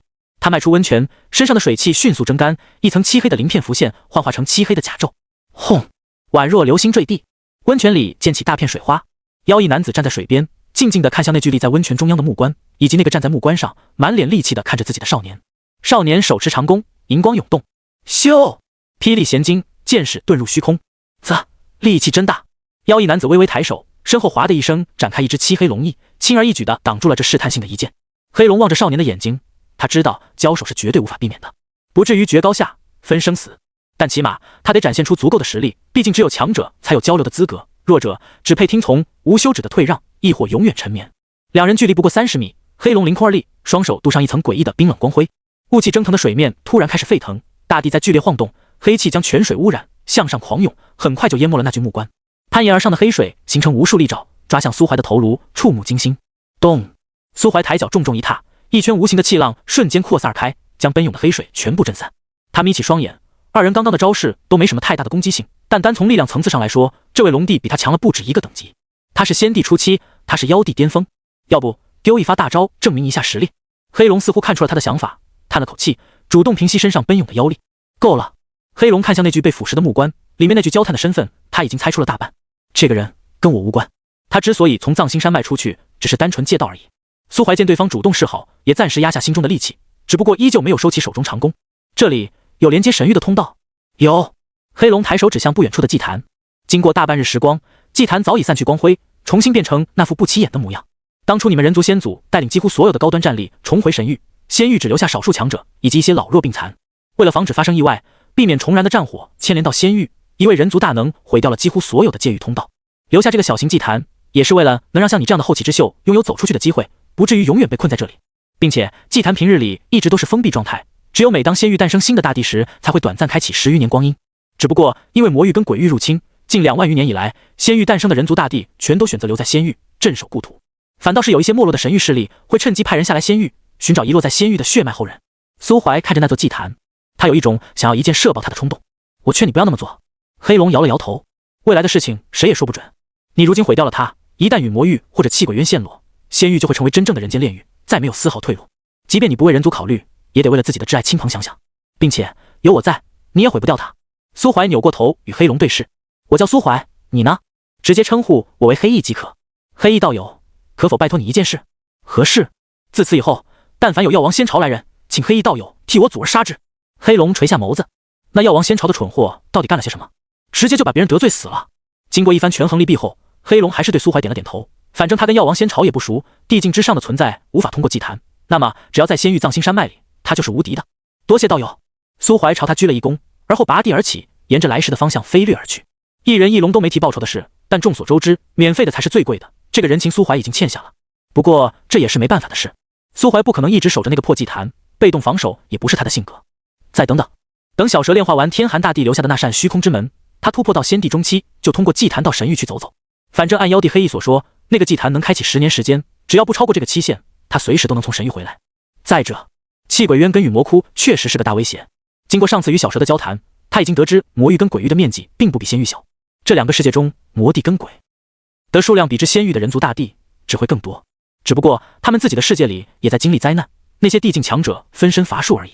穆清玄的事被苏怀敲响了警钟，命运的齿轮已经开始转动，逐渐偏离了前世的既定轨道。万一哪天魔域跟鬼域全面失守，这两个世界的地境强者全都涌入雨魔窟跟气鬼渊，又或者魔域跟鬼域的灾难也在仙域发生，那后果将不堪设想。苏怀确实很强，但他还没强到那杀大的跟杀鸡一样，除非那些大帝都是跟穆清玄一样的水货。因此就像黑翼说的那样，他必须准备一条退路。届时万一仙域陷落，妖族可以前往神域，寻求在神域的妖族先辈庇护。那人族呢？药王仙朝已经是敌非友，并且经过如此漫长的时间，谁也不知道神域的其他人族还有没有远古传说中那么团结，毕竟人心远远要比妖族复杂的多。苏怀必须先去神域进行布局，最好能占下一块地盘。再者，苏怀在仙域已经得不到什么提升了，仙域的高端资源确实比较匮乏。天寒仙帝自8000年前成帝，截止昨日陨落之时，修为也才到地境初阶巅峰。偃月大帝比他好一些，14000余年也才地境中阶而已，其余地境估计也差不多，完全是靠时间的堆积，一点一点的积累。苏怀可没耐心花几万年的时间去积累，他危机感很强，心里很清楚，在这个世界，实力就是一切，有实力才有话语权。那实力从哪来？总不能为了自己提升修为，去走前4海的老路，钻研人丹之术，然后把其余几位大帝都练成丹吞了吧？排除掉杂七杂八的选项，想继续保持如今的修为提升速度，就只剩下去神域这一条路可以走。还好有本就是从神域而来的小蛇在，他至少不算是孤军奋战，也不至于一无所知，抹黑前行。藏心山脉边缘，妖族与人族的厮杀依旧没有停止，只不过人族凡俗已经全部迁徙去了更加安全的地方，山脉边缘完全变成了修士与妖兽的战场。这场战争就像是在阳谷，死去的人和妖失去一切，活着的站在他们的尸体上往上爬，在血与火的淬炼下成为真正的精英。当苏怀回到山谷中时，天际已经染上一层淡淡的红霞。他钻进浴室洗了个澡，然后回到自己房间，躺在楚思雨身旁。小丫头迷迷糊糊地睁开眼，然后翻了个身，把一只腿搭在他身上，脑袋靠在他胸口，眼睛一闭，又沉沉睡去。翌日晌午，楚思雨悄悄睁开眼睛，瞥了一眼那张近在咫尺的脸，急忙重新闭上眼睛。人在极度悲伤的情况下有两种极端，大部分人会整晚的失眠，小部分人则会更加贪恋睡眠，以此来逃避现实。其实昨天上午哭了一场，楚思雨的情绪都发泄得差不多了，再加上睡了差不多1天1夜，再贪睡也睡不着了。这是自父母离去的10多年来，楚思雨第一次睡懒觉，睡到大中午。她向来都是个勤奋的小妞，以往这个时候她都已经在丹房炼完了一炉丹药，只不过今天不知道为什么睡得格外安稳，肯定苏怀的懒狗病传染给她了。其实苏怀也早就已经醒了，他感觉到怀里的小妞身体颤了颤，似乎想偷偷离开他的怀抱，但没过几秒又像是舍不得一般，重新贴了上来。啧，之前一说要一起睡就逃跑，现在不是挺享受的吗？口嫌体正直。他也懒得戳破对方，直接一个翻身把楚思雨压在身下。楚思雨的呼吸明显急促了几分，不过他仍然闭着眼睛，假装还没醒。苏怀舔了舔嘴唇，直接 A 了上去。这回他终于不是睁着眼睛的了，并且两个人还是躺着，这个姿势很容易就会引起一些特殊的反应，并且加速血液循环，触发降脂光环。苏怀的手开始悄然游走，一件衣服咻的一声丢在地上，紧接着一件更小一些的衣服也从被窝里扔了出来，叠在那件睡衣上面。这个时候也不需要什么引导了，楚思雨遵循本能的伸手去搂苏怀的脖子，干柴烈火，一发不可收拾。咕噜一声轻微的闷响拉回了些许理智。苏怀抬起头看向楚思雨的脸，他脸色通红，耳尖发烫，发丝凌乱，眼里蓄满了水雾。我饿了。行吧，我去给你做饭吃。苏怀声音带着一丝沙哑的味道。他咬了咬牙，低头在他脖子上狠狠一吸，留下一个明显的草莓印，然后翻身下床，捡起自己的上衣钻进厨房里。楚思雨缩在床上瑟瑟发抖，他偷偷掀开被子瞄了一眼，发现自己身上好多红红的浅痕，急忙重新盖上遮住。好可怕，好可怕，差点就被吃掉了。刚才有个东西一直顶着他的腿，受不了，会死掉的，太可怕了。他咽了口唾沫，跟只胖仓鼠一样慢慢蠕动到床的边缘，然后从被子里伸出一只手，在地板上摸索几下，捡回自己的衣服。被窝里发出悉悉索索的声响，等被子掀开，他又是有衣服的小妞了。爬下床，光着脚噔噔噔噔跑到厨房门口，然后躲在墙后，偷偷伸出头去看在厨房里做饭的苏怀。你在做什么啊？苏怀扭过头瞥了他一眼。面条，你吃不吃？我想吃辣子鸡。楚思雨，你真的变了，以前你很迁就我的，给什么就吃什么，从来不挑。楚思雨缩了缩脑袋，那我想吃面条。苏怀擦干净自己的手，走过来捏住楚思雨的脸。家里没有鸡了，等我下午去要林峰逮2只，晚上再做给你吃。楚思雨被扯着脸，嘟嘟囔囔的说了几句话。那你记得不要被发现，师虎知道了会生气的。万一被你师傅发现，我就说你指使我干的，让他把你逐出师门。才不会。楚思雨思考了2秒钟，要不然你就抓1只好不好？不行，我全给他抓光。苏怀松开他的脸，赶紧去把鞋穿上。哦。楚思雨跑回房间穿鞋，苏怀则回身把锅里的面条捞进调好的酱汤里，顺便把煮面的水倒掉，倒上油，烧热后再往锅里磕了2个鸡蛋。药灵峰发生了2件大事。其一，昨天下午黄元大长老带来了一个浑身是伤、鼻青脸肿的青衣炼丹师。那炼丹师据说能炼制8品丹药，距离9品丹师也只有1步之遥。单论炼丹术，甚至能与陈太如、陈封主相媲美。只不过他并不是什么座上宾，而是一个被封住修为的俘虏。反正大长老是这样说的：戴罪立功，好好给偃月仙宗办事。如果不知好歹，就把他腰子嘎了，丢到陈月湖里去喂鱼。那位青衣炼丹师吓得脸色发白，当天就坐上了丹房角落的台子，兢兢业业地给药灵峰的弟子们当起了老师。不得不说，虽然这位穆老师在大长老面前被训得跟个孙子一样，但教起炼丹来确实有鼻子有眼的。甚至很多弟子觉得他讲的东西比陈封主还详细，让他们受益匪浅。再加上这位老师性格被大长老训得太好了，完全没有高阶炼丹师的傲气，几乎有问必答，对他们这些低级炼丹师倾囊相授。短短1个下午加1个上午，他就收获了一大票忠实听众，成为了整个丹房最受欢迎的讲师。至于第2件大事吗？那就是无论风吹雨打，每天清晨都几乎第一个到丹房的卷王楚师妹，今天居然缺席了，莫不是又被那个无良圣子抓走了？可恶啊！药灵峰的弟子都有些愤愤不平。本来先前药灵峰的大家都在磕圣子跟楚师妹的 CP， 可就在昨日，某位不愿意透露姓名的长老被另一位长老用仙酿灌醉，酒后失言，传出了一些秘密消息。圣子大人在出使天寒宫期间夜夜笙歌，连住都要住在天寒宫女弟子的寝居旁边，晚上还把一只狐女领回住所过夜，岂有此理啊！药灵峰的男弟子跟女弟子都怒了。男弟子是因为圣子大人占了楚师妹那样绝好的女子，还要在外沾花惹草，他们是在为自己的女神鸣不平。女弟子呢，则是因为圣子大人放着偃月仙宗，放着药灵峰数千女弟子而不顾，偏偏去跑别家宗门的女弟子，姐妹们感觉受到了侮辱。咋的？咱偃月仙宗的女子没天寒的好看没？要不然你为什么放着自家的不看，非要去看别家的？太过分了！还好偃月仙宗选弟子不搞什么民主公投，不然苏怀恐怕昨天晚上就已经下台了。临阵风的曹姨也听到了这些风言风语，她生怕心思敏感的好闺蜜知道了这些消息会难过，甚至有可能会跟苏怀闹小矛盾，所以一大早就跑到药灵峰来安慰楚思雨。可是在丹房门口坐了一上午，连楚思雨的影子都没看见。眼看着中午都快要过去，她都打算下山去小山谷里找楚思雨，带她去吃辣子鸡了，才看到一男一女2个人慢悠悠地走上药灵峰。苏怀没看见曹姨，在山道上就跟楚思雨分开了，因为丹房建在山腰上，他的目标却在山顶。山顶的鹤才是陈老头亲自饲养的，肉质鲜美不说，主要还长得肥啊。曹姨看到楚思雨走进丹房，急忙迎了上去，可还没等他开口打招呼，整个人就突然愣在了原地。我靠，我看到了什么？楚思雨，你脖子上好大一个草莓印。这时楚思雨也看见了曹姨，他对着曹姨挥了挥手，脸上洋溢着笑容。曹姨，你怎么来了呀？注意到曹姨在看他的脖子，楚思雨小脸一红，伸手拽了拽衣领，企图遮住那个苏怀留下的印记。思雨，这是蚊子咬的。你家的蚊子真大。楚思雨有些手足无措，赶忙扯开话题。曹姨，你还没说呢，今天林振峰不是休沐日期啊，你怎么来找我了？曹姨叹了口气，本来是有事的，但现在已经没事了。思雨，你吃过午饭了吗？我们一起下山吃东西去呗。不了，我已经吃过了。吃的啥？苏怀做的面条。曹姨又酸了。经过那些从天寒宫惨案中幸存的天寒宫弟子之口，偃月圣子苏怀是个大帝的消息已经传遍了整个仙域，整个仙域都在猜测他是怎么突破地境的，甚至还有部分脑瘫小势力呼吁苏怀为了人族强盛站出来说明一切，将机缘公布，好让人族多出一些大帝。只不过那些势力没过多久就被尊天神朝跟偃月仙宗执法堂联合起来查了水表，带节奏的小势力门主不过6、7阶修为，如今已经全部被安置在陈月湖底的高档小区，坐拥湖景别墅，隔壁还住着好几个天寒宫的长老弟子，都是志同道合之辈。但就是这么一位跺一跺脚，整个仙域都要颤3颤的地境强者，居然还得给楚思雨一个3阶的小妞做饭吃，太酸了。柠檬他一直围着我转。曹姨望着天空，流下了羡慕的泪水。苏怀那个狗太双标了，他至今都忘不了跟苏怀初识的那个晚上，他杀了个天寒宫的老头，然后扔给他一把铁锹。曹姨刨了一晚上的土，苏怀在旁边揣着手看戏。如果当初苏怀哪怕表现出如今对待楚思雨的1%的好，曹姨说不定就真动心了。可惜了，他在自己面前永远都是喜欢犯贱的钢铁直男。曹姨收回思绪，摇了摇头。思雨啊，有时候我真的怀疑，你上辈子是不是拯救了整个仙域？楚思雨眨了眨眼，用包在袖子里的手捂着嘴，笑了起来。另一边，苏怀拍拍手，轻车熟路地翻过围墙。他一眼就看到了陈太如故意搭建的湿地里，2只大肥鹤正在贴。好家伙，敢在我面前秀恩爱！死！苏怀一个闪身出现在肥鹤身旁，一手一只薅住了他们的脖子。恰在此时，一声怒吼自湿地旁响起：“狗贼，放开我的鹤！”一只鞋径直飞了过来，苏怀下意识就抬起脚，把那只鞋踢了回去。鞋子犹如炮弹，通过空气摩擦燃起火焰，突破音爆，轰的一声，把丢鞋的陈太如砸进了墙里。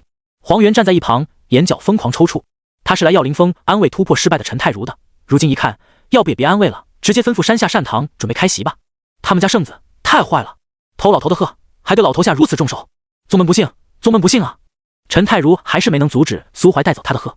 苏大圣子甚至连解释都懒得解释，一脚踢飞那只鞋后，当场就拎着那2只肥鹤消失在了原地，妥妥的带恶人。算了，老陈，你打不过他。黄元拉住怒不可遏的陈太如，又在他苍老的心上扎了一剑。陈太如深吸2口气，掸去脸上的黑灰，光着一只脚站在湿地旁，仰天长叹。倒也不是真的心疼那2只灵鹤，毕竟养鹤只是为了提升耀灵峰的逼格。苏怀昨天才送了他一尊9品丹炉，真开口跟他要几只鹤，他还能不给吗？罢了，大长老，老夫此次冲击9品失败，让你们失望了。黄元笑呵呵的摇头，没事，大家都已经习惯了。陈太如，苏怀并未在偃月仙宗待太久，大概休息了半个多月，便启程前往剑冢的陨魔窟去了。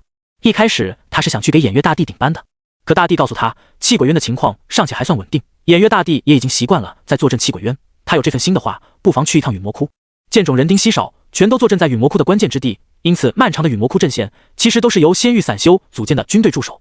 那支军队唤作屠魔军团，由剑冢出资供养，战力彪悍，但损耗也不小。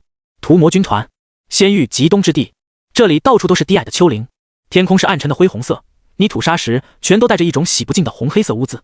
苏怀手中拿着一张皱巴巴的白纸，纸上写着一行地址，最下方还画着一幅粗略的地图。这是当初在腾云山偶遇的那个汉子留给他的东西。苏怀记得那人就是陨魔窟的驻军之一，所在城池似乎叫大荒城。他抬起头望向眼前高耸的城墙，城墙高约30余米，整体由黑色巨石堆砌而成，上面遍布着大大小小的划痕。城墙最上方还有不少正在修缮的缺口，一大批身穿各色盔甲的修士分布在城墙各处，站姿不一，武器各异。若是忽略他们身上那层浓郁的血气，单从外表上看，像极了一群乌合之众。大荒城是没有城门的，便是寻常低阶修士想要入城，也只能通过城墙上的守军放下绳梯。苏怀还未走到城墙下时，便有守军发现了他，通过斥候确认是人族后，早早的放下了入城的绳梯。然后他们就看到苏怀身形一闪，下一刻就出现在了城墙上。见鬼了！啪！见多识广的小队长对着自己手下的后脑勺就是一巴掌。鬼什么鬼？愚不可及！我看你是在这待久了，连脑袋都锈了。腾云驾雾，踏空而行，对于那些实力高强的大人来说都是家常便饭，还不把梯子收起来，在这丢人现眼！好家伙，一连串的成语说出来，让苏怀下意识的多看了那小队长2眼。文化人啊！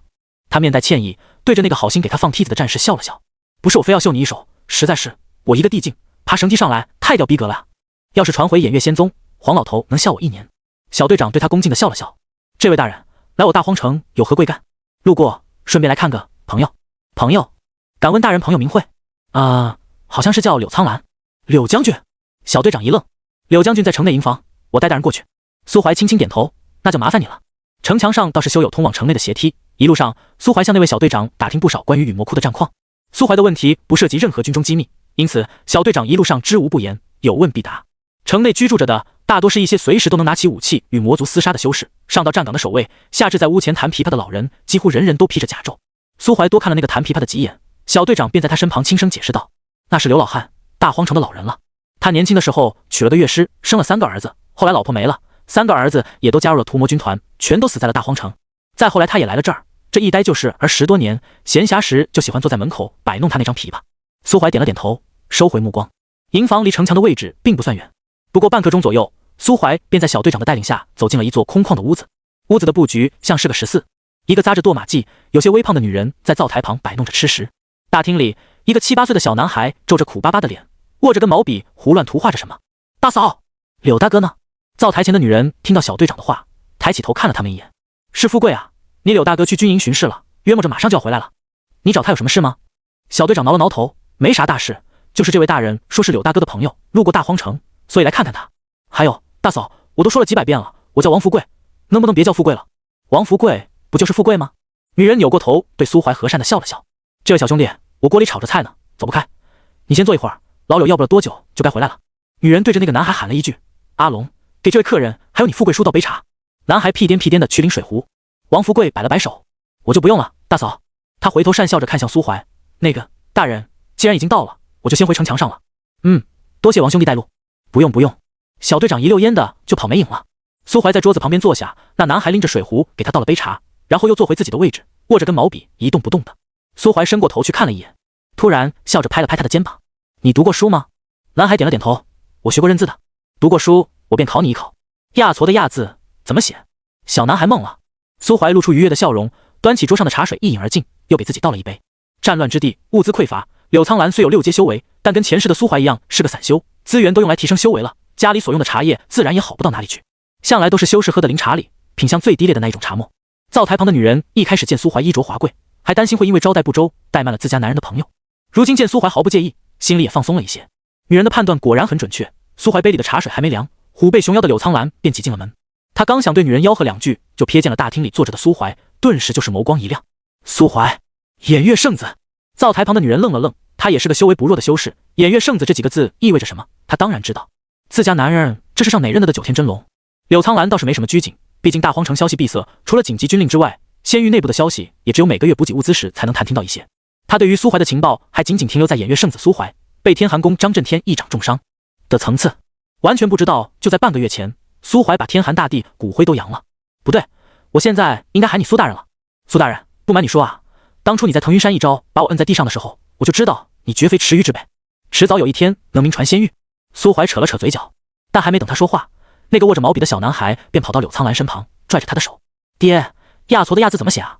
柳苍兰：“爹晚上再教你，乖，一边玩去。”经过这么一打岔，柳苍兰总算是想起了什么，起身指着灶台旁的女人：“苏大人，我给你介绍一下，那是我婆娘徐三娘。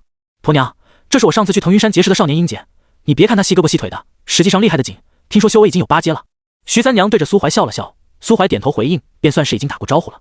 介绍完自家婆娘，柳苍兰才把那小男孩赶到一边，然后压低声音：“苏大人此行来陨魔窟，可有要事？”苏怀摇了摇头：“也没什么要紧事，只是听说陨魔窟前线吃紧，所以来帮帮忙。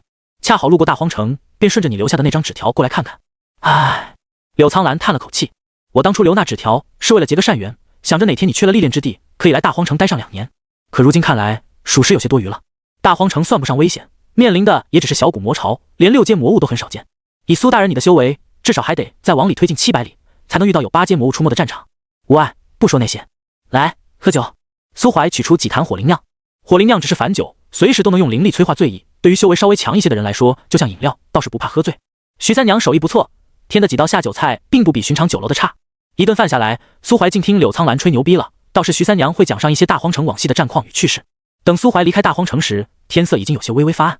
这里并不是他的目标，之所以来这里，也是因为听了偃月大帝的告诫，修士的寿命会随着修为的提升不断增加，到了地境，无论是身躯还是内心，都会逐渐偏向绝对理性的一面。就像天寒大帝钱清寒，钱清寒成帝前的品性未必会比尚未迷失时的钱四海差，要不然2兄弟也不可能一直待在一起，相依为命。可成帝之后，在钱清寒的心里，自我的地位就会无限拔高，多余的感情会被逐渐磨灭，最终在能够提升修为的虚空之门与发妻之间，钱清寒选择了修为，与钱四海的兄弟情谊也逐渐淡化。到了苏怀这个境界，已经可以不吃不喝，不休不眠，身躯无垢，几乎与天同寿，唯一的欲望可能就是变得更强。因此，想要维持人性，除了尽可能的保持作为人的习惯外，还要与人世建立起足够多的羁绊。说通俗点，就是得有烟火气。苏怀倒是没有多少无欲无求的感觉，但作为初入地境的小老弟，多听一些前辈的经验总是没错的。毕竟不久之后，他就要进入神域。告别柳苍兰，苏怀再次回头看了一眼充满萧杀气息的大荒城，一阵微风拂过，他的身影便消失得无影无踪。陨魔窟前线，怀风大帝一身灰色布衣，怀里抱着一柄3寸宽、长5尺的怪异长剑。自从接到偃月大帝的传音，他便一直在陨魔城最高处静立，等候着苏怀的到来。来了。他转过身，看向不知何时换了一身黑色袍服的苏怀，咧嘴一笑：“苏道友，欢迎来到陨魔窟。”苏怀点了点头：“抱歉，路上耽误了些时辰，让怀风道友久等了。”“哈哈，无碍，道友能来，老夫已经很开心了。我们现在出发，再等等，天黑了才好行动。”苏怀站在城楼顶上，从这里望过去，可以看到不远处弥漫着的浓郁黑雾，黑雾下便是令仙域百姓闻风丧胆的陨魔窟，也是魔域与仙域接壤的隘口。苏怀此行受邀前来陨魔窟，是为了协助怀风大帝斩杀魔域的一头9阶魔物。那头9阶魔物本就处于9阶巅峰修为，前段时间似乎是得到了什么机缘，躲在陨魔窟深处闭关。一旦让他突破，陨魔窟的镇守压力就会无限增大。本来怀风大帝是想联系尊天神朝的神皇帮忙的，但恰巧这时传出了苏怀突破至地境的消息。那么援兵的首要人选立马就从尊天神皇变成了偃月苏怀，毕竟神皇还得钳制藏心山脉，能不动最好还是不要动。怀风大帝联系过偃月大帝，不过被偃月大帝拒绝了，说是苏怀境界不稳，等时机到了自然会来帮他。于是他左等右等，等了大半个月，终于等来了偃月大帝的消息。此行怀风大帝跟苏怀的目标便是潜入陨魔窟深处，斩杀那尊即将突破的9阶魔物。他现在看着苏怀，越看越满意，年少成帝，身材高大，长得也还算清秀，最重要的是心性也不错，良配啊。怀风大帝暗自点头：“苏道友，听说月前陈月湖秘境一行，你还救了我宗剑子李四道的性命。”苏怀嘴角一抽：“可顺手为之，可能对道友你来说只是随手而为，但对司道来说，救命之恩大于天啊。”怀风大帝轻轻晃着脑袋，要我说，应当以身相许。苏怀瞥了他一眼，回道：“多谢怀风道友好意，但我家中已有良配，贵宗剑子却是无福消受了。”已有良配？怀风大帝皱了皱眉，不说话了。老实说，他只是觉得苏怀跟能镇住他那个心高气傲的女徒弟，再加上确实门当户对，男才女貌，所以才开口撮合。但这并不代表他愿意让自己徒弟给苏怀当小的，毕竟李思道虽然现在才8阶，但剑心无垢，只要不中途夭折，以后成帝几乎板上钉钉，哪能给人当小的？怀风道友，苏怀看着远处的黑雾，我听说贵宗有个规定，弟子修为不到6阶，不准下山入室，对吗？是有这么个规定。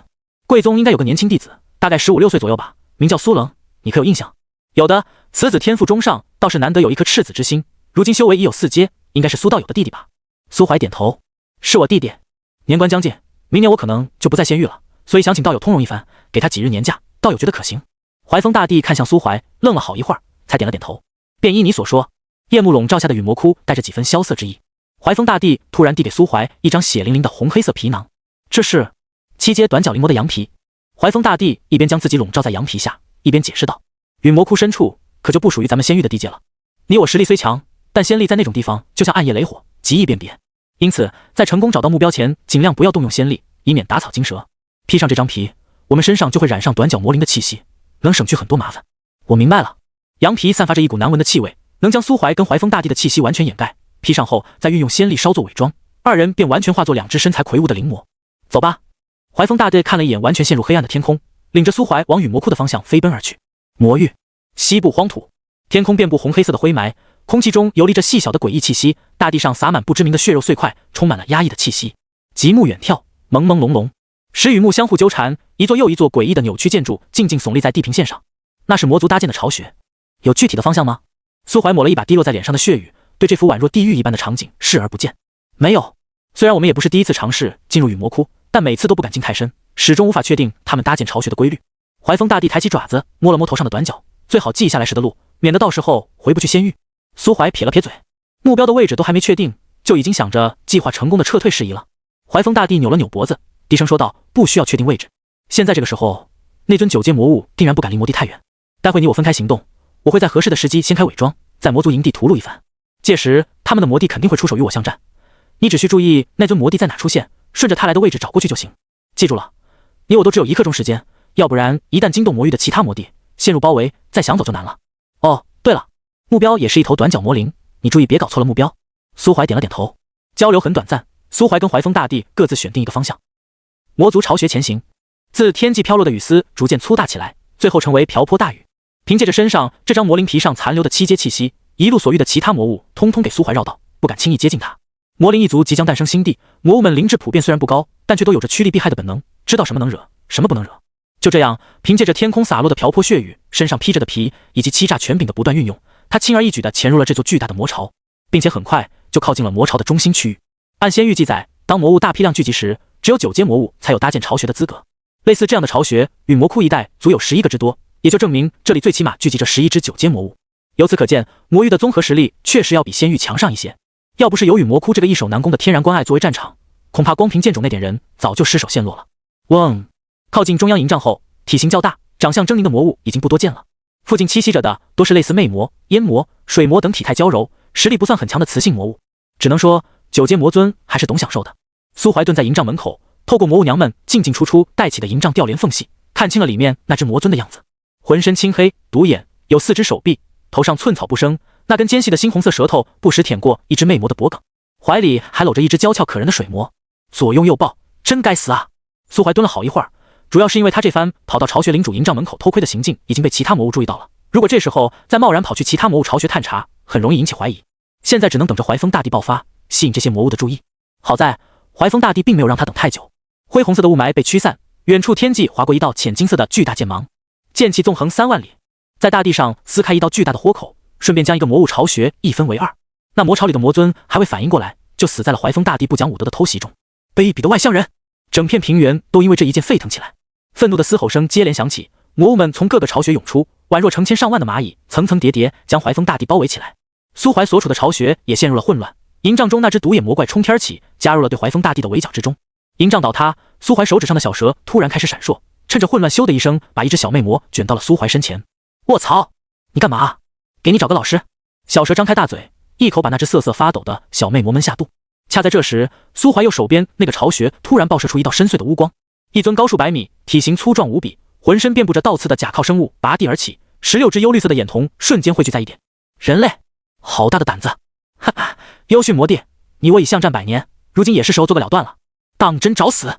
那尊魔帝身上黑光一闪，16只复眼齐齐紧闭，灰红色的天空忽然暗淡，整片大地突然开始蠕动，一只又一只眼睛从泥泞血肉中浮现，渗人的目光尽数汇聚在怀风大帝身上。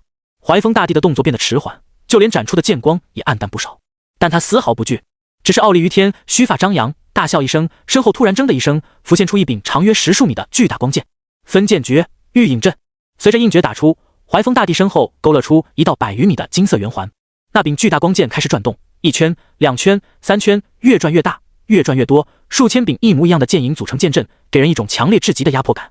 魔帝已经做好了接此一招的准备，怀风大帝却突然手势一变，去！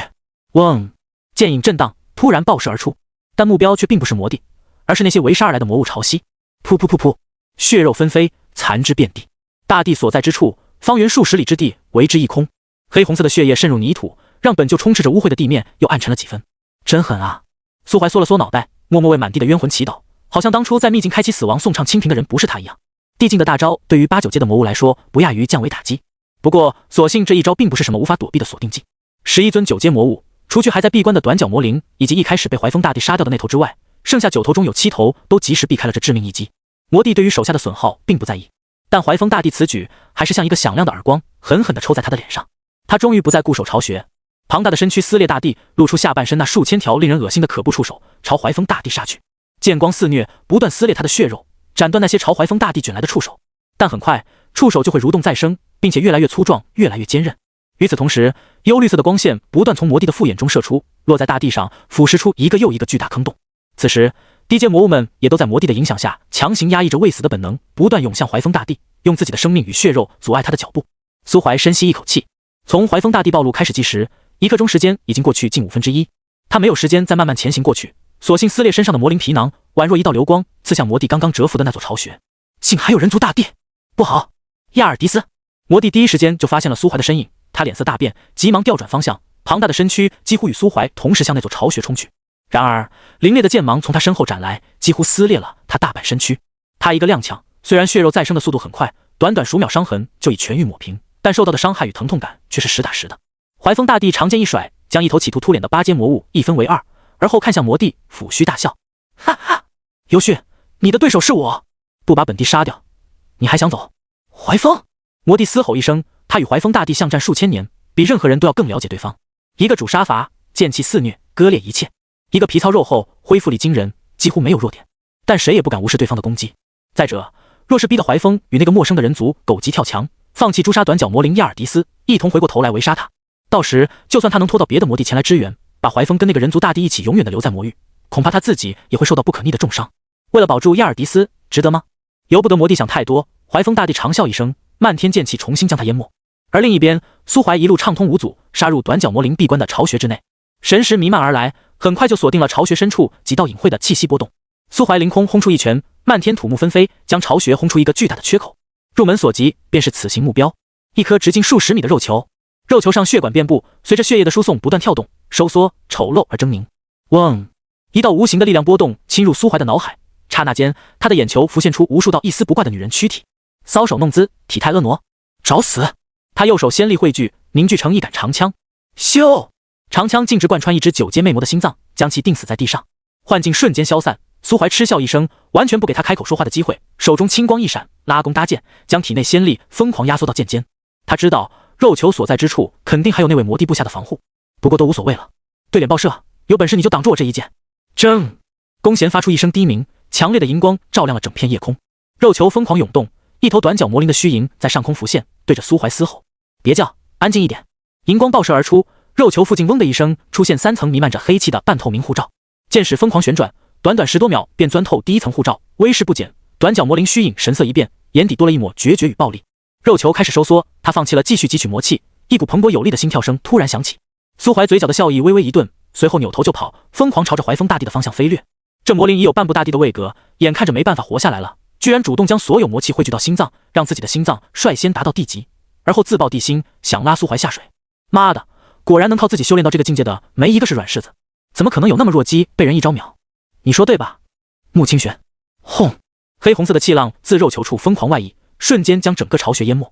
被钉在地上的魅魔，以及为了阻止苏怀而奔向巢穴的魔物，全都在刹那间血肉消融，骨骼与魂魄一同被腐蚀殆尽，化作缕缕黑烟。方圆数十里成为一片死域。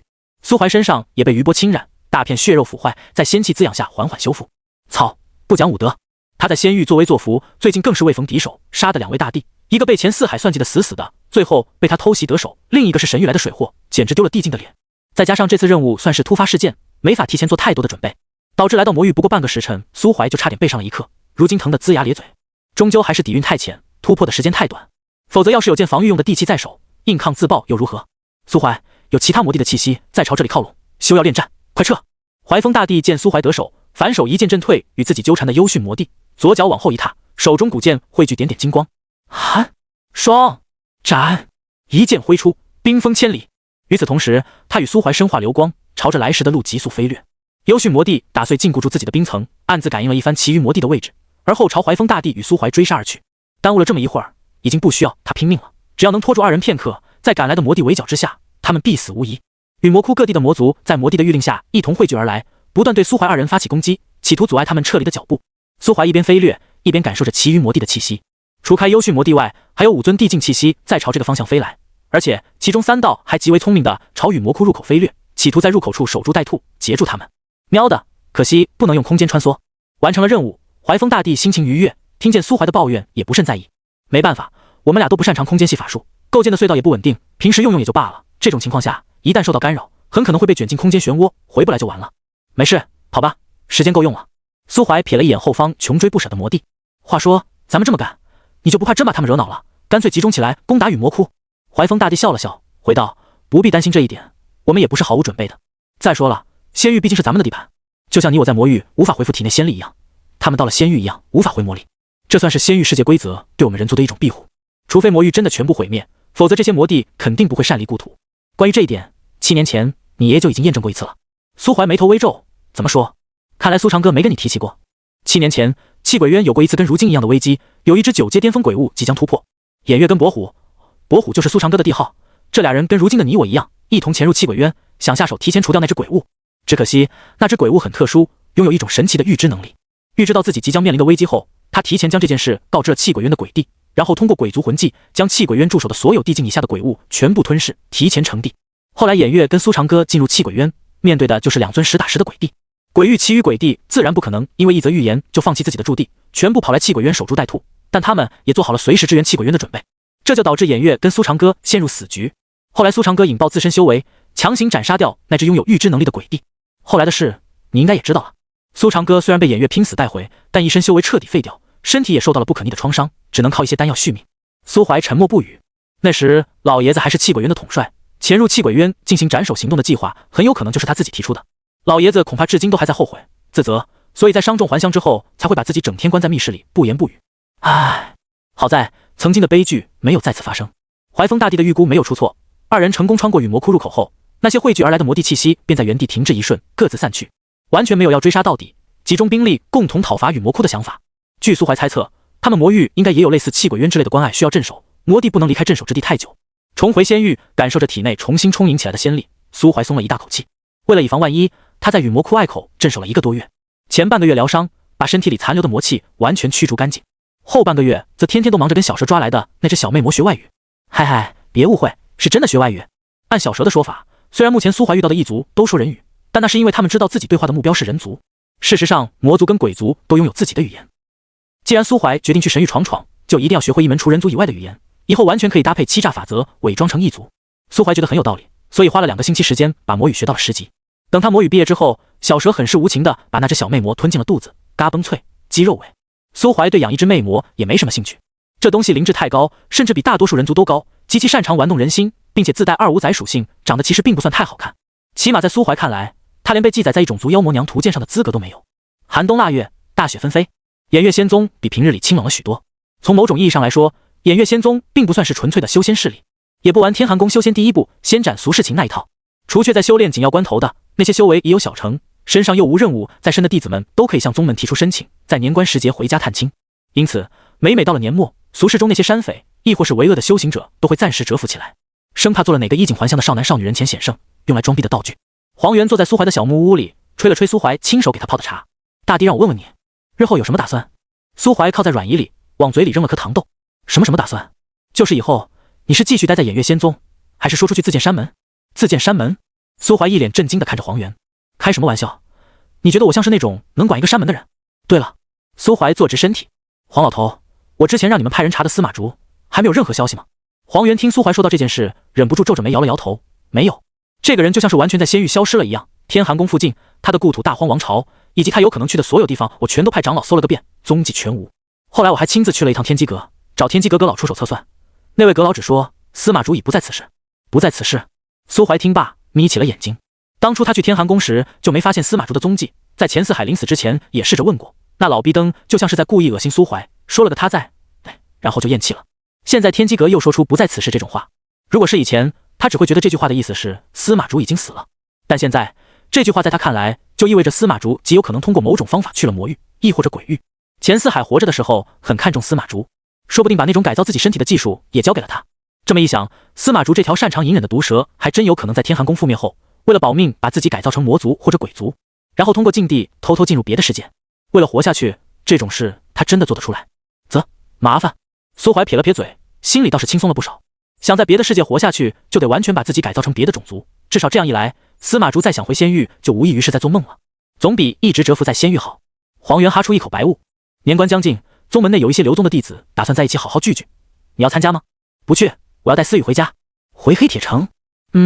去看看老爷子。苏怀叹了口气，药王仙朝始终是个祸患，与魔域跟气鬼渊的情势也还算稳定。过完这个年，我想去神域看看能不能再提一提自己的修为。黄元微微颔首，也好，你还年轻，确实不该在仙域蹉跎岁月，平白浪费自己的天赋。若是在外面待不下去了，也不要过于勉强自己。偃月仙宗随时都欢迎你回来继续做圣子。我知道，也待不了多久，肯定会回来的，毕竟我媳妇儿还留在这呢。黄元点了点头，行吧，天色不早，那老夫就先回去了。慢走，不送。黄元哑然失笑，在他看来，苏怀属实是个妙人，修为高强，却没有作为半点强者的风范跟自觉，毫不掩饰自己的奇葩属性。说好听点叫真性情，说难听点就是不要脸。这种性格很难说是好还是不好，但若是真心相交，相处起来确实会很舒服。黄元起身，晃晃悠悠地离开小屋。此时外面真在下雪，纷纷扬扬的鹅毛大雪飘落在地，把整个山谷变成一片绵白。裹成粽子的楚思雨跟那只球形的雪怨灵正蹲在院子里堆雪人，勉强能看出来堆的是个人形。黄猿沉吟片刻，堆得不错，一看就知道是苏怀。楚思雨眼神一亮，对黄猿露出一个灿烂的微笑。大长老猜对了，真厉害。不，主要还是你堆得好。黄猿呵呵一笑，背着手离开小院。神他妈真厉害，说句不好听的，往雪地里撒一把丹药，我家养的那几只神符鹰都堆得比你好。之所以知道你堆的是苏怀，那是因为你心里只有他啊。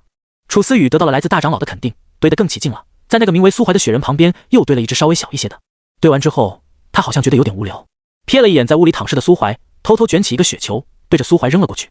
啪！苏怀虽然早有警觉，但还是结结实实的挨了一球，脑袋上多了一滩白雪。楚思雨，你是不是要造反？苏怀气势汹汹地走出屋子，从地上卷起几个雪球，开始反击。楚思雨一边逃跑，一边对雪人旁边迷迷糊糊的雪怨灵呼喊：“小白，快来帮我！”雪怨灵偷偷看了一眼苏怀，确定他是在跟自己主人打闹后，伸出小短手卷起一颗松散的雪球，偷偷对着苏怀的脑袋砸了过去。苏怀自然发现了雪怨灵的偷袭，他咧嘴一笑，咻的一声朝雪怨灵扔来一颗雪球。咚！雪怨灵中弹，被砸得人仰马翻，脑袋上鼓起一个肉眼可见的大包。低头一看，苏怀扔过来的那颗雪球里居然包着一块拳头大小的石块。他扭头看向楚思雨，发现那些砸中楚思雨的雪球全都松松软软。雪怨灵抱着自己坐在雪人旁边发呆，流眼泪了。十二为鬼，我很抱歉。这场战争的最后，楚思雨被苏怀逮住，只能举手投降，然后红着脸被苏怀抱进屋里，窝在他怀里被占便宜，哼哼唧唧。事实证明，有些事只有0次跟无数次。自打上回被苏怀抱着睡了一夜，没过多久他就半推半就的搬进了苏怀屋里，如今已经能很自然的同床共枕。除了暂时没进行最后一步，其余的该做的不该做的都做得差不多了。按苏怀说的，过完年他就虚岁18了。虽然仙域没有什么成人礼的说法，很多女孩子15、16岁就嫁为人妻，但苏怀好像很执着于18这个特殊的数字。现在已经离过年很近了，但楚思雨担心的却不是自己即将被吃掉，而是担心苏怀说的要带她回家。他知道自己性格有缺陷，很不讨喜。虽然现在已经好了很多，但面对陌生人时还是很容易紧张到说不出话来。再加上到时候面对的还是苏怀的亲人，想想都感觉要窒息了。万一苏怀的父亲和爷爷都因为这个不喜欢他怎么办？平静温馨的日子总是过得很快。当陈月谷中挂满红灯笼时，已经到了苏怀计划中回黑铁城的日子。曹仪发动超能力，做了只体型巨大、背上搭建了小屋的4阶飞行妖兽。本来他是要留踪的，毕竟偃月仙宗不可能专门派人护送，弟子想回家探亲，只能自己上路。这种情况下，偃月仙宗就得考虑弟子的伤亡率，总不能放个假，来年弟子死一半吧。所以一般情况下，5阶以下的弟子都没有离谷探亲的资格。曹仪能回去，是因为他们跟苏怀和楚思雨同路，并且还相互认识，所以100%不可能出现危险。本来苏怀是想直接带着他们俩空间穿梭秒速回家的，但遭到了楚思雨的拒绝。他还没有做好立马面见苏怀家长准备。这小妞唯唯诺诺的，出发前好几天就提前跑去买了一大堆礼物。根据苏怀提供的建议，送给苏老爷子的礼物是各种各样的酒，送给苏正恒的礼物是一瓶清心丹。他也不知道为什么苏怀的父亲会喜欢吃这种解毒的丹药。苏怀的解释是他爹中毒太深，经常走火入魔。只是走火入魔还能经常吗？楚思雨不懂，但他大受震撼。4阶妖兽的飞行速度不算慢，但想从陈月谷飞到大炎王朝，少说也要7、8天。前2天楚思雨还跟曹仪一起趴在窗口看风景，第3天就有点腻了。苏怀的空间穿梭还是派上了用场，没有直达家门口，而是去了大炎王朝国都。按楚思雨所说，世界那么大，他想拉着苏怀到处看看。一路走走停停，抵达洛城后，二人跟曹仪道别，而后花了半天时间，终于进入了伫立在大山深处的黑铁城。苏府这几日苏府张灯结彩，一是因为年关已近，二是离家数年的二少爷在前段时间终于回归家族。二少爷的修为已经跟家主齐平，真正意义上做到了青出于蓝而胜于蓝。自打上次有偃月仙宗贵客来访后，家主时常都一副失魂落魄的样子，如今二少爷归来，总算让他露出了几分笑脸。苏家正堂，苏正恒正一脸柔和的听着小儿子讲述在剑冢的见闻，突然有个侍女跑到门口，打断了这副慈子笑的一幕。老爷，大少爷回来了，我哥回来了。坐在苏正恒旁边，约莫15岁左右，长相与苏怀有6、7分相似的少年，神情突然激动起来，也不管自己老爹突然变得不太自然的脸色，起身就要往外冲。二少爷，侍女开口叫住少年。大少爷往老太爷的院子去了。知道了，多谢刘婶告知。看着小儿子远去的身影，苏正恒抬头望着门外的屋檐，忍不住叹了口气。他至今都还无法接受苏怀崛起的事实。苏怀的母亲只是个普通女人，但有一副好看的皮囊，见识却少得可怜，张口闭口全是家长里短，琴棋书画一概不通。当年年少轻狂，一时见色起意，后来那个女人生下了苏怀。这个儿子自打生下来就没有灵根，无法修炼，让当时风华正茂、意气风发的苏正恒丢尽了脸面。他不愿意面对现实，于是随便找了个理由外出散心，在大炎王朝四处游历，并且在那期间遇到了苏冷的母亲。苏冷的母亲是个真正意义上的大家闺秀，知书达理，身上有些修为，还弹得一手好琴。最重要的是跟苏正恒合得来，无论什么话题他都能接上几句，远比家里那个只会摆弄花草、天天跟侍女聊市井八卦的女人要好得多。只能说，在对的时间遇到了错的人。在大炎王朝，大家族子嗣三妻四妾是很正常的事。苏正恒自认为是个有责任心的人，他把事情跟2个女人坦白。苏怀的母亲既没有哭，也没有闹，一脸平静地接纳了苏正恒带回家的女人。只是从那以后再也没有笑过。之后不久便卧病在床，郁郁而终。黑铁城只是个人口10数万的小城，苏家作为城里唯一的霸主，发生的任何事情都会成为小城市井的饭后谈资。不知道什么时候起，苏正恒带回来的野女人为了争宠上位，毒杀其正妻的传闻开始在坊间流传。彼时苏正恒的第2个妻子身怀6甲，在3妻4妾的世界里，她并不算个恶毒的女人。来到苏家后不争不抢，连名分都没要，甚至一直想跟苏怀的母亲打好关系。外界的流言蜚语她并不在乎，但自己的姐妹死去后，苏正恒对那个可怜的女人露出的冷漠与厌恶却深深地刺痛了她。毕竟自己虽是个修士，却也只有2阶修为，跟普通人相差不大，迟早会有年老色衰的一天。到了那时，往昔的海誓山盟被淡忘，自己会不会也重蹈覆辙呢？心里的想法随着苏正恒的冷漠越发肯定。终于在苏冷满月那天，他把儿子托付给奶娘，独自离开了黑铁城。苏正恒成了孤家寡人，他把这一切都归咎于苏怀的母亲，连带着对苏怀也充满了憎恨。因为苏怀实在太像他的母亲了，脸上永远都见不到失落，跟苏家长老不和，却又能跟下人打成一片，身上一股浓浓的市井气息，既不高贵也不优雅。只是这个被厌弃的长子突然成了仙域顶级大宗门的圣子，在而后修为一路攀升。前段时间还有他已经成帝的传言流出，就像是一场梦。苏怀突然就拿到了画本里的主角剧本。说到梦，苏正恒这段时间晚上也时常做梦，他梦见自己年少时在城郊遇到的那个采花少女，梦见自己用一些虚假的承诺把她从原野花海中的精灵变成了久居大院的凡女，失去了自由奔跑的旷野，少女脸上的欢笑却依旧没有减少，直到最后他掐断了她所有的希望。往昔的誓言随风而散，不堪一击。但他是什么时候开始变心的呢？是从狐朋狗友嘲笑他娶了农家女开始？是从自己聊的话题他搭不上话开始？还是从发现他手上因为种花养草磨出的粗茧开始？不重要了，可能从一开始自己就是个人渣吧。苏正恒缩在椅子里，突然感觉这个冬天冰冷刺骨。且不论苏正恒如何想，起码现在苏老爷子是很高兴的。尤其是发现苏怀离家不到半年，真的拐了个女娃娃回来之后，看着楚思雨那副站在苏怀身旁怯生生的模样，又低头看了一眼2个后背牵在一起的手，苏长歌连曾孙的名字都想好了，叫苏乐安怎么样？哈，要是曾孙女儿就叫苏清雪。苏怀一脸黑线，爷爷，这是你大孙媳妇楚思雨，偃月仙宗耀灵峰高徒。他又捏了捏楚思雨的手，思雨喊爷爷，爷爷。哎，苏长歌总算把脑海中那些关于曾孙女的念头抛开，笑呵呵地从怀里取出一本古籍，递到楚思雨面前。苏怀生怕老爷子手一抖，掏出本《异种族妖魔娘图鉴2》，连忙抬头去看古籍的书封。离尘灵秒仙经。老爷子瞪了苏怀一眼，转过头又是满脸慈祥。好孙女儿，初次见面，这小兔崽子也未曾提前告知，老夫没什么准备，这本功法你先拿着练练吧，以后有了更好的再换。苏怀嘴角一抽，不是说好孙媳妇儿吗？怎么一转口就喊孙女了？这可不行乱喊哦。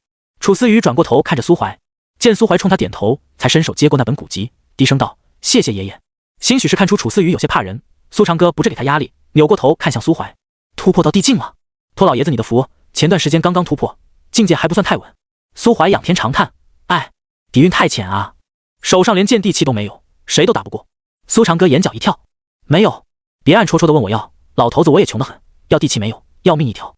可老爷子你误会了，我不是那个意思。孙儿始终坚信万事都得靠自己，怎么可能那么不要脸，问您要东西啊？你最好是这样。对了。”苏长歌不露痕迹地看了楚思雨一眼，敲了敲桌子：“你院里那个女士叫程小荷的丫头，你还记得吧？”苏怀一愣，随后老老实实地点了点头：“记得。她怎么了？”“前些日子我那位老友见她有些炼丹天赋，把她带到青云洞天去了。”“青云洞天？”苏怀眉头一挑，仙域势力众多，除了4大超然势力外，还有一些底蕴深厚但没大地坐镇的顶级势力。青云洞天便是这样一处地方。苏怀对这个势力有些印象，其地处江南之地，宗门风格偏向中庸淡泊，不争名利，不喜争斗，一般情况下很少入世，很符合苏怀印象中那些与俗世隔绝的正经修仙门派的形象。程小荷有如此机缘，苏怀也为他高兴。俗世凡尘终究与修行界不同，单寿命一条就是天差地别。但一想到他的师傅极有可能就是当初那个死要面子的半吊子炼丹师，苏怀又为他的前途感到担忧。哥，古旧的大门啪的一声被推开，苏冷看到院子里的兄长，眸光唰的一下就亮了起来。谁知这时苏长歌却突然啪的拍了下桌子：“毛毛躁躁，成何体统？给我滚出去！敲了门再重新进！”受到了苏长歌的训斥，苏冷脑袋一缩，急忙退到门外，将门关好，老老实实的敲门：“嘟嘟嘟，爷爷，我可以进来吗？”“不可以。”苏怀差点笑出声来。苏家爷孙3代关系很复杂，苏正恒这个当爹的偏爱幼子，对长子向来以孽畜相称，从来不给好脸色。苏长哥这个当爷爷的恰恰相反，对长孙疼爱有加，对次孙嘛，也不能说不喜欢，只能说是特别严厉。从表层上看，苏长哥跟苏怀相伴数年，爷孙俩几乎混成了忘年交。岂是苏棱这个总共都没跟老爷子见过几面的次孙可比？若是再看得更深一点，老爷子未必不是在用这种不太恰当的方式表明立场，保护苏怀。无论如何，被偏爱总是开心的。好在兄弟二人并没有因此生出嫌隙。苏棱拥有赤子之心，说白了就是个二愣子。他一直很尊敬苏怀这个大哥，毕竟虽然大哥总是坑自己，但小时候无论在外面遇到什么事，他总会义无反顾地站在自己身前。偶尔从爷爷那里得了什么好东西，也总会记得分给自己一份。苏棱在苏长歌院门前蹲了好一会儿，才等到苏怀牵着跟女的走出来。他依旧满脸笑意：“哥什么哥，别瞎套近乎，真不熟哦。你应该喊我偃月圣子。哥，你真是一点都没变。这位女道友是……”苏怀拍了拍弟弟的肩膀：“什么道友？记住了，这是你嫂子，你哥我在这个世界上最重要的两个人之一。”晴天霹雳！苏棱一脸幽怨地看着楚思雨：“是我先，明明都是我先来的，一起玩也好，背锅也好。”啪！苏棱的碎碎念被打断，后脑勺挨了来自哥哥的灵魂一击。从哪学的这些东西，还不叫嫂子？嫂子好！楚思雨躲在苏怀身后点了点头，然后想起来要给礼物，在自己的储物手环里掏了掏，掏出2瓶丹药，一瓶回灵丹，一瓶清心丹。他想了想，把回灵丹塞给苏怀，然后把那瓶清心丹递到苏棱面前。是见面礼，谢谢嫂子。不用谢。苏棱接过丹药，凑到眼前一看，清心丹，这不是解毒用的吗？啥意思？嫂子这是怕我跟他争宠，用这种方式警告我吗？苏怀笑眯眯地拍了拍他的肩膀，别多想，这一瓶6颗，有1颗是你的，其余5颗是给苏正恒的，给爹的。苏棱咽了口唾沫，隐忍17年，大哥终于要对亲爹动手了吗？我要不要提醒一下父亲？毕竟师尊说大哥都已经递进了，要不让父亲今晚就收拾东西跑吧。苏怀眼瞅着弟弟的神色从惊恐变成担忧，从担忧变成纠结，最后变成释然，他眼角一抽，叹了口气，语重心长：“苏棱啊，你戏在那么多，这赤子之心怕是要不了多久就该废了。放心，我不至于跟苏正恒计较太多，当然也没有认他的打算。识相点就赶紧滚蛋，别打扰我跟你嫂子过2人世界。”哦，那个你早点休息，我们明天再聊。苏棱屁颠得跑远了，他觉得自己哥哥变了很多。以前提起父亲，他总是低垂着眼睛，眼底藏着一丝恨意。这次回来，感觉稳重了很多，也释然了很多。是因为有了嫂子吗？真好啊！要不明年我也去找一个？不行，我们剑修是不能有道侣的，毕竟师尊有言，女人只会影响拔剑的速度。推开院门，熟悉的场景便映入眼帘。青瓦白墙，院里那棵梧桐光秃秃的，只有稍粗一些的枝杈上压着一些细雪。刚刚重生时打坏的墙壁已经完全修缮完整，就连屋檐下的躺椅都与苏怀记忆中摆放的位置一模一样。推开屋门，里面纤尘不染。很明显，即便在他离家的这段时间，空置的院落也一直有专人负责打扫。这里就是我从小长大的地方，你觉得怎么样？楚思雨裹在厚衣服里，瞪着一双好奇的大眼睛打量着屋里的一切。角落里堆着一大箱戒指、吊坠以及各式各样的残破铁片。苏怀看着那一箱破烂，有些不忍直视。那是他小时候从黑铁城各个摊贩收集来的宝贝，毕竟那时刚刚穿越不久，脑子里满是戒指老爷爷跟无敌系统。他还一直遵循着穿越者逃破烂必捡漏的原则，把平日里本就少得可怜的月钱全都花在了收集古物上。可惜陆陆续续淘了那么久的宝贝，全都是无良摊贩用来蒙骗小孩的垃圾。楚思雨眨了眨眼，并未将视线在那堆破烂上停留太久，而是看向旁边架子上摆着的各式各样的木头制品，有刻着字的圆形棋子，还有各式各样的微型刀枪剑戟，最上层则摆着10多个长相怪异的木雕。他指了指摆最前面那个涂了黄色染料的大耗子，那是什么啊？苏怀抬手把木雕拿了下来，眼底闪过一丝久远的怀念之色。这是一只黄皮电耗子。是我小时候的梦想，准确来说是一种幻想生物，腮帮子跟尾巴能放电，跟小白能造冰一样吗？差不多。苏怀抿了抿嘴，架子上这些形态各异的木雕是他对自己真正的故乡唯一的怀念了。他拿起楚思雨的手，把那只黄皮耗子木雕放在他手心里，以后就由你来保管它。楚思雨发现苏怀在说这句话的时候满脸认真，他不知道这只小小的木雕对苏怀来说意味着什么，只是下意识地点点头。好，我一定会好好保护它的。苏怀伸手揉了揉楚思雨的头发，脸上的笑容温柔无比。每一个人都有自己的来处跟归处，它来源于那个遥远的蓝色星球，像一叶漂泊不定的扁舟，浮浮沉沉，茫然地前行着，像打游戏一样不断重开。那时他对死亡毫无敬畏，只是不想忍受死亡那一瞬间伴随而来的痛苦无助。直到遇到楚思雨，2颗漂泊的心互相慰藉，才找到最终的归处。也是从那时开始，他开始畏惧死亡，迷茫的内心也重新找到方向。你怎么了？楚思雨伸手去摸他的脸。没什么。苏怀捏了捏他的脸。你长得太好看，一不小心看入迷了。楚思雨小脸一红，低着头说不出话，于是捏着他脸的手开始不安分。不知不觉中，回到黑铁城已经有3、4日时光。这期间，苏怀除了偶尔指点苏棱的修炼，便是陪着楚思雨在黑铁城晃悠。大街小巷、田间地头，处处都能看到他们的身影，闻到恋爱的酸臭气息。他一直没去见苏正恒这个名义上的爹，直到大年30，黑铁城迎来了2位特殊的客人。尊天神朝太子李敖带着一个血袍人出现在黑铁城城门之外。阁老，前方便是苏怀的故乡，4阶之上不得入城，我先请人进去通报一番，如何？静静的听李敖说完话，领头的血袍人虚眯着双眼，点了点头。他叫李中天，神域人族势力尊天仙朝亦是阁老之一。尊天仙朝是个比药王仙朝强上不知多少的顶级势力，在神域占据一国之地，也算是国富力强，武风剽悍。背靠这样一个强盛势力，李中天心里是有傲气的。别看他修为跟穆清玄一样水，但那是因为他在尊天仙朝担任的职位是文臣，职位其实很低，负责的事务也并不涉及战斗。真要比起来，仙朝的武将同境界下战力可不见得就会比黑龙妖帝之流弱多少。并且神域与仙域最大的区别就在于世界规则更加完善，修士的修为也不会受到资源限制，卡死在地境。神域那是真的有神的，而仙域的仙字在李中天看来不过是前人被驱逐到此界后的愿景，不过是个偏安一隅的乡下地方罢了。李敖瞥了一眼假装高冷的李中天，嘴上一口一个阁老的叫着，实则心里却满是不屑与鄙夷。这段时间这老货没少在神朝内部指指点点，作威作福。狗日的，去了神域发达了，都快忘了自己当初落魄时是在哪避的难了。当年大家决议重回神域时，为了感怀仙域对人族的庇护，纷纷将势力名号定义为仙朝，而驻留在仙域的尊天一脉分支则保留着最初的名号尊天神朝。李敖能理解李中天的傲，他不屑于鄙夷的是这货欺软怕硬，只会窝里横，在外人面前怂得要死。刚来神朝的时候都快拽上天了，嫌环境差，嫌饮食差，对神朝大臣与武将一气指使，甚至跟尊天神皇说话时都一副高高在上的样子。但你看他现在在苏怀面前多有礼貌，那是因为他对外人彬彬有礼吗？是个屁！那是因为苏怀二话不说就把药王仙朝来的那位地境使者杀了，还把尸体装在木棺里，大摇大摆地跑去藏星山脉找黑龙妖帝兴师问罪。后来还听说他要去神域，一副要以一己之力颠覆整个药王仙朝的姿态，太狂妄了，太自不量力了。但这年头，狠的怕愣的，愣的怕不要命的。苏怀在李中天眼里就是不要命的，这种天不怕地不怕的二愣子惹不得。偏偏他还必须来接触苏怀，因为他已经完成了自己的任务。他带下界的那5个尊者不是别人，正是尊天仙朝的5位王子与公主。尊天仙朝即将与一座鬼族势力爆发国战，恰巧此时仙域与神域连接的通道开启，仙朝皇主一寻思，干脆送几个天赋出众的血脉后人来仙域，以防万一仙朝战败，血脉断绝。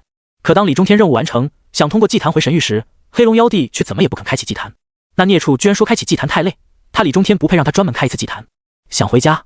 行啊，等苏怀走的时候，你可以搭他的顺风车，不然免谈。李中天又气又怒，但他打不过黑龙妖帝，只能强行咽下这口恶气，然后准备了一些礼物跑来拜访苏怀。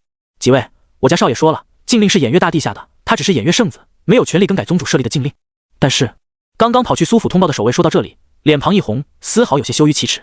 少爷还说，为了表达他的歉意，他可以给诸位开一个小小的后门，那就是诸位的人不能进，但礼物可以破例送进去。李中天看着那位城门守卫，满脸凌乱，啥意思啊？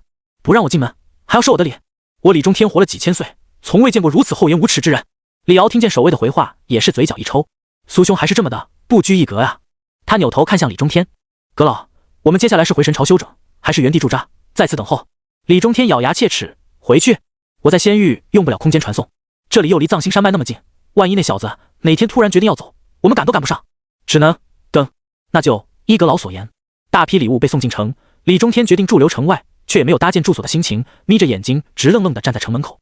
李敖也只好微不可察地叹了口气，站在另一边，一左一右，看起来就跟2只守城的石狮子一样。苏府大年夜正堂，苏家家主苏正恒独自一人坐在饭桌旁，对月独酌。这本该是一场和和美美的家宴，可送出去3份请柬，只有小儿子过来陪自己喝了一杯酒，吃了几口菜。他下午亲自去请苏长歌，就得到2个字：没空。给苏怀发的请柬干脆就没得到回应。询问下人，下人只说大少爷在忙。忙都忙，忙点好啊。苏正恒叹了口气，他有想过跟长子缓解一下关系。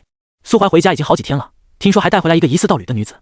可这些天他左等右等，除了第1日苏冷拿给他一瓶清心丹，说是嫂子送的礼物之外，就再也见那2人理过自己。不孝子，你个当儿子的带道侣回家不来拜见我，还要我这个当爹的上门去拜见你吗？行，大丈夫能屈能伸，我去就我去。苏正恒拎起桌上的酒，一路摇摇晃晃地走向苏怀的小院。行至门口，突然听见了里面的欢笑声。他把脸贴近大门，透过门缝往里看去。平平无奇的小石桌上摆满了食材，石桌中央是一口盛满红色汤汁的大锅，锅里飘着大把辣椒。上座的苏长歌正一边喝酒，一边给几个晚辈讲述他年轻时在外游历遇到的趣事。桌子左边坐着自己的幼子，少了几分刚刚跟自己同时家宴时的拘谨，多了几分发自内心的愉悦。桌子右边坐着个女子，长相温婉可爱，一手拿着筷子往嘴里塞肉片，一手端着杯水随时解辣，额头满是细汗，眼睛却亮晶晶的。这就是传闻中那个自己的儿媳吧？至于苏怀，从这个角度看过去，苏正恒只能看到苏怀的背影。他一边往那个女孩碗里夹菜，一边往锅里丢一些苏正恒从未见过的食材。嚯！九品灵药龙山血汁，神域来的人出手就是阔绰，早知道整一半菌汤锅了。苏冷，你少吃点，你还小，这东西功效太强，你把握不住，让哥来。苏冷，不，哥，我顶得住。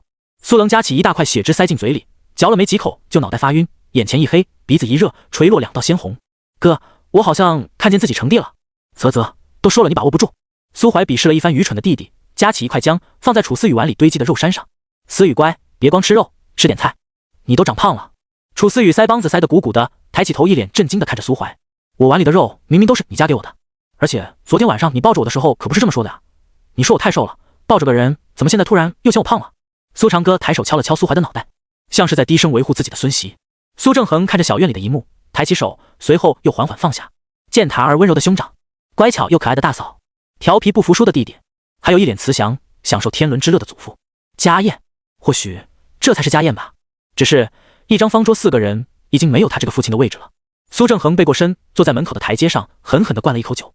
热闹是他们的，他什么也没有。这个冬天果然比往年更冷啊！小院里，苏长歌跟苏怀都在第一时间就察觉到了屋外不请自来的苏正恒。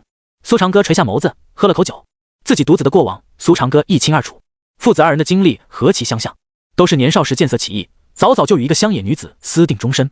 苏怀的奶奶是小城近郊猎户的女儿，一介凡俗，是猎捕野兔的好手。打一只兔子只要15秒。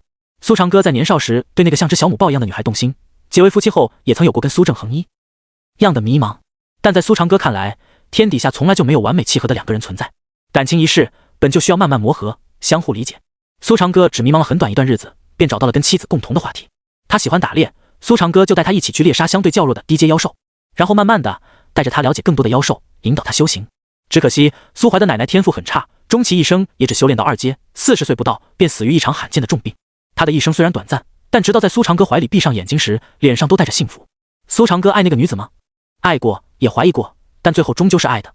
发妻病故时，苏长歌才40岁，苏正恒刚刚18。发妻临终前让他再娶，他摇了摇头，没有说话。在那之后，他外出游历，得到机缘，也遇到过不止一个心仪他的女修。但无论是当初惊才绝艳的伯虎大帝，还是如今重归凡俗的苏长歌，都再未接纳过任何女子。因此，在苏长歌看来，他理解苏正恒的想法，也不是说每个人都必须跟自己一样，但沦落到今天这个地步，也半点不赖他人，就由自取罢了。大年初9，一块深蓝色灵晶在水面上荡起几圈涟漪，轻跳几下，而后仿佛突然失去了力量，静静地沉入湖底，与半透明的湖水融成一片。完成了，完成了。苏怀静静地望着波澜不惊的水面。若是此时有人能从高空俯视，便能发现整个黑铁城在同一瞬间亮起一个接一个的隐晦节点。那些节点都是苏怀回家近1个月以来亲手布下的阵点，不同属性的力量丝线相互交织连结，构筑成一个巨大的防护法阵，将整个黑铁城囊括在内，宛若一个坚不可摧的堡垒。组合灵阵，玄武之户，这是苏怀通过拆解前4海那些奇特法阵，偶有所感，领悟出来的地阵，并且耗费掉了苏怀从天寒宫捡来的全部材料，还跟偃月大帝借了不少灵晶，才勉强在陈月谷与黑铁城各不其一。玄武之户，位列10品，攻击性或有不足，但单论防御，比偃月仙宗的护山大阵强上不止3倍。毕竟其中浓缩着前4海一生所有努力的结晶，算是整个仙域目前仅存的复合法阵。即便是黑龙妖帝亲临，没有个几天几夜，也别想打破这个特殊的乌龟壳。苏怀是个谨小慎微的人，这玄武之户就是他为老爷子以及楚思雨留下的最后一层防护，以防万一。耗时足足2个月，做完这一切，他总算是完成了自己在仙域的所有布置，可以安心前往神域。楚思雨坐在他身旁，腿上放着一朵肥硕的莲蓬，时不时从莲蓬上抠出一颗莲子，拨开外衣，掐去莲心，再丢进嘴里。你在干什么啊？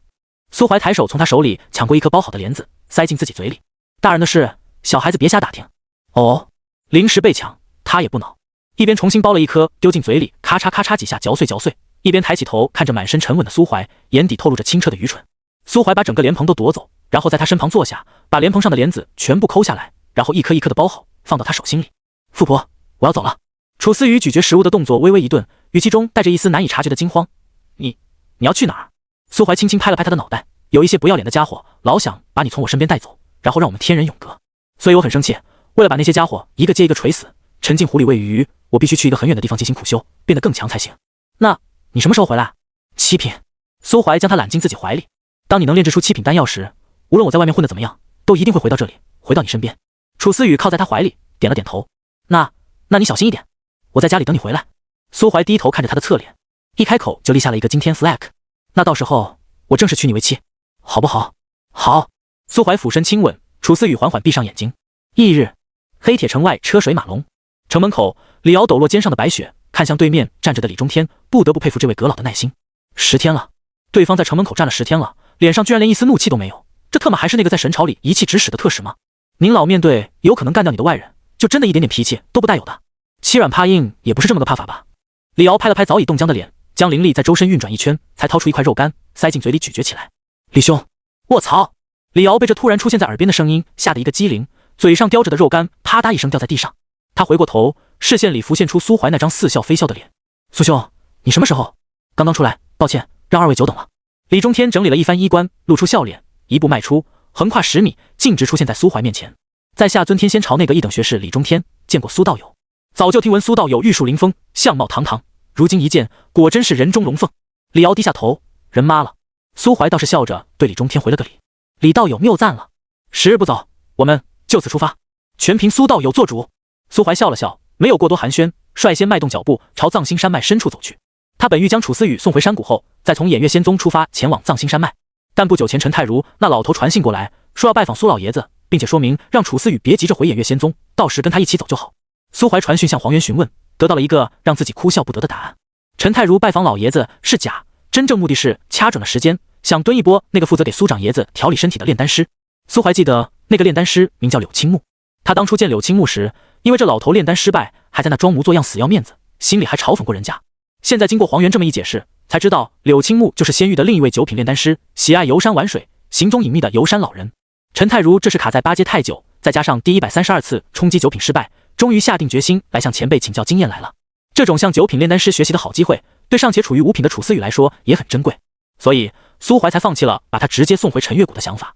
藏心山脉深处如往昔一般平静，黑龙妖帝仿佛对他们的到来早有预料，早早就做好了开启祭坛的准备工作。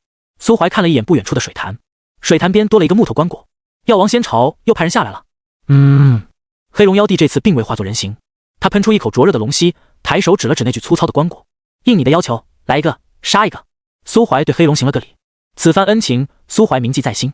黑龙笑了笑，妖族不喜欢客套，他之所以留下药王仙朝来人的尸首，就是为了让他成自己的情，要不然早就一口吞下肚子了。虽然药王仙朝的地境战力拉胯，但营养跟普通地境是一样的，大补。黑龙望了一眼苏怀旁边心神震颤的李中天，轻蔑一笑，而后才将目光重新放在苏怀身上。你如今再来此处，是已经做好了前往神域的准备？是。苏怀眸光锐利，药王仙朝还不死心，屡次派人前来仙域扰他安宁，让他心里那团憋着的火烧得更旺了一些。还请黑翼道友开启祭坛。薄云笼罩山丘，黑褐色的丘陵之上，静静地伫立一座残破的庙宇。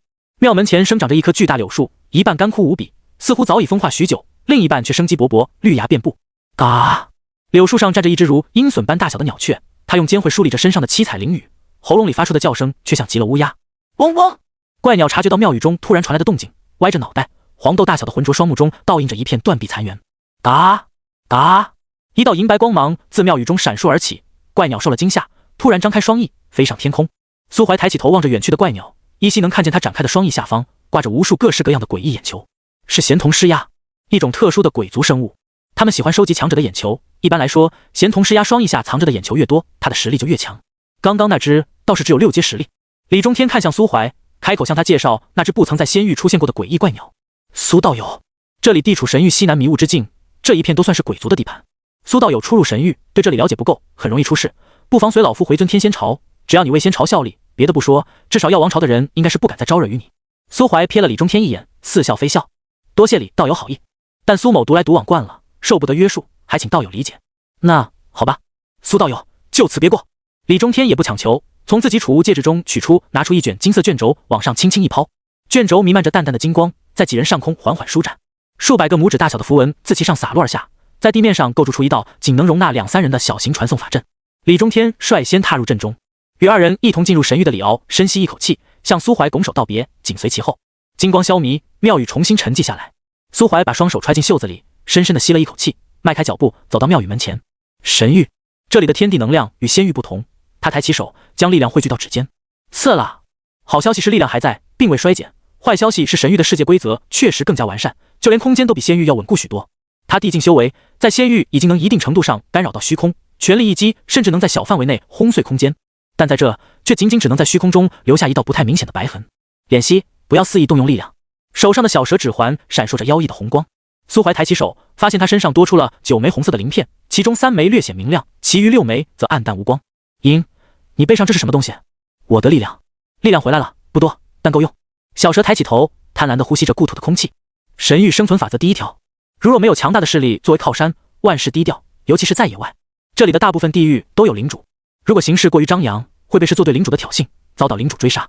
还有，这里是鬼族地盘，虽然在神域人族跟鬼族算不上什么见面必须死一个的大仇，但你一个人族的地境跑来鬼族地盘，还是极有可能会被鬼族领主定义为威胁，出手抹除。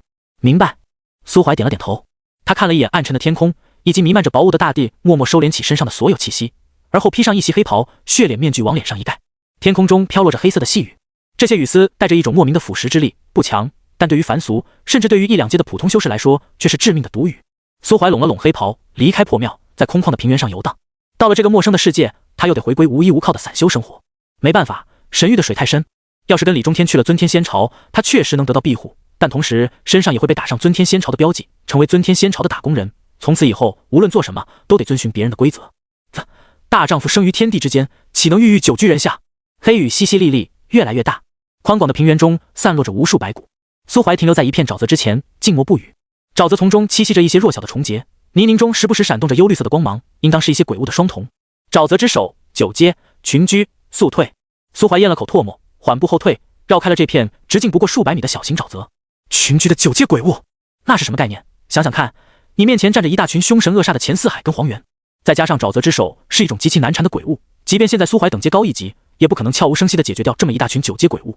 还好，也不知道是因为环境所致，还是因为缺乏动力，神域的鬼物天生懒惰，并不像气鬼渊那边嗜血好战。苏怀带着鬼面在大地上游荡，身上刻意维持着7阶左右的气息，不强也不弱，但却能避开至少80%以上不必要的麻烦。神域在白天看不到太阳，但在夜里却能看到分别在东南西北4个方位，看到4轮不同的圆月。要天黑了。天黑了会发生什么事吗？我建议你先找个地方歇脚。在鬼族的地盘，天黑是一件很可怕的事，尤其是对于你这样的人类来说。苏怀皱了皱眉，由于不敢闹出太大的动静，他一路上都全靠脚力步行。即便如此，一天下来也走了足有数百里路，也曾远远地看到过村落建筑，只是不清楚里面住的是什么东西，所以一直没有选择靠近。所以现在要试着接触一下吗？不用担心，鬼族的居所都是天然巢穴，亦或者符合他们习性的特殊地域。一般来说，会搭建房屋居住的都是你们人类，或者跟人类差不多的类人种族，可以试着接触一下，并且我也需要一些时间跟情报，来确定我们现在在神域的具体位置。行，既然小蛇都这么说了，那苏怀也就不再犹豫。他回身找准一个刚刚看到过建筑轮廓的方向，以一种相对恒定的速度迈步前行。苏怀选中的村落并不算太大，远远望去，最显眼的就是村中心那株树干约莫10数米粗，已经枯死的巨大榕树。榕树枝杈很多，不难想象其活着的时候有多么枝繁叶茂。树下盖着一些简陋的泥瓦房屋，黄土垒墙，黑瓦覆顶。咻！苏怀离村落还有100米距离时，一根由黑石打造的长矛突然从远处疾射而来，硬生生刺入苏怀脚旁的泥泞地面，入土3分，长矛末端震颤不止。前方来客，速速止步！人族语言。苏怀松了口气，他抬起头看向村口处汇聚的10数道披着蓑衣的人影。别误会，苏怀高声喊道，我只是一个迷路的旅人，途经此地，好不容易才找到个有人烟的村子，所以想在贵村借宿几日。借宿？是人类？为首的蓑衣人重新从身后背篓中取出一根长矛，紧握在手心里，而后才顶着漫天雨丝朝苏怀的位置走来。苏怀伸出空荡荡双手，取下鬼面，露出一张人畜无害的白净脸庞。他对那人露出一抹充满善意的笑容。谁知来人却突然身体一僵，你怎么长得那么白？哈！苏怀最终还是被迎进了村子。村里跟苏怀在外面看到的情况一样，破旧无比，有点像地球上50、60年代的华夏农村风貌。夜幕将临，大多数没有娱乐活动的村民都已经早早睡下，但苏怀的到来还是引起了一些夜猫子的围观。村民们对他指指点点，凑在一起窃窃私语，只不过都站得很远，没有人敢擅自靠近苏怀。除了走脚行商，村子里已经很久没有见过外人了，他们只是对你感到好奇，没什么恶意。我知道的。入村时，苏怀已经跟面前这个披着蓑衣的头毛青年互相通报过姓名，对村子也有了个大致的了解。这个村子叫荣夏村，只有60年历史，村民也都是从另一个村子迁徙过来的。青年姓金，是这个村子守卫队长，负责维持村子的日常治安。听到他的职责时，苏怀忍不住多看了他几眼。众所周知，退休老头的归宿就是闲散保安，没想到这人年纪轻轻就当上了保安队长，少走了至少几10年弯路。请你在这稍等一下，我去请示一下村长，只有他才能决定你的去留。哦，好。苏怀看着金队长远去的背影，皱了皱眉。不知为何，他总感觉对方对他这个客人似乎有些莫名其妙的敌意。敌意很浅，且不同于仇怨，也不同于防备，就像是单纯看苏怀不爽。神经病！没过多久，金队长就回来了。你跟我来吧，村长要见你。敌意又更强。我好像跟你说过，我是辅助项生灵，不擅长战斗，也不怕你笑话。论单打独斗，同等级的对手能调起我来打，甚至比我低一级的都能跟我五五开。摊牌了，我是个菜鸡。苏怀，你也不想想，如果我们本身就强无敌，为啥还要寻找伙伴啊？打扰了，我会努力变强的。苏怀叹了口气，本以为能抱大腿彻底躺平，结果这大腿只是个挂件，最终还得自己牛逼起来才行。小蛇眨了眨眼睛，他确实不擅长战斗，但有句话他也没说出来，那就是只要他还活着，他的宿主就不可能死。懂不懂什么叫时间系权柄啊？懂不懂循环的含金量啊？如今恢复了部分力量，代表权柄的9片蛇灵恢复了3片，意味着苏怀就算死在神域，只要杀死苏怀的人实力不比小蛇强，那他就能强行把苏怀带回到固定的节点，带存档功能的复活卡乘3。好了，你也别太丧气。现在我们说回你手上的元晶碎片。苏怀用手指戳了戳手心里的黑豆，这东西很珍贵吗？我感觉它蕴含的能量也不多啊，因为这枚晶体只是黑虎吸收真正的元晶溢散出来的一部分灵气，从而脑内晶核变异才形成的伪元晶。他脑内伪元晶成型的世界很短，真正的元晶肯定离这里不会很远。找到它，大伯，只要能吸收掉1/10，你就能很轻松的突破到地境后期。苏怀很可耻的心动了，自家的事自家才知道。他苏怀确确实实不算是天才，即使灵根等级跟上来了，也只是提高了上限，他的修炼天赋依旧差得要命。如果靠按部就班，一点一点的积累，恐怕没个几百上千年，根本别想突破到11阶镇国境，并且这还是在神域灵气充沛的情况下。他捏了捏手中的伪元晶，眸光闪烁不定。他刚刚从黑虎脑袋里剥出这枚晶石时，金队长也在场，并且看样子对黑虎脑中出现这么小的晶核完全不感到意外。由此可得，金队长应该不是第一次见到这种伪元晶了。找他问问去。巨大的古榕树下，金队长低垂着头，小声向村长叙述着刚刚发生的一切。村长抬头望着眼前那株灰褐色的榕树，眼底流露着一种深切的悲伤。不必再拘泥于逝去者的悲苦。袁崇哥哥，南树的死亡错不在你，只是龙族已经枯死40余年，他也庇护了我们40余年，如今遗留的力量也趋近消散了，边缘地带的防护已经消退，力量收缩，才让外来的鬼物进入村子的领地，导致村民遇害。这是警醒，我们该搬家了。金队长张了张嘴，他紧握着手中的短矛，黑色的雨水自脸庞滑落，脸上的神情由悲伤转为痛苦，再变成深深的无力。只是想活着，就那么困难吗？曹家雪转过身来，伸出细弱柔嫩的双手，轻抚着金元虫略显粗糙的脸庞。是啊，只是活着就已经很难了，但我们没地选。先辈将村民托付给我们的父辈，父辈临终前又将他们托付于你我，从最初的部族到如今的荣夏，这是我们的责任。先不要将迁徙的事情告知所有村民，他们有无知的权利，没有必要过早与我们共同陷入恐慌。让守卫队准备一下，最多1个月就要动身前往下一处安全的地域。金元虫咬着牙，不敢与曹家雪对视。人族的整体实力在神域的无数种族之中并不算弱小，但经历了荒古时期的战乱，失去了高居神座的统领者，早就变成了一盘散沙。各大仙朝割据一方，心里想着的只有自己的宗族势力，哪还顾得上他们这些散落在神域各地苦苦挣扎的移民。类似荣夏村这种依靠偏门方法在荒野挣扎的村落并不算少，但大部分都是得过且过，谁也不知道明天跟意外哪个会先降临。那个外来者能在夜里追上明虎，并在短时间内将其击杀，他的实力起码不会比我弱。这次迁徙能不能请他帮忙？听了金队长的话，曹家雪微微颔首。如果他愿意的话，那再好不过，但他凭什么帮我们？我要你院里那棵橘子树。苏怀从阴影中显出身形，他微微一笑，对着金元虫招了招手。苏怀从来没想过玩什么扮猪吃虎，只要有必要，再加上不会破坏自己计划的前提下，他从不掩饰自己的实力。按小蛇所说，暴露地境实力可能会引起这片地域的领主注意，受到驱逐甚至追杀，但若只是表现出9阶尊者境的实力，却是完全没问题的。尊者境若是小心一些，在白天已经足够行走荒野。榕树下的2人对于突然出现的苏怀并没有表现出什么明显的戒备。曹家雪对他笑了笑，若是苏先生能把那棵树带走，我自然不会有什么意见。苏怀搓了搓手，这可是你说的。金元虫看着苏怀抿了抿嘴，我与村长刚刚的对话，不好意思啊，你俩声音不小，我一不小心全都听见了。哦，我还看见他摸你脸来着。金元虫撇过头去，不让苏怀发现他窘迫的脸色。曹家雪倒是不在意苏怀的调侃，站在月光下露出一抹温婉的微笑。我代表荣夏村所有村民感谢苏先生的热心帮助。时候不早了，明日我备好早宴，再请先生一步小院一叙，可好？都行。曹家雪点了点头，看向金元虫。金队长，那就麻烦你先带苏先生回去休息吧。是。金队长向苏怀示意，然后领着他走向不远处的院子。他取出一块空白木牌，刻上苏怀的名字，然后再跟刻着自己名字的木牌一同挂在门上，但是却并没有关上院门。苏怀坐在院子里，透过开着的大门看向榕树下站着的曹家雪。他闭着眼睛站在那里一动不动。在苏怀的视线中，曹家雪身上涌出无数条灰绿色的丝线，与那株枯死的古树相互连通，似乎在进行着什么特殊的仪式。他感觉到原本笼罩着村落的一层气息往里收缩了一大圈，这就是图腾的力量。金队长卸下身上的甲胄，那一背囊短矛落在地上，发出沉闷的声响。他顿了顿，开口说道：“我们实力很弱，荒野里资源很多，但是获取难度很大，分配到个人手中的资源根本不够维持大家继续修炼。后来为了维持一定的武力自保，大家便把有限的资源集中起来，供给修炼天赋更好的人使用。其余人没有资源，修为止步不前，一代代传下来，大部分人都只剩下1、2阶的实力，跟普通人差不了多少。荣下村的修炼资源有一半都供给了我，一小半供给守卫队的其余人，剩下的才会供给村长使用。”苏怀看了金队长一眼，不吹不黑，金队长的天赋确实很强，20多岁就已经有7阶修为。放眼整个仙域，就连背靠整个尊天神朝的太子李敖也只是这个修为，并且李敖的年龄可能还比金队长要强一些，也就只有李思道那个耍贱的娘们能在天赋上稳压金队长一头。可惜李敖跟着尊天仙朝的人来了神域，前路光明，一片坦途。李思道却还留在仙域，据说还在冲击8阶中期，也不知道成功了没有。金队长没有在意苏怀的目光，他望着门外闭目静止的曹家雪，眸子流露出一种说不清道不明的情感。村长在必要时候可以爆发出9阶的实力，是荣下村最强的人，但是他的力量并不是来源于自己，而是来源于那株枯死的榕树。一旦离开榕树覆盖的范围，他的力量就会急速衰减，最后变成普通人，并且由于常年接触鬼气，他的身体很差，寿命很短。历史上作为图腾祭司的人，没有一个能活过40岁。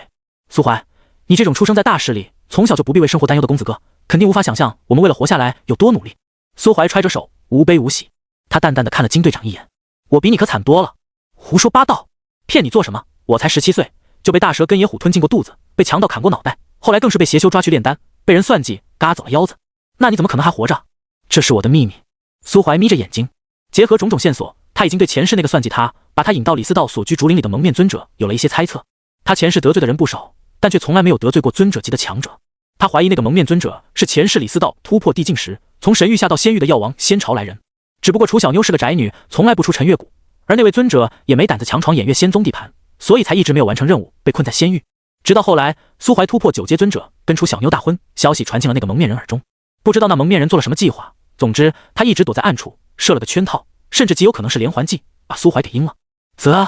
该死的药王仙朝，迟早把你们全杀了，一个个全都绑起来，丢到李思道的竹林里，让你们全都体验一番嘎腰之痛。苏怀有些咬牙切齿。总之，金队长，这个世界上大部分人都有自己的难处，每一个人都在为了生存而挣扎。我并不是什么大势力的公子哥，相反，我跟某个大势力是死仇。苏怀深吸一口气，回头与金队长对视，恰好看到了他眼里的迷茫与痛苦。他伸手拍了拍金队长的肩膀：“我们都有不得不变强的理由，用不着怨天尤人，也不需要感到绝望。世间所有的不如意，都是因为当事人能力不足造成的。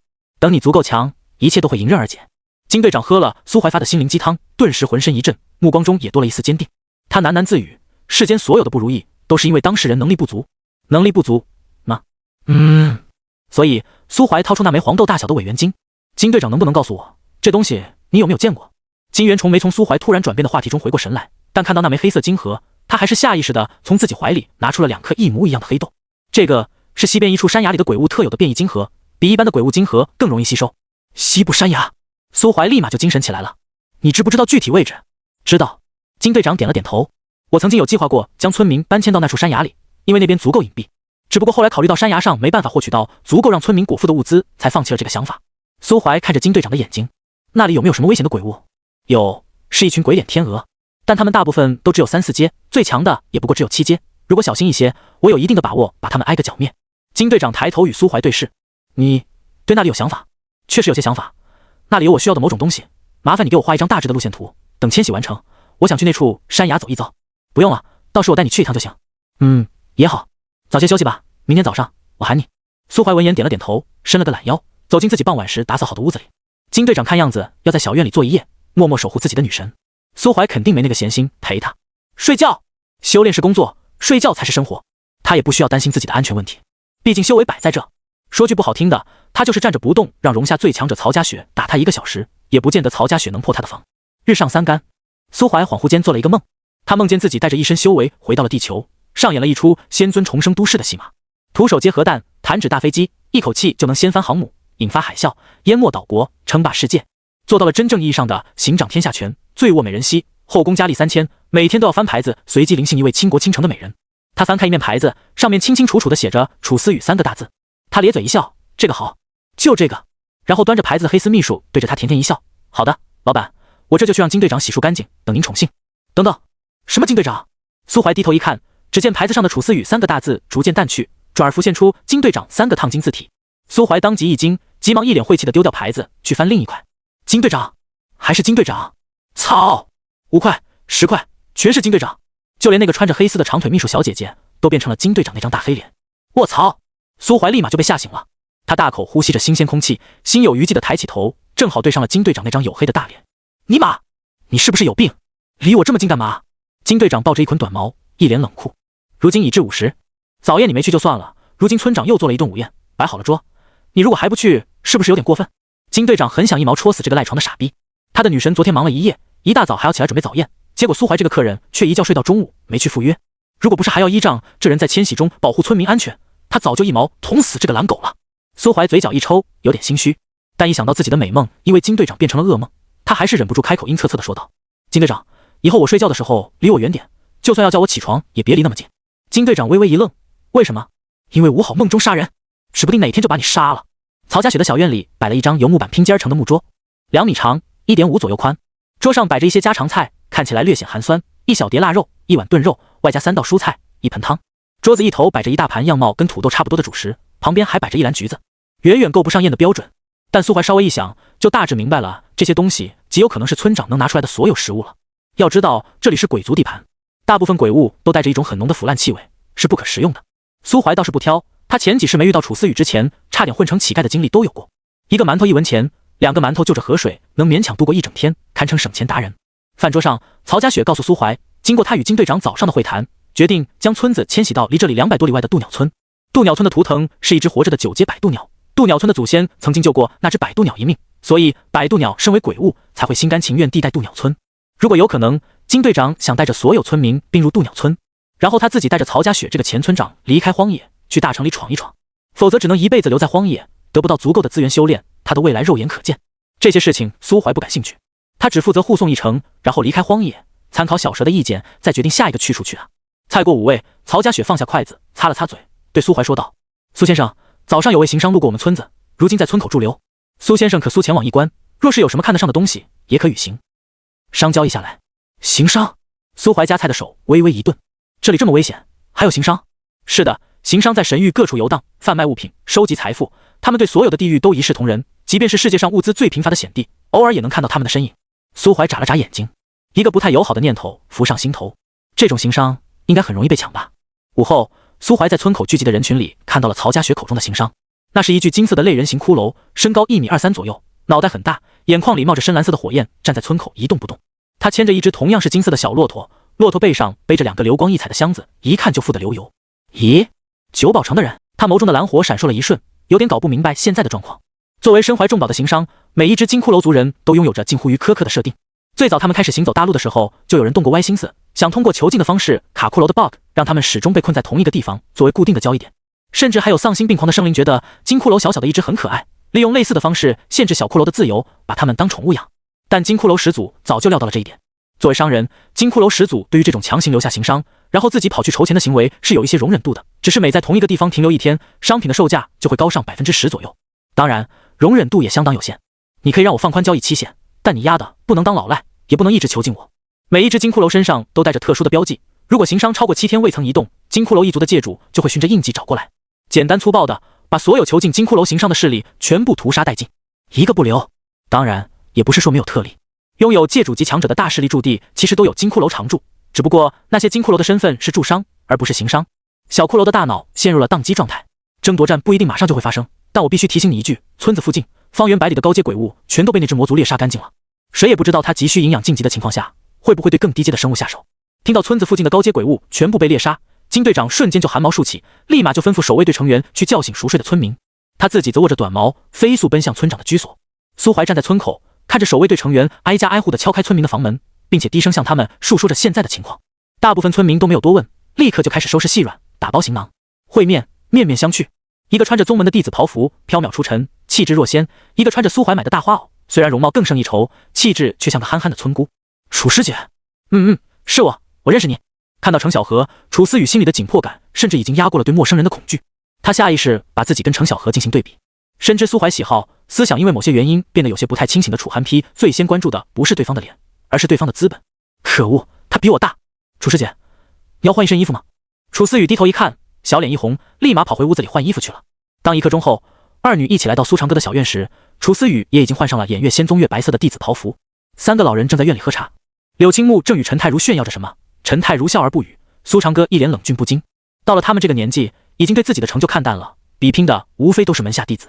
柳青木见自家弟子带人回来，先是对着楚思雨笑着点了点头，然后开口说道：“小何，让这位偃月仙宗的首席炼丹师看看你的天赋。”程小何张了张嘴，只能对着陈太如行了个晚辈礼，然后在柳青木得意的目光下拿出一尊8品丹炉。柳青木抚须而笑，清玄鼎8品丹炉，老夫侥幸在一拍卖会上所得，刚好适合小何这种新手使用。苏长歌欲言又止，陈太如依旧笑而不语。小何，开炉炼丹吧。是，师傅。程小何炼丹天赋确实不错，才接触炼丹，学习了几个月就能炼制出2品御疗丹，已经比大多数炼丹师的天赋都要高。步骤一板一眼，有条不紊，即便是陈太如也挑不出什么毛病。程小何表演完毕，陈太如才笑呵呵地看向他身旁不远处的楚思雨。思雨，你也演示一番，炼制你如今最拿手的丹药，让柳大师指点一番，如何？楚思雨抿了抿嘴，他如今最拿手的丹药自然是5品回灵丹，但是现在人家先练了个2品丹药，你反手练个5品，这大脸打得也太狠了。无冤无仇，不至于呀，师傅。但楚思雨也不想在外人面前拂了自己师傅的面子，只好取出自己的丹炉。柳青木当即就是呼吸一滞，擦，9品丹炉，偃月仙宗现在都这么财大气粗了吗？陈太如淡淡一笑，此鼎名为乌羽，乃是我偃月圣子所赠。哼，不瞒柳大师，我宗圣子是个有孝心的，老夫一把年纪了，也受其恩惠，得了一尊9品清钛。柳青木撇了撇嘴，老东西，8品的小垃圾，炫弟子不够，还他妈跟我炫圣子是吧？楚思雨则眼观鼻，鼻观心，神特么乌羽，明显就是陈太如当场瞎诌出来的名字。还有师傅那尊丹炉，通体油绿，绿到让人发慌，跟亲哪有半毛钱关系？陈太如可不知道自己单纯的小弟子被苏怀污染久了，此刻正在心里疯狂吐槽他。他看见柳青木赤瘪的神色，顿觉浑身舒爽。思雨，开始吧。是。楚思雨站定，灵力起火，在柳青木一脸懵逼的神情下，将药材一股脑地丢进丹炉之中，来了一出大锅乱炖。灵力煅烧不止，没多久就提炼出精纯药液，而后互相交融，汇聚成丹药雏形。火熄，出丹。楚思雨引出一枚3品回灵丹，至于程小荷炼制的那枚2品御疗丹旁，随后就收起丹炉，垂手站在一旁。陈太如看了楚思雨一眼，笑了笑，没有多说什么。苏老爷子喝了口茶，脸上的笑意浓了几分，轻轻点着脑袋，似乎在打盹。程小荷松了口气，少爷看中的道侣比他强一些是可以理解的，只是他到底还是给师傅丢脸了。柳青木倒并不觉得丢脸，他看了一眼楚思雨，又看了一眼那枚回灵丹，然后又看了一眼楚思雨。程小荷看不明白，他还能看不明白？尼玛呀！苏怀那个逼17岁尊者已经很吓人了，怎么他选中的道侣也那么吓人？3品回灵丹吓不到他，但这炼丹手法，这火焰掌控力，这凝丹速度，柳青木这个9品炼丹一眼就看出来了。楚思雨至少5品，17岁的5品炼丹师，并且在他的灵魂感知下，楚思雨虽然只拿出了1颗丹药，但炉子里可还躺着一把，至少8、9颗。妖孽啊，这是！心累了，徒儿，放弃吧，不是师傅不帮你，而是敌人太可怕啊。小辈们表露了一番自己的炼丹天赋后，柳青木很快就找了个机会转移重点，将炼丹的话题无限拉高。陈太如毕竟只是个8阶，理论知识很丰富，但谈及具体操作以及一些特殊药理，完全跟不上柳青木这个成名许久的9品炼丹师。这种话题对于小辈来说过于深奥，程小荷坐在一边听得似懂非懂，满脸迷糊。楚思雨则托着腮，看着院里那棵刚刚抽出一截新芽的老树发呆。苏怀现在在做什么呢？苏怀在吃橘子。作为护送荣下村村民的报酬，他拥有那株植水菊的所有权，自然包括交易达成时那满树黄澄澄的橘子。曹家雪是个实在人，熟了的橘子全都帮苏怀摘下来了，装了满满一麻袋，个个汁水饱满，但是很酸。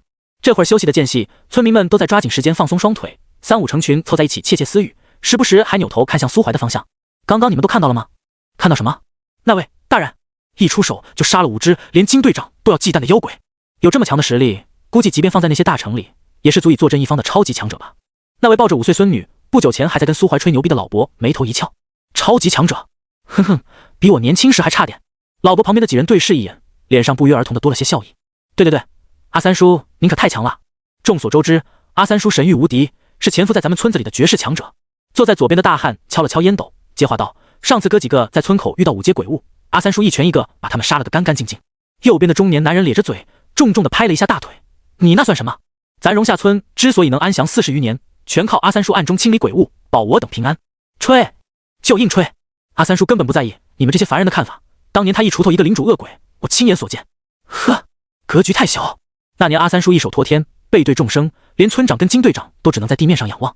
几人说罢，对视一眼，纷纷大笑起来。那个叫阿三的老伯也不恼，咧着一口大黄牙，抱着孙女跟他们一起乐。不远处的苏怀差点没绷住，笑出声来。要不是他一眼就看穿了那老伯凡俗人的本质，差点就真以为对方是什么隐于山野的无敌大能了。凡俗人家没那么多勾心斗角，欲望也少到可以忽略不计。村民们生了一小堆火，煮了些食物分着吃了，勉强充饥。1个时辰后，在金队长的号令下，队伍再次开拔，朝着渡鸟村行去。鬼物们大多喜欢黑暗，虽然不畏惧光亮，却也很少会在白天出来游荡荒野。因此，白天的行程比夜晚要更加轻松。在高阶鬼物被屠戮殆尽的前提下，队伍只要避开一些中低阶鬼物的巢穴，基本上就不会有什么太大的危险。整整一天，走走停停，憋着一口气的众人，终于在夜幕降临之前抵达了渡鸟村不远处的荒地。远远的就有渡鸟村的守卫跑过来询问情况，然后带着金队长跟曹家雪先进入村子交流。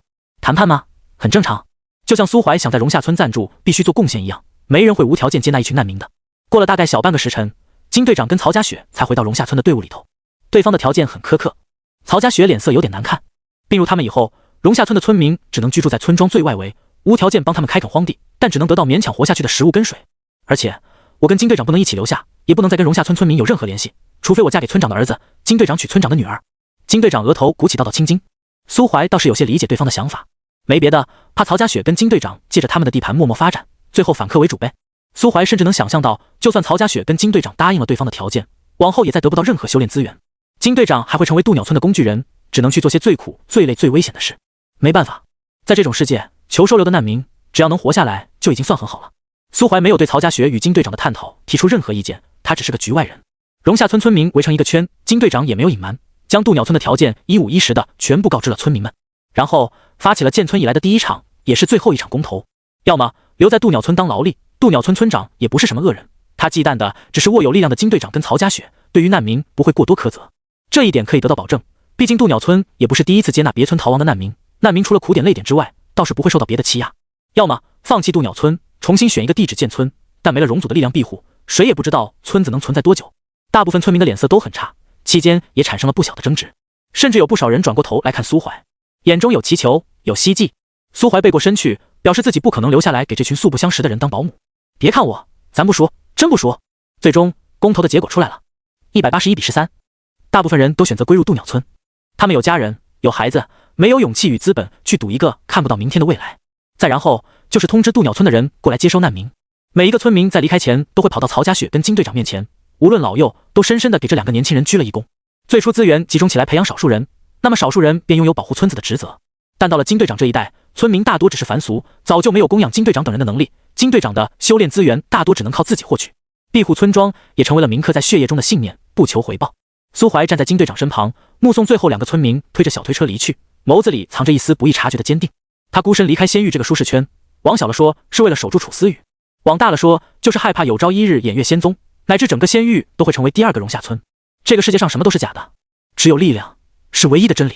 曹家雪低垂着眸子，荣下村到底还是成为了诸多村落历史中的一员，自此往后只会流传在老人的故事以及幼童的歌谣之中。他这个村长也放下了身上的职责，有些怅然若失，一脸迷茫，只能下意识地靠近金队长，以寻求一丝安全感。袁崇哥，接下来我们去哪？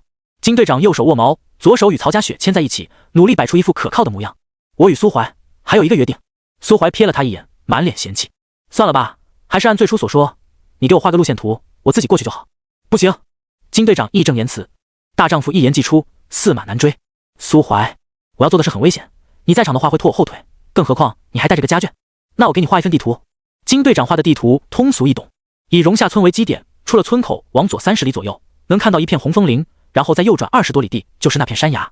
地图上还记录着一些沿路较为显眼的地形特征，以保苏怀不会偏离路线，越走越远。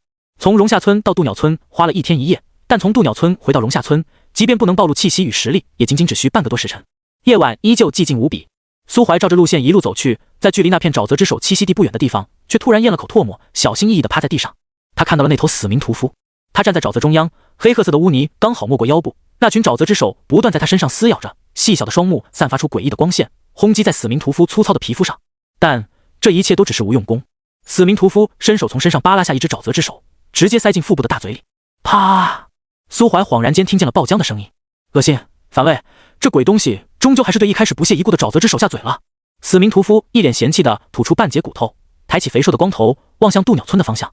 可惜那边是一头地境渡魂鸟的地盘，他虽已濒临突破，但毕竟只迈出半步，说到底也还依旧处于地境的范畴。虽然有能力杀掉那头渡魂鸟，但猎杀过程肯定会造成一些大动静，到时候引起此地的鬼族领主注意，他这个半步镇国级必死无疑。还是这片地域好啊！自从40多年前这片地域的地境首领鬼脸腾龙死于一场战斗，至今都没有诞生出下一任地境首领。也就是那株鬼脸腾龙种族特殊，没有血肉，枯死之后便没有太大价值，否则他早就去啃食腾龙遗留的残躯了。至于那些寄生在鬼脸腾龙下的蝼蚁，营养价值还没一头八阶鬼物来得高。苏怀可不知道死命屠夫在想什么，他努力将自己的存在性降到最低，倒不是说怕死在对方手上，以他的实力就算干不过，跑路还是没问题的。他不想暴露的理由跟死命屠夫一样，那头鬼族领主才是真正需要忌惮的存在啊！好在沼泽里的沼泽之手已经事先被苏怀清理了一波，没过多久，死命屠夫就把沼泽彻底清空，拍了拍肚皮，爬上岸，往远处走去。巨大的脚板踩在地面上，留下一个巨大的脚印，随后很快便被身上带着的污泥灌满，恶臭无比。等他远离，苏怀才站起身来，皱着眉头望向远方。这只死命屠夫的气息比昨天晚上看到时又强了一些，估计已经离真正的镇国相去不远了。算了，反正不关我事。苏怀拢了拢身上的夜魔披风，戴上夜魔面具，一路朝着地图上标注的红枫林奔去。红枫林原先是一头9阶鬼物的地盘，但那头9阶鬼物早在前天就被死命屠夫猎杀，整片枫林横七竖八的倒着一些白皮枫树的树干与枝杈，地面上的落叶堆了一层又一层。右转，再度狂奔近20里地，苏怀来到了一片断层峡谷的上方。地图终归太过简略，他在附近绕了好一会儿，才看到符合金队长描述的那面山崖。山崖上一片寂静，崖底则弥漫着一层浓雾。在苏怀的感知中，看似平平无奇的崖壁上趴满了一盏近半米、背翼灰白、几乎完美融入山石的飞蛾。这是一个鬼脸天鹅族群。如金队长所说，大部分鬼脸天鹅的等级都不过只有3、4阶，最强的那只也才7阶。这也是鬼脸天鹅群能在死命屠夫的猎食中活下来的原因。能感知到元晶的气息吗？稍等。小蛇双目红光闪烁，感知力一寸一寸地扫过山崖，而后缓缓朝崖底的浓雾中探去。足足半个时辰，小蛇才收回目光。在崖底埋得很深。崖底没有什么高阶的鬼物，你跟着我的指引下去，然后一直往下挖就行。苏怀深深地吸了口气，绕开崖壁上密密麻麻的鬼脸天鹅，找了条相对僻静的路径，朝崖底一跃而下。咔嚓，山崖底部似乎是鬼脸天鹅一族的垃圾场，这里堆满了被吸收干净血肉的枯骨，形状各异，其中也掺杂着不少人骨。有些食腐的生物盘踞在白骨的缝隙中，空气很浑浊，散发着一股浓郁的恶臭。妈的，鬼脸天鹅，鬼物，应该不会排泄吧？不能一概而论，鬼族只是一个族群名称，跟你想象中的鬼不一样，有的鬼物是有排泄器官的，但鬼脸天鹅不在此列。好了，就是这里，往下挖。苏怀站住脚步，从储物戒指里掏出一把铲子，灵力附着，铲子立马开始高速旋转，跟个钻头一样挖得飞快。5米、10米、30米，直到深入地底近170多米时，仙力附着的铲子当的一声崩飞出去。苏怀眸光一亮，赶紧取出第2把铲子，小心翼翼地清理掉脚下的表层土石。一截银白的骨骼映入眼帘，细细看去，骨头里还流动着一些晶莹的浓稠液体，这是髓灵液。苏怀惊了。传闻荒古时期，有些炼体流派的地境高手会将自己的身体部位，例如拳、指、脚以及头等等，淬炼成另一种特殊的地气。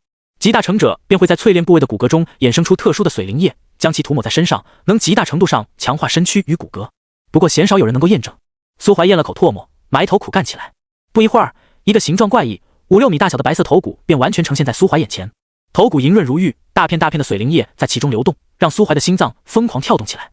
髓灵液，好多髓灵液，这数量别说涂抹了，就算是用来泡澡都够了吧？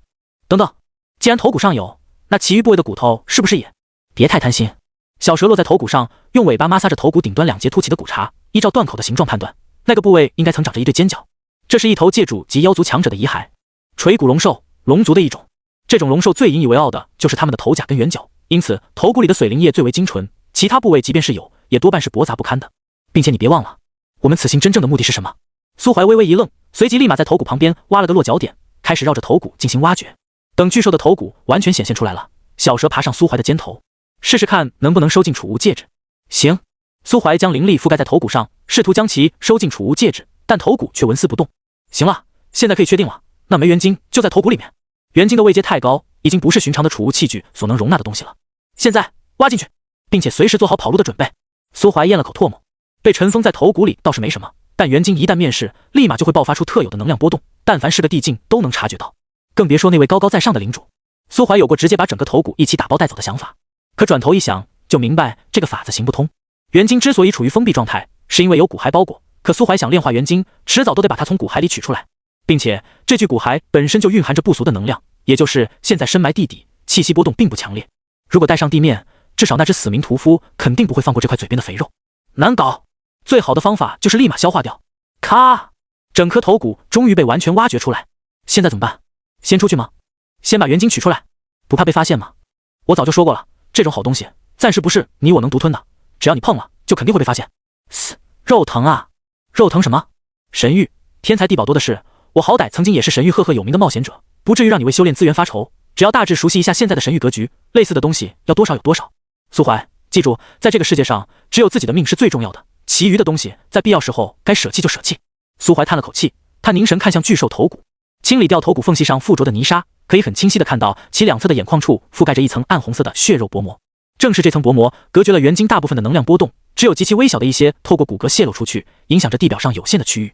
怎么取？敲碎头骨，撕开那层薄膜就行，应该没什么危险吧？放心，这层薄膜只是他死后单纯的血肉精粹凝结死物罢了，动用地境修为撕碎它并不是什么难事。苏怀点了点头，用仙力包裹住手臂，用力朝薄膜上戳去。咚，手指像是戳在坚硬的厚皮上，薄膜纹丝不动。擦！苏怀咬了咬牙，将仙力凝结用上了盗版的大荒球天指，才将薄膜撕开一个碗口大小的破洞。也就是在这一瞬间，一股无法言喻的能量从破洞疯狂宣泄开来，通过苏怀挖掘的地道涌出地面，再向整个荒野弥漫而开。唰！山崖上密布的鬼脸天鹅突然骚乱起来，吩咐从岩壁上脱离，露出赤翼底部那张狰狞鬼脸，铺天盖地般冲向深谷。与之相同的，还有荒野上那些幸存的中低阶鬼物，全都像是闻见了血腥味的鲨鱼涌进山谷。短短片刻，便形成了浩浩荡荡的鬼潮。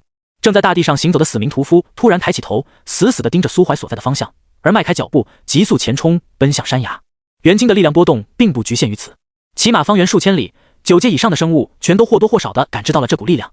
但与无脑前冲的中低阶鬼物不同，他们在权衡利弊后，很快就放弃了这场看似唾手可得的机缘。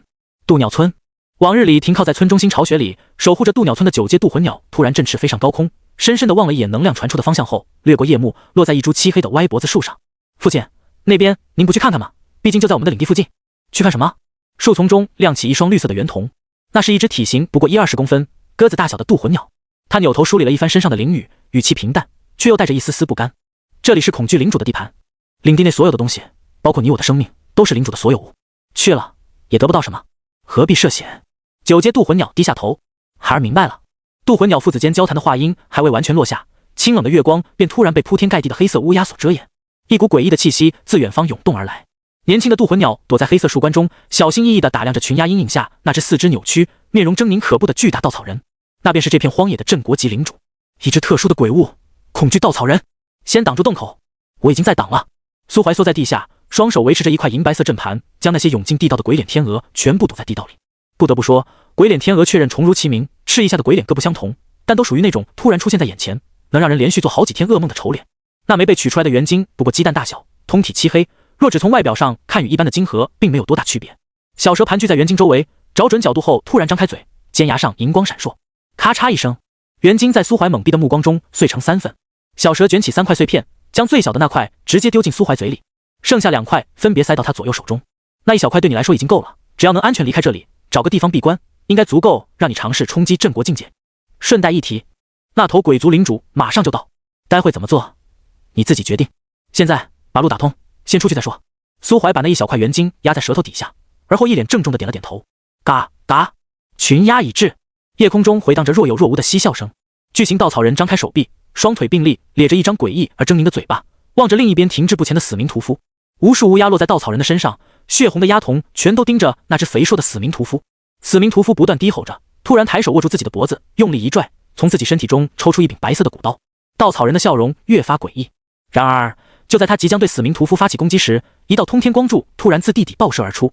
地境气息，恐惧领主脑袋径直扭了180度，想看看是哪个不要命的东西敢觊觎他领地内出现的机缘。然后就看到苏怀顶着漫天的鬼脸天鹅灰烬出现在众多鬼物之中。原本苏怀的计划是一出地底，立马将2块稍大的元晶分别丢给鬼族领主跟那头死冥屠夫，然后立马转身跑路。但凡死冥屠夫有一点点脑子，得到了好处都绝对会跟他一样选择立马跑路。而苏怀嘴里那块元晶小的可怜，权衡利弊之下，鬼族领主会先去追谁想都不需要想的好吧。小蛇已经恢复了一部分实力，虽然战力弱的要死，跟苏怀差不多，但品阶却是实打实的镇国级，能帮苏怀抗住镇国级的气势锁定，速度也不慢。也就是说，只要那头鬼族领主不专心追他，在小蛇的帮助下，他绝对能跑得掉。计划很完美，但苏怀举起的手突然就僵在了半空。他在众多鬼物之中突然看到了一缕耀眼的赤金色，是那只金骷髅。前半夜到了渡鸟村时，他明明跑到村口履行行商职责去了呀，怎么现在会出现在这里？或许……苏怀突然身躯一颤，一口腥甜涌上喉头，浑身灵力也紊乱了一瞬。苏怀心里明白，那只鬼族领主动手了。还好，小蛇眸光闪烁，化解了对方这道无形的攻击。巨型稻草人似乎没想到自己的偷袭能被挡住，下一刻双眼一暗，身上群鸦飞舞，铺天盖地的涌向苏怀。擦！骷髅桑，我要还钱！正在低阶鬼物群里划水看戏的小骷髅，眼眶中火焰猛地一亮，下一刻便牵着骆驼，极其不讲道理的出现在苏怀身边。鸡贼的苏怀立马往他身后一蹲。夜幕中的嬉笑声突然停滞，漫天黑鸦仿佛被突然定格，随着稻草人一声令下四散而开，依旧把苏怀围在中央，却是不敢再擅自发起攻击了。苏怀咽了口唾沫，看来这鬼族领主也不敢轻易招惹金骷髅一族的行商啊。小骷髅对几人的争执没有什么感觉，他啪的一声把骆驼左边的箱子解下，抱到苏怀面前，轻车熟路的打开。苏怀咽了口唾沫，那啥，这东西估价多少？小骷髅低头看着苏怀掌心里的元晶，眸光爆闪，急忙从自己背囊里掏出一张纸，用手指在上面写写画画。低阶界主元晶残片73界币，低阶界主元晶残片51界币，低阶界主元晶残片12界币，由高到低分别是3块元晶碎片的收购价格。苏怀咽了口唾沫，果然是一波暴富，货币单位从最初的地币实现2连跳，直接变成了界币，之前写的有误，货币转换比例是1比100，以后都按1比100计算。好兄弟！苏怀把手里那块稍小的元晶递给小骷髅，一旁注视着一切，明白苏怀打算的稻草人不淡定了。那群乌鸦齐齐张开嘴，沙哑的声音从四面八方涌入苏怀的耳中。你敢！你敢！人类！人类！把那2块大的元晶献给屋主，屋主可以允许你带着最小的那块安全离开，否则就算你得到了再多的财富，也没有能力活着离开。苏怀不管不顾，依旧笑着看向小骷髅。群鸦开始向苏怀的方向逼近，小骷髅突然转过脑袋，空洞的眼眶对准稻草人的方向，蓝色的魂火缓缓染上红丝。稻草人咧着的嘴角向下弯曲，四肢因为愤怒扭成一团，但终究还是号令群鸦缓缓散开。只是看向苏怀的目光中涌起滔天杀意。好，很好。群鸦再次凄凄低鸣。人类，人类，不要自误，不要自误。苏怀依旧没有理会他们。中等大小的那块元晶被小骷髅收下，装进了骆驼右边的小箱子里。惊鸿一瞥间，苏怀看见那箱子里装满了各类瓶瓶罐罐，还有几颗金盒、3块令牌以及一根深蓝色的断爪。但无论如何，那些东西都不是苏怀现在能用得上的。一波交易后，身怀51枚界币的苏怀身家跟界主没法比，但在镇国级强者之中，肯定也算是个妥妥的富豪。他将自己抵押在小骷髅那里的长弓赎回，并将夜魔披风跟夜魔面具买下，最后盯着手脚轻快的小骷髅。骷髅桑，我还有一笔生意跟你谈。小咕噜抬起头与苏怀对视，借贷的含义你弄清楚了没？小咕噜点了点头。那好，既然弄清楚了借贷，那咱们现在再来讲讲保险。世界上大趋势最稳定、最挣钱的商业行为就是银行借贷跟各种保险。你知道什么叫保险吗？小骷髅摇了摇头。苏怀默默运转欺诈权柄，开始忽悠。没关系，我解释给你听。就拿人身意外保险来举个例子，我花一点钱给你投保，保我1年不死，1年后我没死，投保的钱就全部归你。但是如果我死了，你就要赔偿我的家人100倍的投保金额。100倍！小骷髅下意识抱住自己的箱子，迅速摇头，表示自己不想做这个生意。苏怀早有预料，晃了晃手里那块元晶。当然，考虑到神域的危险性，保险行业铺展的难度确实很大，所以保费也得提高，并且赔偿金额得调整到10倍左右。小骷髅依旧摇头，表示别说10倍了，进了我的背囊，想让我掏2倍都不可能。苏怀轻咳一声，我可以做你的第一个客户，保费就是我手里这枚价值73界币的元晶残片，保险时间为1年，1年后只要我还5只健全的活着，这枚元晶残片就归你。这可是无本买卖啊！小骷髅眼眶里的蓝火猛地一滞，1年白得73界币。要知道，金骷髅一族的行商之间也是有等级划分的，族群核心自然是等级最高的那一批，他们有资格留在祖地潜修，接受族群内部老祖的教导，资源取之不尽，用之不竭。这一类金骷髅一般都能突破界主，大幅度提高灵智，不需要再浑浑噩噩的活着。其次便是那些在大势力驻扎的驻商，这一类金骷髅也能取得一定的资源，并且拥有自由修炼的时间。最低等的便是行商，行商身上都带着任务指标，只有完成指标后才能休息，族内也不会无偿给予行商资源，只有5年一次的数值期限到来，行商们才有资格回到祖地。九宝城是个纸醉金迷的地方，那里的路面都是用黑枯壁铺就的。金骷髅一族也是个奇怪的种族，他们不看天赋，不看血脉，行商想往上爬，只能靠业绩。很遗憾，小骷髅天赋不算高，在族群里的辈分很低，他拿到的行商路线也很贫瘠，大部分都位于荒野之中。这一次行商已经过了2年半，包括苏怀买的那3件在内，左边箱子里的东西也只卖出去11件，右边箱子更是还没开张。一路走来，收购到的也大多是一些杂七杂八，没什么太大价值的东西，也就是苏怀刚刚卖的那块元晶残片，帮他完成了一大半的交易指标。但距离数值只有2年多时间了，还有一小半指标怎么办？小骷髅魂火开始飘忽不定。答应苏怀的买卖，这次行商的目标大概率能完成，而且还是超额完成，极有可能数值之后就能升任助商。但万一苏怀死了，他就会把身上绝大部分身家，包括骆驼右边箱子的东西都赔出去。要知道，他只是个小行商，权力爆发下也才挣国境中期实力。要是苏怀在哪招惹到了界主什么的，风险太大了，还是算了吧。哦，对了，我不会招惹界主级的敌人，如果我被界主级的敌人杀了，那也不需要你赔偿。B， 小骷髅当场宕机，他伸出金灿灿的短小手臂，接过苏怀手里的那块元金。这笔生意，我九宝城地字小队9527号行商做了。眼看着骷髅行商收下苏怀交出的元金残片，恐惧领主终于忍无可忍。虽然大部分领主在遇到金骷髅一族的行商时，都会选择给对方身后的族群一个面子，但这份忍让并不是无休止的。尤其是小骷髅此举已经严重损害了他的切身利益。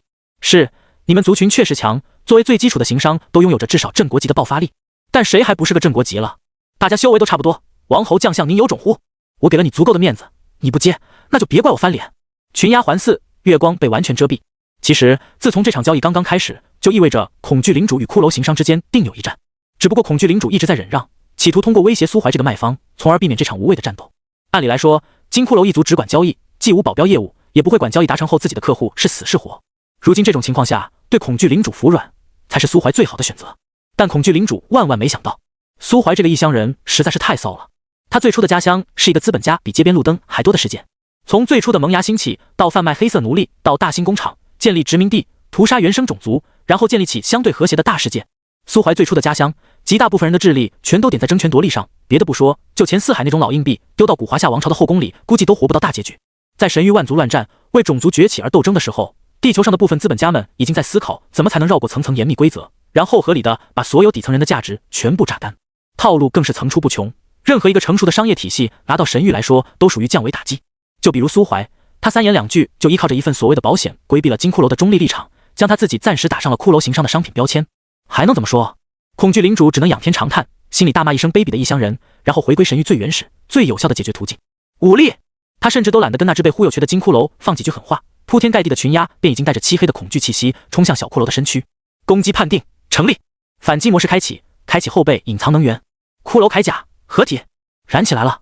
骷髅桑，苏怀默默将自己所有的灵力汇聚成护盾，在小蛇的默默加持下扮演起缩头乌龟，并且露出一抹狗仗人势的贱笑，张着大嘴给不会说话的小骷髅配音。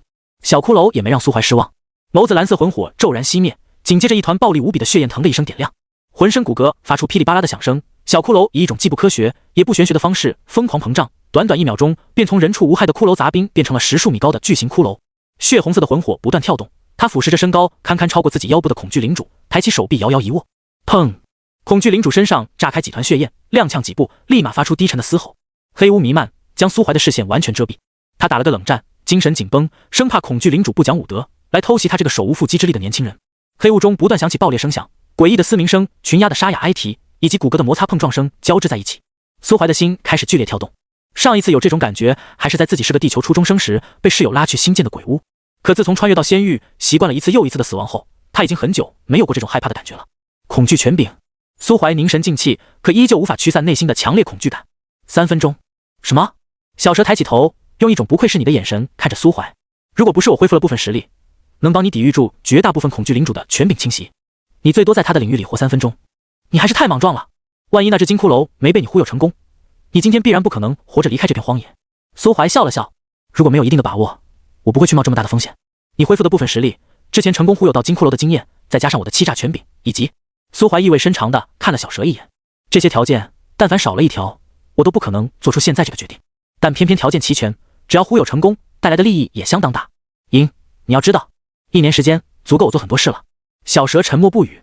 自从失去了曾经的伙伴，他就变得谨慎无比，对任何事情、任何人都始终保有一丝戒心。也就是跟苏怀九世相依为命，再加上他帮助自己报了一部分的仇，否则小蛇绝不可能回到神域后还留在苏怀身边，将这个仅仅只有地境修为的人类视为第2个寄托者。苏怀见小蛇沉默，笑了笑，继续小心翼翼地维持着深州的护照。世界上本就没有无缘无故的好，小蛇起初未必就没有利用他重回神域的意思，但九世相互不是假的。他能一步一步从被世界排斥、厌弃，再到如今成就地境，并且一路向着更高的层次迈进，离不开小蛇的帮助。到他登临地境后，身怀心灵系权柄的他，能感受到自己与小蛇直接日益加深的羁绊，相互利用的关系逐渐变成真正的伙伴。苏怀之所以选择冒险，除了急切的变强欲望外，还有小蛇提及的过往。导致小蛇悲剧的仇敌不仅仅是背叛的青鸟，还有那位出手的玉神。小蛇觉得差距太大，只字不提与玉神的仇恨，但苏怀不能没心没肺啊。如果可以的话，他也想成为玉神，去看一看神域山巅的风景，不至于为了一些资源劳心劳力，被一只丑不拉几的稻草人威胁追杀。苏怀的头脑风暴只持续了片刻，他突然感觉有人在扯他的衣袖，瞬间头皮发麻。回头一看，还好没对上想象中七窍流血的鬼脸，而是一颗双目通红、神情呆滞、嘴巴不断蠕动的骆驼脑袋。骆驼嘴里还在咀嚼着从苏怀衣袖上咬下来的破布片，吸引到苏怀的注意力后，背起那2个箱子趴在了地上，抬头看着苏怀，什么意思啊？让你骑上去？骑上去！苏怀嘴角一抽，这骆驼可没跟骷髅一起变大，体型依旧小得很，即便是站着，身高也就跟成年的阿拉斯加犬一样高。骑着它很违和的好不好？心里是怎么想是一回事，身体怎么做又是另一回事。苏怀很是乖巧的骑在了小骆驼的背上，还没等他去拿缰绳，骆驼一步踏出，他眼前便哗啦一声闪过无数模糊景象。不过眨眼间，一人一骆驼便出现在了一座雪山之上。空间系技能。黄金骆驼站在一旁，仰着头，伸长舌头，努力去够他旁边一棵松针树的树叶。只不过他的眼睛已经由红色变成了浅蓝。下一瞬，小骷髅突然出现在骆驼身旁，他眼眶中的魂火也已经恢复了蓝色，骨头上出现了许多细碎的裂痕，右手手臂的裂痕尤其恐怖，还不断往外渗出淡金色的液体。这是没打过，这是打过了。金骷髅一族的信誉跟要强是刻在骨子里的，打过了他们才会跑路，没打过就直接摇人来群殴了。苏怀一愣，为什么打过了反而要跑路？恐惧领主被逼急了，再不跑路，等着对方狗急跳墙，然后跟你以命换命。荒野一番大战后，黑雾散去，稻草人满身狼狈，气息萎靡。原本遮天蔽日的群鸦，此时更是只余下10树枝，稀稀拉拉的停留在他的手臂上，低头清理身上的伤口。群鸦是他力量的巨限，这般凄惨模样，无疑说明他在刚刚的战斗中吃了大亏。嘎嘎！金骷髅遁走，满身怒火的恐惧领主嘶吼一声，扭过头，突然发现不远处一座肉山，气血升腾。死命屠夫坐在荒野的边缘，体型悄然间暴涨至30余米，他面前堆满了各类低阶鬼物的死尸。就在恐惧领主与金骷髅爆发冲突的时间里，死命屠夫抓住空隙，疯狂猎杀着因元精气息而汇聚到山崖下的鬼物们。此时汲取的营养补上了最后一点空缺，看样子随时都有突破至正国境的可能。恐惧之主神色阴沉，那只金骷髅欺我也就罢了，技不如人，没什么好说的。但你一只半步正国的魔族，还想当着我的面突破？找死！黑雾再次弥漫，疯狂的狞笑声响彻荒野。雪山，此处似乎位于极为偏僻之地，除了山脚处聚集着一群浑浑噩噩的雪怨灵外，常年积雪将山体完全变成了一片纯白世界，渺无人烟。苏怀在雪山上挖了一个约莫4、5米深的洞穴，盘坐在洞穴尽头，默默炼化着那块最小的元晶碎片。无所事事的小骷髅安静无比，或许是在与恐惧领主的交战中也受了一些伤，他眼眶里的魂火暗淡了不少。他大部分时间都站在原地静静发呆。苏怀见他手臂裂缝处不断滴落淡金色血液，想了想，拿着个小瓷瓶放着他血液的落点，企图收集那些特殊的血。小骷髅也不在意，反而低头看着那个瓷瓶里的血液越存越多。当小瓷瓶装满以后，他眼眶中的魂火轻轻一跳，伸手把小瓷瓶拿起，歪着脑袋打量了一会儿，然后迈步走到苏怀面前，给出一张写着收购清单的白纸。低等金骷髅血液，特殊，价格12帝币。苏怀还真是灵智不高。苏怀摇头拒绝贩卖他的血液后，小骷髅便走回自己刚刚站立的位置，把瓷瓶放归原位，继续看着雪山发呆。别管他了，抓紧时间炼化元晶。界主级的遗留并没有那么容易炼化，即便有小蛇帮忙，苏怀也花了整整2个月时间才将那块比指甲盖稍大一些的元晶完全炼化。体内的灵力逐渐充沛，力量也一天接一天的往上涨，但却始终停留在半步正国境。苏怀叹了口气，神色有些气恼。他不是那种毫无瓶颈的天才，就像此时体内的力量积累已经够了，却还差最后一点契机才能捅破境界的壁垒。再度苦修了1周时间，发现依然没有突破的感觉后，他重重的叹了口气。搞毛线啊，别泄气啊，修炼一途哪有那么容易？镇国境已经是一方领主，可以在神域坐拥广袤地域，哪有那么好突破？即便是那些高高在上的域神，突破境界仅时动辄枯坐100年1000年的也大有人在。你还不到18，急什么？100年1000年，我哪有那个时间？那我还有另一个办法。什么？嗑药？用丹药突破会有一些境界虚浮的副作用，但我恰好知道那么1、2个能够解决这些副作用的方法，并且你现在身上有几十枚戒币，也算是有足够的资金去挥霍。苏怀皱着眉头想了好一会儿，他并不排斥嗑药这个让无数天骄唾弃的突破方法。世界上大部分人天赋不够，都只能用丹药来凑。强如斗马大陆的炎帝萧火火，一路走来不一样也在各种嗑药吗？更何况他上辈子就是在楚思雨的药罐子里成长起来的，吃的丹药大部分都是洗精法水提升资质的，牙还是那么酸呢。嘎吱，小院的门突然被人推开，一个穿着浅黄色衣裙的少女走进院里，闻见浓郁的火锅香气，忍不住皱起眉头，瞥了苏怀3人一眼，啧，狐朋狗友不思进取，一辈子都只是个卖鱼佬。眼瞅着少女丢下2句话后进屋关门，金队长神色一沉，曹家雪脸上的笑容却不见减少，只淡淡的看了那少女的背影一眼。只有苏怀差点没绷住。那个少女可能不太记得他，但他却还没忘记那个少女。淡化的长裙，蓬松的头发，这不就是在青楼门口招揽生意，以花魁做噱头，想拉苏怀进去消费的那个姑娘吗？我靠，做坤的看不起卖鱼的。玄幻版的笑贫不笑娼。临江城内禁止平民自相残杀，违者驱逐出境。曹家雪捏了捏金队长的手臂，安抚下他酒气上涌的怒气，然后才跟苏怀解释道：那孩子叫黄。不一会儿，少城主跟张将军就分别带着几个女子进了醉仙楼3楼的包房。苏怀身旁那个少女眨了眨眼睛，主动往苏怀靠过来求贴贴。苏怀挪了挪屁股，让他贴了个空。姑娘，请自重。那少女脑袋上浮现出3个问号。你特喵都来青楼了，还让姑娘自重？三思之后，苏怀还是把人带走了。要不然怎么着？要是真的自己走人，难免少城主还会有什么猜忌。什么？你说你一个地境还洁身自好？都是男人，你鸡巴装啥呢？等等，不会是你不行吧？苏怀可以不在乎别人把自己当坏人看，也可以不在乎别人把自己当流氓看，甚至可以不在乎别人把他不当人看。但要是说他不行，那是万万不能忍的。所以他领着一脸娇羞的姑娘出了青楼，来到了一座院落外面，然后在姑娘懵逼的表情下蹲到墙角，轻咳一声，小声喊了几句什么。没过2分钟，一个男人就拎着把短矛出了院子，一脸气势汹汹的走到墙角。有病吧你姓苏姓钱的，大半夜叫魂呢？你不是受邀去青楼乐呵去了吗？回来干嘛？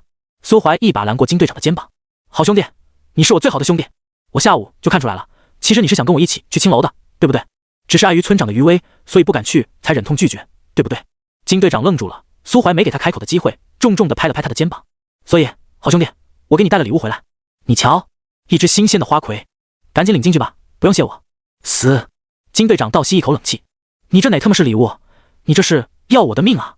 黑暗中突然亮起一双红眼，听到动静，从屋里跑出来的曹家雪趴在墙头，杀气四溢。苏怀立马义正言辞：金队长，你托我给你带的花魁，我给你带回来了。你放心，这是天知地知，你知我知，村长一定不会知道的。你他妈！袁崇哥哥！金队长刚想开口反驳，身后突然飘来一道甜腻的声音，他后背瞬间寒气四溢，额头上渗出细密的冷汗。苏怀急忙溜溜球，带着那个无辜的姑娘离开了即将发生惨案的杀人现场。他给了那个姑娘一笔足够普通人平淡生活一辈子的钱，然后在她一脸幽怨的表情下把她打发走了。3个地币足够一个普通人买下一处房产，成为临江城的永久居民，并且靠余下的钱做小生意一类。至于这姑娘以后怎么选择人生，是甘于平凡，还是回归醉仙楼继续沉沦风尘，那就不关他苏怀的事了。缘分已尽，随心而为，一身轻松。苏代恶人揣着手靠在城墙上笑了好一会儿，让狗日的金队长给他发狗粮，爷都得一个人出来打拼，你凭啥跟老婆天天卿卿我我，恩恩爱爱？酸到我了。苏怀笑着笑着，望着天上的皎月，突然安静下来。他有点想家了。翌日，当苏怀在城墙下晒了一晚上月亮，回到小院时，金队长已经起床，并且穿戴整齐了。他左手搀着腰，右手捧着一杯热水，阴沉着脸，一副身体被掏空的模样，靠在屋门口一动不动。苏怀一看，顿时心底一沉，坏了，狗日的不仅没受到惩罚，反而被奖励了一整晚。金队长一看到苏怀，立马龇牙咧嘴的进屋，拿出了他的短矛。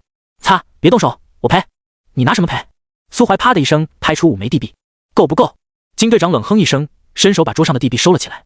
死要面子活受罪，5枚地币，他在临江城卖1年的鱼也挣不到这么多，但对苏怀而言却只是9牛1毛。起码有了这些钱，曹家雪就不用再起早贪黑的跟着他去卖鱼了。说吧，需要我为你去做什么？只要我能做到，赴汤蹈火。苏怀搓了搓手，那跟我去一趟青楼。金队长脸色一黑，捏紧了手里的短矛。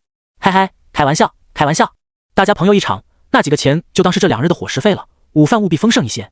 上午，2个无所事事的大男人跑到金队长捕鱼的地方去钓鱼，2手空空的去，2手空空的回。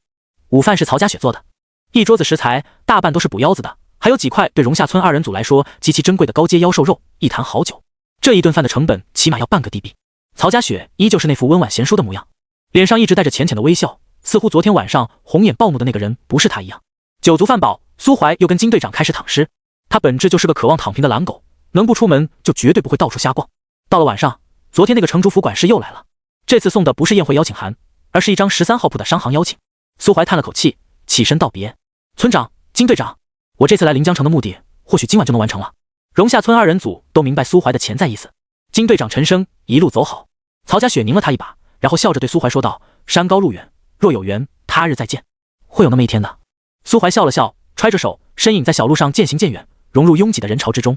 13号铺，少城主静静地站在店铺门口，他身旁不见昨晚的花魁，却让人意外地带着黄猿，身后依旧跟着身高2米有余，脸庞黝黑，身形魁梧的张将军。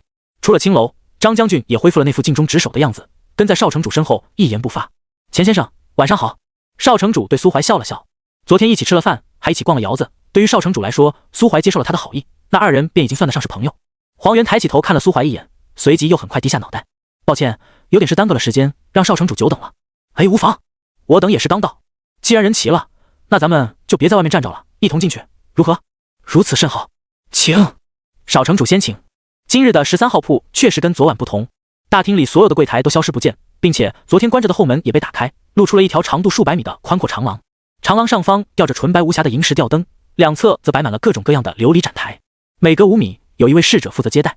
此时天色渐晚，已经有不少城内的权贵在长廊内游逛，富家小姐们3、5成群，公子哥们则大多跟邵城主一样，带着姿色尚可的女伴。临江城屹立数千年不倒，城内的家族权贵们早已定型，那些大家族子弟中不缺聪明人，但混吃等死的数字也绝不会少。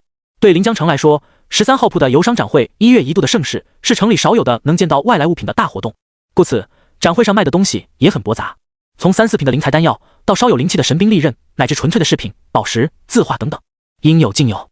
东西多是多，但一路逛过来，一件能入苏怀眼的东西都没有。倒是邵城主花高价入手了一柄9品的细长软剑，张将军也买了一件带有温养身体功效的发簪，一看就是为了防止昨天逛窑子的事情败露，特意给他家中发妻准备的礼物。没过多久，苏怀也在一方展台前停下脚步。展台中摆着一对银白色的花丝镂空手镯，手镯由仙金打造，中间分别镶嵌着一块半透明的白色空间灵晶，其余地方点缀着天蓝色水系结晶，同样具有温养身体的功效。展台上刻有物品介绍：秋霜玄水镯，储物法器，品阶地气，售价3999地币。单镯储物空间，长宽高各1里。特殊效果：温养躯体，潜移默化提升资质，增强灵魂感知力。法阵附加效果：保护。佩戴者受到强烈伤害时，可生成一个持续时间半刻钟的地阶护盾，法阵冷却时间为1日。简介：取银涛仙金金丝为主体，嵌有2枚上等地品空间灵晶，辅以秋霜石、金道品，对应镇国境炼器师幽兰老人打造而成。苏怀的评价是顶级，起码在地气这一档里，这对镯子的附加效果已经很不错了，就是有点奸商的嫌疑，溢价太多。邵城主见苏怀停下脚步，也凑上前看了几眼那对手镯，开口道：秋霜玄水镯，钱先生，这东西因为出自幽兰老人的手，所以价格有些虚高，再加上这对镯子的款式一看就是为女修打造，偏偏周围一带并没有能轻易拿出那么多地币的女修，所以已经在他们商会积压许久了。离展台最近的女士见苏怀有人驻足，微笑着上前讲解：这位先生说的没错，秋霜玄水镯确实存在一定缺陷。首先，它附加的温养效果只对地境以下的修士有效；其次，因为是幽兰大师早年的作品，它的法阵强度并不是很高，只能抵挡住地境中期强度的攻击。对于寻常地境强者来说，它只是一件稍微有些左右的储物器具而已。苏怀抬头看向女士，倒是没想到这个侍者会那么老实，一上来就曝光了自家商品的缺陷。他眨了眨眼，问道：既然这东西缺陷那么多，那你们为什么还卖那么贵呢？女士柔声回道：这个价格是幽兰大师亲自拟定的。客人有所不知，幽兰大师出身平凡，只是异乡野小城铁匠家的少年。他年少时曾有一青梅，二人感情极好，曾相约共度一生。可就在幽兰大师14岁那年，他因天赋出众，被一位四处游历的炼器师看中，并且收为弟子，带离家乡。幽兰大师与女子约定，6年后，也就是20岁时，一定会学成归来，并且娶那女子为妻。可因为某些不得已的原因，幽兰大师失约了，直到离家10年后才回到自己出生的故土。彼时的少女因为苦苦等不到幽兰大师归来，日复一日，年复一年，最终在家人的劝解下，嫁给了小城中的一位富商。两人再见时，妇人已有身孕。与妇人短暂会面后，幽兰大师于玄水湖湖心亭枯坐3日，最终长叹一声，黯然离去。数十年后，妇人已化为枯骨，幽兰大师却成为了赫赫有名的9品炼器师。后来他在玄水湖边倾尽全力打造了这件秋霜玄水镯，这是幽兰大师炼制的第1件地器，也是唯一一件为女修炼制的地器，所以尽管有些缺陷，但它值得这个价格。客人觉得呢？黄元在一旁一脸悲伤，似乎被幽兰大师遗憾的爱情故事所感动。苏怀嘴角一抽，故事不错，但价格还是太高。邵城主也撇了撇嘴，要不是我知道幽兰大师娶了18个妻子，就真的差点被你感动到了。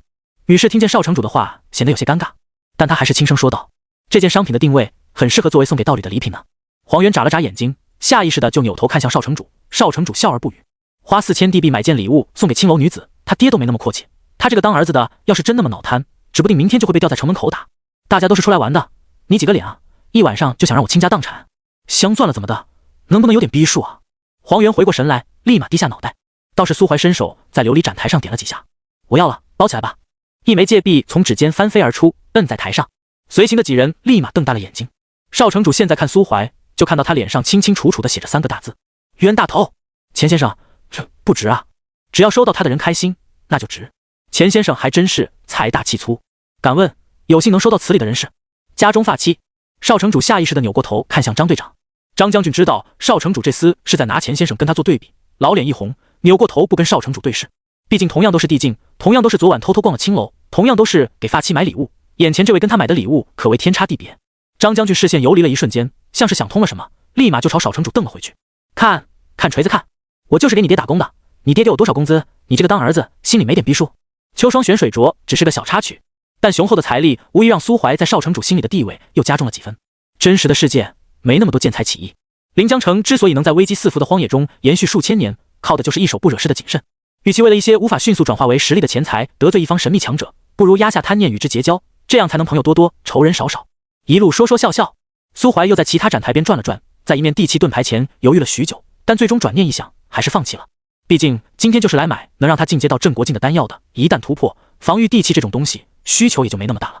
转了一大圈，几人终于来到了陈列丹药的展台旁。这里汇聚的修士是最多的。从3品丹药一路看上去，苏怀如愿以偿地找到了自己需要的那种丹药。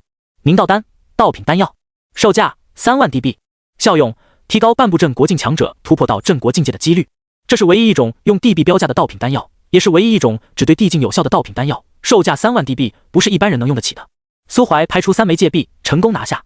邵城主跟张将军看向苏怀的目光一变再变，看到他买下宁道丹后，已经下意识地带上了几分尊敬之色。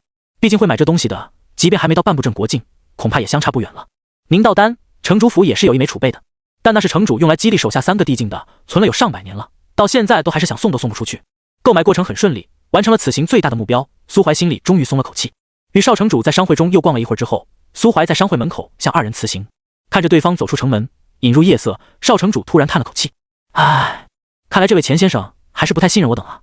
张将军站在他身后低声道：若是换了我，在这种突破的紧要关头，恐怕也不会信任一个陌生的势力。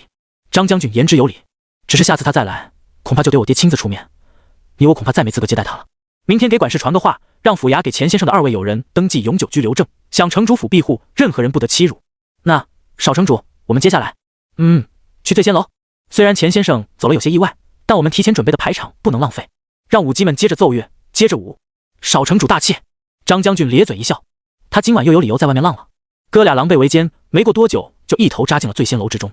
只不过今日与昨日不同，苏怀一走，邵城主就从工作状态重新恢复成纨绔状态，叫来了一帮狐朋狗友。值得一提的是，苏怀一走，黄元就失宠了，连分手费都没有，用清白换了几件在商会里淘的凡物珠宝，就被打发回了他居住的小院之中。路上浑浑噩噩，还看到昨天晚上被苏怀带走的那个女子也被抛弃，此时满脸笑意的在街角清扫一间屋子，想来是沦落为清扫卫生的佣人了吧？当佣人还那么开心，活该一辈子。算了，自己比他也好不到哪里去。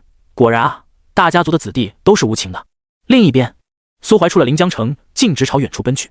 防人之心不可无，虽然跟临江城邵城主相处的还不错，但他还是不敢在临江城内突破。万一那位城主觉得他突破镇国境会影响到自己的地位，出手阻碍他突破呢？奔袭约千里距离，他才找了一处荒山，把一头9阶魔物赶走，然后鸠占鹊巢，在四周布置下防护法阵，开始闭关突破。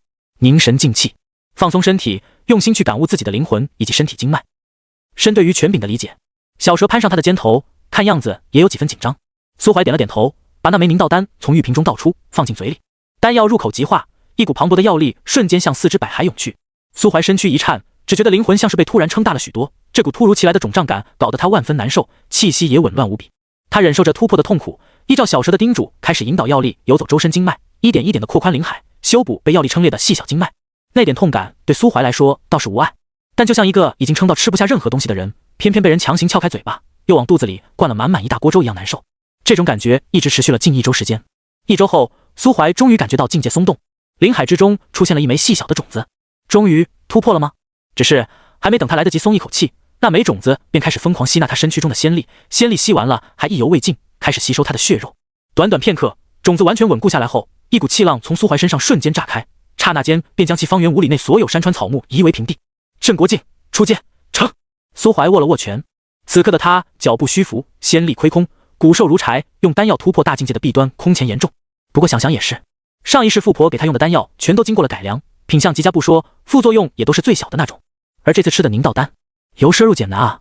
别激动，小蛇不知何时变成了3、4米长，盘踞在他不远处。一个玉碗突然漂浮在他眼前，把这个喝了。苏怀低头往碗里看去，那是一碗银白色的液体，带着一股奇特的异香，还有一丝极淡的血腥味。他抬起头看了气息虚弱的小蛇一眼，而后垂下眸子，什么也没说，端起那碗血液一饮而尽。如果苏怀现在有个系统，大概会跳出一行特殊提示：服用特殊生物镇国境循环之蛇本源精血成一，以清除所有负面效果。气血之力再次充盈起来，气息逐渐稳固，身躯也恢复了原来的样子，甚至还要比原来更加强壮几分。恭喜你，成功突破！现在的你，即便放在神域，只要不自己作死去招惹界主，便算是已经有了足够的自保之力。天下之大，尽可往之。谢谢。苏怀一语双关，不知是在感谢小蛇的祝福，还是在感谢那碗血。小蛇沉默了一会儿，接下来想去哪？想先试试现在的实力，确定实力后再考虑下一步的计划。虽说我一直都是同阶无敌，但修为越高，小境界之间的差距就越大。可以先找个对手试一试。你打算找谁？某只跟我有矛盾的稻草人呗。苏怀抬起手，如今的实力已经足以支撑他打出一些脑海中早有构思，却苦于没有足够力量宣泄的招式。镇国级反过来也可灭国。虽说8阶实力理论上就可做到灭国，但国与国之间有差距。拿苏怀故土世界举例，有的国只有4个岛，有的国却能横跨2个大洲。同时，灭国的方式亦有差距。如果说尊者竟能一路横推，1天之内把一个国度高层全部杀死，把所有疆域摧毁殆尽，那么现在一朝死亡咏唱之下，众生凋零，迎来绝对的死寂，归程遥远。但苏怀再也不必小心翼翼，起码在这片偏僻的荒野之中是没有任何界主级生物存在的。他一路飞掠，即便途经其余领主的地盘，那些领主也最多就是戒备，只要苏怀不表露出敌意，便不会擅自发起攻击。短短2日，他就回到了榕下村原先所在的那片地域。大榕树的遗躯已经完全枯死，因为有那颗赤水菊的存在，以及那些村民建造的现成房屋，这片地域被一群青皮小鬼当做了领地。苏怀站在村口看了一会儿，感受到苏怀散发出的气息，村子里的小鬼们全都躲在阴影里瑟瑟发抖。但过了近1刻钟，苏怀也没感知到群鸦飞舞的气息。他皱起眉头，1刻钟了，还没感知到我的气息，还是说在等着我找上门？也行。他歪了歪脑袋，一步跨出，瞬间消失在原地。恐惧领主的领地内与离开时并无二致，那些地境气息盘踞的地方也没有改变，包括人族聚集的渡鸟村，村民们没受到任何影响，依旧维持着日出而作，日落而息的优良传统。苏怀出现的第一时间，渡鸟村那头9阶渡魂鸟就发现了他的气息，二话不说，直接振翅难飞。苏怀笑了笑，不紧不慢地掉在后面。没过多久，9阶渡魂鸟就飞到了一棵黑中带紫的大树下。啾！一声长鸣，树冠中突然射出一道如麻雀般大小的黑影。当！黑影长着尖利的喙，身上带着一股恐怖的锋锐气息。想到这一击便是这头地境渡魂鸟最强的必杀一击，只可惜他错估了苏怀的实力，如地气般坚固的鸟喙被苏怀2根手指牢牢夹住，只给其带来了一点微不足道的伤势。苏怀捏着他的喙，任由被攻击到的手指缓慢愈合，几滴鲜血落下。那只地境渡魂鸟却满脸绝望。能让我见血，很不错，只可惜你对危险的感知并没有你儿子那么敏锐，见到我的第一时间没有选择逃，而是直接莽上来了。放开我父亲！那只一路逃到此地的9阶渡魂鸟从树下掠出，飞上高空，伴随着几声嘶鸣，数千道五彩灵羽化作箭矢，朝着苏怀的脑袋急速射来。苏怀看都懒得看一眼，单手举起，仙力凝结成盾，将那些灵羽尽数抵御消融。放过我的孩子！还真是父子情深。漆黑的地境渡鸟就盯着苏怀的脸，我的孩儿庇护了你们人类数百年，要恩将仇报吗？所以他现在还活着。苏怀咧嘴笑了笑，我不杀你们，只是想请你帮我一个小忙，如何？什么忙？带我去找这里的领主。漆黑的渡魂鸟沉默了一瞬，只能答应。他对着高空的紫丝嘶鸣了几声，那头年轻的渡魂鸟深深地看了苏怀一眼，在天上盘旋2圈，回到了自己的领地。苏怀松开手指，如果不是这2头渡魂鸟对人族有那么一丝恩情，他大概率会把这头老鸟的鸟喙斩下来带走。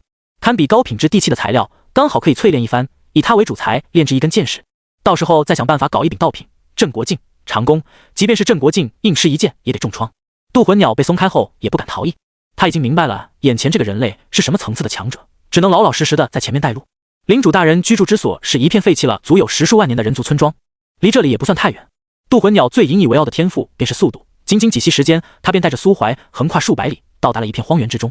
站在高坡上往下望，是大片的农田，农田已荒芜多时，长满了齐腰的枯黄杂草，其间散落着一些歪歪扭扭的稻草人，但明显都不是那只恐惧领主。那边就是领主大人的居所。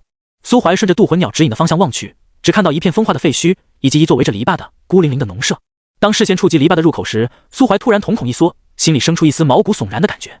细长的竹竿上赫然挂着一颗气息全无的稻草人头颅，他死了。嘎吱，农舍的老旧房门突然被推开，一个身穿白衣的青年弯着腰从中钻出，抬起头看着苏怀所在的方向。他脸上戴着半张白色面具，上面画着无数诡异花纹，面具左上角刻着一个7边形繁复图案，图案中心写着一个数字7。啊，有客人来了呀！哎，可惜了，一个人类并不是什么值得研究的素材。青年拍了拍手，一头浑身滴落着恶心绿色粘液的生物撕开农舍的大门，从里面挤了出来。苏怀微微眯起了双眼，是那头死冥屠夫。不过说是死冥屠夫也并不准确，毕竟他背上脊椎的地方插着一根黑色木头制成的简易十字架，那似乎是恐惧领主曾经的躯干，其上站满了黑色的红眼乌鸦。原来是一头缝合怪。青年收回看向苏怀的目光，背着手朝东南方向一步一步走去。那头缝合怪则亦步亦趋地跟在他身后，墨绿色的粘液流了一地。等他们走远，苏怀终于松了口气。他刚刚有一种感觉，自己如果擅自朝那个青年发起攻击，有极大的概率会死。银，那是什么东西？不知道，但那个图案我见过，那是起源会的标志。起源会，一方势力。是一方很神秘的势力。我之所以认识那个标志，还是因为我的上一任伙伴曾经收到过他们的邀请。那时他们的主要成员应该才4个，我的伙伴收到的邀请是一张刻着5字的兔子面具，但他拒绝了。刚刚那个7号领悟的应该是生命系的权柄，并且其身上肯定也有类似于我这样的器灵生物。那只器灵的权柄应该是创造系的，不然他不可能完成生物改造。钱四海不也完成了改造吗？不一样的，钱四海的实验最多算是移植，并且移植后还产生了巨大的副作用。但那只死冥屠夫经过改造后，虽然没有得到完整的恐惧权柄，却继承了恐惧领主的一部分恐惧能力。苏怀默然，他怀疑那只死冥屠夫本就是7头放在这片地域的，是他选中的躯干。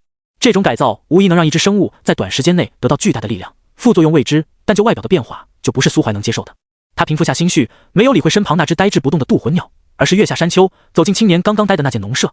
农舍里到处都是绿色粘液跟稻草的混合物，其中夹杂着大量各种不知名的药材跟矿石粉末，腥臭味扑面而来。苏怀皱着眉头在屋里翻找了一番，一无所获。走出农舍后，苏怀抬头看了一眼悬挂在篱笆上的稻草人头颅，轻声叹了口气，还真是世事无常。接下来去哪？去哪？要不去药王仙朝的地盘上看看也行。药王仙朝的人若是弱，但论及炼药术，在整个神域都能排第上号，那里的丹药也是人族城池里品类最全的。去那的话，刚好可以先备下一批丹药，免得以后要用时还得特意去找。再者，你现在的实力，若是表明自己的散修身份，说不定还会被他们邀请进药王仙朝做供奉呢。嘿，供奉，就怕他们到时候供奉不起。偌大神域，万族林立，上古时期，灵、人、鬼、魔、妖5族为世间至强5族。然为了争夺某些虚无缥缈的东西，5族混战不休，逐渐走向衰败。自上古时期5族至强争霸后，其中4族被驱逐出神域，一度销声匿迹。而后数万年休养生息的4族重入神域，鬼、魔2族凭借先天优势，逐渐走回神域大舞台。如今已经占据神域大片荒野，有复兴之势。而妖族因某些历史遗留问题，复兴之路并不平坦，反而被大肆捕杀、圈养，沦为底层种族之一。曾与妖族结盟的人族，也在某些高层觉得资源分配不均后四分五裂，强者带领自有族群建立了独立的势力。其中最大的势力当为八方仙朝，药王仙朝便是其一。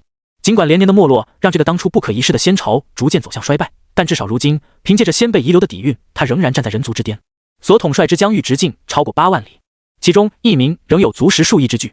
突破镇国境以后，苏怀不必再小心翼翼地赶路，但一路走走停停，绕开那些拥有界主坐镇的万族大势力，也长途跋涉足有月余，才终于进入了药王仙朝最大的城市药王城。药王仙朝盛产炼丹师，炼丹师无论在任何地方都不会为钱财而苦恼。比如苏怀，他虽然只是一品炼丹师，但身上却带着几10个戒臂，只一人便富可敌城。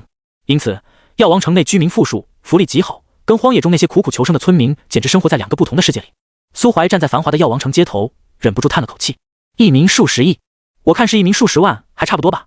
出了药王城，药王仙朝的领土范围便跟荒野没什么两样了，各大城池都有城主坐镇，高度自治，只每年象征性的给药王仙朝一点供奉，甚至有些实力强不要脸的城主还打着生存艰难的幌子跟药王城要钱，不给钱就脱离药王仙朝。这种情况下，整个药王仙朝早就跟苏怀故乡历史上的东周一样，诸侯并起，王室名存实亡。难怪作为王室的穆家人会急着复兴。失去震慑力的药王仙朝，其实真正的领地也只有这座繁盛的王城了。苏先生，这边请。苏怀收回远眺的目光，跟着自己请的导游汇入闹市之中。来药王城，他不可能用钱四海这个曾经跟穆家人有牵扯的名字，出于某些心理上的执念，他用了自己的真名。下界去找楚思雨的穆家人，若是不出意外的话，已经全部出了意外，他的名字自然也不太可能会传回来。当然，传回来也不要紧。苏怀瞥了一眼药王城里最高的建筑，药王仙朝最后的底蕴，便是穆家那位半死不活、吊着最后一口气的界主。但只要苏怀不去大肆屠戮穆家血脉传人，动摇药王仙朝的国本，那位界主就不可能把最后一口气用在苏怀身上。至于镇国境的围剿，苏怀无所畏惧，凭他的能力，就算打不过，至少想跑还是能很轻松的跑掉的。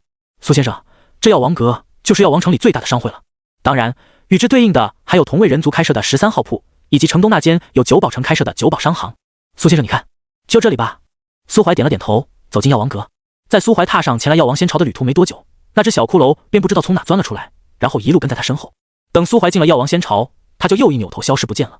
苏怀表示理解，药王城这种大城里是有着金骷髅一族的行商入住的，小骷髅偷偷摸摸拿苏怀冲业绩这种事，自然不能让他的上级发现。药王阁共分4层，一楼是一些类似药材、灵矿以及各种其他原始材料与杂物的贩卖，是自由交易的市集。2楼是地境以下的物品贩卖，3楼则涵盖了从地境到界主境的珍奇物品，4楼则是拍卖会场。不过今日的拍卖清单并没有什么值得关注的珍稀物品，大多都是一些难以界定价值的东西。苏先生，你想去哪层？果然，这位导游敢收苏怀10个地币1天，自然有其独到之处。苏怀摆摆手，表示想先自己看看，于是他就闭上嘴巴，静静地跟在苏怀身后，以便他随时传唤。说是商会，那么在主营的丹药业务之外，自然还会有其他商品，从各类武器防具、丹炉、锻造锤到宠物、坐骑，甚至其中还有亚人，多是青壮少年以及貌美少女、狐儿、猫尾乃至蛇女、人鱼，分别关在2个不同的巨大笼子里，像是牲畜一样供人挑选。这还是苏怀第一次在明面上的商会看到如此赤裸裸的奴隶拍卖。一大群衣着华丽的少男少女围在那群奴隶周围指指点点，奴隶们全都戴着特制的项圈，缩在笼子的一角瑟瑟发抖。极致的繁荣下必定留有肮脏的血液。现在看来，药王仙巢的衰落其实早已有明显的征兆。药王城这块肥得流油的肥肉迟早会被野狼柴犬分食。在尚且保有一丝界主及余威的前提下，他们需要的不是一个即时战力，不是虚无缥缈的未来之星。即便真的赢回了楚思雨，那只单纯的小白兔也救不了药王仙巢。药王仙巢急需的是一位有魄力、有心机与城府能掌控一切的头人，比如钱四海，又比如他苏怀。在1楼逛了一圈后，感觉索然无味的苏怀便直接越过2楼，走上了3楼。这里倒是没有奴隶掌柜了，不过想来也是，地境修为无论在哪都算是高层，如果真能驯服地境的俘虏，药王仙巢也不可能拿出来贩卖。先带我去丹药区看看吧。好的，苏先生请跟我来。丹药区作为仙巢国本，药王阁的丹药展柜几乎摆满了整个大厅，提升修为的、恢复伤势的、短暂爆发的、短暂提升速度跟短暂提升防御的，又或者是淬炼身躯与灵魂的，琳琅满目。地品丹药最多，道品其次，界品丹药则只摆了一条展柜。导游带着苏怀突然在丹药区入口处停了下来，看着店里的一男一女，小声对苏怀说道：苏先生稍等，还是先等店里那2位出来后我们再进去吧。为何？那是仙朝宰相府的3少爷穆慈雷跟4小姐穆慈霜，听闻宰相府4小姐患有洁癖，任何人不得靠近其5米之内。苏怀眉头一挑，洁癖？可他俩不是挨挺近的吗？那不一样，有什么不一样的？苏怀嗤笑一声，毫不掩饰地说，他这次来药王仙巢就是来找事的，对这座城来说他是真真正正的反派，因此直接大步走进了店里，并且故意走向穆慈霜旁边那个展柜。其血脉炼制成丹，也能让皇太祖恢复部分元气，不至于像如今这般吊着一口气，泄了气就得陨落。国师的表情依旧淡漠，老皇帝则垂下眸光，再派人去一趟下界吧，带上足够的礼物，既然无法强闯，便付出一定代价收买那孽龙。反正没了希望，这药王仙巢数十万年积累的财富也终究是保不住的。小朝会结束后，执法司总司便提着诸多礼品亲自上门道歉来了。当看到苏怀的第一时间，他就迅速分析了一波对方的性格。天下安有10多岁之镇国境闲？大家都是成千上万岁的老人，对方刻意维持着少年模样，定然是个爱惜羽毛的主。这样的人自尊心最强了，难怪做事这么冲动，不考虑后果。同时，执法司总司在发现自己看不透对方的修为后，也为内阁总领的求和建议点了个赞。至于求和的诚意，那是大大的有。10枚常用的灵丹，1枚有概率提升镇国境修为的珍贵灵丹，总共11枚道品丹药，折算成界币也快接近10枚了。苏怀也不是不讲理的人，收了执法司总司的礼，态度立马就好了起来，主打的就是一个现实主义。2人坐下来，一顿虚伪的商业互吹后，总司站起身提出了自己的诉求。苏先生，既然误会已经解开了，那你看我那2个还挂在外面的部下？不急。苏怀笑着摇了摇头，准确来说，误会并没有完全解开。你说我们的矛盾是丞相府暗中挑拨，说你们跟丞相府不是一伙的，我就应该全信吗？万一这是你们联合起来骗我的呢？抱歉啊，总司大人，我一个散修出门在外，没有牵绊之人，受不得这么大的气，讲究的就是快意恩仇。光脚的不怕穿鞋的，别人让我不好过，我就让别人全家全族都不好过，你说是不是这个理？执法司总司苦笑着点了点头。这种没有牵绊，如无根浮萍一般的强者最是难搞，完全游离于规则之外，动不动就掀桌子玩鱼死网破，是最让大势力头疼的角色。苏怀想继续闹，只要不是过分到撕破脸皮，他都只能接着，也不知道这是从哪蹦出来的无依无靠的散修。古语说得好，穷文富武，没有背景，没有人供养，这个孤家寡人到底是怎么修炼到镇国境的？没等他想明白更多东西，便又听见苏怀说道：想让我相信，你们也行。看到外面挂的那2个黑衣人没？招惹了我，此事就没那么好结果。我要你们王氏待会把那位丞相想个理由调到皇宫里去，并且拖住他一段时间，给我争取到足够我离开药王城的时间。总司陡然一惊，他不是笨人，苏怀一说这句话，他就知道对方想干嘛，有底气干这种事，难不成眼前这个少年模样的强者真是镇国境巅峰？能做到吗？自然是能，但是没有但是。苏怀嘴角一弯，露出一丝反派标准的狰狞冷笑。如果你们没拖住他，又或者跟我玩什么合理围剿的把戏，我就拉着你们王室最强的那位镇国境强者同归于尽。当然，也请相信我，那对我来说并不是什么难以做到的事。总司打了个冷战，苦笑着起身告辞。这种事情他无法决定。没过多久，皇宫内的小朝会便在熟悉的偏殿再次展开。权衡利弊后，4位镇国境大佬觉得苏怀提出的要求很有可能会让药王仙朝损失一位镇国境强者，这种要求太过分了，所以他们很愤怒的义正言辞的答应了苏怀。对仙朝是有损害，但对王室来说却是妥妥的利大于弊啊。丞相府的强者又不听王室的话，再者，丞相府本就是药王城3防阵营里最弱的一方，要是死了一尊镇国境，也就失去了跟王氏以及大将军府3足鼎立的资格。王氏只要双手插兜，就能坐在皇宫里舒舒服服的看着一个竞争对手消亡，指不定还能用些手段让大势已去的丞相屈服。杀了仙朝的强者，苏怀这个瘟神也不可能再留在药王仙，因为无论从大义上还是从脸面上，药王仙朝都必须追杀苏怀。苏怀虽然蛮横了一点，但不至于想不到这些事，所以他杀了丞相府的强者后，最好的选择就是立马跑路。这买卖稳赚不赔，可太划算了哦。于是当即一道圣旨便由皇宫内传出，迅速传递到了仙朝丞相穆昌龄的桌案上。丞相大人修为已至镇国境后期，接到圣旨后眸光闪烁不定。他看向身后阴影处站着的那位全身包裹在黑衣下的老伙计，又扭头看了一眼几个儿子中最有出息的第3子穆慈雷，闭上眼睛沉声道：雷儿，这次你闯了大祸。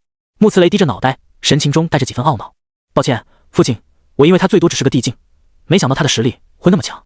老丞相叹了口气，我失望的不是你招惹了别人，而是你的算计没有考虑到全部因素。你不该把矛盾转接给王氏。如今的王氏虽已是强弩之末，却又隐约间发现了新的希望。这种状态下，王氏没有破釜沉舟的勇气，他们在某些事情上注定会选择退让，保存实力以便迎接希望到来。但若是你将矛盾转移给大将军府，大将军则必然咽不下这口气，就算知道中了你的计，也会动手诛杀那位陌生的镇国境强者。借刀杀人是好的，只可惜你借了一把钝刀。穆慈雷闭上双眼，他知道自己父亲说的没错，这一局他输得很惨。从苏怀把执法司的那个地境大统领挂上晾衣绳，王氏却迟迟没有下一步动静时，他就知道自己已经输了。老丞相抬起头，望了一眼屋外的阳光。王氏召我入宫，这是第2层报复。他们定然已经与那位苏姓强者达成了什么交易，其中最有可能的就是拖住我，然后让姓苏的攻击丞相府。穆慈雷抬起头，攻击丞相府来杀我，还是说为了别的？不知道，也许是为了杀你，也许是为了杀别人，又或者是单纯的立威泄愤。总而言之，做好防护，时刻开着府内大阵，总归不会有错。老丞相站起身，拍了拍儿子的肩膀，走出了丞相府大门，一路朝皇宫走去。虽然3足鼎立的局面人尽皆知，但只要他还是丞相，就不能拒绝老皇帝的召见。这种表面上的尊重，维持着濒临破碎的仙朝结构，维持着药王仙朝的脸面，这是3方共同保有的默契，谁也不能轻易打破。50，丞相已经入宫1个时辰有余。苏怀揣着手走下楼，客栈老板娘看见他，挥了挥手，走了。走了，多谢掌柜招待。哼，不客气，所有人族大城以及许多不排斥人族的异族城池都有我名下的产业，记得多照顾我的生意啊。我会的，掌柜，告辞，后会有期，一路顺风啊。苏怀对柜台后面拿着本坊间画本的老板娘点了点头，而后就晃晃悠悠地离开了红枫客栈。此时整个丞相府高度戒备，无数法阵不计消耗全部开启，丞相培养的黑影幕僚全部散布在各个要点，他们的大首领全身包裹在黑甲下，坐在丞相府门口等着恶客上门。几乎全城上了层次的强者都将目光投向了丞相府，期待着这场大战的爆发。但苏怀却晃晃悠悠地进了闹市，然后钻进一条小巷里，披上黑袍，戴上血红的鬼脸面具，一闪身冲进了不远处的庞大建筑之中。那栋建筑上挂着一块金光闪闪的牌匾，药王阁。意气风发，年少轻狂是17、18岁少年才干的事。苏怀活了9世，早就脱离了热爱装逼打脸的低级趣味，去戒备森严、法阵全开的丞相府杀人。别开玩笑了，那位执法司总司不会真的以为他苏某人用欺诈权柄遮掩起来的气息下隐藏的修为是镇国境巅峰吧？就算真的是镇国境巅峰，他也没把握能秒杀掉另一个镇国境啊！镇国境哎，能靠自己修炼到这个境界的，哪个不是曾经的天骄妖孽？又不是天底下所有的高手都跟药王仙朝王室的强者一样那么好杀，大家都是天才，怎么可能真的有人会被同阶修士一招秒啊？你说对吧，穆清玄？这一天，苏怀来到了穆清玄的家乡，走进了这座繁华的城市，然后隐藏在 DNA 里的潜在因子便开始蠢蠢欲动。经过各种各样的意外，大家都以为他苏怀在第1层，穆慈雷在第3层，王氏在第5层。殊不知，苏怀之所以不愿意跟穆慈雷对弈，是因为对方等级太低。他苏怀已经做了几百年的千层饼，早在一开始就已经飞升到了大气层。王氏拖住丞相，丞相拖住王氏。苏怀笑呵呵地跑上了药王者荣耀第3层，然后在侍者小姐姐一脸懵逼的表情下，掏出了一个麻袋。看什么看，大姐，给我把道瓶以上的丹药都装进袋子里。先装那几颗祭品的。小妞，我劝你不要自误，损失的东西是王氏的，但命可是你自己的。昨天才从药王阁买走的长枪，砰的一声砸在柜台上，把那层防护展品的琉璃柜砸得七零八碎。药王阁培养出来的女士瑟瑟发抖，哭着把展柜里的丹药往麻袋里塞。苏怀从自己砸碎的琉璃碴子里头取出一颗道品回仙丹，塞进嘴里大口咀嚼起来。同样都是拥有药王血脉的人炼制的丹药，富婆出品的是水果味的糖豆，药王城炼丹师炼的却全是药味，难吃。呸！苏怀咽一半吐一半，顺带把那一瓶回仙丹揣进兜里，活生生一副豪横土匪形象。抢完丹药区，苏怀又跑到盗器区。药王阁没有顶尖炼器师，因此盗器储备并不多，一共才7件。至于戒器，那是连半件都没有。苏怀也不挑，扛着长枪一路乱砸，尽挑贵重的物品抢。城内的骚动很快便波及开来。居于丞相府穆慈雷听到药王阁被人洗劫的消息后，跪坐在大厅蒲团内呆滞了足有半个时辰。动作最快的是大将军府，大将军穆远之法躯显化，本欲出手阻拦，却被其军师拦下。将军本就积威过盛，引得王室忌惮猜疑，此番若是出手平王室辖区之乱，乃是带月跑祖，无疑会在民间积累更多的声望。将军可是意欲造反？大将军出征的身形猛然顿住，而后眼睁睁地看着贼子卷走大量财物，把赶来阻拦他的执法司成员杀地七零八落，径直冲出了药王城城门。有些忙，想帮却不能帮。穆远之在荒野之中与仙朝遗落的公主结识，日久情深后结为道侣，数万年来一直为了药王仙朝征战荒野，戍卫边疆，从未有过谋逆之心。但万年积威，大将军的威名在仙朝一民之中越传越远，出了药王城，甚至有不受皇恩而拜谢大将军之说。人言可畏，久而久之，王氏与穆远之之间终究生了嫌隙。数千年前，王氏一纸调令将大将军召回药王城，名义上是让穆远之拱卫皇城，实际上却是意欲夺权软禁。而这正也是药王仙朝那些边远城池的城主近些年越来越嚣张，甚至还敢伸手向王氏要钱的原因。将军不能再在药王城出手了，恐怕在王氏的眼里，将军出手带来的危害远大于药王阁遭受洗劫所损失的那些财物珍宝。军师坐在殿堂下手，昔日一计可坑杀数十万鬼族魔物，挥斥方遒间主导整个仙朝大军走向的冷面军师，如今也只是大将军麾下的一个天天下棋喝茶的普通门客。忠心耿耿、能力爆棚的人最忌讳出现在走向衰败的王朝之中。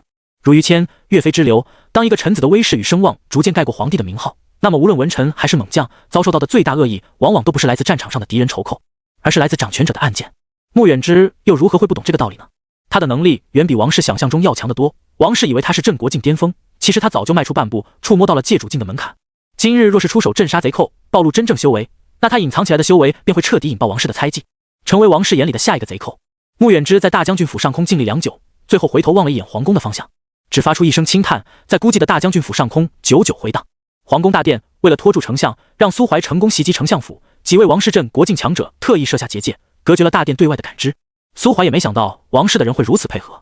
等消息借由皇宫禁卫传到这座隐秘的偏殿之中时，苏怀已经带着药王阁大部分珍奇贵物远走高飞。老丞相呆滞片刻，急忙起身安慰久久未曾回神的皇帝陛下，只是嘴角的惊叹与笑意无论如何也无法掩饰。内阁总领与执法司总司在得到消息的第一时间就冲向了城门处，只是繁盛的王城外早已没了贼人苏怀的身影。待他们失魂落魄地走进药王阁3层，看着满地狼藉、空空荡荡的展台，阶距眼前一黑，呼吸急促。只见3楼地面上刻着几行大字：多谢药王仙朝的丰厚嫁妆，在下日后定然对贵朝公主一心一意，尽早与其成婚，为仙朝延绵血脉。不用谢我，这都是我应该做的。苏怀，执法司总司浑身颤抖，该死的贼人不仅骗了我王室的赔偿，抢了我仙朝财物，还掳走了一位公主，耻辱，奇耻大辱，欺人太甚！查，给我查，看看遗失了哪位公主。是。全力逃离，离开药王城数千里后，苏怀在一个偏远的村庄里停下了脚步。他望着眼前大片大片的农田，突然撑着膝盖大笑起来。药王仙朝果然都是一群蠢货。他这一波下来，不仅收获了大量奇珍重矿，满满一麻袋丹药，以及7件道器、10数件地器外，还抢了数百枚戒币。最重要的是，加剧了仙朝内部的矛盾。丞相府跟王氏经此一事，日后必然势如水火。但凡丞相有点脾气，那他们离彻底撕破脸，估计也要不了多久了。虽然不知道预料中会出手的大将军府为何毫无动静，但苏怀走之前留下的那几句话，也着实恶心了那位大将军一手。谁让那位将军娶的也是个公主呢？王氏找不到他苏怀，肯定会下意识把怨气都集中在同为驸马的大将军身上。打，都打起来最好。不过话说回来，富婆应该算是药王仙朝公主吧？毕竟是那位药王朝始祖女帝的后裔子嗣呢，身体里流淌着真正的地血。如同神经病一样在田野小路上发癫的苏怀，吸引了几个在水沟里摸鱼玩的熊孩子的注意。他们躲在水沟里，瞪着眼睛看苏怀。大旺哥，那个人是不是阿妈嘴里常说的疯子？他是不是迷路了？我们要给他指路吗？是颠老才对，而且一看就不是好人，管他干嘛？还有招娣，以后别叫我大旺，要叫我李远之。我长大了也要成为大将军那样威风的人。招娣，等我以后威风了，就娶你为妻，让你做威风的将军夫人。啊，我才不要嫁给你！你那么矮，还被虫子吓哭，胆子那么小，大将军比你威风多了，你才成不了大将军。谁说我胆小？我胆子大地很。熊孩子被小女孩三言两语激怒，扭头四顾，然后在地上抓起一坨牛粪，啪的一声朝苏怀砸来。苏怀顿时就惊了，这一招来势汹汹，他不敢徒手应接，急忙闪避。牛粪啪的一声砸在苏怀刚刚站立的地方，他心有余悸地看了一眼地上的惨状，扭过头瞪着那个熊孩子。区区凡俗蝼蚁小儿，安敢主动袭击朕国境强者？找死！苏怀微微抬手，一股吸力越过田野，刺入农家菜地，然后捏来5、6只正在啃食菜叶的大肥青虫，啪的一声甩在熊孩子身上。嘹亮的哭声顿时响彻荒野。苏怀露出一抹狞笑，那小女孩顿时就瞪大了眼睛，一脸难以置信地看着苏怀。苏怀看了这小女孩一眼，掏出自己炼制的1品极品筑基丹，慢步走上前，蹲在她面前。小女孩眨了眨眼睛：“大哥哥，你是仙人吗？”“我是。小友，本尊看你骨骼惊奇，颇有修仙之姿，今日相见便是有缘。这枚丹药便是本尊赐你的小礼物，你且收下，日后要离那些心思不正，特别是离那种喜欢对别人扔牛粪的人远一些，切莫被其三言两语所惑，明白了吗？”“我知道了，谢谢仙人哥哥。”见小女孩吞下丹药，苏怀摸了摸她的脑袋，瞥了旁边依旧在哇哇大哭的熊孩子一眼，咧着嘴离开了。“小瘪犊子，敢朝我扔牛粪，你知道我是谁吗？你青梅竹马没有了，你未来老婆没有了，跟牛粪过一辈子去吧。”苏怀穿过这片安宁的村庄，悠哉悠哉地离开了药王仙朝属地。这几天画着他头像的通缉令已经贴满了这片地狱所有城池的大街小巷，悬赏金额是一枚珍贵的戒品丹药。苏怀作为第一个凭一己之力在光天化日之下强抢大势力组成商会的悍匪，在整个人族都小小地刷了一波名气。一枚戒丹的赏金确实会在苏怀进入其他人族城池时给他带来一些麻烦，但苏怀本人觉得无所谓。这种纸面通缉令对于修士来说就是一个纯纯的笑话，除了能小小的恶心一下被通缉人外，没有任何用处。大不了以后有什么事情需要进城的时候改个容貌，再化身前四海呗。等以后他反过来镇压药王仙朝以后，这些昔日的通缉令都会成为他传奇故事里令人津津乐道的谈资。混乱之地，边界；混乱之地，无主地狱；贫瘠偏僻，天灾泛滥。这是一片充满杀戮与罪恶的广袤沙漠。混沌之城便身处沙漠之中。苏怀手中握着混沌之城的入城令牌，有了足够的财物，自然要到这个小蛇口中最适合他的地方来走一遭。临近沙漠边缘时，他听小蛇的话，进入了一座小城进行资源上的补给。补充的资源是水，没必要吧？我都这个修为了，一辈子不吃不喝都没什么问题。镇国境强者还能在沙漠里渴死不成？不会渴死，会烧死。啥玩意儿？混沌沙漠是一位御神的陨落之地，黄沙下埋葬着那位御神所有的族人。御神陨落后，整片地狱都受到了诅咒与污染，进入混乱之地就会被刻上诅咒标记，3天内邪火焚身而死。诅咒无法破解，离开混乱之地就会自行消失，但想留在这里，唯一的办法就是定期饮用流月之泉。所以进入混乱之地前最重要的事就是备上足够的流月之泉。流月之泉的采集并不算困难，只需在月圆之夜，流月河水位上涨之时，在最初的源头装灌便可。但这种几乎不要成本的战略性物资，混乱之地的必备消耗品，早就被各大势力牢牢占据。普通修士想获得流月之泉，只能想办法在商会出资购买。苏怀装模作样的背着个背包，戴着一顶遮阳的帽子，踏入了边界小城流沙城的红枫商行。药王城偶遇的那位客栈老板娘果真没有吹牛，在这种万族混杂的三不管地带，居然都有其名下开设的产业。真究极富婆，能做到这一点，老板娘背后站着的那个男人到底有多强，简直难以想象。估计至少也得是位界主。红枫商行的规模并不算大，商品不多，其中最珍贵的也不过就是几枚戒品丹药。流月之泉就摆在最显眼的地方。商行里没别的伙计，只有柜台后面坐着个满脸褶子的尊者境老头。看到苏怀进门，老头挪开面前的算盘，起身露出一抹微笑：“欢迎光临红枫商行，请问这位客人，您需要点什么？”苏怀看了老头几眼，确认对方真的只有尊者境修为后，对红枫商行的背景评价又提高了几分。“我需要这个。”苏怀抬手指向流月之泉。流月之泉石黑枯碧一罐，不二价，拒绝打折。一罐流月之泉可以让客人免除3日的诅咒骚扰。客人您需要多少？听见老头说不打折，苏怀慢悠悠地从储物戒指里掏出那张红枫客栈老板娘给的黑卡，在老头面前晃了晃。真的不打折，不二价。老头，流月之泉确实是不二价，这是混乱之地各大商行共同订立的价格，我们也不能轻易破坏市场规则。不过，既然先生是红枫商会最高等级的贵宾，我们商行倒是可以做主，免费赠送一些给先生。苏怀点头表示理解。他是个穷逼，身上虽然带着100多枚戒币，但那都是他辛辛苦苦一枚一枚从药王阁柜台里抠出来的血汗钱。既然手里有最高等级的打折卡，傻子才不用。能送多少？您要多少便送多少。流月之泉的成本几乎为0，老头送出去也不心疼。临了，还塞给苏怀一张标注着各处险地的沙漠地图。先生，混乱之地天灾频发，有很多诡异事件发生，若是没有经验的话，界主级强者都有可能陨落于此。若是先生第一次来，老朽建议您寻找一支有经验的商队同行，能减少很多不必要的麻烦。那就多谢老先生提醒了。久远的时光之前，两位拥有通天彻地本领的御神境强者，为了争夺某种东西，在混乱之地区域死战，一方得胜，鸡犬升天；另一方败亡陨落。御神境强者的怨念与死后遗留的污秽，污染了整片大地，方圆数十万里疆域尽数化为黄沙。其统领的整个族群神国全部被黄沙埋葬，只在历史上留下寥寥几笔浅痕。胜者便是那位神秘的金骷髅族始祖，也是自那以后，始祖创造了金骷髅一族，建立九宝城，使整个族群永恒屹立于神域之巅，永不消亡。至于败者，商队的老人手里拿着杆烟枪，吞吐了一口烟雾后，才缓缓开口说道：“那个年代，人们都称其为极猛里，但于黄沙与烈火中的神奇。”老人的目光深邃无比，仿佛他曾经见过那一方大事，曾瞻仰过那位伟大的黄沙之主的无上尊荣，是其最狂热的信徒。苏怀坐在驼车一角，双手抚膝，被老人哄得一愣一愣的。警戒！我们被一群沙漠毒蝎包围了！护卫队的弟兄，注意保护驼兽！背着各类武器的商会护卫立马将驼兽们围成了一个圈，开始与毒蝎们厮杀。而那个刚刚还一脸深邃的老人，则握着烟枪钻进了车里，缩在角落瑟瑟发抖。苏怀，按理来说，一般在话本小说里，主角进入沙漠都会一路历练厮杀，历经九死一生后抵达目的地，面容坚毅，身体健壮而黝黑。但苏怀向来是个听劝的好孩子，出了红枫商行，他转头就找了一家大商会，以10枚地币的代价加入了一个拥有地境强者带领的沙漠商队。老人说的故事是真是假他不知道，但进入沙漠地狱已经有近半月时间了，期间苏怀确实没有再见到小骷髅出现。也许这片混乱之地，也许确实不太欢迎金骷髅一族的人吧。沙漠毒蝎是黄沙中比较常见的杀兽，灵智不高，实力当然也不会特别强。没过多久，护卫队便将毒蝎们斩杀殆尽。挖取金河后，天色也逐渐暗了下来。商队离开这片血腥味浓郁的地带后，便选了几株近10米高的巨大仙人掌，在其附近驻扎营地。混乱之地的夜晚极度危险，这种危险不仅来源于夜行的杀兽与毒虫，还来源于各种诡异的沙漠灾害，以及与白日里截然相反的刺骨冰寒。这种寒意并非自然气象，而是同样归于那位御神死后遗留的诅咒之一。好在，也许天生就属于这片地狱，驼兽们对于这种轻微的诅咒拥有一定的免疫力，数量多了，还有驱散诅咒的效果。每当夜幕降临，商队就会找到几株高大仙人掌，在其旁边布下隐秘阵法，而后再生火露营。待篝火点燃，披着兽球的老烟枪又乐乐呵呵地挤到苏怀旁边。小友，按这个速度，再有约莫3、2天功夫，咱们就能到混沌之城外围。你去那是要干嘛的？苏怀看了老人一眼，笑着回道：“自然是为了避难。”避难啊！老朽在混沌之城外围有个亲戚，混得还不错，咱俩这一路上聊的投缘，倒是可以给你提供一个去处。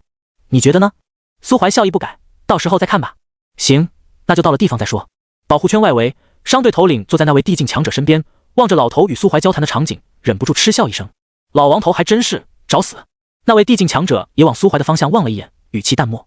毕竟是一枚戒品丹药，药王城开出的价码确实让人心动，更遑论传闻中苏怀抢了药王阁，本身就可能携带着大量财宝。你也心动了？当然，但我明白自己有多少斤两。人家跟在商队里，看中的无非是我们在沙漠里的经验，真论起战力来，恐怕我们所有人加在一起都接不住他一招。能抢了药王阁的东西，再全身而退的人，岂会是泛泛之辈？老王头那点歪心思，怕是要给他们王家带来灭顶之灾了。不过这也是没办法的事，王家那位老祖离镇国境只差1线，只要能获得资源，成功突破，冒再大的风险也是值得的。一路有惊无险，多亏了商队日积月累下来的经验，一行人避开了所有诡异灾害，在进入沙漠的第18天，抵达了混沌之城外围。沙漠里没有什么太大的势力，也不像荒野一般群雄割据，城池遍布，但混沌之城算是一个意外。这里最早曾是一批被外界势力追杀之人建立的据点，后来那批人里诞生了一个界主级强者，他们成功复仇，但建立的据点却一直遗留下来，接纳了一批又一批亡命之徒。久而久之，据点便发展成了一座城。无论在外面做了什么天怨人怨的事，到了混沌之城都一视同仁。这里没有规则，没有约束，实力至上这条准则比任何地方都要显得更加赤裸。但混沌之城并不是那么好进的，外来人想入城必须持有对应的令牌，否则便会被视作对那位界主强者的挑衅，受到永无止境的追杀。到了混沌之城外是一大片底层居民区，这里生活的大多是一些被外界排挤、逃亡至此却又不够资格入城的人，性质与偃月仙踪外的陈月谷有些类似。老烟枪上前拉住了苏怀的手：“小友，你等等，我那亲戚马上就来，你跟着我准没错。”苏怀点了点头：“好。”没过多久，就有个9阶的老管家找到了商队，领着苏怀跟老烟枪进了居民区。商队头领看着几人的背影，扯了扯嘴角，他们还真敢把人领回去。那位他请来保护商队的地境强者，靠着一头驼兽，也饶有兴致地望向一副纯良少年模样的苏怀。不想正面碰撞，无非就是搞些歪门邪道、下药又或者阵法一类。倒是那苏怀，不会真没看出来老王头这一路对他那么殷勤，想对他下手吧？不知道，应该不至于那么蠢。商队头领顿了顿，脸上也有些怀疑。不过也说不定，毕竟世界上总是存在些容易轻信别人的好人。那个苏怀再怎么厉害，也不一定就能在混沌之城活下来。等到晚上就知道结果了。也是，一夜无话。直到第2天早上，一直关注着王家府邸的商队头领都没发现王家宅院里头有什么特别大的动静传出来。一大早，王家家主便带着老王头，满脸笑容的把苏怀送了出来，看起来宾主尽欢，其乐融融。商队头领看到这一幕，眉头紧蹙，难不成老王头还真只是请人到王家做客不成？这个想法很快就被他自己推翻了，因为苏怀刚走出去没多远，他就看到王家家主突然抽出随身携带的短剑，一剑刺进了老王头的胸膛，紧接着满脸阴沉，一剑又一剑，把修为只有4阶的老王头当场刺成了筛子，然后转身重重地关上了王家大门。当街杀人，路过王家门口的行人却见怪不怪，连看都不愿意多看一眼。片刻后，就见昨天那个老管家端着一碗化骨水开门出来，咬牙切齿地将老王头的尸体从头到脚全部化了个干干净净。王管家，你们王家昨日到底发生了什么？老管家抬头看了商会头领一眼，沉默了一会儿，终究还是说出了实话。昨日苏先生来我王家做客，与老祖进行友好切磋，老祖一时不敌，又不服输，气血攻心，撒手人寰了。死。而后苏先生身受重伤，要求我们王家出医药费，直言要带走王家近一半的财产。大长老出言辩驳，当天晚上就失足落进了府中的水池，不幸溺毙。二长老跟三长老想讨一个说法，今天早上侍女去叫他们起床时，发现2位长老都不在屋里，大家去找，才在昨天晚上大长老溺亡的地方发现了2位长老的尸体。老管家望着天，眼底饱含热泪。苏先生见了，非要说王家宅院里有水鬼，那水鬼昨天杀了大长老不够，晚上还把2长老跟3长老也给杀了。苏先生心善，只要家主付出90%家产，他就愿意降服恶鬼，并且将恶鬼带离王家，如若不然，苏先生预言，家主就是下一个被水鬼盯上的人。光天化日，朗朗乾坤，商队头领突然打了个冷战，明眼人一看就知道这件事到底是这么回事。苏怀那是预言吗？那他妈是赤裸裸的威胁。但王家敢撕破脸吗？不敢。非但不敢撕破脸，还得满足别人所有的要求，再客客气气的把人送走。因为从一开始，王家请苏怀回去就是在算计苏怀，贪图苏怀身上的东西，想拿苏怀的命去换王家急需的资源。落得现在这个结果，怨不得别人。他瞥了王家宅院一眼，然后又扭头望了望苏怀离开的方向。他的直觉告诉他，下一次见面时，苏怀极有可能已经混成了混沌之城的高层，而失去了老祖坐镇的王家，注定会在极短的时间内被混沌之城外环伺的恶狼分食殆尽。混沌之城城门，白得了上万地币的。苏怀哼着小曲来到了城门之下。老烟枪真是个好人啊，给他讲了一路的故事，还带他去抄他自己的家。唯一可惜的就是王家对于如今混沌之城里面的情况也不太了解。苏怀对城里的了解还是只能来源于小蛇那久远的记忆。城门紧闭，门口站着2个高大无比、奇形怪状的魔族守卫，就像混沌之城的理念一般，到了这里，所有生物一视同仁。城门处聚集着的不仅有人族、魔族、鬼族，还有几个其他种族的生灵。其中最惹眼的是一位女性精灵，尖耳、纤腰、长腿，金发如瀑，红唇皓齿，气质若仙，远远看起便给人一副羽衣常戴烟霞色，不惹人间桃李花的惊艳之感。抛开楚思雨不谈，苏怀愿称其为9世以来见过的最美女子，能甩曹夷之流数万个李斯道。可惜苏怀瞥了一眼就不敢再看了。你妈的，这还是苏怀第一次看到隔着老远就能让他产生强烈危机感的生灵，100%是个界主级强者。但那精灵族女子还是注意到了苏怀刚刚瞥向他的目光，眯着眼睛朝他走了过来。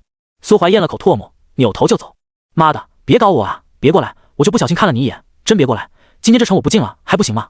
可惜发现他想逃，精灵族女子一步踏出，下一刻就出现在了他身前，目光直勾勾地盯着他的手，准确来说是盯着他右手中指上的衔尾蛇指环，一只重伤未愈的器灵。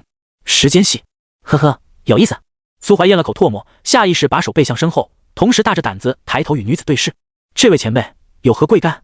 别紧张，我还不至于为了一只重伤的器灵出手杀你，杀不杀的不重要，重要的是这么久了，还是第一次有生灵注意到他手指上盘着的小蛇。好在这位精灵族的女子似乎脾气很好，只是多打量了苏怀2眼，便站在其身旁不再说话。那精灵若是赢，古福斯瞥了大蛇一眼，没等他把话说完，就开口堵死了后路，不赌。大蛇无奈，只能叹了口气。精灵族古福斯是当代精灵女王的胞妹，其美貌程度已经超越了种族的观念，甚至男女通杀，在整个神域都能排进前3。精灵族的整体实力很弱，也就跟人族排名第4的势力尊天仙朝差不多。雷蛇疯狂肆虐，将整个防护罩变成了一个紫色的半圆。这一招毫无疑问已经达到了普通镇国境的破坏力，但每一幅画里都有一个轮廓清晰、五官抽象、脑袋被涂成黄色的苏姓火柴人。今天是你离家的第121天，山谷里的烛光花已经开了4次，小黑血脉蜕变成功，已经成为了一只6阶大妖，天天在山谷里巡视。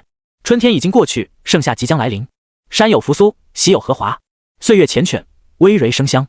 我很想你。老话曾言，如果2个互相爱慕的人在看着同一颗月亮思念对方时，这种思念就能穿过时空，让对方清晰地感受到。只可惜神域的月亮足有4个。苏怀躺在小别墅阳台摆着的躺椅中，目光眺望天空，深邃而平和。距离他打败缝合怪已经过去了半月，这半个月他也没一直宅在家里，除了在混沌之城到处欺男霸女、划掉外，就是泡在毁灭擂台里赚钱。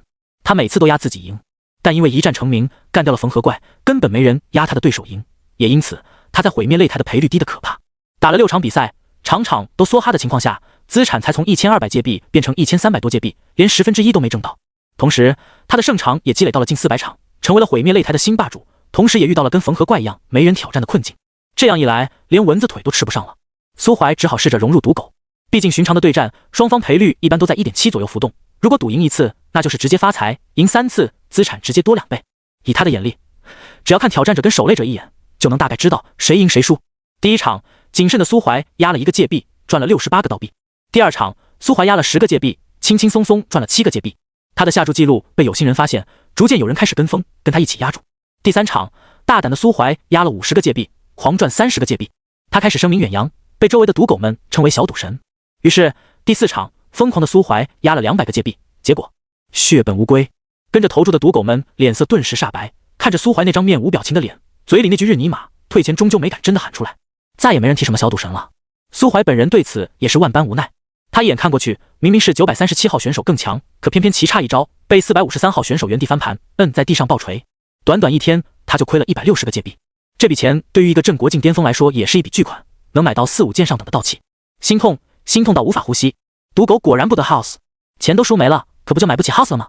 失去了在毁灭擂台合理赚钱的门路，苏怀只好摒弃自己的道德跟良心，带着星座的鬼面，穿着黑袍，拎着麻袋，开始在毁灭擂台外的阴影里蹲守。他专门盯着那种在毁灭擂台里赢了钱的赌狗。赌狗们赚了钱，喜滋滋的从擂台里出来，转头就跑到各类娱乐设施以及商铺里去消费。顺带一提，混沌之城乱归乱，但大多数敢在这城里开商铺的，至少身后都站着镇国境后期的强者。13号铺以及红枫商行都在其中，即便是混沌之城城主，也得给这些店铺几分面子，常人更是不敢轻易招惹。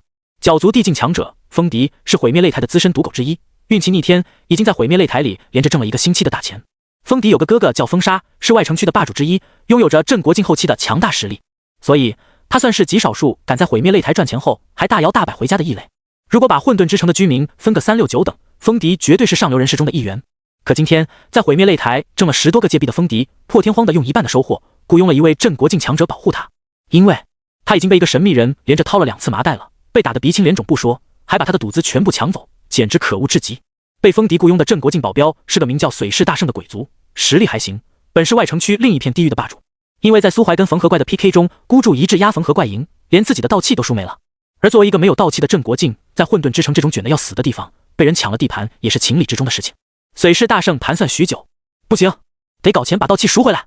抢同等级的强者无疑是最快的方法，可没道器，他根本打不过其他镇国境强者，抢地境效率又要低的要死。综合种种原因，他最后兜兜转转，只好再次跑到毁灭擂台来找机会翻盘。恰好封杀那个死地控的赌狗弟弟要花7个界币招保镖护送自己回家。水氏大圣一合计，这特喵是个肥差啊！他虽然失去了道器，与其他生灵正面战斗会吃大亏，但如果只是跑路的话，即便身上带着风笛，那也是相当简单的。所以二话没说，他就接下了这桩活。出了毁灭擂台，小胖子风笛便捂着后脑勺，整个人变得小心翼翼。我前2天就是这个位置，被那东西从后面敲了闷棍，套上了麻袋。水氏前辈，还请多加小心。本座知晓。哗啦，铁链与地面摩擦的声音突然响起，唰的一声，一个连接着金属链的大钩子便从阴影处爆射而出。当，水氏大圣握着一把地器，将铁钩稳稳挡下，然后抬起头望向阴影。可不看不知道，一看吓一跳。当看清楚抢劫者脸上挂着的那张鬼面，感知到苏怀刻意伪装的镇国境巅峰修为后，水氏大圣当场就软了。怎么是你？结，为什么不能是我？我记住你的气息了，乖乖把身上值钱的东西都交出来吧，不然我不介意拿一具镇国境强者的尸体去换我应得的报酬。水氏大圣人妈了，别的镇国境说这话他肯定不屑一顾，但眼前这个可是在地境就把堪称铜镜无敌的缝合怪轰成一堆烂肉的绝世猛人，尤其这个猛人还拥有镇国境巅峰的修为，结合他的恐怖战力，这混沌之城外城除了那位神秘的大殿下外，真的还会有人是他的对手吗？就算今天侥幸活着逃了，他要是铁了心追杀自己一个连镇国境中期都不到，手里还没有道器的落魄之鬼，真的能活下来吗？犹豫了好一会儿，水氏大圣很是从心的把风笛给他的那7个界币连同手里的地器一起放在了地上。风笛看着秒怂的水氏大圣，顿时头皮发麻，还没等他有下一步动作，一个麻袋便从头顶罩了下来，把他套了个严严实实。他下意识护住脑袋，以便迎接即将到来的熟悉的暴揍。暴揍之后，再自觉地伸出自己的手指，方便歹徒扒走他的储物戒指，流程熟练到让人心疼。不熟悉不行，第一次被抢他就是不配合，被打了好几顿不说，打完还连着麻袋被送到了城西的屠宰场。要不是屠宰场老板刚好认识他，指不定他这500多斤就被包成了包子。在混沌之权混，最重要的就是眼力，得分地清，什么人能惹，什么人不能惹。风迪在毁灭擂台混了那么久，自然知道擂台的霸主意味着什么。自己的哥哥虽然有镇国境后期的修为，但若是真的跟眼前这个劫匪对上，大概率是赢不了的。被苏怀抢了，那就是被抢了。如果回家跟哥哥告状，无非就2个结果：一，哥哥怂了，他把这件事说出去也只是徒增烦恼，没有能力保护弟弟，说不定还会成为哥哥的一块心病；二，哥哥暴怒去找这个鬼面人报仇，然后被鬼面人打败，威严扫地。风迪权衡利弊后，还是老老实实的把身上所有的借币都交了出来，大不了以后不来赌了。苏怀是个有素质的劫匪，顺利劫到了财，就不会再为难被抢的苦命人，一脸微笑着看着风迪顶着麻袋跌跌撞撞的离去。随师大圣也小心翼翼的起身，沿着小路一步一步的往外挪动。他跟风迪不同，风迪只是个尊者，如果刨出他的地控哥哥，活着跟死了都没啥区别，不值钱。但随师大圣可是一尊名副其实的镇国境鬼族，一头鬼族尸体在黑市上的售价高达1000多道币，折合下来也有10个界币左右，难保对方不会对这10个界币心动啊！我让你走了吗？果然，这该死的劫匪缠我身子。听到苏怀的声音，随师大圣身躯一顿，开始抑制不住的颤抖。10个界币，大人别杀我，3天之内我一定凑齐10个界币作为自己的买命钱。苏怀当即就是一愣，没想到还有意外收获。这随师大圣是个讲究人啊，这也太他妈上道了，活该他能一直活着。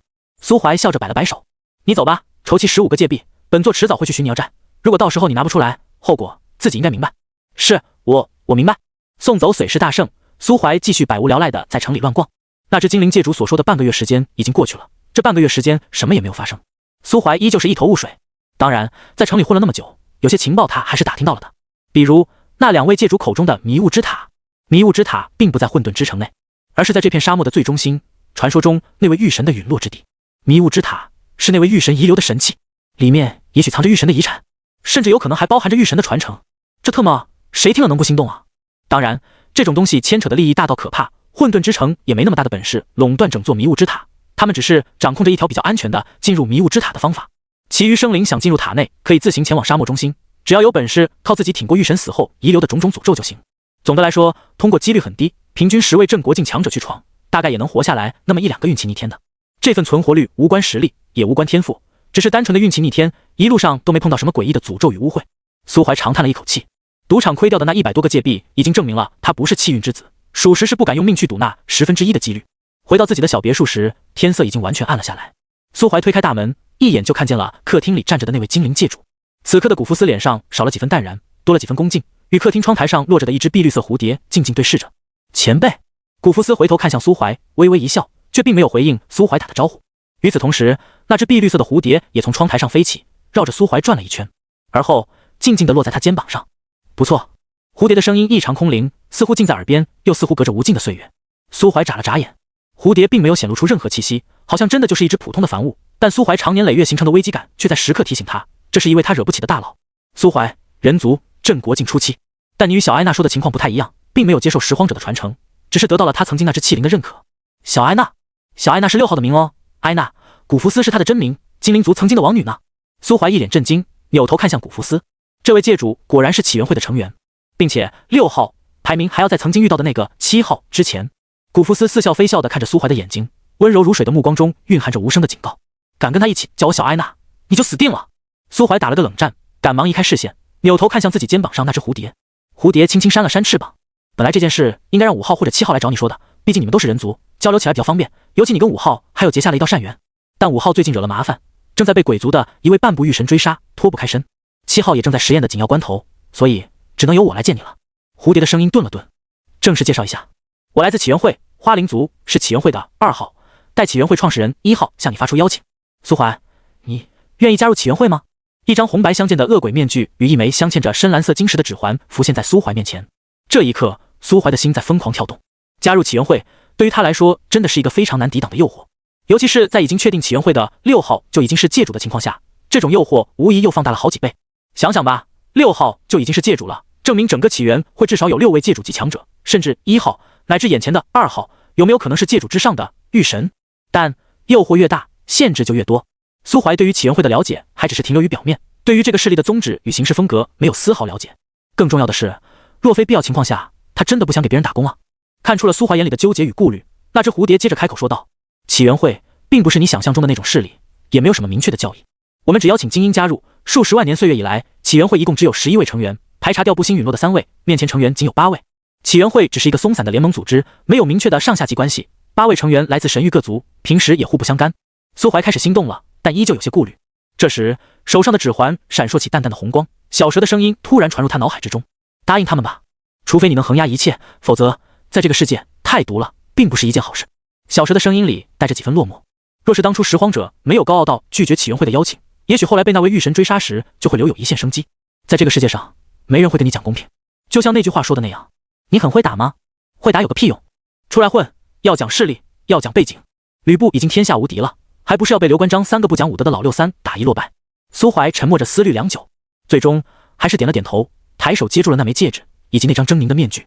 面具以白色为基底，跟苏怀自己画的那张血色鬼面很相似，只不过通过配色的改变，在原有的狰狞恐怖上多出了几分诡异的味道。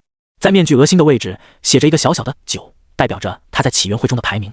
欢迎你，从今以后你便是起源会中的一员。激活这枚指环，可以通过上面的特制晶石了解起源会的各项制度，同时也能通过它联系到起源会中的其余成员。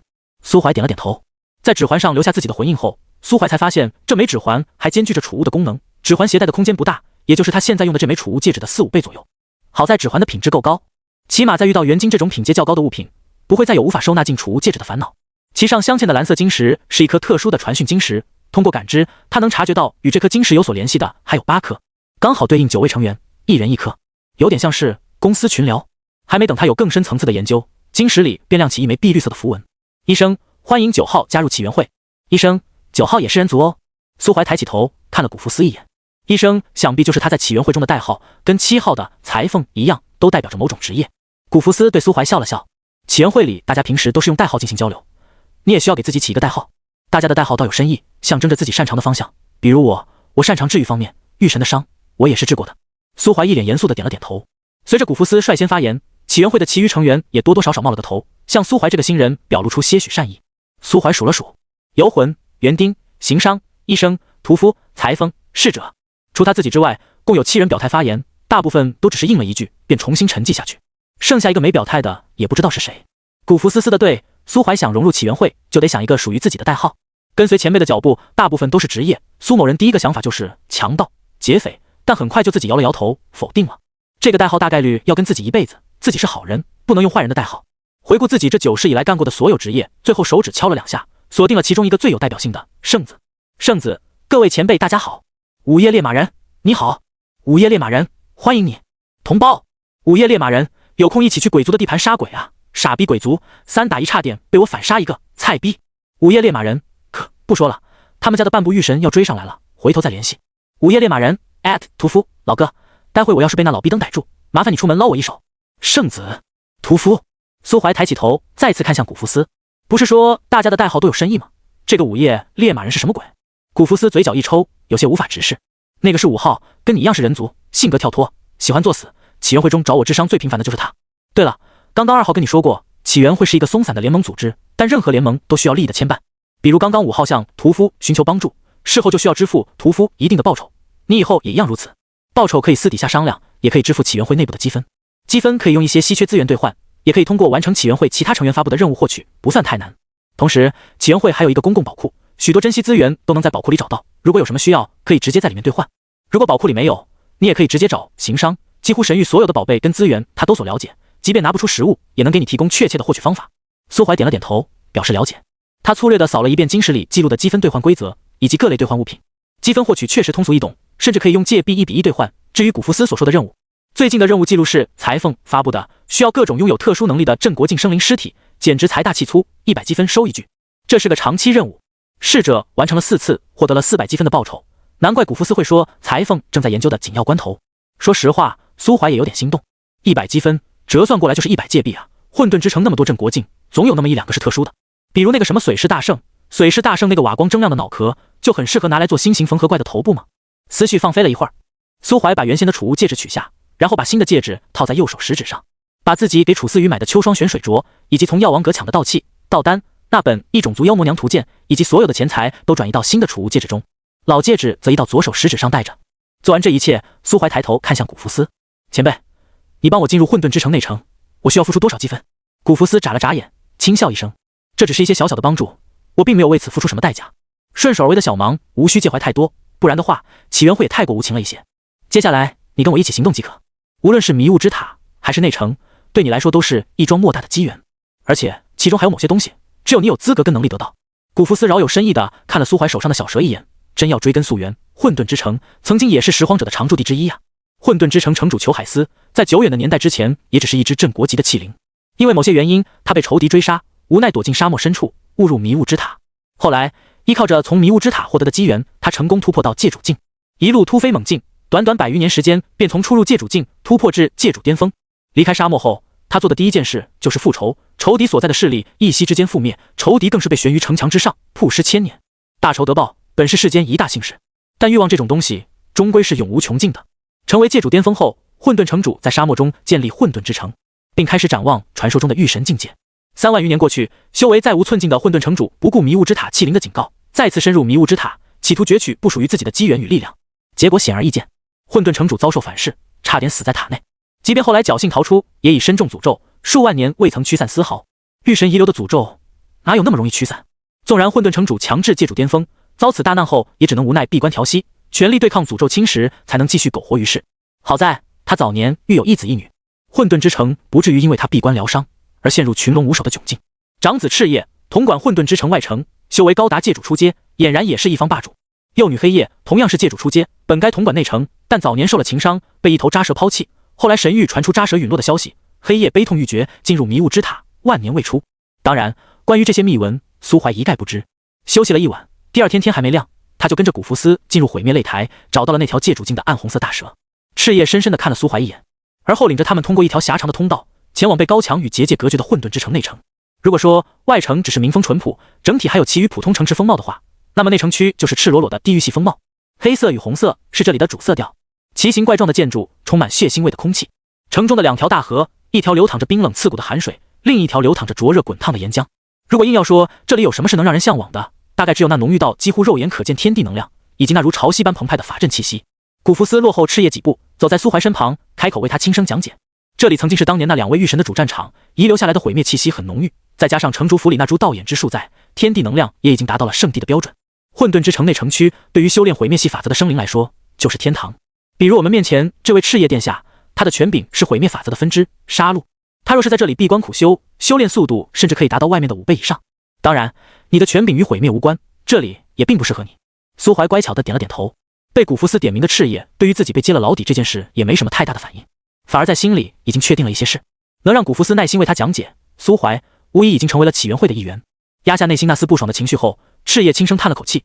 本欲带着古福斯四处转转的他，也没了其他心思，径直带着2人进入了内城区最大的建筑之中——混沌之城，毁灭之巢。不同于类人生物建造的房舍，混沌之城的城主府是一方如同迷宫般四通八达的巨大蛇巢。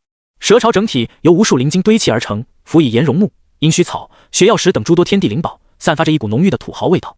蛇巢中心便是古福斯提到的那株天地异宝道眼之树，通体翠绿，枝干犹如翡翠般晶莹剔透，每一片树叶都仿佛蕴含着天地之理。道眼之树是混沌之城那浓郁灵气的源头。这种等级的宝贝造福的已经不只是个人，而是整个族群，是真正的种族底蕴。即便是界主级强者见了也会心动。苏怀只看了2眼便收回目光。道眼之树暂时还不是他这种等级的人所能觊觎的东西。2位稍等。蛇巢之中白骨遍地。赤叶前去通禀混沌城主，趁他离开的间隙，古福斯再次开口，小声对苏怀说道：混沌城主裘海斯中了一种很特殊的诅咒，其血肉力量时时刻刻都在遭受诅咒的侵蚀，一直处于虚弱状态。自那之后，他一直靠着道眼之树的浓郁灵气补充，勉强做到与诅咒的侵蚀保持在相对平衡的程度。但近万年以来，诅咒突然加深，道眼之树的效用已经无法填补侵蚀带来的巨大缺口，混沌城主必须靠其他方式填补能量空缺。你知道毁灭擂台上的战斗为什么非得分出生死吗？苏怀瞳孔微缩，是为了制造尸体。没错。古福斯微微颔首。混沌之城是一方神域大城，虽然其繁盛程度比不上各大族群祖地，但因为没有明确的种族标签，这里汇聚的镇国境以及地境强者却比大部分族群的主城要多得多。拿你所熟知的药王城来说，9位镇国境强者数量已经达到了大城的最低评判标准，若是有一位正常的界主境强者坐镇，药王城也能算得上一方大势力。可混沌之城镇国境强者的数量一度超过3位数，放眼整个神域，此等号召力也能排进前10。并且如你这些天所见的那样，毁灭擂台每天都在发生战斗，无数强者为了进入内城，享受道眼之术的恩泽而奋力厮杀。刨除像你这种战力变态的挑战者，普通生灵想挤进毁灭擂台前10，获得加入混沌之城的资格，平均得打满100场战斗。古福斯指了指满地的枯骨，一将功成万骨枯，几乎所有的战败者都会秘密运送到这里，成为混沌城主补充力量的血石，并且因为混沌之城的特殊标签，来这里的人大部分都没有什么深厚的背景，又或者是在外界混不下去的人，即便死无全尸，也没人在乎，这才是毁灭擂台最大的作用。苏怀听完古福斯的讲解，整个人犹如秋日饮冰，不禁打了个冷战。这些活了数万年甚至数十万年的老妖怪，果然没一个是良善之辈。如果当初在仙域前4海也坐拥一座混沌之城，直接标榜成罪人的聚集地，然后搞一个类似毁灭擂台的操作，用战败者的尸体培育妖人，恐怕苏怀也找不到理由去讨伐他。没过多久，赤叶便从蛇巢深处游出，他对着2人轻轻点头，示意他们跟上，然后再次没入蛇巢迷域之内。大，很大，超级大，这是苏怀对于混沌城主的第一印象。白骨堆砌而成的群山之中，盘踞着一条延绵数千米、一眼望不到边际的黑红色摩天大蛇。冰冷的树瞳扫过苏怀，在其身上停留了好一会儿，才缓缓将目光移向古福斯。仅仅是那么一小段时间，苏怀后背已经完全被冷汗打湿。这是一片领域，完全属于混沌城主的领域。古福斯小姐，又要麻烦你了。大蛇垂下蛇首，苏怀这才看见其额心之处烙印着一个如岩浆一般赤红的诡异符文。这个符文便是诅咒的源头，无时无刻不在灼烧着混沌城主的肉体与灵魂，磨灭他积蓄的每一分力量。古福斯微微颔首，走到大蛇头颅前端，伸出手掌，在那枚诡异符文周围轻点几下，而后闭目开始驱散符文带来的痛苦。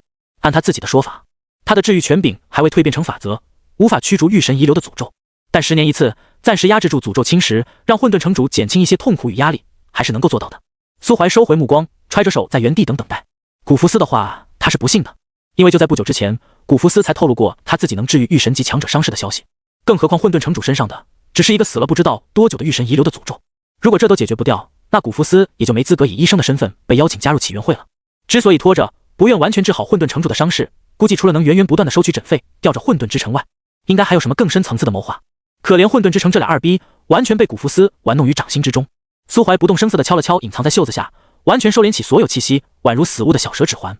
苏先生，赤叶不知何时出现在苏怀身旁，他头顶上悬浮着一大一小2根如玉石般莹润的枝条，大的足有小孩手臂粗细，小的则跟手指差不多。这是道眼之术的新芽，较长的这一根是古福斯小姐这一次受邀而来应得的诊费，另一根则是苏先生成为毁灭擂台霸主的奖励。我父亲这种情况，我作为混沌之城的实际掌权者，必须为了混沌之城的利益考虑，之前那些不愉快的事，还望苏先生多多理解。苏怀深深地看了赤叶一眼，而后摆出一副受宠若惊的姿态，举起双手接过那2根枝条，反正也没什么大矛盾，别人给脸那就接着。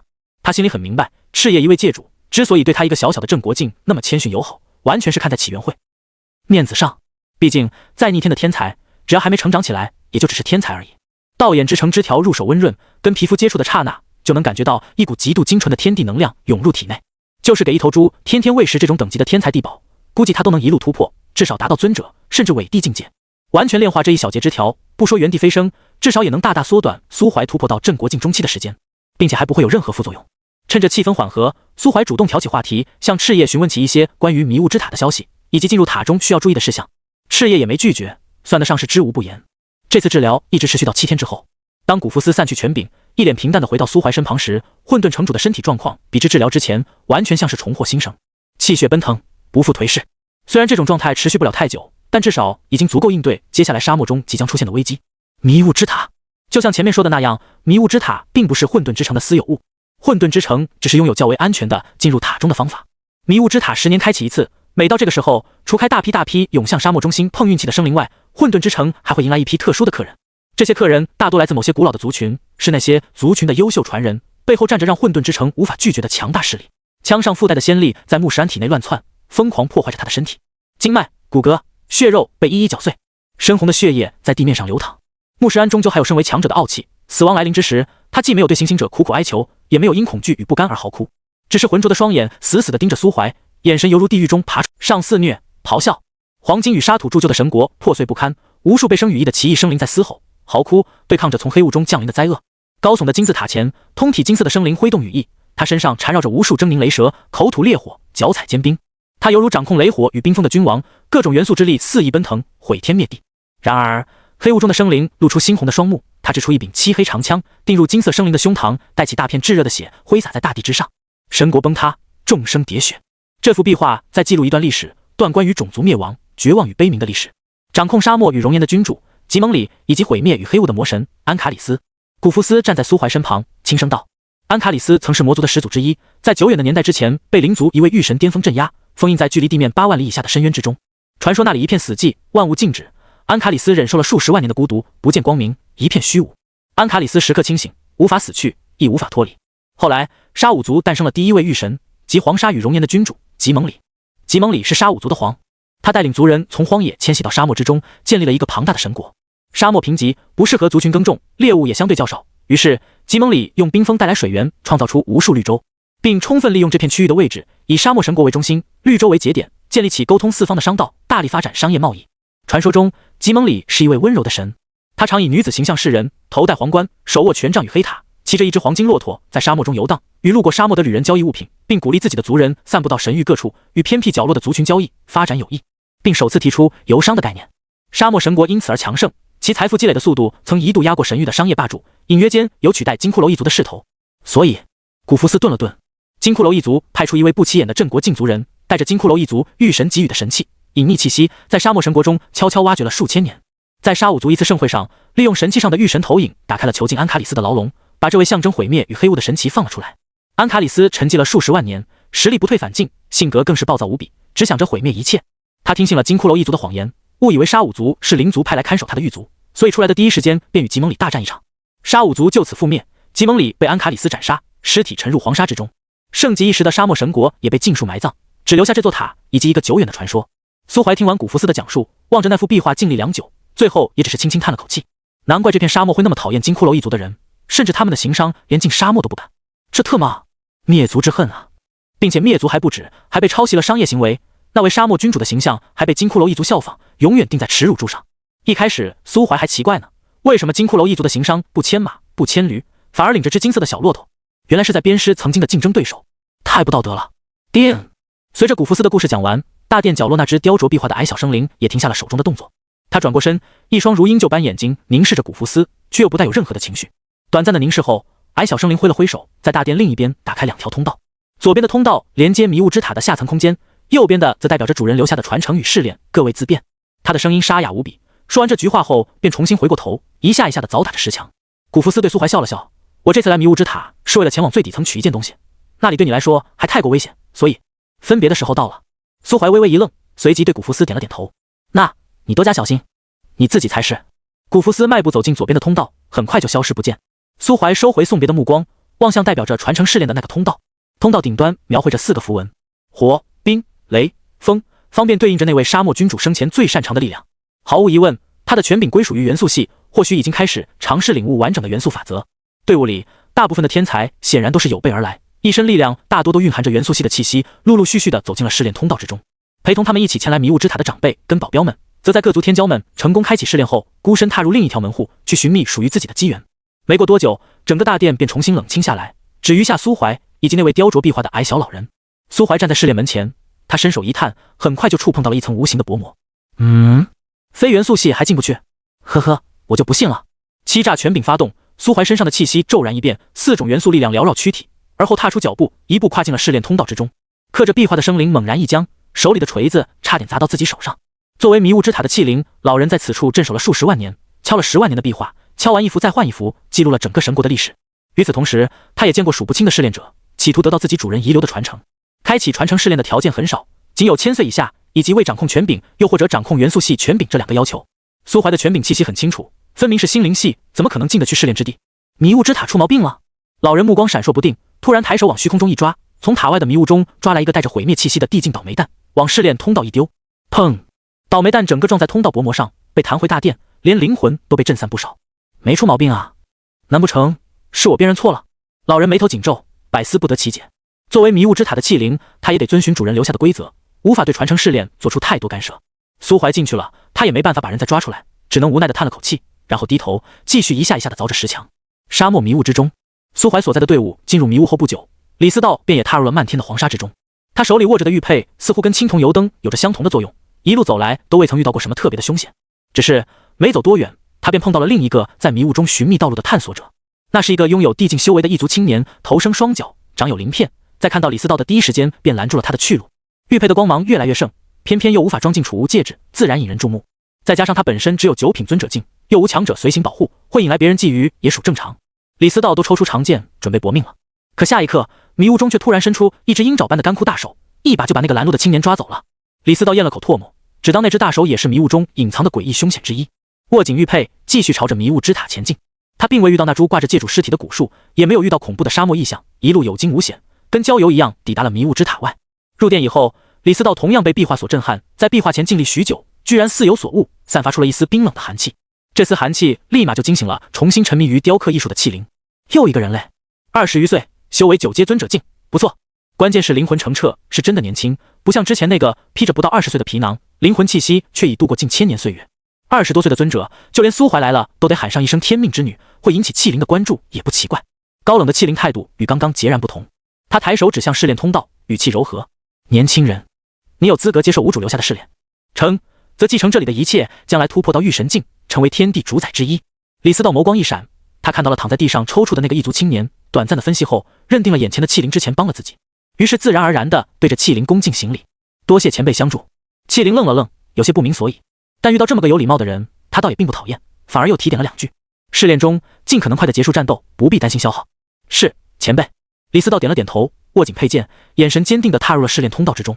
试炼空间是一片纯白世界，李思道刚刚进来，一道光芒便落在他身上，片刻后，一个面容跟等级都跟他一模一样的虚影出现在对面。试炼阶段1，试炼规则：击败所有对手。李思道没有慌张，他能感知到虚影的等级，同级别之下，他还没怕过谁。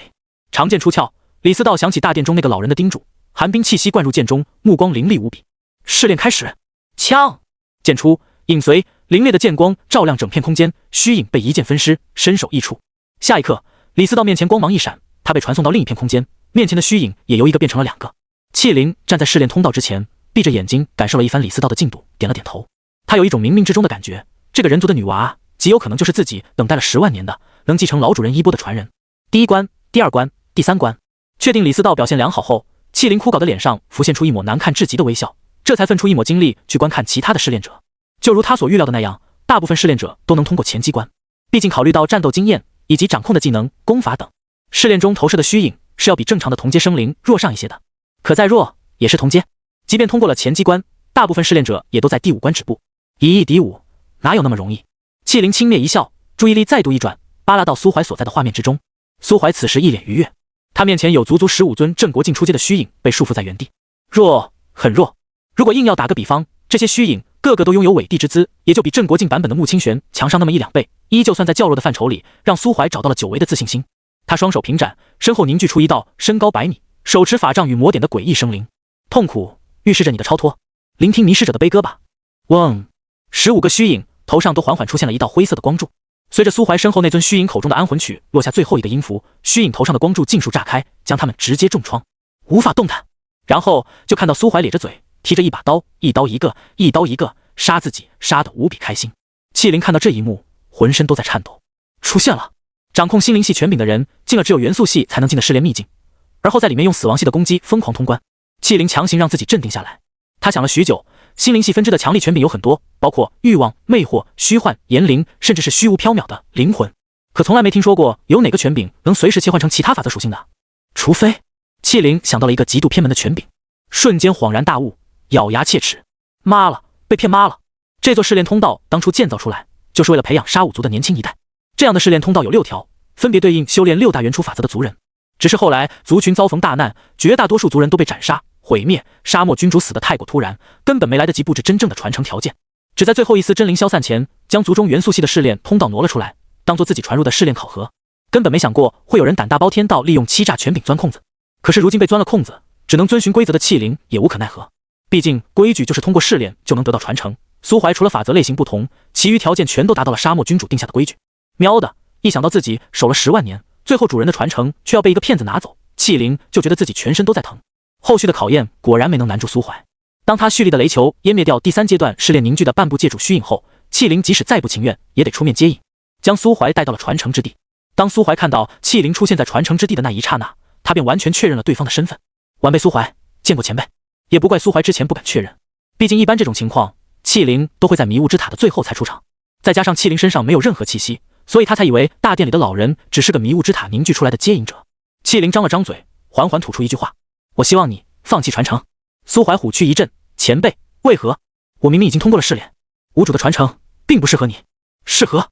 晚辈觉得很适合。气灵顿了顿，回道：真的不适合，就像一把刀，硬要收进不匹配的刀鞘。前辈，挤一挤，总能进去的。可能一开始不太契合，但进去的次数多了，刀跟刀鞘就都习惯了。你最好说的是刀鞘。但苏怀话都说到这个地步了，气灵也知道逼对方放弃有些强人所难。最重要的是，他没有那个权限逼别人放弃传承。他虽然是迷雾之塔的气灵，也不能违背沙漠君主立下的规矩。比如混沌界主，明明身怀他最讨厌的毁灭系权柄，但该混沌城主获得的机缘，气灵也没有故意去阻挠。沉默了好一会儿，气灵决定曲线救国，放弃传承，我给你补偿。什么补偿？资源，足够你修炼到界主境的资源，又或者是与其等量的财富。苏怀眉头一挑，前辈，您老实说，传承中包含的资源一共有多少？你太贪心了。我若是不放弃传承，那些资源按理来说本就该属于我，我哪里贪心了？你，气灵气得瑟瑟发抖。30%，我给你30%，太少了，前辈，你不仅在侮辱我，还在侮辱吉蒙里大人留下的传承。5%，最少9%，不可能，我最多给你5%。若是给你9%资源，主人留给继承者的传承至少会废掉一半，对继承者不公平。那对我就公平吗？年轻人，你与主人的法则属性不同，这场传承不就不适合你？这是上天注定的东西，强求不了的。苏怀挺直胸膛，咬牙大喊：我命由我不由天，强扭的瓜不甜，但是解渴。一人一气灵，久久僵持不下。另一边，李思道的试炼也走到了尾声，他的战力很强，再加上尊者禁杀尊者竟远比镇国境之间的战斗简单，所以通关的速度比苏怀还要快上许多。按照规则，如果有2个或2个以上的试炼者成功完成试炼，那么就要通过决斗来甄选最后的胜者。修为本就是天赋与实力的一部分，所以决斗试炼并没有压制修为的说法。尊者境跟镇国境决斗，决个屁！眼看着李思道即将踏入传承之地，气灵只能咬了咬牙，给出最后的价码：7%。年轻人，别太贪婪，7%资源足够你用到界主境巅峰了，并且我还可以保证你在迷雾之塔突破到镇国境中期。苏怀深吸一口气，终于露出一抹笑容。成交！贪婪的人类！气灵瞥了苏怀一眼，闭上眼睛，打开了进入传承之地的通道。李思道抱着古剑出现在入口，没有受伤，只是身形有些狼狈。卧槽！李思道抬头看到苏怀的同时，苏怀也看到了这位被气灵认可的真正传承者，下意识倒吸了一口冷气。李思道，仙域的天命之女，这个时候不应该还在剑冢闭关苦修吗？为什么会出现在神域？而且似乎完全激活了自己天命之女的主角光环，一进入神域就遇到了这种大机缘，御神传承啊！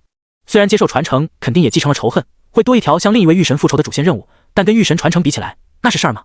虽然时隔一世，虽然自己的修为实力已经超过了李思道太多，但看到这个熟悉又陌生的女人，苏怀还是会感觉腰子隐隐作痛。他咬了咬牙，扭头看向气灵，满脸认真：前辈，我还是觉得传承更像。我都说了，无主传承不适合你，我命由我不由。9%，我给你。那没事了。苏怀叹了口气，扭头望向李思道：利剑，剑子，好久不见。偃月圣子，好久不见。李思道在传承之地看到苏怀，立马就联想到了什么，咬着牙叹了口气，对着苏怀拱了拱手：既然圣子先来一步，我便先行告退了，预祝圣子成功。苏怀一愣，连忙叫住李思道：剑子留步，圣子还有其他事吗？若是有什么事是我帮得上的，尽管开口即可。羞愧！这一刻，苏怀无比的羞愧，他吐出一口浊气：我已经走出了自己的路，这位御神的传承并不适合我，你来吧。李思道眨了眨眼，看向气灵，气灵也无奈地叹了口气，他说的是真的，不适合。你也不用内疚，作为补偿，本该给你的资源要分出9%给他，这是应该的。李思道点了点头，看向苏怀的目光中也带上了几分感激。苏怀人都骂了，你是主角啊，主角不都得讲究一个宁可我负天下人吗？你这么单纯，怎么可能干得过反派啊？当然，苏怀并不是反派，跟李思道也不是一路人。在这个危险的世界里，他只是一个普通到不能再普通，既无气运加身，也没有振兴人族这种远大抱负的路人角色。最大的愿望就是能保护好自家富婆，然后普通幸福的活下去。李思道被气灵带到了一座石像前，闭上双眼，进入了冥想之中。那座石像跟大殿壁画里那尊被斩灭的沙漠君主很像，身上蕴藏着一股极为精纯的元素力量。见李思道开始接受传承，气灵终于松了口气。按照约定，他将吉蒙里遗留的绝大多数资源都装在了一个储物戒指里，然后一脸肉痛地交给了苏怀。没了这些资源支撑，李思道最多能继承吉蒙里的法阵感悟，让日后的晋级之路没有瓶颈。修炼的资源却还得靠自己寻找。苏怀也不墨迹，拿了东西就立刻了传承之地，按照气灵指引的方向去领取他许诺的另一项补偿。事实上，就算没有李思道的加入，苏怀也不太可能去接受吉蒙里的传承。他是能基于欺诈权柄演化出元素系法则的攻击，但最本质的力量却还是心灵系。吉蒙里的传承对他没有用处，包括小蛇的前任主人那位拾荒者的传承，苏怀一样不可能去继承。食人牙慧终究是小道，得了别人的传承，青出于蓝而胜于蓝的几率很小，大概率终身都会被限制在前辈留下的道路上，不得寸进。当然，李思道那种天命之女除外。从试炼通道出来以后，苏怀扭头就走进了通往迷雾之塔下层空间的通道。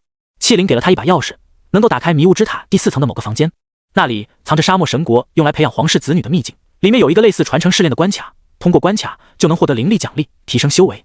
当然，在那之前，苏怀敲了敲手上的银蛇指环，别睡了，赶紧的。你说的能让我以后不再惧怕借主境强者的大机缘在哪？别催了，别催了，我还没有准备好。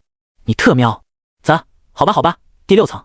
既然不在混沌之城，那他最有可能在的地方就是迷雾之塔的第6层，那里有我藏起来的某些东西，他肯定在那里守着。迷雾之塔作为一件御神使用的神器，当然不可能仅仅是一座塔那么简单。御神级别已经拥有独自开辟小世界的伟力，不必再依托于天地间的自然灵气进行修炼。神域包括仙域中的那些秘境，大多都是久远的年代之前死去的御神所遗留的空间。极盟里开辟的世界并未遗失在外，而是全部收纳在他曾经持有的密雾之塔中。塔里每一层空间都分布着无数大大小小的门，谁也不知道推开门之后是会进入一处凶险的秘境，还是进入御神用来藏宝的密室。同时，密雾之塔与大部分的秘地一样，越往下层的空间，房间里藏着的东西就越凶险，附带的机缘也会越高。但至少，只要不主动去推开门，就不会遇到什么无法躲避的危险。第6层，小蛇咽了口唾沫，缩在苏怀肩膀上，第一次流露出一种名为紧张的情绪。从左往右数，第7扇门，里面是一座迷宫。迷宫？苏怀放在门上的手微微一顿，跟混沌之城蛇巢一样的迷宫。准确来说，这里算是我的地盘，蛇巢也是仿照里面那座迷宫建成的。迷宫里可能会有一些可爱的小动物，等级不会太高，都是你能处理的。到了迷宫中心，就可以取到我在那里存留的第1份资源，数量不多，但其中有一件东西你肯定能用上。什么东西？取到了你就知道了。老银，为什么我感觉你有点害怕？别胡说，我只是有点激动你知道吧？故地重游，这是难免的。行吧。苏怀深吸一口气，缓缓推开大门。这扇门后是一座小型秘境，天空阴沉沉的，灰色的浓云一望无际，地面上是大片荒野，除了一座孤零零的巨大迷宫外，空无一物。迷宫整体由巨大的青黑色石块堆砌而成，严丝合缝，上面长满了青苔跟爬山虎，底部还长着一些鲜艳的蘑菇。苏怀握了握拳，发现自己的力量在这里被压制了些许，空间很稳固，至少以他现在的实力，想撕裂空间会很难。他取出自己的长枪握在手里，另一只手则拎着一面轻盾，小心翼翼地前进。咚！走进迷宫，刚刚抵达第一个转角，苏怀便听到附近传来几声巨响。什么东西？不知道，这里净空，你也看不见。你不是说这里曾经是你的地盘吗？里面有什么？你丫不知道？大哥，数万年了，我已经数万年没有回来过了。苏怀撇了撇嘴，身体贴在迷宫的石墙上，小心翼翼地往拐角的另一边望去。好，苏怀总算是看到了发出响声的东西，那是一只大概有4、5米高的人形生物，红皮肤，光头，一颗巨大的眼珠子几乎占据了整张脸的2/3面积。他鼻梁、厚嘴唇，没有耳朵，脑袋很大，但身体很小，有点像是变种的巨型哥布林，长得怪恶心的。他手里握着一根巨大的鼓棒，一边放声嘶吼，一边不停地往后捶打。是的，捶打，因为他现在正半躺在地上，双腿被白色的蛛丝浸覆，一寸一寸的被拖到一只巨大的黑色蜘蛛身下。嘶！当这只哥布林被拖到距离蜘蛛只有10米左右的时候，蜘蛛突然发出一声尖利的嘶鸣，从口气中喷吐出一大滩绿色的毒液。毒液溅在哥布林胸口，苏怀很清楚地看到他的皮肤跟血肉被迅速腐蚀，露出大片发黑的骨头。哥布林发出一声痛吼，开始疯狂挣扎。奶奶的！苏怀缩回脑袋，扭过头，瞪大眼睛看着肩膀上的小蛇。镇国境的巨型蜘蛛，这特么就是你在门口时说的可爱的小动物。把你丢过去，你能打赢它吗？我能喂饱它。小蛇理直气壮。数万年了，苏怀，数万年了，这里灵气浓度又高，小动物进化成大动物也很正常。反正你都能解决，怕什么？不过为了防止引起其他小动物的注意，最好别弄出太大的动静。我特么，既然你说以前这里是你的地盘，那这些小动物应该也算是你曾经的手下吧？你能命令它吗？可它们不是我养的。苏怀无奈地叹了口气。小蛇毕竟不是系统一类的金手指，如今看来，有时候也没有想象中那么靠谱。苏怀将灵力灌注到手里的长枪中，趁那只蜘蛛正在进食，猛地冲出拐角，用力将长枪掷出。噗！长枪精准地扎进蜘蛛的复眼之中。巨型蜘蛛发出一声痛苦的哀鸣，立马就扭头锁定了拐角处冲出的苏怀。大片毒液溅射而出，苏怀身形一闪，手中的盾牌砰的一声砸在巨型蜘蛛的脸上。死！蜘蛛被震退几米，突然抬起一只足肢，朝苏怀当头劈下。呲了！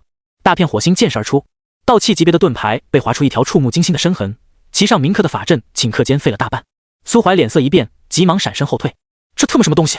他死死地盯着巨型蜘蛛那几条长腿。道气级别的盾牌，按理来说很难被镇国境的生灵破坏，即便是苏怀自己想摧毁掉一件道气，也得费很大一番功夫。可这只蜘蛛只是随手一斩，是权柄，是权柄，撕裂！你小心点，如果能杀死这只蜘蛛，可以斩下它的足肢，出去以后找一位炼器大师，打造成8根剑士，搭配上一些12阶的材料，成品有很大的希望能达到戒器的标准。好东西啊！那只巨型蜘蛛似乎也能察觉到眼前的人类并不好惹，逼退苏怀后，嘶吼几声，突然扭头就跑，朝迷宫深处逃去。苏怀愣了愣，随即勃然大怒，抽出一柄新的道器，朝那只蜘蛛追去。劈坏我一面盾牌就算了，至少把你脑袋上插着的那杆长枪还我啊！他逃，他追，他插翅难飞。这头蜘蛛擅长的方向似乎就是刺杀跟速度，敏捷属性点得很高，但防御力着实不怎么强，要不然也不至于被苏怀一枪爆头。论单纯的速度，苏怀不如他，但别忘了，苏怀是打劫过药王阁的人，身上啥都缺，唯独不缺到气跟丹药。一颗短时间内提升速度的丹药吞下肚，再抖出一柄长弓，一边追一边射，仙力凝结的箭矢一根接一根射出，全都扎在巨型蜘蛛那肥硕的屁股上。不到1刻钟，他已经伤痕累累，绿色的毒血流了一地，只好停下脚步，恶狠狠地扭过身子，正对苏怀。死！苏怀听懂了他的意思，他要与苏怀进行一场雄性之间的真男人1v1世纪大战。苏怀严阵以待，这头蜘蛛的综合实力并不算强，主要就是附带权柄的足肢太过锋利，若是苏怀不小心被斩中，也只有被1分为2的下场。这会是一场游走于刀尖之上的战斗。所以，奉行药王仙朝精神的苏某人在第一时间就套上了全套的道器盔甲，那些从穆石安身上拔下来的装备也已重新蓄满能量，嗡的一声弹出数道光照。巨型蜘蛛气斗冷，8条锋利的足肢在地面上不断滑动，带起大片火星，最后扑通一声趴在地上不动了。什么意思？你要投降？幽暗的迷宫之内，一只巨大的黑色蜘蛛横冲直撞，时不时射出1、2道蛛丝，将某些倒霉的低阶生物拖进嘴里大口咀嚼。苏怀站在蜘蛛背上，稳如老狗，不是不想做，而是蜘蛛背上的毛跟尼玛钢针一样，又粗又硬，空隙勉强能下脚。反正苏怀是没那爱好。这只大蜘蛛算是迷宫里的一方霸主，日常生活就是到处瞎逛，逛吃，逛到哪吃到哪。长枪被苏怀拔出后，他脑袋上的伤口很快就愈合了，如今大量进食也是为了弥补刚刚流失的血液营养，恢复身体力量。别吃了，带我去迷宫中心。大蜘蛛委屈地点了点头，迈动大长腿，朝某条路线快速爬去。小半个时辰后，一股惊人的寒意扑面而来，巨型蜘蛛带着苏怀来到了一片巨大的冰湖湖畔。这里视野开阔，四周边缘被圆形的高墙围拢，明显就是苏怀此行的目的地。只是到了湖边，巨型蜘蛛扑通一声趴在地上，整只猪都有气无力的，怎么也不肯再往前走了。苏怀无奈地在他身上踹了2脚，只好跳到地面上望向宽阔的湖面。远远望去，能看到湖中心摆着一座孤零零的玉制王座，王座下方堆着一大堆闪闪发亮的财宝晶石。那些就是你藏的私房钱吗？苏怀等了片刻，没有等来回应，扭头一看，发现小蛇正一脸紧张的四处张望，像是做贼心虚，又像是怕仇家上门。你在找什么？没找什么，过去吧，东西就在王座底下。行。迷宫中心依旧净空，并且压力似乎比其余地方还要更重一些。苏怀用长枪在冰面上戳了戳，发现冰层够厚，才迈步踏了上去。巨型蜘蛛咬住苏怀的衣角，把他往后拽了拽，似乎在阻止他踏上冰面。怎么了？有危险，不要去。苏怀瞥向肩膀上的小蛇，小蛇扭过头跟他对视。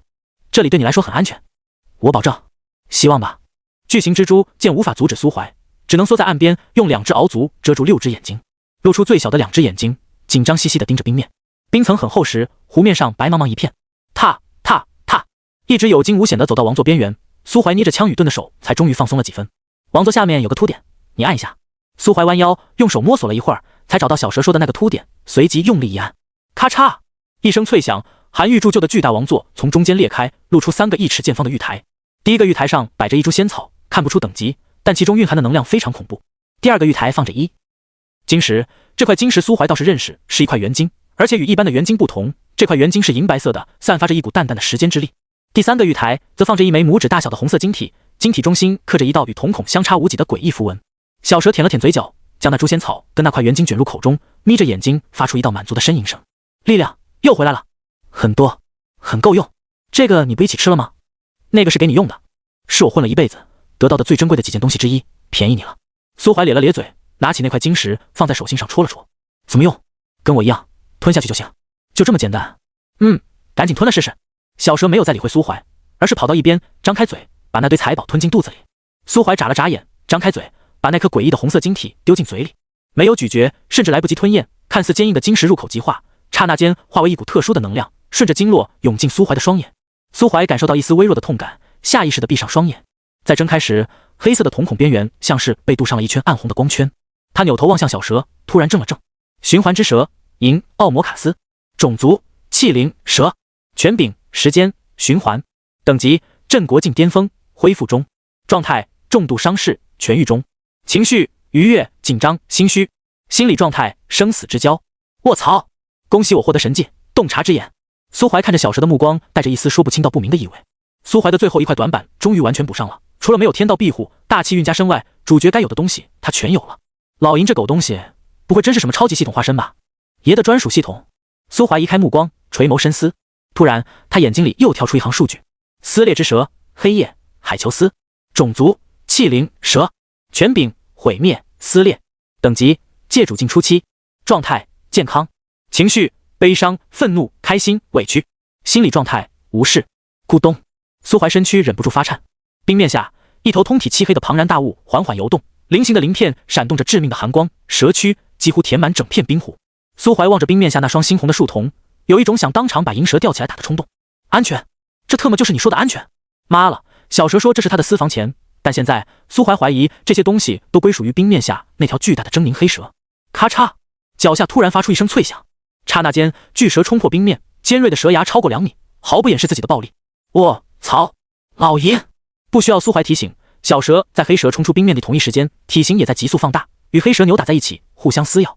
湖面上的坚冰尽数崩毁，巨型蜘蛛捂着脑袋在岸上缩成一团，瑟瑟发抖。苏怀双手扒着巨大王座的边缘，下半身泡在冰冷刺骨的湖水中，脑袋里就只剩下了寥寥几个大字：我是谁？我在哪？我在干什么？好像没有人会关心苏怀的境遇。湖底2道巨大的身影纠缠在一起，一黑一银白，时不时有沉闷细微的嘶吼声穿过湖水，钻进苏怀的耳中。轰！迷宫内古老的石墙震颤不已，大片石块与粉尘从其上抖落而下，让人怀疑这座迷宫也许下一刻就会崩塌。银白色的蛇尾甩上湖岸，强横的余波扩散开，把蹲在墙角的巨型蜘蛛掀飞出去，转在石墙上，然后又被弹进湖里。巨型蜘蛛彻底麻了，8只足肢紧紧地缩成一团，肚皮朝上，浮在水中，随波逐流。猪猪我呀，今天怕是要挺不过去了。战局愈发惨烈，由一开始的势均力敌变成了小蛇单方面挨打。银白色的蛇鳞崩地到处都是，苏怀的握紧双拳，觉得加入这场战斗，即便镇国境与界主之间的差距宛若鸿沟，他也不可能眼睁睁地看着小蛇被杀死，自己却无动于衷。赢！啪！话音刚落，小蛇便被甩在了王座之上。很难想象一条蛇被打到满头包会是什么样子，但看着宛若死狗一般躺在自己面前不断呻吟的小蛇，苏怀却觉得莫名愤怒之余又有几分好笑。哗啦！大片湖水洒落，一条直径超过4米的巨大黑蛇半立着身体从湖中显露真容，猩红的蛇眼，菱形鳞片，额头中央镶嵌着一枚同样鲜红如血的菱形晶石。苏怀手心渗出一层冷汗，握着长枪与重盾挡在银的身前。嘶嘶！黑蛇在盯着苏怀看了一会儿，突然嘶鸣一声，体型急速缩小，咻的一声窜到苏怀右手指尖。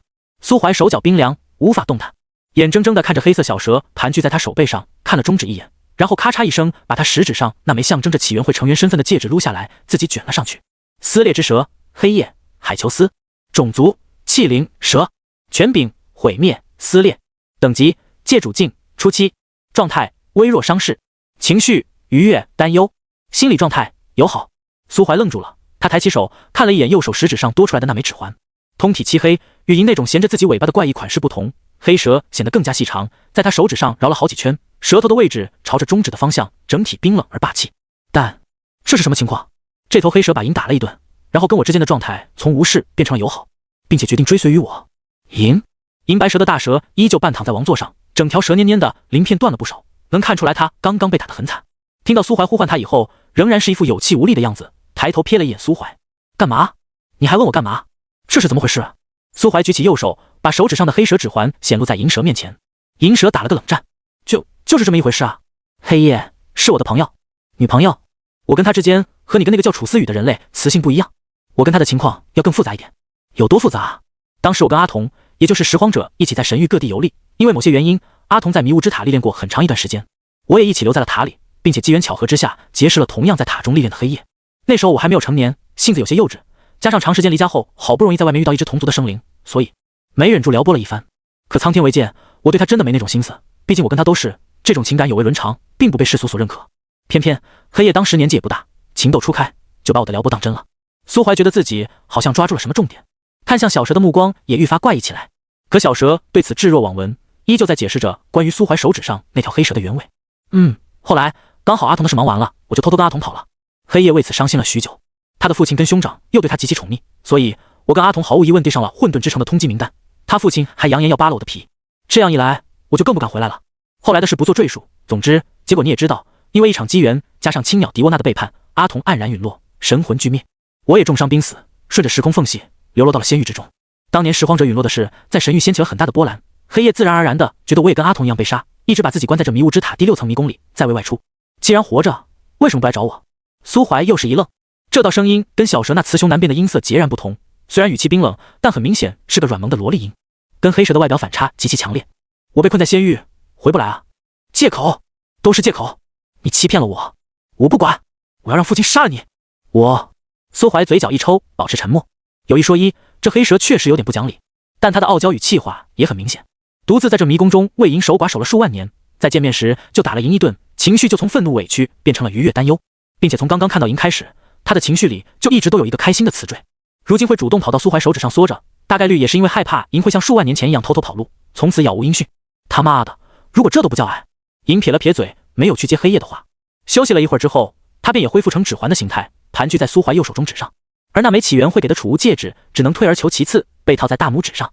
苏怀举起手看了一眼，默默叹了口气。一只手套3个戒指，到时候要是跟富婆定下婚约，无名指上还得套一个，名副其实的指环王啊！苏怀想了想，干脆把那枚苏长哥送他的储物戒指从左手上摘下来，套在右手尾指上，达成5缺1的成就。到时候回了仙域，他就可以有意无意的跟富婆说：“你看，我无名指缺个戒指，要不咱俩结个婚，你帮我补上。”苏怀正在歪歪着美好的未来，突然就瞥见食指上的黑蛇指环抬起脑袋，对着中指上的衔尾蛇来了一口。苏怀从迷雾之塔第6层出来后，苏怀才明白小蛇之前说的能让他从此以后不再惧怕借主境强者的机缘是什么。小蛇以自己为代价，帮苏怀拐走了混沌之城城主的小女儿。即便抛开黑夜的背景不谈，其本身也是一只主司战斗的强力器灵，跟某些纯辅助型的银白色小混子截然不同。当然，有利就有弊，弊端有2。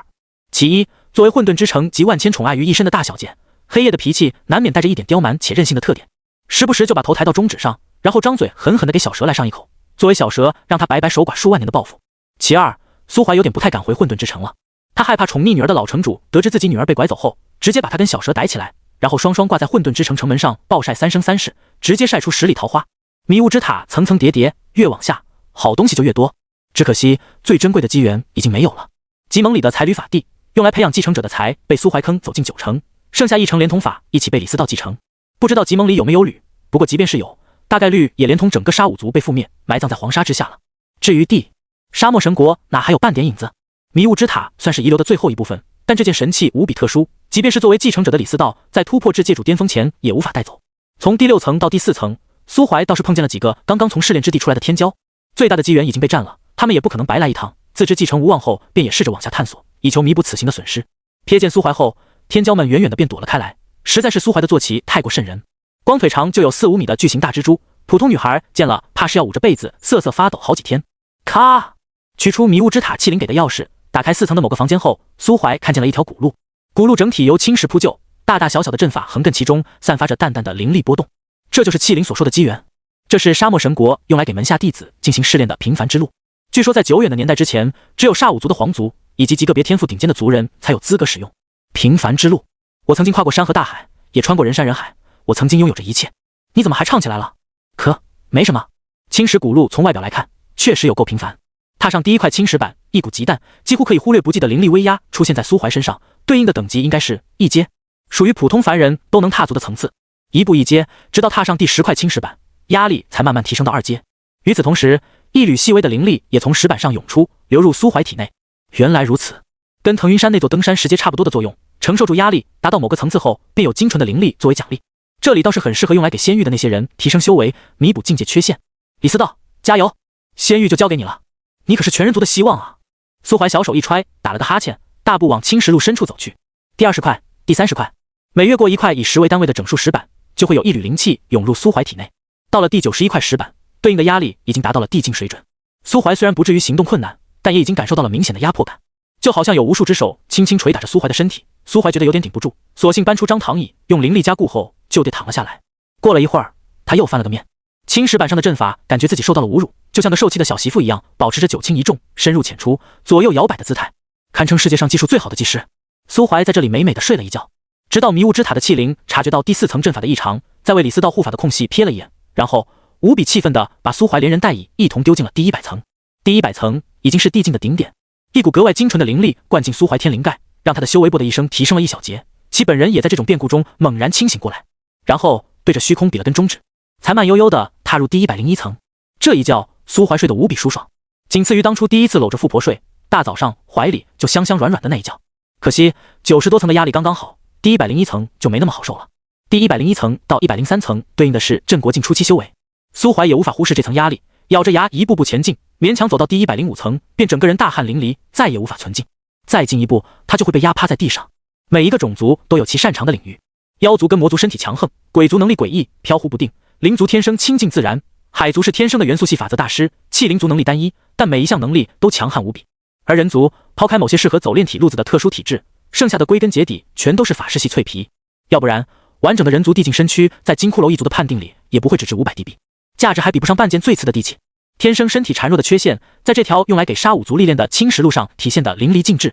像苏怀这种镇国境初期能靠着纯粹的肉体力量支撑着走到镇国境中期的，放在人族里已经算是凤毛麟角般的存在，但若放在擅长肉体力量的魔族或者妖族，却只能算是中上之姿，一般般罢了。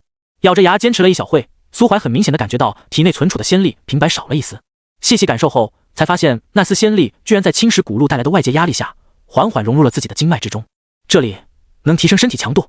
苏怀顿时就明白了青石古路对于他来说最大的作用，淬炼身躯。只要能把身体强度堆上去，以后说不定再遇到像缝合怪那样的对手，他苏某人也能光明正大的与其真男人1v1肉搏大战，不必再手段齐出拉开距离，而是能气定神闲的对敌人勾勾手指，然后用最贱的语气说出最有底气的话，你过来啊。身体的淬炼不在于一朝一夕，像苏怀这样企图走捷径的，理所应当的就得承受莫大的痛苦。青石古路的压力是一个递增的过程，105阶带来的压力达不到苏怀预想的效果，所以他只能冒险踏入第106层乃至107层的范围。咔嚓，刚刚迈入第106层，苏怀的骨骼便发出一声不堪重负的脆响，整个人不出所料的被压倒在地上，冷汗顺着额头渗出，很快就滴落在地。苏怀强忍着用灵力抵消外界压力的冲动，小心翼翼地运转基础功法，加固自己那本就宽阔无比的经脉。1刻钟，1个时辰，1天，时间在一点一滴的流逝。当1个月后，李斯道第1阶段的传承接收完毕，在麒麟的安排下也来到青石古路时，就发现了这样一幕场景。他站在第90层，尝试利用90层的灵力奖励冲击地境时，看到已经能在第106层站稳脚跟的苏怀，大吼一声冲进第107层，然后瞬间爆血，啪的一声砸在地上，是真正意义上的爆血，大片血液顺着毛孔流出，过个几分钟，一个血人就从第107层爬回106层，脸上还带着狞笑，瘆人无比。李斯道顿时就被吓出一身冷汗，跟在他身旁的迷雾之塔气灵也神色复杂，满脸惊叹，对自己够狠，你这位同乡有遇神之姿。李斯道抿着嘴，眸子闪过一丝异彩，深以为然地对气灵点了点头。我一直都觉得他是我故土之中最有天分的绝世天骄，或许以后也会是全人族的希望，唯独这一点老朽无法苟同。气灵收回视线，看向李斯道，人与人是不同的，他的前途无比光明远大，但那只是他的前途，不是人族的前途。李斯道愣了愣，为什么这么说？因为他的心不够纯粹，他思念太多，满身逆鳞。这样的人适合做朋友，适合统领一地，但不适合统领整个族群，因为在灾难来临时，他一定会优先考虑自己以及自己的亲友，如果之后还有余力，才会力所能及的庇护族群。若是有一天需要牺牲他的亲友才能拯救世界，你去问他愿不愿意，他一定会率先开口问候你的家人，甚至为了以防万一，还会出手杀了你。李斯道皱着眉，他会反叛人族吗？不会，但不排除在逆鳞被人族触动的情况下，他有亲手毁灭人族的可能。此人亦正亦邪，或许正的一面比邪的一面要多上一些，但不会多太多。如果硬要给一个定义，在我的判断中，他属于混乱手续的一方。气灵深深地看了李斯道一眼，你不要去招惹他，即便你得到了老主人的传承，他以后一定比你强，这是我数万年来看过无数生灵后练就的眼力。说句不好听的，如果不是因为法则确实不太契合，加上老主人不喜欢这种私心太重的后辈，我选的继承人一定会是他。李斯道抿着嘴点了点头，他握紧双拳，看向第91阶台阶，受到苏怀的刺激，也开始考虑利用超过身体承受极限的压力，进而淬炼身躯的可能性。苏怀并未对进入此地的李斯道有太多关注，他嗑了一枚恢复身体的丹药，便在107层打坐调息。1个月来，这已经是他第14次冲击第107块青石板。107对应的是镇国境后期，以他镇国境初期的修为去冲刺，在不动用灵力护持身体的情况下，难度确实高。苏怀一直在死亡的边缘疯狂试探，这种试探带来的不仅仅是身体强度的提升，就连以往嗑药导致的修为缺陷也一并消除掉了。他现在是实打实的镇国境初期巅峰，等抵达第110层，就可以尝试利用资源冲击镇国境中期，甚至是后期，简直爽歪歪。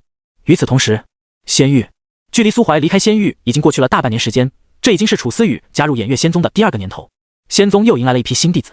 只不过耀灵峰今年不招人，原因大概是在药灵峰峰主的小徒弟成功稳定在6品炼丹师境界，尝试冲击7品时，峰主本人却又一次冲击9品失败。陈太如整个人都已经颓废了，天天把自己关在药灵族山巅的小院里，开始怀疑人生，怀疑自己的天赋。换句话说，他的道心裂开了。如果苏怀还在偃月仙宗，一定会拍着他的肩膀告诉他，不要灰心，上一世楚思雨能稳定炼制9品丹药的时候，你陈某人一样还只是个8品炼丹师，就连小徒弟把炼丹笔记全部送给你看都没用，现在听柳青木讲了1个月的道就想有所突破，做梦，这都是命啊。楚思雨听9品炼丹师讲了1个月的道，对于炼丹的理解突飞猛进，短短1年就走过了前世10几年的路。但原地踏步的陈老头，你的路还长着呢。陈太如的消沉只是一时，就是可怜了他圈养的那几只极品灵鹤，没了陈老头的照顾，体重一再下降，就快跟其他的灵鹤一样瘦了，看得楚思雨心疼不已，连夜拿了自己练手的丹药去喂。他始终记得苏怀给他炖辣子鹤吃的那天晚上，那个男人指着肥嘟嘟的灵鹤，义正言辞地说，是仙兽，身姿轻盈，飘飘欲仙，翱翔于9天之上，灵动无比。你看这东西肥得跟鸡一样，简直是鹤族的耻辱，所以千万不要因为吃了它而愧疚，毕竟我们是在为鹤族清理门户，维护灵族一族的无上荣光。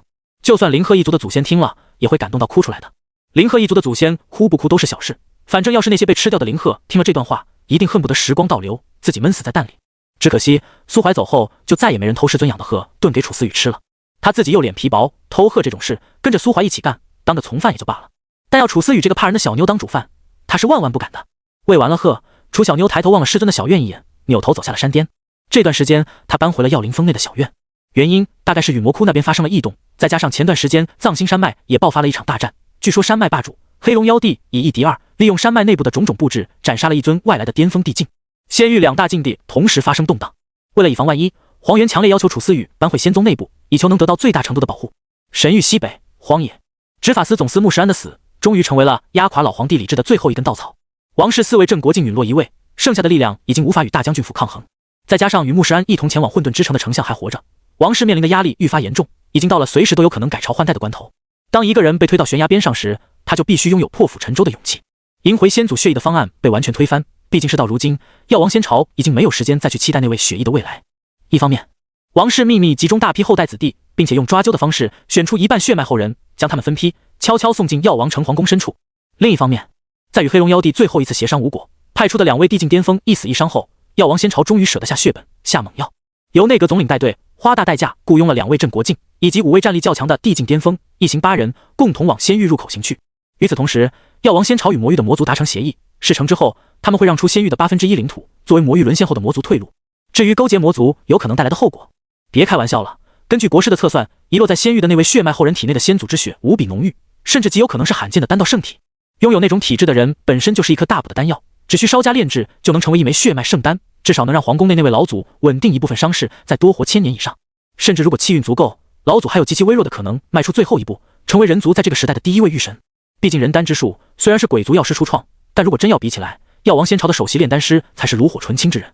要不然老祖凭什么能依靠血脉之力吊着一口气活到现在呢？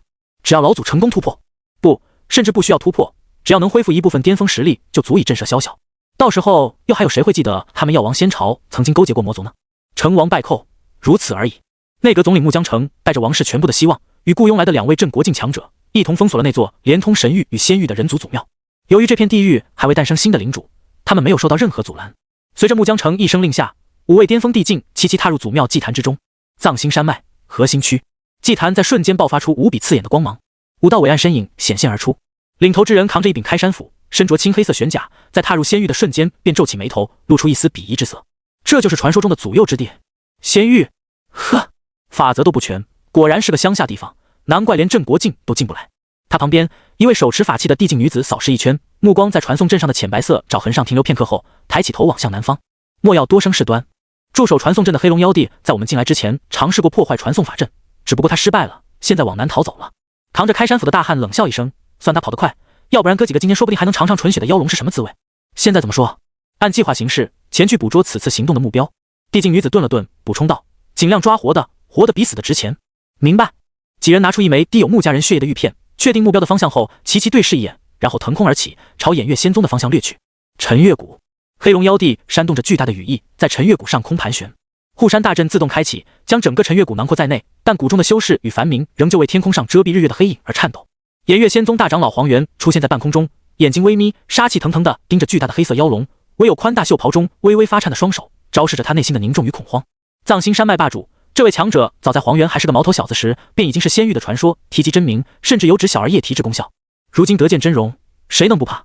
黄猿再怎么老成稳重，他也只是个9阶尊者。黑龙妖帝这种地境巅峰，甚至半只脚迈进更高层次的存在，想杀他，比杀一只哥哥难不了多少。黑龙妖帝瞥了黄猿一眼，扭头对着气鬼渊的方向嘶吼一声。黄猿勃然大怒，他从黑龙妖帝的眼神中感受到了侮辱。这厮看他的那一眼，就像走在半路上突然看到了一坨新鲜的粑粑，又像是开罐头时开到一盒飞鱼鱼，嫌弃中带着几分厌恶，厌恶中又带着几分恶心。何止是过分，简直是过分！黄猿捏紧双拳，死死地盯着黑龙妖帝。他发誓，如果这头妖龙再如此折辱于他，他就记在小本本上，等圣子回来了，再一起去藏心山脉报仇。黑龙妖帝是不屑于跟黄猿一般见识的。早在半个月前，那2位巅峰地境强者闯入仙域时，他就已经对今天这种局面有了预料，并且早早地跟偃月大帝暗中通过了气。所以在察觉到传送阵亮起，并确定对方足足来了5位地境时，黑龙妖帝第一时间便发动跑路大法，离开了藏心山脉，跑到偃月仙宗来求援。他实力是强，但再强也强不过5位同级别的强者联手啊！早前布置在藏心山脉里的后手，也在上一次战斗中全部用完，现在要他去以1敌5，能打吗？他打不了。镇守气鬼渊的偃月大帝感知到黑龙妖帝的气息，再结合那一声愤怒的龙吼，立马就明白了妖帝想要传达的意思。这是他镇守气鬼渊以来少有的几次擅离阵线，并且不只是气鬼渊，他还暗中通知了另外2位先帝。怀风大帝作为偃月大帝的至交好友，第一时间便命令与魔窟阵线退守300里，利用天堑拖住魔族的脚步，其本人则立马动身奔赴陈月谷。而另一边，同样接到求援讯息的尊天神皇却只是站在皇朝之巅，对着偃月仙宗的方向遥遥相望。他跟怀风大帝不一样，他背后站着神域的尊天仙朝，尤其皇朝内现在还生活着几位仙朝来的皇子与公主，所以他对于一些神域的隐秘讯息是有所了解的。药王仙朝确实已经走向衰败，但其族内却还有一尊半死不活的从上个时代活下来的超级强者。即便抛开那位超级强者不谈，单单那些镇国境的强者就远远不是偃月仙宗跟剑种能够抵挡的敌人。所以尊天神皇选择了作弊上官。怀风大帝抵达后，偃月大帝又望着尊天神朝的方向等了一会儿，才默默叹了口气，收回目光。黑龙妖帝在其身旁嗤笑一声，尊天一脉也就这样了。他们这一脉是数十万年人族分裂的元凶之一，更是在分裂后背弃了2族盟约，大肆杀戮我妖族高层。本帝迟早有一天要踏入神域，将那尊天道祖的石像彻底击碎。偃月大帝跟怀风大帝都没有接话，他们对尊天神朝事先答应了守望相助，现在又背信弃义的行为也多有鄙视。但尊天道祖毕竟是人族先祖之一，黑龙妖帝骂也就算了，他们是万万不能跟着一起骂的。偃月大帝挺直腰杆，双手虚抬，经过苏怀加固的护山大阵，瞬间绽出刺眼的光芒，在半空中凝聚出一头背负黑蛇的巨龟身影。看到这一幕的黑龙妖帝微微一愣，玄武真祖？是玄武虚影。偃月大帝气定神闲地笑了笑，掏出一枚银白色的神异符文石。此阵已然隐约间拥有一丝超脱地境的威能，消耗巨大，即便用上我宗所有的库存灵石，也最多聚守7日时间。我3人轮流输入仙、妖、力，可以减少部分灵石消耗，将阵法的生效时间延长大约4倍左右。黑龙妖帝眉头紧蹙，1月时间，可聚守1月时间又有何用？时间到了，我们一样要面对那5位地境，甚至还会因为消耗太多力量维持阵法，彻底失去抵抗之力。不需要抵抗，也没法抵抗，毕竟是5帝凌天啊！聚守1月，只要他还活着，该抵抗的至少不会再是我们。偃月大帝叹了口气，一把捏碎手中的银白色符文石，然后站在阵中，抬头望天。他的眼睛不断在浑浊与清澈之间转换，眸光似乎能穿过无垠的星空，看到世界壁垒外的另一个世界。轰！迷雾之塔内，正在稳固境界的李思道突然听到一声爆响，紧接着便看见苏怀满身杀气的从第107层奔掠过来。他浑身都是还未来得及清理的血污，头发散乱，双目赤红，活脱脱一副要杀人的疯子形象。气灵下意识地护在李思道身前，送我出去。苏怀盯着气灵的眼睛，嗓音沙哑，语气却平静无比，像极了暴风雨前的宁静。送我离开混乱之地，我知道你能做到，方向西南，能送多远就送多远。气灵下意识点了点头，抬手便构筑出一个连接外界的空间隧道。这整片沙漠都被他老主人的领域所覆盖，他利用迷雾之塔的全能，想做到这一点并不难。直到苏怀的身影消失在空间隧道中，气灵才回过神来，扭头对李思道说道：“看到没有，这就是被触碰了逆鳞的样子啊！身上的毁灭气息，甚至比那位混沌之城的城主还要纯粹。混乱之地外围，黄沙与荒野的分界处，空间突然发生扭曲，惊走了附近觅食的生物。滋啦一声，一道人影凭空出现。只是还未等沙漠的子民看清来人的面貌，下一瞬，他便身化流光，朝着西南方向疾行而去。混乱之地离神域与仙域的交界口并不远，镇国境强者不惜一切全力奔袭的情况下，最多只要5-6日时间。即便算上绕开某些大势力王城所花费的时间，也用不了1周。在神域的荒野之中，只要你有实力，并且不故意去冲撞某些强者的老巢，只是赶路的话，越过镇国境强者的领地，并不会给自己带来太多的麻烦。毕竟能在荒野中圈地自萌的强者都不是傻子，不会有生灵平白无故的把明显急着赶路的强者拦下来，说你冒犯了他的威严，并且无论如何都非得跟你掰扯掰扯。因此，苏怀仅仅花了6天时间，便越过大片荒野，抵达了出入神域时的那片地狱。这片地狱荒凉无比，曾经盘踞在这里的妖鬼们都在前几日感受到了药王仙朝那3位镇国境强者的气息，早早逃离。唯有一只被占了巢穴的鸟雀还在上空盘旋，控诉着那群不要脸的强盗。这只鸟雀只有6阶实力，被生七彩羽翼，其鸣声嘶哑，如暗夜黑鸦，翅膀下悬挂着无数眼球，瘆人无比。是那只咸瞳狮鸦，被药王仙朝的人赶出来了吗？苏怀握紧手中长枪，抬起头，对着那只狮鸦喊道：“带我去你的巢穴。”狮鸦在天上盘旋2圈，认出了这个大半年前从祖庙中走出的少年。短短半年，这个少年带给他的压迫感强了不止10倍。他啼鸣一声，向着某个方向飞去。人族祖庙处，穆江城手持一颗法器宝珠，在祖庙中仰头打量着低矮庙墙上那些壁画。祖庙真要论起来，应该算是神域大部分人族的宗祠之一。昔日8大氏族还是一条心，带着振兴人族的愿景，重新踏入神域大地时，曾命令人族最好的工匠建造了这座庙宇。这里曾经雕梁画栋，金碧辉煌，8面墙壁上分别篆刻着人族8大氏族的辉煌历史，留存着人族的初心。这里曾经香火鼎盛，人潮涌动，朝圣者络绎不绝，乃至人族所有的盛会都在祖庙附近召开，共商要事。那时的人族虽然无法挤进神域巅峰，但人人都心怀希望，万众一心，他们都有美好的未来。只是后来8方动荡，万族战场出现惊天机缘，各大氏族经过协商后，纷纷派人入驻，在万族战场舍命征战。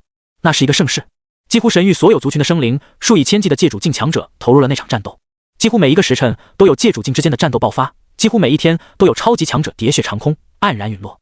在那个时代，几乎每一个生灵都是一场乱世中杀伐不休的神奇，每一个生灵都是神域的一段传说。药王仙朝初代女帝就是在那时决定孤注一掷，企图借那份机缘突破治愈神境，让人族重新回归到神域一流族群的行列。只可惜世间之事不如意者10之8九，大气运加深者百不存一。女帝失败了，不仅是女帝，人族所有的氏族都失败了，整个人族损失惨重，尖端强者的数量几乎被腰斩，复兴的希望不增反降，烦闷与颓丧笼罩着整个族群。共同的愿景眼看无法实现，氏族的统领者开始争吵，开始互相推脱责怪，不知道是哪一个瞬间，也不知道具体是为了什么。终于有一位强者在愤怒与绝望中说出了那句话：我们分开吧，各干各的，日后如何全凭大家的本事，谁家先出御神，谁家就是我人族真正的皇族，号令天下。有人开口斥责，也有人欣然同意。总之人心在那时便已经散了，即便那时还没有正式分裂，可分裂的种子却已经埋下，在每一个人心里悄悄生根发芽。所有人都觉得是别人拖累了自己，心不齐，带来的便是一次又一次的失利，一次又一次的失望。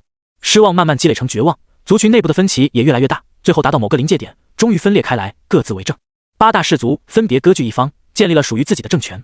其余几大氏族也还算强盛，只是再也无法称之为强大的族群。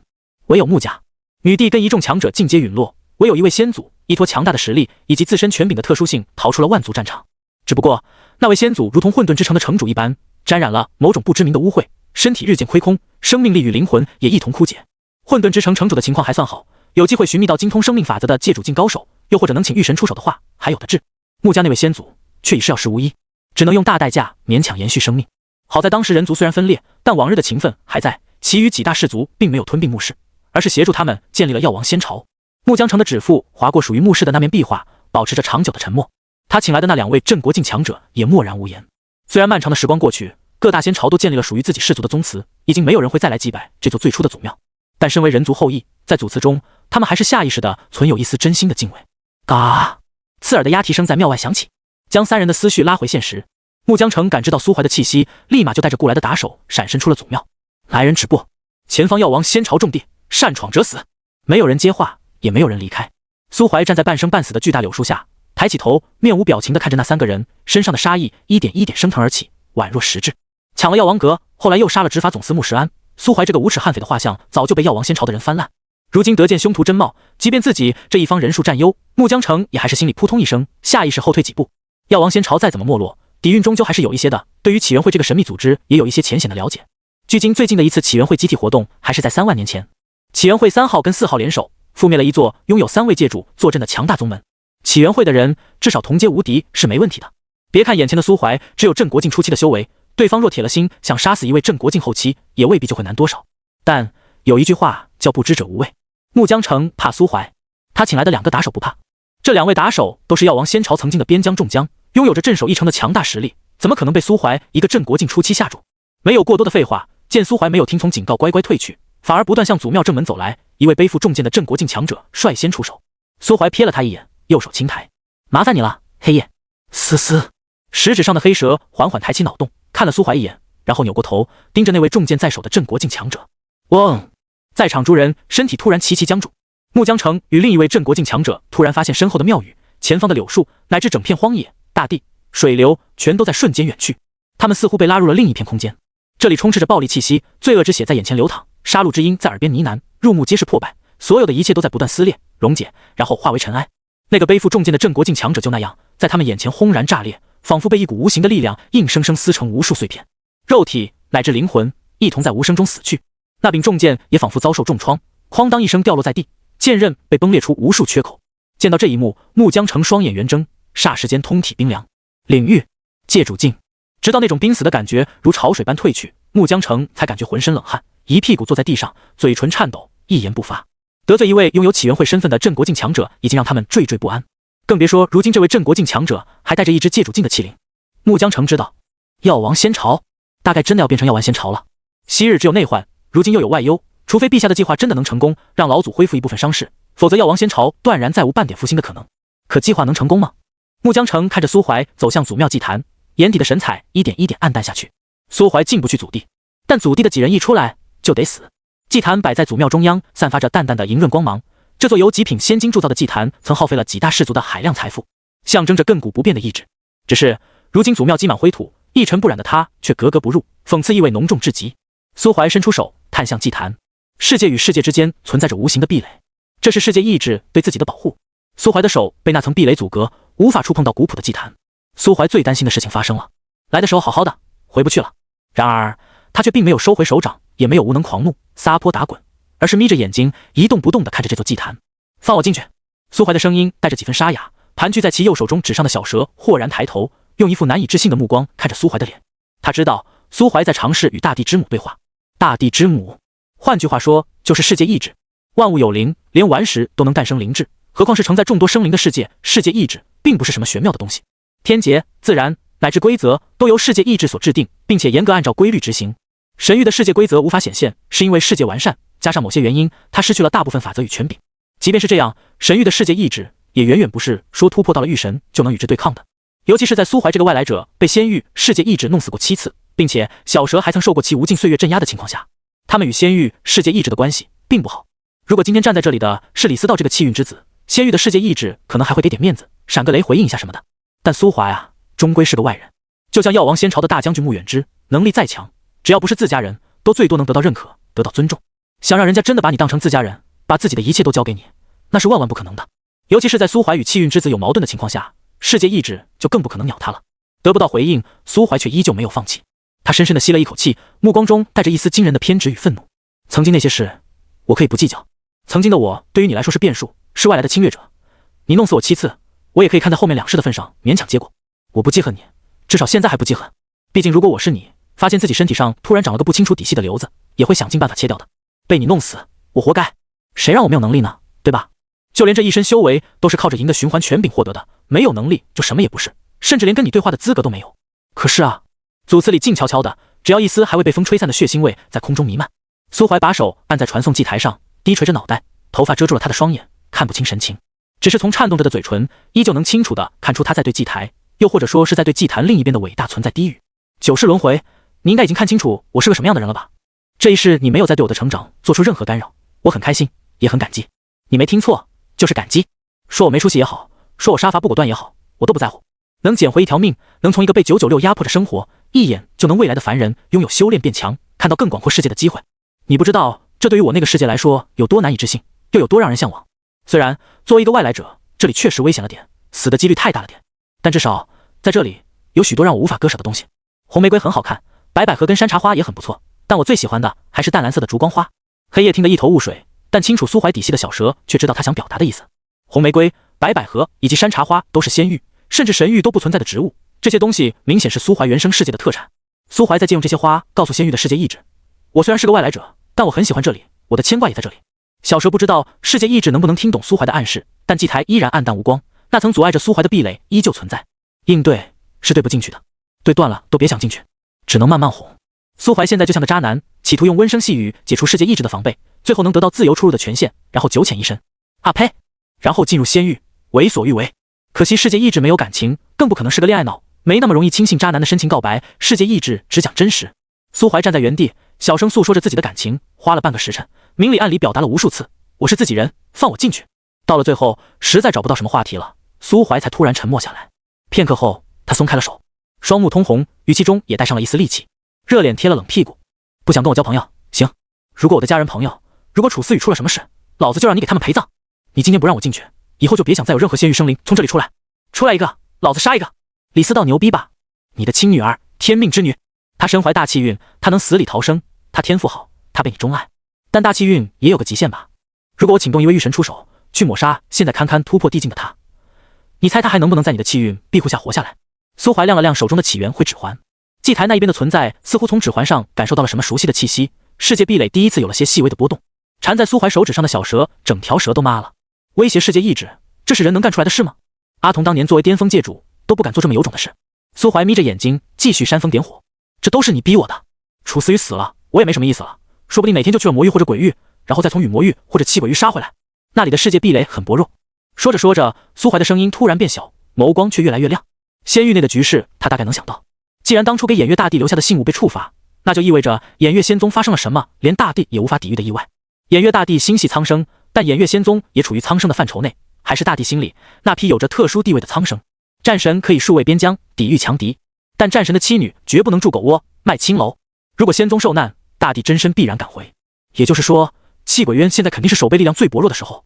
只要进入鬼域，然后再通过气鬼渊，并且鬼域现在正在爆发某种大灾难，处于世界毁灭的边缘，鬼域那份世界意志自顾不暇，未必会拦他。仙域的世界意志明显也想到了这一点，祭坛一闪一闪的，就好像那边的伟大存在想跳起来打苏怀膝盖一样。苏怀老神在在，眼看着就要去摸手指上的起源会戒指，询问一番变鬼的法门。轰隆！祭台突然爆出一道雷光，磅礴的世界之力在半空交织，融汇成一张华丽的卷轴。小蛇眸光闪烁，顿时失声。世界契约。苏怀松了口气，看向那张卷轴。什么是世界契约？顾名思义，是直接由世界意志出面与你订立的契约。我们气灵族最初的先祖就曾经订立过这样一张契约，所以气灵族的省灵大多一生下来就是地境，并且掌控的权柄大部分都很强。当然，代价就是气灵一族极难诞生子嗣，即便有，大多也是一脉相承。那黑夜这种算什么？算他爹婆娘多。小蛇翻了个白眼，只不过下一刻便被黑蛇一口咬住命运的脖梗，发出一声惨叫。苏怀没有关注小两口之间的打闹，他抬头看向缓缓舒展的卷轴，洞察之眼突然开始自行运转。世界契约，萌芽者誓约。契约内容：我苏怀，人族外来者，逆古通天之人，于此立誓，与第三萌芽世界订立盟约。盟约内容如下：一、永生不得主动侵犯第三萌芽世界；二、在必要时候，世界意志召回本土强者时，必须在能力范围内最大限度地帮助第三萌芽世界一次；三、在将来爆发世界战争时，不得站在第三萌芽世界的对立面；四、永生不得无故伤害人族李思雨；五、不得泄露此盟约内容。世界契约上一共就5条内容，没什么霸王条款，苏怀还是比较认可的。仙域只是人族给仙域起的名，萌芽世界应该就是指从神域分裂的3个小世界的本名。第一萌芽世界跟第二萌芽世界应该是指鬼域跟魔域，面积最小的仙域只能排第3。只是盟约，既然是结盟，那我有什么好处？苏怀立马就想到了第一个好处，跟世界意志结盟，作为世界亲女儿的天命之女李思道，以后也会是他的盟友。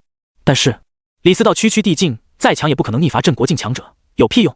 世界意志并不催促苏怀，他订立的规矩不能轻易破坏，现在的仙域的环境也还无法容纳镇国境强者，只有等李思道突破至镇国境，仙域才能将世界容纳的强者等级提升上来，这也是天命之女的作用之一。要解决苏怀现在的需求，还有更好的办法。仙域偃月仙宗玄武大阵已经运转了6天，陈月谷被5位外来的陌生大帝轮流轰了近1周，依然纹丝不动，固若金汤。偃月大帝不急，怀风大帝不急，听偃月大帝解释完，化为人形的黑龙妖帝也不急。他们3位难得在无尽的岁月中抽出片刻闲暇时光，坐在一起喝喝小酒，看着5个巅峰帝境轮流跟玄武的乌龟壳掰扯。黄元敬陪末座，这位偃月仙宗真正的管事者在这种酒局中只配倒酒。这几天黑龙大帝已经见过了那个被苏怀眷顾的女子，老实说，在黑龙妖帝眼里，这的确算得上是眷顾。毕竟他是妖族，首先关注的点就是修为实力，然后才是血脉天赋。楚思雨5阶小菜鸡一个，炼丹天赋倒是挺牛，18岁生日还没过呢，已经能炼制最基础的7品丹药了，多半是有药王仙朝的遗传。虽然看不起药王仙朝所属之人的战力，但对于他们的炼丹天赋，黑龙妖帝还是比较认可的。可别说7品炼丹师了，按苏怀的修炼速度跟能力，也许再过一段时间，食品炼丹师都没法满足他的需求。所以在黑龙妖帝眼里，楚思雨这人族女娃娃除了好看点之外一无是处。楚思雨自然不知道自己被偃月仙宗的贵客看轻了不少。如果他有前世记忆，大概就能瞪着眼睛，然后努力伸长脖子，告诉那头丑不拉几的黑龙苏怀吃我的软饭。可惜他没有。没有前世记忆的楚思雨跟寻常宗门弟子并无不同，只是个热爱生活、喜欢吃辣、基于师尊养的肥鹤，并且有点炼丹天赋，会在深夜想圣子大人的普通女弟子罢了。弟子们不清楚这场灾难的来由，不清楚其中的内幕，只知道外面那3个堵门的地境要把他们宗门的小师妹抢走。楚思雨是谁？除了耀灵峰的弟子外，很多其他山峰的根本不认识这个人。但这并不妨碍偃月仙宗弟子们因此仇视外面那5个被打阵挡住的憨批。偃月仙宗没有孬种，得益于护短的优良传统，也得益于寇星门的巨大作用。整个宗门除了苏怀这个圣子之外，竟然再也找不到半个贱人，更没有人会在这种时候生出小心思，向长老提出交出楚思雨，又或者心里记恨楚思雨连累了他们之类的。大家都是好人啊，那几个都是该死的王八蛋啊！曹姨坐在楚思雨的小院里，看着天际上悬浮的5个小黑点，恶狠狠地说道：“因为他们的关系，陈月谷全面封闭，我们的货送不出去。等解禁之后，我赔违约金都要赔死了。最重要的是，我爹那混蛋一身反骨，说不定会趁着这个机会夺权，彻底掌控住大炎王朝的市场。”楚思雨整个人都绷不住了。她看着一脸怨气的好闺蜜，歪了歪脑袋：“他是你爹，而且你的生意都快覆盖到整个仙域的1/4了，一个大炎王朝就不能？”曹姨趴在桌子上，伸手揉了揉楚思雨养的萌宠，那只已经忘记自己是鬼族的鬼怨灵的大脑袋。整个仙域的市场都能丢，唯独大炎王朝不能。这是一场关于我跟我爹父女之间没有硝烟的战争。楚思雨不明觉厉的点了点头：“你跟你爹为什么要有战争呀？”“因为他前段时间居然背着我跟我娘，花大价钱从藏星山脉那边的宗门势力里买了一只5阶的雌性妖狐，之后还用商会的名义向我们宗门里的长老求取化形丹。可恶啊，男人有钱就变坏。思雨，你一定要看好苏怀。”“楚思雨疯狂点头。他记得苏怀好像经常背着他偷偷看一本书，那本书里就有很多狐女，不仅有狐女，还有猫女、龙女。当时他生气，苏怀还骗他说那是一本绝世秘籍，是用来研究妖族弱点的。他是怀着虔诚与一块探究的心在看那本书。楚思雨傻傻的就信了。现在他已经不傻了，知道那本书里记载的就是纯粹的竞技知识，妖族在战斗时都会恢复本体，根本不会有人形的弱点。苏怀，老色批，坏男人！楚思雨用手臂垫着下巴，眼睛忽闪忽闪的看着不远处的丹炉。7品回灵丹，他已经能炼制出来了。坏男人，应该也快回来了吧？药王仙朝请来的几位帝境都是有职业道德的，收了钱就一定会尽力把雇主要求的事情办好。当然，最大的原因还是因为药王仙朝给的太多，多到让人无法拒绝。扛着开山斧的大汉臭着脸，一下又一下的敲击着那层半透明的玄武护罩，用持续不断的攻击加快大阵的能量消耗。其余几位帝境打手的脸色也有些不太好看。本来按照雇主的推算，他们5位帝境巅峰足以横推整个仙域，可谁也没料到这里会出现一个如此繁奥的大阵，他们的足以轻易劈开山岳、分流大海的权力一击砸在上面，大阵的护罩却只是淡出一圈浅浅的波纹。紧接着攻击便如泥牛入海，被大阵完全吞噬，消弭于无形。扛着开山斧的大汉甚至还动过用仙域凡俗、天下大义道德绑架对方的念头，但这种逼话他说不出口，大概率也无法实现。就好比哪天外星人入侵，突然发现华夏地区建立了无法攻破的防线，于是拿同为地球人的樱花国来威胁华夏：你们粗不粗来？再不粗来，我们就把你们的好邻居全部杀了，让你们背负无尽的罪孽，一辈子生活在痛苦与愧疚中。出去是不可能出去的，如果惨剧发生，华夏人也只能默默承受那份痛苦，然后用无数的爆竹以及一场壮阔的盛世烟火来怀念亲爱的邻居。所以一行5位打手除了等大阵的能量耗尽外，也没有什么更好的办法。开山斧大汉砍了一会儿，有些无奈的扭过头望向手持法器的女子：张玉兰，到你了。然而名为张玉兰的女子却并没有理会他，而是紧皱着眉头望向不知何时昏暗下来的天空。天劫，这个世界有谁在突破地境吗？不，恐怕不仅仅是突破地境。5人之中，一位身披褐色斗篷的强者抬起头，都冒下的双眼带着一丝向往。这场天劫的气息还在酝酿，马上就要超过地境强者所能承受的极限了。那我们怎么办？要退吗？为何要退？当然要退。若是此间真有人踏出那一步，成就镇国境强者，哪怕只是最次等的镇国境，我等加起来恐怕也无法在其手上撑过100招。药王城许诺的凝道丹虽好，道气也让人无法拒绝，但也得有命用啊！诸位，5人互相对视几眼，默不作声的点了点头，齐齐往藏星山脉掠去。然而酝酿许久的天劫却在此时轰然落下，哪有什么突破镇国境的强者？他们一行5人就像装了引雷针一般，吸引着那些带着毁灭气息的雷霆。雷蛇纯黑在大地上狂舞，几人似乎终于反应过来，各个汗毛倒竖，拼命朝祭坛的方向飞去。轰隆！黑色的雷蛇砸在藏星山脉中心，一只倒霉的野兔被雷霆击中，浑身开始抽搐，血肉与骨骼在雷霆中疯狂重塑，气息也在节节拔升，很快便已经有了一丝让大地心悸的恐怖气息。好！被重塑的生物高约2米，直立浑身灰色，遍布着漆黑的雷纹，明明是由温顺胆小的野兔所化，却发出一声诡异的猛兽嘶吼。他抬手在虚空中一握，一柄雷矛便凝聚而出。见鬼，这是什么东西？分头跑！五位地境亡魂大冒，竟在同一时刻齐齐刹住脚步，扭头朝四面八方逃去。野兔所化的诡异生物手臂往后一拉，肌肉瞬间紧绷，血管暴起，蓄力一击。雷蛇所化的长矛脱手而出，几乎撕裂了周遭的空间，转瞬间便灌入大地，轰出一个直径达到近千米的巨大坑洞。山石崩毁，草木不存，一声凄厉的惨嚎响彻天地，伴随着如鼓点般回响的怒雷，奏响了受击者生命中的最后一曲哀歌。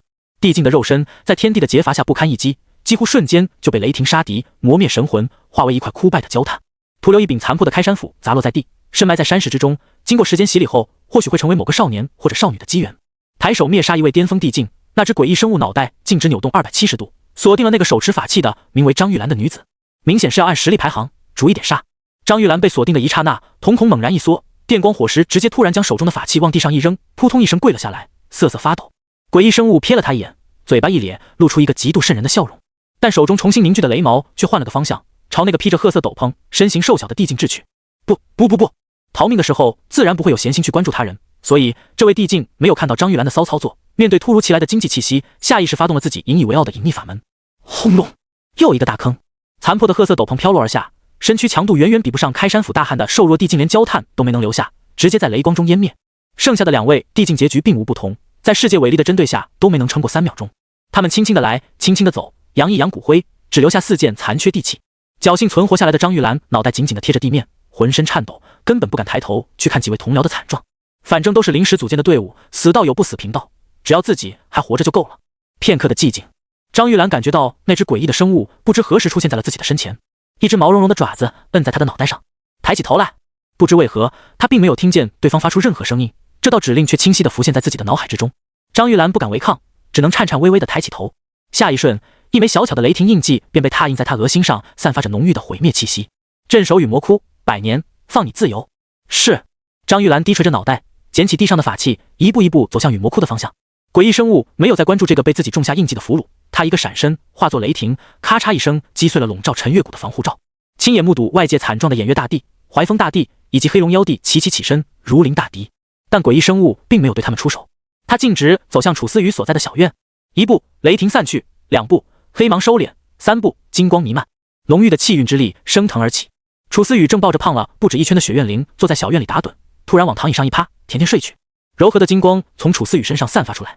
一旁的曹姨见到这一幕，不清楚发生了什么情况的她顿时就愣住了，第一时间就想开口叫醒楚思雨，可还没等她张嘴，小院的门便被推开，一只通体淡金色、宛若祥瑞的半人形兔子从外面走了进来，后面还跟着2个老头以及一条黑龙。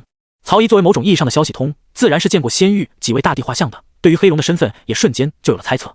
偃月大帝对着曹姨摇了摇头，示意他不要打扰楚思雨。曹姨犹豫一番后也没有违逆，毕竟楚思雨并不像是有什么危险的样子，他只好轻轻点了点头，乖巧地退出了小院，然后与3位大帝一同站在门口，一脸紧张地看着楚思雨。大帝，思雨这是气运临身，这是他的机缘。偃月大帝目光中带着一丝敬畏，始终望着那只淡金色的兔子。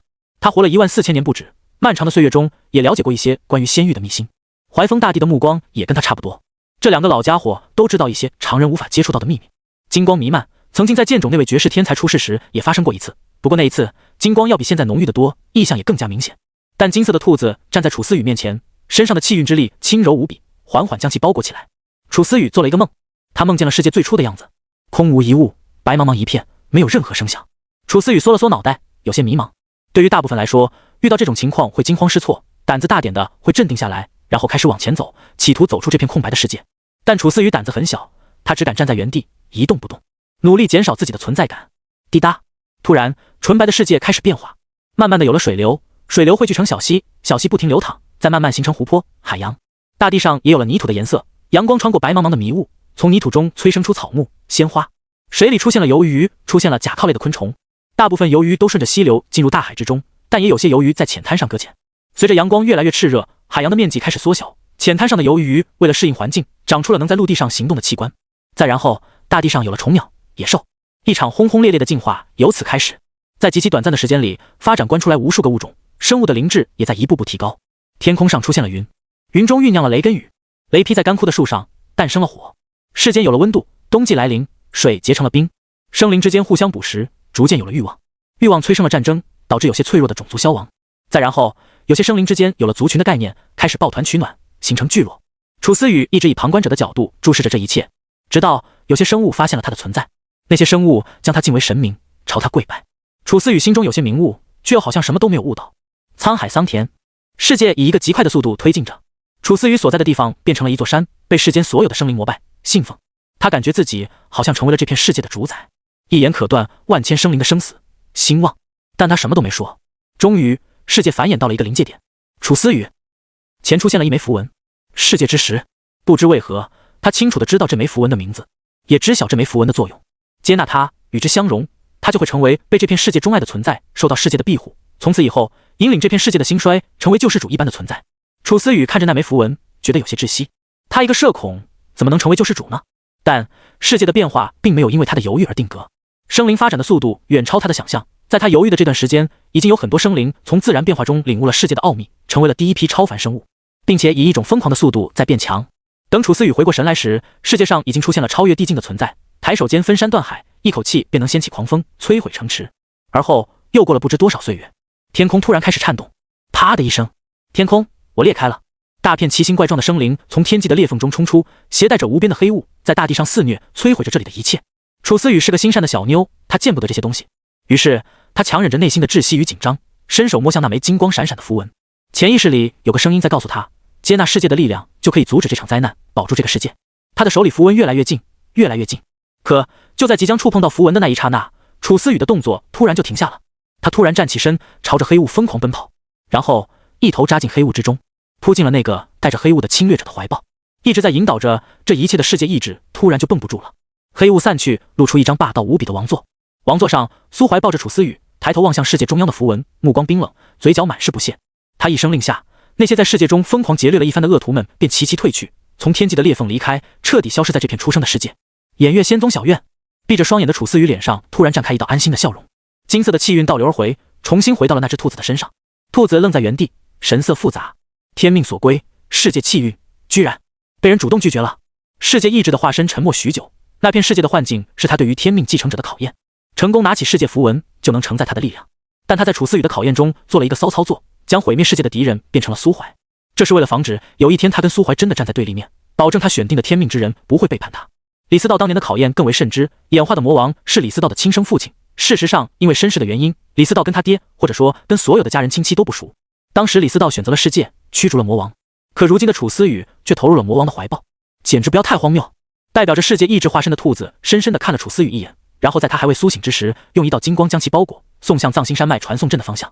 此等心智不坚之人，不要也罢。兔子又回头看了一眼欲言又止的曹姨，索性抬了抬手，把他一起送向了藏心山脉。黑龙妖帝见这两个女娃被送往藏心山脉，自然很快就明白了他们即将前往的去处。他思虑一番，突然跟偃月大帝二人告辞，朝着楚思雨跟曹姨追了过去。在仙域镇守了如此漫长的岁月，如今更是亲眼见到了仙域的世界意志，他觉得如今已经没有必要再守着那座祭坛了，不如趁着这个机会卸下自己背负了数万年的职责，往后为了自己而活。神域祖庙内，苏怀并不知道，短短片刻间，仙域内已经发生了足以引起世界动荡的剧烈变动，世界意志居然亲自出手，霸道无比地解决了楚思雨面临的危机。更不知道世界意志居然企图撬他的墙角。他心里对于自己留下的玄武大阵有信心，那个大阵根本就不是地境能破得了的，就算是他自己在不动用镇国境实力的情况下，也只能看着乌龟壳发呆，坐等大阵能量耗尽。而作为接收了天寒宫70%-80%以上遗产的大势力，偃月仙宗的灵石库存绝对能坚持至少半个月以上的时间。再加上世界意志，既然想跟他签订盟约，就必须得保证楚思雨的安全。所以苏怀现在反倒不怎么慌了，他摸着下巴，在心里琢磨怎么才能在签下盟约的情况下多跟世界意志要一些好处。下一瞬却突然发现祭坛亮了起来，两道身影被祭坛同时吐了出来。苏怀手比脑子快，在察觉到熟悉气息的一刹那，就下意识伸手接住了依旧在安睡的楚思雨。曹姨就没那么好运了，他扑通一声一屁股坐在地上，瞪着眼睛看向就在旁边的苏怀，满嘴的骚话不知从何说起。楚思雨鼻子动了动，凑到苏怀脖子上嗅了嗅，然后嘴角微微上扬，伸手圈住他的脖子，脑袋在他胸口蹭了蹭，睡得更安心了。苏怀心都快化了，嘴角疯狂上扬。既然世界意志那么上道，那他也就不斤斤计较了。啪的一声，在世界契约上盖了个手印，然后看都没再看穆江城以及那个药王仙朝过来的打手一眼，双手托住楚思雨，顺便分出一道仙力，拎起曹姨，径直离开了祖庙。药王仙朝不会以为他苏某人真的没脾气吧？现在杀了穆江城有什么意思？万一血腥味太重，吵醒了富婆怎么办？放他回去报信多好啊！有时候活人带来的恐惧要比死人大得多。苏怀一边朝着记忆中荣下村的方向走去，一边用意念沟通了那枚起源会的指环。圣子医生6号，能不能帮我个忙？医生，圣子，我要灭了药王仙朝，现在有一位借主出阶的强者在，但感觉不太保险，所以想请你一同出手，需要付出什么代价？医生，灭不了，我没那个实力。医生，你的谨慎是对的，药王仙朝有一尊半死不活的老妖怪，上个时代活下来的强者，最强时拥有半步御神级别的战力。医生，如今老妖怪濒死，勉强靠着你们人族始祖的血脉遗留支撑到现在，虽然战力有所下降，甚至出手战斗后极有可能会死，但恰恰这种状态的强者才无所顾忌，最为可怕，不是吗？医生，想对付老妖怪，我建议你找3号或者4号，连5号都还差点。圣子，这么麻烦？医生，你以为？医生，在神域，大家都知道药王仙朝父的流油，却从来没哪个势力真的去尝试吞并他，不就是忌惮老妖怪拉着别人同归于尽吗？医生行商屠夫，说句话。行商，闭关中，让4号走一趟吧。屠夫，可以。屠夫圣子，我是先去找你，还是直接在药王城会合？苏怀沉吟了一会儿，开口询问。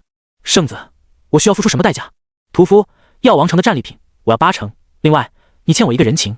行商，很公允的价格。行商圣子，药王城积累的财富远超你的想象，以你现在的实力，即便如你所说有一尊借主出阶的战力跟随，2成也是你能拥有的极限，再多一些你就守不住了。圣子，了解，多谢提醒。圣子屠夫，1个月后药王城外见。屠夫，可以。侍者，那个我可以加入这次行动吗？圣子，侍者，我需要一枚破戒丹，但3号开出的价格有点贵，所以我最近一直在攒钱，药王城里肯定也有破戒丹，所以。行商，什么话？什么话这是？8号，我已经给你打了8折，药王城的破戒丹肯定比我卖的更贵。侍者，所以我才想白嫖啊。侍者圣子，求你了，9号带我。圣子，行，算你一个，1个月后药王城见。午夜猎马人，芜湖，这么热闹。午夜猎马人屠夫，老哥，我又被鬼族半步御神追杀了，捞捞我。屠夫，行商，侍者，圣子，屠夫，要不你退会吧。行商，要不你退会吧。医生，要不你退会吧。苏怀嘴角一抽，将意识抽离起源会指环。在敲定计划的空隙，他已经抱着楚思雨，拎着曹仪抵达了荣夏村所在地域。不出片刻，占据此处的青皮小鬼们便一个个拎着行囊，骂骂咧咧的被赶出了村口。将曹仪放下后，他伸手指了指自己曾经居住过的那个小院，好兄弟，帮忙打扫一下。曹仪龇牙咧嘴，扫个屁！死苏怀，我又不是你的丫鬟，凭什么帮你打扫？不扫！苏怀啪的一声拍出一枚地金，一枚大地金盒。扫不扫？给我2刻钟，待会房间里要是还有一粒灰尘，我曹仪当场自杀，死给你看。苏怀一脸嫌弃，啧，我还是喜欢你刚刚那种桀骜不驯的样子。曹仪翻了个白眼，把地金往兜里一揣，哼着小曲，一脸快乐地钻进屋里做保洁去了。苏怀则深深地吸了口气，低头望向怀里的楚思雨。楚思雨一脸安详，小脸紧紧地贴在苏怀身上，嘴角挂着一丝若有若无的笑意，似乎在做什么美梦。大半年没见，富婆好像瘦了点。心痛，苏怀的富婆缩水了。洞察之眼悄然运转。药灵圣体，楚思雨，种族人族，等级5阶巅峰7品炼丹师，状态健康体质未觉醒，特殊气运加深，诅咒免疫，情绪思念眷恋轻松，心理状态至死不渝，终生挚爱。特殊备注：药灵圣体可利用圣灵果激活。气运加深是世界意志给富婆施加的祝福。还有圣灵果。苏怀眨了眨眼，把这个名字记在心里。他怀里的楚终于慢悠悠地醒了过来，嘟囔2声，睁开惺忪的睡眼。然后苏怀的脸就映入了他眸中。楚思雨觉得自己肯定还在做梦，所以他并没有多加思索，环着苏怀脖颈的手臂稍稍用力，扬起小脸，撅着嘴冲苏怀 A 了上去，嘴唇温软。楚思雨啃了一会儿，突然咂巴咂巴小嘴，眨了眨依旧迷糊的双眼。这个梦触感有点真实啊。他伸手戳了戳苏怀的脸， QQ 谈谈。苏怀舔了舔嘴唇，突然低头又堵住了他的嘴。与此同时，本来抱着楚思雨的左手也开始悄悄划过纤细的腰肢。呼呼，楚思雨瞪大了眼睛，这个梦也太真实了吧！可恶，我为什么会做这种梦？我是好人，我不能做这种梦。楚思雨，速速醒来！醒是不可能醒的。两唇分离，苏怀收回作恶的手，一把捏住他的脸。傻妞，瞪着眼睛干嘛？好久不见，有没有想我？楚思雨依旧瞪着眼睛，伸手摸了摸苏怀的脸，又扭头看了一眼周围的环境，一脸迷茫。别看了，这里不是陈月谷，这里是神域。那我怎么出来了？被扔出来了呗。曹姨一脸腻味地站在屋子门口，手里拎着把扫帚，头上还缠着一些蛛网。你俩够了，就不能趁没人的时候再腻歪？楚思雨小脸一红，在苏怀怀里扭来扭去，脸上写满了害羞，但却没有半点要离开的意思。看得曹姨又是一阵无语。俗话说小别胜新婚，分开大半年，楚小妞再次见到朝思暮想的人，心里满满的都是安逸。她既没有过多探究自己为什么一觉醒来就跑到了苏怀的怀里，也没有好奇神域跟仙域有什么区别，脑子里空空荡荡，只想赖在温暖的怀抱里。一般情况下，我们把这种人称为恋爱脑。恋爱脑的结局一般都很悲惨。当然，如果两个恋爱脑凑在一起，就有极大概率会发生某种甜腻的化学反应，凭空产生大量给犬类生物提供营养的口粮。苏怀坐在小院里的木墩上，怀里抱着软萌可爱的富婆，轻声述说着神域这个辽阔世界的知识，以及自己这大半年来所有的遭遇与过往。楚思雨靠在他胸口，微微仰头看着他的脸，眼底仿佛藏着一整片璀璨星河。从正午到黄昏，这片地域祥和无比。待天色渐暗，4轮圆月分别出现在天际4角之时，楚思雨又窝在苏怀怀里睡着了。世界意志的试炼耗费了他大量的精力，在苏怀怀里又过于安逸，楚思雨睡得很香甜。等他睡着，苏怀敲了敲右手上的指环，黑夜，能不能麻烦你回一趟混乱之地？黑蛇抬起脑袋看了熟睡的楚思雨一眼，他从苏怀身上看到了银蛇身上没有的那份深情，对苏怀的认可便多了一些。有什么事要我去做吗？我想让你回一趟混乱之地，将迷雾之塔里那只镇国境的蜘蛛带回到这儿来。当然，如果可以的话，多带一些你麾下的别的生灵回来也行。可以。黑蛇雷厉风行，从苏怀手上脱离后，很快就消失在夜幕之中。不多时，银蛇也脱离苏怀的手指，跑到旁边的另一个树桩上，抬起脑袋望着苏怀。你要建成？总得有个落脚的地方。以前就算了，现在思雨也一起来了神域，再加上我的实力也已经足够在荒野上立足，总不能让他再跟着我四处漂泊。我想给他一个家。小蛇沉默了一会儿，扭头望了一眼黑夜离去的方向，不知道在想些什么。许久之后，才收回目光，点了点头。这样也好。散修在这个世界确实很难立足，只是发展势力是一件很辛苦的事。我跟阿童以前一直四处漂泊，也没有这方面的经验，可能帮不上什么大忙。别这么说，你已经帮我很多了。咱俩谁跟谁？你既然决定发展势力，那选好地方了吗？打算接管药王城？不妥，药王城是个香饽饽，那片地域对于神域的人族来说有着特殊的含义。我们可以去攻打，但守不住。打下来之后，那里大概率会被其他几个人族先朝瓜分，药王城的子民也不会认可我这个终结掉他们辉煌历史的罪人。一步一步来吧，首先就从这里开始，站稳脚跟，再向外发展。刚好这里还有连接仙域的祖庙，可以接收从仙域进入神域的那些力量。苏怀眸光闪烁，嘴角带着一丝笑意。他从与仙域世界意志的短暂接触中发现了对方的野心，未来的仙域绝不会甘心偏安一隅。祖庙的祭坛至少还能再开启9年，这9年里，偃月仙宗出来的天骄们会源源不断地投入他这个偃月圣子建立的势力。苏怀并不打算建立纯粹的人族势力，他也没那个威望在人族振臂一呼，八方响应。再说了，跟那几个仙朝勾心斗角有什么意思？需要快速在神域立足，就不能慢悠悠的玩人族崛起的养成游戏，那是李思道的职责，不是他的。他现在要做的是广纳贤才，各族强者，只要有能力，服管他都欢迎。慢慢来，不急。夜色渐浓，曹姨早已收拾好2个房间，此时在其中一个房间睡下，苏怀抱着楚思雨走进了另一个房间之中。一夜无话。第二天一早，天才刚蒙蒙亮，搂着富婆呼呼大睡的苏怀便被一阵急促的敲门声吵醒。醒醒，苏怀，快醒醒啊！苏怀睁开眼睛，把搭在他腰上的大白腿轻轻移开，披上外衣，一脸黑线的拉开房门。大早上的，嚷嚷啥呀？门口的曹姨瞪大了眼睛。早上？现在都快50了，大哥。没到50，就是早上。算了，懒得跟你争这个，外面有鬼啊！曹姨的声音带着一丝颤抖。这是个村子，我本来想在村子里看看的，但走了没多远，就在村口看到了一只鬼。鬼？不是鬼族，是鬼，真的鬼。大白天哪来的鬼？我去看看。荣下村面积并不大，1分钟不到，苏怀就出现在了村口的位置，也看到了曹姨口子的鬼。那是一只眸中燃着蓝色鬼火的骷髅，通体赤金，牵着一头矮小的骆驼，一动不动地站在村口。是你啊！苏怀嘴角一抽，松了口气。小骷髅确实敬业，当初没跟着苏怀一起进入混乱之地，但苏怀从混乱之地出来没多久，他就一路跟了上来，堪称劳模。看着他处在村口一动不动的样子，苏怀想到了自己刚刚踏入神域的那几天，眼中闪过一丝怀念之色。他走到小骷髅面前，没有多做无意义的寒暄，伸手指了指骆驼背上背着的箱子。小骷髅会意，解下了左边的小箱子，里面装着几件地器，还有一些灵果之类的特产，大多是苏怀现在已经看不上眼的东西。他买下一些药效温和的灵果，看向骆驼右边的那个箱子。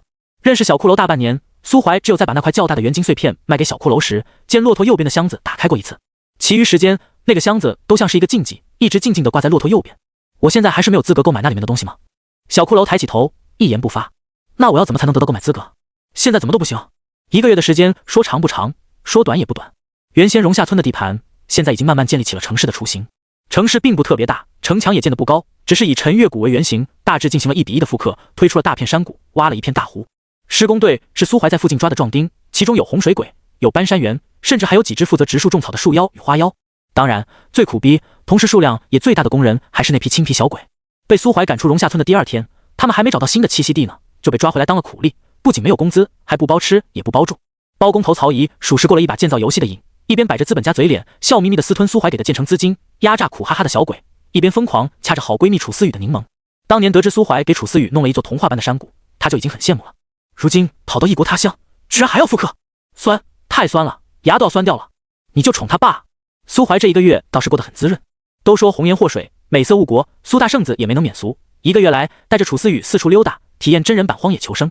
社恐小妞兼资深宅女的楚思雨一辈子都没见过那么多新奇的东西，脸上的笑容就没消失过。其实，社恐患者未必就真的不想接触新鲜的东西，他们只是害怕，对任何事物都抱有一种潜在的畏惧情绪。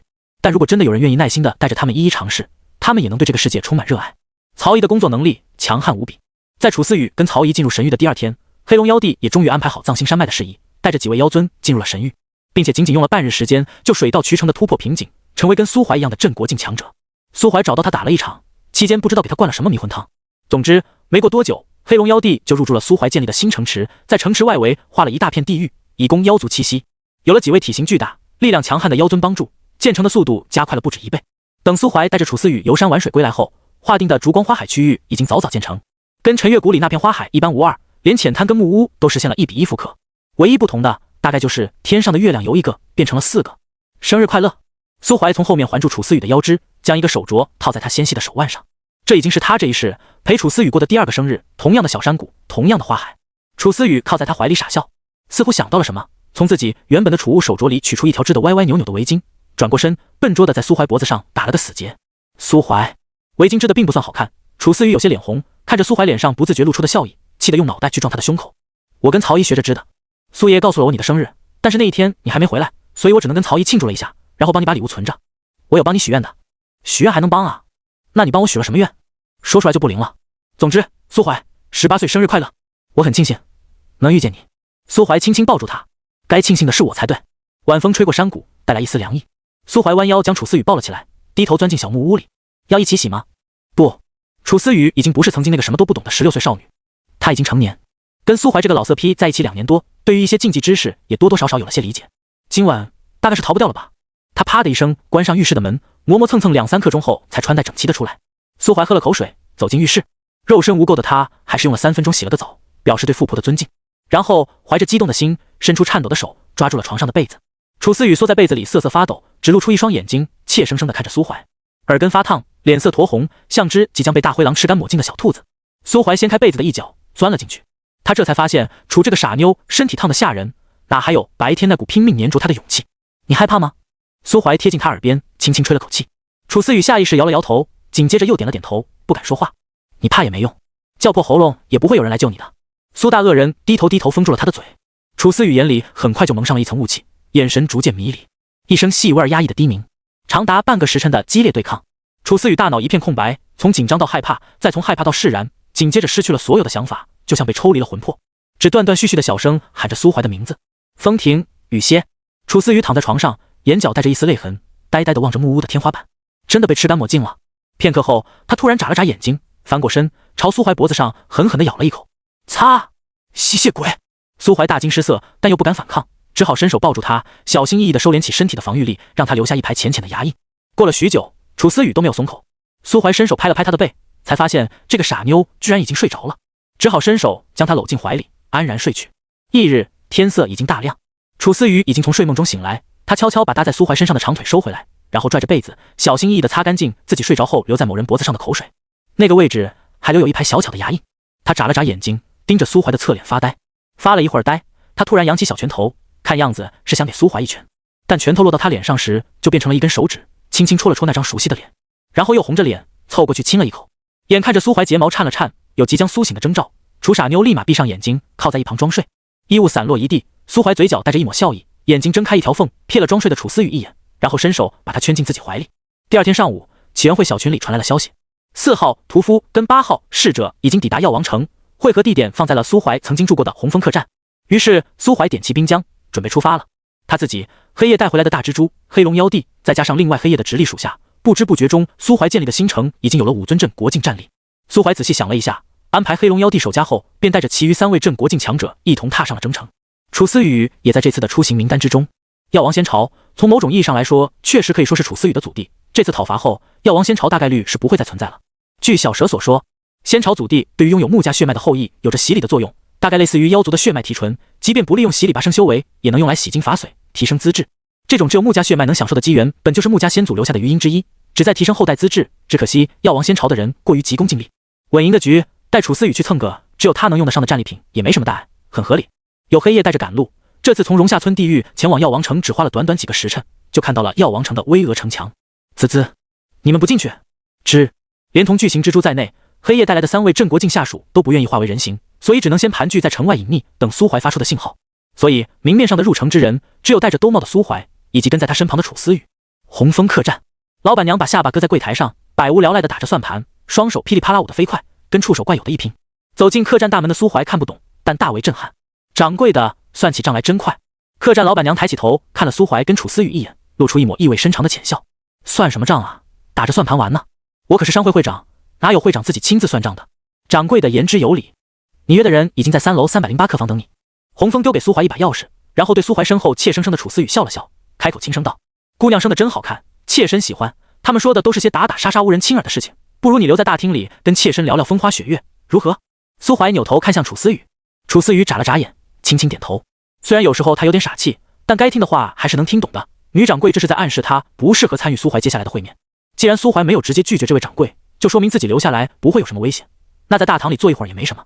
楚思雨寻了张空桌坐下后，洪峰立马就不知道从哪掏出个果盘以及一篮瓜子，凑到楚思雨面前，吧唧吧唧地磕了起来，主动挑起一些话题，拉近关系。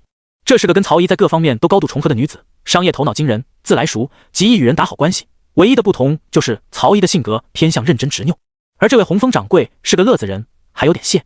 见楚思雨没有感到不适的样子，苏怀才揣着手慢慢悠悠地上了洪峰客栈3楼。此时已近黄昏，细碎的阳光透过窗纸，在楼道里晕开一层模糊的光斑。苏怀抬手敲响了308的房门，进来。回应苏怀的那道声音带着一种浓重的沙哑意味，以声喻人。还没见面，苏怀脑海中便已经浮现出一张凶神恶煞的脸。推开房门后，苏怀果然看到屋里的茶桌旁坐着一个身高近3米的魁梧大汉。大汉脸上满是刀疤，肌肉球渣，像是一头披着人皮的残暴凶兽。碎颅猎者，血屠科斯夫，种族鬼族，等级界主巅峰，权柄毁灭破坏，状态健康，情绪平和，心理状态友好，暗影猫妖来玩。种族妖族猫妖族，等级镇国境巅峰半步界主，权柄死亡缄默者，状态健康，情绪好奇，心理状态友好。4号。肌肉大汉点了点头，脸上没什么表情。苏怀又扭头看向一旁空荡荡的椅子，还有8号。阿雷，原本空无一物的椅子上突然传出一阵细微波动，一具曼妙的身躯缓缓显现而出。起源会8号莱维尔擅长隐匿刺杀，是起源会中唯一一个拥有越阶杀敌战绩的存在。当然，那次刺杀是在种种巧合以及大量前期准备下才成功的，以镇国境后期修为成功袭杀了一位突破不久的初阶界主。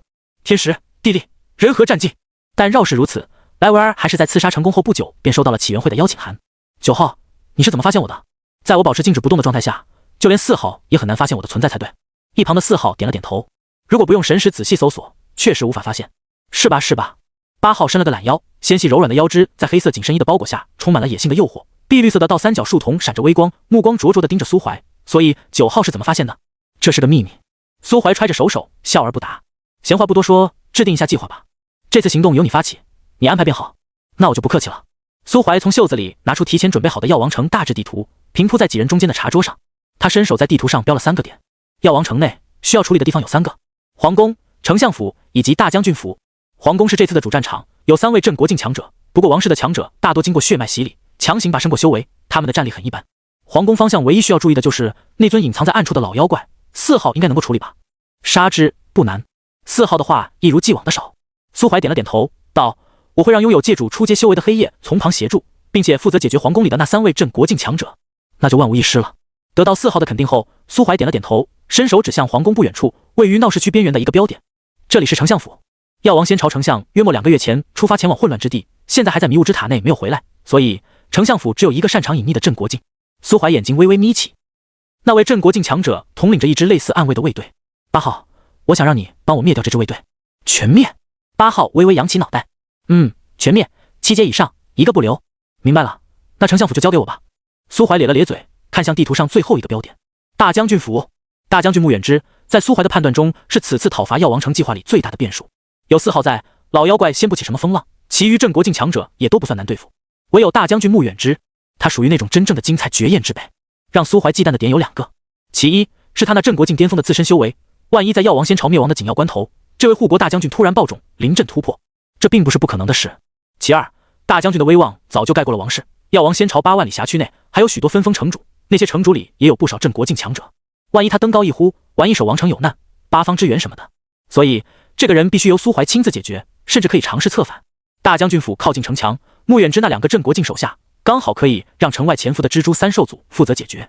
至于说苏怀什么不跟黑夜换一下，让黑夜来对付有可能爆种突破的大将军，苏怀去斩杀王室的饭桶皇帝，当然是为了保命啊。界主巅峰级别的战场哪有那么好待？皇宫战场，镇国境连入场的资格都没有，距离那么近，很容易就会被余波扫到，直接记在那里。小小的制定了一番作战计划后，8号突然举起了手，计划能不能明天早上开始执行？为什么？今天晚上有一场联合拍卖会，买破戒单的钱省下来了，我刚好可以去拍卖会上看看能不能提前淘一把戒气。有拍卖会？在药王阁4楼举行的联合拍卖会，神域大部分知名商会都有参加。苏怀默然无奈的点了点头。如果是只是药王阁自己的拍卖会，抢了也就抢了，但联合拍卖会有许多商会的背景都是苏怀暂时惹不起的。不说别的，单就一个金骷髅一族，苏怀就招惹不起，算上起源会的背景都够呛。何况起源会是互助组织，可没有多大可能为了他这个9号无条件跟一个顶尖族群开战什么的。从308出来后，苏怀靠在走廊上，看见客栈老板娘正在给楚傻妞讲故事，故事内容大概是老板娘的亲身经历，主角是老板娘跟放荡不羁的男人。那个男人还是凡俗时就敢拎着2把剑跑进荒野斩妖除魔，梦想着仗剑走天涯。老板娘是男人的青梅竹马，从小一起长大，穿同一条裤子的那种。大概11、12岁那年，放荡不羁的少年在别人家的农田里偷了一大把向日葵，鼻青脸肿的跑来跟老板娘表白，结果受到了老板娘的无情嘲笑。后来无良的老板娘把这件事当成了年度笑话，四处传播，从11岁一直笑到21岁，几乎逢人就说恶劣无比。然后老板娘就栽在男人手里了。后来烟雨落圣经，一人撑伞2人行。22岁那年，修炼小有所成，已经成为小镇第一高手的男人打算带着老板娘浪迹天涯，实现20的愿望。结果2个人离家不到1周就花光了积蓄，灰溜溜的逃回了小镇。就像那句话说的那样，曾梦想仗剑走天涯，后来没钱了就不去了。屋漏偏逢连夜雨。回到家后不久，老板娘就病了，病得很重。男人咬咬牙，把自己的剑卖了，换来了救命的丹药，治好了老板娘的病。再后来，2人在小镇安家。男人凭借自己的修为实力，组建了一支猎人小队，主要营生是猎杀荒野魔物，采集一些药材灵果之类。老板娘则负责把男人带回来的东西稍加处理，然后卖给附近的大城邦。生活没有轰轰烈烈，却也还算富足。直到男人27岁生日那年，老板娘偷偷赎回了那2柄尘封已久、无人问津的剑，也赎回了男人年少时的梦。5年多的积蓄已经足够夫妇2人在神域走出去很长一段路。这一次，他们成功了。浪荡的男人凭借2把剑，在荒野中闯下赫赫威名，整片荒野有何人不知那个整天都在被追杀的孤高剑客？不仅孤高，还喜欢嘴臭，还在镇国境初期时就能凭借一张嘴让半部界主破防，千里追杀。虽然男人每次都能跑掉，老板娘逐渐厌倦了天天跑路的生活，于是寻了个城池驻留，开始做起了自己的老本行，贩卖一些东西。沧海桑田，时光荏苒，男人还是曾经那个少年，只是追杀他的人一路从镇国境变成界主，再变成界主巅峰，半步遇神。而老板娘却已经借着男人的威势，建立了一个小型的商业帝国，将红枫商会打造成了一个有资格入驻九宝城的庞然大物。楚大傻妞小嘴微张，双眼清澈而愚蠢，俨然一副小迷妹的样子。老板娘的瓜子壳吐了一地。楚思雨的目光让她很受用，就差仰天长啸，大呼自己有首富之姿了。唯有负责打扫的女士一头黑线，手里拎着根扫帚，一副想把扫帚砸在老板娘头上，又担心工资会被扣光的模样。苏怀从走廊上下来，带走了楚思雨。等2人走出红枫客栈老远，他才凑到楚思雨耳边，改天让曹姨把他的红枫商会吞并了。楚思雨脸上有些震惊，他并没有听出苏怀是在开玩笑，而是在心里预想了一下，发现曹姨的商业头脑是他这辈子见过最出彩的人。就拿仙玉举例，一开始曹姨只是在陈月谷小范围内兜售楚思雨炼制的闲散丹药，但后来卖着卖着就把商路扩展到了仙玉下属的那些王朝。仙玉的下属王朝版图很大，平均最高修为只有5、6阶的散修们买不起高阶的丹药，当然他们也用不上，中低阶丹药才是市场急缺的资源。曹姨就是抓住了这一点，开始整合低端市场，并且利用与楚思雨截然不同的社恐属性，拉拢了一大批药灵峰的弟子。第一步，低价抢占市场；第二步，开始玩营销手段，威逼利诱那些散落各地的小商贩，让他们加盟曹姨的商会。第三步，给丹药打造品牌价值，给商品分级。比如同样的丹药，一颗用来治伤的普通3品玉灵丹，以药效满分10分为标准，占丹药总数9成以上的8分的丹药，售价不过10几块零食，9分的就要翻个倍，10分的极品丹药更是直接上百零食。还有更骚的，给特定炼丹师的丹药打造特殊标签，比如楚思雨炼制的丹药味甘，药效强，被曹姨强烈要求在收丹时以不影响丹药效果的手段打上一枚小小的烛光花印记。就多了那么个印记，他曹姨就敢以普通丹药至少10倍的价格去卖。烛光花系列的丹药很快就成了中低阶修士中流传的奢侈品，成为了各大王室子弟、大势力传人的标配。甚至有很多尊天神朝的皇室后辈子弟都在偷偷采购烛光花系列的丹药。没办法，被他们的好国师苦了几10年，冷不丁吃到颗甜滋滋的丹药，不迷恋上这种味道才怪。丹药供不应求，曹姨又开始涨价，并且开始玩饥饿营销，限量销售烛光花系列，并且以优先购买权为诱惑之一，结合各项打折福利，发展出了一套完善的会员制度。初级 VIP 101年，中级 VIP 1000，高级 VIP 5000，还有凌驾于所有 VIP 之上，数量限制在100位以内的至尊 VIP 千万灵石终生制。至尊 VIP 还他妈跟爵位一样，可以世袭。与此同时，还整了一句宣传语：没有人能真正拥有4A商会至尊 VIP， 你只不过是在为下一代保管而已。这种手段别说在仙域了，就是放到神域来，那效果也是相当炸裂的。甚至就连尊天神朝里那几个神域来的皇子跟公主，都背着神朝国师悄悄办理了至尊 VIP。谁让4A商会好东西多呢？尤其是一些用来享受生活的特殊设备，比如曹姨在苏怀的躺椅基础上铭刻阵法改进的按摩椅。宣传语：偃月圣子用了都说好。还有苏怀以前无意中提起的巴雷特 RPG 火箭炮，都被曹姨连同林振峰的师兄师姐鼓捣出来了。等级不高，但用来轰杀2、3阶的妖兽是已经够了。巴雷特甚至能远距离狙杀5阶妖兽，一枪毙命。最重要的是，这东西不需要修士催动，强壮一些的凡俗士兵都能拿来玩。这套被称为军火系列的特殊灵器，售价低廉，但是有限购的，不充 VIP 根本买不到。即便充了，也只能买到少量。高级 VIP 才能用它来武装一小支卫队，至尊 VIP 才能用来武装军团。最关键的是，能狙杀5阶妖兽的巴雷特是至尊 VIP 的赠品，买是买不到的。这种大杀器对标的几乎是大部分王朝的最强战力，几乎可以等同于王朝的定海神针。这种东西大家都没有也就罢了，但别人有，自己也必须得有。想象一下吧，如果2大王朝互相征战，皇帝对峙半天，突然有一方掏出一把巴雷特，大人，时代变了，砰的一声就可能完成改朝换代的壮举。当然，这些东西原本改造出来是为了用来抵御受潮，清霄地也主要是气鬼渊以及陨魔窟战场，但那些王朝势力不知道啊。他们只知道，突然之间，市面上就出现了一种可以让2、3阶修士暗杀5阶大修士的恐怖武器。现在王朝皇帝们出门都小心翼翼了。于是，曹姨又推出了一款特殊的假靠阵法车，以阵法驱动，广告词明目张胆的写着防御性强大，可以抵御某种大杀伤性灵气的远程狙击。属于是同一个人的钱，他要赚2次，太罪恶了。4A商会会长简直就是恶魔，这种人就该吊死在路灯上。可惜曹姨背景太大了，偃月仙宗弟子，据说跟偃月圣子还有些关系。并且因为他提供的武器大大缓解了2大境地低端战场的压力，还成为了气鬼渊跟陨魔窟的荣誉将军。感动他，以叛族罪论处。就这种等级的商人，楚思雨真的毫不怀疑他能干掉红枫商会。发什么呆呢？苏怀在楚思雨的脸上捏了一把，牵住他的手，走了，带你在神域的繁华大城里逛逛。哦，楚思雨反手扣住他的掌心，挪动脚步往苏怀身边靠近了一些。2人融入熙熙攘攘的人群之中，成为繁华夜景中一块小小的拼图。苏怀并没有参加晚上的拍卖会，只是拜托8号关注了一下圣灵果的消息。拍卖会那种比较严肃的场合，并不适合楚思雨这种社恐的单纯女生。当然，如果恋爱对象是个比较喜欢金钱的女孩，那大可带她去一些高端场合大肆撒币。如果追的女生很喜欢钱，但你恰好没钱，那注定是个悲剧，恋爱大师来了都救不了。药王城虽然繁华，但街上的小吃还是大多以银库币结账的，一枚地币可以在小吃街从头吃到尾，吃到撑的走不动路。苏怀的恋爱经历少得可怜，前世跟楚思雨在一起时，也大部分时间都在修炼。楚思雨这个宅女，甚至一辈子都没离开过陈月谷。后来苏怀有实力，可以带着她到处浪了。又被个老六算计，死在了李斯道闭关的紫竹林。楚思雨的恋爱经历就更少了，他没有前世的记忆，说句不好听的，除了苏怀，他几乎没有过多接触过任何同龄的男孩子。毕竟平时楚思雨都习惯性的把自己裹得严严实实的，根本没多少存在感。而那些见过他真容的耀灵峰师兄们，又大多知晓她是圣子的女人，根本不会自己找不自在。所以他跟苏怀逛街，就真的只是逛街，一路逛吃，苏怀倒是没什么感觉，楚思雨的肚子却已经鼓起了一丝细微的弧度，吃不下了。终于在苏怀又一次进行无休止的投喂后，楚思雨打了个饱嗝，不肯再接了。于是2人在街边一个玩游戏的摊子旁停了下来。摊子的老板是个穿着短衫的中年人，在街边弄了一口方形的大水池，池子里放着几10条手指大小的小鱼。这种小鱼并不是灵兽，只是外观好看的凡鱼。水池边围着8、9个孩童，还有一对年纪不大的情侣。苏怀伸着脖子看了一眼，有些蠢蠢欲动。这个摊子跟地球上某些动漫情节中经常出现的捞鱼游戏大差不差，都是用容易破碎的纸网在水里捞鱼。从老板笑嘻嘻的神情中可以猜测到，那对小情侣看样子已经捞了很久，男的已经捞上了头，脚边扔了几10个破掉的纸网。苏怀拉着楚思雨跑过去，指了指池子里的鱼，我想要。楚思雨看了看水池，又扭过头看着苏怀，头顶缓缓浮现出一个大大的问号。那我帮你抓。嗨嗨，一起。从街角一路吃过来，一个地币还剩下10几枚金库币的结余。苏怀把剩下的钱全都给了老板，买了100多个3指大小的纸网，把旁边的小孩都馋坏了。分给楚思雨一半后，他便蹲在水池边默默蓄力，并没有刻意去掌控力量，而是浑身放松，像个普通人一样拿着纸网捕捉小鱼的游动轨迹。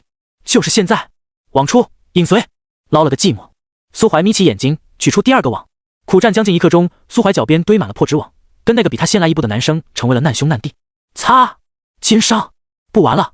苏怀暗骂一句，扭头去看旁边的楚思雨。街边的灯火映照在水面上，然后又映照在楚思雨的眼睛里，荡开星星点点的光芒。小滩边的路灯照在他脸上，以苏怀的角度，刚好可以看到几根散落的发丝，以及他脸上细小的绒毛。扑通，一尾红色的小鱼被捞起，落进楚思雨脚边的小盆中。他突然绽开一道颠倒众生的笑容，让熙熙攘攘的夜景、漫天的灯火全都黯然失色。苏怀有些看呆了。那，给你。楚思雨捧着那个小盆，满心欢喜地将自己的战利品送到苏怀面前，就像外出打猎满载而归的母狮子一般，脸上罕有的出现了一丝得意的神情。苏怀默默接过小盆，发现里面满满当当的挤满了小鱼，甚至已经出现了鱼挤鱼的现象，光是看着都觉得呼吸困难。小摊老板也是一副见了鬼的样子，炼丹师的微操确实牛逼。苏怀接过那盆小鱼，突然凑上前，在楚思雨脸上轻轻啃了一口。单身了40多年的小摊老板见到这一幕，捏紧了拳头，终究还是没敢开口。叔叔，可以让这位姐姐帮我也捞一条吗？一个围着水池盯了半天的小男孩举着自己手中的纸网，满脸希意地看着苏怀。要叫哥哥啊？小男孩咽了口唾沫，扭头看了楚思雨一眼。那，叔叔，可以让这位哥哥帮我捞一条吗？不可以，滚！苏怀单手托起小盆，另一只手牵着楚思雨离开了这个充满幼稚气息的地方。走过拥挤的长街，他们俩在一处僻静的长椅上坐了下来，主要是为了让楚思雨消消食。楚思雨靠在苏怀身上，脸上还带着一丝因为刚刚被当众亲脸而泛起的红霞，夜色很美。如果一辈子都能这样就好了。他依偎在苏怀怀里，心里生出这么个有些贪心的念头。当二人慢慢悠悠地回到红枫客栈时，时间已经临近子时。作息良好的楚思雨很快就在苏怀的怀抱下安然睡去。寅时初，半夜3点，苏怀突然睁开双眼，在楚思雨额头留下一个亲吻后，小心翼翼地走下床，开始穿戴衣物。披上一袭黑袍后，他将那张刻着狰狞红白鬼纹的面具附在脸上，悄悄走出了房间，来到客栈大厅之中。侍者已经在大厅等候。没过多久，屠夫也从阴暗的长廊里走了出来。侍者的面具是一只带着诡异笑容的黑猫，通体漆黑，左眼眼瞳的位置用鲜血一般的颜色写着一个小小的疤。屠夫的面具则简单粗暴，以白色为主，整体有点像熊，又有点像狮子，满嘴獠牙，右脸上写着一个大大的4。准备好了吗？我没问题。侍者手里转动着2根明显淬了毒的紫色3棱刺，点了点头。屠夫手里拎着一柄看不出材质的厚重锯齿砍刀，用行动昭示一切，率先走出客栈，朝皇宫的位置行去。苏怀手中的黑蛇指环动了动，一旁的银蛇指环抬起头碰了碰他的脑袋。你小心点哦，管好你自己。黑蛇引入夜色，追上了屠夫的脚步。听到黑夜冰冷的话语，银蛇嘴巴微张，一脸迷茫，不知道自己做错了什么。听到苏怀身上那2只气灵的交流互动，侍者忍不住发出几声轻笑，而后也无声无息地潜入阴影，将气息完全隐匿。苏怀扭头看向柜台处打盹的老板娘，掌柜，思雨的安全就麻烦你了。放心吧，只要你不自己发疯，今天晚上便是药王城没了，也波及不到这里来。苏怀点了点头，收拢黑袍，随之消失在夜幕之中。药王城，皇宫，夜幕已深，繁华尽退，空余一地狼藉。一道黑影越过长街，在月光下显露出4道不同的阴影。长度超过2米的锯齿砍刀溅出大片火星，刀刃在地面上拖拽出一条长痕，呲呲啦啦的声响在夜里格外瘆人。前方何人？皇宫重地，庶民止步！皇宫的守卫看着高大的黑影一步步逼近，握紧了手中的长矛，发出几声厉喝。然而黑影却并没有因此停下脚步，反而在缓缓加速，朝着皇宫大门急冲而来。轰隆！几个守卫抛飞数十米，先经铸就的大门轰然倒塌。屠夫半句废话都没有，领域瞬间铺展而开，如遮天乌云一般笼罩住整座皇宫。敌袭！有敌袭！高墙上的卫兵发出撕心裂肺的呼喊。皇宫之中，一道又一道身影或从睡梦中苏醒，或从密室中走出，全都汇聚在皇宫中央的紫金殿之前，脸色凝重地看着那道近3米高的魁梧身影。皇宫遇袭，乃国难，满朝文武无一可置身事外。老皇帝披着龙袍，满是威严。道友是谁？为何袭击我药王城？屠夫抬起头，惨白色的面具在月光下格外冷冽，面具下的身影沙哑无比，在黑夜中犹如死神的呢喃。起源会，屠夫，让穆巴克滚出来，与吾一战。老皇帝看着那张面具上清清楚楚写着的4，整个人如坠冰窖，浑身发冷。老皇帝的身影带上了些许颤意，或许是因为恐惧，又或许是因为愤怒。起源会，起源会！他的声音越来越大，激进怒吼：真的来了！你们真的来了！明明素来无冤无仇，便是前些时候你起源会的人抢了药王阁，甚至在混沌之城杀了我朝重臣，寡人也没有追究。为何？为何要如此欺辱我药王先朝？屠夫看了老皇帝一眼，没有理会他的歇斯底里。不知9号要灭你们，于是无来了。要怪就怪你们自己不够强大。穆巴克砍刀在地上划出一圈火星，屠夫突然露出一丝狂热的笑意，抬头望向皇宫深处某座幽深大殿。找到了此处交给你了。屠夫一个闪身，消失在众人视线之中。与此同时，皇宫后殿某处突然荡开一圈涟漪，两位界主巅峰之间的初次交手，即便都心有顾忌，控制住了战场范围，传出的余波还是将近乎大半个皇宫夷为平地。大量宏伟奢华的建筑在无声中化为烟尘，随风而逝。老皇帝身形佝偻，仿佛瞬间老了数亿倍不止。穆家那位定海神针一旦出手，不管输赢，一战之后恐怕都再也无法苟活下去。药王仙朝在老祖出手的那一刹那，就已经丧失了所有的希望，注定成为即将消失的烟火。还有闲心伤春悲秋，另一片领域悄然降临。紫金殿前的人被尽数囊括在内。老皇帝双目圆睁，界主，居然还有界主，当真要赶尽杀绝？住手！你要什么都可以商量，寡人都可以给你，何必如此？老皇帝握着权杖，周身气息升腾而起，企图冲破这片举目破败的毁灭领域。只可惜修为只有地境，甚至连地境都不到的朝臣们，在一位界主的领域倾轧下，犹如重劫，一个接一个炸裂，血水混合着骨茶，溅地到处都是。恐慌开始在领域中弥漫，有人呼喊，有人求饶，也有人破口大骂。但这一刻，无论那些朝臣们到底是奸是忠，是善是恶，都难逃一死。深州的声响越来越少，这位陌生的界主没有要跟他谈判的意思，不接受偷袭，不接受割地赔款，眼里只有无尽的毁灭欲念以及浓郁无比的杀意。江湖不是打打杀杀，但如果自身没有打打杀杀的实力，又有谁会心平气和的跟你讲人情世故呢？老皇帝颤颤巍巍的闭上双眼，放弃了挣扎，盘膝坐地，以发遮面，静静的等待死亡的降临。他终究还是做了药王仙朝的亡国之君，一代仙朝皇帝死得无声无息，没有悲壮，没有荣光，连全尸都没有，只有无尽的屈辱。黑色巨蛇在宫殿中游走，坚硬厚重的鳞片闪动着深邃的冰冷光泽。黑夜的任务并没有完全完成。据苏怀的情报，皇宫中应该有2位镇国境强者，老皇帝是其一，已经成功斩杀，但那位国师却至始至终都没有出现过。大将军府，在皇宫动乱初起之时，穆远之第一时间便打算带着部下前往支援，但同一时间，药王城城墙受到了攻击。这次的袭击并不同于之前苏怀打劫药王阁那一次，那次是治安问题，是执法队的职责，他若出手，属于越俎代庖；而这一次是城池受到袭击，拱卫王城，是他这个大将军的职责。军师与副将已经前往城墙处御敌，但穆远之却站在空旷的大街上，神色凝重地看向不远处那个手持长枪、一身黑袍的神秘青年。红白相间的鬼面略显狰狞，鬼面上篆刻的9字符号更是平添了几分可怖。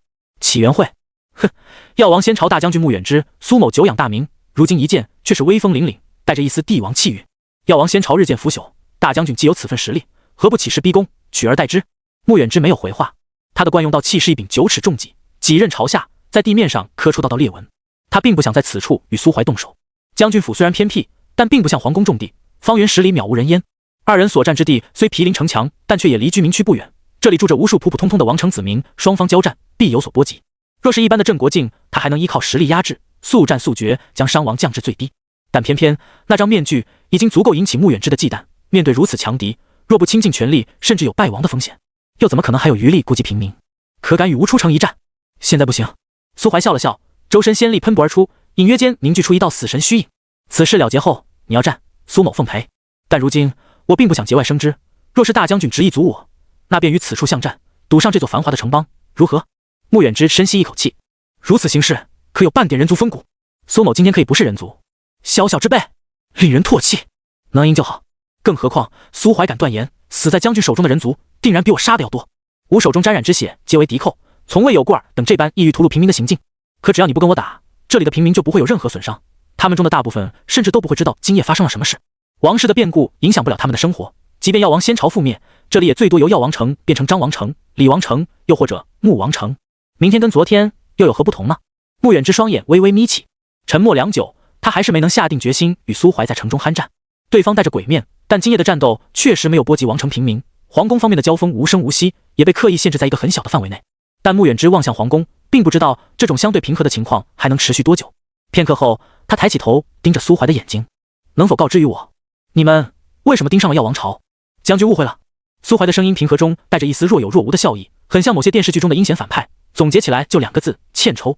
并非苏某盯上药王仙朝，而是你效忠的王室不肯放过我呀。从某种意义上来说，此处或许还能称得上是苏怀内子的娘家祖地。只可惜王室对苏某的态度并不好，害死苏某的外母不说，还想把内子带离苏某身边，送到万劫战场去冒险。内子胆怯，不愿往之，但王室之人却屡次苦苦相逼，甚至由内阁总领带头，雇佣一群穷凶极恶之辈，强闯苏某家乡，意欲逼迫内子就范。苏某实属无奈，这才带了位长辈，连同一些朋友亲自登门拜访，也好解了这桩恩怨，免得苏怀一家老是被人惦记。大将军，敢问苏某何错之有？穆远之眼角一抽，答不上话来。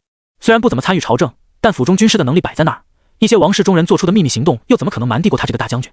只是丞相府跟大将军府都会选择性的忽略掉一些事而已，不忽略也没办法。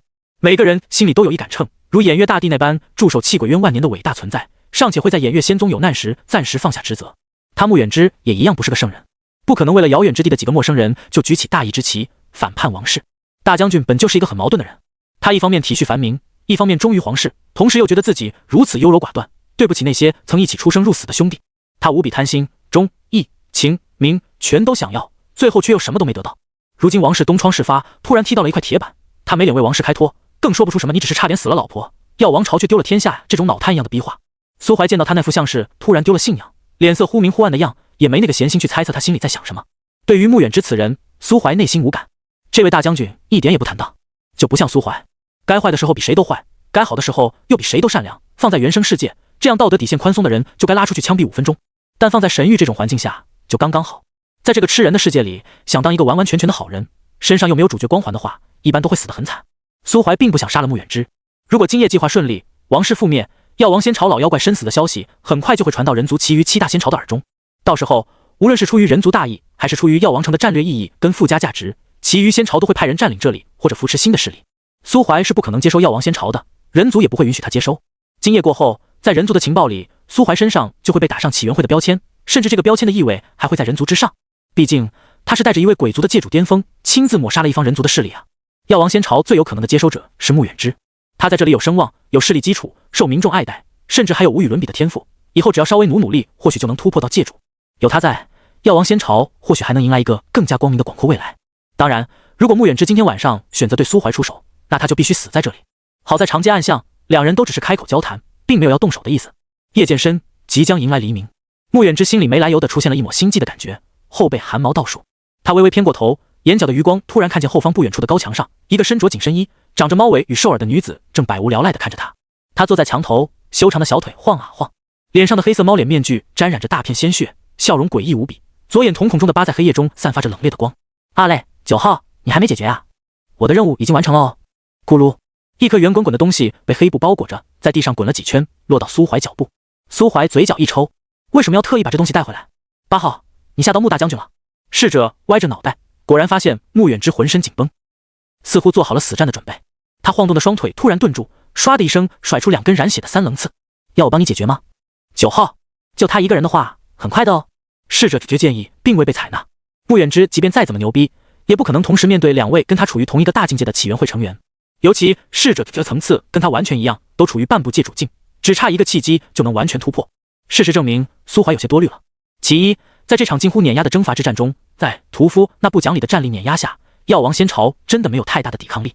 毕竟药王城建立之时，人族已无御神，药王仙朝甚至连一个像样的完整界主都掏不出来，他们的底蕴大多集中在财产以及各种秘文、功法以及炼丹的秘传之中。对于抵御外敌，始终都靠着那位半死不活的界主巅峰级老祖。他们修筑的皇宫大阵，别说是用来抵御屠夫，能挡住一般的界主中阶，甚至界主出阶就已经很不错了。苏怀一直顾忌的穆远之关键时刻爆中，临阵突破界主境也没有出现。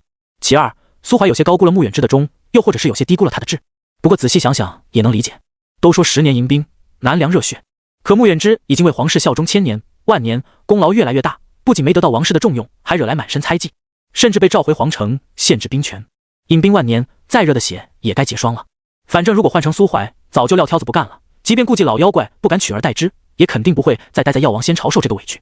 以穆远之的威望与实力，在荒野中重新建立一个大城绝对是够的。至少现在药王仙朝注定覆灭之时，穆远之并没有大喊3声来生再报皇恩，然后拔刀自刎殉朝。他虽手持长戟站在长街夜巷中，却连动一下都未动。城墙外，军师依靠与先锋的默契配合，再加上城墙战阵的配合，勉强挡住了苏怀带来的3头妖鬼。那只大蜘蛛久攻不下，气得不断嘶鸣，如果用8级注语翻译过来，大概也只能显示出一长串的星号。皇宫之中，沙沙，巨大的漆黑之蛇在大地上游弋。黑夜作为混沌之城的小公主，自然不会是什么良善之辈。她路过的地方，全都在领域的倾轧下支离破碎，化为废墟。以往奢华尊贵的皇宫，如今染满鲜血，在冰冷的蛇瞳注视下崩毁消亡。突然，整个皇宫陷入一种诡异的宁静之中。退！黑夜的耳中传来屠夫的低鸣，他顿时蛇鳞乍起，再也没了继续寻找国师的想法，以最快的速度逃离皇宫，并且用领域覆盖住红枫客栈那一小片地狱。后殿地底深处，岩壁破碎，大片奇异矿石落入鲜红的血池之内，池底则铺着一层厚厚的骨粉。身形枯槁，如同干尸般的老人悬立于半空，一呼一吸间引动空间波纹，浑浊不堪的双眼静静地看着不远处的高大鬼物。血屠科斯夫，巨山鬼族族长，这个鬼族族群共同永立的10大鬼族之强者之一。上次听闻你的消息，还是你与金尊共同覆灭暗影天魔族群。老夫着实没有想到，我药王朝何德何能引来你的征伐，就不怕我人族找你事后清算？屠夫手中的锯齿砍刀沾着些许碎肉，胸口有一道半米长的狰狞伤口。他有些错估了老妖怪穆巴克的实力，数万年的苦痛折磨，这老东西虽说一直在苟延残喘，却也同时找到了另一条可以直通御神境的道。又或者说，在当年那场导致人族第2次没落，导致药王穆家跌出顶尖族群的灾厄中，穆巴克并不是一无所获。至少现在穆巴克的修为已经踏出了那半步，成为了真正的半步御神。屠夫虽然也号称拥有半步御神战力，但真要说起来，他只是刚刚触碰到那个境界的边缘，离脱胎换骨尚且还差那么一点。其实神域中所谓的半步御神，大部分都只是对那些战力高于普通界主巅峰的敬称，不见得就有能与御神交手的实力。打个比方，屠夫做的是100分的卷子，即便他回都能在最后一题多写几种解法，拿到高于100分的评价，可穆巴克却已经在做满分150分的卷子了。穆巴克这种已经将领域转化成了世界雏形，才能碰瓷真正意义上的御神。而这也正是起源会中如今4号与3号的实力差别，实质的差距。换句话说，穆巴克现在距离跨出最后一步，缺失的只是气血之力，是因为有一股难以化解的死气，无时不刻不在侵蚀他的身体、灵魂。如果能中和掉体内的死亡诅咒，他要不了多久就能成为真正的御神。药王仙朝的计划其实是可行的，至少如今交手了一段时间，屠夫心里已经有了几分退意。他明白老妖怪今天可能会死，但绝不可能死在自己手中。穆巴克也看出了屠夫的退意，他扯了扯干枯皲裂的嘴角，仿佛一块随时都有可能散架的烂肉，右手微动，空间泛起层层涟漪。屠夫见状眯起双眼，一刀斩出，毁灭气息疯狂四溢。穆巴克，到此为止，各退一步。9号是2号亲自招募进起源会的，若9号死，引起他的怒火，你们整个人族都有可能因此受到牵连。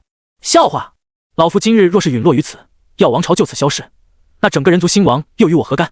干枯的手掌穿透空间，深入虚空之中。嗡！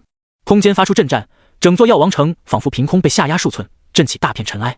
城中无数居民被惊起，胸口仿佛被施加了重压，从耳鼻中渗出鲜血。药王城上空突然出现了一只擎天巨手，朝红枫客栈的反向虚压而下。嘶！好！黑色巨蛇仰天咆哮，领域却在瞬间支离破碎，浑身蛇鳞发出炸响，迸射出黑红色的毒血。得来全不费功夫。穆巴克的双眼仿佛透过层次岩壁，看到了红枫客栈中被惊醒的楚思雨。作为药王仙朝计划中最重要的一环，作为吸食了无数穆氏女帝血脉后裔的老祖，他又怎么可能不清楚王朝的计划？外人都只知道他是女帝的追随者，只有极少数人知道穆氏真正的秘辛。比如说，穆氏女帝其实是穆氏3杰之一穆巴克同父异母的亲姐姐；又比如，女帝其实是天生的药灵神体。药灵神体万法不侵，几乎能免疫天下所有的诅咒与毒，是受到生命法则眷顾的体质，真正的天眷者。这种体质太过逆天，几乎相当于人形神药，连御神强者都会觊觎。穆氏女帝根本不敢告诉任何人，只有其父母以及穆巴克知晓。这些年来，穆巴克之所以能苟活着，不就是依靠那些拥有部分药灵神体遗传血脉的穆氏子弟自我牺牲吗？甚至培养女帝后人，派遣他们进入万族战场，也只是为了找到穆景瑜的残留。如果能有残魂之类遗留，自然最好。他这个做弟弟的也不介意想办法让姐姐复苏。如果姐姐的灵魂已经彻底消亡，那哪怕只是找到遗躯，得到一滴血也是好的，至少能让他这位王朝先祖有机会摆脱诅咒。他若能恢复全盛时期的实力，不就相当于药王仙朝复兴吗？姐姐在仙域偷偷与人结合，留下了血脉，却没有将血脉后人带回神域，就是存有一丝保护后人的意思。只可惜仙域残存的血脉后裔还是没能瞒住穆巴克。屡次碰壁，穆巴克甚至都打算在油尽灯枯之时，依靠大量丹药殊死一搏，通过陨魔窟或者气鬼渊强行进入仙域了。却不曾想到，姐姐的后人不仅自己来到了神域，还跑到了自己眼皮底下。天不亡我穆氏皇族！大手虚压，黑夜嘶吼。苏怀更是在第一时间便回到红枫客栈。他失算了，失算在太过自信，错过了老妖怪的实力。原以为十拿九稳的局，却在最放心的一环出了问题。屠夫居然没能拦住这尊将死的老妖怪。黑夜强行挺直身躯，挡在苏怀身前。走，带着你的女人跟营，快走！皇宫之处出现一道惊天黑芒，那是不再顾及药王城繁民的屠夫，借助巅峰境界的实力，几乎瞬间就将整个皇宫化为漆黑的死地。苏怀咬着牙，死死地盯着上空的漆黑巨手，突然敲了敲手上的银色指环。妈蛋，到你表演了，银，确定要用？这里是神域，我的权柄只能小范围逆转，甚至还会留下时间的痕迹，到时候说不定会惹来更强大的敌人。用吧，没事，我有准备，你有心理准备就好。没有等到悲剧彻底发生，苏怀右手中指上缠着的银白色小蛇突然开始疯狂闪烁，时空猛然凝滞，一张巨大的银色巨蛇虚影突然出现在药王城外，如同山岳般的身躯盘成一圈，将药王城完全包裹在内。世界之蛇。苏怀不知道为什么，脑海中莫名其妙地出现了这个词汇。紧接着，巨蛇张开嘴，一口将整个药王城吞入腹中。药王城闹事，长街上人来人往，灯火通明。楚思雨静静地依偎在苏怀怀中，他刚刚在捞鱼游戏中大发神威，给苏怀捞了满满一盆他想要的小鱼。楚思雨觉得很有成就感，但苏怀就没那么惬意了。他左手轻轻抚摸着楚思雨的长发，右手却转动着那枚起源会的指环。圣子，计划有变，终止行动。逝者，屠夫有何变动？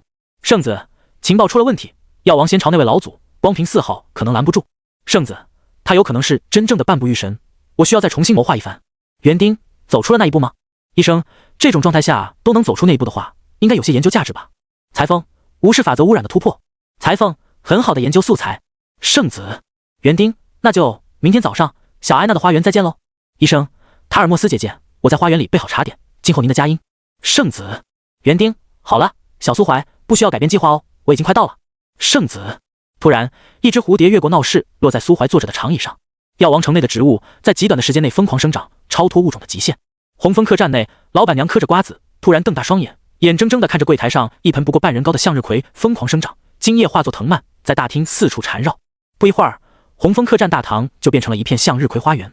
老板娘伸手指了指巨大的金黄色花盘，扭头看向大堂里目瞪口呆的女士，还愣着干嘛？啊，掌柜，是要我把这些花全部拔掉吗？拔个屁！我的意思是，赶紧把花盘摘下来，今年1年的瓜子都够了。屋顶，侍者伸了个懒腰，小小的脑瓜里在想一个极其深奥的问题：如果2号出手，那就没他这个小小的镇国境巅峰什么事了。所以，他还能不能白嫖到破戒丹？明明买破戒丹的钱都已经花出去了。屠夫站在窗口，一言不发地望着满城繁华在顷刻间化作花草的海洋。权柄融入领域，领域演化世界。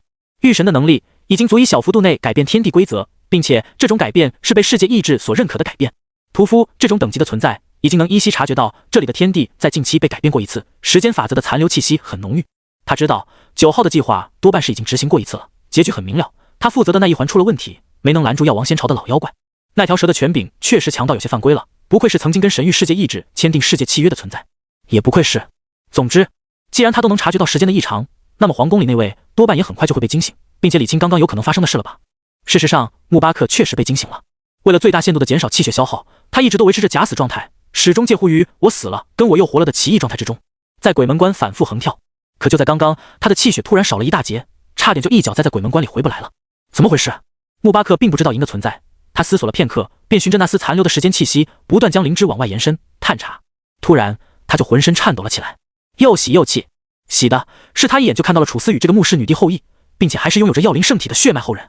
虽然圣体比不上神体，并且这个圣体还处于未觉醒的状态，可就以药王仙朝的本事来说，寻找到一枚用以激活体质的圣灵果，并不是一件办不到的事情。到时候只要激活药灵圣体，再尝试吞噬，他必定能补充大量气血，有很大的机会能冲击御神成功。成为御神之后，法则污染自然而然的就会被剔除干净，再也无法影响到他。气的是，他看到了苏怀，并且也从苏怀身上感知到了药灵圣体的气息。这意味着什么？意味着因为某种原因，药灵圣体不再完美，缺失了那份纯净的生命气息。岂有此理啊！该死的野小子！穆巴克咬牙切齿，他站起身，刚想伸出虚空之手，把这对亡命鸳鸯一起抓起来，却突然察觉到了另外一股气息，干枯的手瞬间就顿住了。另一边的苏怀也顿住了，他的视线定格在长街上，一个穿着绿色衣裳、正在笑眯眯的买着冰糖葫芦的目测只有7、8岁的小女孩身上。草木之灵塔尔斯莫，种族花灵族，等级御神初阶，法则生命法则17%，状态健康，情绪好奇愉悦，心理情绪友好。一位御神的到来无声无息。幽暗的皇宫后殿，因为常年受到死亡污染的地底空间一片死寂。扑通！突然，一块碎石落进血池之中。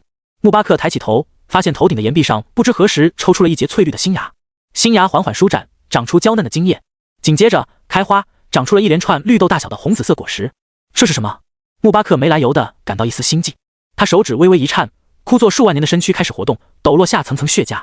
但等他身躯全舒展而开，身上腐烂的血肉与干枯的经脉重新流淌着力量之时，却发现眼前的场景突然就变了，变成了一片无边无际的花园。各种不知名的花草疯狂生长，大量七彩的蝴蝶、蜜蜂在花丛中飞舞。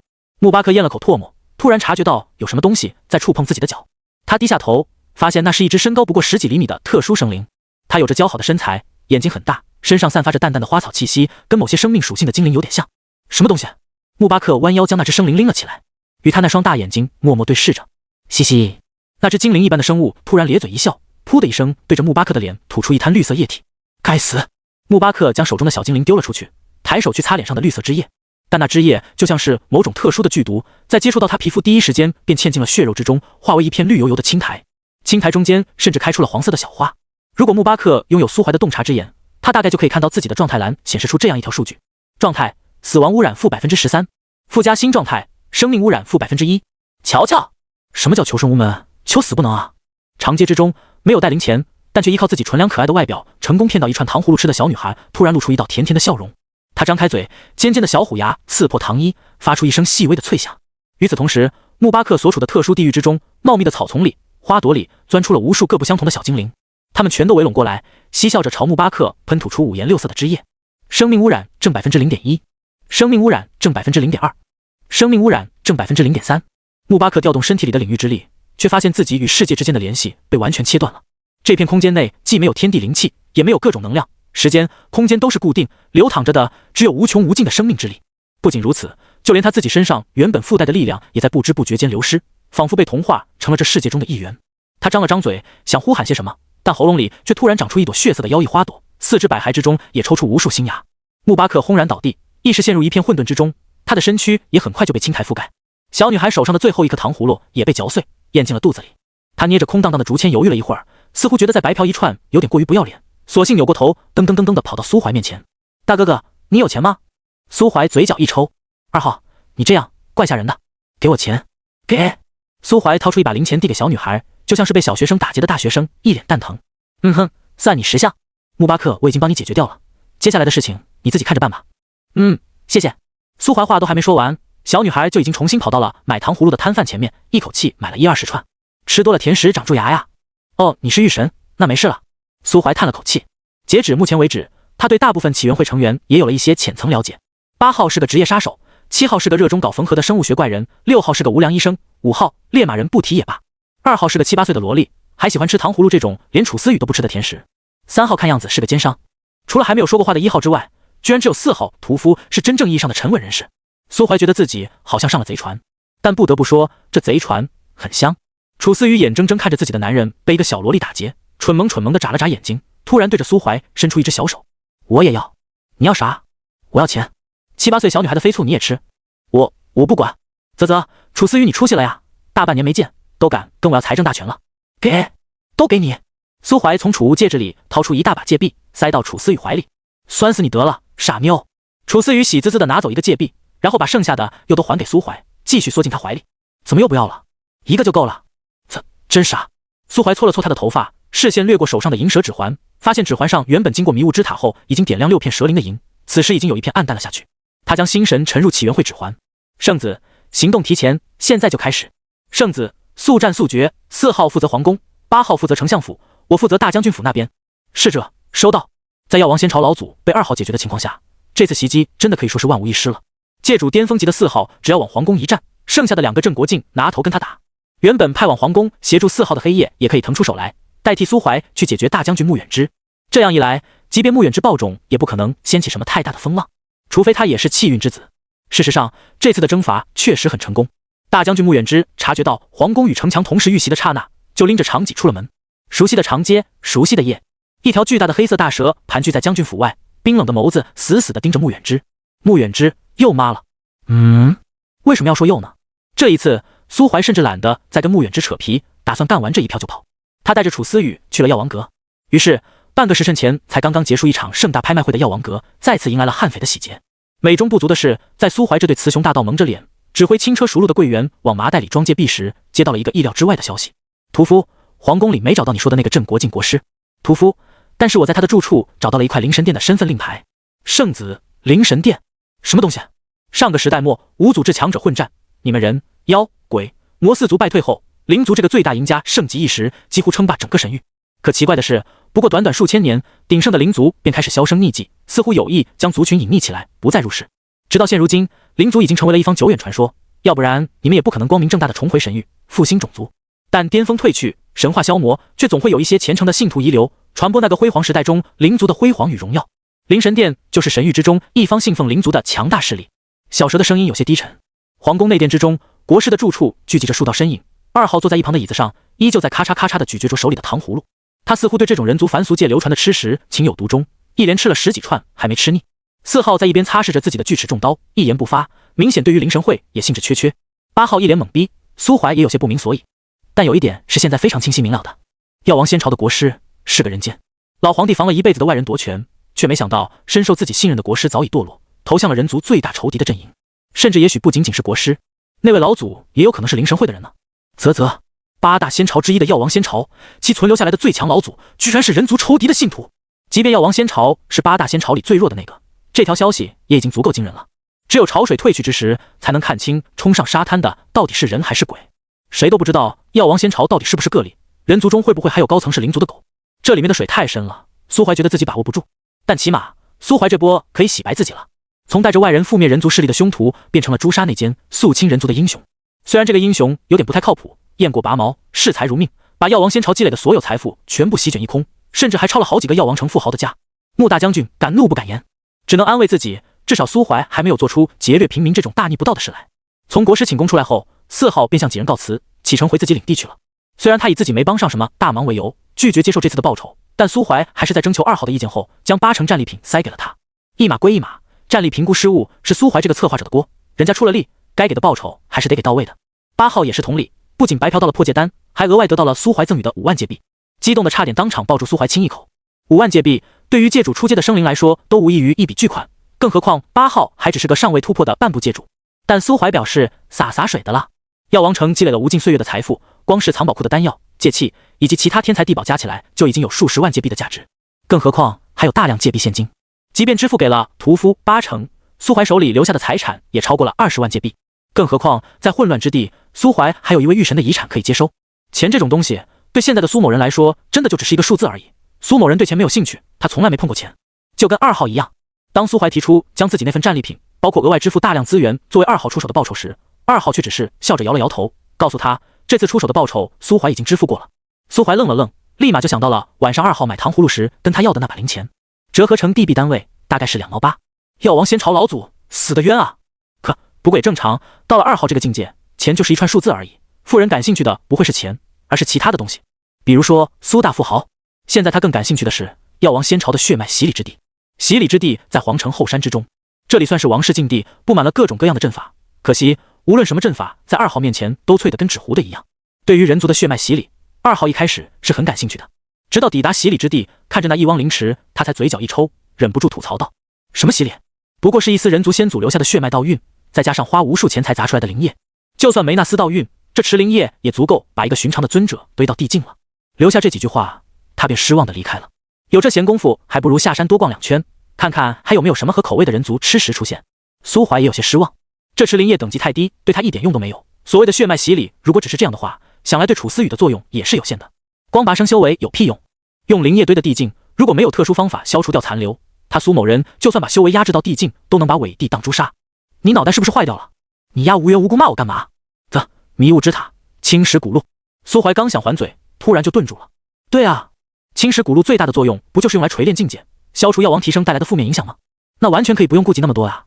苏怀咧嘴一笑，扭头看向楚思雨。楚思雨莫名有点害怕。你看着我，想干嘛？这不太好吧？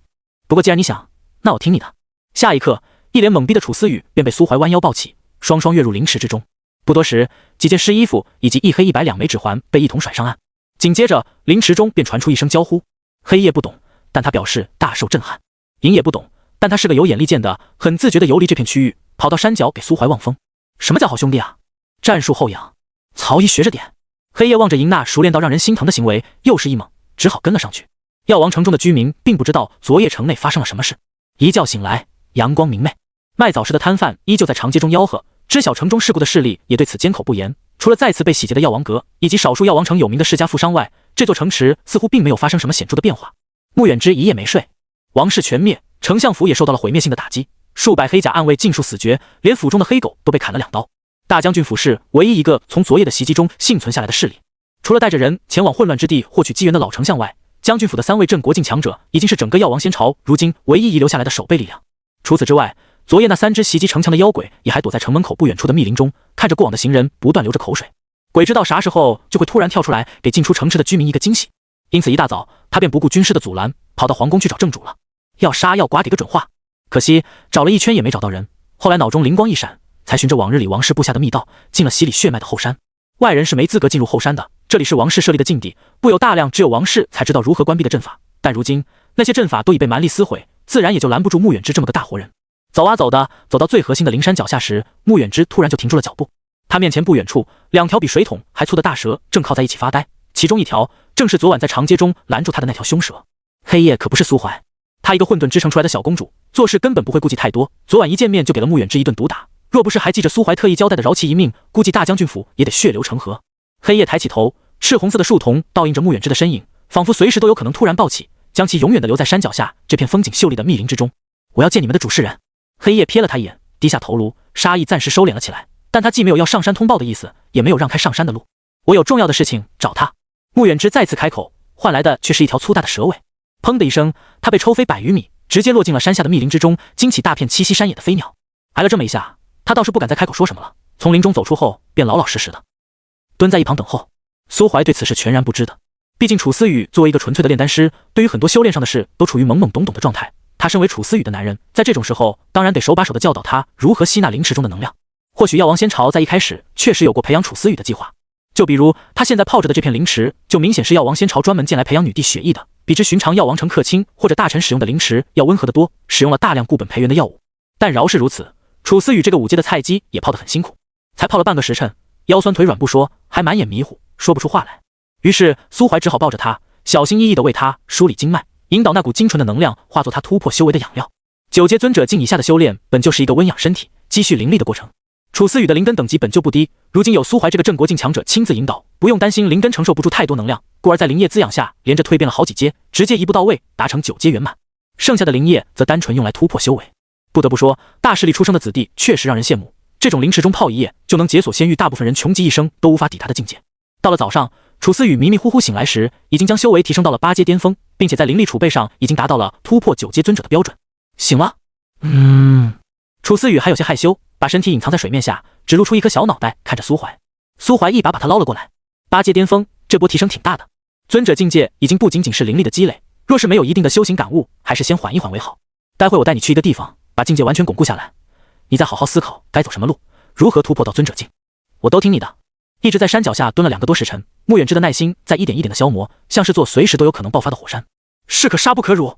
但每当抬起头看到那2条一动不动的大蛇，他就觉得作为一个大将军，太过暴躁了也不好，要学会隐忍。穆远之啊穆远之，你在王氏的辖制下憋屈了这么久，怎么还会因为一点小小的羞辱而动怒呢？终于日上3竿之时，2道身影从山上连袂而下，2条巨蛇一前一后，化作流光消失在苏怀的衣袖之中。穆远之微微一愣，苏怀他是认得的，但之前他还以为那巨蛇只是苏怀请来的帮手，如今一看，好像那是苏怀的手下，大抵是契约兽一类的东西。苏怀的可怕程度在他心里又上涨了一些，但有些话他不得不说。苏怀，你覆灭药王仙朝王室，可是要取而代之？苏怀脚步一顿，扭过头看向穆远之，他身旁的楚思雨也忍不住看了过去，瞥见楚思雨那张脸，穆远之突然就愣住了，像，太像了。苏怀莫名其妙跑来覆灭药王仙朝的原因，穆远之突然就明白了。药王仙朝的某些计划，大将军府跟丞相府都心知肚明。大概11年前，王氏派人从祖壁之地，也就是仙域带回了一个女子，那女子性格温婉，跟眼前这女孩至少有7、8分相像。女子毫无疑问是药王仙朝初代女帝的后裔，被带回王城后稍加培养，突破至帝境后便被王氏奉为圣女，而后不久便连同一支小队，带着无数隐秘法宝与丹药，被派遣到了万族战场之中。万族战场是什么地方？那是一处真正的死地，里面埋葬着无数个腐朽的时代，既充满机缘，又满是污秽。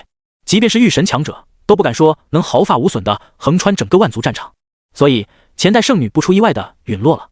所以苏怀覆灭药王仙朝是为了给自己的岳母复仇，还是因为王氏的人又想让这份悲剧在他牵着的那个女孩身上重演呢？苏怀看着突然愣住的穆远之，眯起了双眼。穆大将军有事？穆远之回过神，微微低下头，已经没那么有底气了。苏先生打算何时登基？没兴趣。接替一座腐朽的国度，远比重新建立一座要难。待会我们就会离开这里。药王城到底是并入其余仙朝，还是收缩势力范围，自降位格继续保持独立，就看你这个大将军怎么选了。说完这句话，苏怀便牵着楚思雨的手渐行渐远，缓缓消失在穆远之的视线之中。穆远之看着2人的背影，心里突然充满了迷茫。药王城今后的命运与苏怀无关，如果硬要说他们之间有什么渊源，也只会是以反派的身份出现在药王城的历史记录之中。例如某年某月某日，恶贼苏怀携数位妖鬼入侵王城，屠戮王室，覆灭丞相府，劫掠无数无辜贵族。故而苏怀根本懒得多跟穆远之啰嗦什么，还未入夜，一行人就离开了这座让人难过的城市。妖鬼们携带着部分财富回归了苏怀初创的城邦。苏怀临走之前给了黑龙妖帝跟曹姨副城主的职权，这个甩手掌柜苏某人当得无比安心，而他自己则跟楚思雨一同踏上了前往混乱之地的归途。之前的修炼进程被药王城的计划打乱，如今势必当然得继续回那条青石古路受虐，以便早日突破境界。从药王城前往混乱之地需要6-7日时间，苏怀本想带着楚思雨一路游荡过去，但却在临近出发之时收到了2号的邀请，于是顺利搭上了2号的顺风车。花灵界，几人坐在一座由不知名藤蔓编织而成的小亭子中，蒲公英在天空中四散，大片大片的灵台兰与小叶草相互交织，将大地编织成一张华丽的大网。所谓人间仙境，大抵不过如此。苏怀在花丛中坐下后，便有几只蜜蜂一样的生灵抱着草叶制成的酒杯飞到他与楚思雨身前来，杯中液体清香四溢，散发着一股淡淡的甜蜜气息。花灵露，尝尝吧，这可是只有花灵界才能产出的珍贵酒酿。苏怀将杯子凑到嘴边浅尝一口，只觉得精神一清，多日来积累的戾气跟烦闷骤然消弭，眼睛立马就亮了几分。好东西啊！他立马将酒酿一饮而尽，然后抬头看向那只给他送酒的蜜蜂。说只蜜蜂与他对视一眼，竟然直接扭过头去，仿佛没看懂苏怀想要续杯的意图。倒是楚思雨那边围着一大堆各种各样的精灵，不只是花灵酿，还有许许多多苏怀见都没见过的特产。2号看着这一幕笑了笑，药灵圣体天生清净自然，是天生的生命法则承载者。待他成为地境后，你可以带他去一趟九宝城，那里可以寻到让你们俩一同蜕变的机缘。他轻叹一声，接着说道：曾经那位人族穆氏女帝精彩绝艳，还在界主境便已领悟法则，将领域退化为世界雏形，距离御神境也只是差上那么一丝而已。若是穆巴克有他那般才情，我也没办法轻易将他捕捉。苏怀收回视线，扭头望向2号。领域世界雏形，这花灵界是？2号与他对视一眼。御神境可开辟属于自己的世界，花灵界便是我的世界，在这里我即为主宰。我是天地间第一只花灵，这里的每一只花灵都是我的一名。迟早有一天，花灵族也能在神域之中降生，受世界意志认可，成为这芸芸众生万族名册之中的一员。苏怀默然，每一位族群始祖都是令人尊敬的存在。御神的手段神秘莫测，苏怀只是在花灵界中坐了一会儿，外界便从繁华的商业城邦变成了荒凉炙热的沙漠。楚思雨离开时，那些出生的花灵还围绕着他，恋恋不舍，最终将一个由百花编织而成的花环戴在他头上，才聚在一起目送他离开。如果穆巴克看到这一幕，一定会忍不住哭出声来。都是穆氏族人，凭什么他又是美食招待，又是送花环的，到了我这儿就变成了草泥马吐口水？花灵祝福，由出生花灵合力编织而成的花环，拥有驱除厄运、提升自然亲和的神奇功效。苏怀也不知道该怎么形容楚思雨的运气了，只能说不愧是曾经差点被世界意志钟爱的存在。半个气运之女，跟你闹呢。离开的这一段时间，沙漠依旧还是那副一片萧条的样子，黄沙上的旅人跟商队成群结队，躲避着沙原上的灾难跟杀兽。重临此地，苏怀当然不需要再苦哈哈的横渡沙漠，狠狠地灌了一口流月之泉后，又丢给了楚思雨一罐。楚思雨是个乖孩子，苏怀的话他句句听，让干啥就干啥，让喝啥就喝啥，即便心里有什么疑惑，也不会当场问出来。他不是某些影视剧中的那种无脑男女，遇到什么无法理解的事物，不会来一句我不信，又或者我没见过，这不是真的。如果有什么东西是在他的认知之外，他一定会以这件事是真的的前提下进行思考，或者慢慢跟苏怀求证。跟这样的人相处起来很舒心。流月之泉下肚，苏怀闭上眼睛，开始呼唤迷雾之塔。不一会儿，二人所在之处便出现了一个小型流沙漩涡，在那些商旅惊恐的目光中，将他们一起吞没，融入广阔的沙漠神国。熟悉的青石古路，气灵站在入口，歪着脑袋打量苏怀带来的累赘。为何带外人入内？什么外人？这是我内人。气灵脸庞一抽，不知道该怎么还嘴。要知道，昔日神国鼎盛，财富无数之时，这里也是沙五族皇族才有资格踏入的试炼之所。苏怀怎么可以动不动就带一个外人进来蹭？富婆，这是神器的气灵，来，见过气灵爷爷。气灵也好，罢了，蹭就蹭吧，反正神国都已经覆灭了。气灵表面上没有回应楚思雨，但是却让开了通往试炼石板的路。苏怀咧嘴一笑，牵着楚思雨踏了上去，一直走到第71块石板，才停了下来。楚思雨毕竟刚刚突破不久，本身又只是个身体孱弱的炼丹师，虽有8阶顶峰修为，但走到71块便已是极限，比试炼之路的平均水平还差一大截。交代完一些基础的注意事项，苏怀便暂时离开楚思雨，继续往上攀爬了。近2个月未见，李思道已经从初入地境突破至地境中阶，青石路也已经走到了第97阶，无愧其气运之女的名头。当苏怀路过他身边时，他才收回打量楚思雨的目光，看向揣着手一脸轻松的苏怀。逆鳞？什么？没什么，我很快就会赶上你的。苏怀一脸不明所以，嘴角一撇，神经病。当苏怀离开，李思道才皱着眉头望着他的背影。楚思雨他也不是第一次见，甚至对于偃月仙宗的某些传闻也听说过。仙域各大势力弟子，谁不知道偃月圣子风流无比，是个不折不扣的色批跟渣男。据说他时常在半夜翻女弟子的墙头，最喜欢做的事就是夜袭女澡堂，并且荤素不忌，只要是女的就有可能会被圣子打晕，拖到寝宫行不轨之事。传闻中楚思雨就是被苏怀欺辱最多的那个人，甚至连其师尊药灵峰峰主都保不住他。偃月圣子的恶名甚至一度超越曾经的天寒宫圣子，成为仙域女修最害怕在野外遇到的流氓榜首。如此之人，为何会将一个女子视为逆鳞，并且在自己当初落难之时巧遇？此人虽说有趁人之危之举，却只是拿走了自己身上的宝物，对他这个剑种传人本身则畏如蛇蝎，唯恐避之不及。李思道对自己有足够的认知，他相貌虽不算绝色，却也绝对跟丑搭不上关系，而且因为常年练剑，身姿匀称，白衣白裙，气质清冷，再有身份加持，很容易引起某些人的征服欲。但偏偏苏怀对他满是嫌弃，二人之间甚至连朋友都没地做那种。这样的人性格完全无法捉摸，真的好难懂啊！轰！李思道还在走神，青石板第108阶台阶已经传来了阔别近2月的巨响，苏某人啪的一声被压倒在地，动弹不得，又开始自虐了。修炼这件事向来是枯燥的，尤其是像苏怀这种已经迈入镇国境，开始领悟玄之又玄的法则与权柄之人，修炼所花费的时间往往会是曾经单纯积累灵力时的100倍、1000倍以上。久而久之，苏怀已经分不清自己在迷雾之塔待了1个月、1年，又或者更久。直到楚思雨的修为突破9阶尊者，然后又从初入尊者境慢慢提升到尊者巅峰，甚至已经开始冲击地境时，苏怀才终于勉强踏上第110块青石板，将肉身打磨到现阶段的极限。他现在敢断言，就算抛开所有秘籍不谈，单纯比拼肉体力量，他也能单手吊打黑龙妖帝。即便是对上7号造的缝合怪，同境界下他苏某人也敢与之激情肉搏300回合。与苏怀截然不同的是李思道，这女的修为就跟坐火箭一样，在掌控寒霜权柄的同时，还同时领悟了毁灭系的劈斩权柄。一人双权柄，即便放眼整个神域近2个大时代，这种天资也是相当炸裂的。苏怀对此相当羡慕，甚至嫉妒，整个人都像是被柠檬包围，甚至那段时间还因此暂停了打磨肉身，妄图跟李思道一样领悟第2权柄。只可惜命里有时终须有，命里无时莫强求。他没成功领悟第2权柄，但本身的欺诈权柄却也提升了一个层级，拥有了一丝炎灵的韵味。虽然还做不到言出法随，但欺诈权柄却也终于有了一丝正面战斗力，衍生出了2句带有规则层面性质的口诀。其一，看什么看，出来单挑啊！效果是凝聚所有权柄之力，构筑出一个规则层面的虚空擂台，强制权柄指定之人与苏怀进行生死决斗。其二，道友，你听我解释啊！效果是消耗自身1/3仙力，平息指定之人的敌意，并且限制对手的行动能力，强迫对方跟苏怀讲道理。第一条指令可以让苏怀在某些时候避免被人围殴，第2项指令则带着一种控制效果，大概类似于短暂缴械，没小蛇的循环那么 bug， 但苏怀对此也已经很满意了。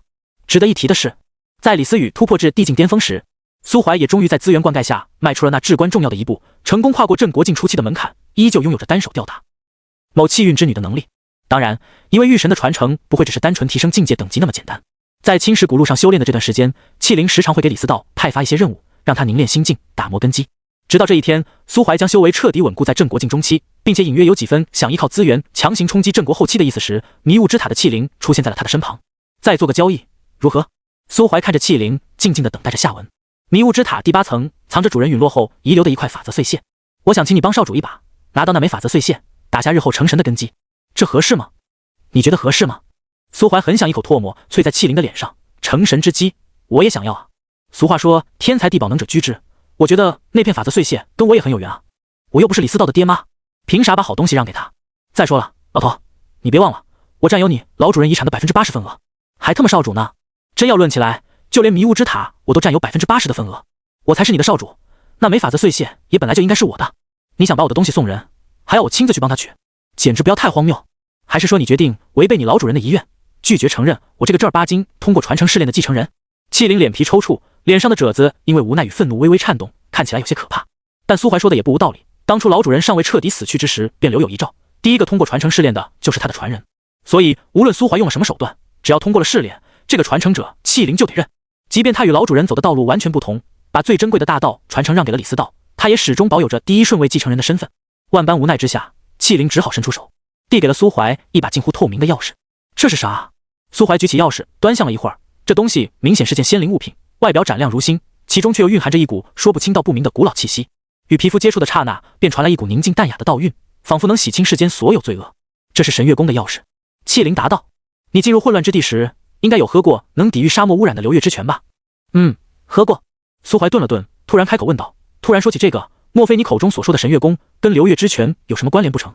是有关联，神月宫是流月之泉的源头，那里应当能找到心灵系的法则碎屑。你帮少主取回老主人留下的法则碎屑后，我会为你指路，助你进入神月宫，寻找适用于你的法则碎屑。当真？吾以沙漠神国的荣耀起誓。苏怀眉头一挑，抬起头与气灵对视了一会儿，才轻轻点了点头。那我便信你一回。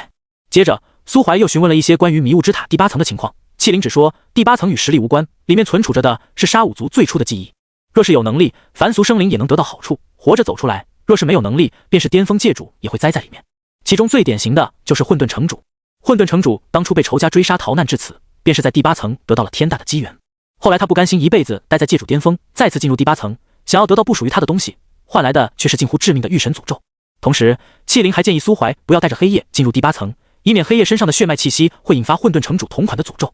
苏怀是个听劝的人，他把黑夜暂时留在了楚思雨身边，交代清楚行踪后，便与李思道一前一后走出了迷雾之塔第4层的大门，一同在青石古路上修行了那么久。李思雨跟苏怀的关系也有所缓和，虽然还算不上什么朋友，但至少以平常心看待李思道已经没什么问题了，起码能进行一些正常的交流。迷雾之塔很大，那些当初跟苏怀一起走混沌之城的路子进入塔中的各族生灵，大多也还留在其中寻觅机缘。一路走来，苏怀已经看到了好几个，只不过他们情况都不太好，躺在走廊角落一动不动，气息似有似无，也不知道是在闭目休憩还是已经死了。走廊上唯一一个还有动静的外来者是位镇国境的生灵，头生双脚，一双手爪有20多根手指头。苏怀认识这只生灵是当初青铜油灯观光团中的一员，护送族中小辈进入迷雾之塔的保镖之一。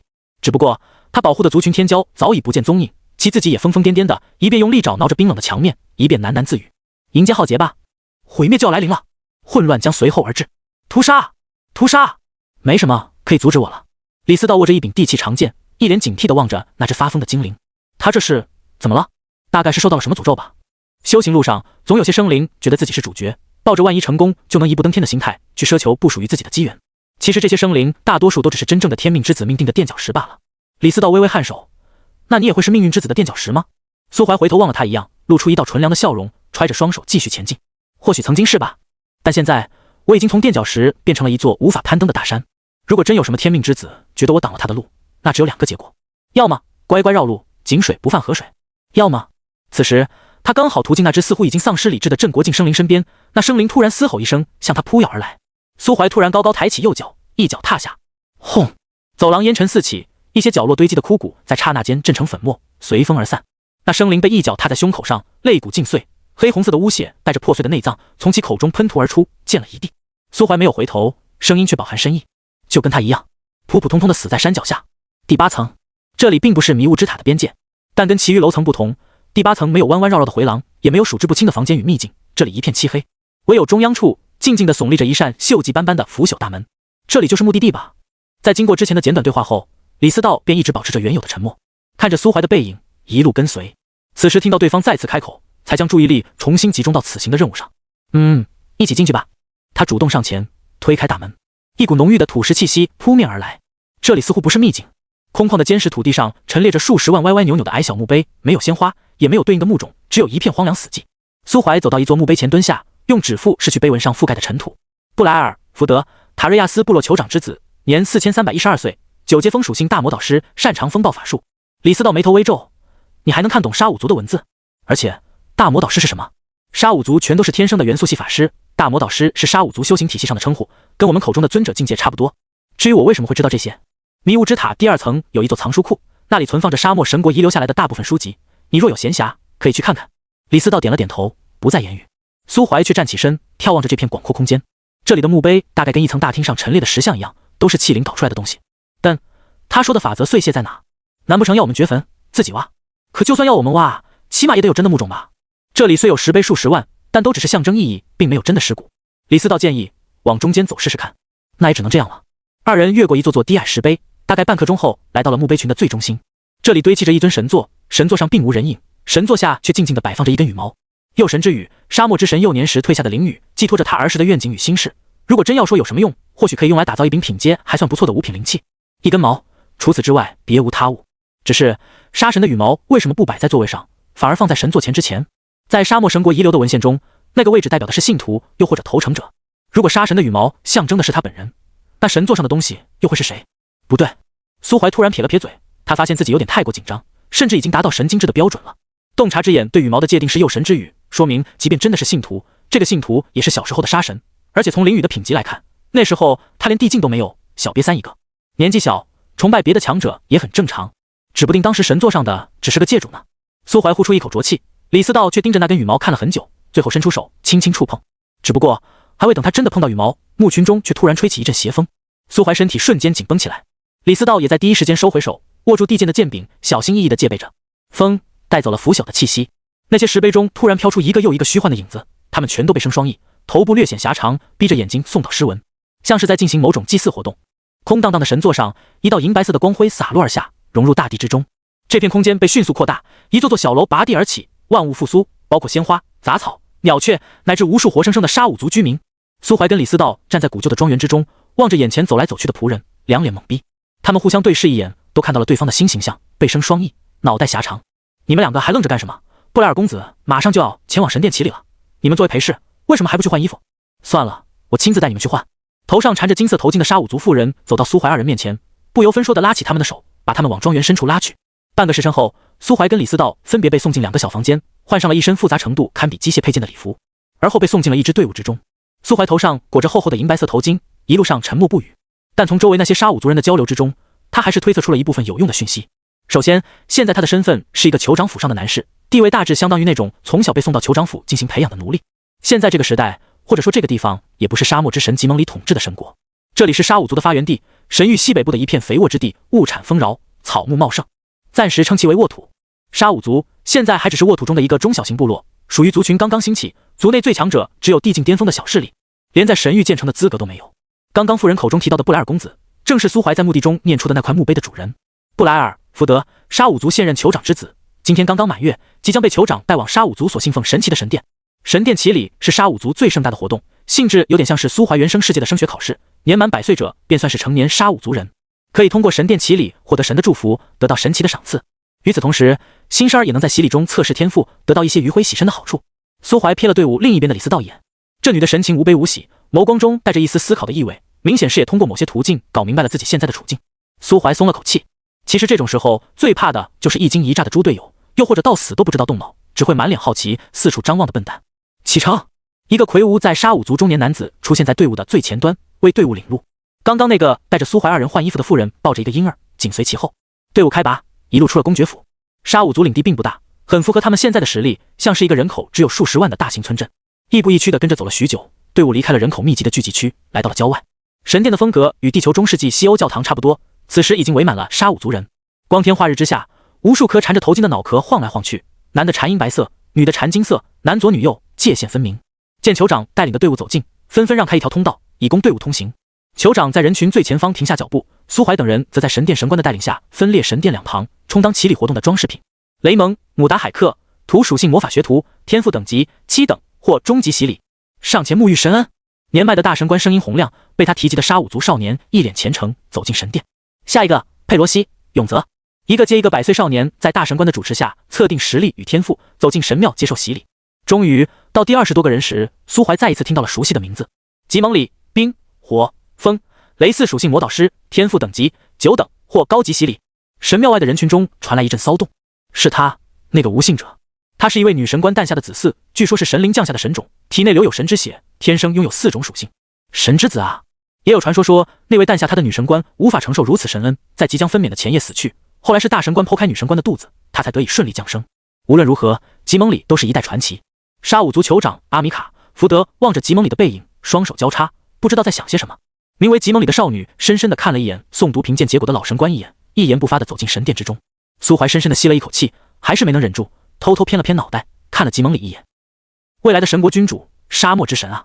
神殿中的陈设并不繁杂，没有神像，也没有祭坛，只有一张空荡荡的银白色神座，以及大殿中跪坐着的20多个沙五族少年。吉蒙里看了那群少年一眼，径直走向神座，离神座越来越近，越来越近，最终在几个少年的注视下，停在神座前方不到2米的地方。事实上，后世有许多人都将沙漠之神吉蒙里视作沙五族始祖，认为他创造了这个在神域历史上昙花一现的强大族群。只有少部分沙五族的老人知道，沙五族是真正的天生地养的族群，是神域万物生灵起源之初便已诞生的种族。只不过沙五族并没有抓住天地恩泽，族中也没有强大的神奇诞生，对自身种族力量缺乏正确的引导方法，所以一直都默默无闻，排在神域万族的底层。而弱小的他们之所以能一直存在，而不是跟其余没有强者的族群一样湮灭在历史车轮之下，依靠的正是某位温柔而强大神灵的庇佑。神殿供奉的神座便属于那位温柔的神灵。吉蒙里在神座之前静立，突然拔下右翼末端的一根羽毛，弯腰将其置于神座之前。若世间真的有神，那该多好！一缕银光倾泻而下，照在灵羽上，熠熠生辉。吉蒙里并没有得到神恩洗礼，或者说他得到的洗礼与所有人都不太一样。别的少年在洗礼下得到蜕变，或提升天赋，或拔高修为，唯独吉蒙里除了被神辉照耀一瞬外，全无提升。于是，在祈礼结束后不久，就从那些少年口中传出了无信者亵渎神威、藐视神恩、最终触怒神灵的传言。当听到沙武族酋长要求吉蒙里在神殿中忏悔10年，而吉蒙里早已离开沙武族，不知所踪时，苏怀已经完成了自己的祈礼职责，获得了自由，成为了一个普通的沙武族居民。李思道凭借一身飘渺若仙的气质，成功留在神殿之中，成为了一个高贵而神圣的女神官。这段关于沙武族历史的秘境寡淡无比，吉蒙里不在，唯一值得探究的就是那座神秘的神殿。沙武族是有神庇佑的，这一点苏怀无比肯定，因为那天进入神殿的每一个沙武族少年出来后，在洞察之眼的窥探下，都出现了一条特殊状态。月光祝福，远古神奇的特殊祝福，被祝福者修炼速度获得小幅度提升。月光祝福，月亮女神，还是说月亮男神？可苏怀毕竟曾经是一个地球人，一提起月亮，首先想到的一定是嫦娥跟玉兔，但一想到抱着玉兔的可能是个肌肉猛男，算了，还是默认为女神吧。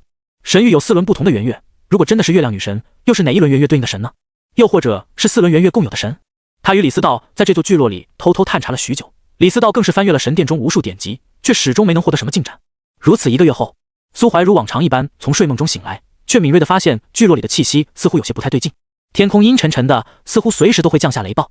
路上行人很少，苏怀拉住一个已经混熟的沙武族人：“塔利亚，发生什么事了吗？”“休伯斯，别拉着我，安娜昨夜杀死了大神官，现在大家都想过去神殿那儿旁观布莱尔公子对安娜的审判。”“安娜杀了大神官？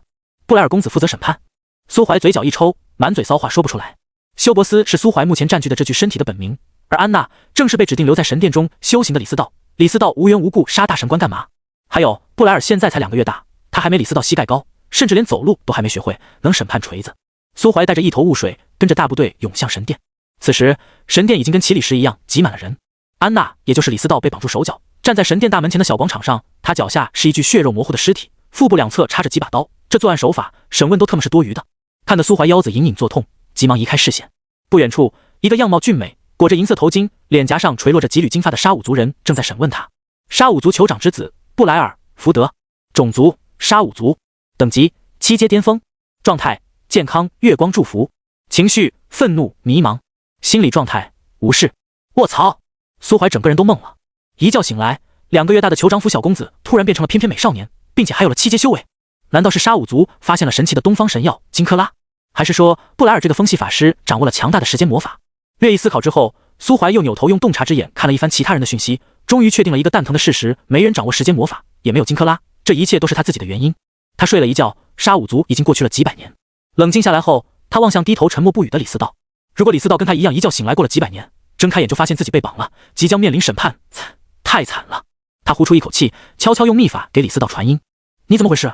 李思道的身体突然一颤，但他依然低垂着脑袋，没有抬头去寻找苏怀的位置，避免因为自己的注视让苏怀暴露在大众视线之中。“你终于醒了。”苏怀脑袋上缓缓浮起一个问号。“什么叫我终于醒了？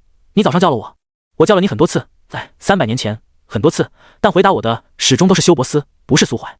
你就像突然被抹除了一样，把我一个人丢在不知道多少年前的历史洪流之中。”我不停呼喊，却没有任何人回应我。“别整尬的，先说说发生了什么事。”李思道的声音带着些许无奈。300年时光，我在神殿里待了300年，什么都没有发生，只有每年祈礼的时候，神殿内的神座会发生短暂的异动，像是有什么伟大的存在向沙武族投来目光。我唯一发现的东西是一条密文，而且还是一条偏向八卦没什么用的密文。“什么八卦？”李思道顿了顿。“吉蒙里，我名义上的师尊，他的父亲并不是神灵，而是神殿里的大神官。大神官利用权力玷污了一位年轻貌美的女神官，女神官迫于家人的安慰，再加上无力反抗，只能默默忍受屈辱，直到后来诞下吉蒙里，因为缺乏活下去的意念，难产而死。我发现了这个秘密，但不想节外生枝，一直都秘而不宣。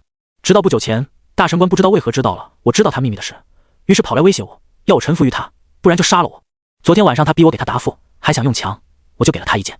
结局你也看到了，我这个角色好像要死了。”苏怀沉默半晌，突然语出惊人。他说：“所以你差点当了你师尊的继母，最后可能觉得不太合适，于是亲手杀了你师尊的亲生父亲。你是你师尊的杀父仇人，我说的对吗？”我拒绝回答这个问题，并且给你最后一个提示，不要尝试去改变你现在扮演的这个角色的命运，否则会发生很可怕的事。苏怀默然不语。沙武族的审判原始而暴力，也没什么公正可言。酋长的公子布莱尔是神殿神座的狂热信徒，对大神官无比尊敬，根本不相信李思道的辩解，用几道锋刃结束了李思道的生命。虽然这么说并不太准确，因为布莱尔杀死的安娜的身体在这个节点死去是安娜原本的命运，李思道也无法篡改。但在苏怀心里，布莱尔无疑是达成了干杀气运之女成就的猛人，而且还是7阶杀地境，猛上加猛。从今天开始，布莱尔就是苏怀的偶像。随着李思道喋血而死，广场上传出大片惊呼声，有人不忍，有人叹气，但更多的是大神官的支持者愤怒地嘶吼着要把李思道的遗体挂在杆子上暴晒7天7夜，然后彻底烧成灰烬。苏怀对这些残忍而野蛮的狂热者表示唾弃，然后扯着嗓子嘶吼：挖他的肾！布莱尔公子，我请求挖他的肾，让他尝尝大神官当初的痛苦。这一刻，苏怀比所有人都更像个狂热的信徒。布莱尔最终并没有接受任何人的建议，安娜的尸体被拖到郊外，垒起了一座孤零零的小坟包。当然，也不排除有些恶劣的信徒可能会趁着黑夜刨坟鞭尸，但那已经不是苏怀这个普通的杀戮族人可以管的事了。反正李思道的剧情已经杀青，他本人的灵魂多半也已经脱离这个诡异的地方，回归了远在神域的迷雾之塔。大神官的死还是给杀戮族带来了一些影响。神殿方面开始了新的大神官选举，苏怀去参加了，然后被淘汰了。淘汰理由是他身上没有那种神官该有的气质。当然，苏怀对这个说法表示怀疑，因为他的邻居塔利亚那个体重跟身高都为150、满脸雀斑，还有点秃头的女人被录取为了见习神官，原因大概是塔利亚的二舅的女儿，她三婶是考官的小姨妈。于是被淘汰的苏怀只好再次与神殿失之交臂，回归自己的种田生活。他没有这几百年的记忆，只好再次蛰伏起来，想方设法融入周围的环境，并且通过一些不会引起怀疑的方法，例如请人喝酒、把人灌醉，来探听一些族群内的基础讯息。1个多星期后，苏怀再次融入了沙武族。与此同时，得到了3个惊天的消息。其一，苏怀所在的塔瑞亚斯部落并不是沙武族唯一的部落，在离他们不到300里的地方，还有一支科蒂尔部落。其二，幼年的沙漠之神吉蒙里在200多年前彻底叛逃出了塔瑞亚斯部落，并且加入了科蒂尔部落，成为了科蒂尔的酋长继承人。当然，200年后的今天，他已经是科蒂尔的新酋长。其三，科蒂尔部落即将迁徙，离开沃土。在此之前，吉蒙里将重回塔瑞亚斯，不是衣锦还乡，而是为了征服。苏怀知道这几件事后，沉默了很久很久。第二天，他就去参加了部落战士的考核，成为了一个光荣的守卫士兵。大神官死后的第13天，塔瑞亚斯西北方烟尘滚滚，一群头戴黑巾的沙武族人向苏怀所在的部落袭来。敌袭！其余的守卫尽皆向简陋的城墙上奔去，准备打上一场旷日持久的战争。苏怀举目远眺，看到了在低空中飞掠的那道人影。黄沙领主吉蒙里，种族沙武族，等级镇国境初阶，权柄容颜，状态健康，情绪平淡，心理状态汝之君主，彼之子民，特殊状态沙武族命定之子，君王雏形。冥冥之中，苏怀好像感受到了自己肩负的使命，一种强烈的直觉告诉他现在得做些什么。于是他面无表情地走下城墙，然后在某个瞬间，一掌击碎塔瑞亚斯部落防空法阵的核心。这种等级连地境都不到的法阵，苏怀加入守卫军的第1天下午就摸清了运转路线，找到了破阵之法。休伯斯，你在做什么？你这个该死的叛徒！苏怀耸了耸肩，没有回话，而是迅速奔向城内，隐蔽身形。吉蒙里身上带着沙武族的气运，不管他的身世如何，人品如何，起码在这个时间段，他就是沙武族唯一的王。他对塔瑞亚斯的征伐，以后世视角来看，是一场对沙武族来说利大于弊的统一战争，并且在塔瑞亚斯酋长至今都只有地境巅峰的情况下，这场战争的结局早已注定。区别只在于塔瑞亚斯会死多少人而已。事实也并没有出乎苏怀的预料，当吉蒙里一路势如破竹杀到酋长府后，地境巅峰的酋长连一招都没撑下来，当场镇压。塔瑞亚斯部落就此除名，2大部落合二为一，成为了一个足有数十万人口的小型种群。当天夜里，吉蒙里再次回到了神殿之中。与200多年前相同的是，这次他依旧没有跪拜，而是在神座之前敬礼。与200多年前不同的是，他并没有匆匆离去，也没有再发表任何毒神的言论，只是一动不动地看着那张神座。世间有神，但神的目光从来不会投注于鸡毛蒜皮的小事。大神官品性败坏，沙武族的信仰狂热而愚昧，乃至今天信仰神的塔瑞亚斯被无信仰的科蒂尔部族覆灭，神都没有降下任何救赎或者神罚，因为神不在乎。吉蒙里只给了塔瑞亚斯3天的时间准备。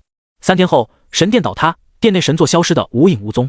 与此同时，所有的沙武族人都感觉到自己冥冥之中失去了某种庇护，尤其是塔瑞亚斯部族的人，无论多么狂热的信徒，都像是在瞬间被人洗去信仰，成为了无信者。苏怀混杂在人群中，观察着所有的变化。他心里很清楚，沙武族即将诞生新的神奇，属于他们自己的神。神殿倒塌的同一时间，沙武族也随之踏上了迁徙之路。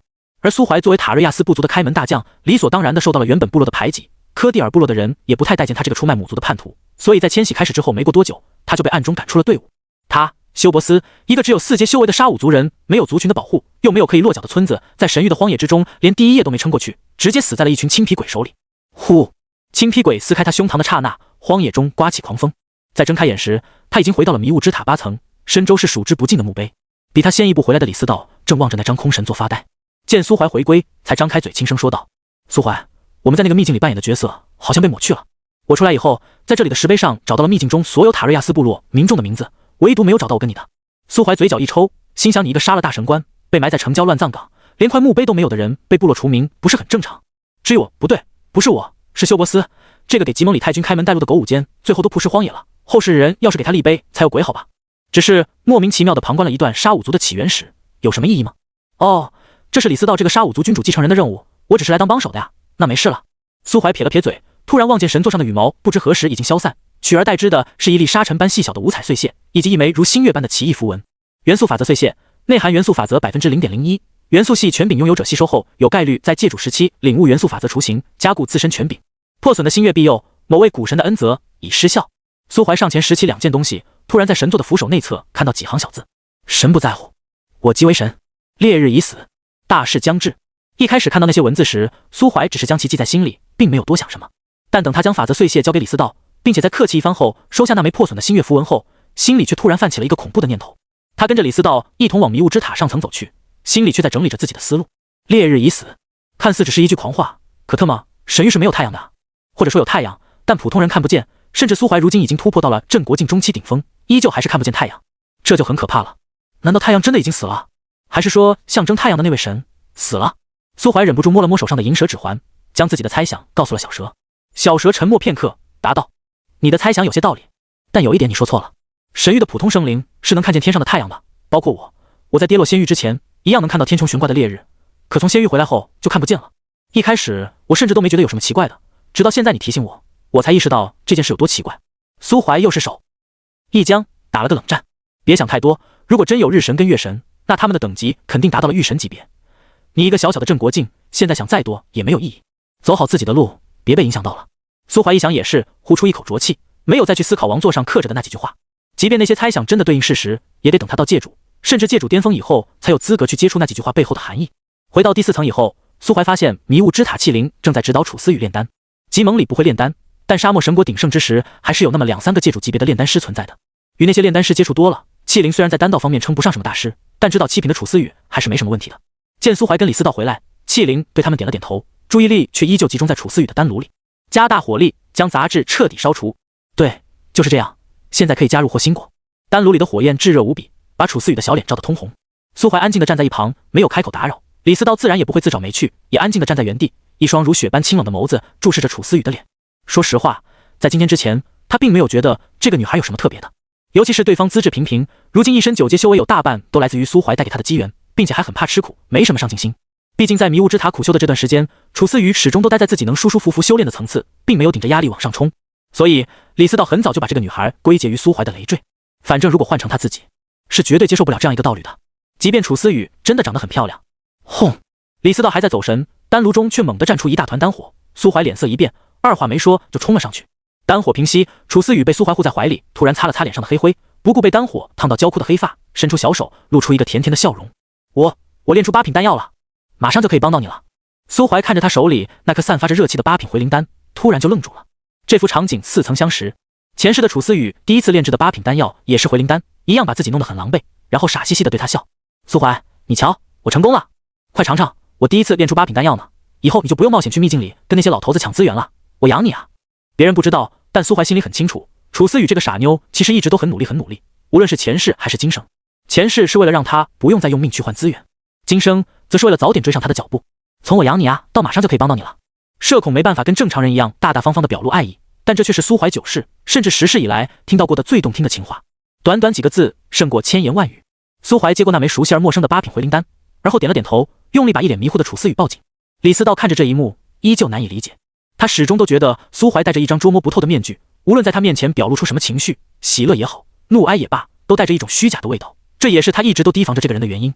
认识这么久，李斯道还是第一次从苏怀身上见到如此明显的情绪波动，真诚而炙热，毫不掩饰地告诉所有人，那个女孩就是他的弱点。可这样的苏怀却实实在在让他松了口气。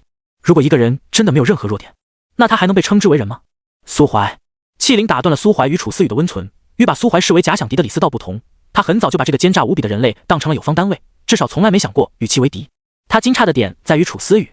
苏怀在第8层秘境里待了好几个月，李斯道更是度过了200多年岁月，但现实里却只过了不到2天。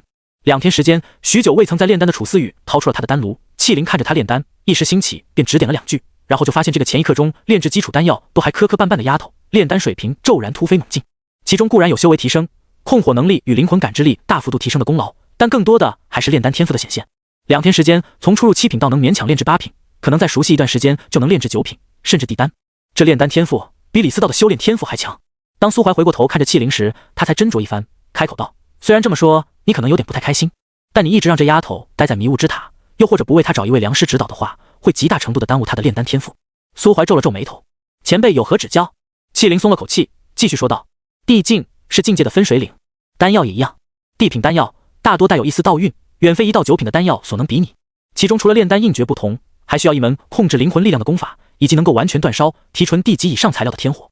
若无天火相助，光提纯药材就要花去海量时间，想炼地丹就会事倍功半，即便最后炼出来了，品质也不会太高。”苏怀眉头越发紧皱：“天火跟法诀迷雾之塔里有吗？”戚灵答道：“法诀有一部，但品级只到道品，最多只能用到镇国境。至于天火，低端的倒还好说，若是上了品级的，那都是炼丹师的宝贝，便是沙漠神国鼎盛时期，也只有2位界主境界的炼丹师拥有高等级的天火，迷雾之塔内又怎么可能有存货？依老夫看来，你还是给这丫头找个师门。前辈有推荐吗？老主人生前倒是有一位挚友，是当时赫赫有名的半神丹师，若是你下定决心，我可以帮你联系一下。”苏怀看着楚思雨，楚思雨眨了眨眼睛，低声说道：“我都听你的。”苏怀重重的呼了一口气，伸手揉了揉楚思雨的脑袋：“那就麻烦前辈了。”古老的沙海遗迹中流淌着一条永不干涸的灵溪，13号商会、血肉商行、灵域商行、生魔阁、灵溪两侧搭建着一个又一个隶属于不同势力的绿洲堡垒。除开搭建堡垒的部分，小溪的空置流域尽数被毒藤包裹，防止有外来人员窃取溪水，影响诸多势力的利益。流月之泉是实打实的摇钱树，除开运输之外毫无生产成本，却又在混乱之地有着无法取代的作用，简直一本万利。苏怀赤裸上身，在无尽的沙海中留下一条短暂的足迹。得到法则碎屑的李思道已经在气灵的帮助下调整身体与灵魂状态，准备冲击镇国境，打下成神之基。表露炼丹天赋的楚思雨在迷雾之塔中恶补9品之上的炼丹知识，静静等候那位半神级炼丹师的到来。苏怀无所事事，只好踏上前往神月宫的路。神月宫是流月之泉的源头，苏怀这次前往有2个目的：一来他手里有一把神月宫的钥匙，按气灵所说，神月宫里面极有可能隐藏着心灵系的法则碎屑，能让他补上成神之基；二来手里握有破损的星月庇佑符文，又得知了烈日已死这个惊天消息后，苏怀对于跟神域日月有关的消息都有些敏感。神月宫那位已经逝去的神祇明显跟月亮有关。翻过一座又一座沙丘，苏怀终于抵达了流月之泉的取用之地。高耸入云的巨大神殿横亘在天地之间，神殿前是一片荒凉却又带着神圣气息的巨大花坛，花坛中心耸立着一座被斩断头颅的神像，他把手举在胸前，掌心里是一方源源不断的清泉，透过指缝倾泻而下，流下的清泉在花坛中汇聚，再向沙海中流淌，形成流月之泉的溪流。这是个女神。苏怀语气非常肯定，带着一丝轻松。还好月亮之神不是什么肌肉大汉，没有毁掉他童年时对于月亮女神的幻想。他并没有第一时间走向神殿，而是在诸多大大小小的势力中找到了一方熟悉的势力——红枫商会。苏怀老远就看到一个熟人，老板娘手里拿着根鱼竿，跟一个扎着大马尾、腰间挎着2把长刀、背影酷似亚索的男人蹲在灵溪旁，两人手里都拿着根短鱼竿，在垂钓小溪里的特殊小生灵。苏怀朝2人的方向走去，老远就听到了他们的交谈声：“红姐，我说真累，多少给点吧。”“没的，就差2万，就2万行的不？老娘今天一个黑酷币都不会给你。”“别啊，红姐，求你了，姐姐姐姐，姐你个锤子姐，现在知道韩姐了哦。你个哈戳戳，一身臭味，我看到你个瓜屁都恶心，莫挨我，爬远点。瓜婆娘，你别逼我，逼你咋子？你要打我咩？你再个逼老子，老子从这跳下去，让你瓜娃守寡啊！老娘分分钟找几百个更帅嘞！跳啊，瓜怂！”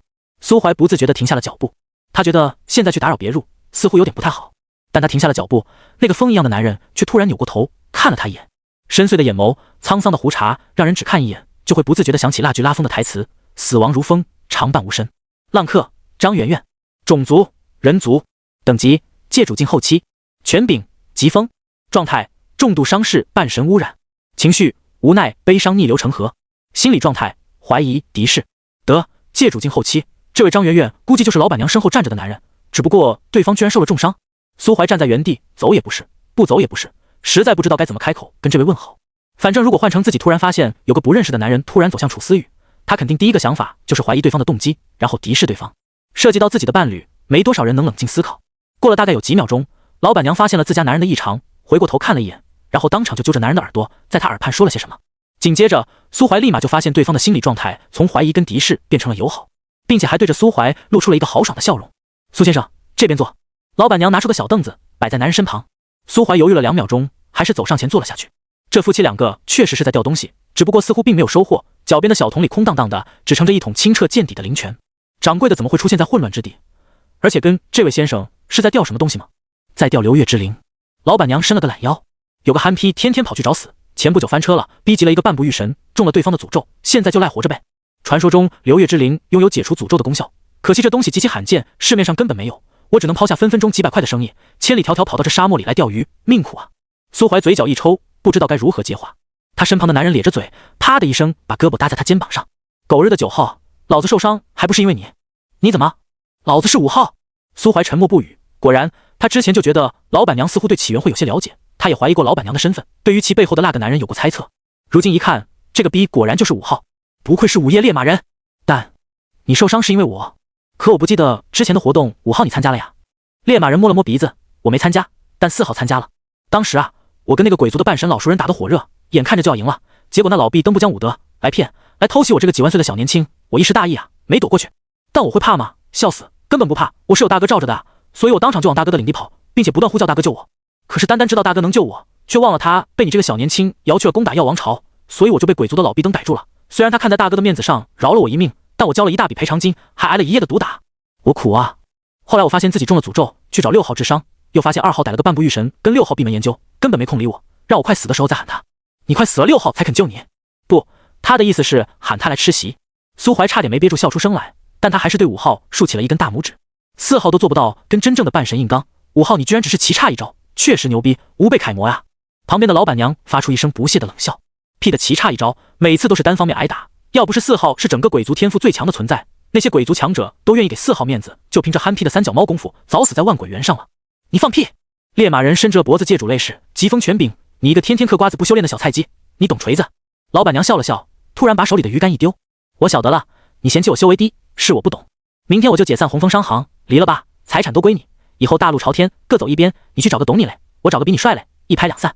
老板娘起身走向红枫商会的驻地，背影萧瑟无比。猎马人咽了口唾沫，但看到苏怀在场，他身为男人的尊严不能丢，所以并没有追上去，而是抖着腿继续盯着小溪的水面。苏怀不懂，但苏怀大为震撼。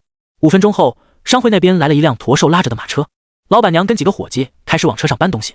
苏怀看了5号一眼，这猎马人依旧面无表情，只是抖腿的速度更快了，连手上的鱼竿都抖了起来。又过了几分钟，老板娘上了驼车，缓缓离开驻地，渐行渐远。苏怀又看了5号一眼，他终于不抖腿了，而是对着苏怀淡然一笑，不好意思，9号，我上个厕所。下一秒，猎马人的身影骤然消失。苏怀捋了一把被吹乱的头发，发出一声感叹：5号肯定是吃坏了肚子，要不然何至于去上个厕所都用上权柄呢？5号的厕所上的有些久，半个时辰都没有回来，苏怀严重怀疑他便秘。可苏怀之所以来红枫商会，就是想跟驻扎在此地已久的人员探听一些关于流月之泉，又或者说是神月宫的情报。现在偶然遇到商会掌柜跟5号，不打声招呼就溜，是不是有点不太好？苏怀又瞥了一眼商会驻地的方向，发现5号依旧没有回来的迹象后，索性接替了2人的调位，开始钓鱼。流月之灵这种东西，即便自己暂时不需要，卖给5号也是可以的嘛，一个借主的人情，不要白不要。除开苏怀所在的位置，不远处还有一些其他势力的人也在垂钓流月之灵。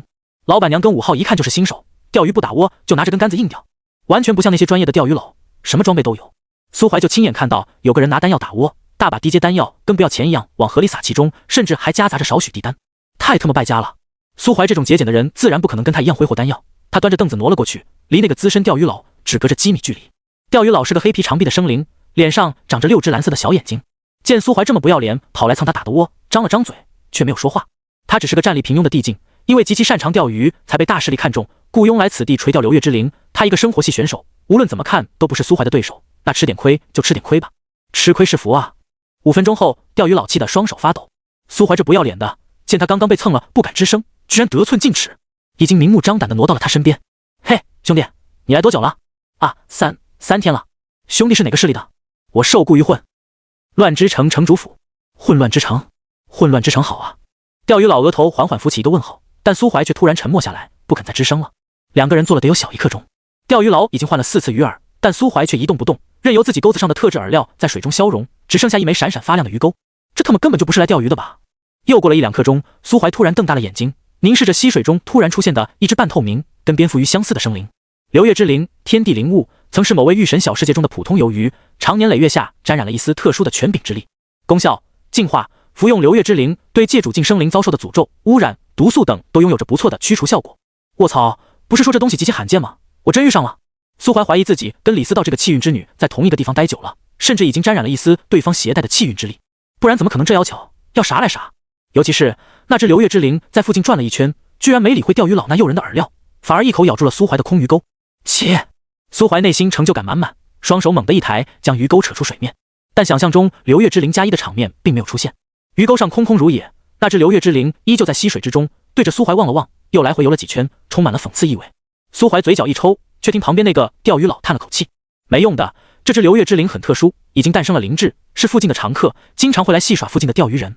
偏偏流月之灵还有一个特性，只要还在流月溪中，一旦受到等级超过其自身实力的攻击，就会与溪水融为一体，只能用特制的渔具垂钓。这要牛逼！”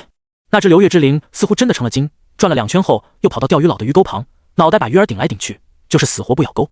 苏怀盯着他看了一会儿，突然咧嘴一笑：“翟总，看什么看？出来单挑啊！”钓鱼佬一愣，苏怀的身影突然消失在原地，溪水中的那只流月之灵也瞬间消失，只留下一团鱼饵在水里微微晃动。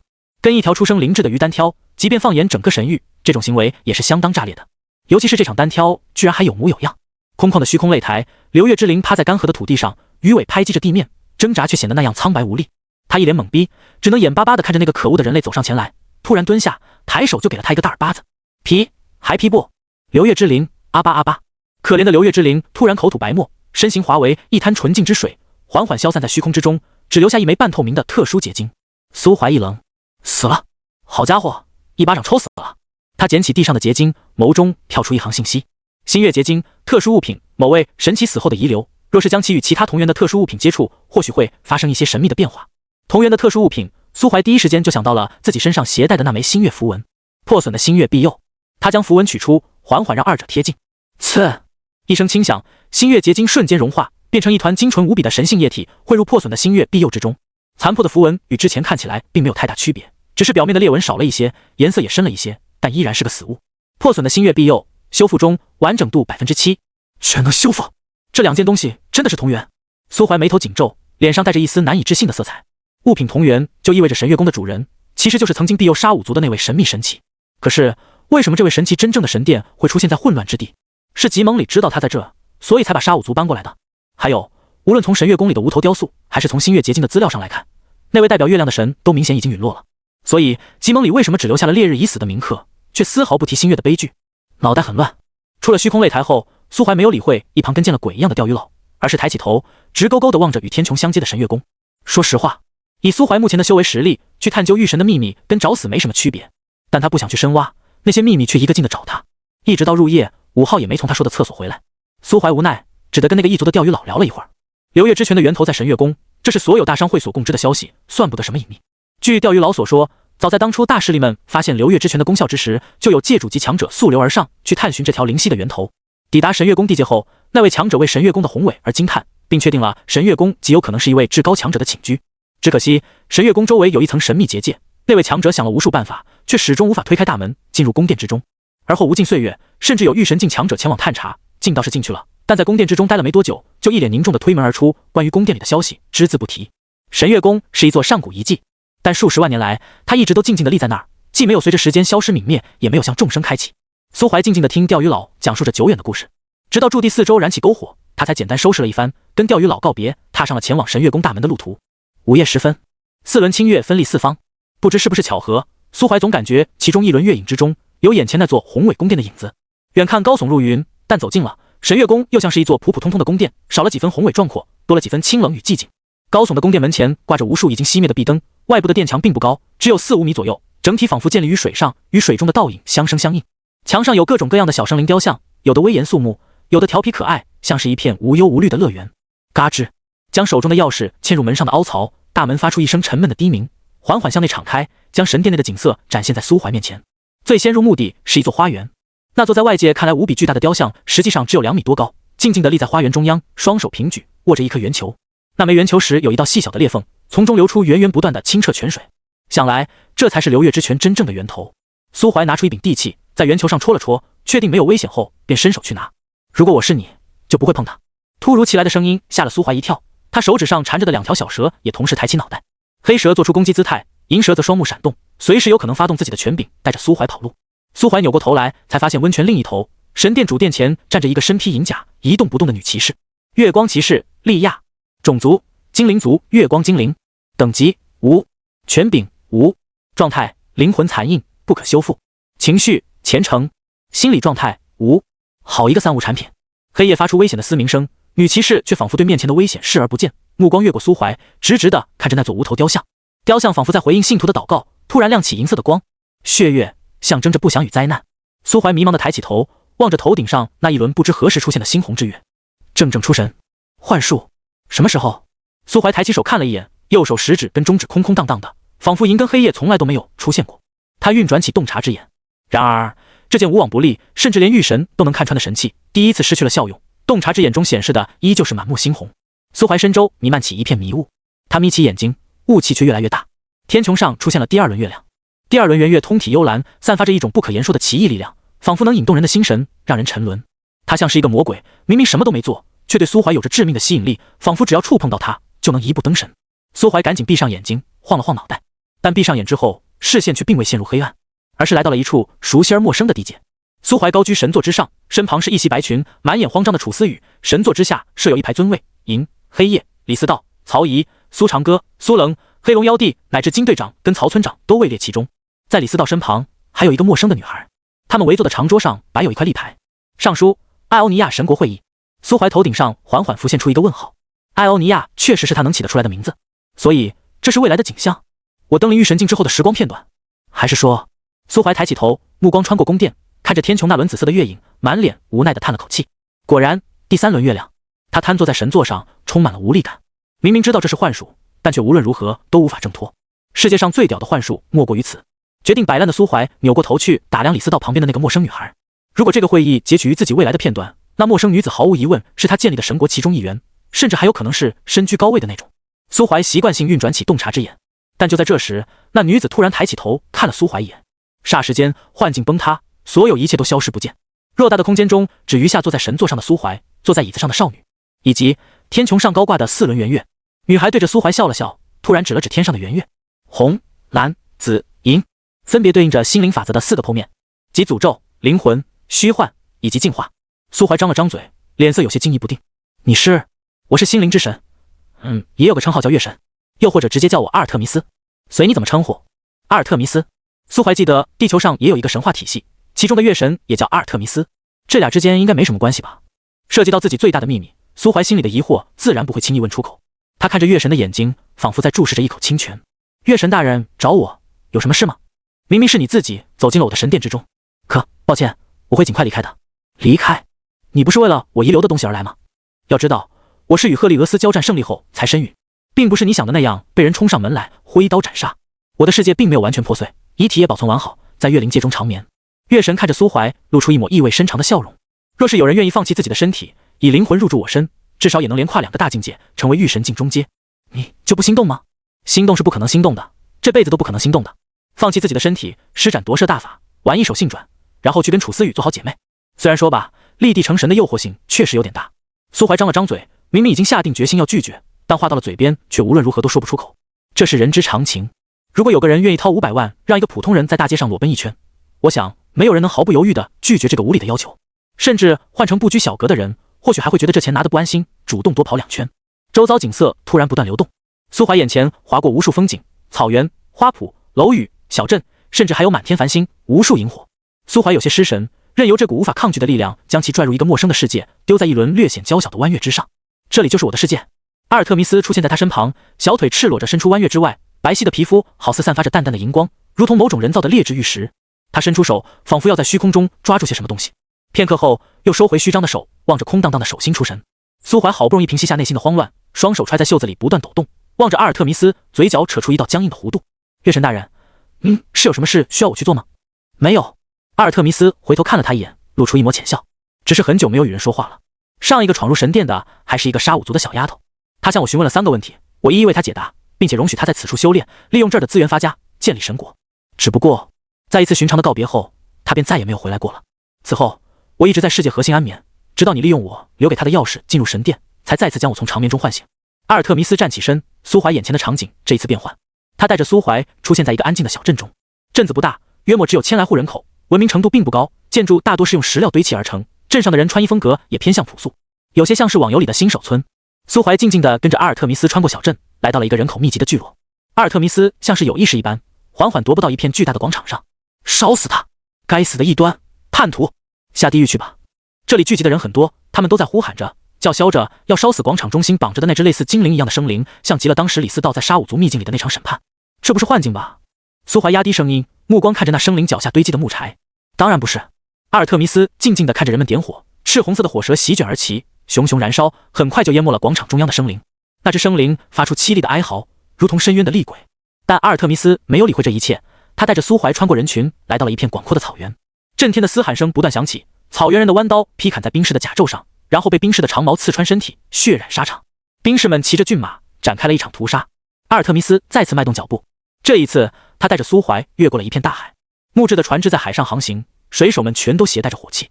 新大陆上宁死不屈的原始居民被野蛮人屠杀殆尽，侵略者带着一批又一批漆黑的俘虏，将他们运到世界各地，当做最廉价的奴隶贩卖，从事着最艰苦的底层种植工作。征服与掠夺意味着时代的变迁。当我身受重伤，逐渐死去之时，我创造的这片世界也在随之死去。灵气枯竭，界中生灵体质日益衰弱，放弃了修炼意图，另辟蹊径，开始剖析世界的本质，研究能量的来源。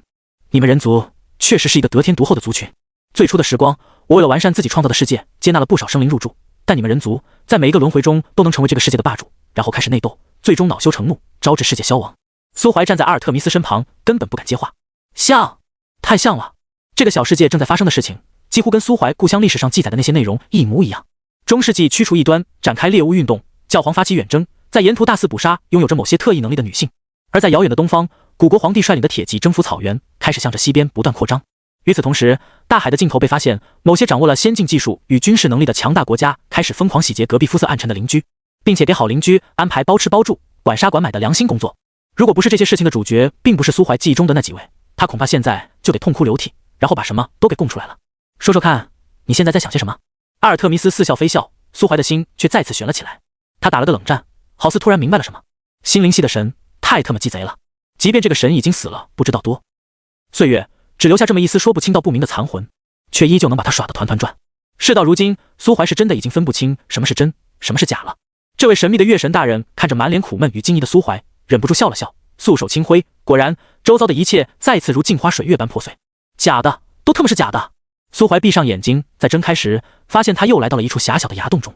阿尔特弥斯站在一旁，两人之间隔着一张由星辰铺就的小床，身高1.5米多点，娇小的少女蜷缩在床上。她神情恬淡，面无血色，晶莹剔透的皮肤下显露出一根又一根细小的血管。然而，血管中流淌的却并不是鲜血，而是火与冰、雷与风、光与暗。在苏怀的视线中，这就是一团纯粹的能量。元素法则犹如致命的毒药，疯狂侵蚀着属于这具身躯的一切。神躯心灵系神器遗留，以其为主材，加入八仙角、湖山叶、喜麦果、融魂花等4032味仙料，再辅以小火慢炖，10指可奠定神躯，直入界主境，同时获得无上神体光暗十月神体。光暗十月神体一体双法，可额外掌控光暗权柄。苏怀咽了口唾沫，缓缓移开视线。鬼知道自己现在这再次生效的洞察之眼是不是真的？吃了你就能直升界主境？你丫又不是唐僧，别他妈再想骗我！苏怀扭过头去，眼珠子却下意识往神躯上瞄。也不知道光和写的话有没有类似的效果。你在想一件很失礼的事情。阿尔特弥斯笑容微微收敛，抬起头，直勾勾地盯着苏怀，仿佛苏怀的所有想法都在那双眯着的眼睛中无所遁形。我只是在想，现在我们是不是还处于幻境之中？你猜，你猜，你猜我猜不猜？你猜我猜不猜？你猜不猜？我猜你螺旋爆炸升天下地的亲妈。掌握心灵系法则或权柄的人，一般都生性多疑，是神域之中老六含量最大的群体。但当一个老六发现自己玩不过别人以后，放弃所有的心计，以真诚待人，就是最好用、无奈的必杀技。所以当阿尔特弥斯想继续炫技，用层层叠叠的幻术在法则层面上打击苏怀时，苏怀直接就选择了摆烂。他伸出手，在阿尔特弥斯呆滞的目光下戳了戳小床上那具身躯的脸。不得不承认，神躯就是神躯，即便真身已经死透了，遗留的躯壳虽然卖相不好，手感却依旧 QQ 弹弹，完全不像是块放了几十上百万年的究极老腊肉。月神大人，这是你的躯壳吗？阿尔特弥斯的眼神有些奇怪，但却依旧回答了苏怀的问题。没错，这就是你要寻觅的东西。别胡说，我不是，我没有。苏怀见阿尔特弥斯对于自己触碰这具身体没有太大的反应，便理所当然地认为眼前的东西依旧是幻境，所以行为也愈发大胆起来，揪着神躯的脸，有种想当面掏出手术刀研究研究神灵身体构造的冲动。无尽岁月的冲刷并没有洗去神躯内的法则，我的话依旧有效，你可以选择放弃现在的身体，入住其中，成为新的月之神。苏怀叹了口气，他知道一切终于走回了正轨。刚刚被拉进幻境，阿尔特弥斯就在用跟苏怀同源的法则戏耍他，说是戏耍，其实也是在展现自己的实力。这种行为在谈判中一般被定义为甲方给乙方的下马威。是的，无论之前阿尔特弥斯做了什么，最终的目的都是谈判。他的筹码从一开始就摆在谈判桌上，一句放了不知道多少年，但依旧新鲜的神灵躯壳。而苏怀的筹码就在于他是一个弱者，一个自由的弱者，他身后没有什么绑死的大势力，只要不以9号的名义行事，无论做什么都仅只代表他自己。可谈判跟交易总是对等的，说实话，不缠这具身躯是不可能的。这种等级的战略物资，即便现在不用，也能作为一张用以保命的究极底牌。若是日后遇到了无法抵抗的对手，陷入绝境之际，他完全可以忍痛掏出神躯，然后高呼盖亚，变身马猴烧酒，与逼迫自己的强敌大战3天3夜。即便退1万步讲，如果无论如何都迈不过心里那道坎，也可以将神躯带出去，等他日后突破到了御神境界，再转手卖给某位天命之女。可现在唯一的问题就是，抱歉，我付不起这个代价。你怎么知道你付不起？你怎么知道我不知道？停！阿尔特弥斯阻止了苏怀的套娃行为，他伸手探向神躯那并不波澜壮阔的胸膛，掀开衣领的一角，显露出身躯胸口那道至今都尚未修补完成的恐怖伤疤。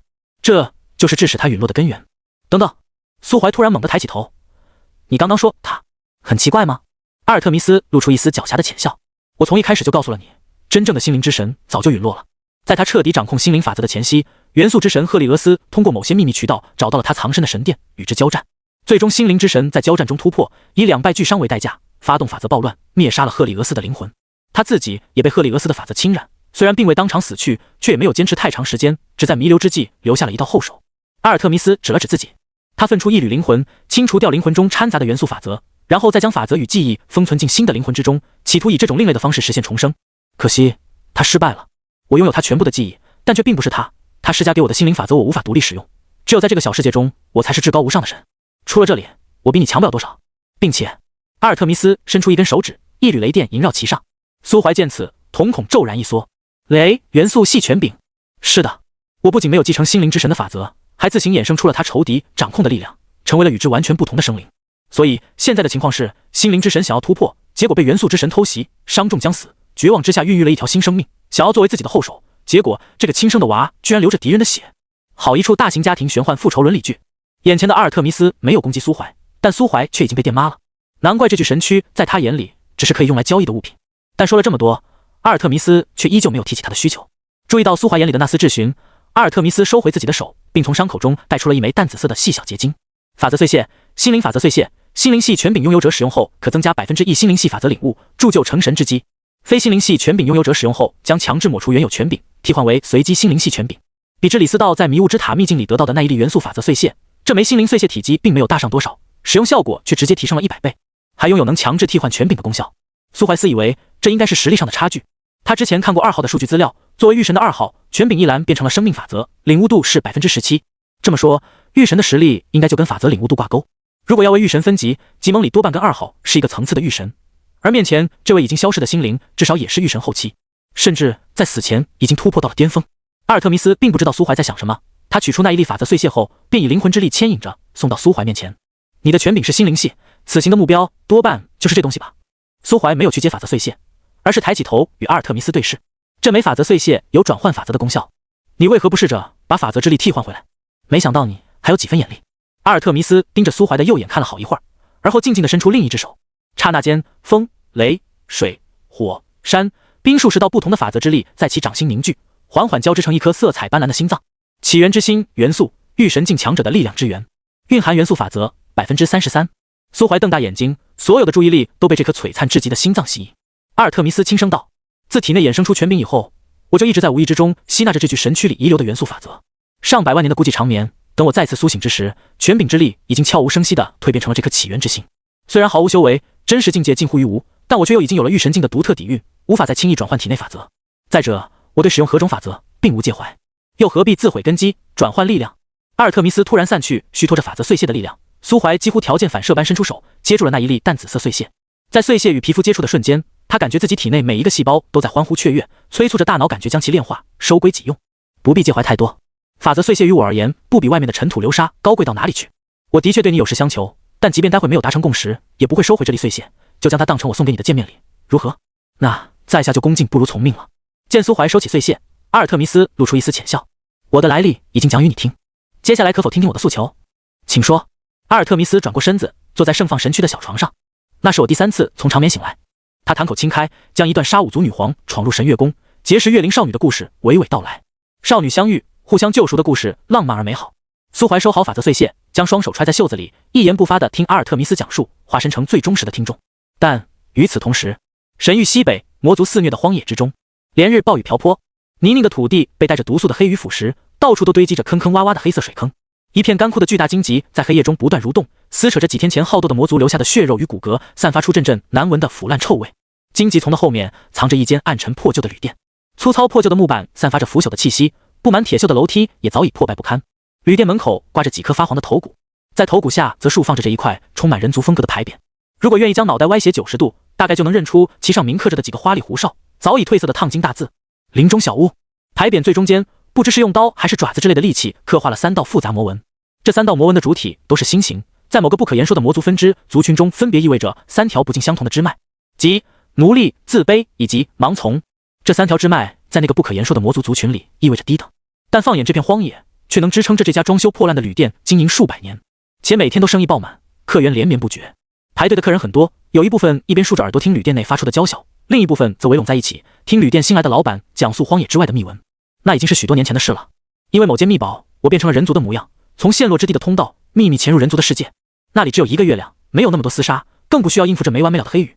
只要有钱，你没听错，别问为什么，伙计，只要有钱就能在人族的世界里买到一切：权力、地位、名声，还有女人。女人。一只只剩下半边翅膀的低等沉沦魔眸光一亮，发黄的大嘴里留下几道散发着恶臭的唾液。旅店老板咧了咧嘴，对沉沦魔露出一道和煦而温暖的微笑，却不知觉地将身体往后挪动了些许。是的，我的朋友就是女人。我敢说，人族的少女是全世界最美丽娇嫩的雌性生物。你没听错，即便我是魅魔族的大公爵，也依旧要这么说。我在那个人类的世界假扮成某个王国的王子，还混进了一个人族的大势力，成为了他们的圣子，然后再借用这些身份品尝了很多胖的、瘦的、高的、矮的、老的、少的，各种各样，直到现在都忘不了。吃！胡说！一只独眼巨魔往地上吐了口唾沫。人族那种脆弱的生物根本承受不了我的棍棒，稍微用力就会撕碎弄坏。没有魔物愿意理会独眼巨魔，大家都知道，即便是放眼整个魔族，独眼巨魔也是最蠢的那一类，空有一身蛮力与肌肉，西瓜大的脑袋里却藏着一颗比核桃人大不了多少的脑子，活该被所有族群当成炮灰。这种穿越异世界当龙傲天开后宫的经历，放在想象力匮乏的魔族，效果相当炸裂，吸引力简直拉满。这下就算是那些听墙角的魔物也收回注意力，期待着旅店老板故事的后续。沉沦魔更是咧着大嘴，不断用生化武器攻击着周围的同伴。后来呢？你当上国外了吗？我听说人族的国王可以娶很多女人。后来啊，旅店老板扬起阴柔俊美的脸，嘴角挂着一丝若有若无、意味不明的笑。后来我遇到了一个乡下少年，他是另一个大势力的圣子，利用一些肮脏下流的手段抢走了我的未婚妻，还用恶毒的计谋毁掉了我的王国。他构陷我，把各种各样的罪名施加在我身上，但所有人都听他的，是非不分，你们知道的，跟所有人族一样。他们的心很脏，比沼泽之手还令人恶心。即便我什么都还没做，也得接受他们的审判。再然后我就回了魔族，被魔王大人调到这么个偏僻的地方，跟你们这些整天沉迷在魅魔肚皮上的臭番薯烂鸟蛋吹牛，一惹魔物们一哄而散，对于旅店老板的侮辱浑不在意。毕竟在意的魔物早在几天前新老板上任时就已经被砍掉头颅，丢进荆棘丛里喂黑翼妖了。旅店老板伸了个懒腰。这时泥泞的路面上突然溅起几朵水花，一个皮肤雪白的女子撑着伞缓缓走来，她右手握着伞柄，左手则拖着一把细长的刀，刀上还留有暗红的血渍，在地面上划出一道深痕。主人，艾丽尔向您复命。西南方向的路已经打通，4天后九宝城的确会召开一场珍品拍卖会，其中有关于血灵丹的某些线索。至于您要我打听的那个人族，3年前他的确在人族药王朝的覆灭之战中现身过，但此后不久就音讯全无，只有一些与他一同在药王朝出现过的同伴在鬼族地盘中建立了一座新的城邦，那座城邦战力并不高，需要我为您将它碾平吗？不，请恕我拒绝你的好意，艾丽尔。旅店老板笑着搂过女子的细腰，指腹轻轻摩挲着她后腰处的魔纹。那道魔纹与招牌上那3道不同，是由红色符意演化的简略纹路，象征着凝视。毁掉一个无关紧要的城邦，只会将我们暴露在阳光下，由一个隐匿的猎手成为不得不与之搏杀的莽夫，并且我很在意毁掉药王仙朝的 NA。在有绝对的把握胜利之前，所有的忍耐与蛰伏都会化作出击时那一刻的力量，只有不停积蓄力量，才能万无一失。艾丽尔明白了。那我们何时出发前往九宝城？不急，夜还很长。旅店老板起身，搂着女子进入了旅店上层空间。魔物们看着他们缓缓消失的背影，齐齐咽了口唾沫。艾丽尔小姐是整个荒野最美的雌性，如果能跟她睡一晚，让我少活100年都可以。沉沦魔下意识点了点头，然后又好像想起了什么，扭头瞥了说话的独眼巨魔一眼，冷笑道：蠢货，他可是魅魔王族的人。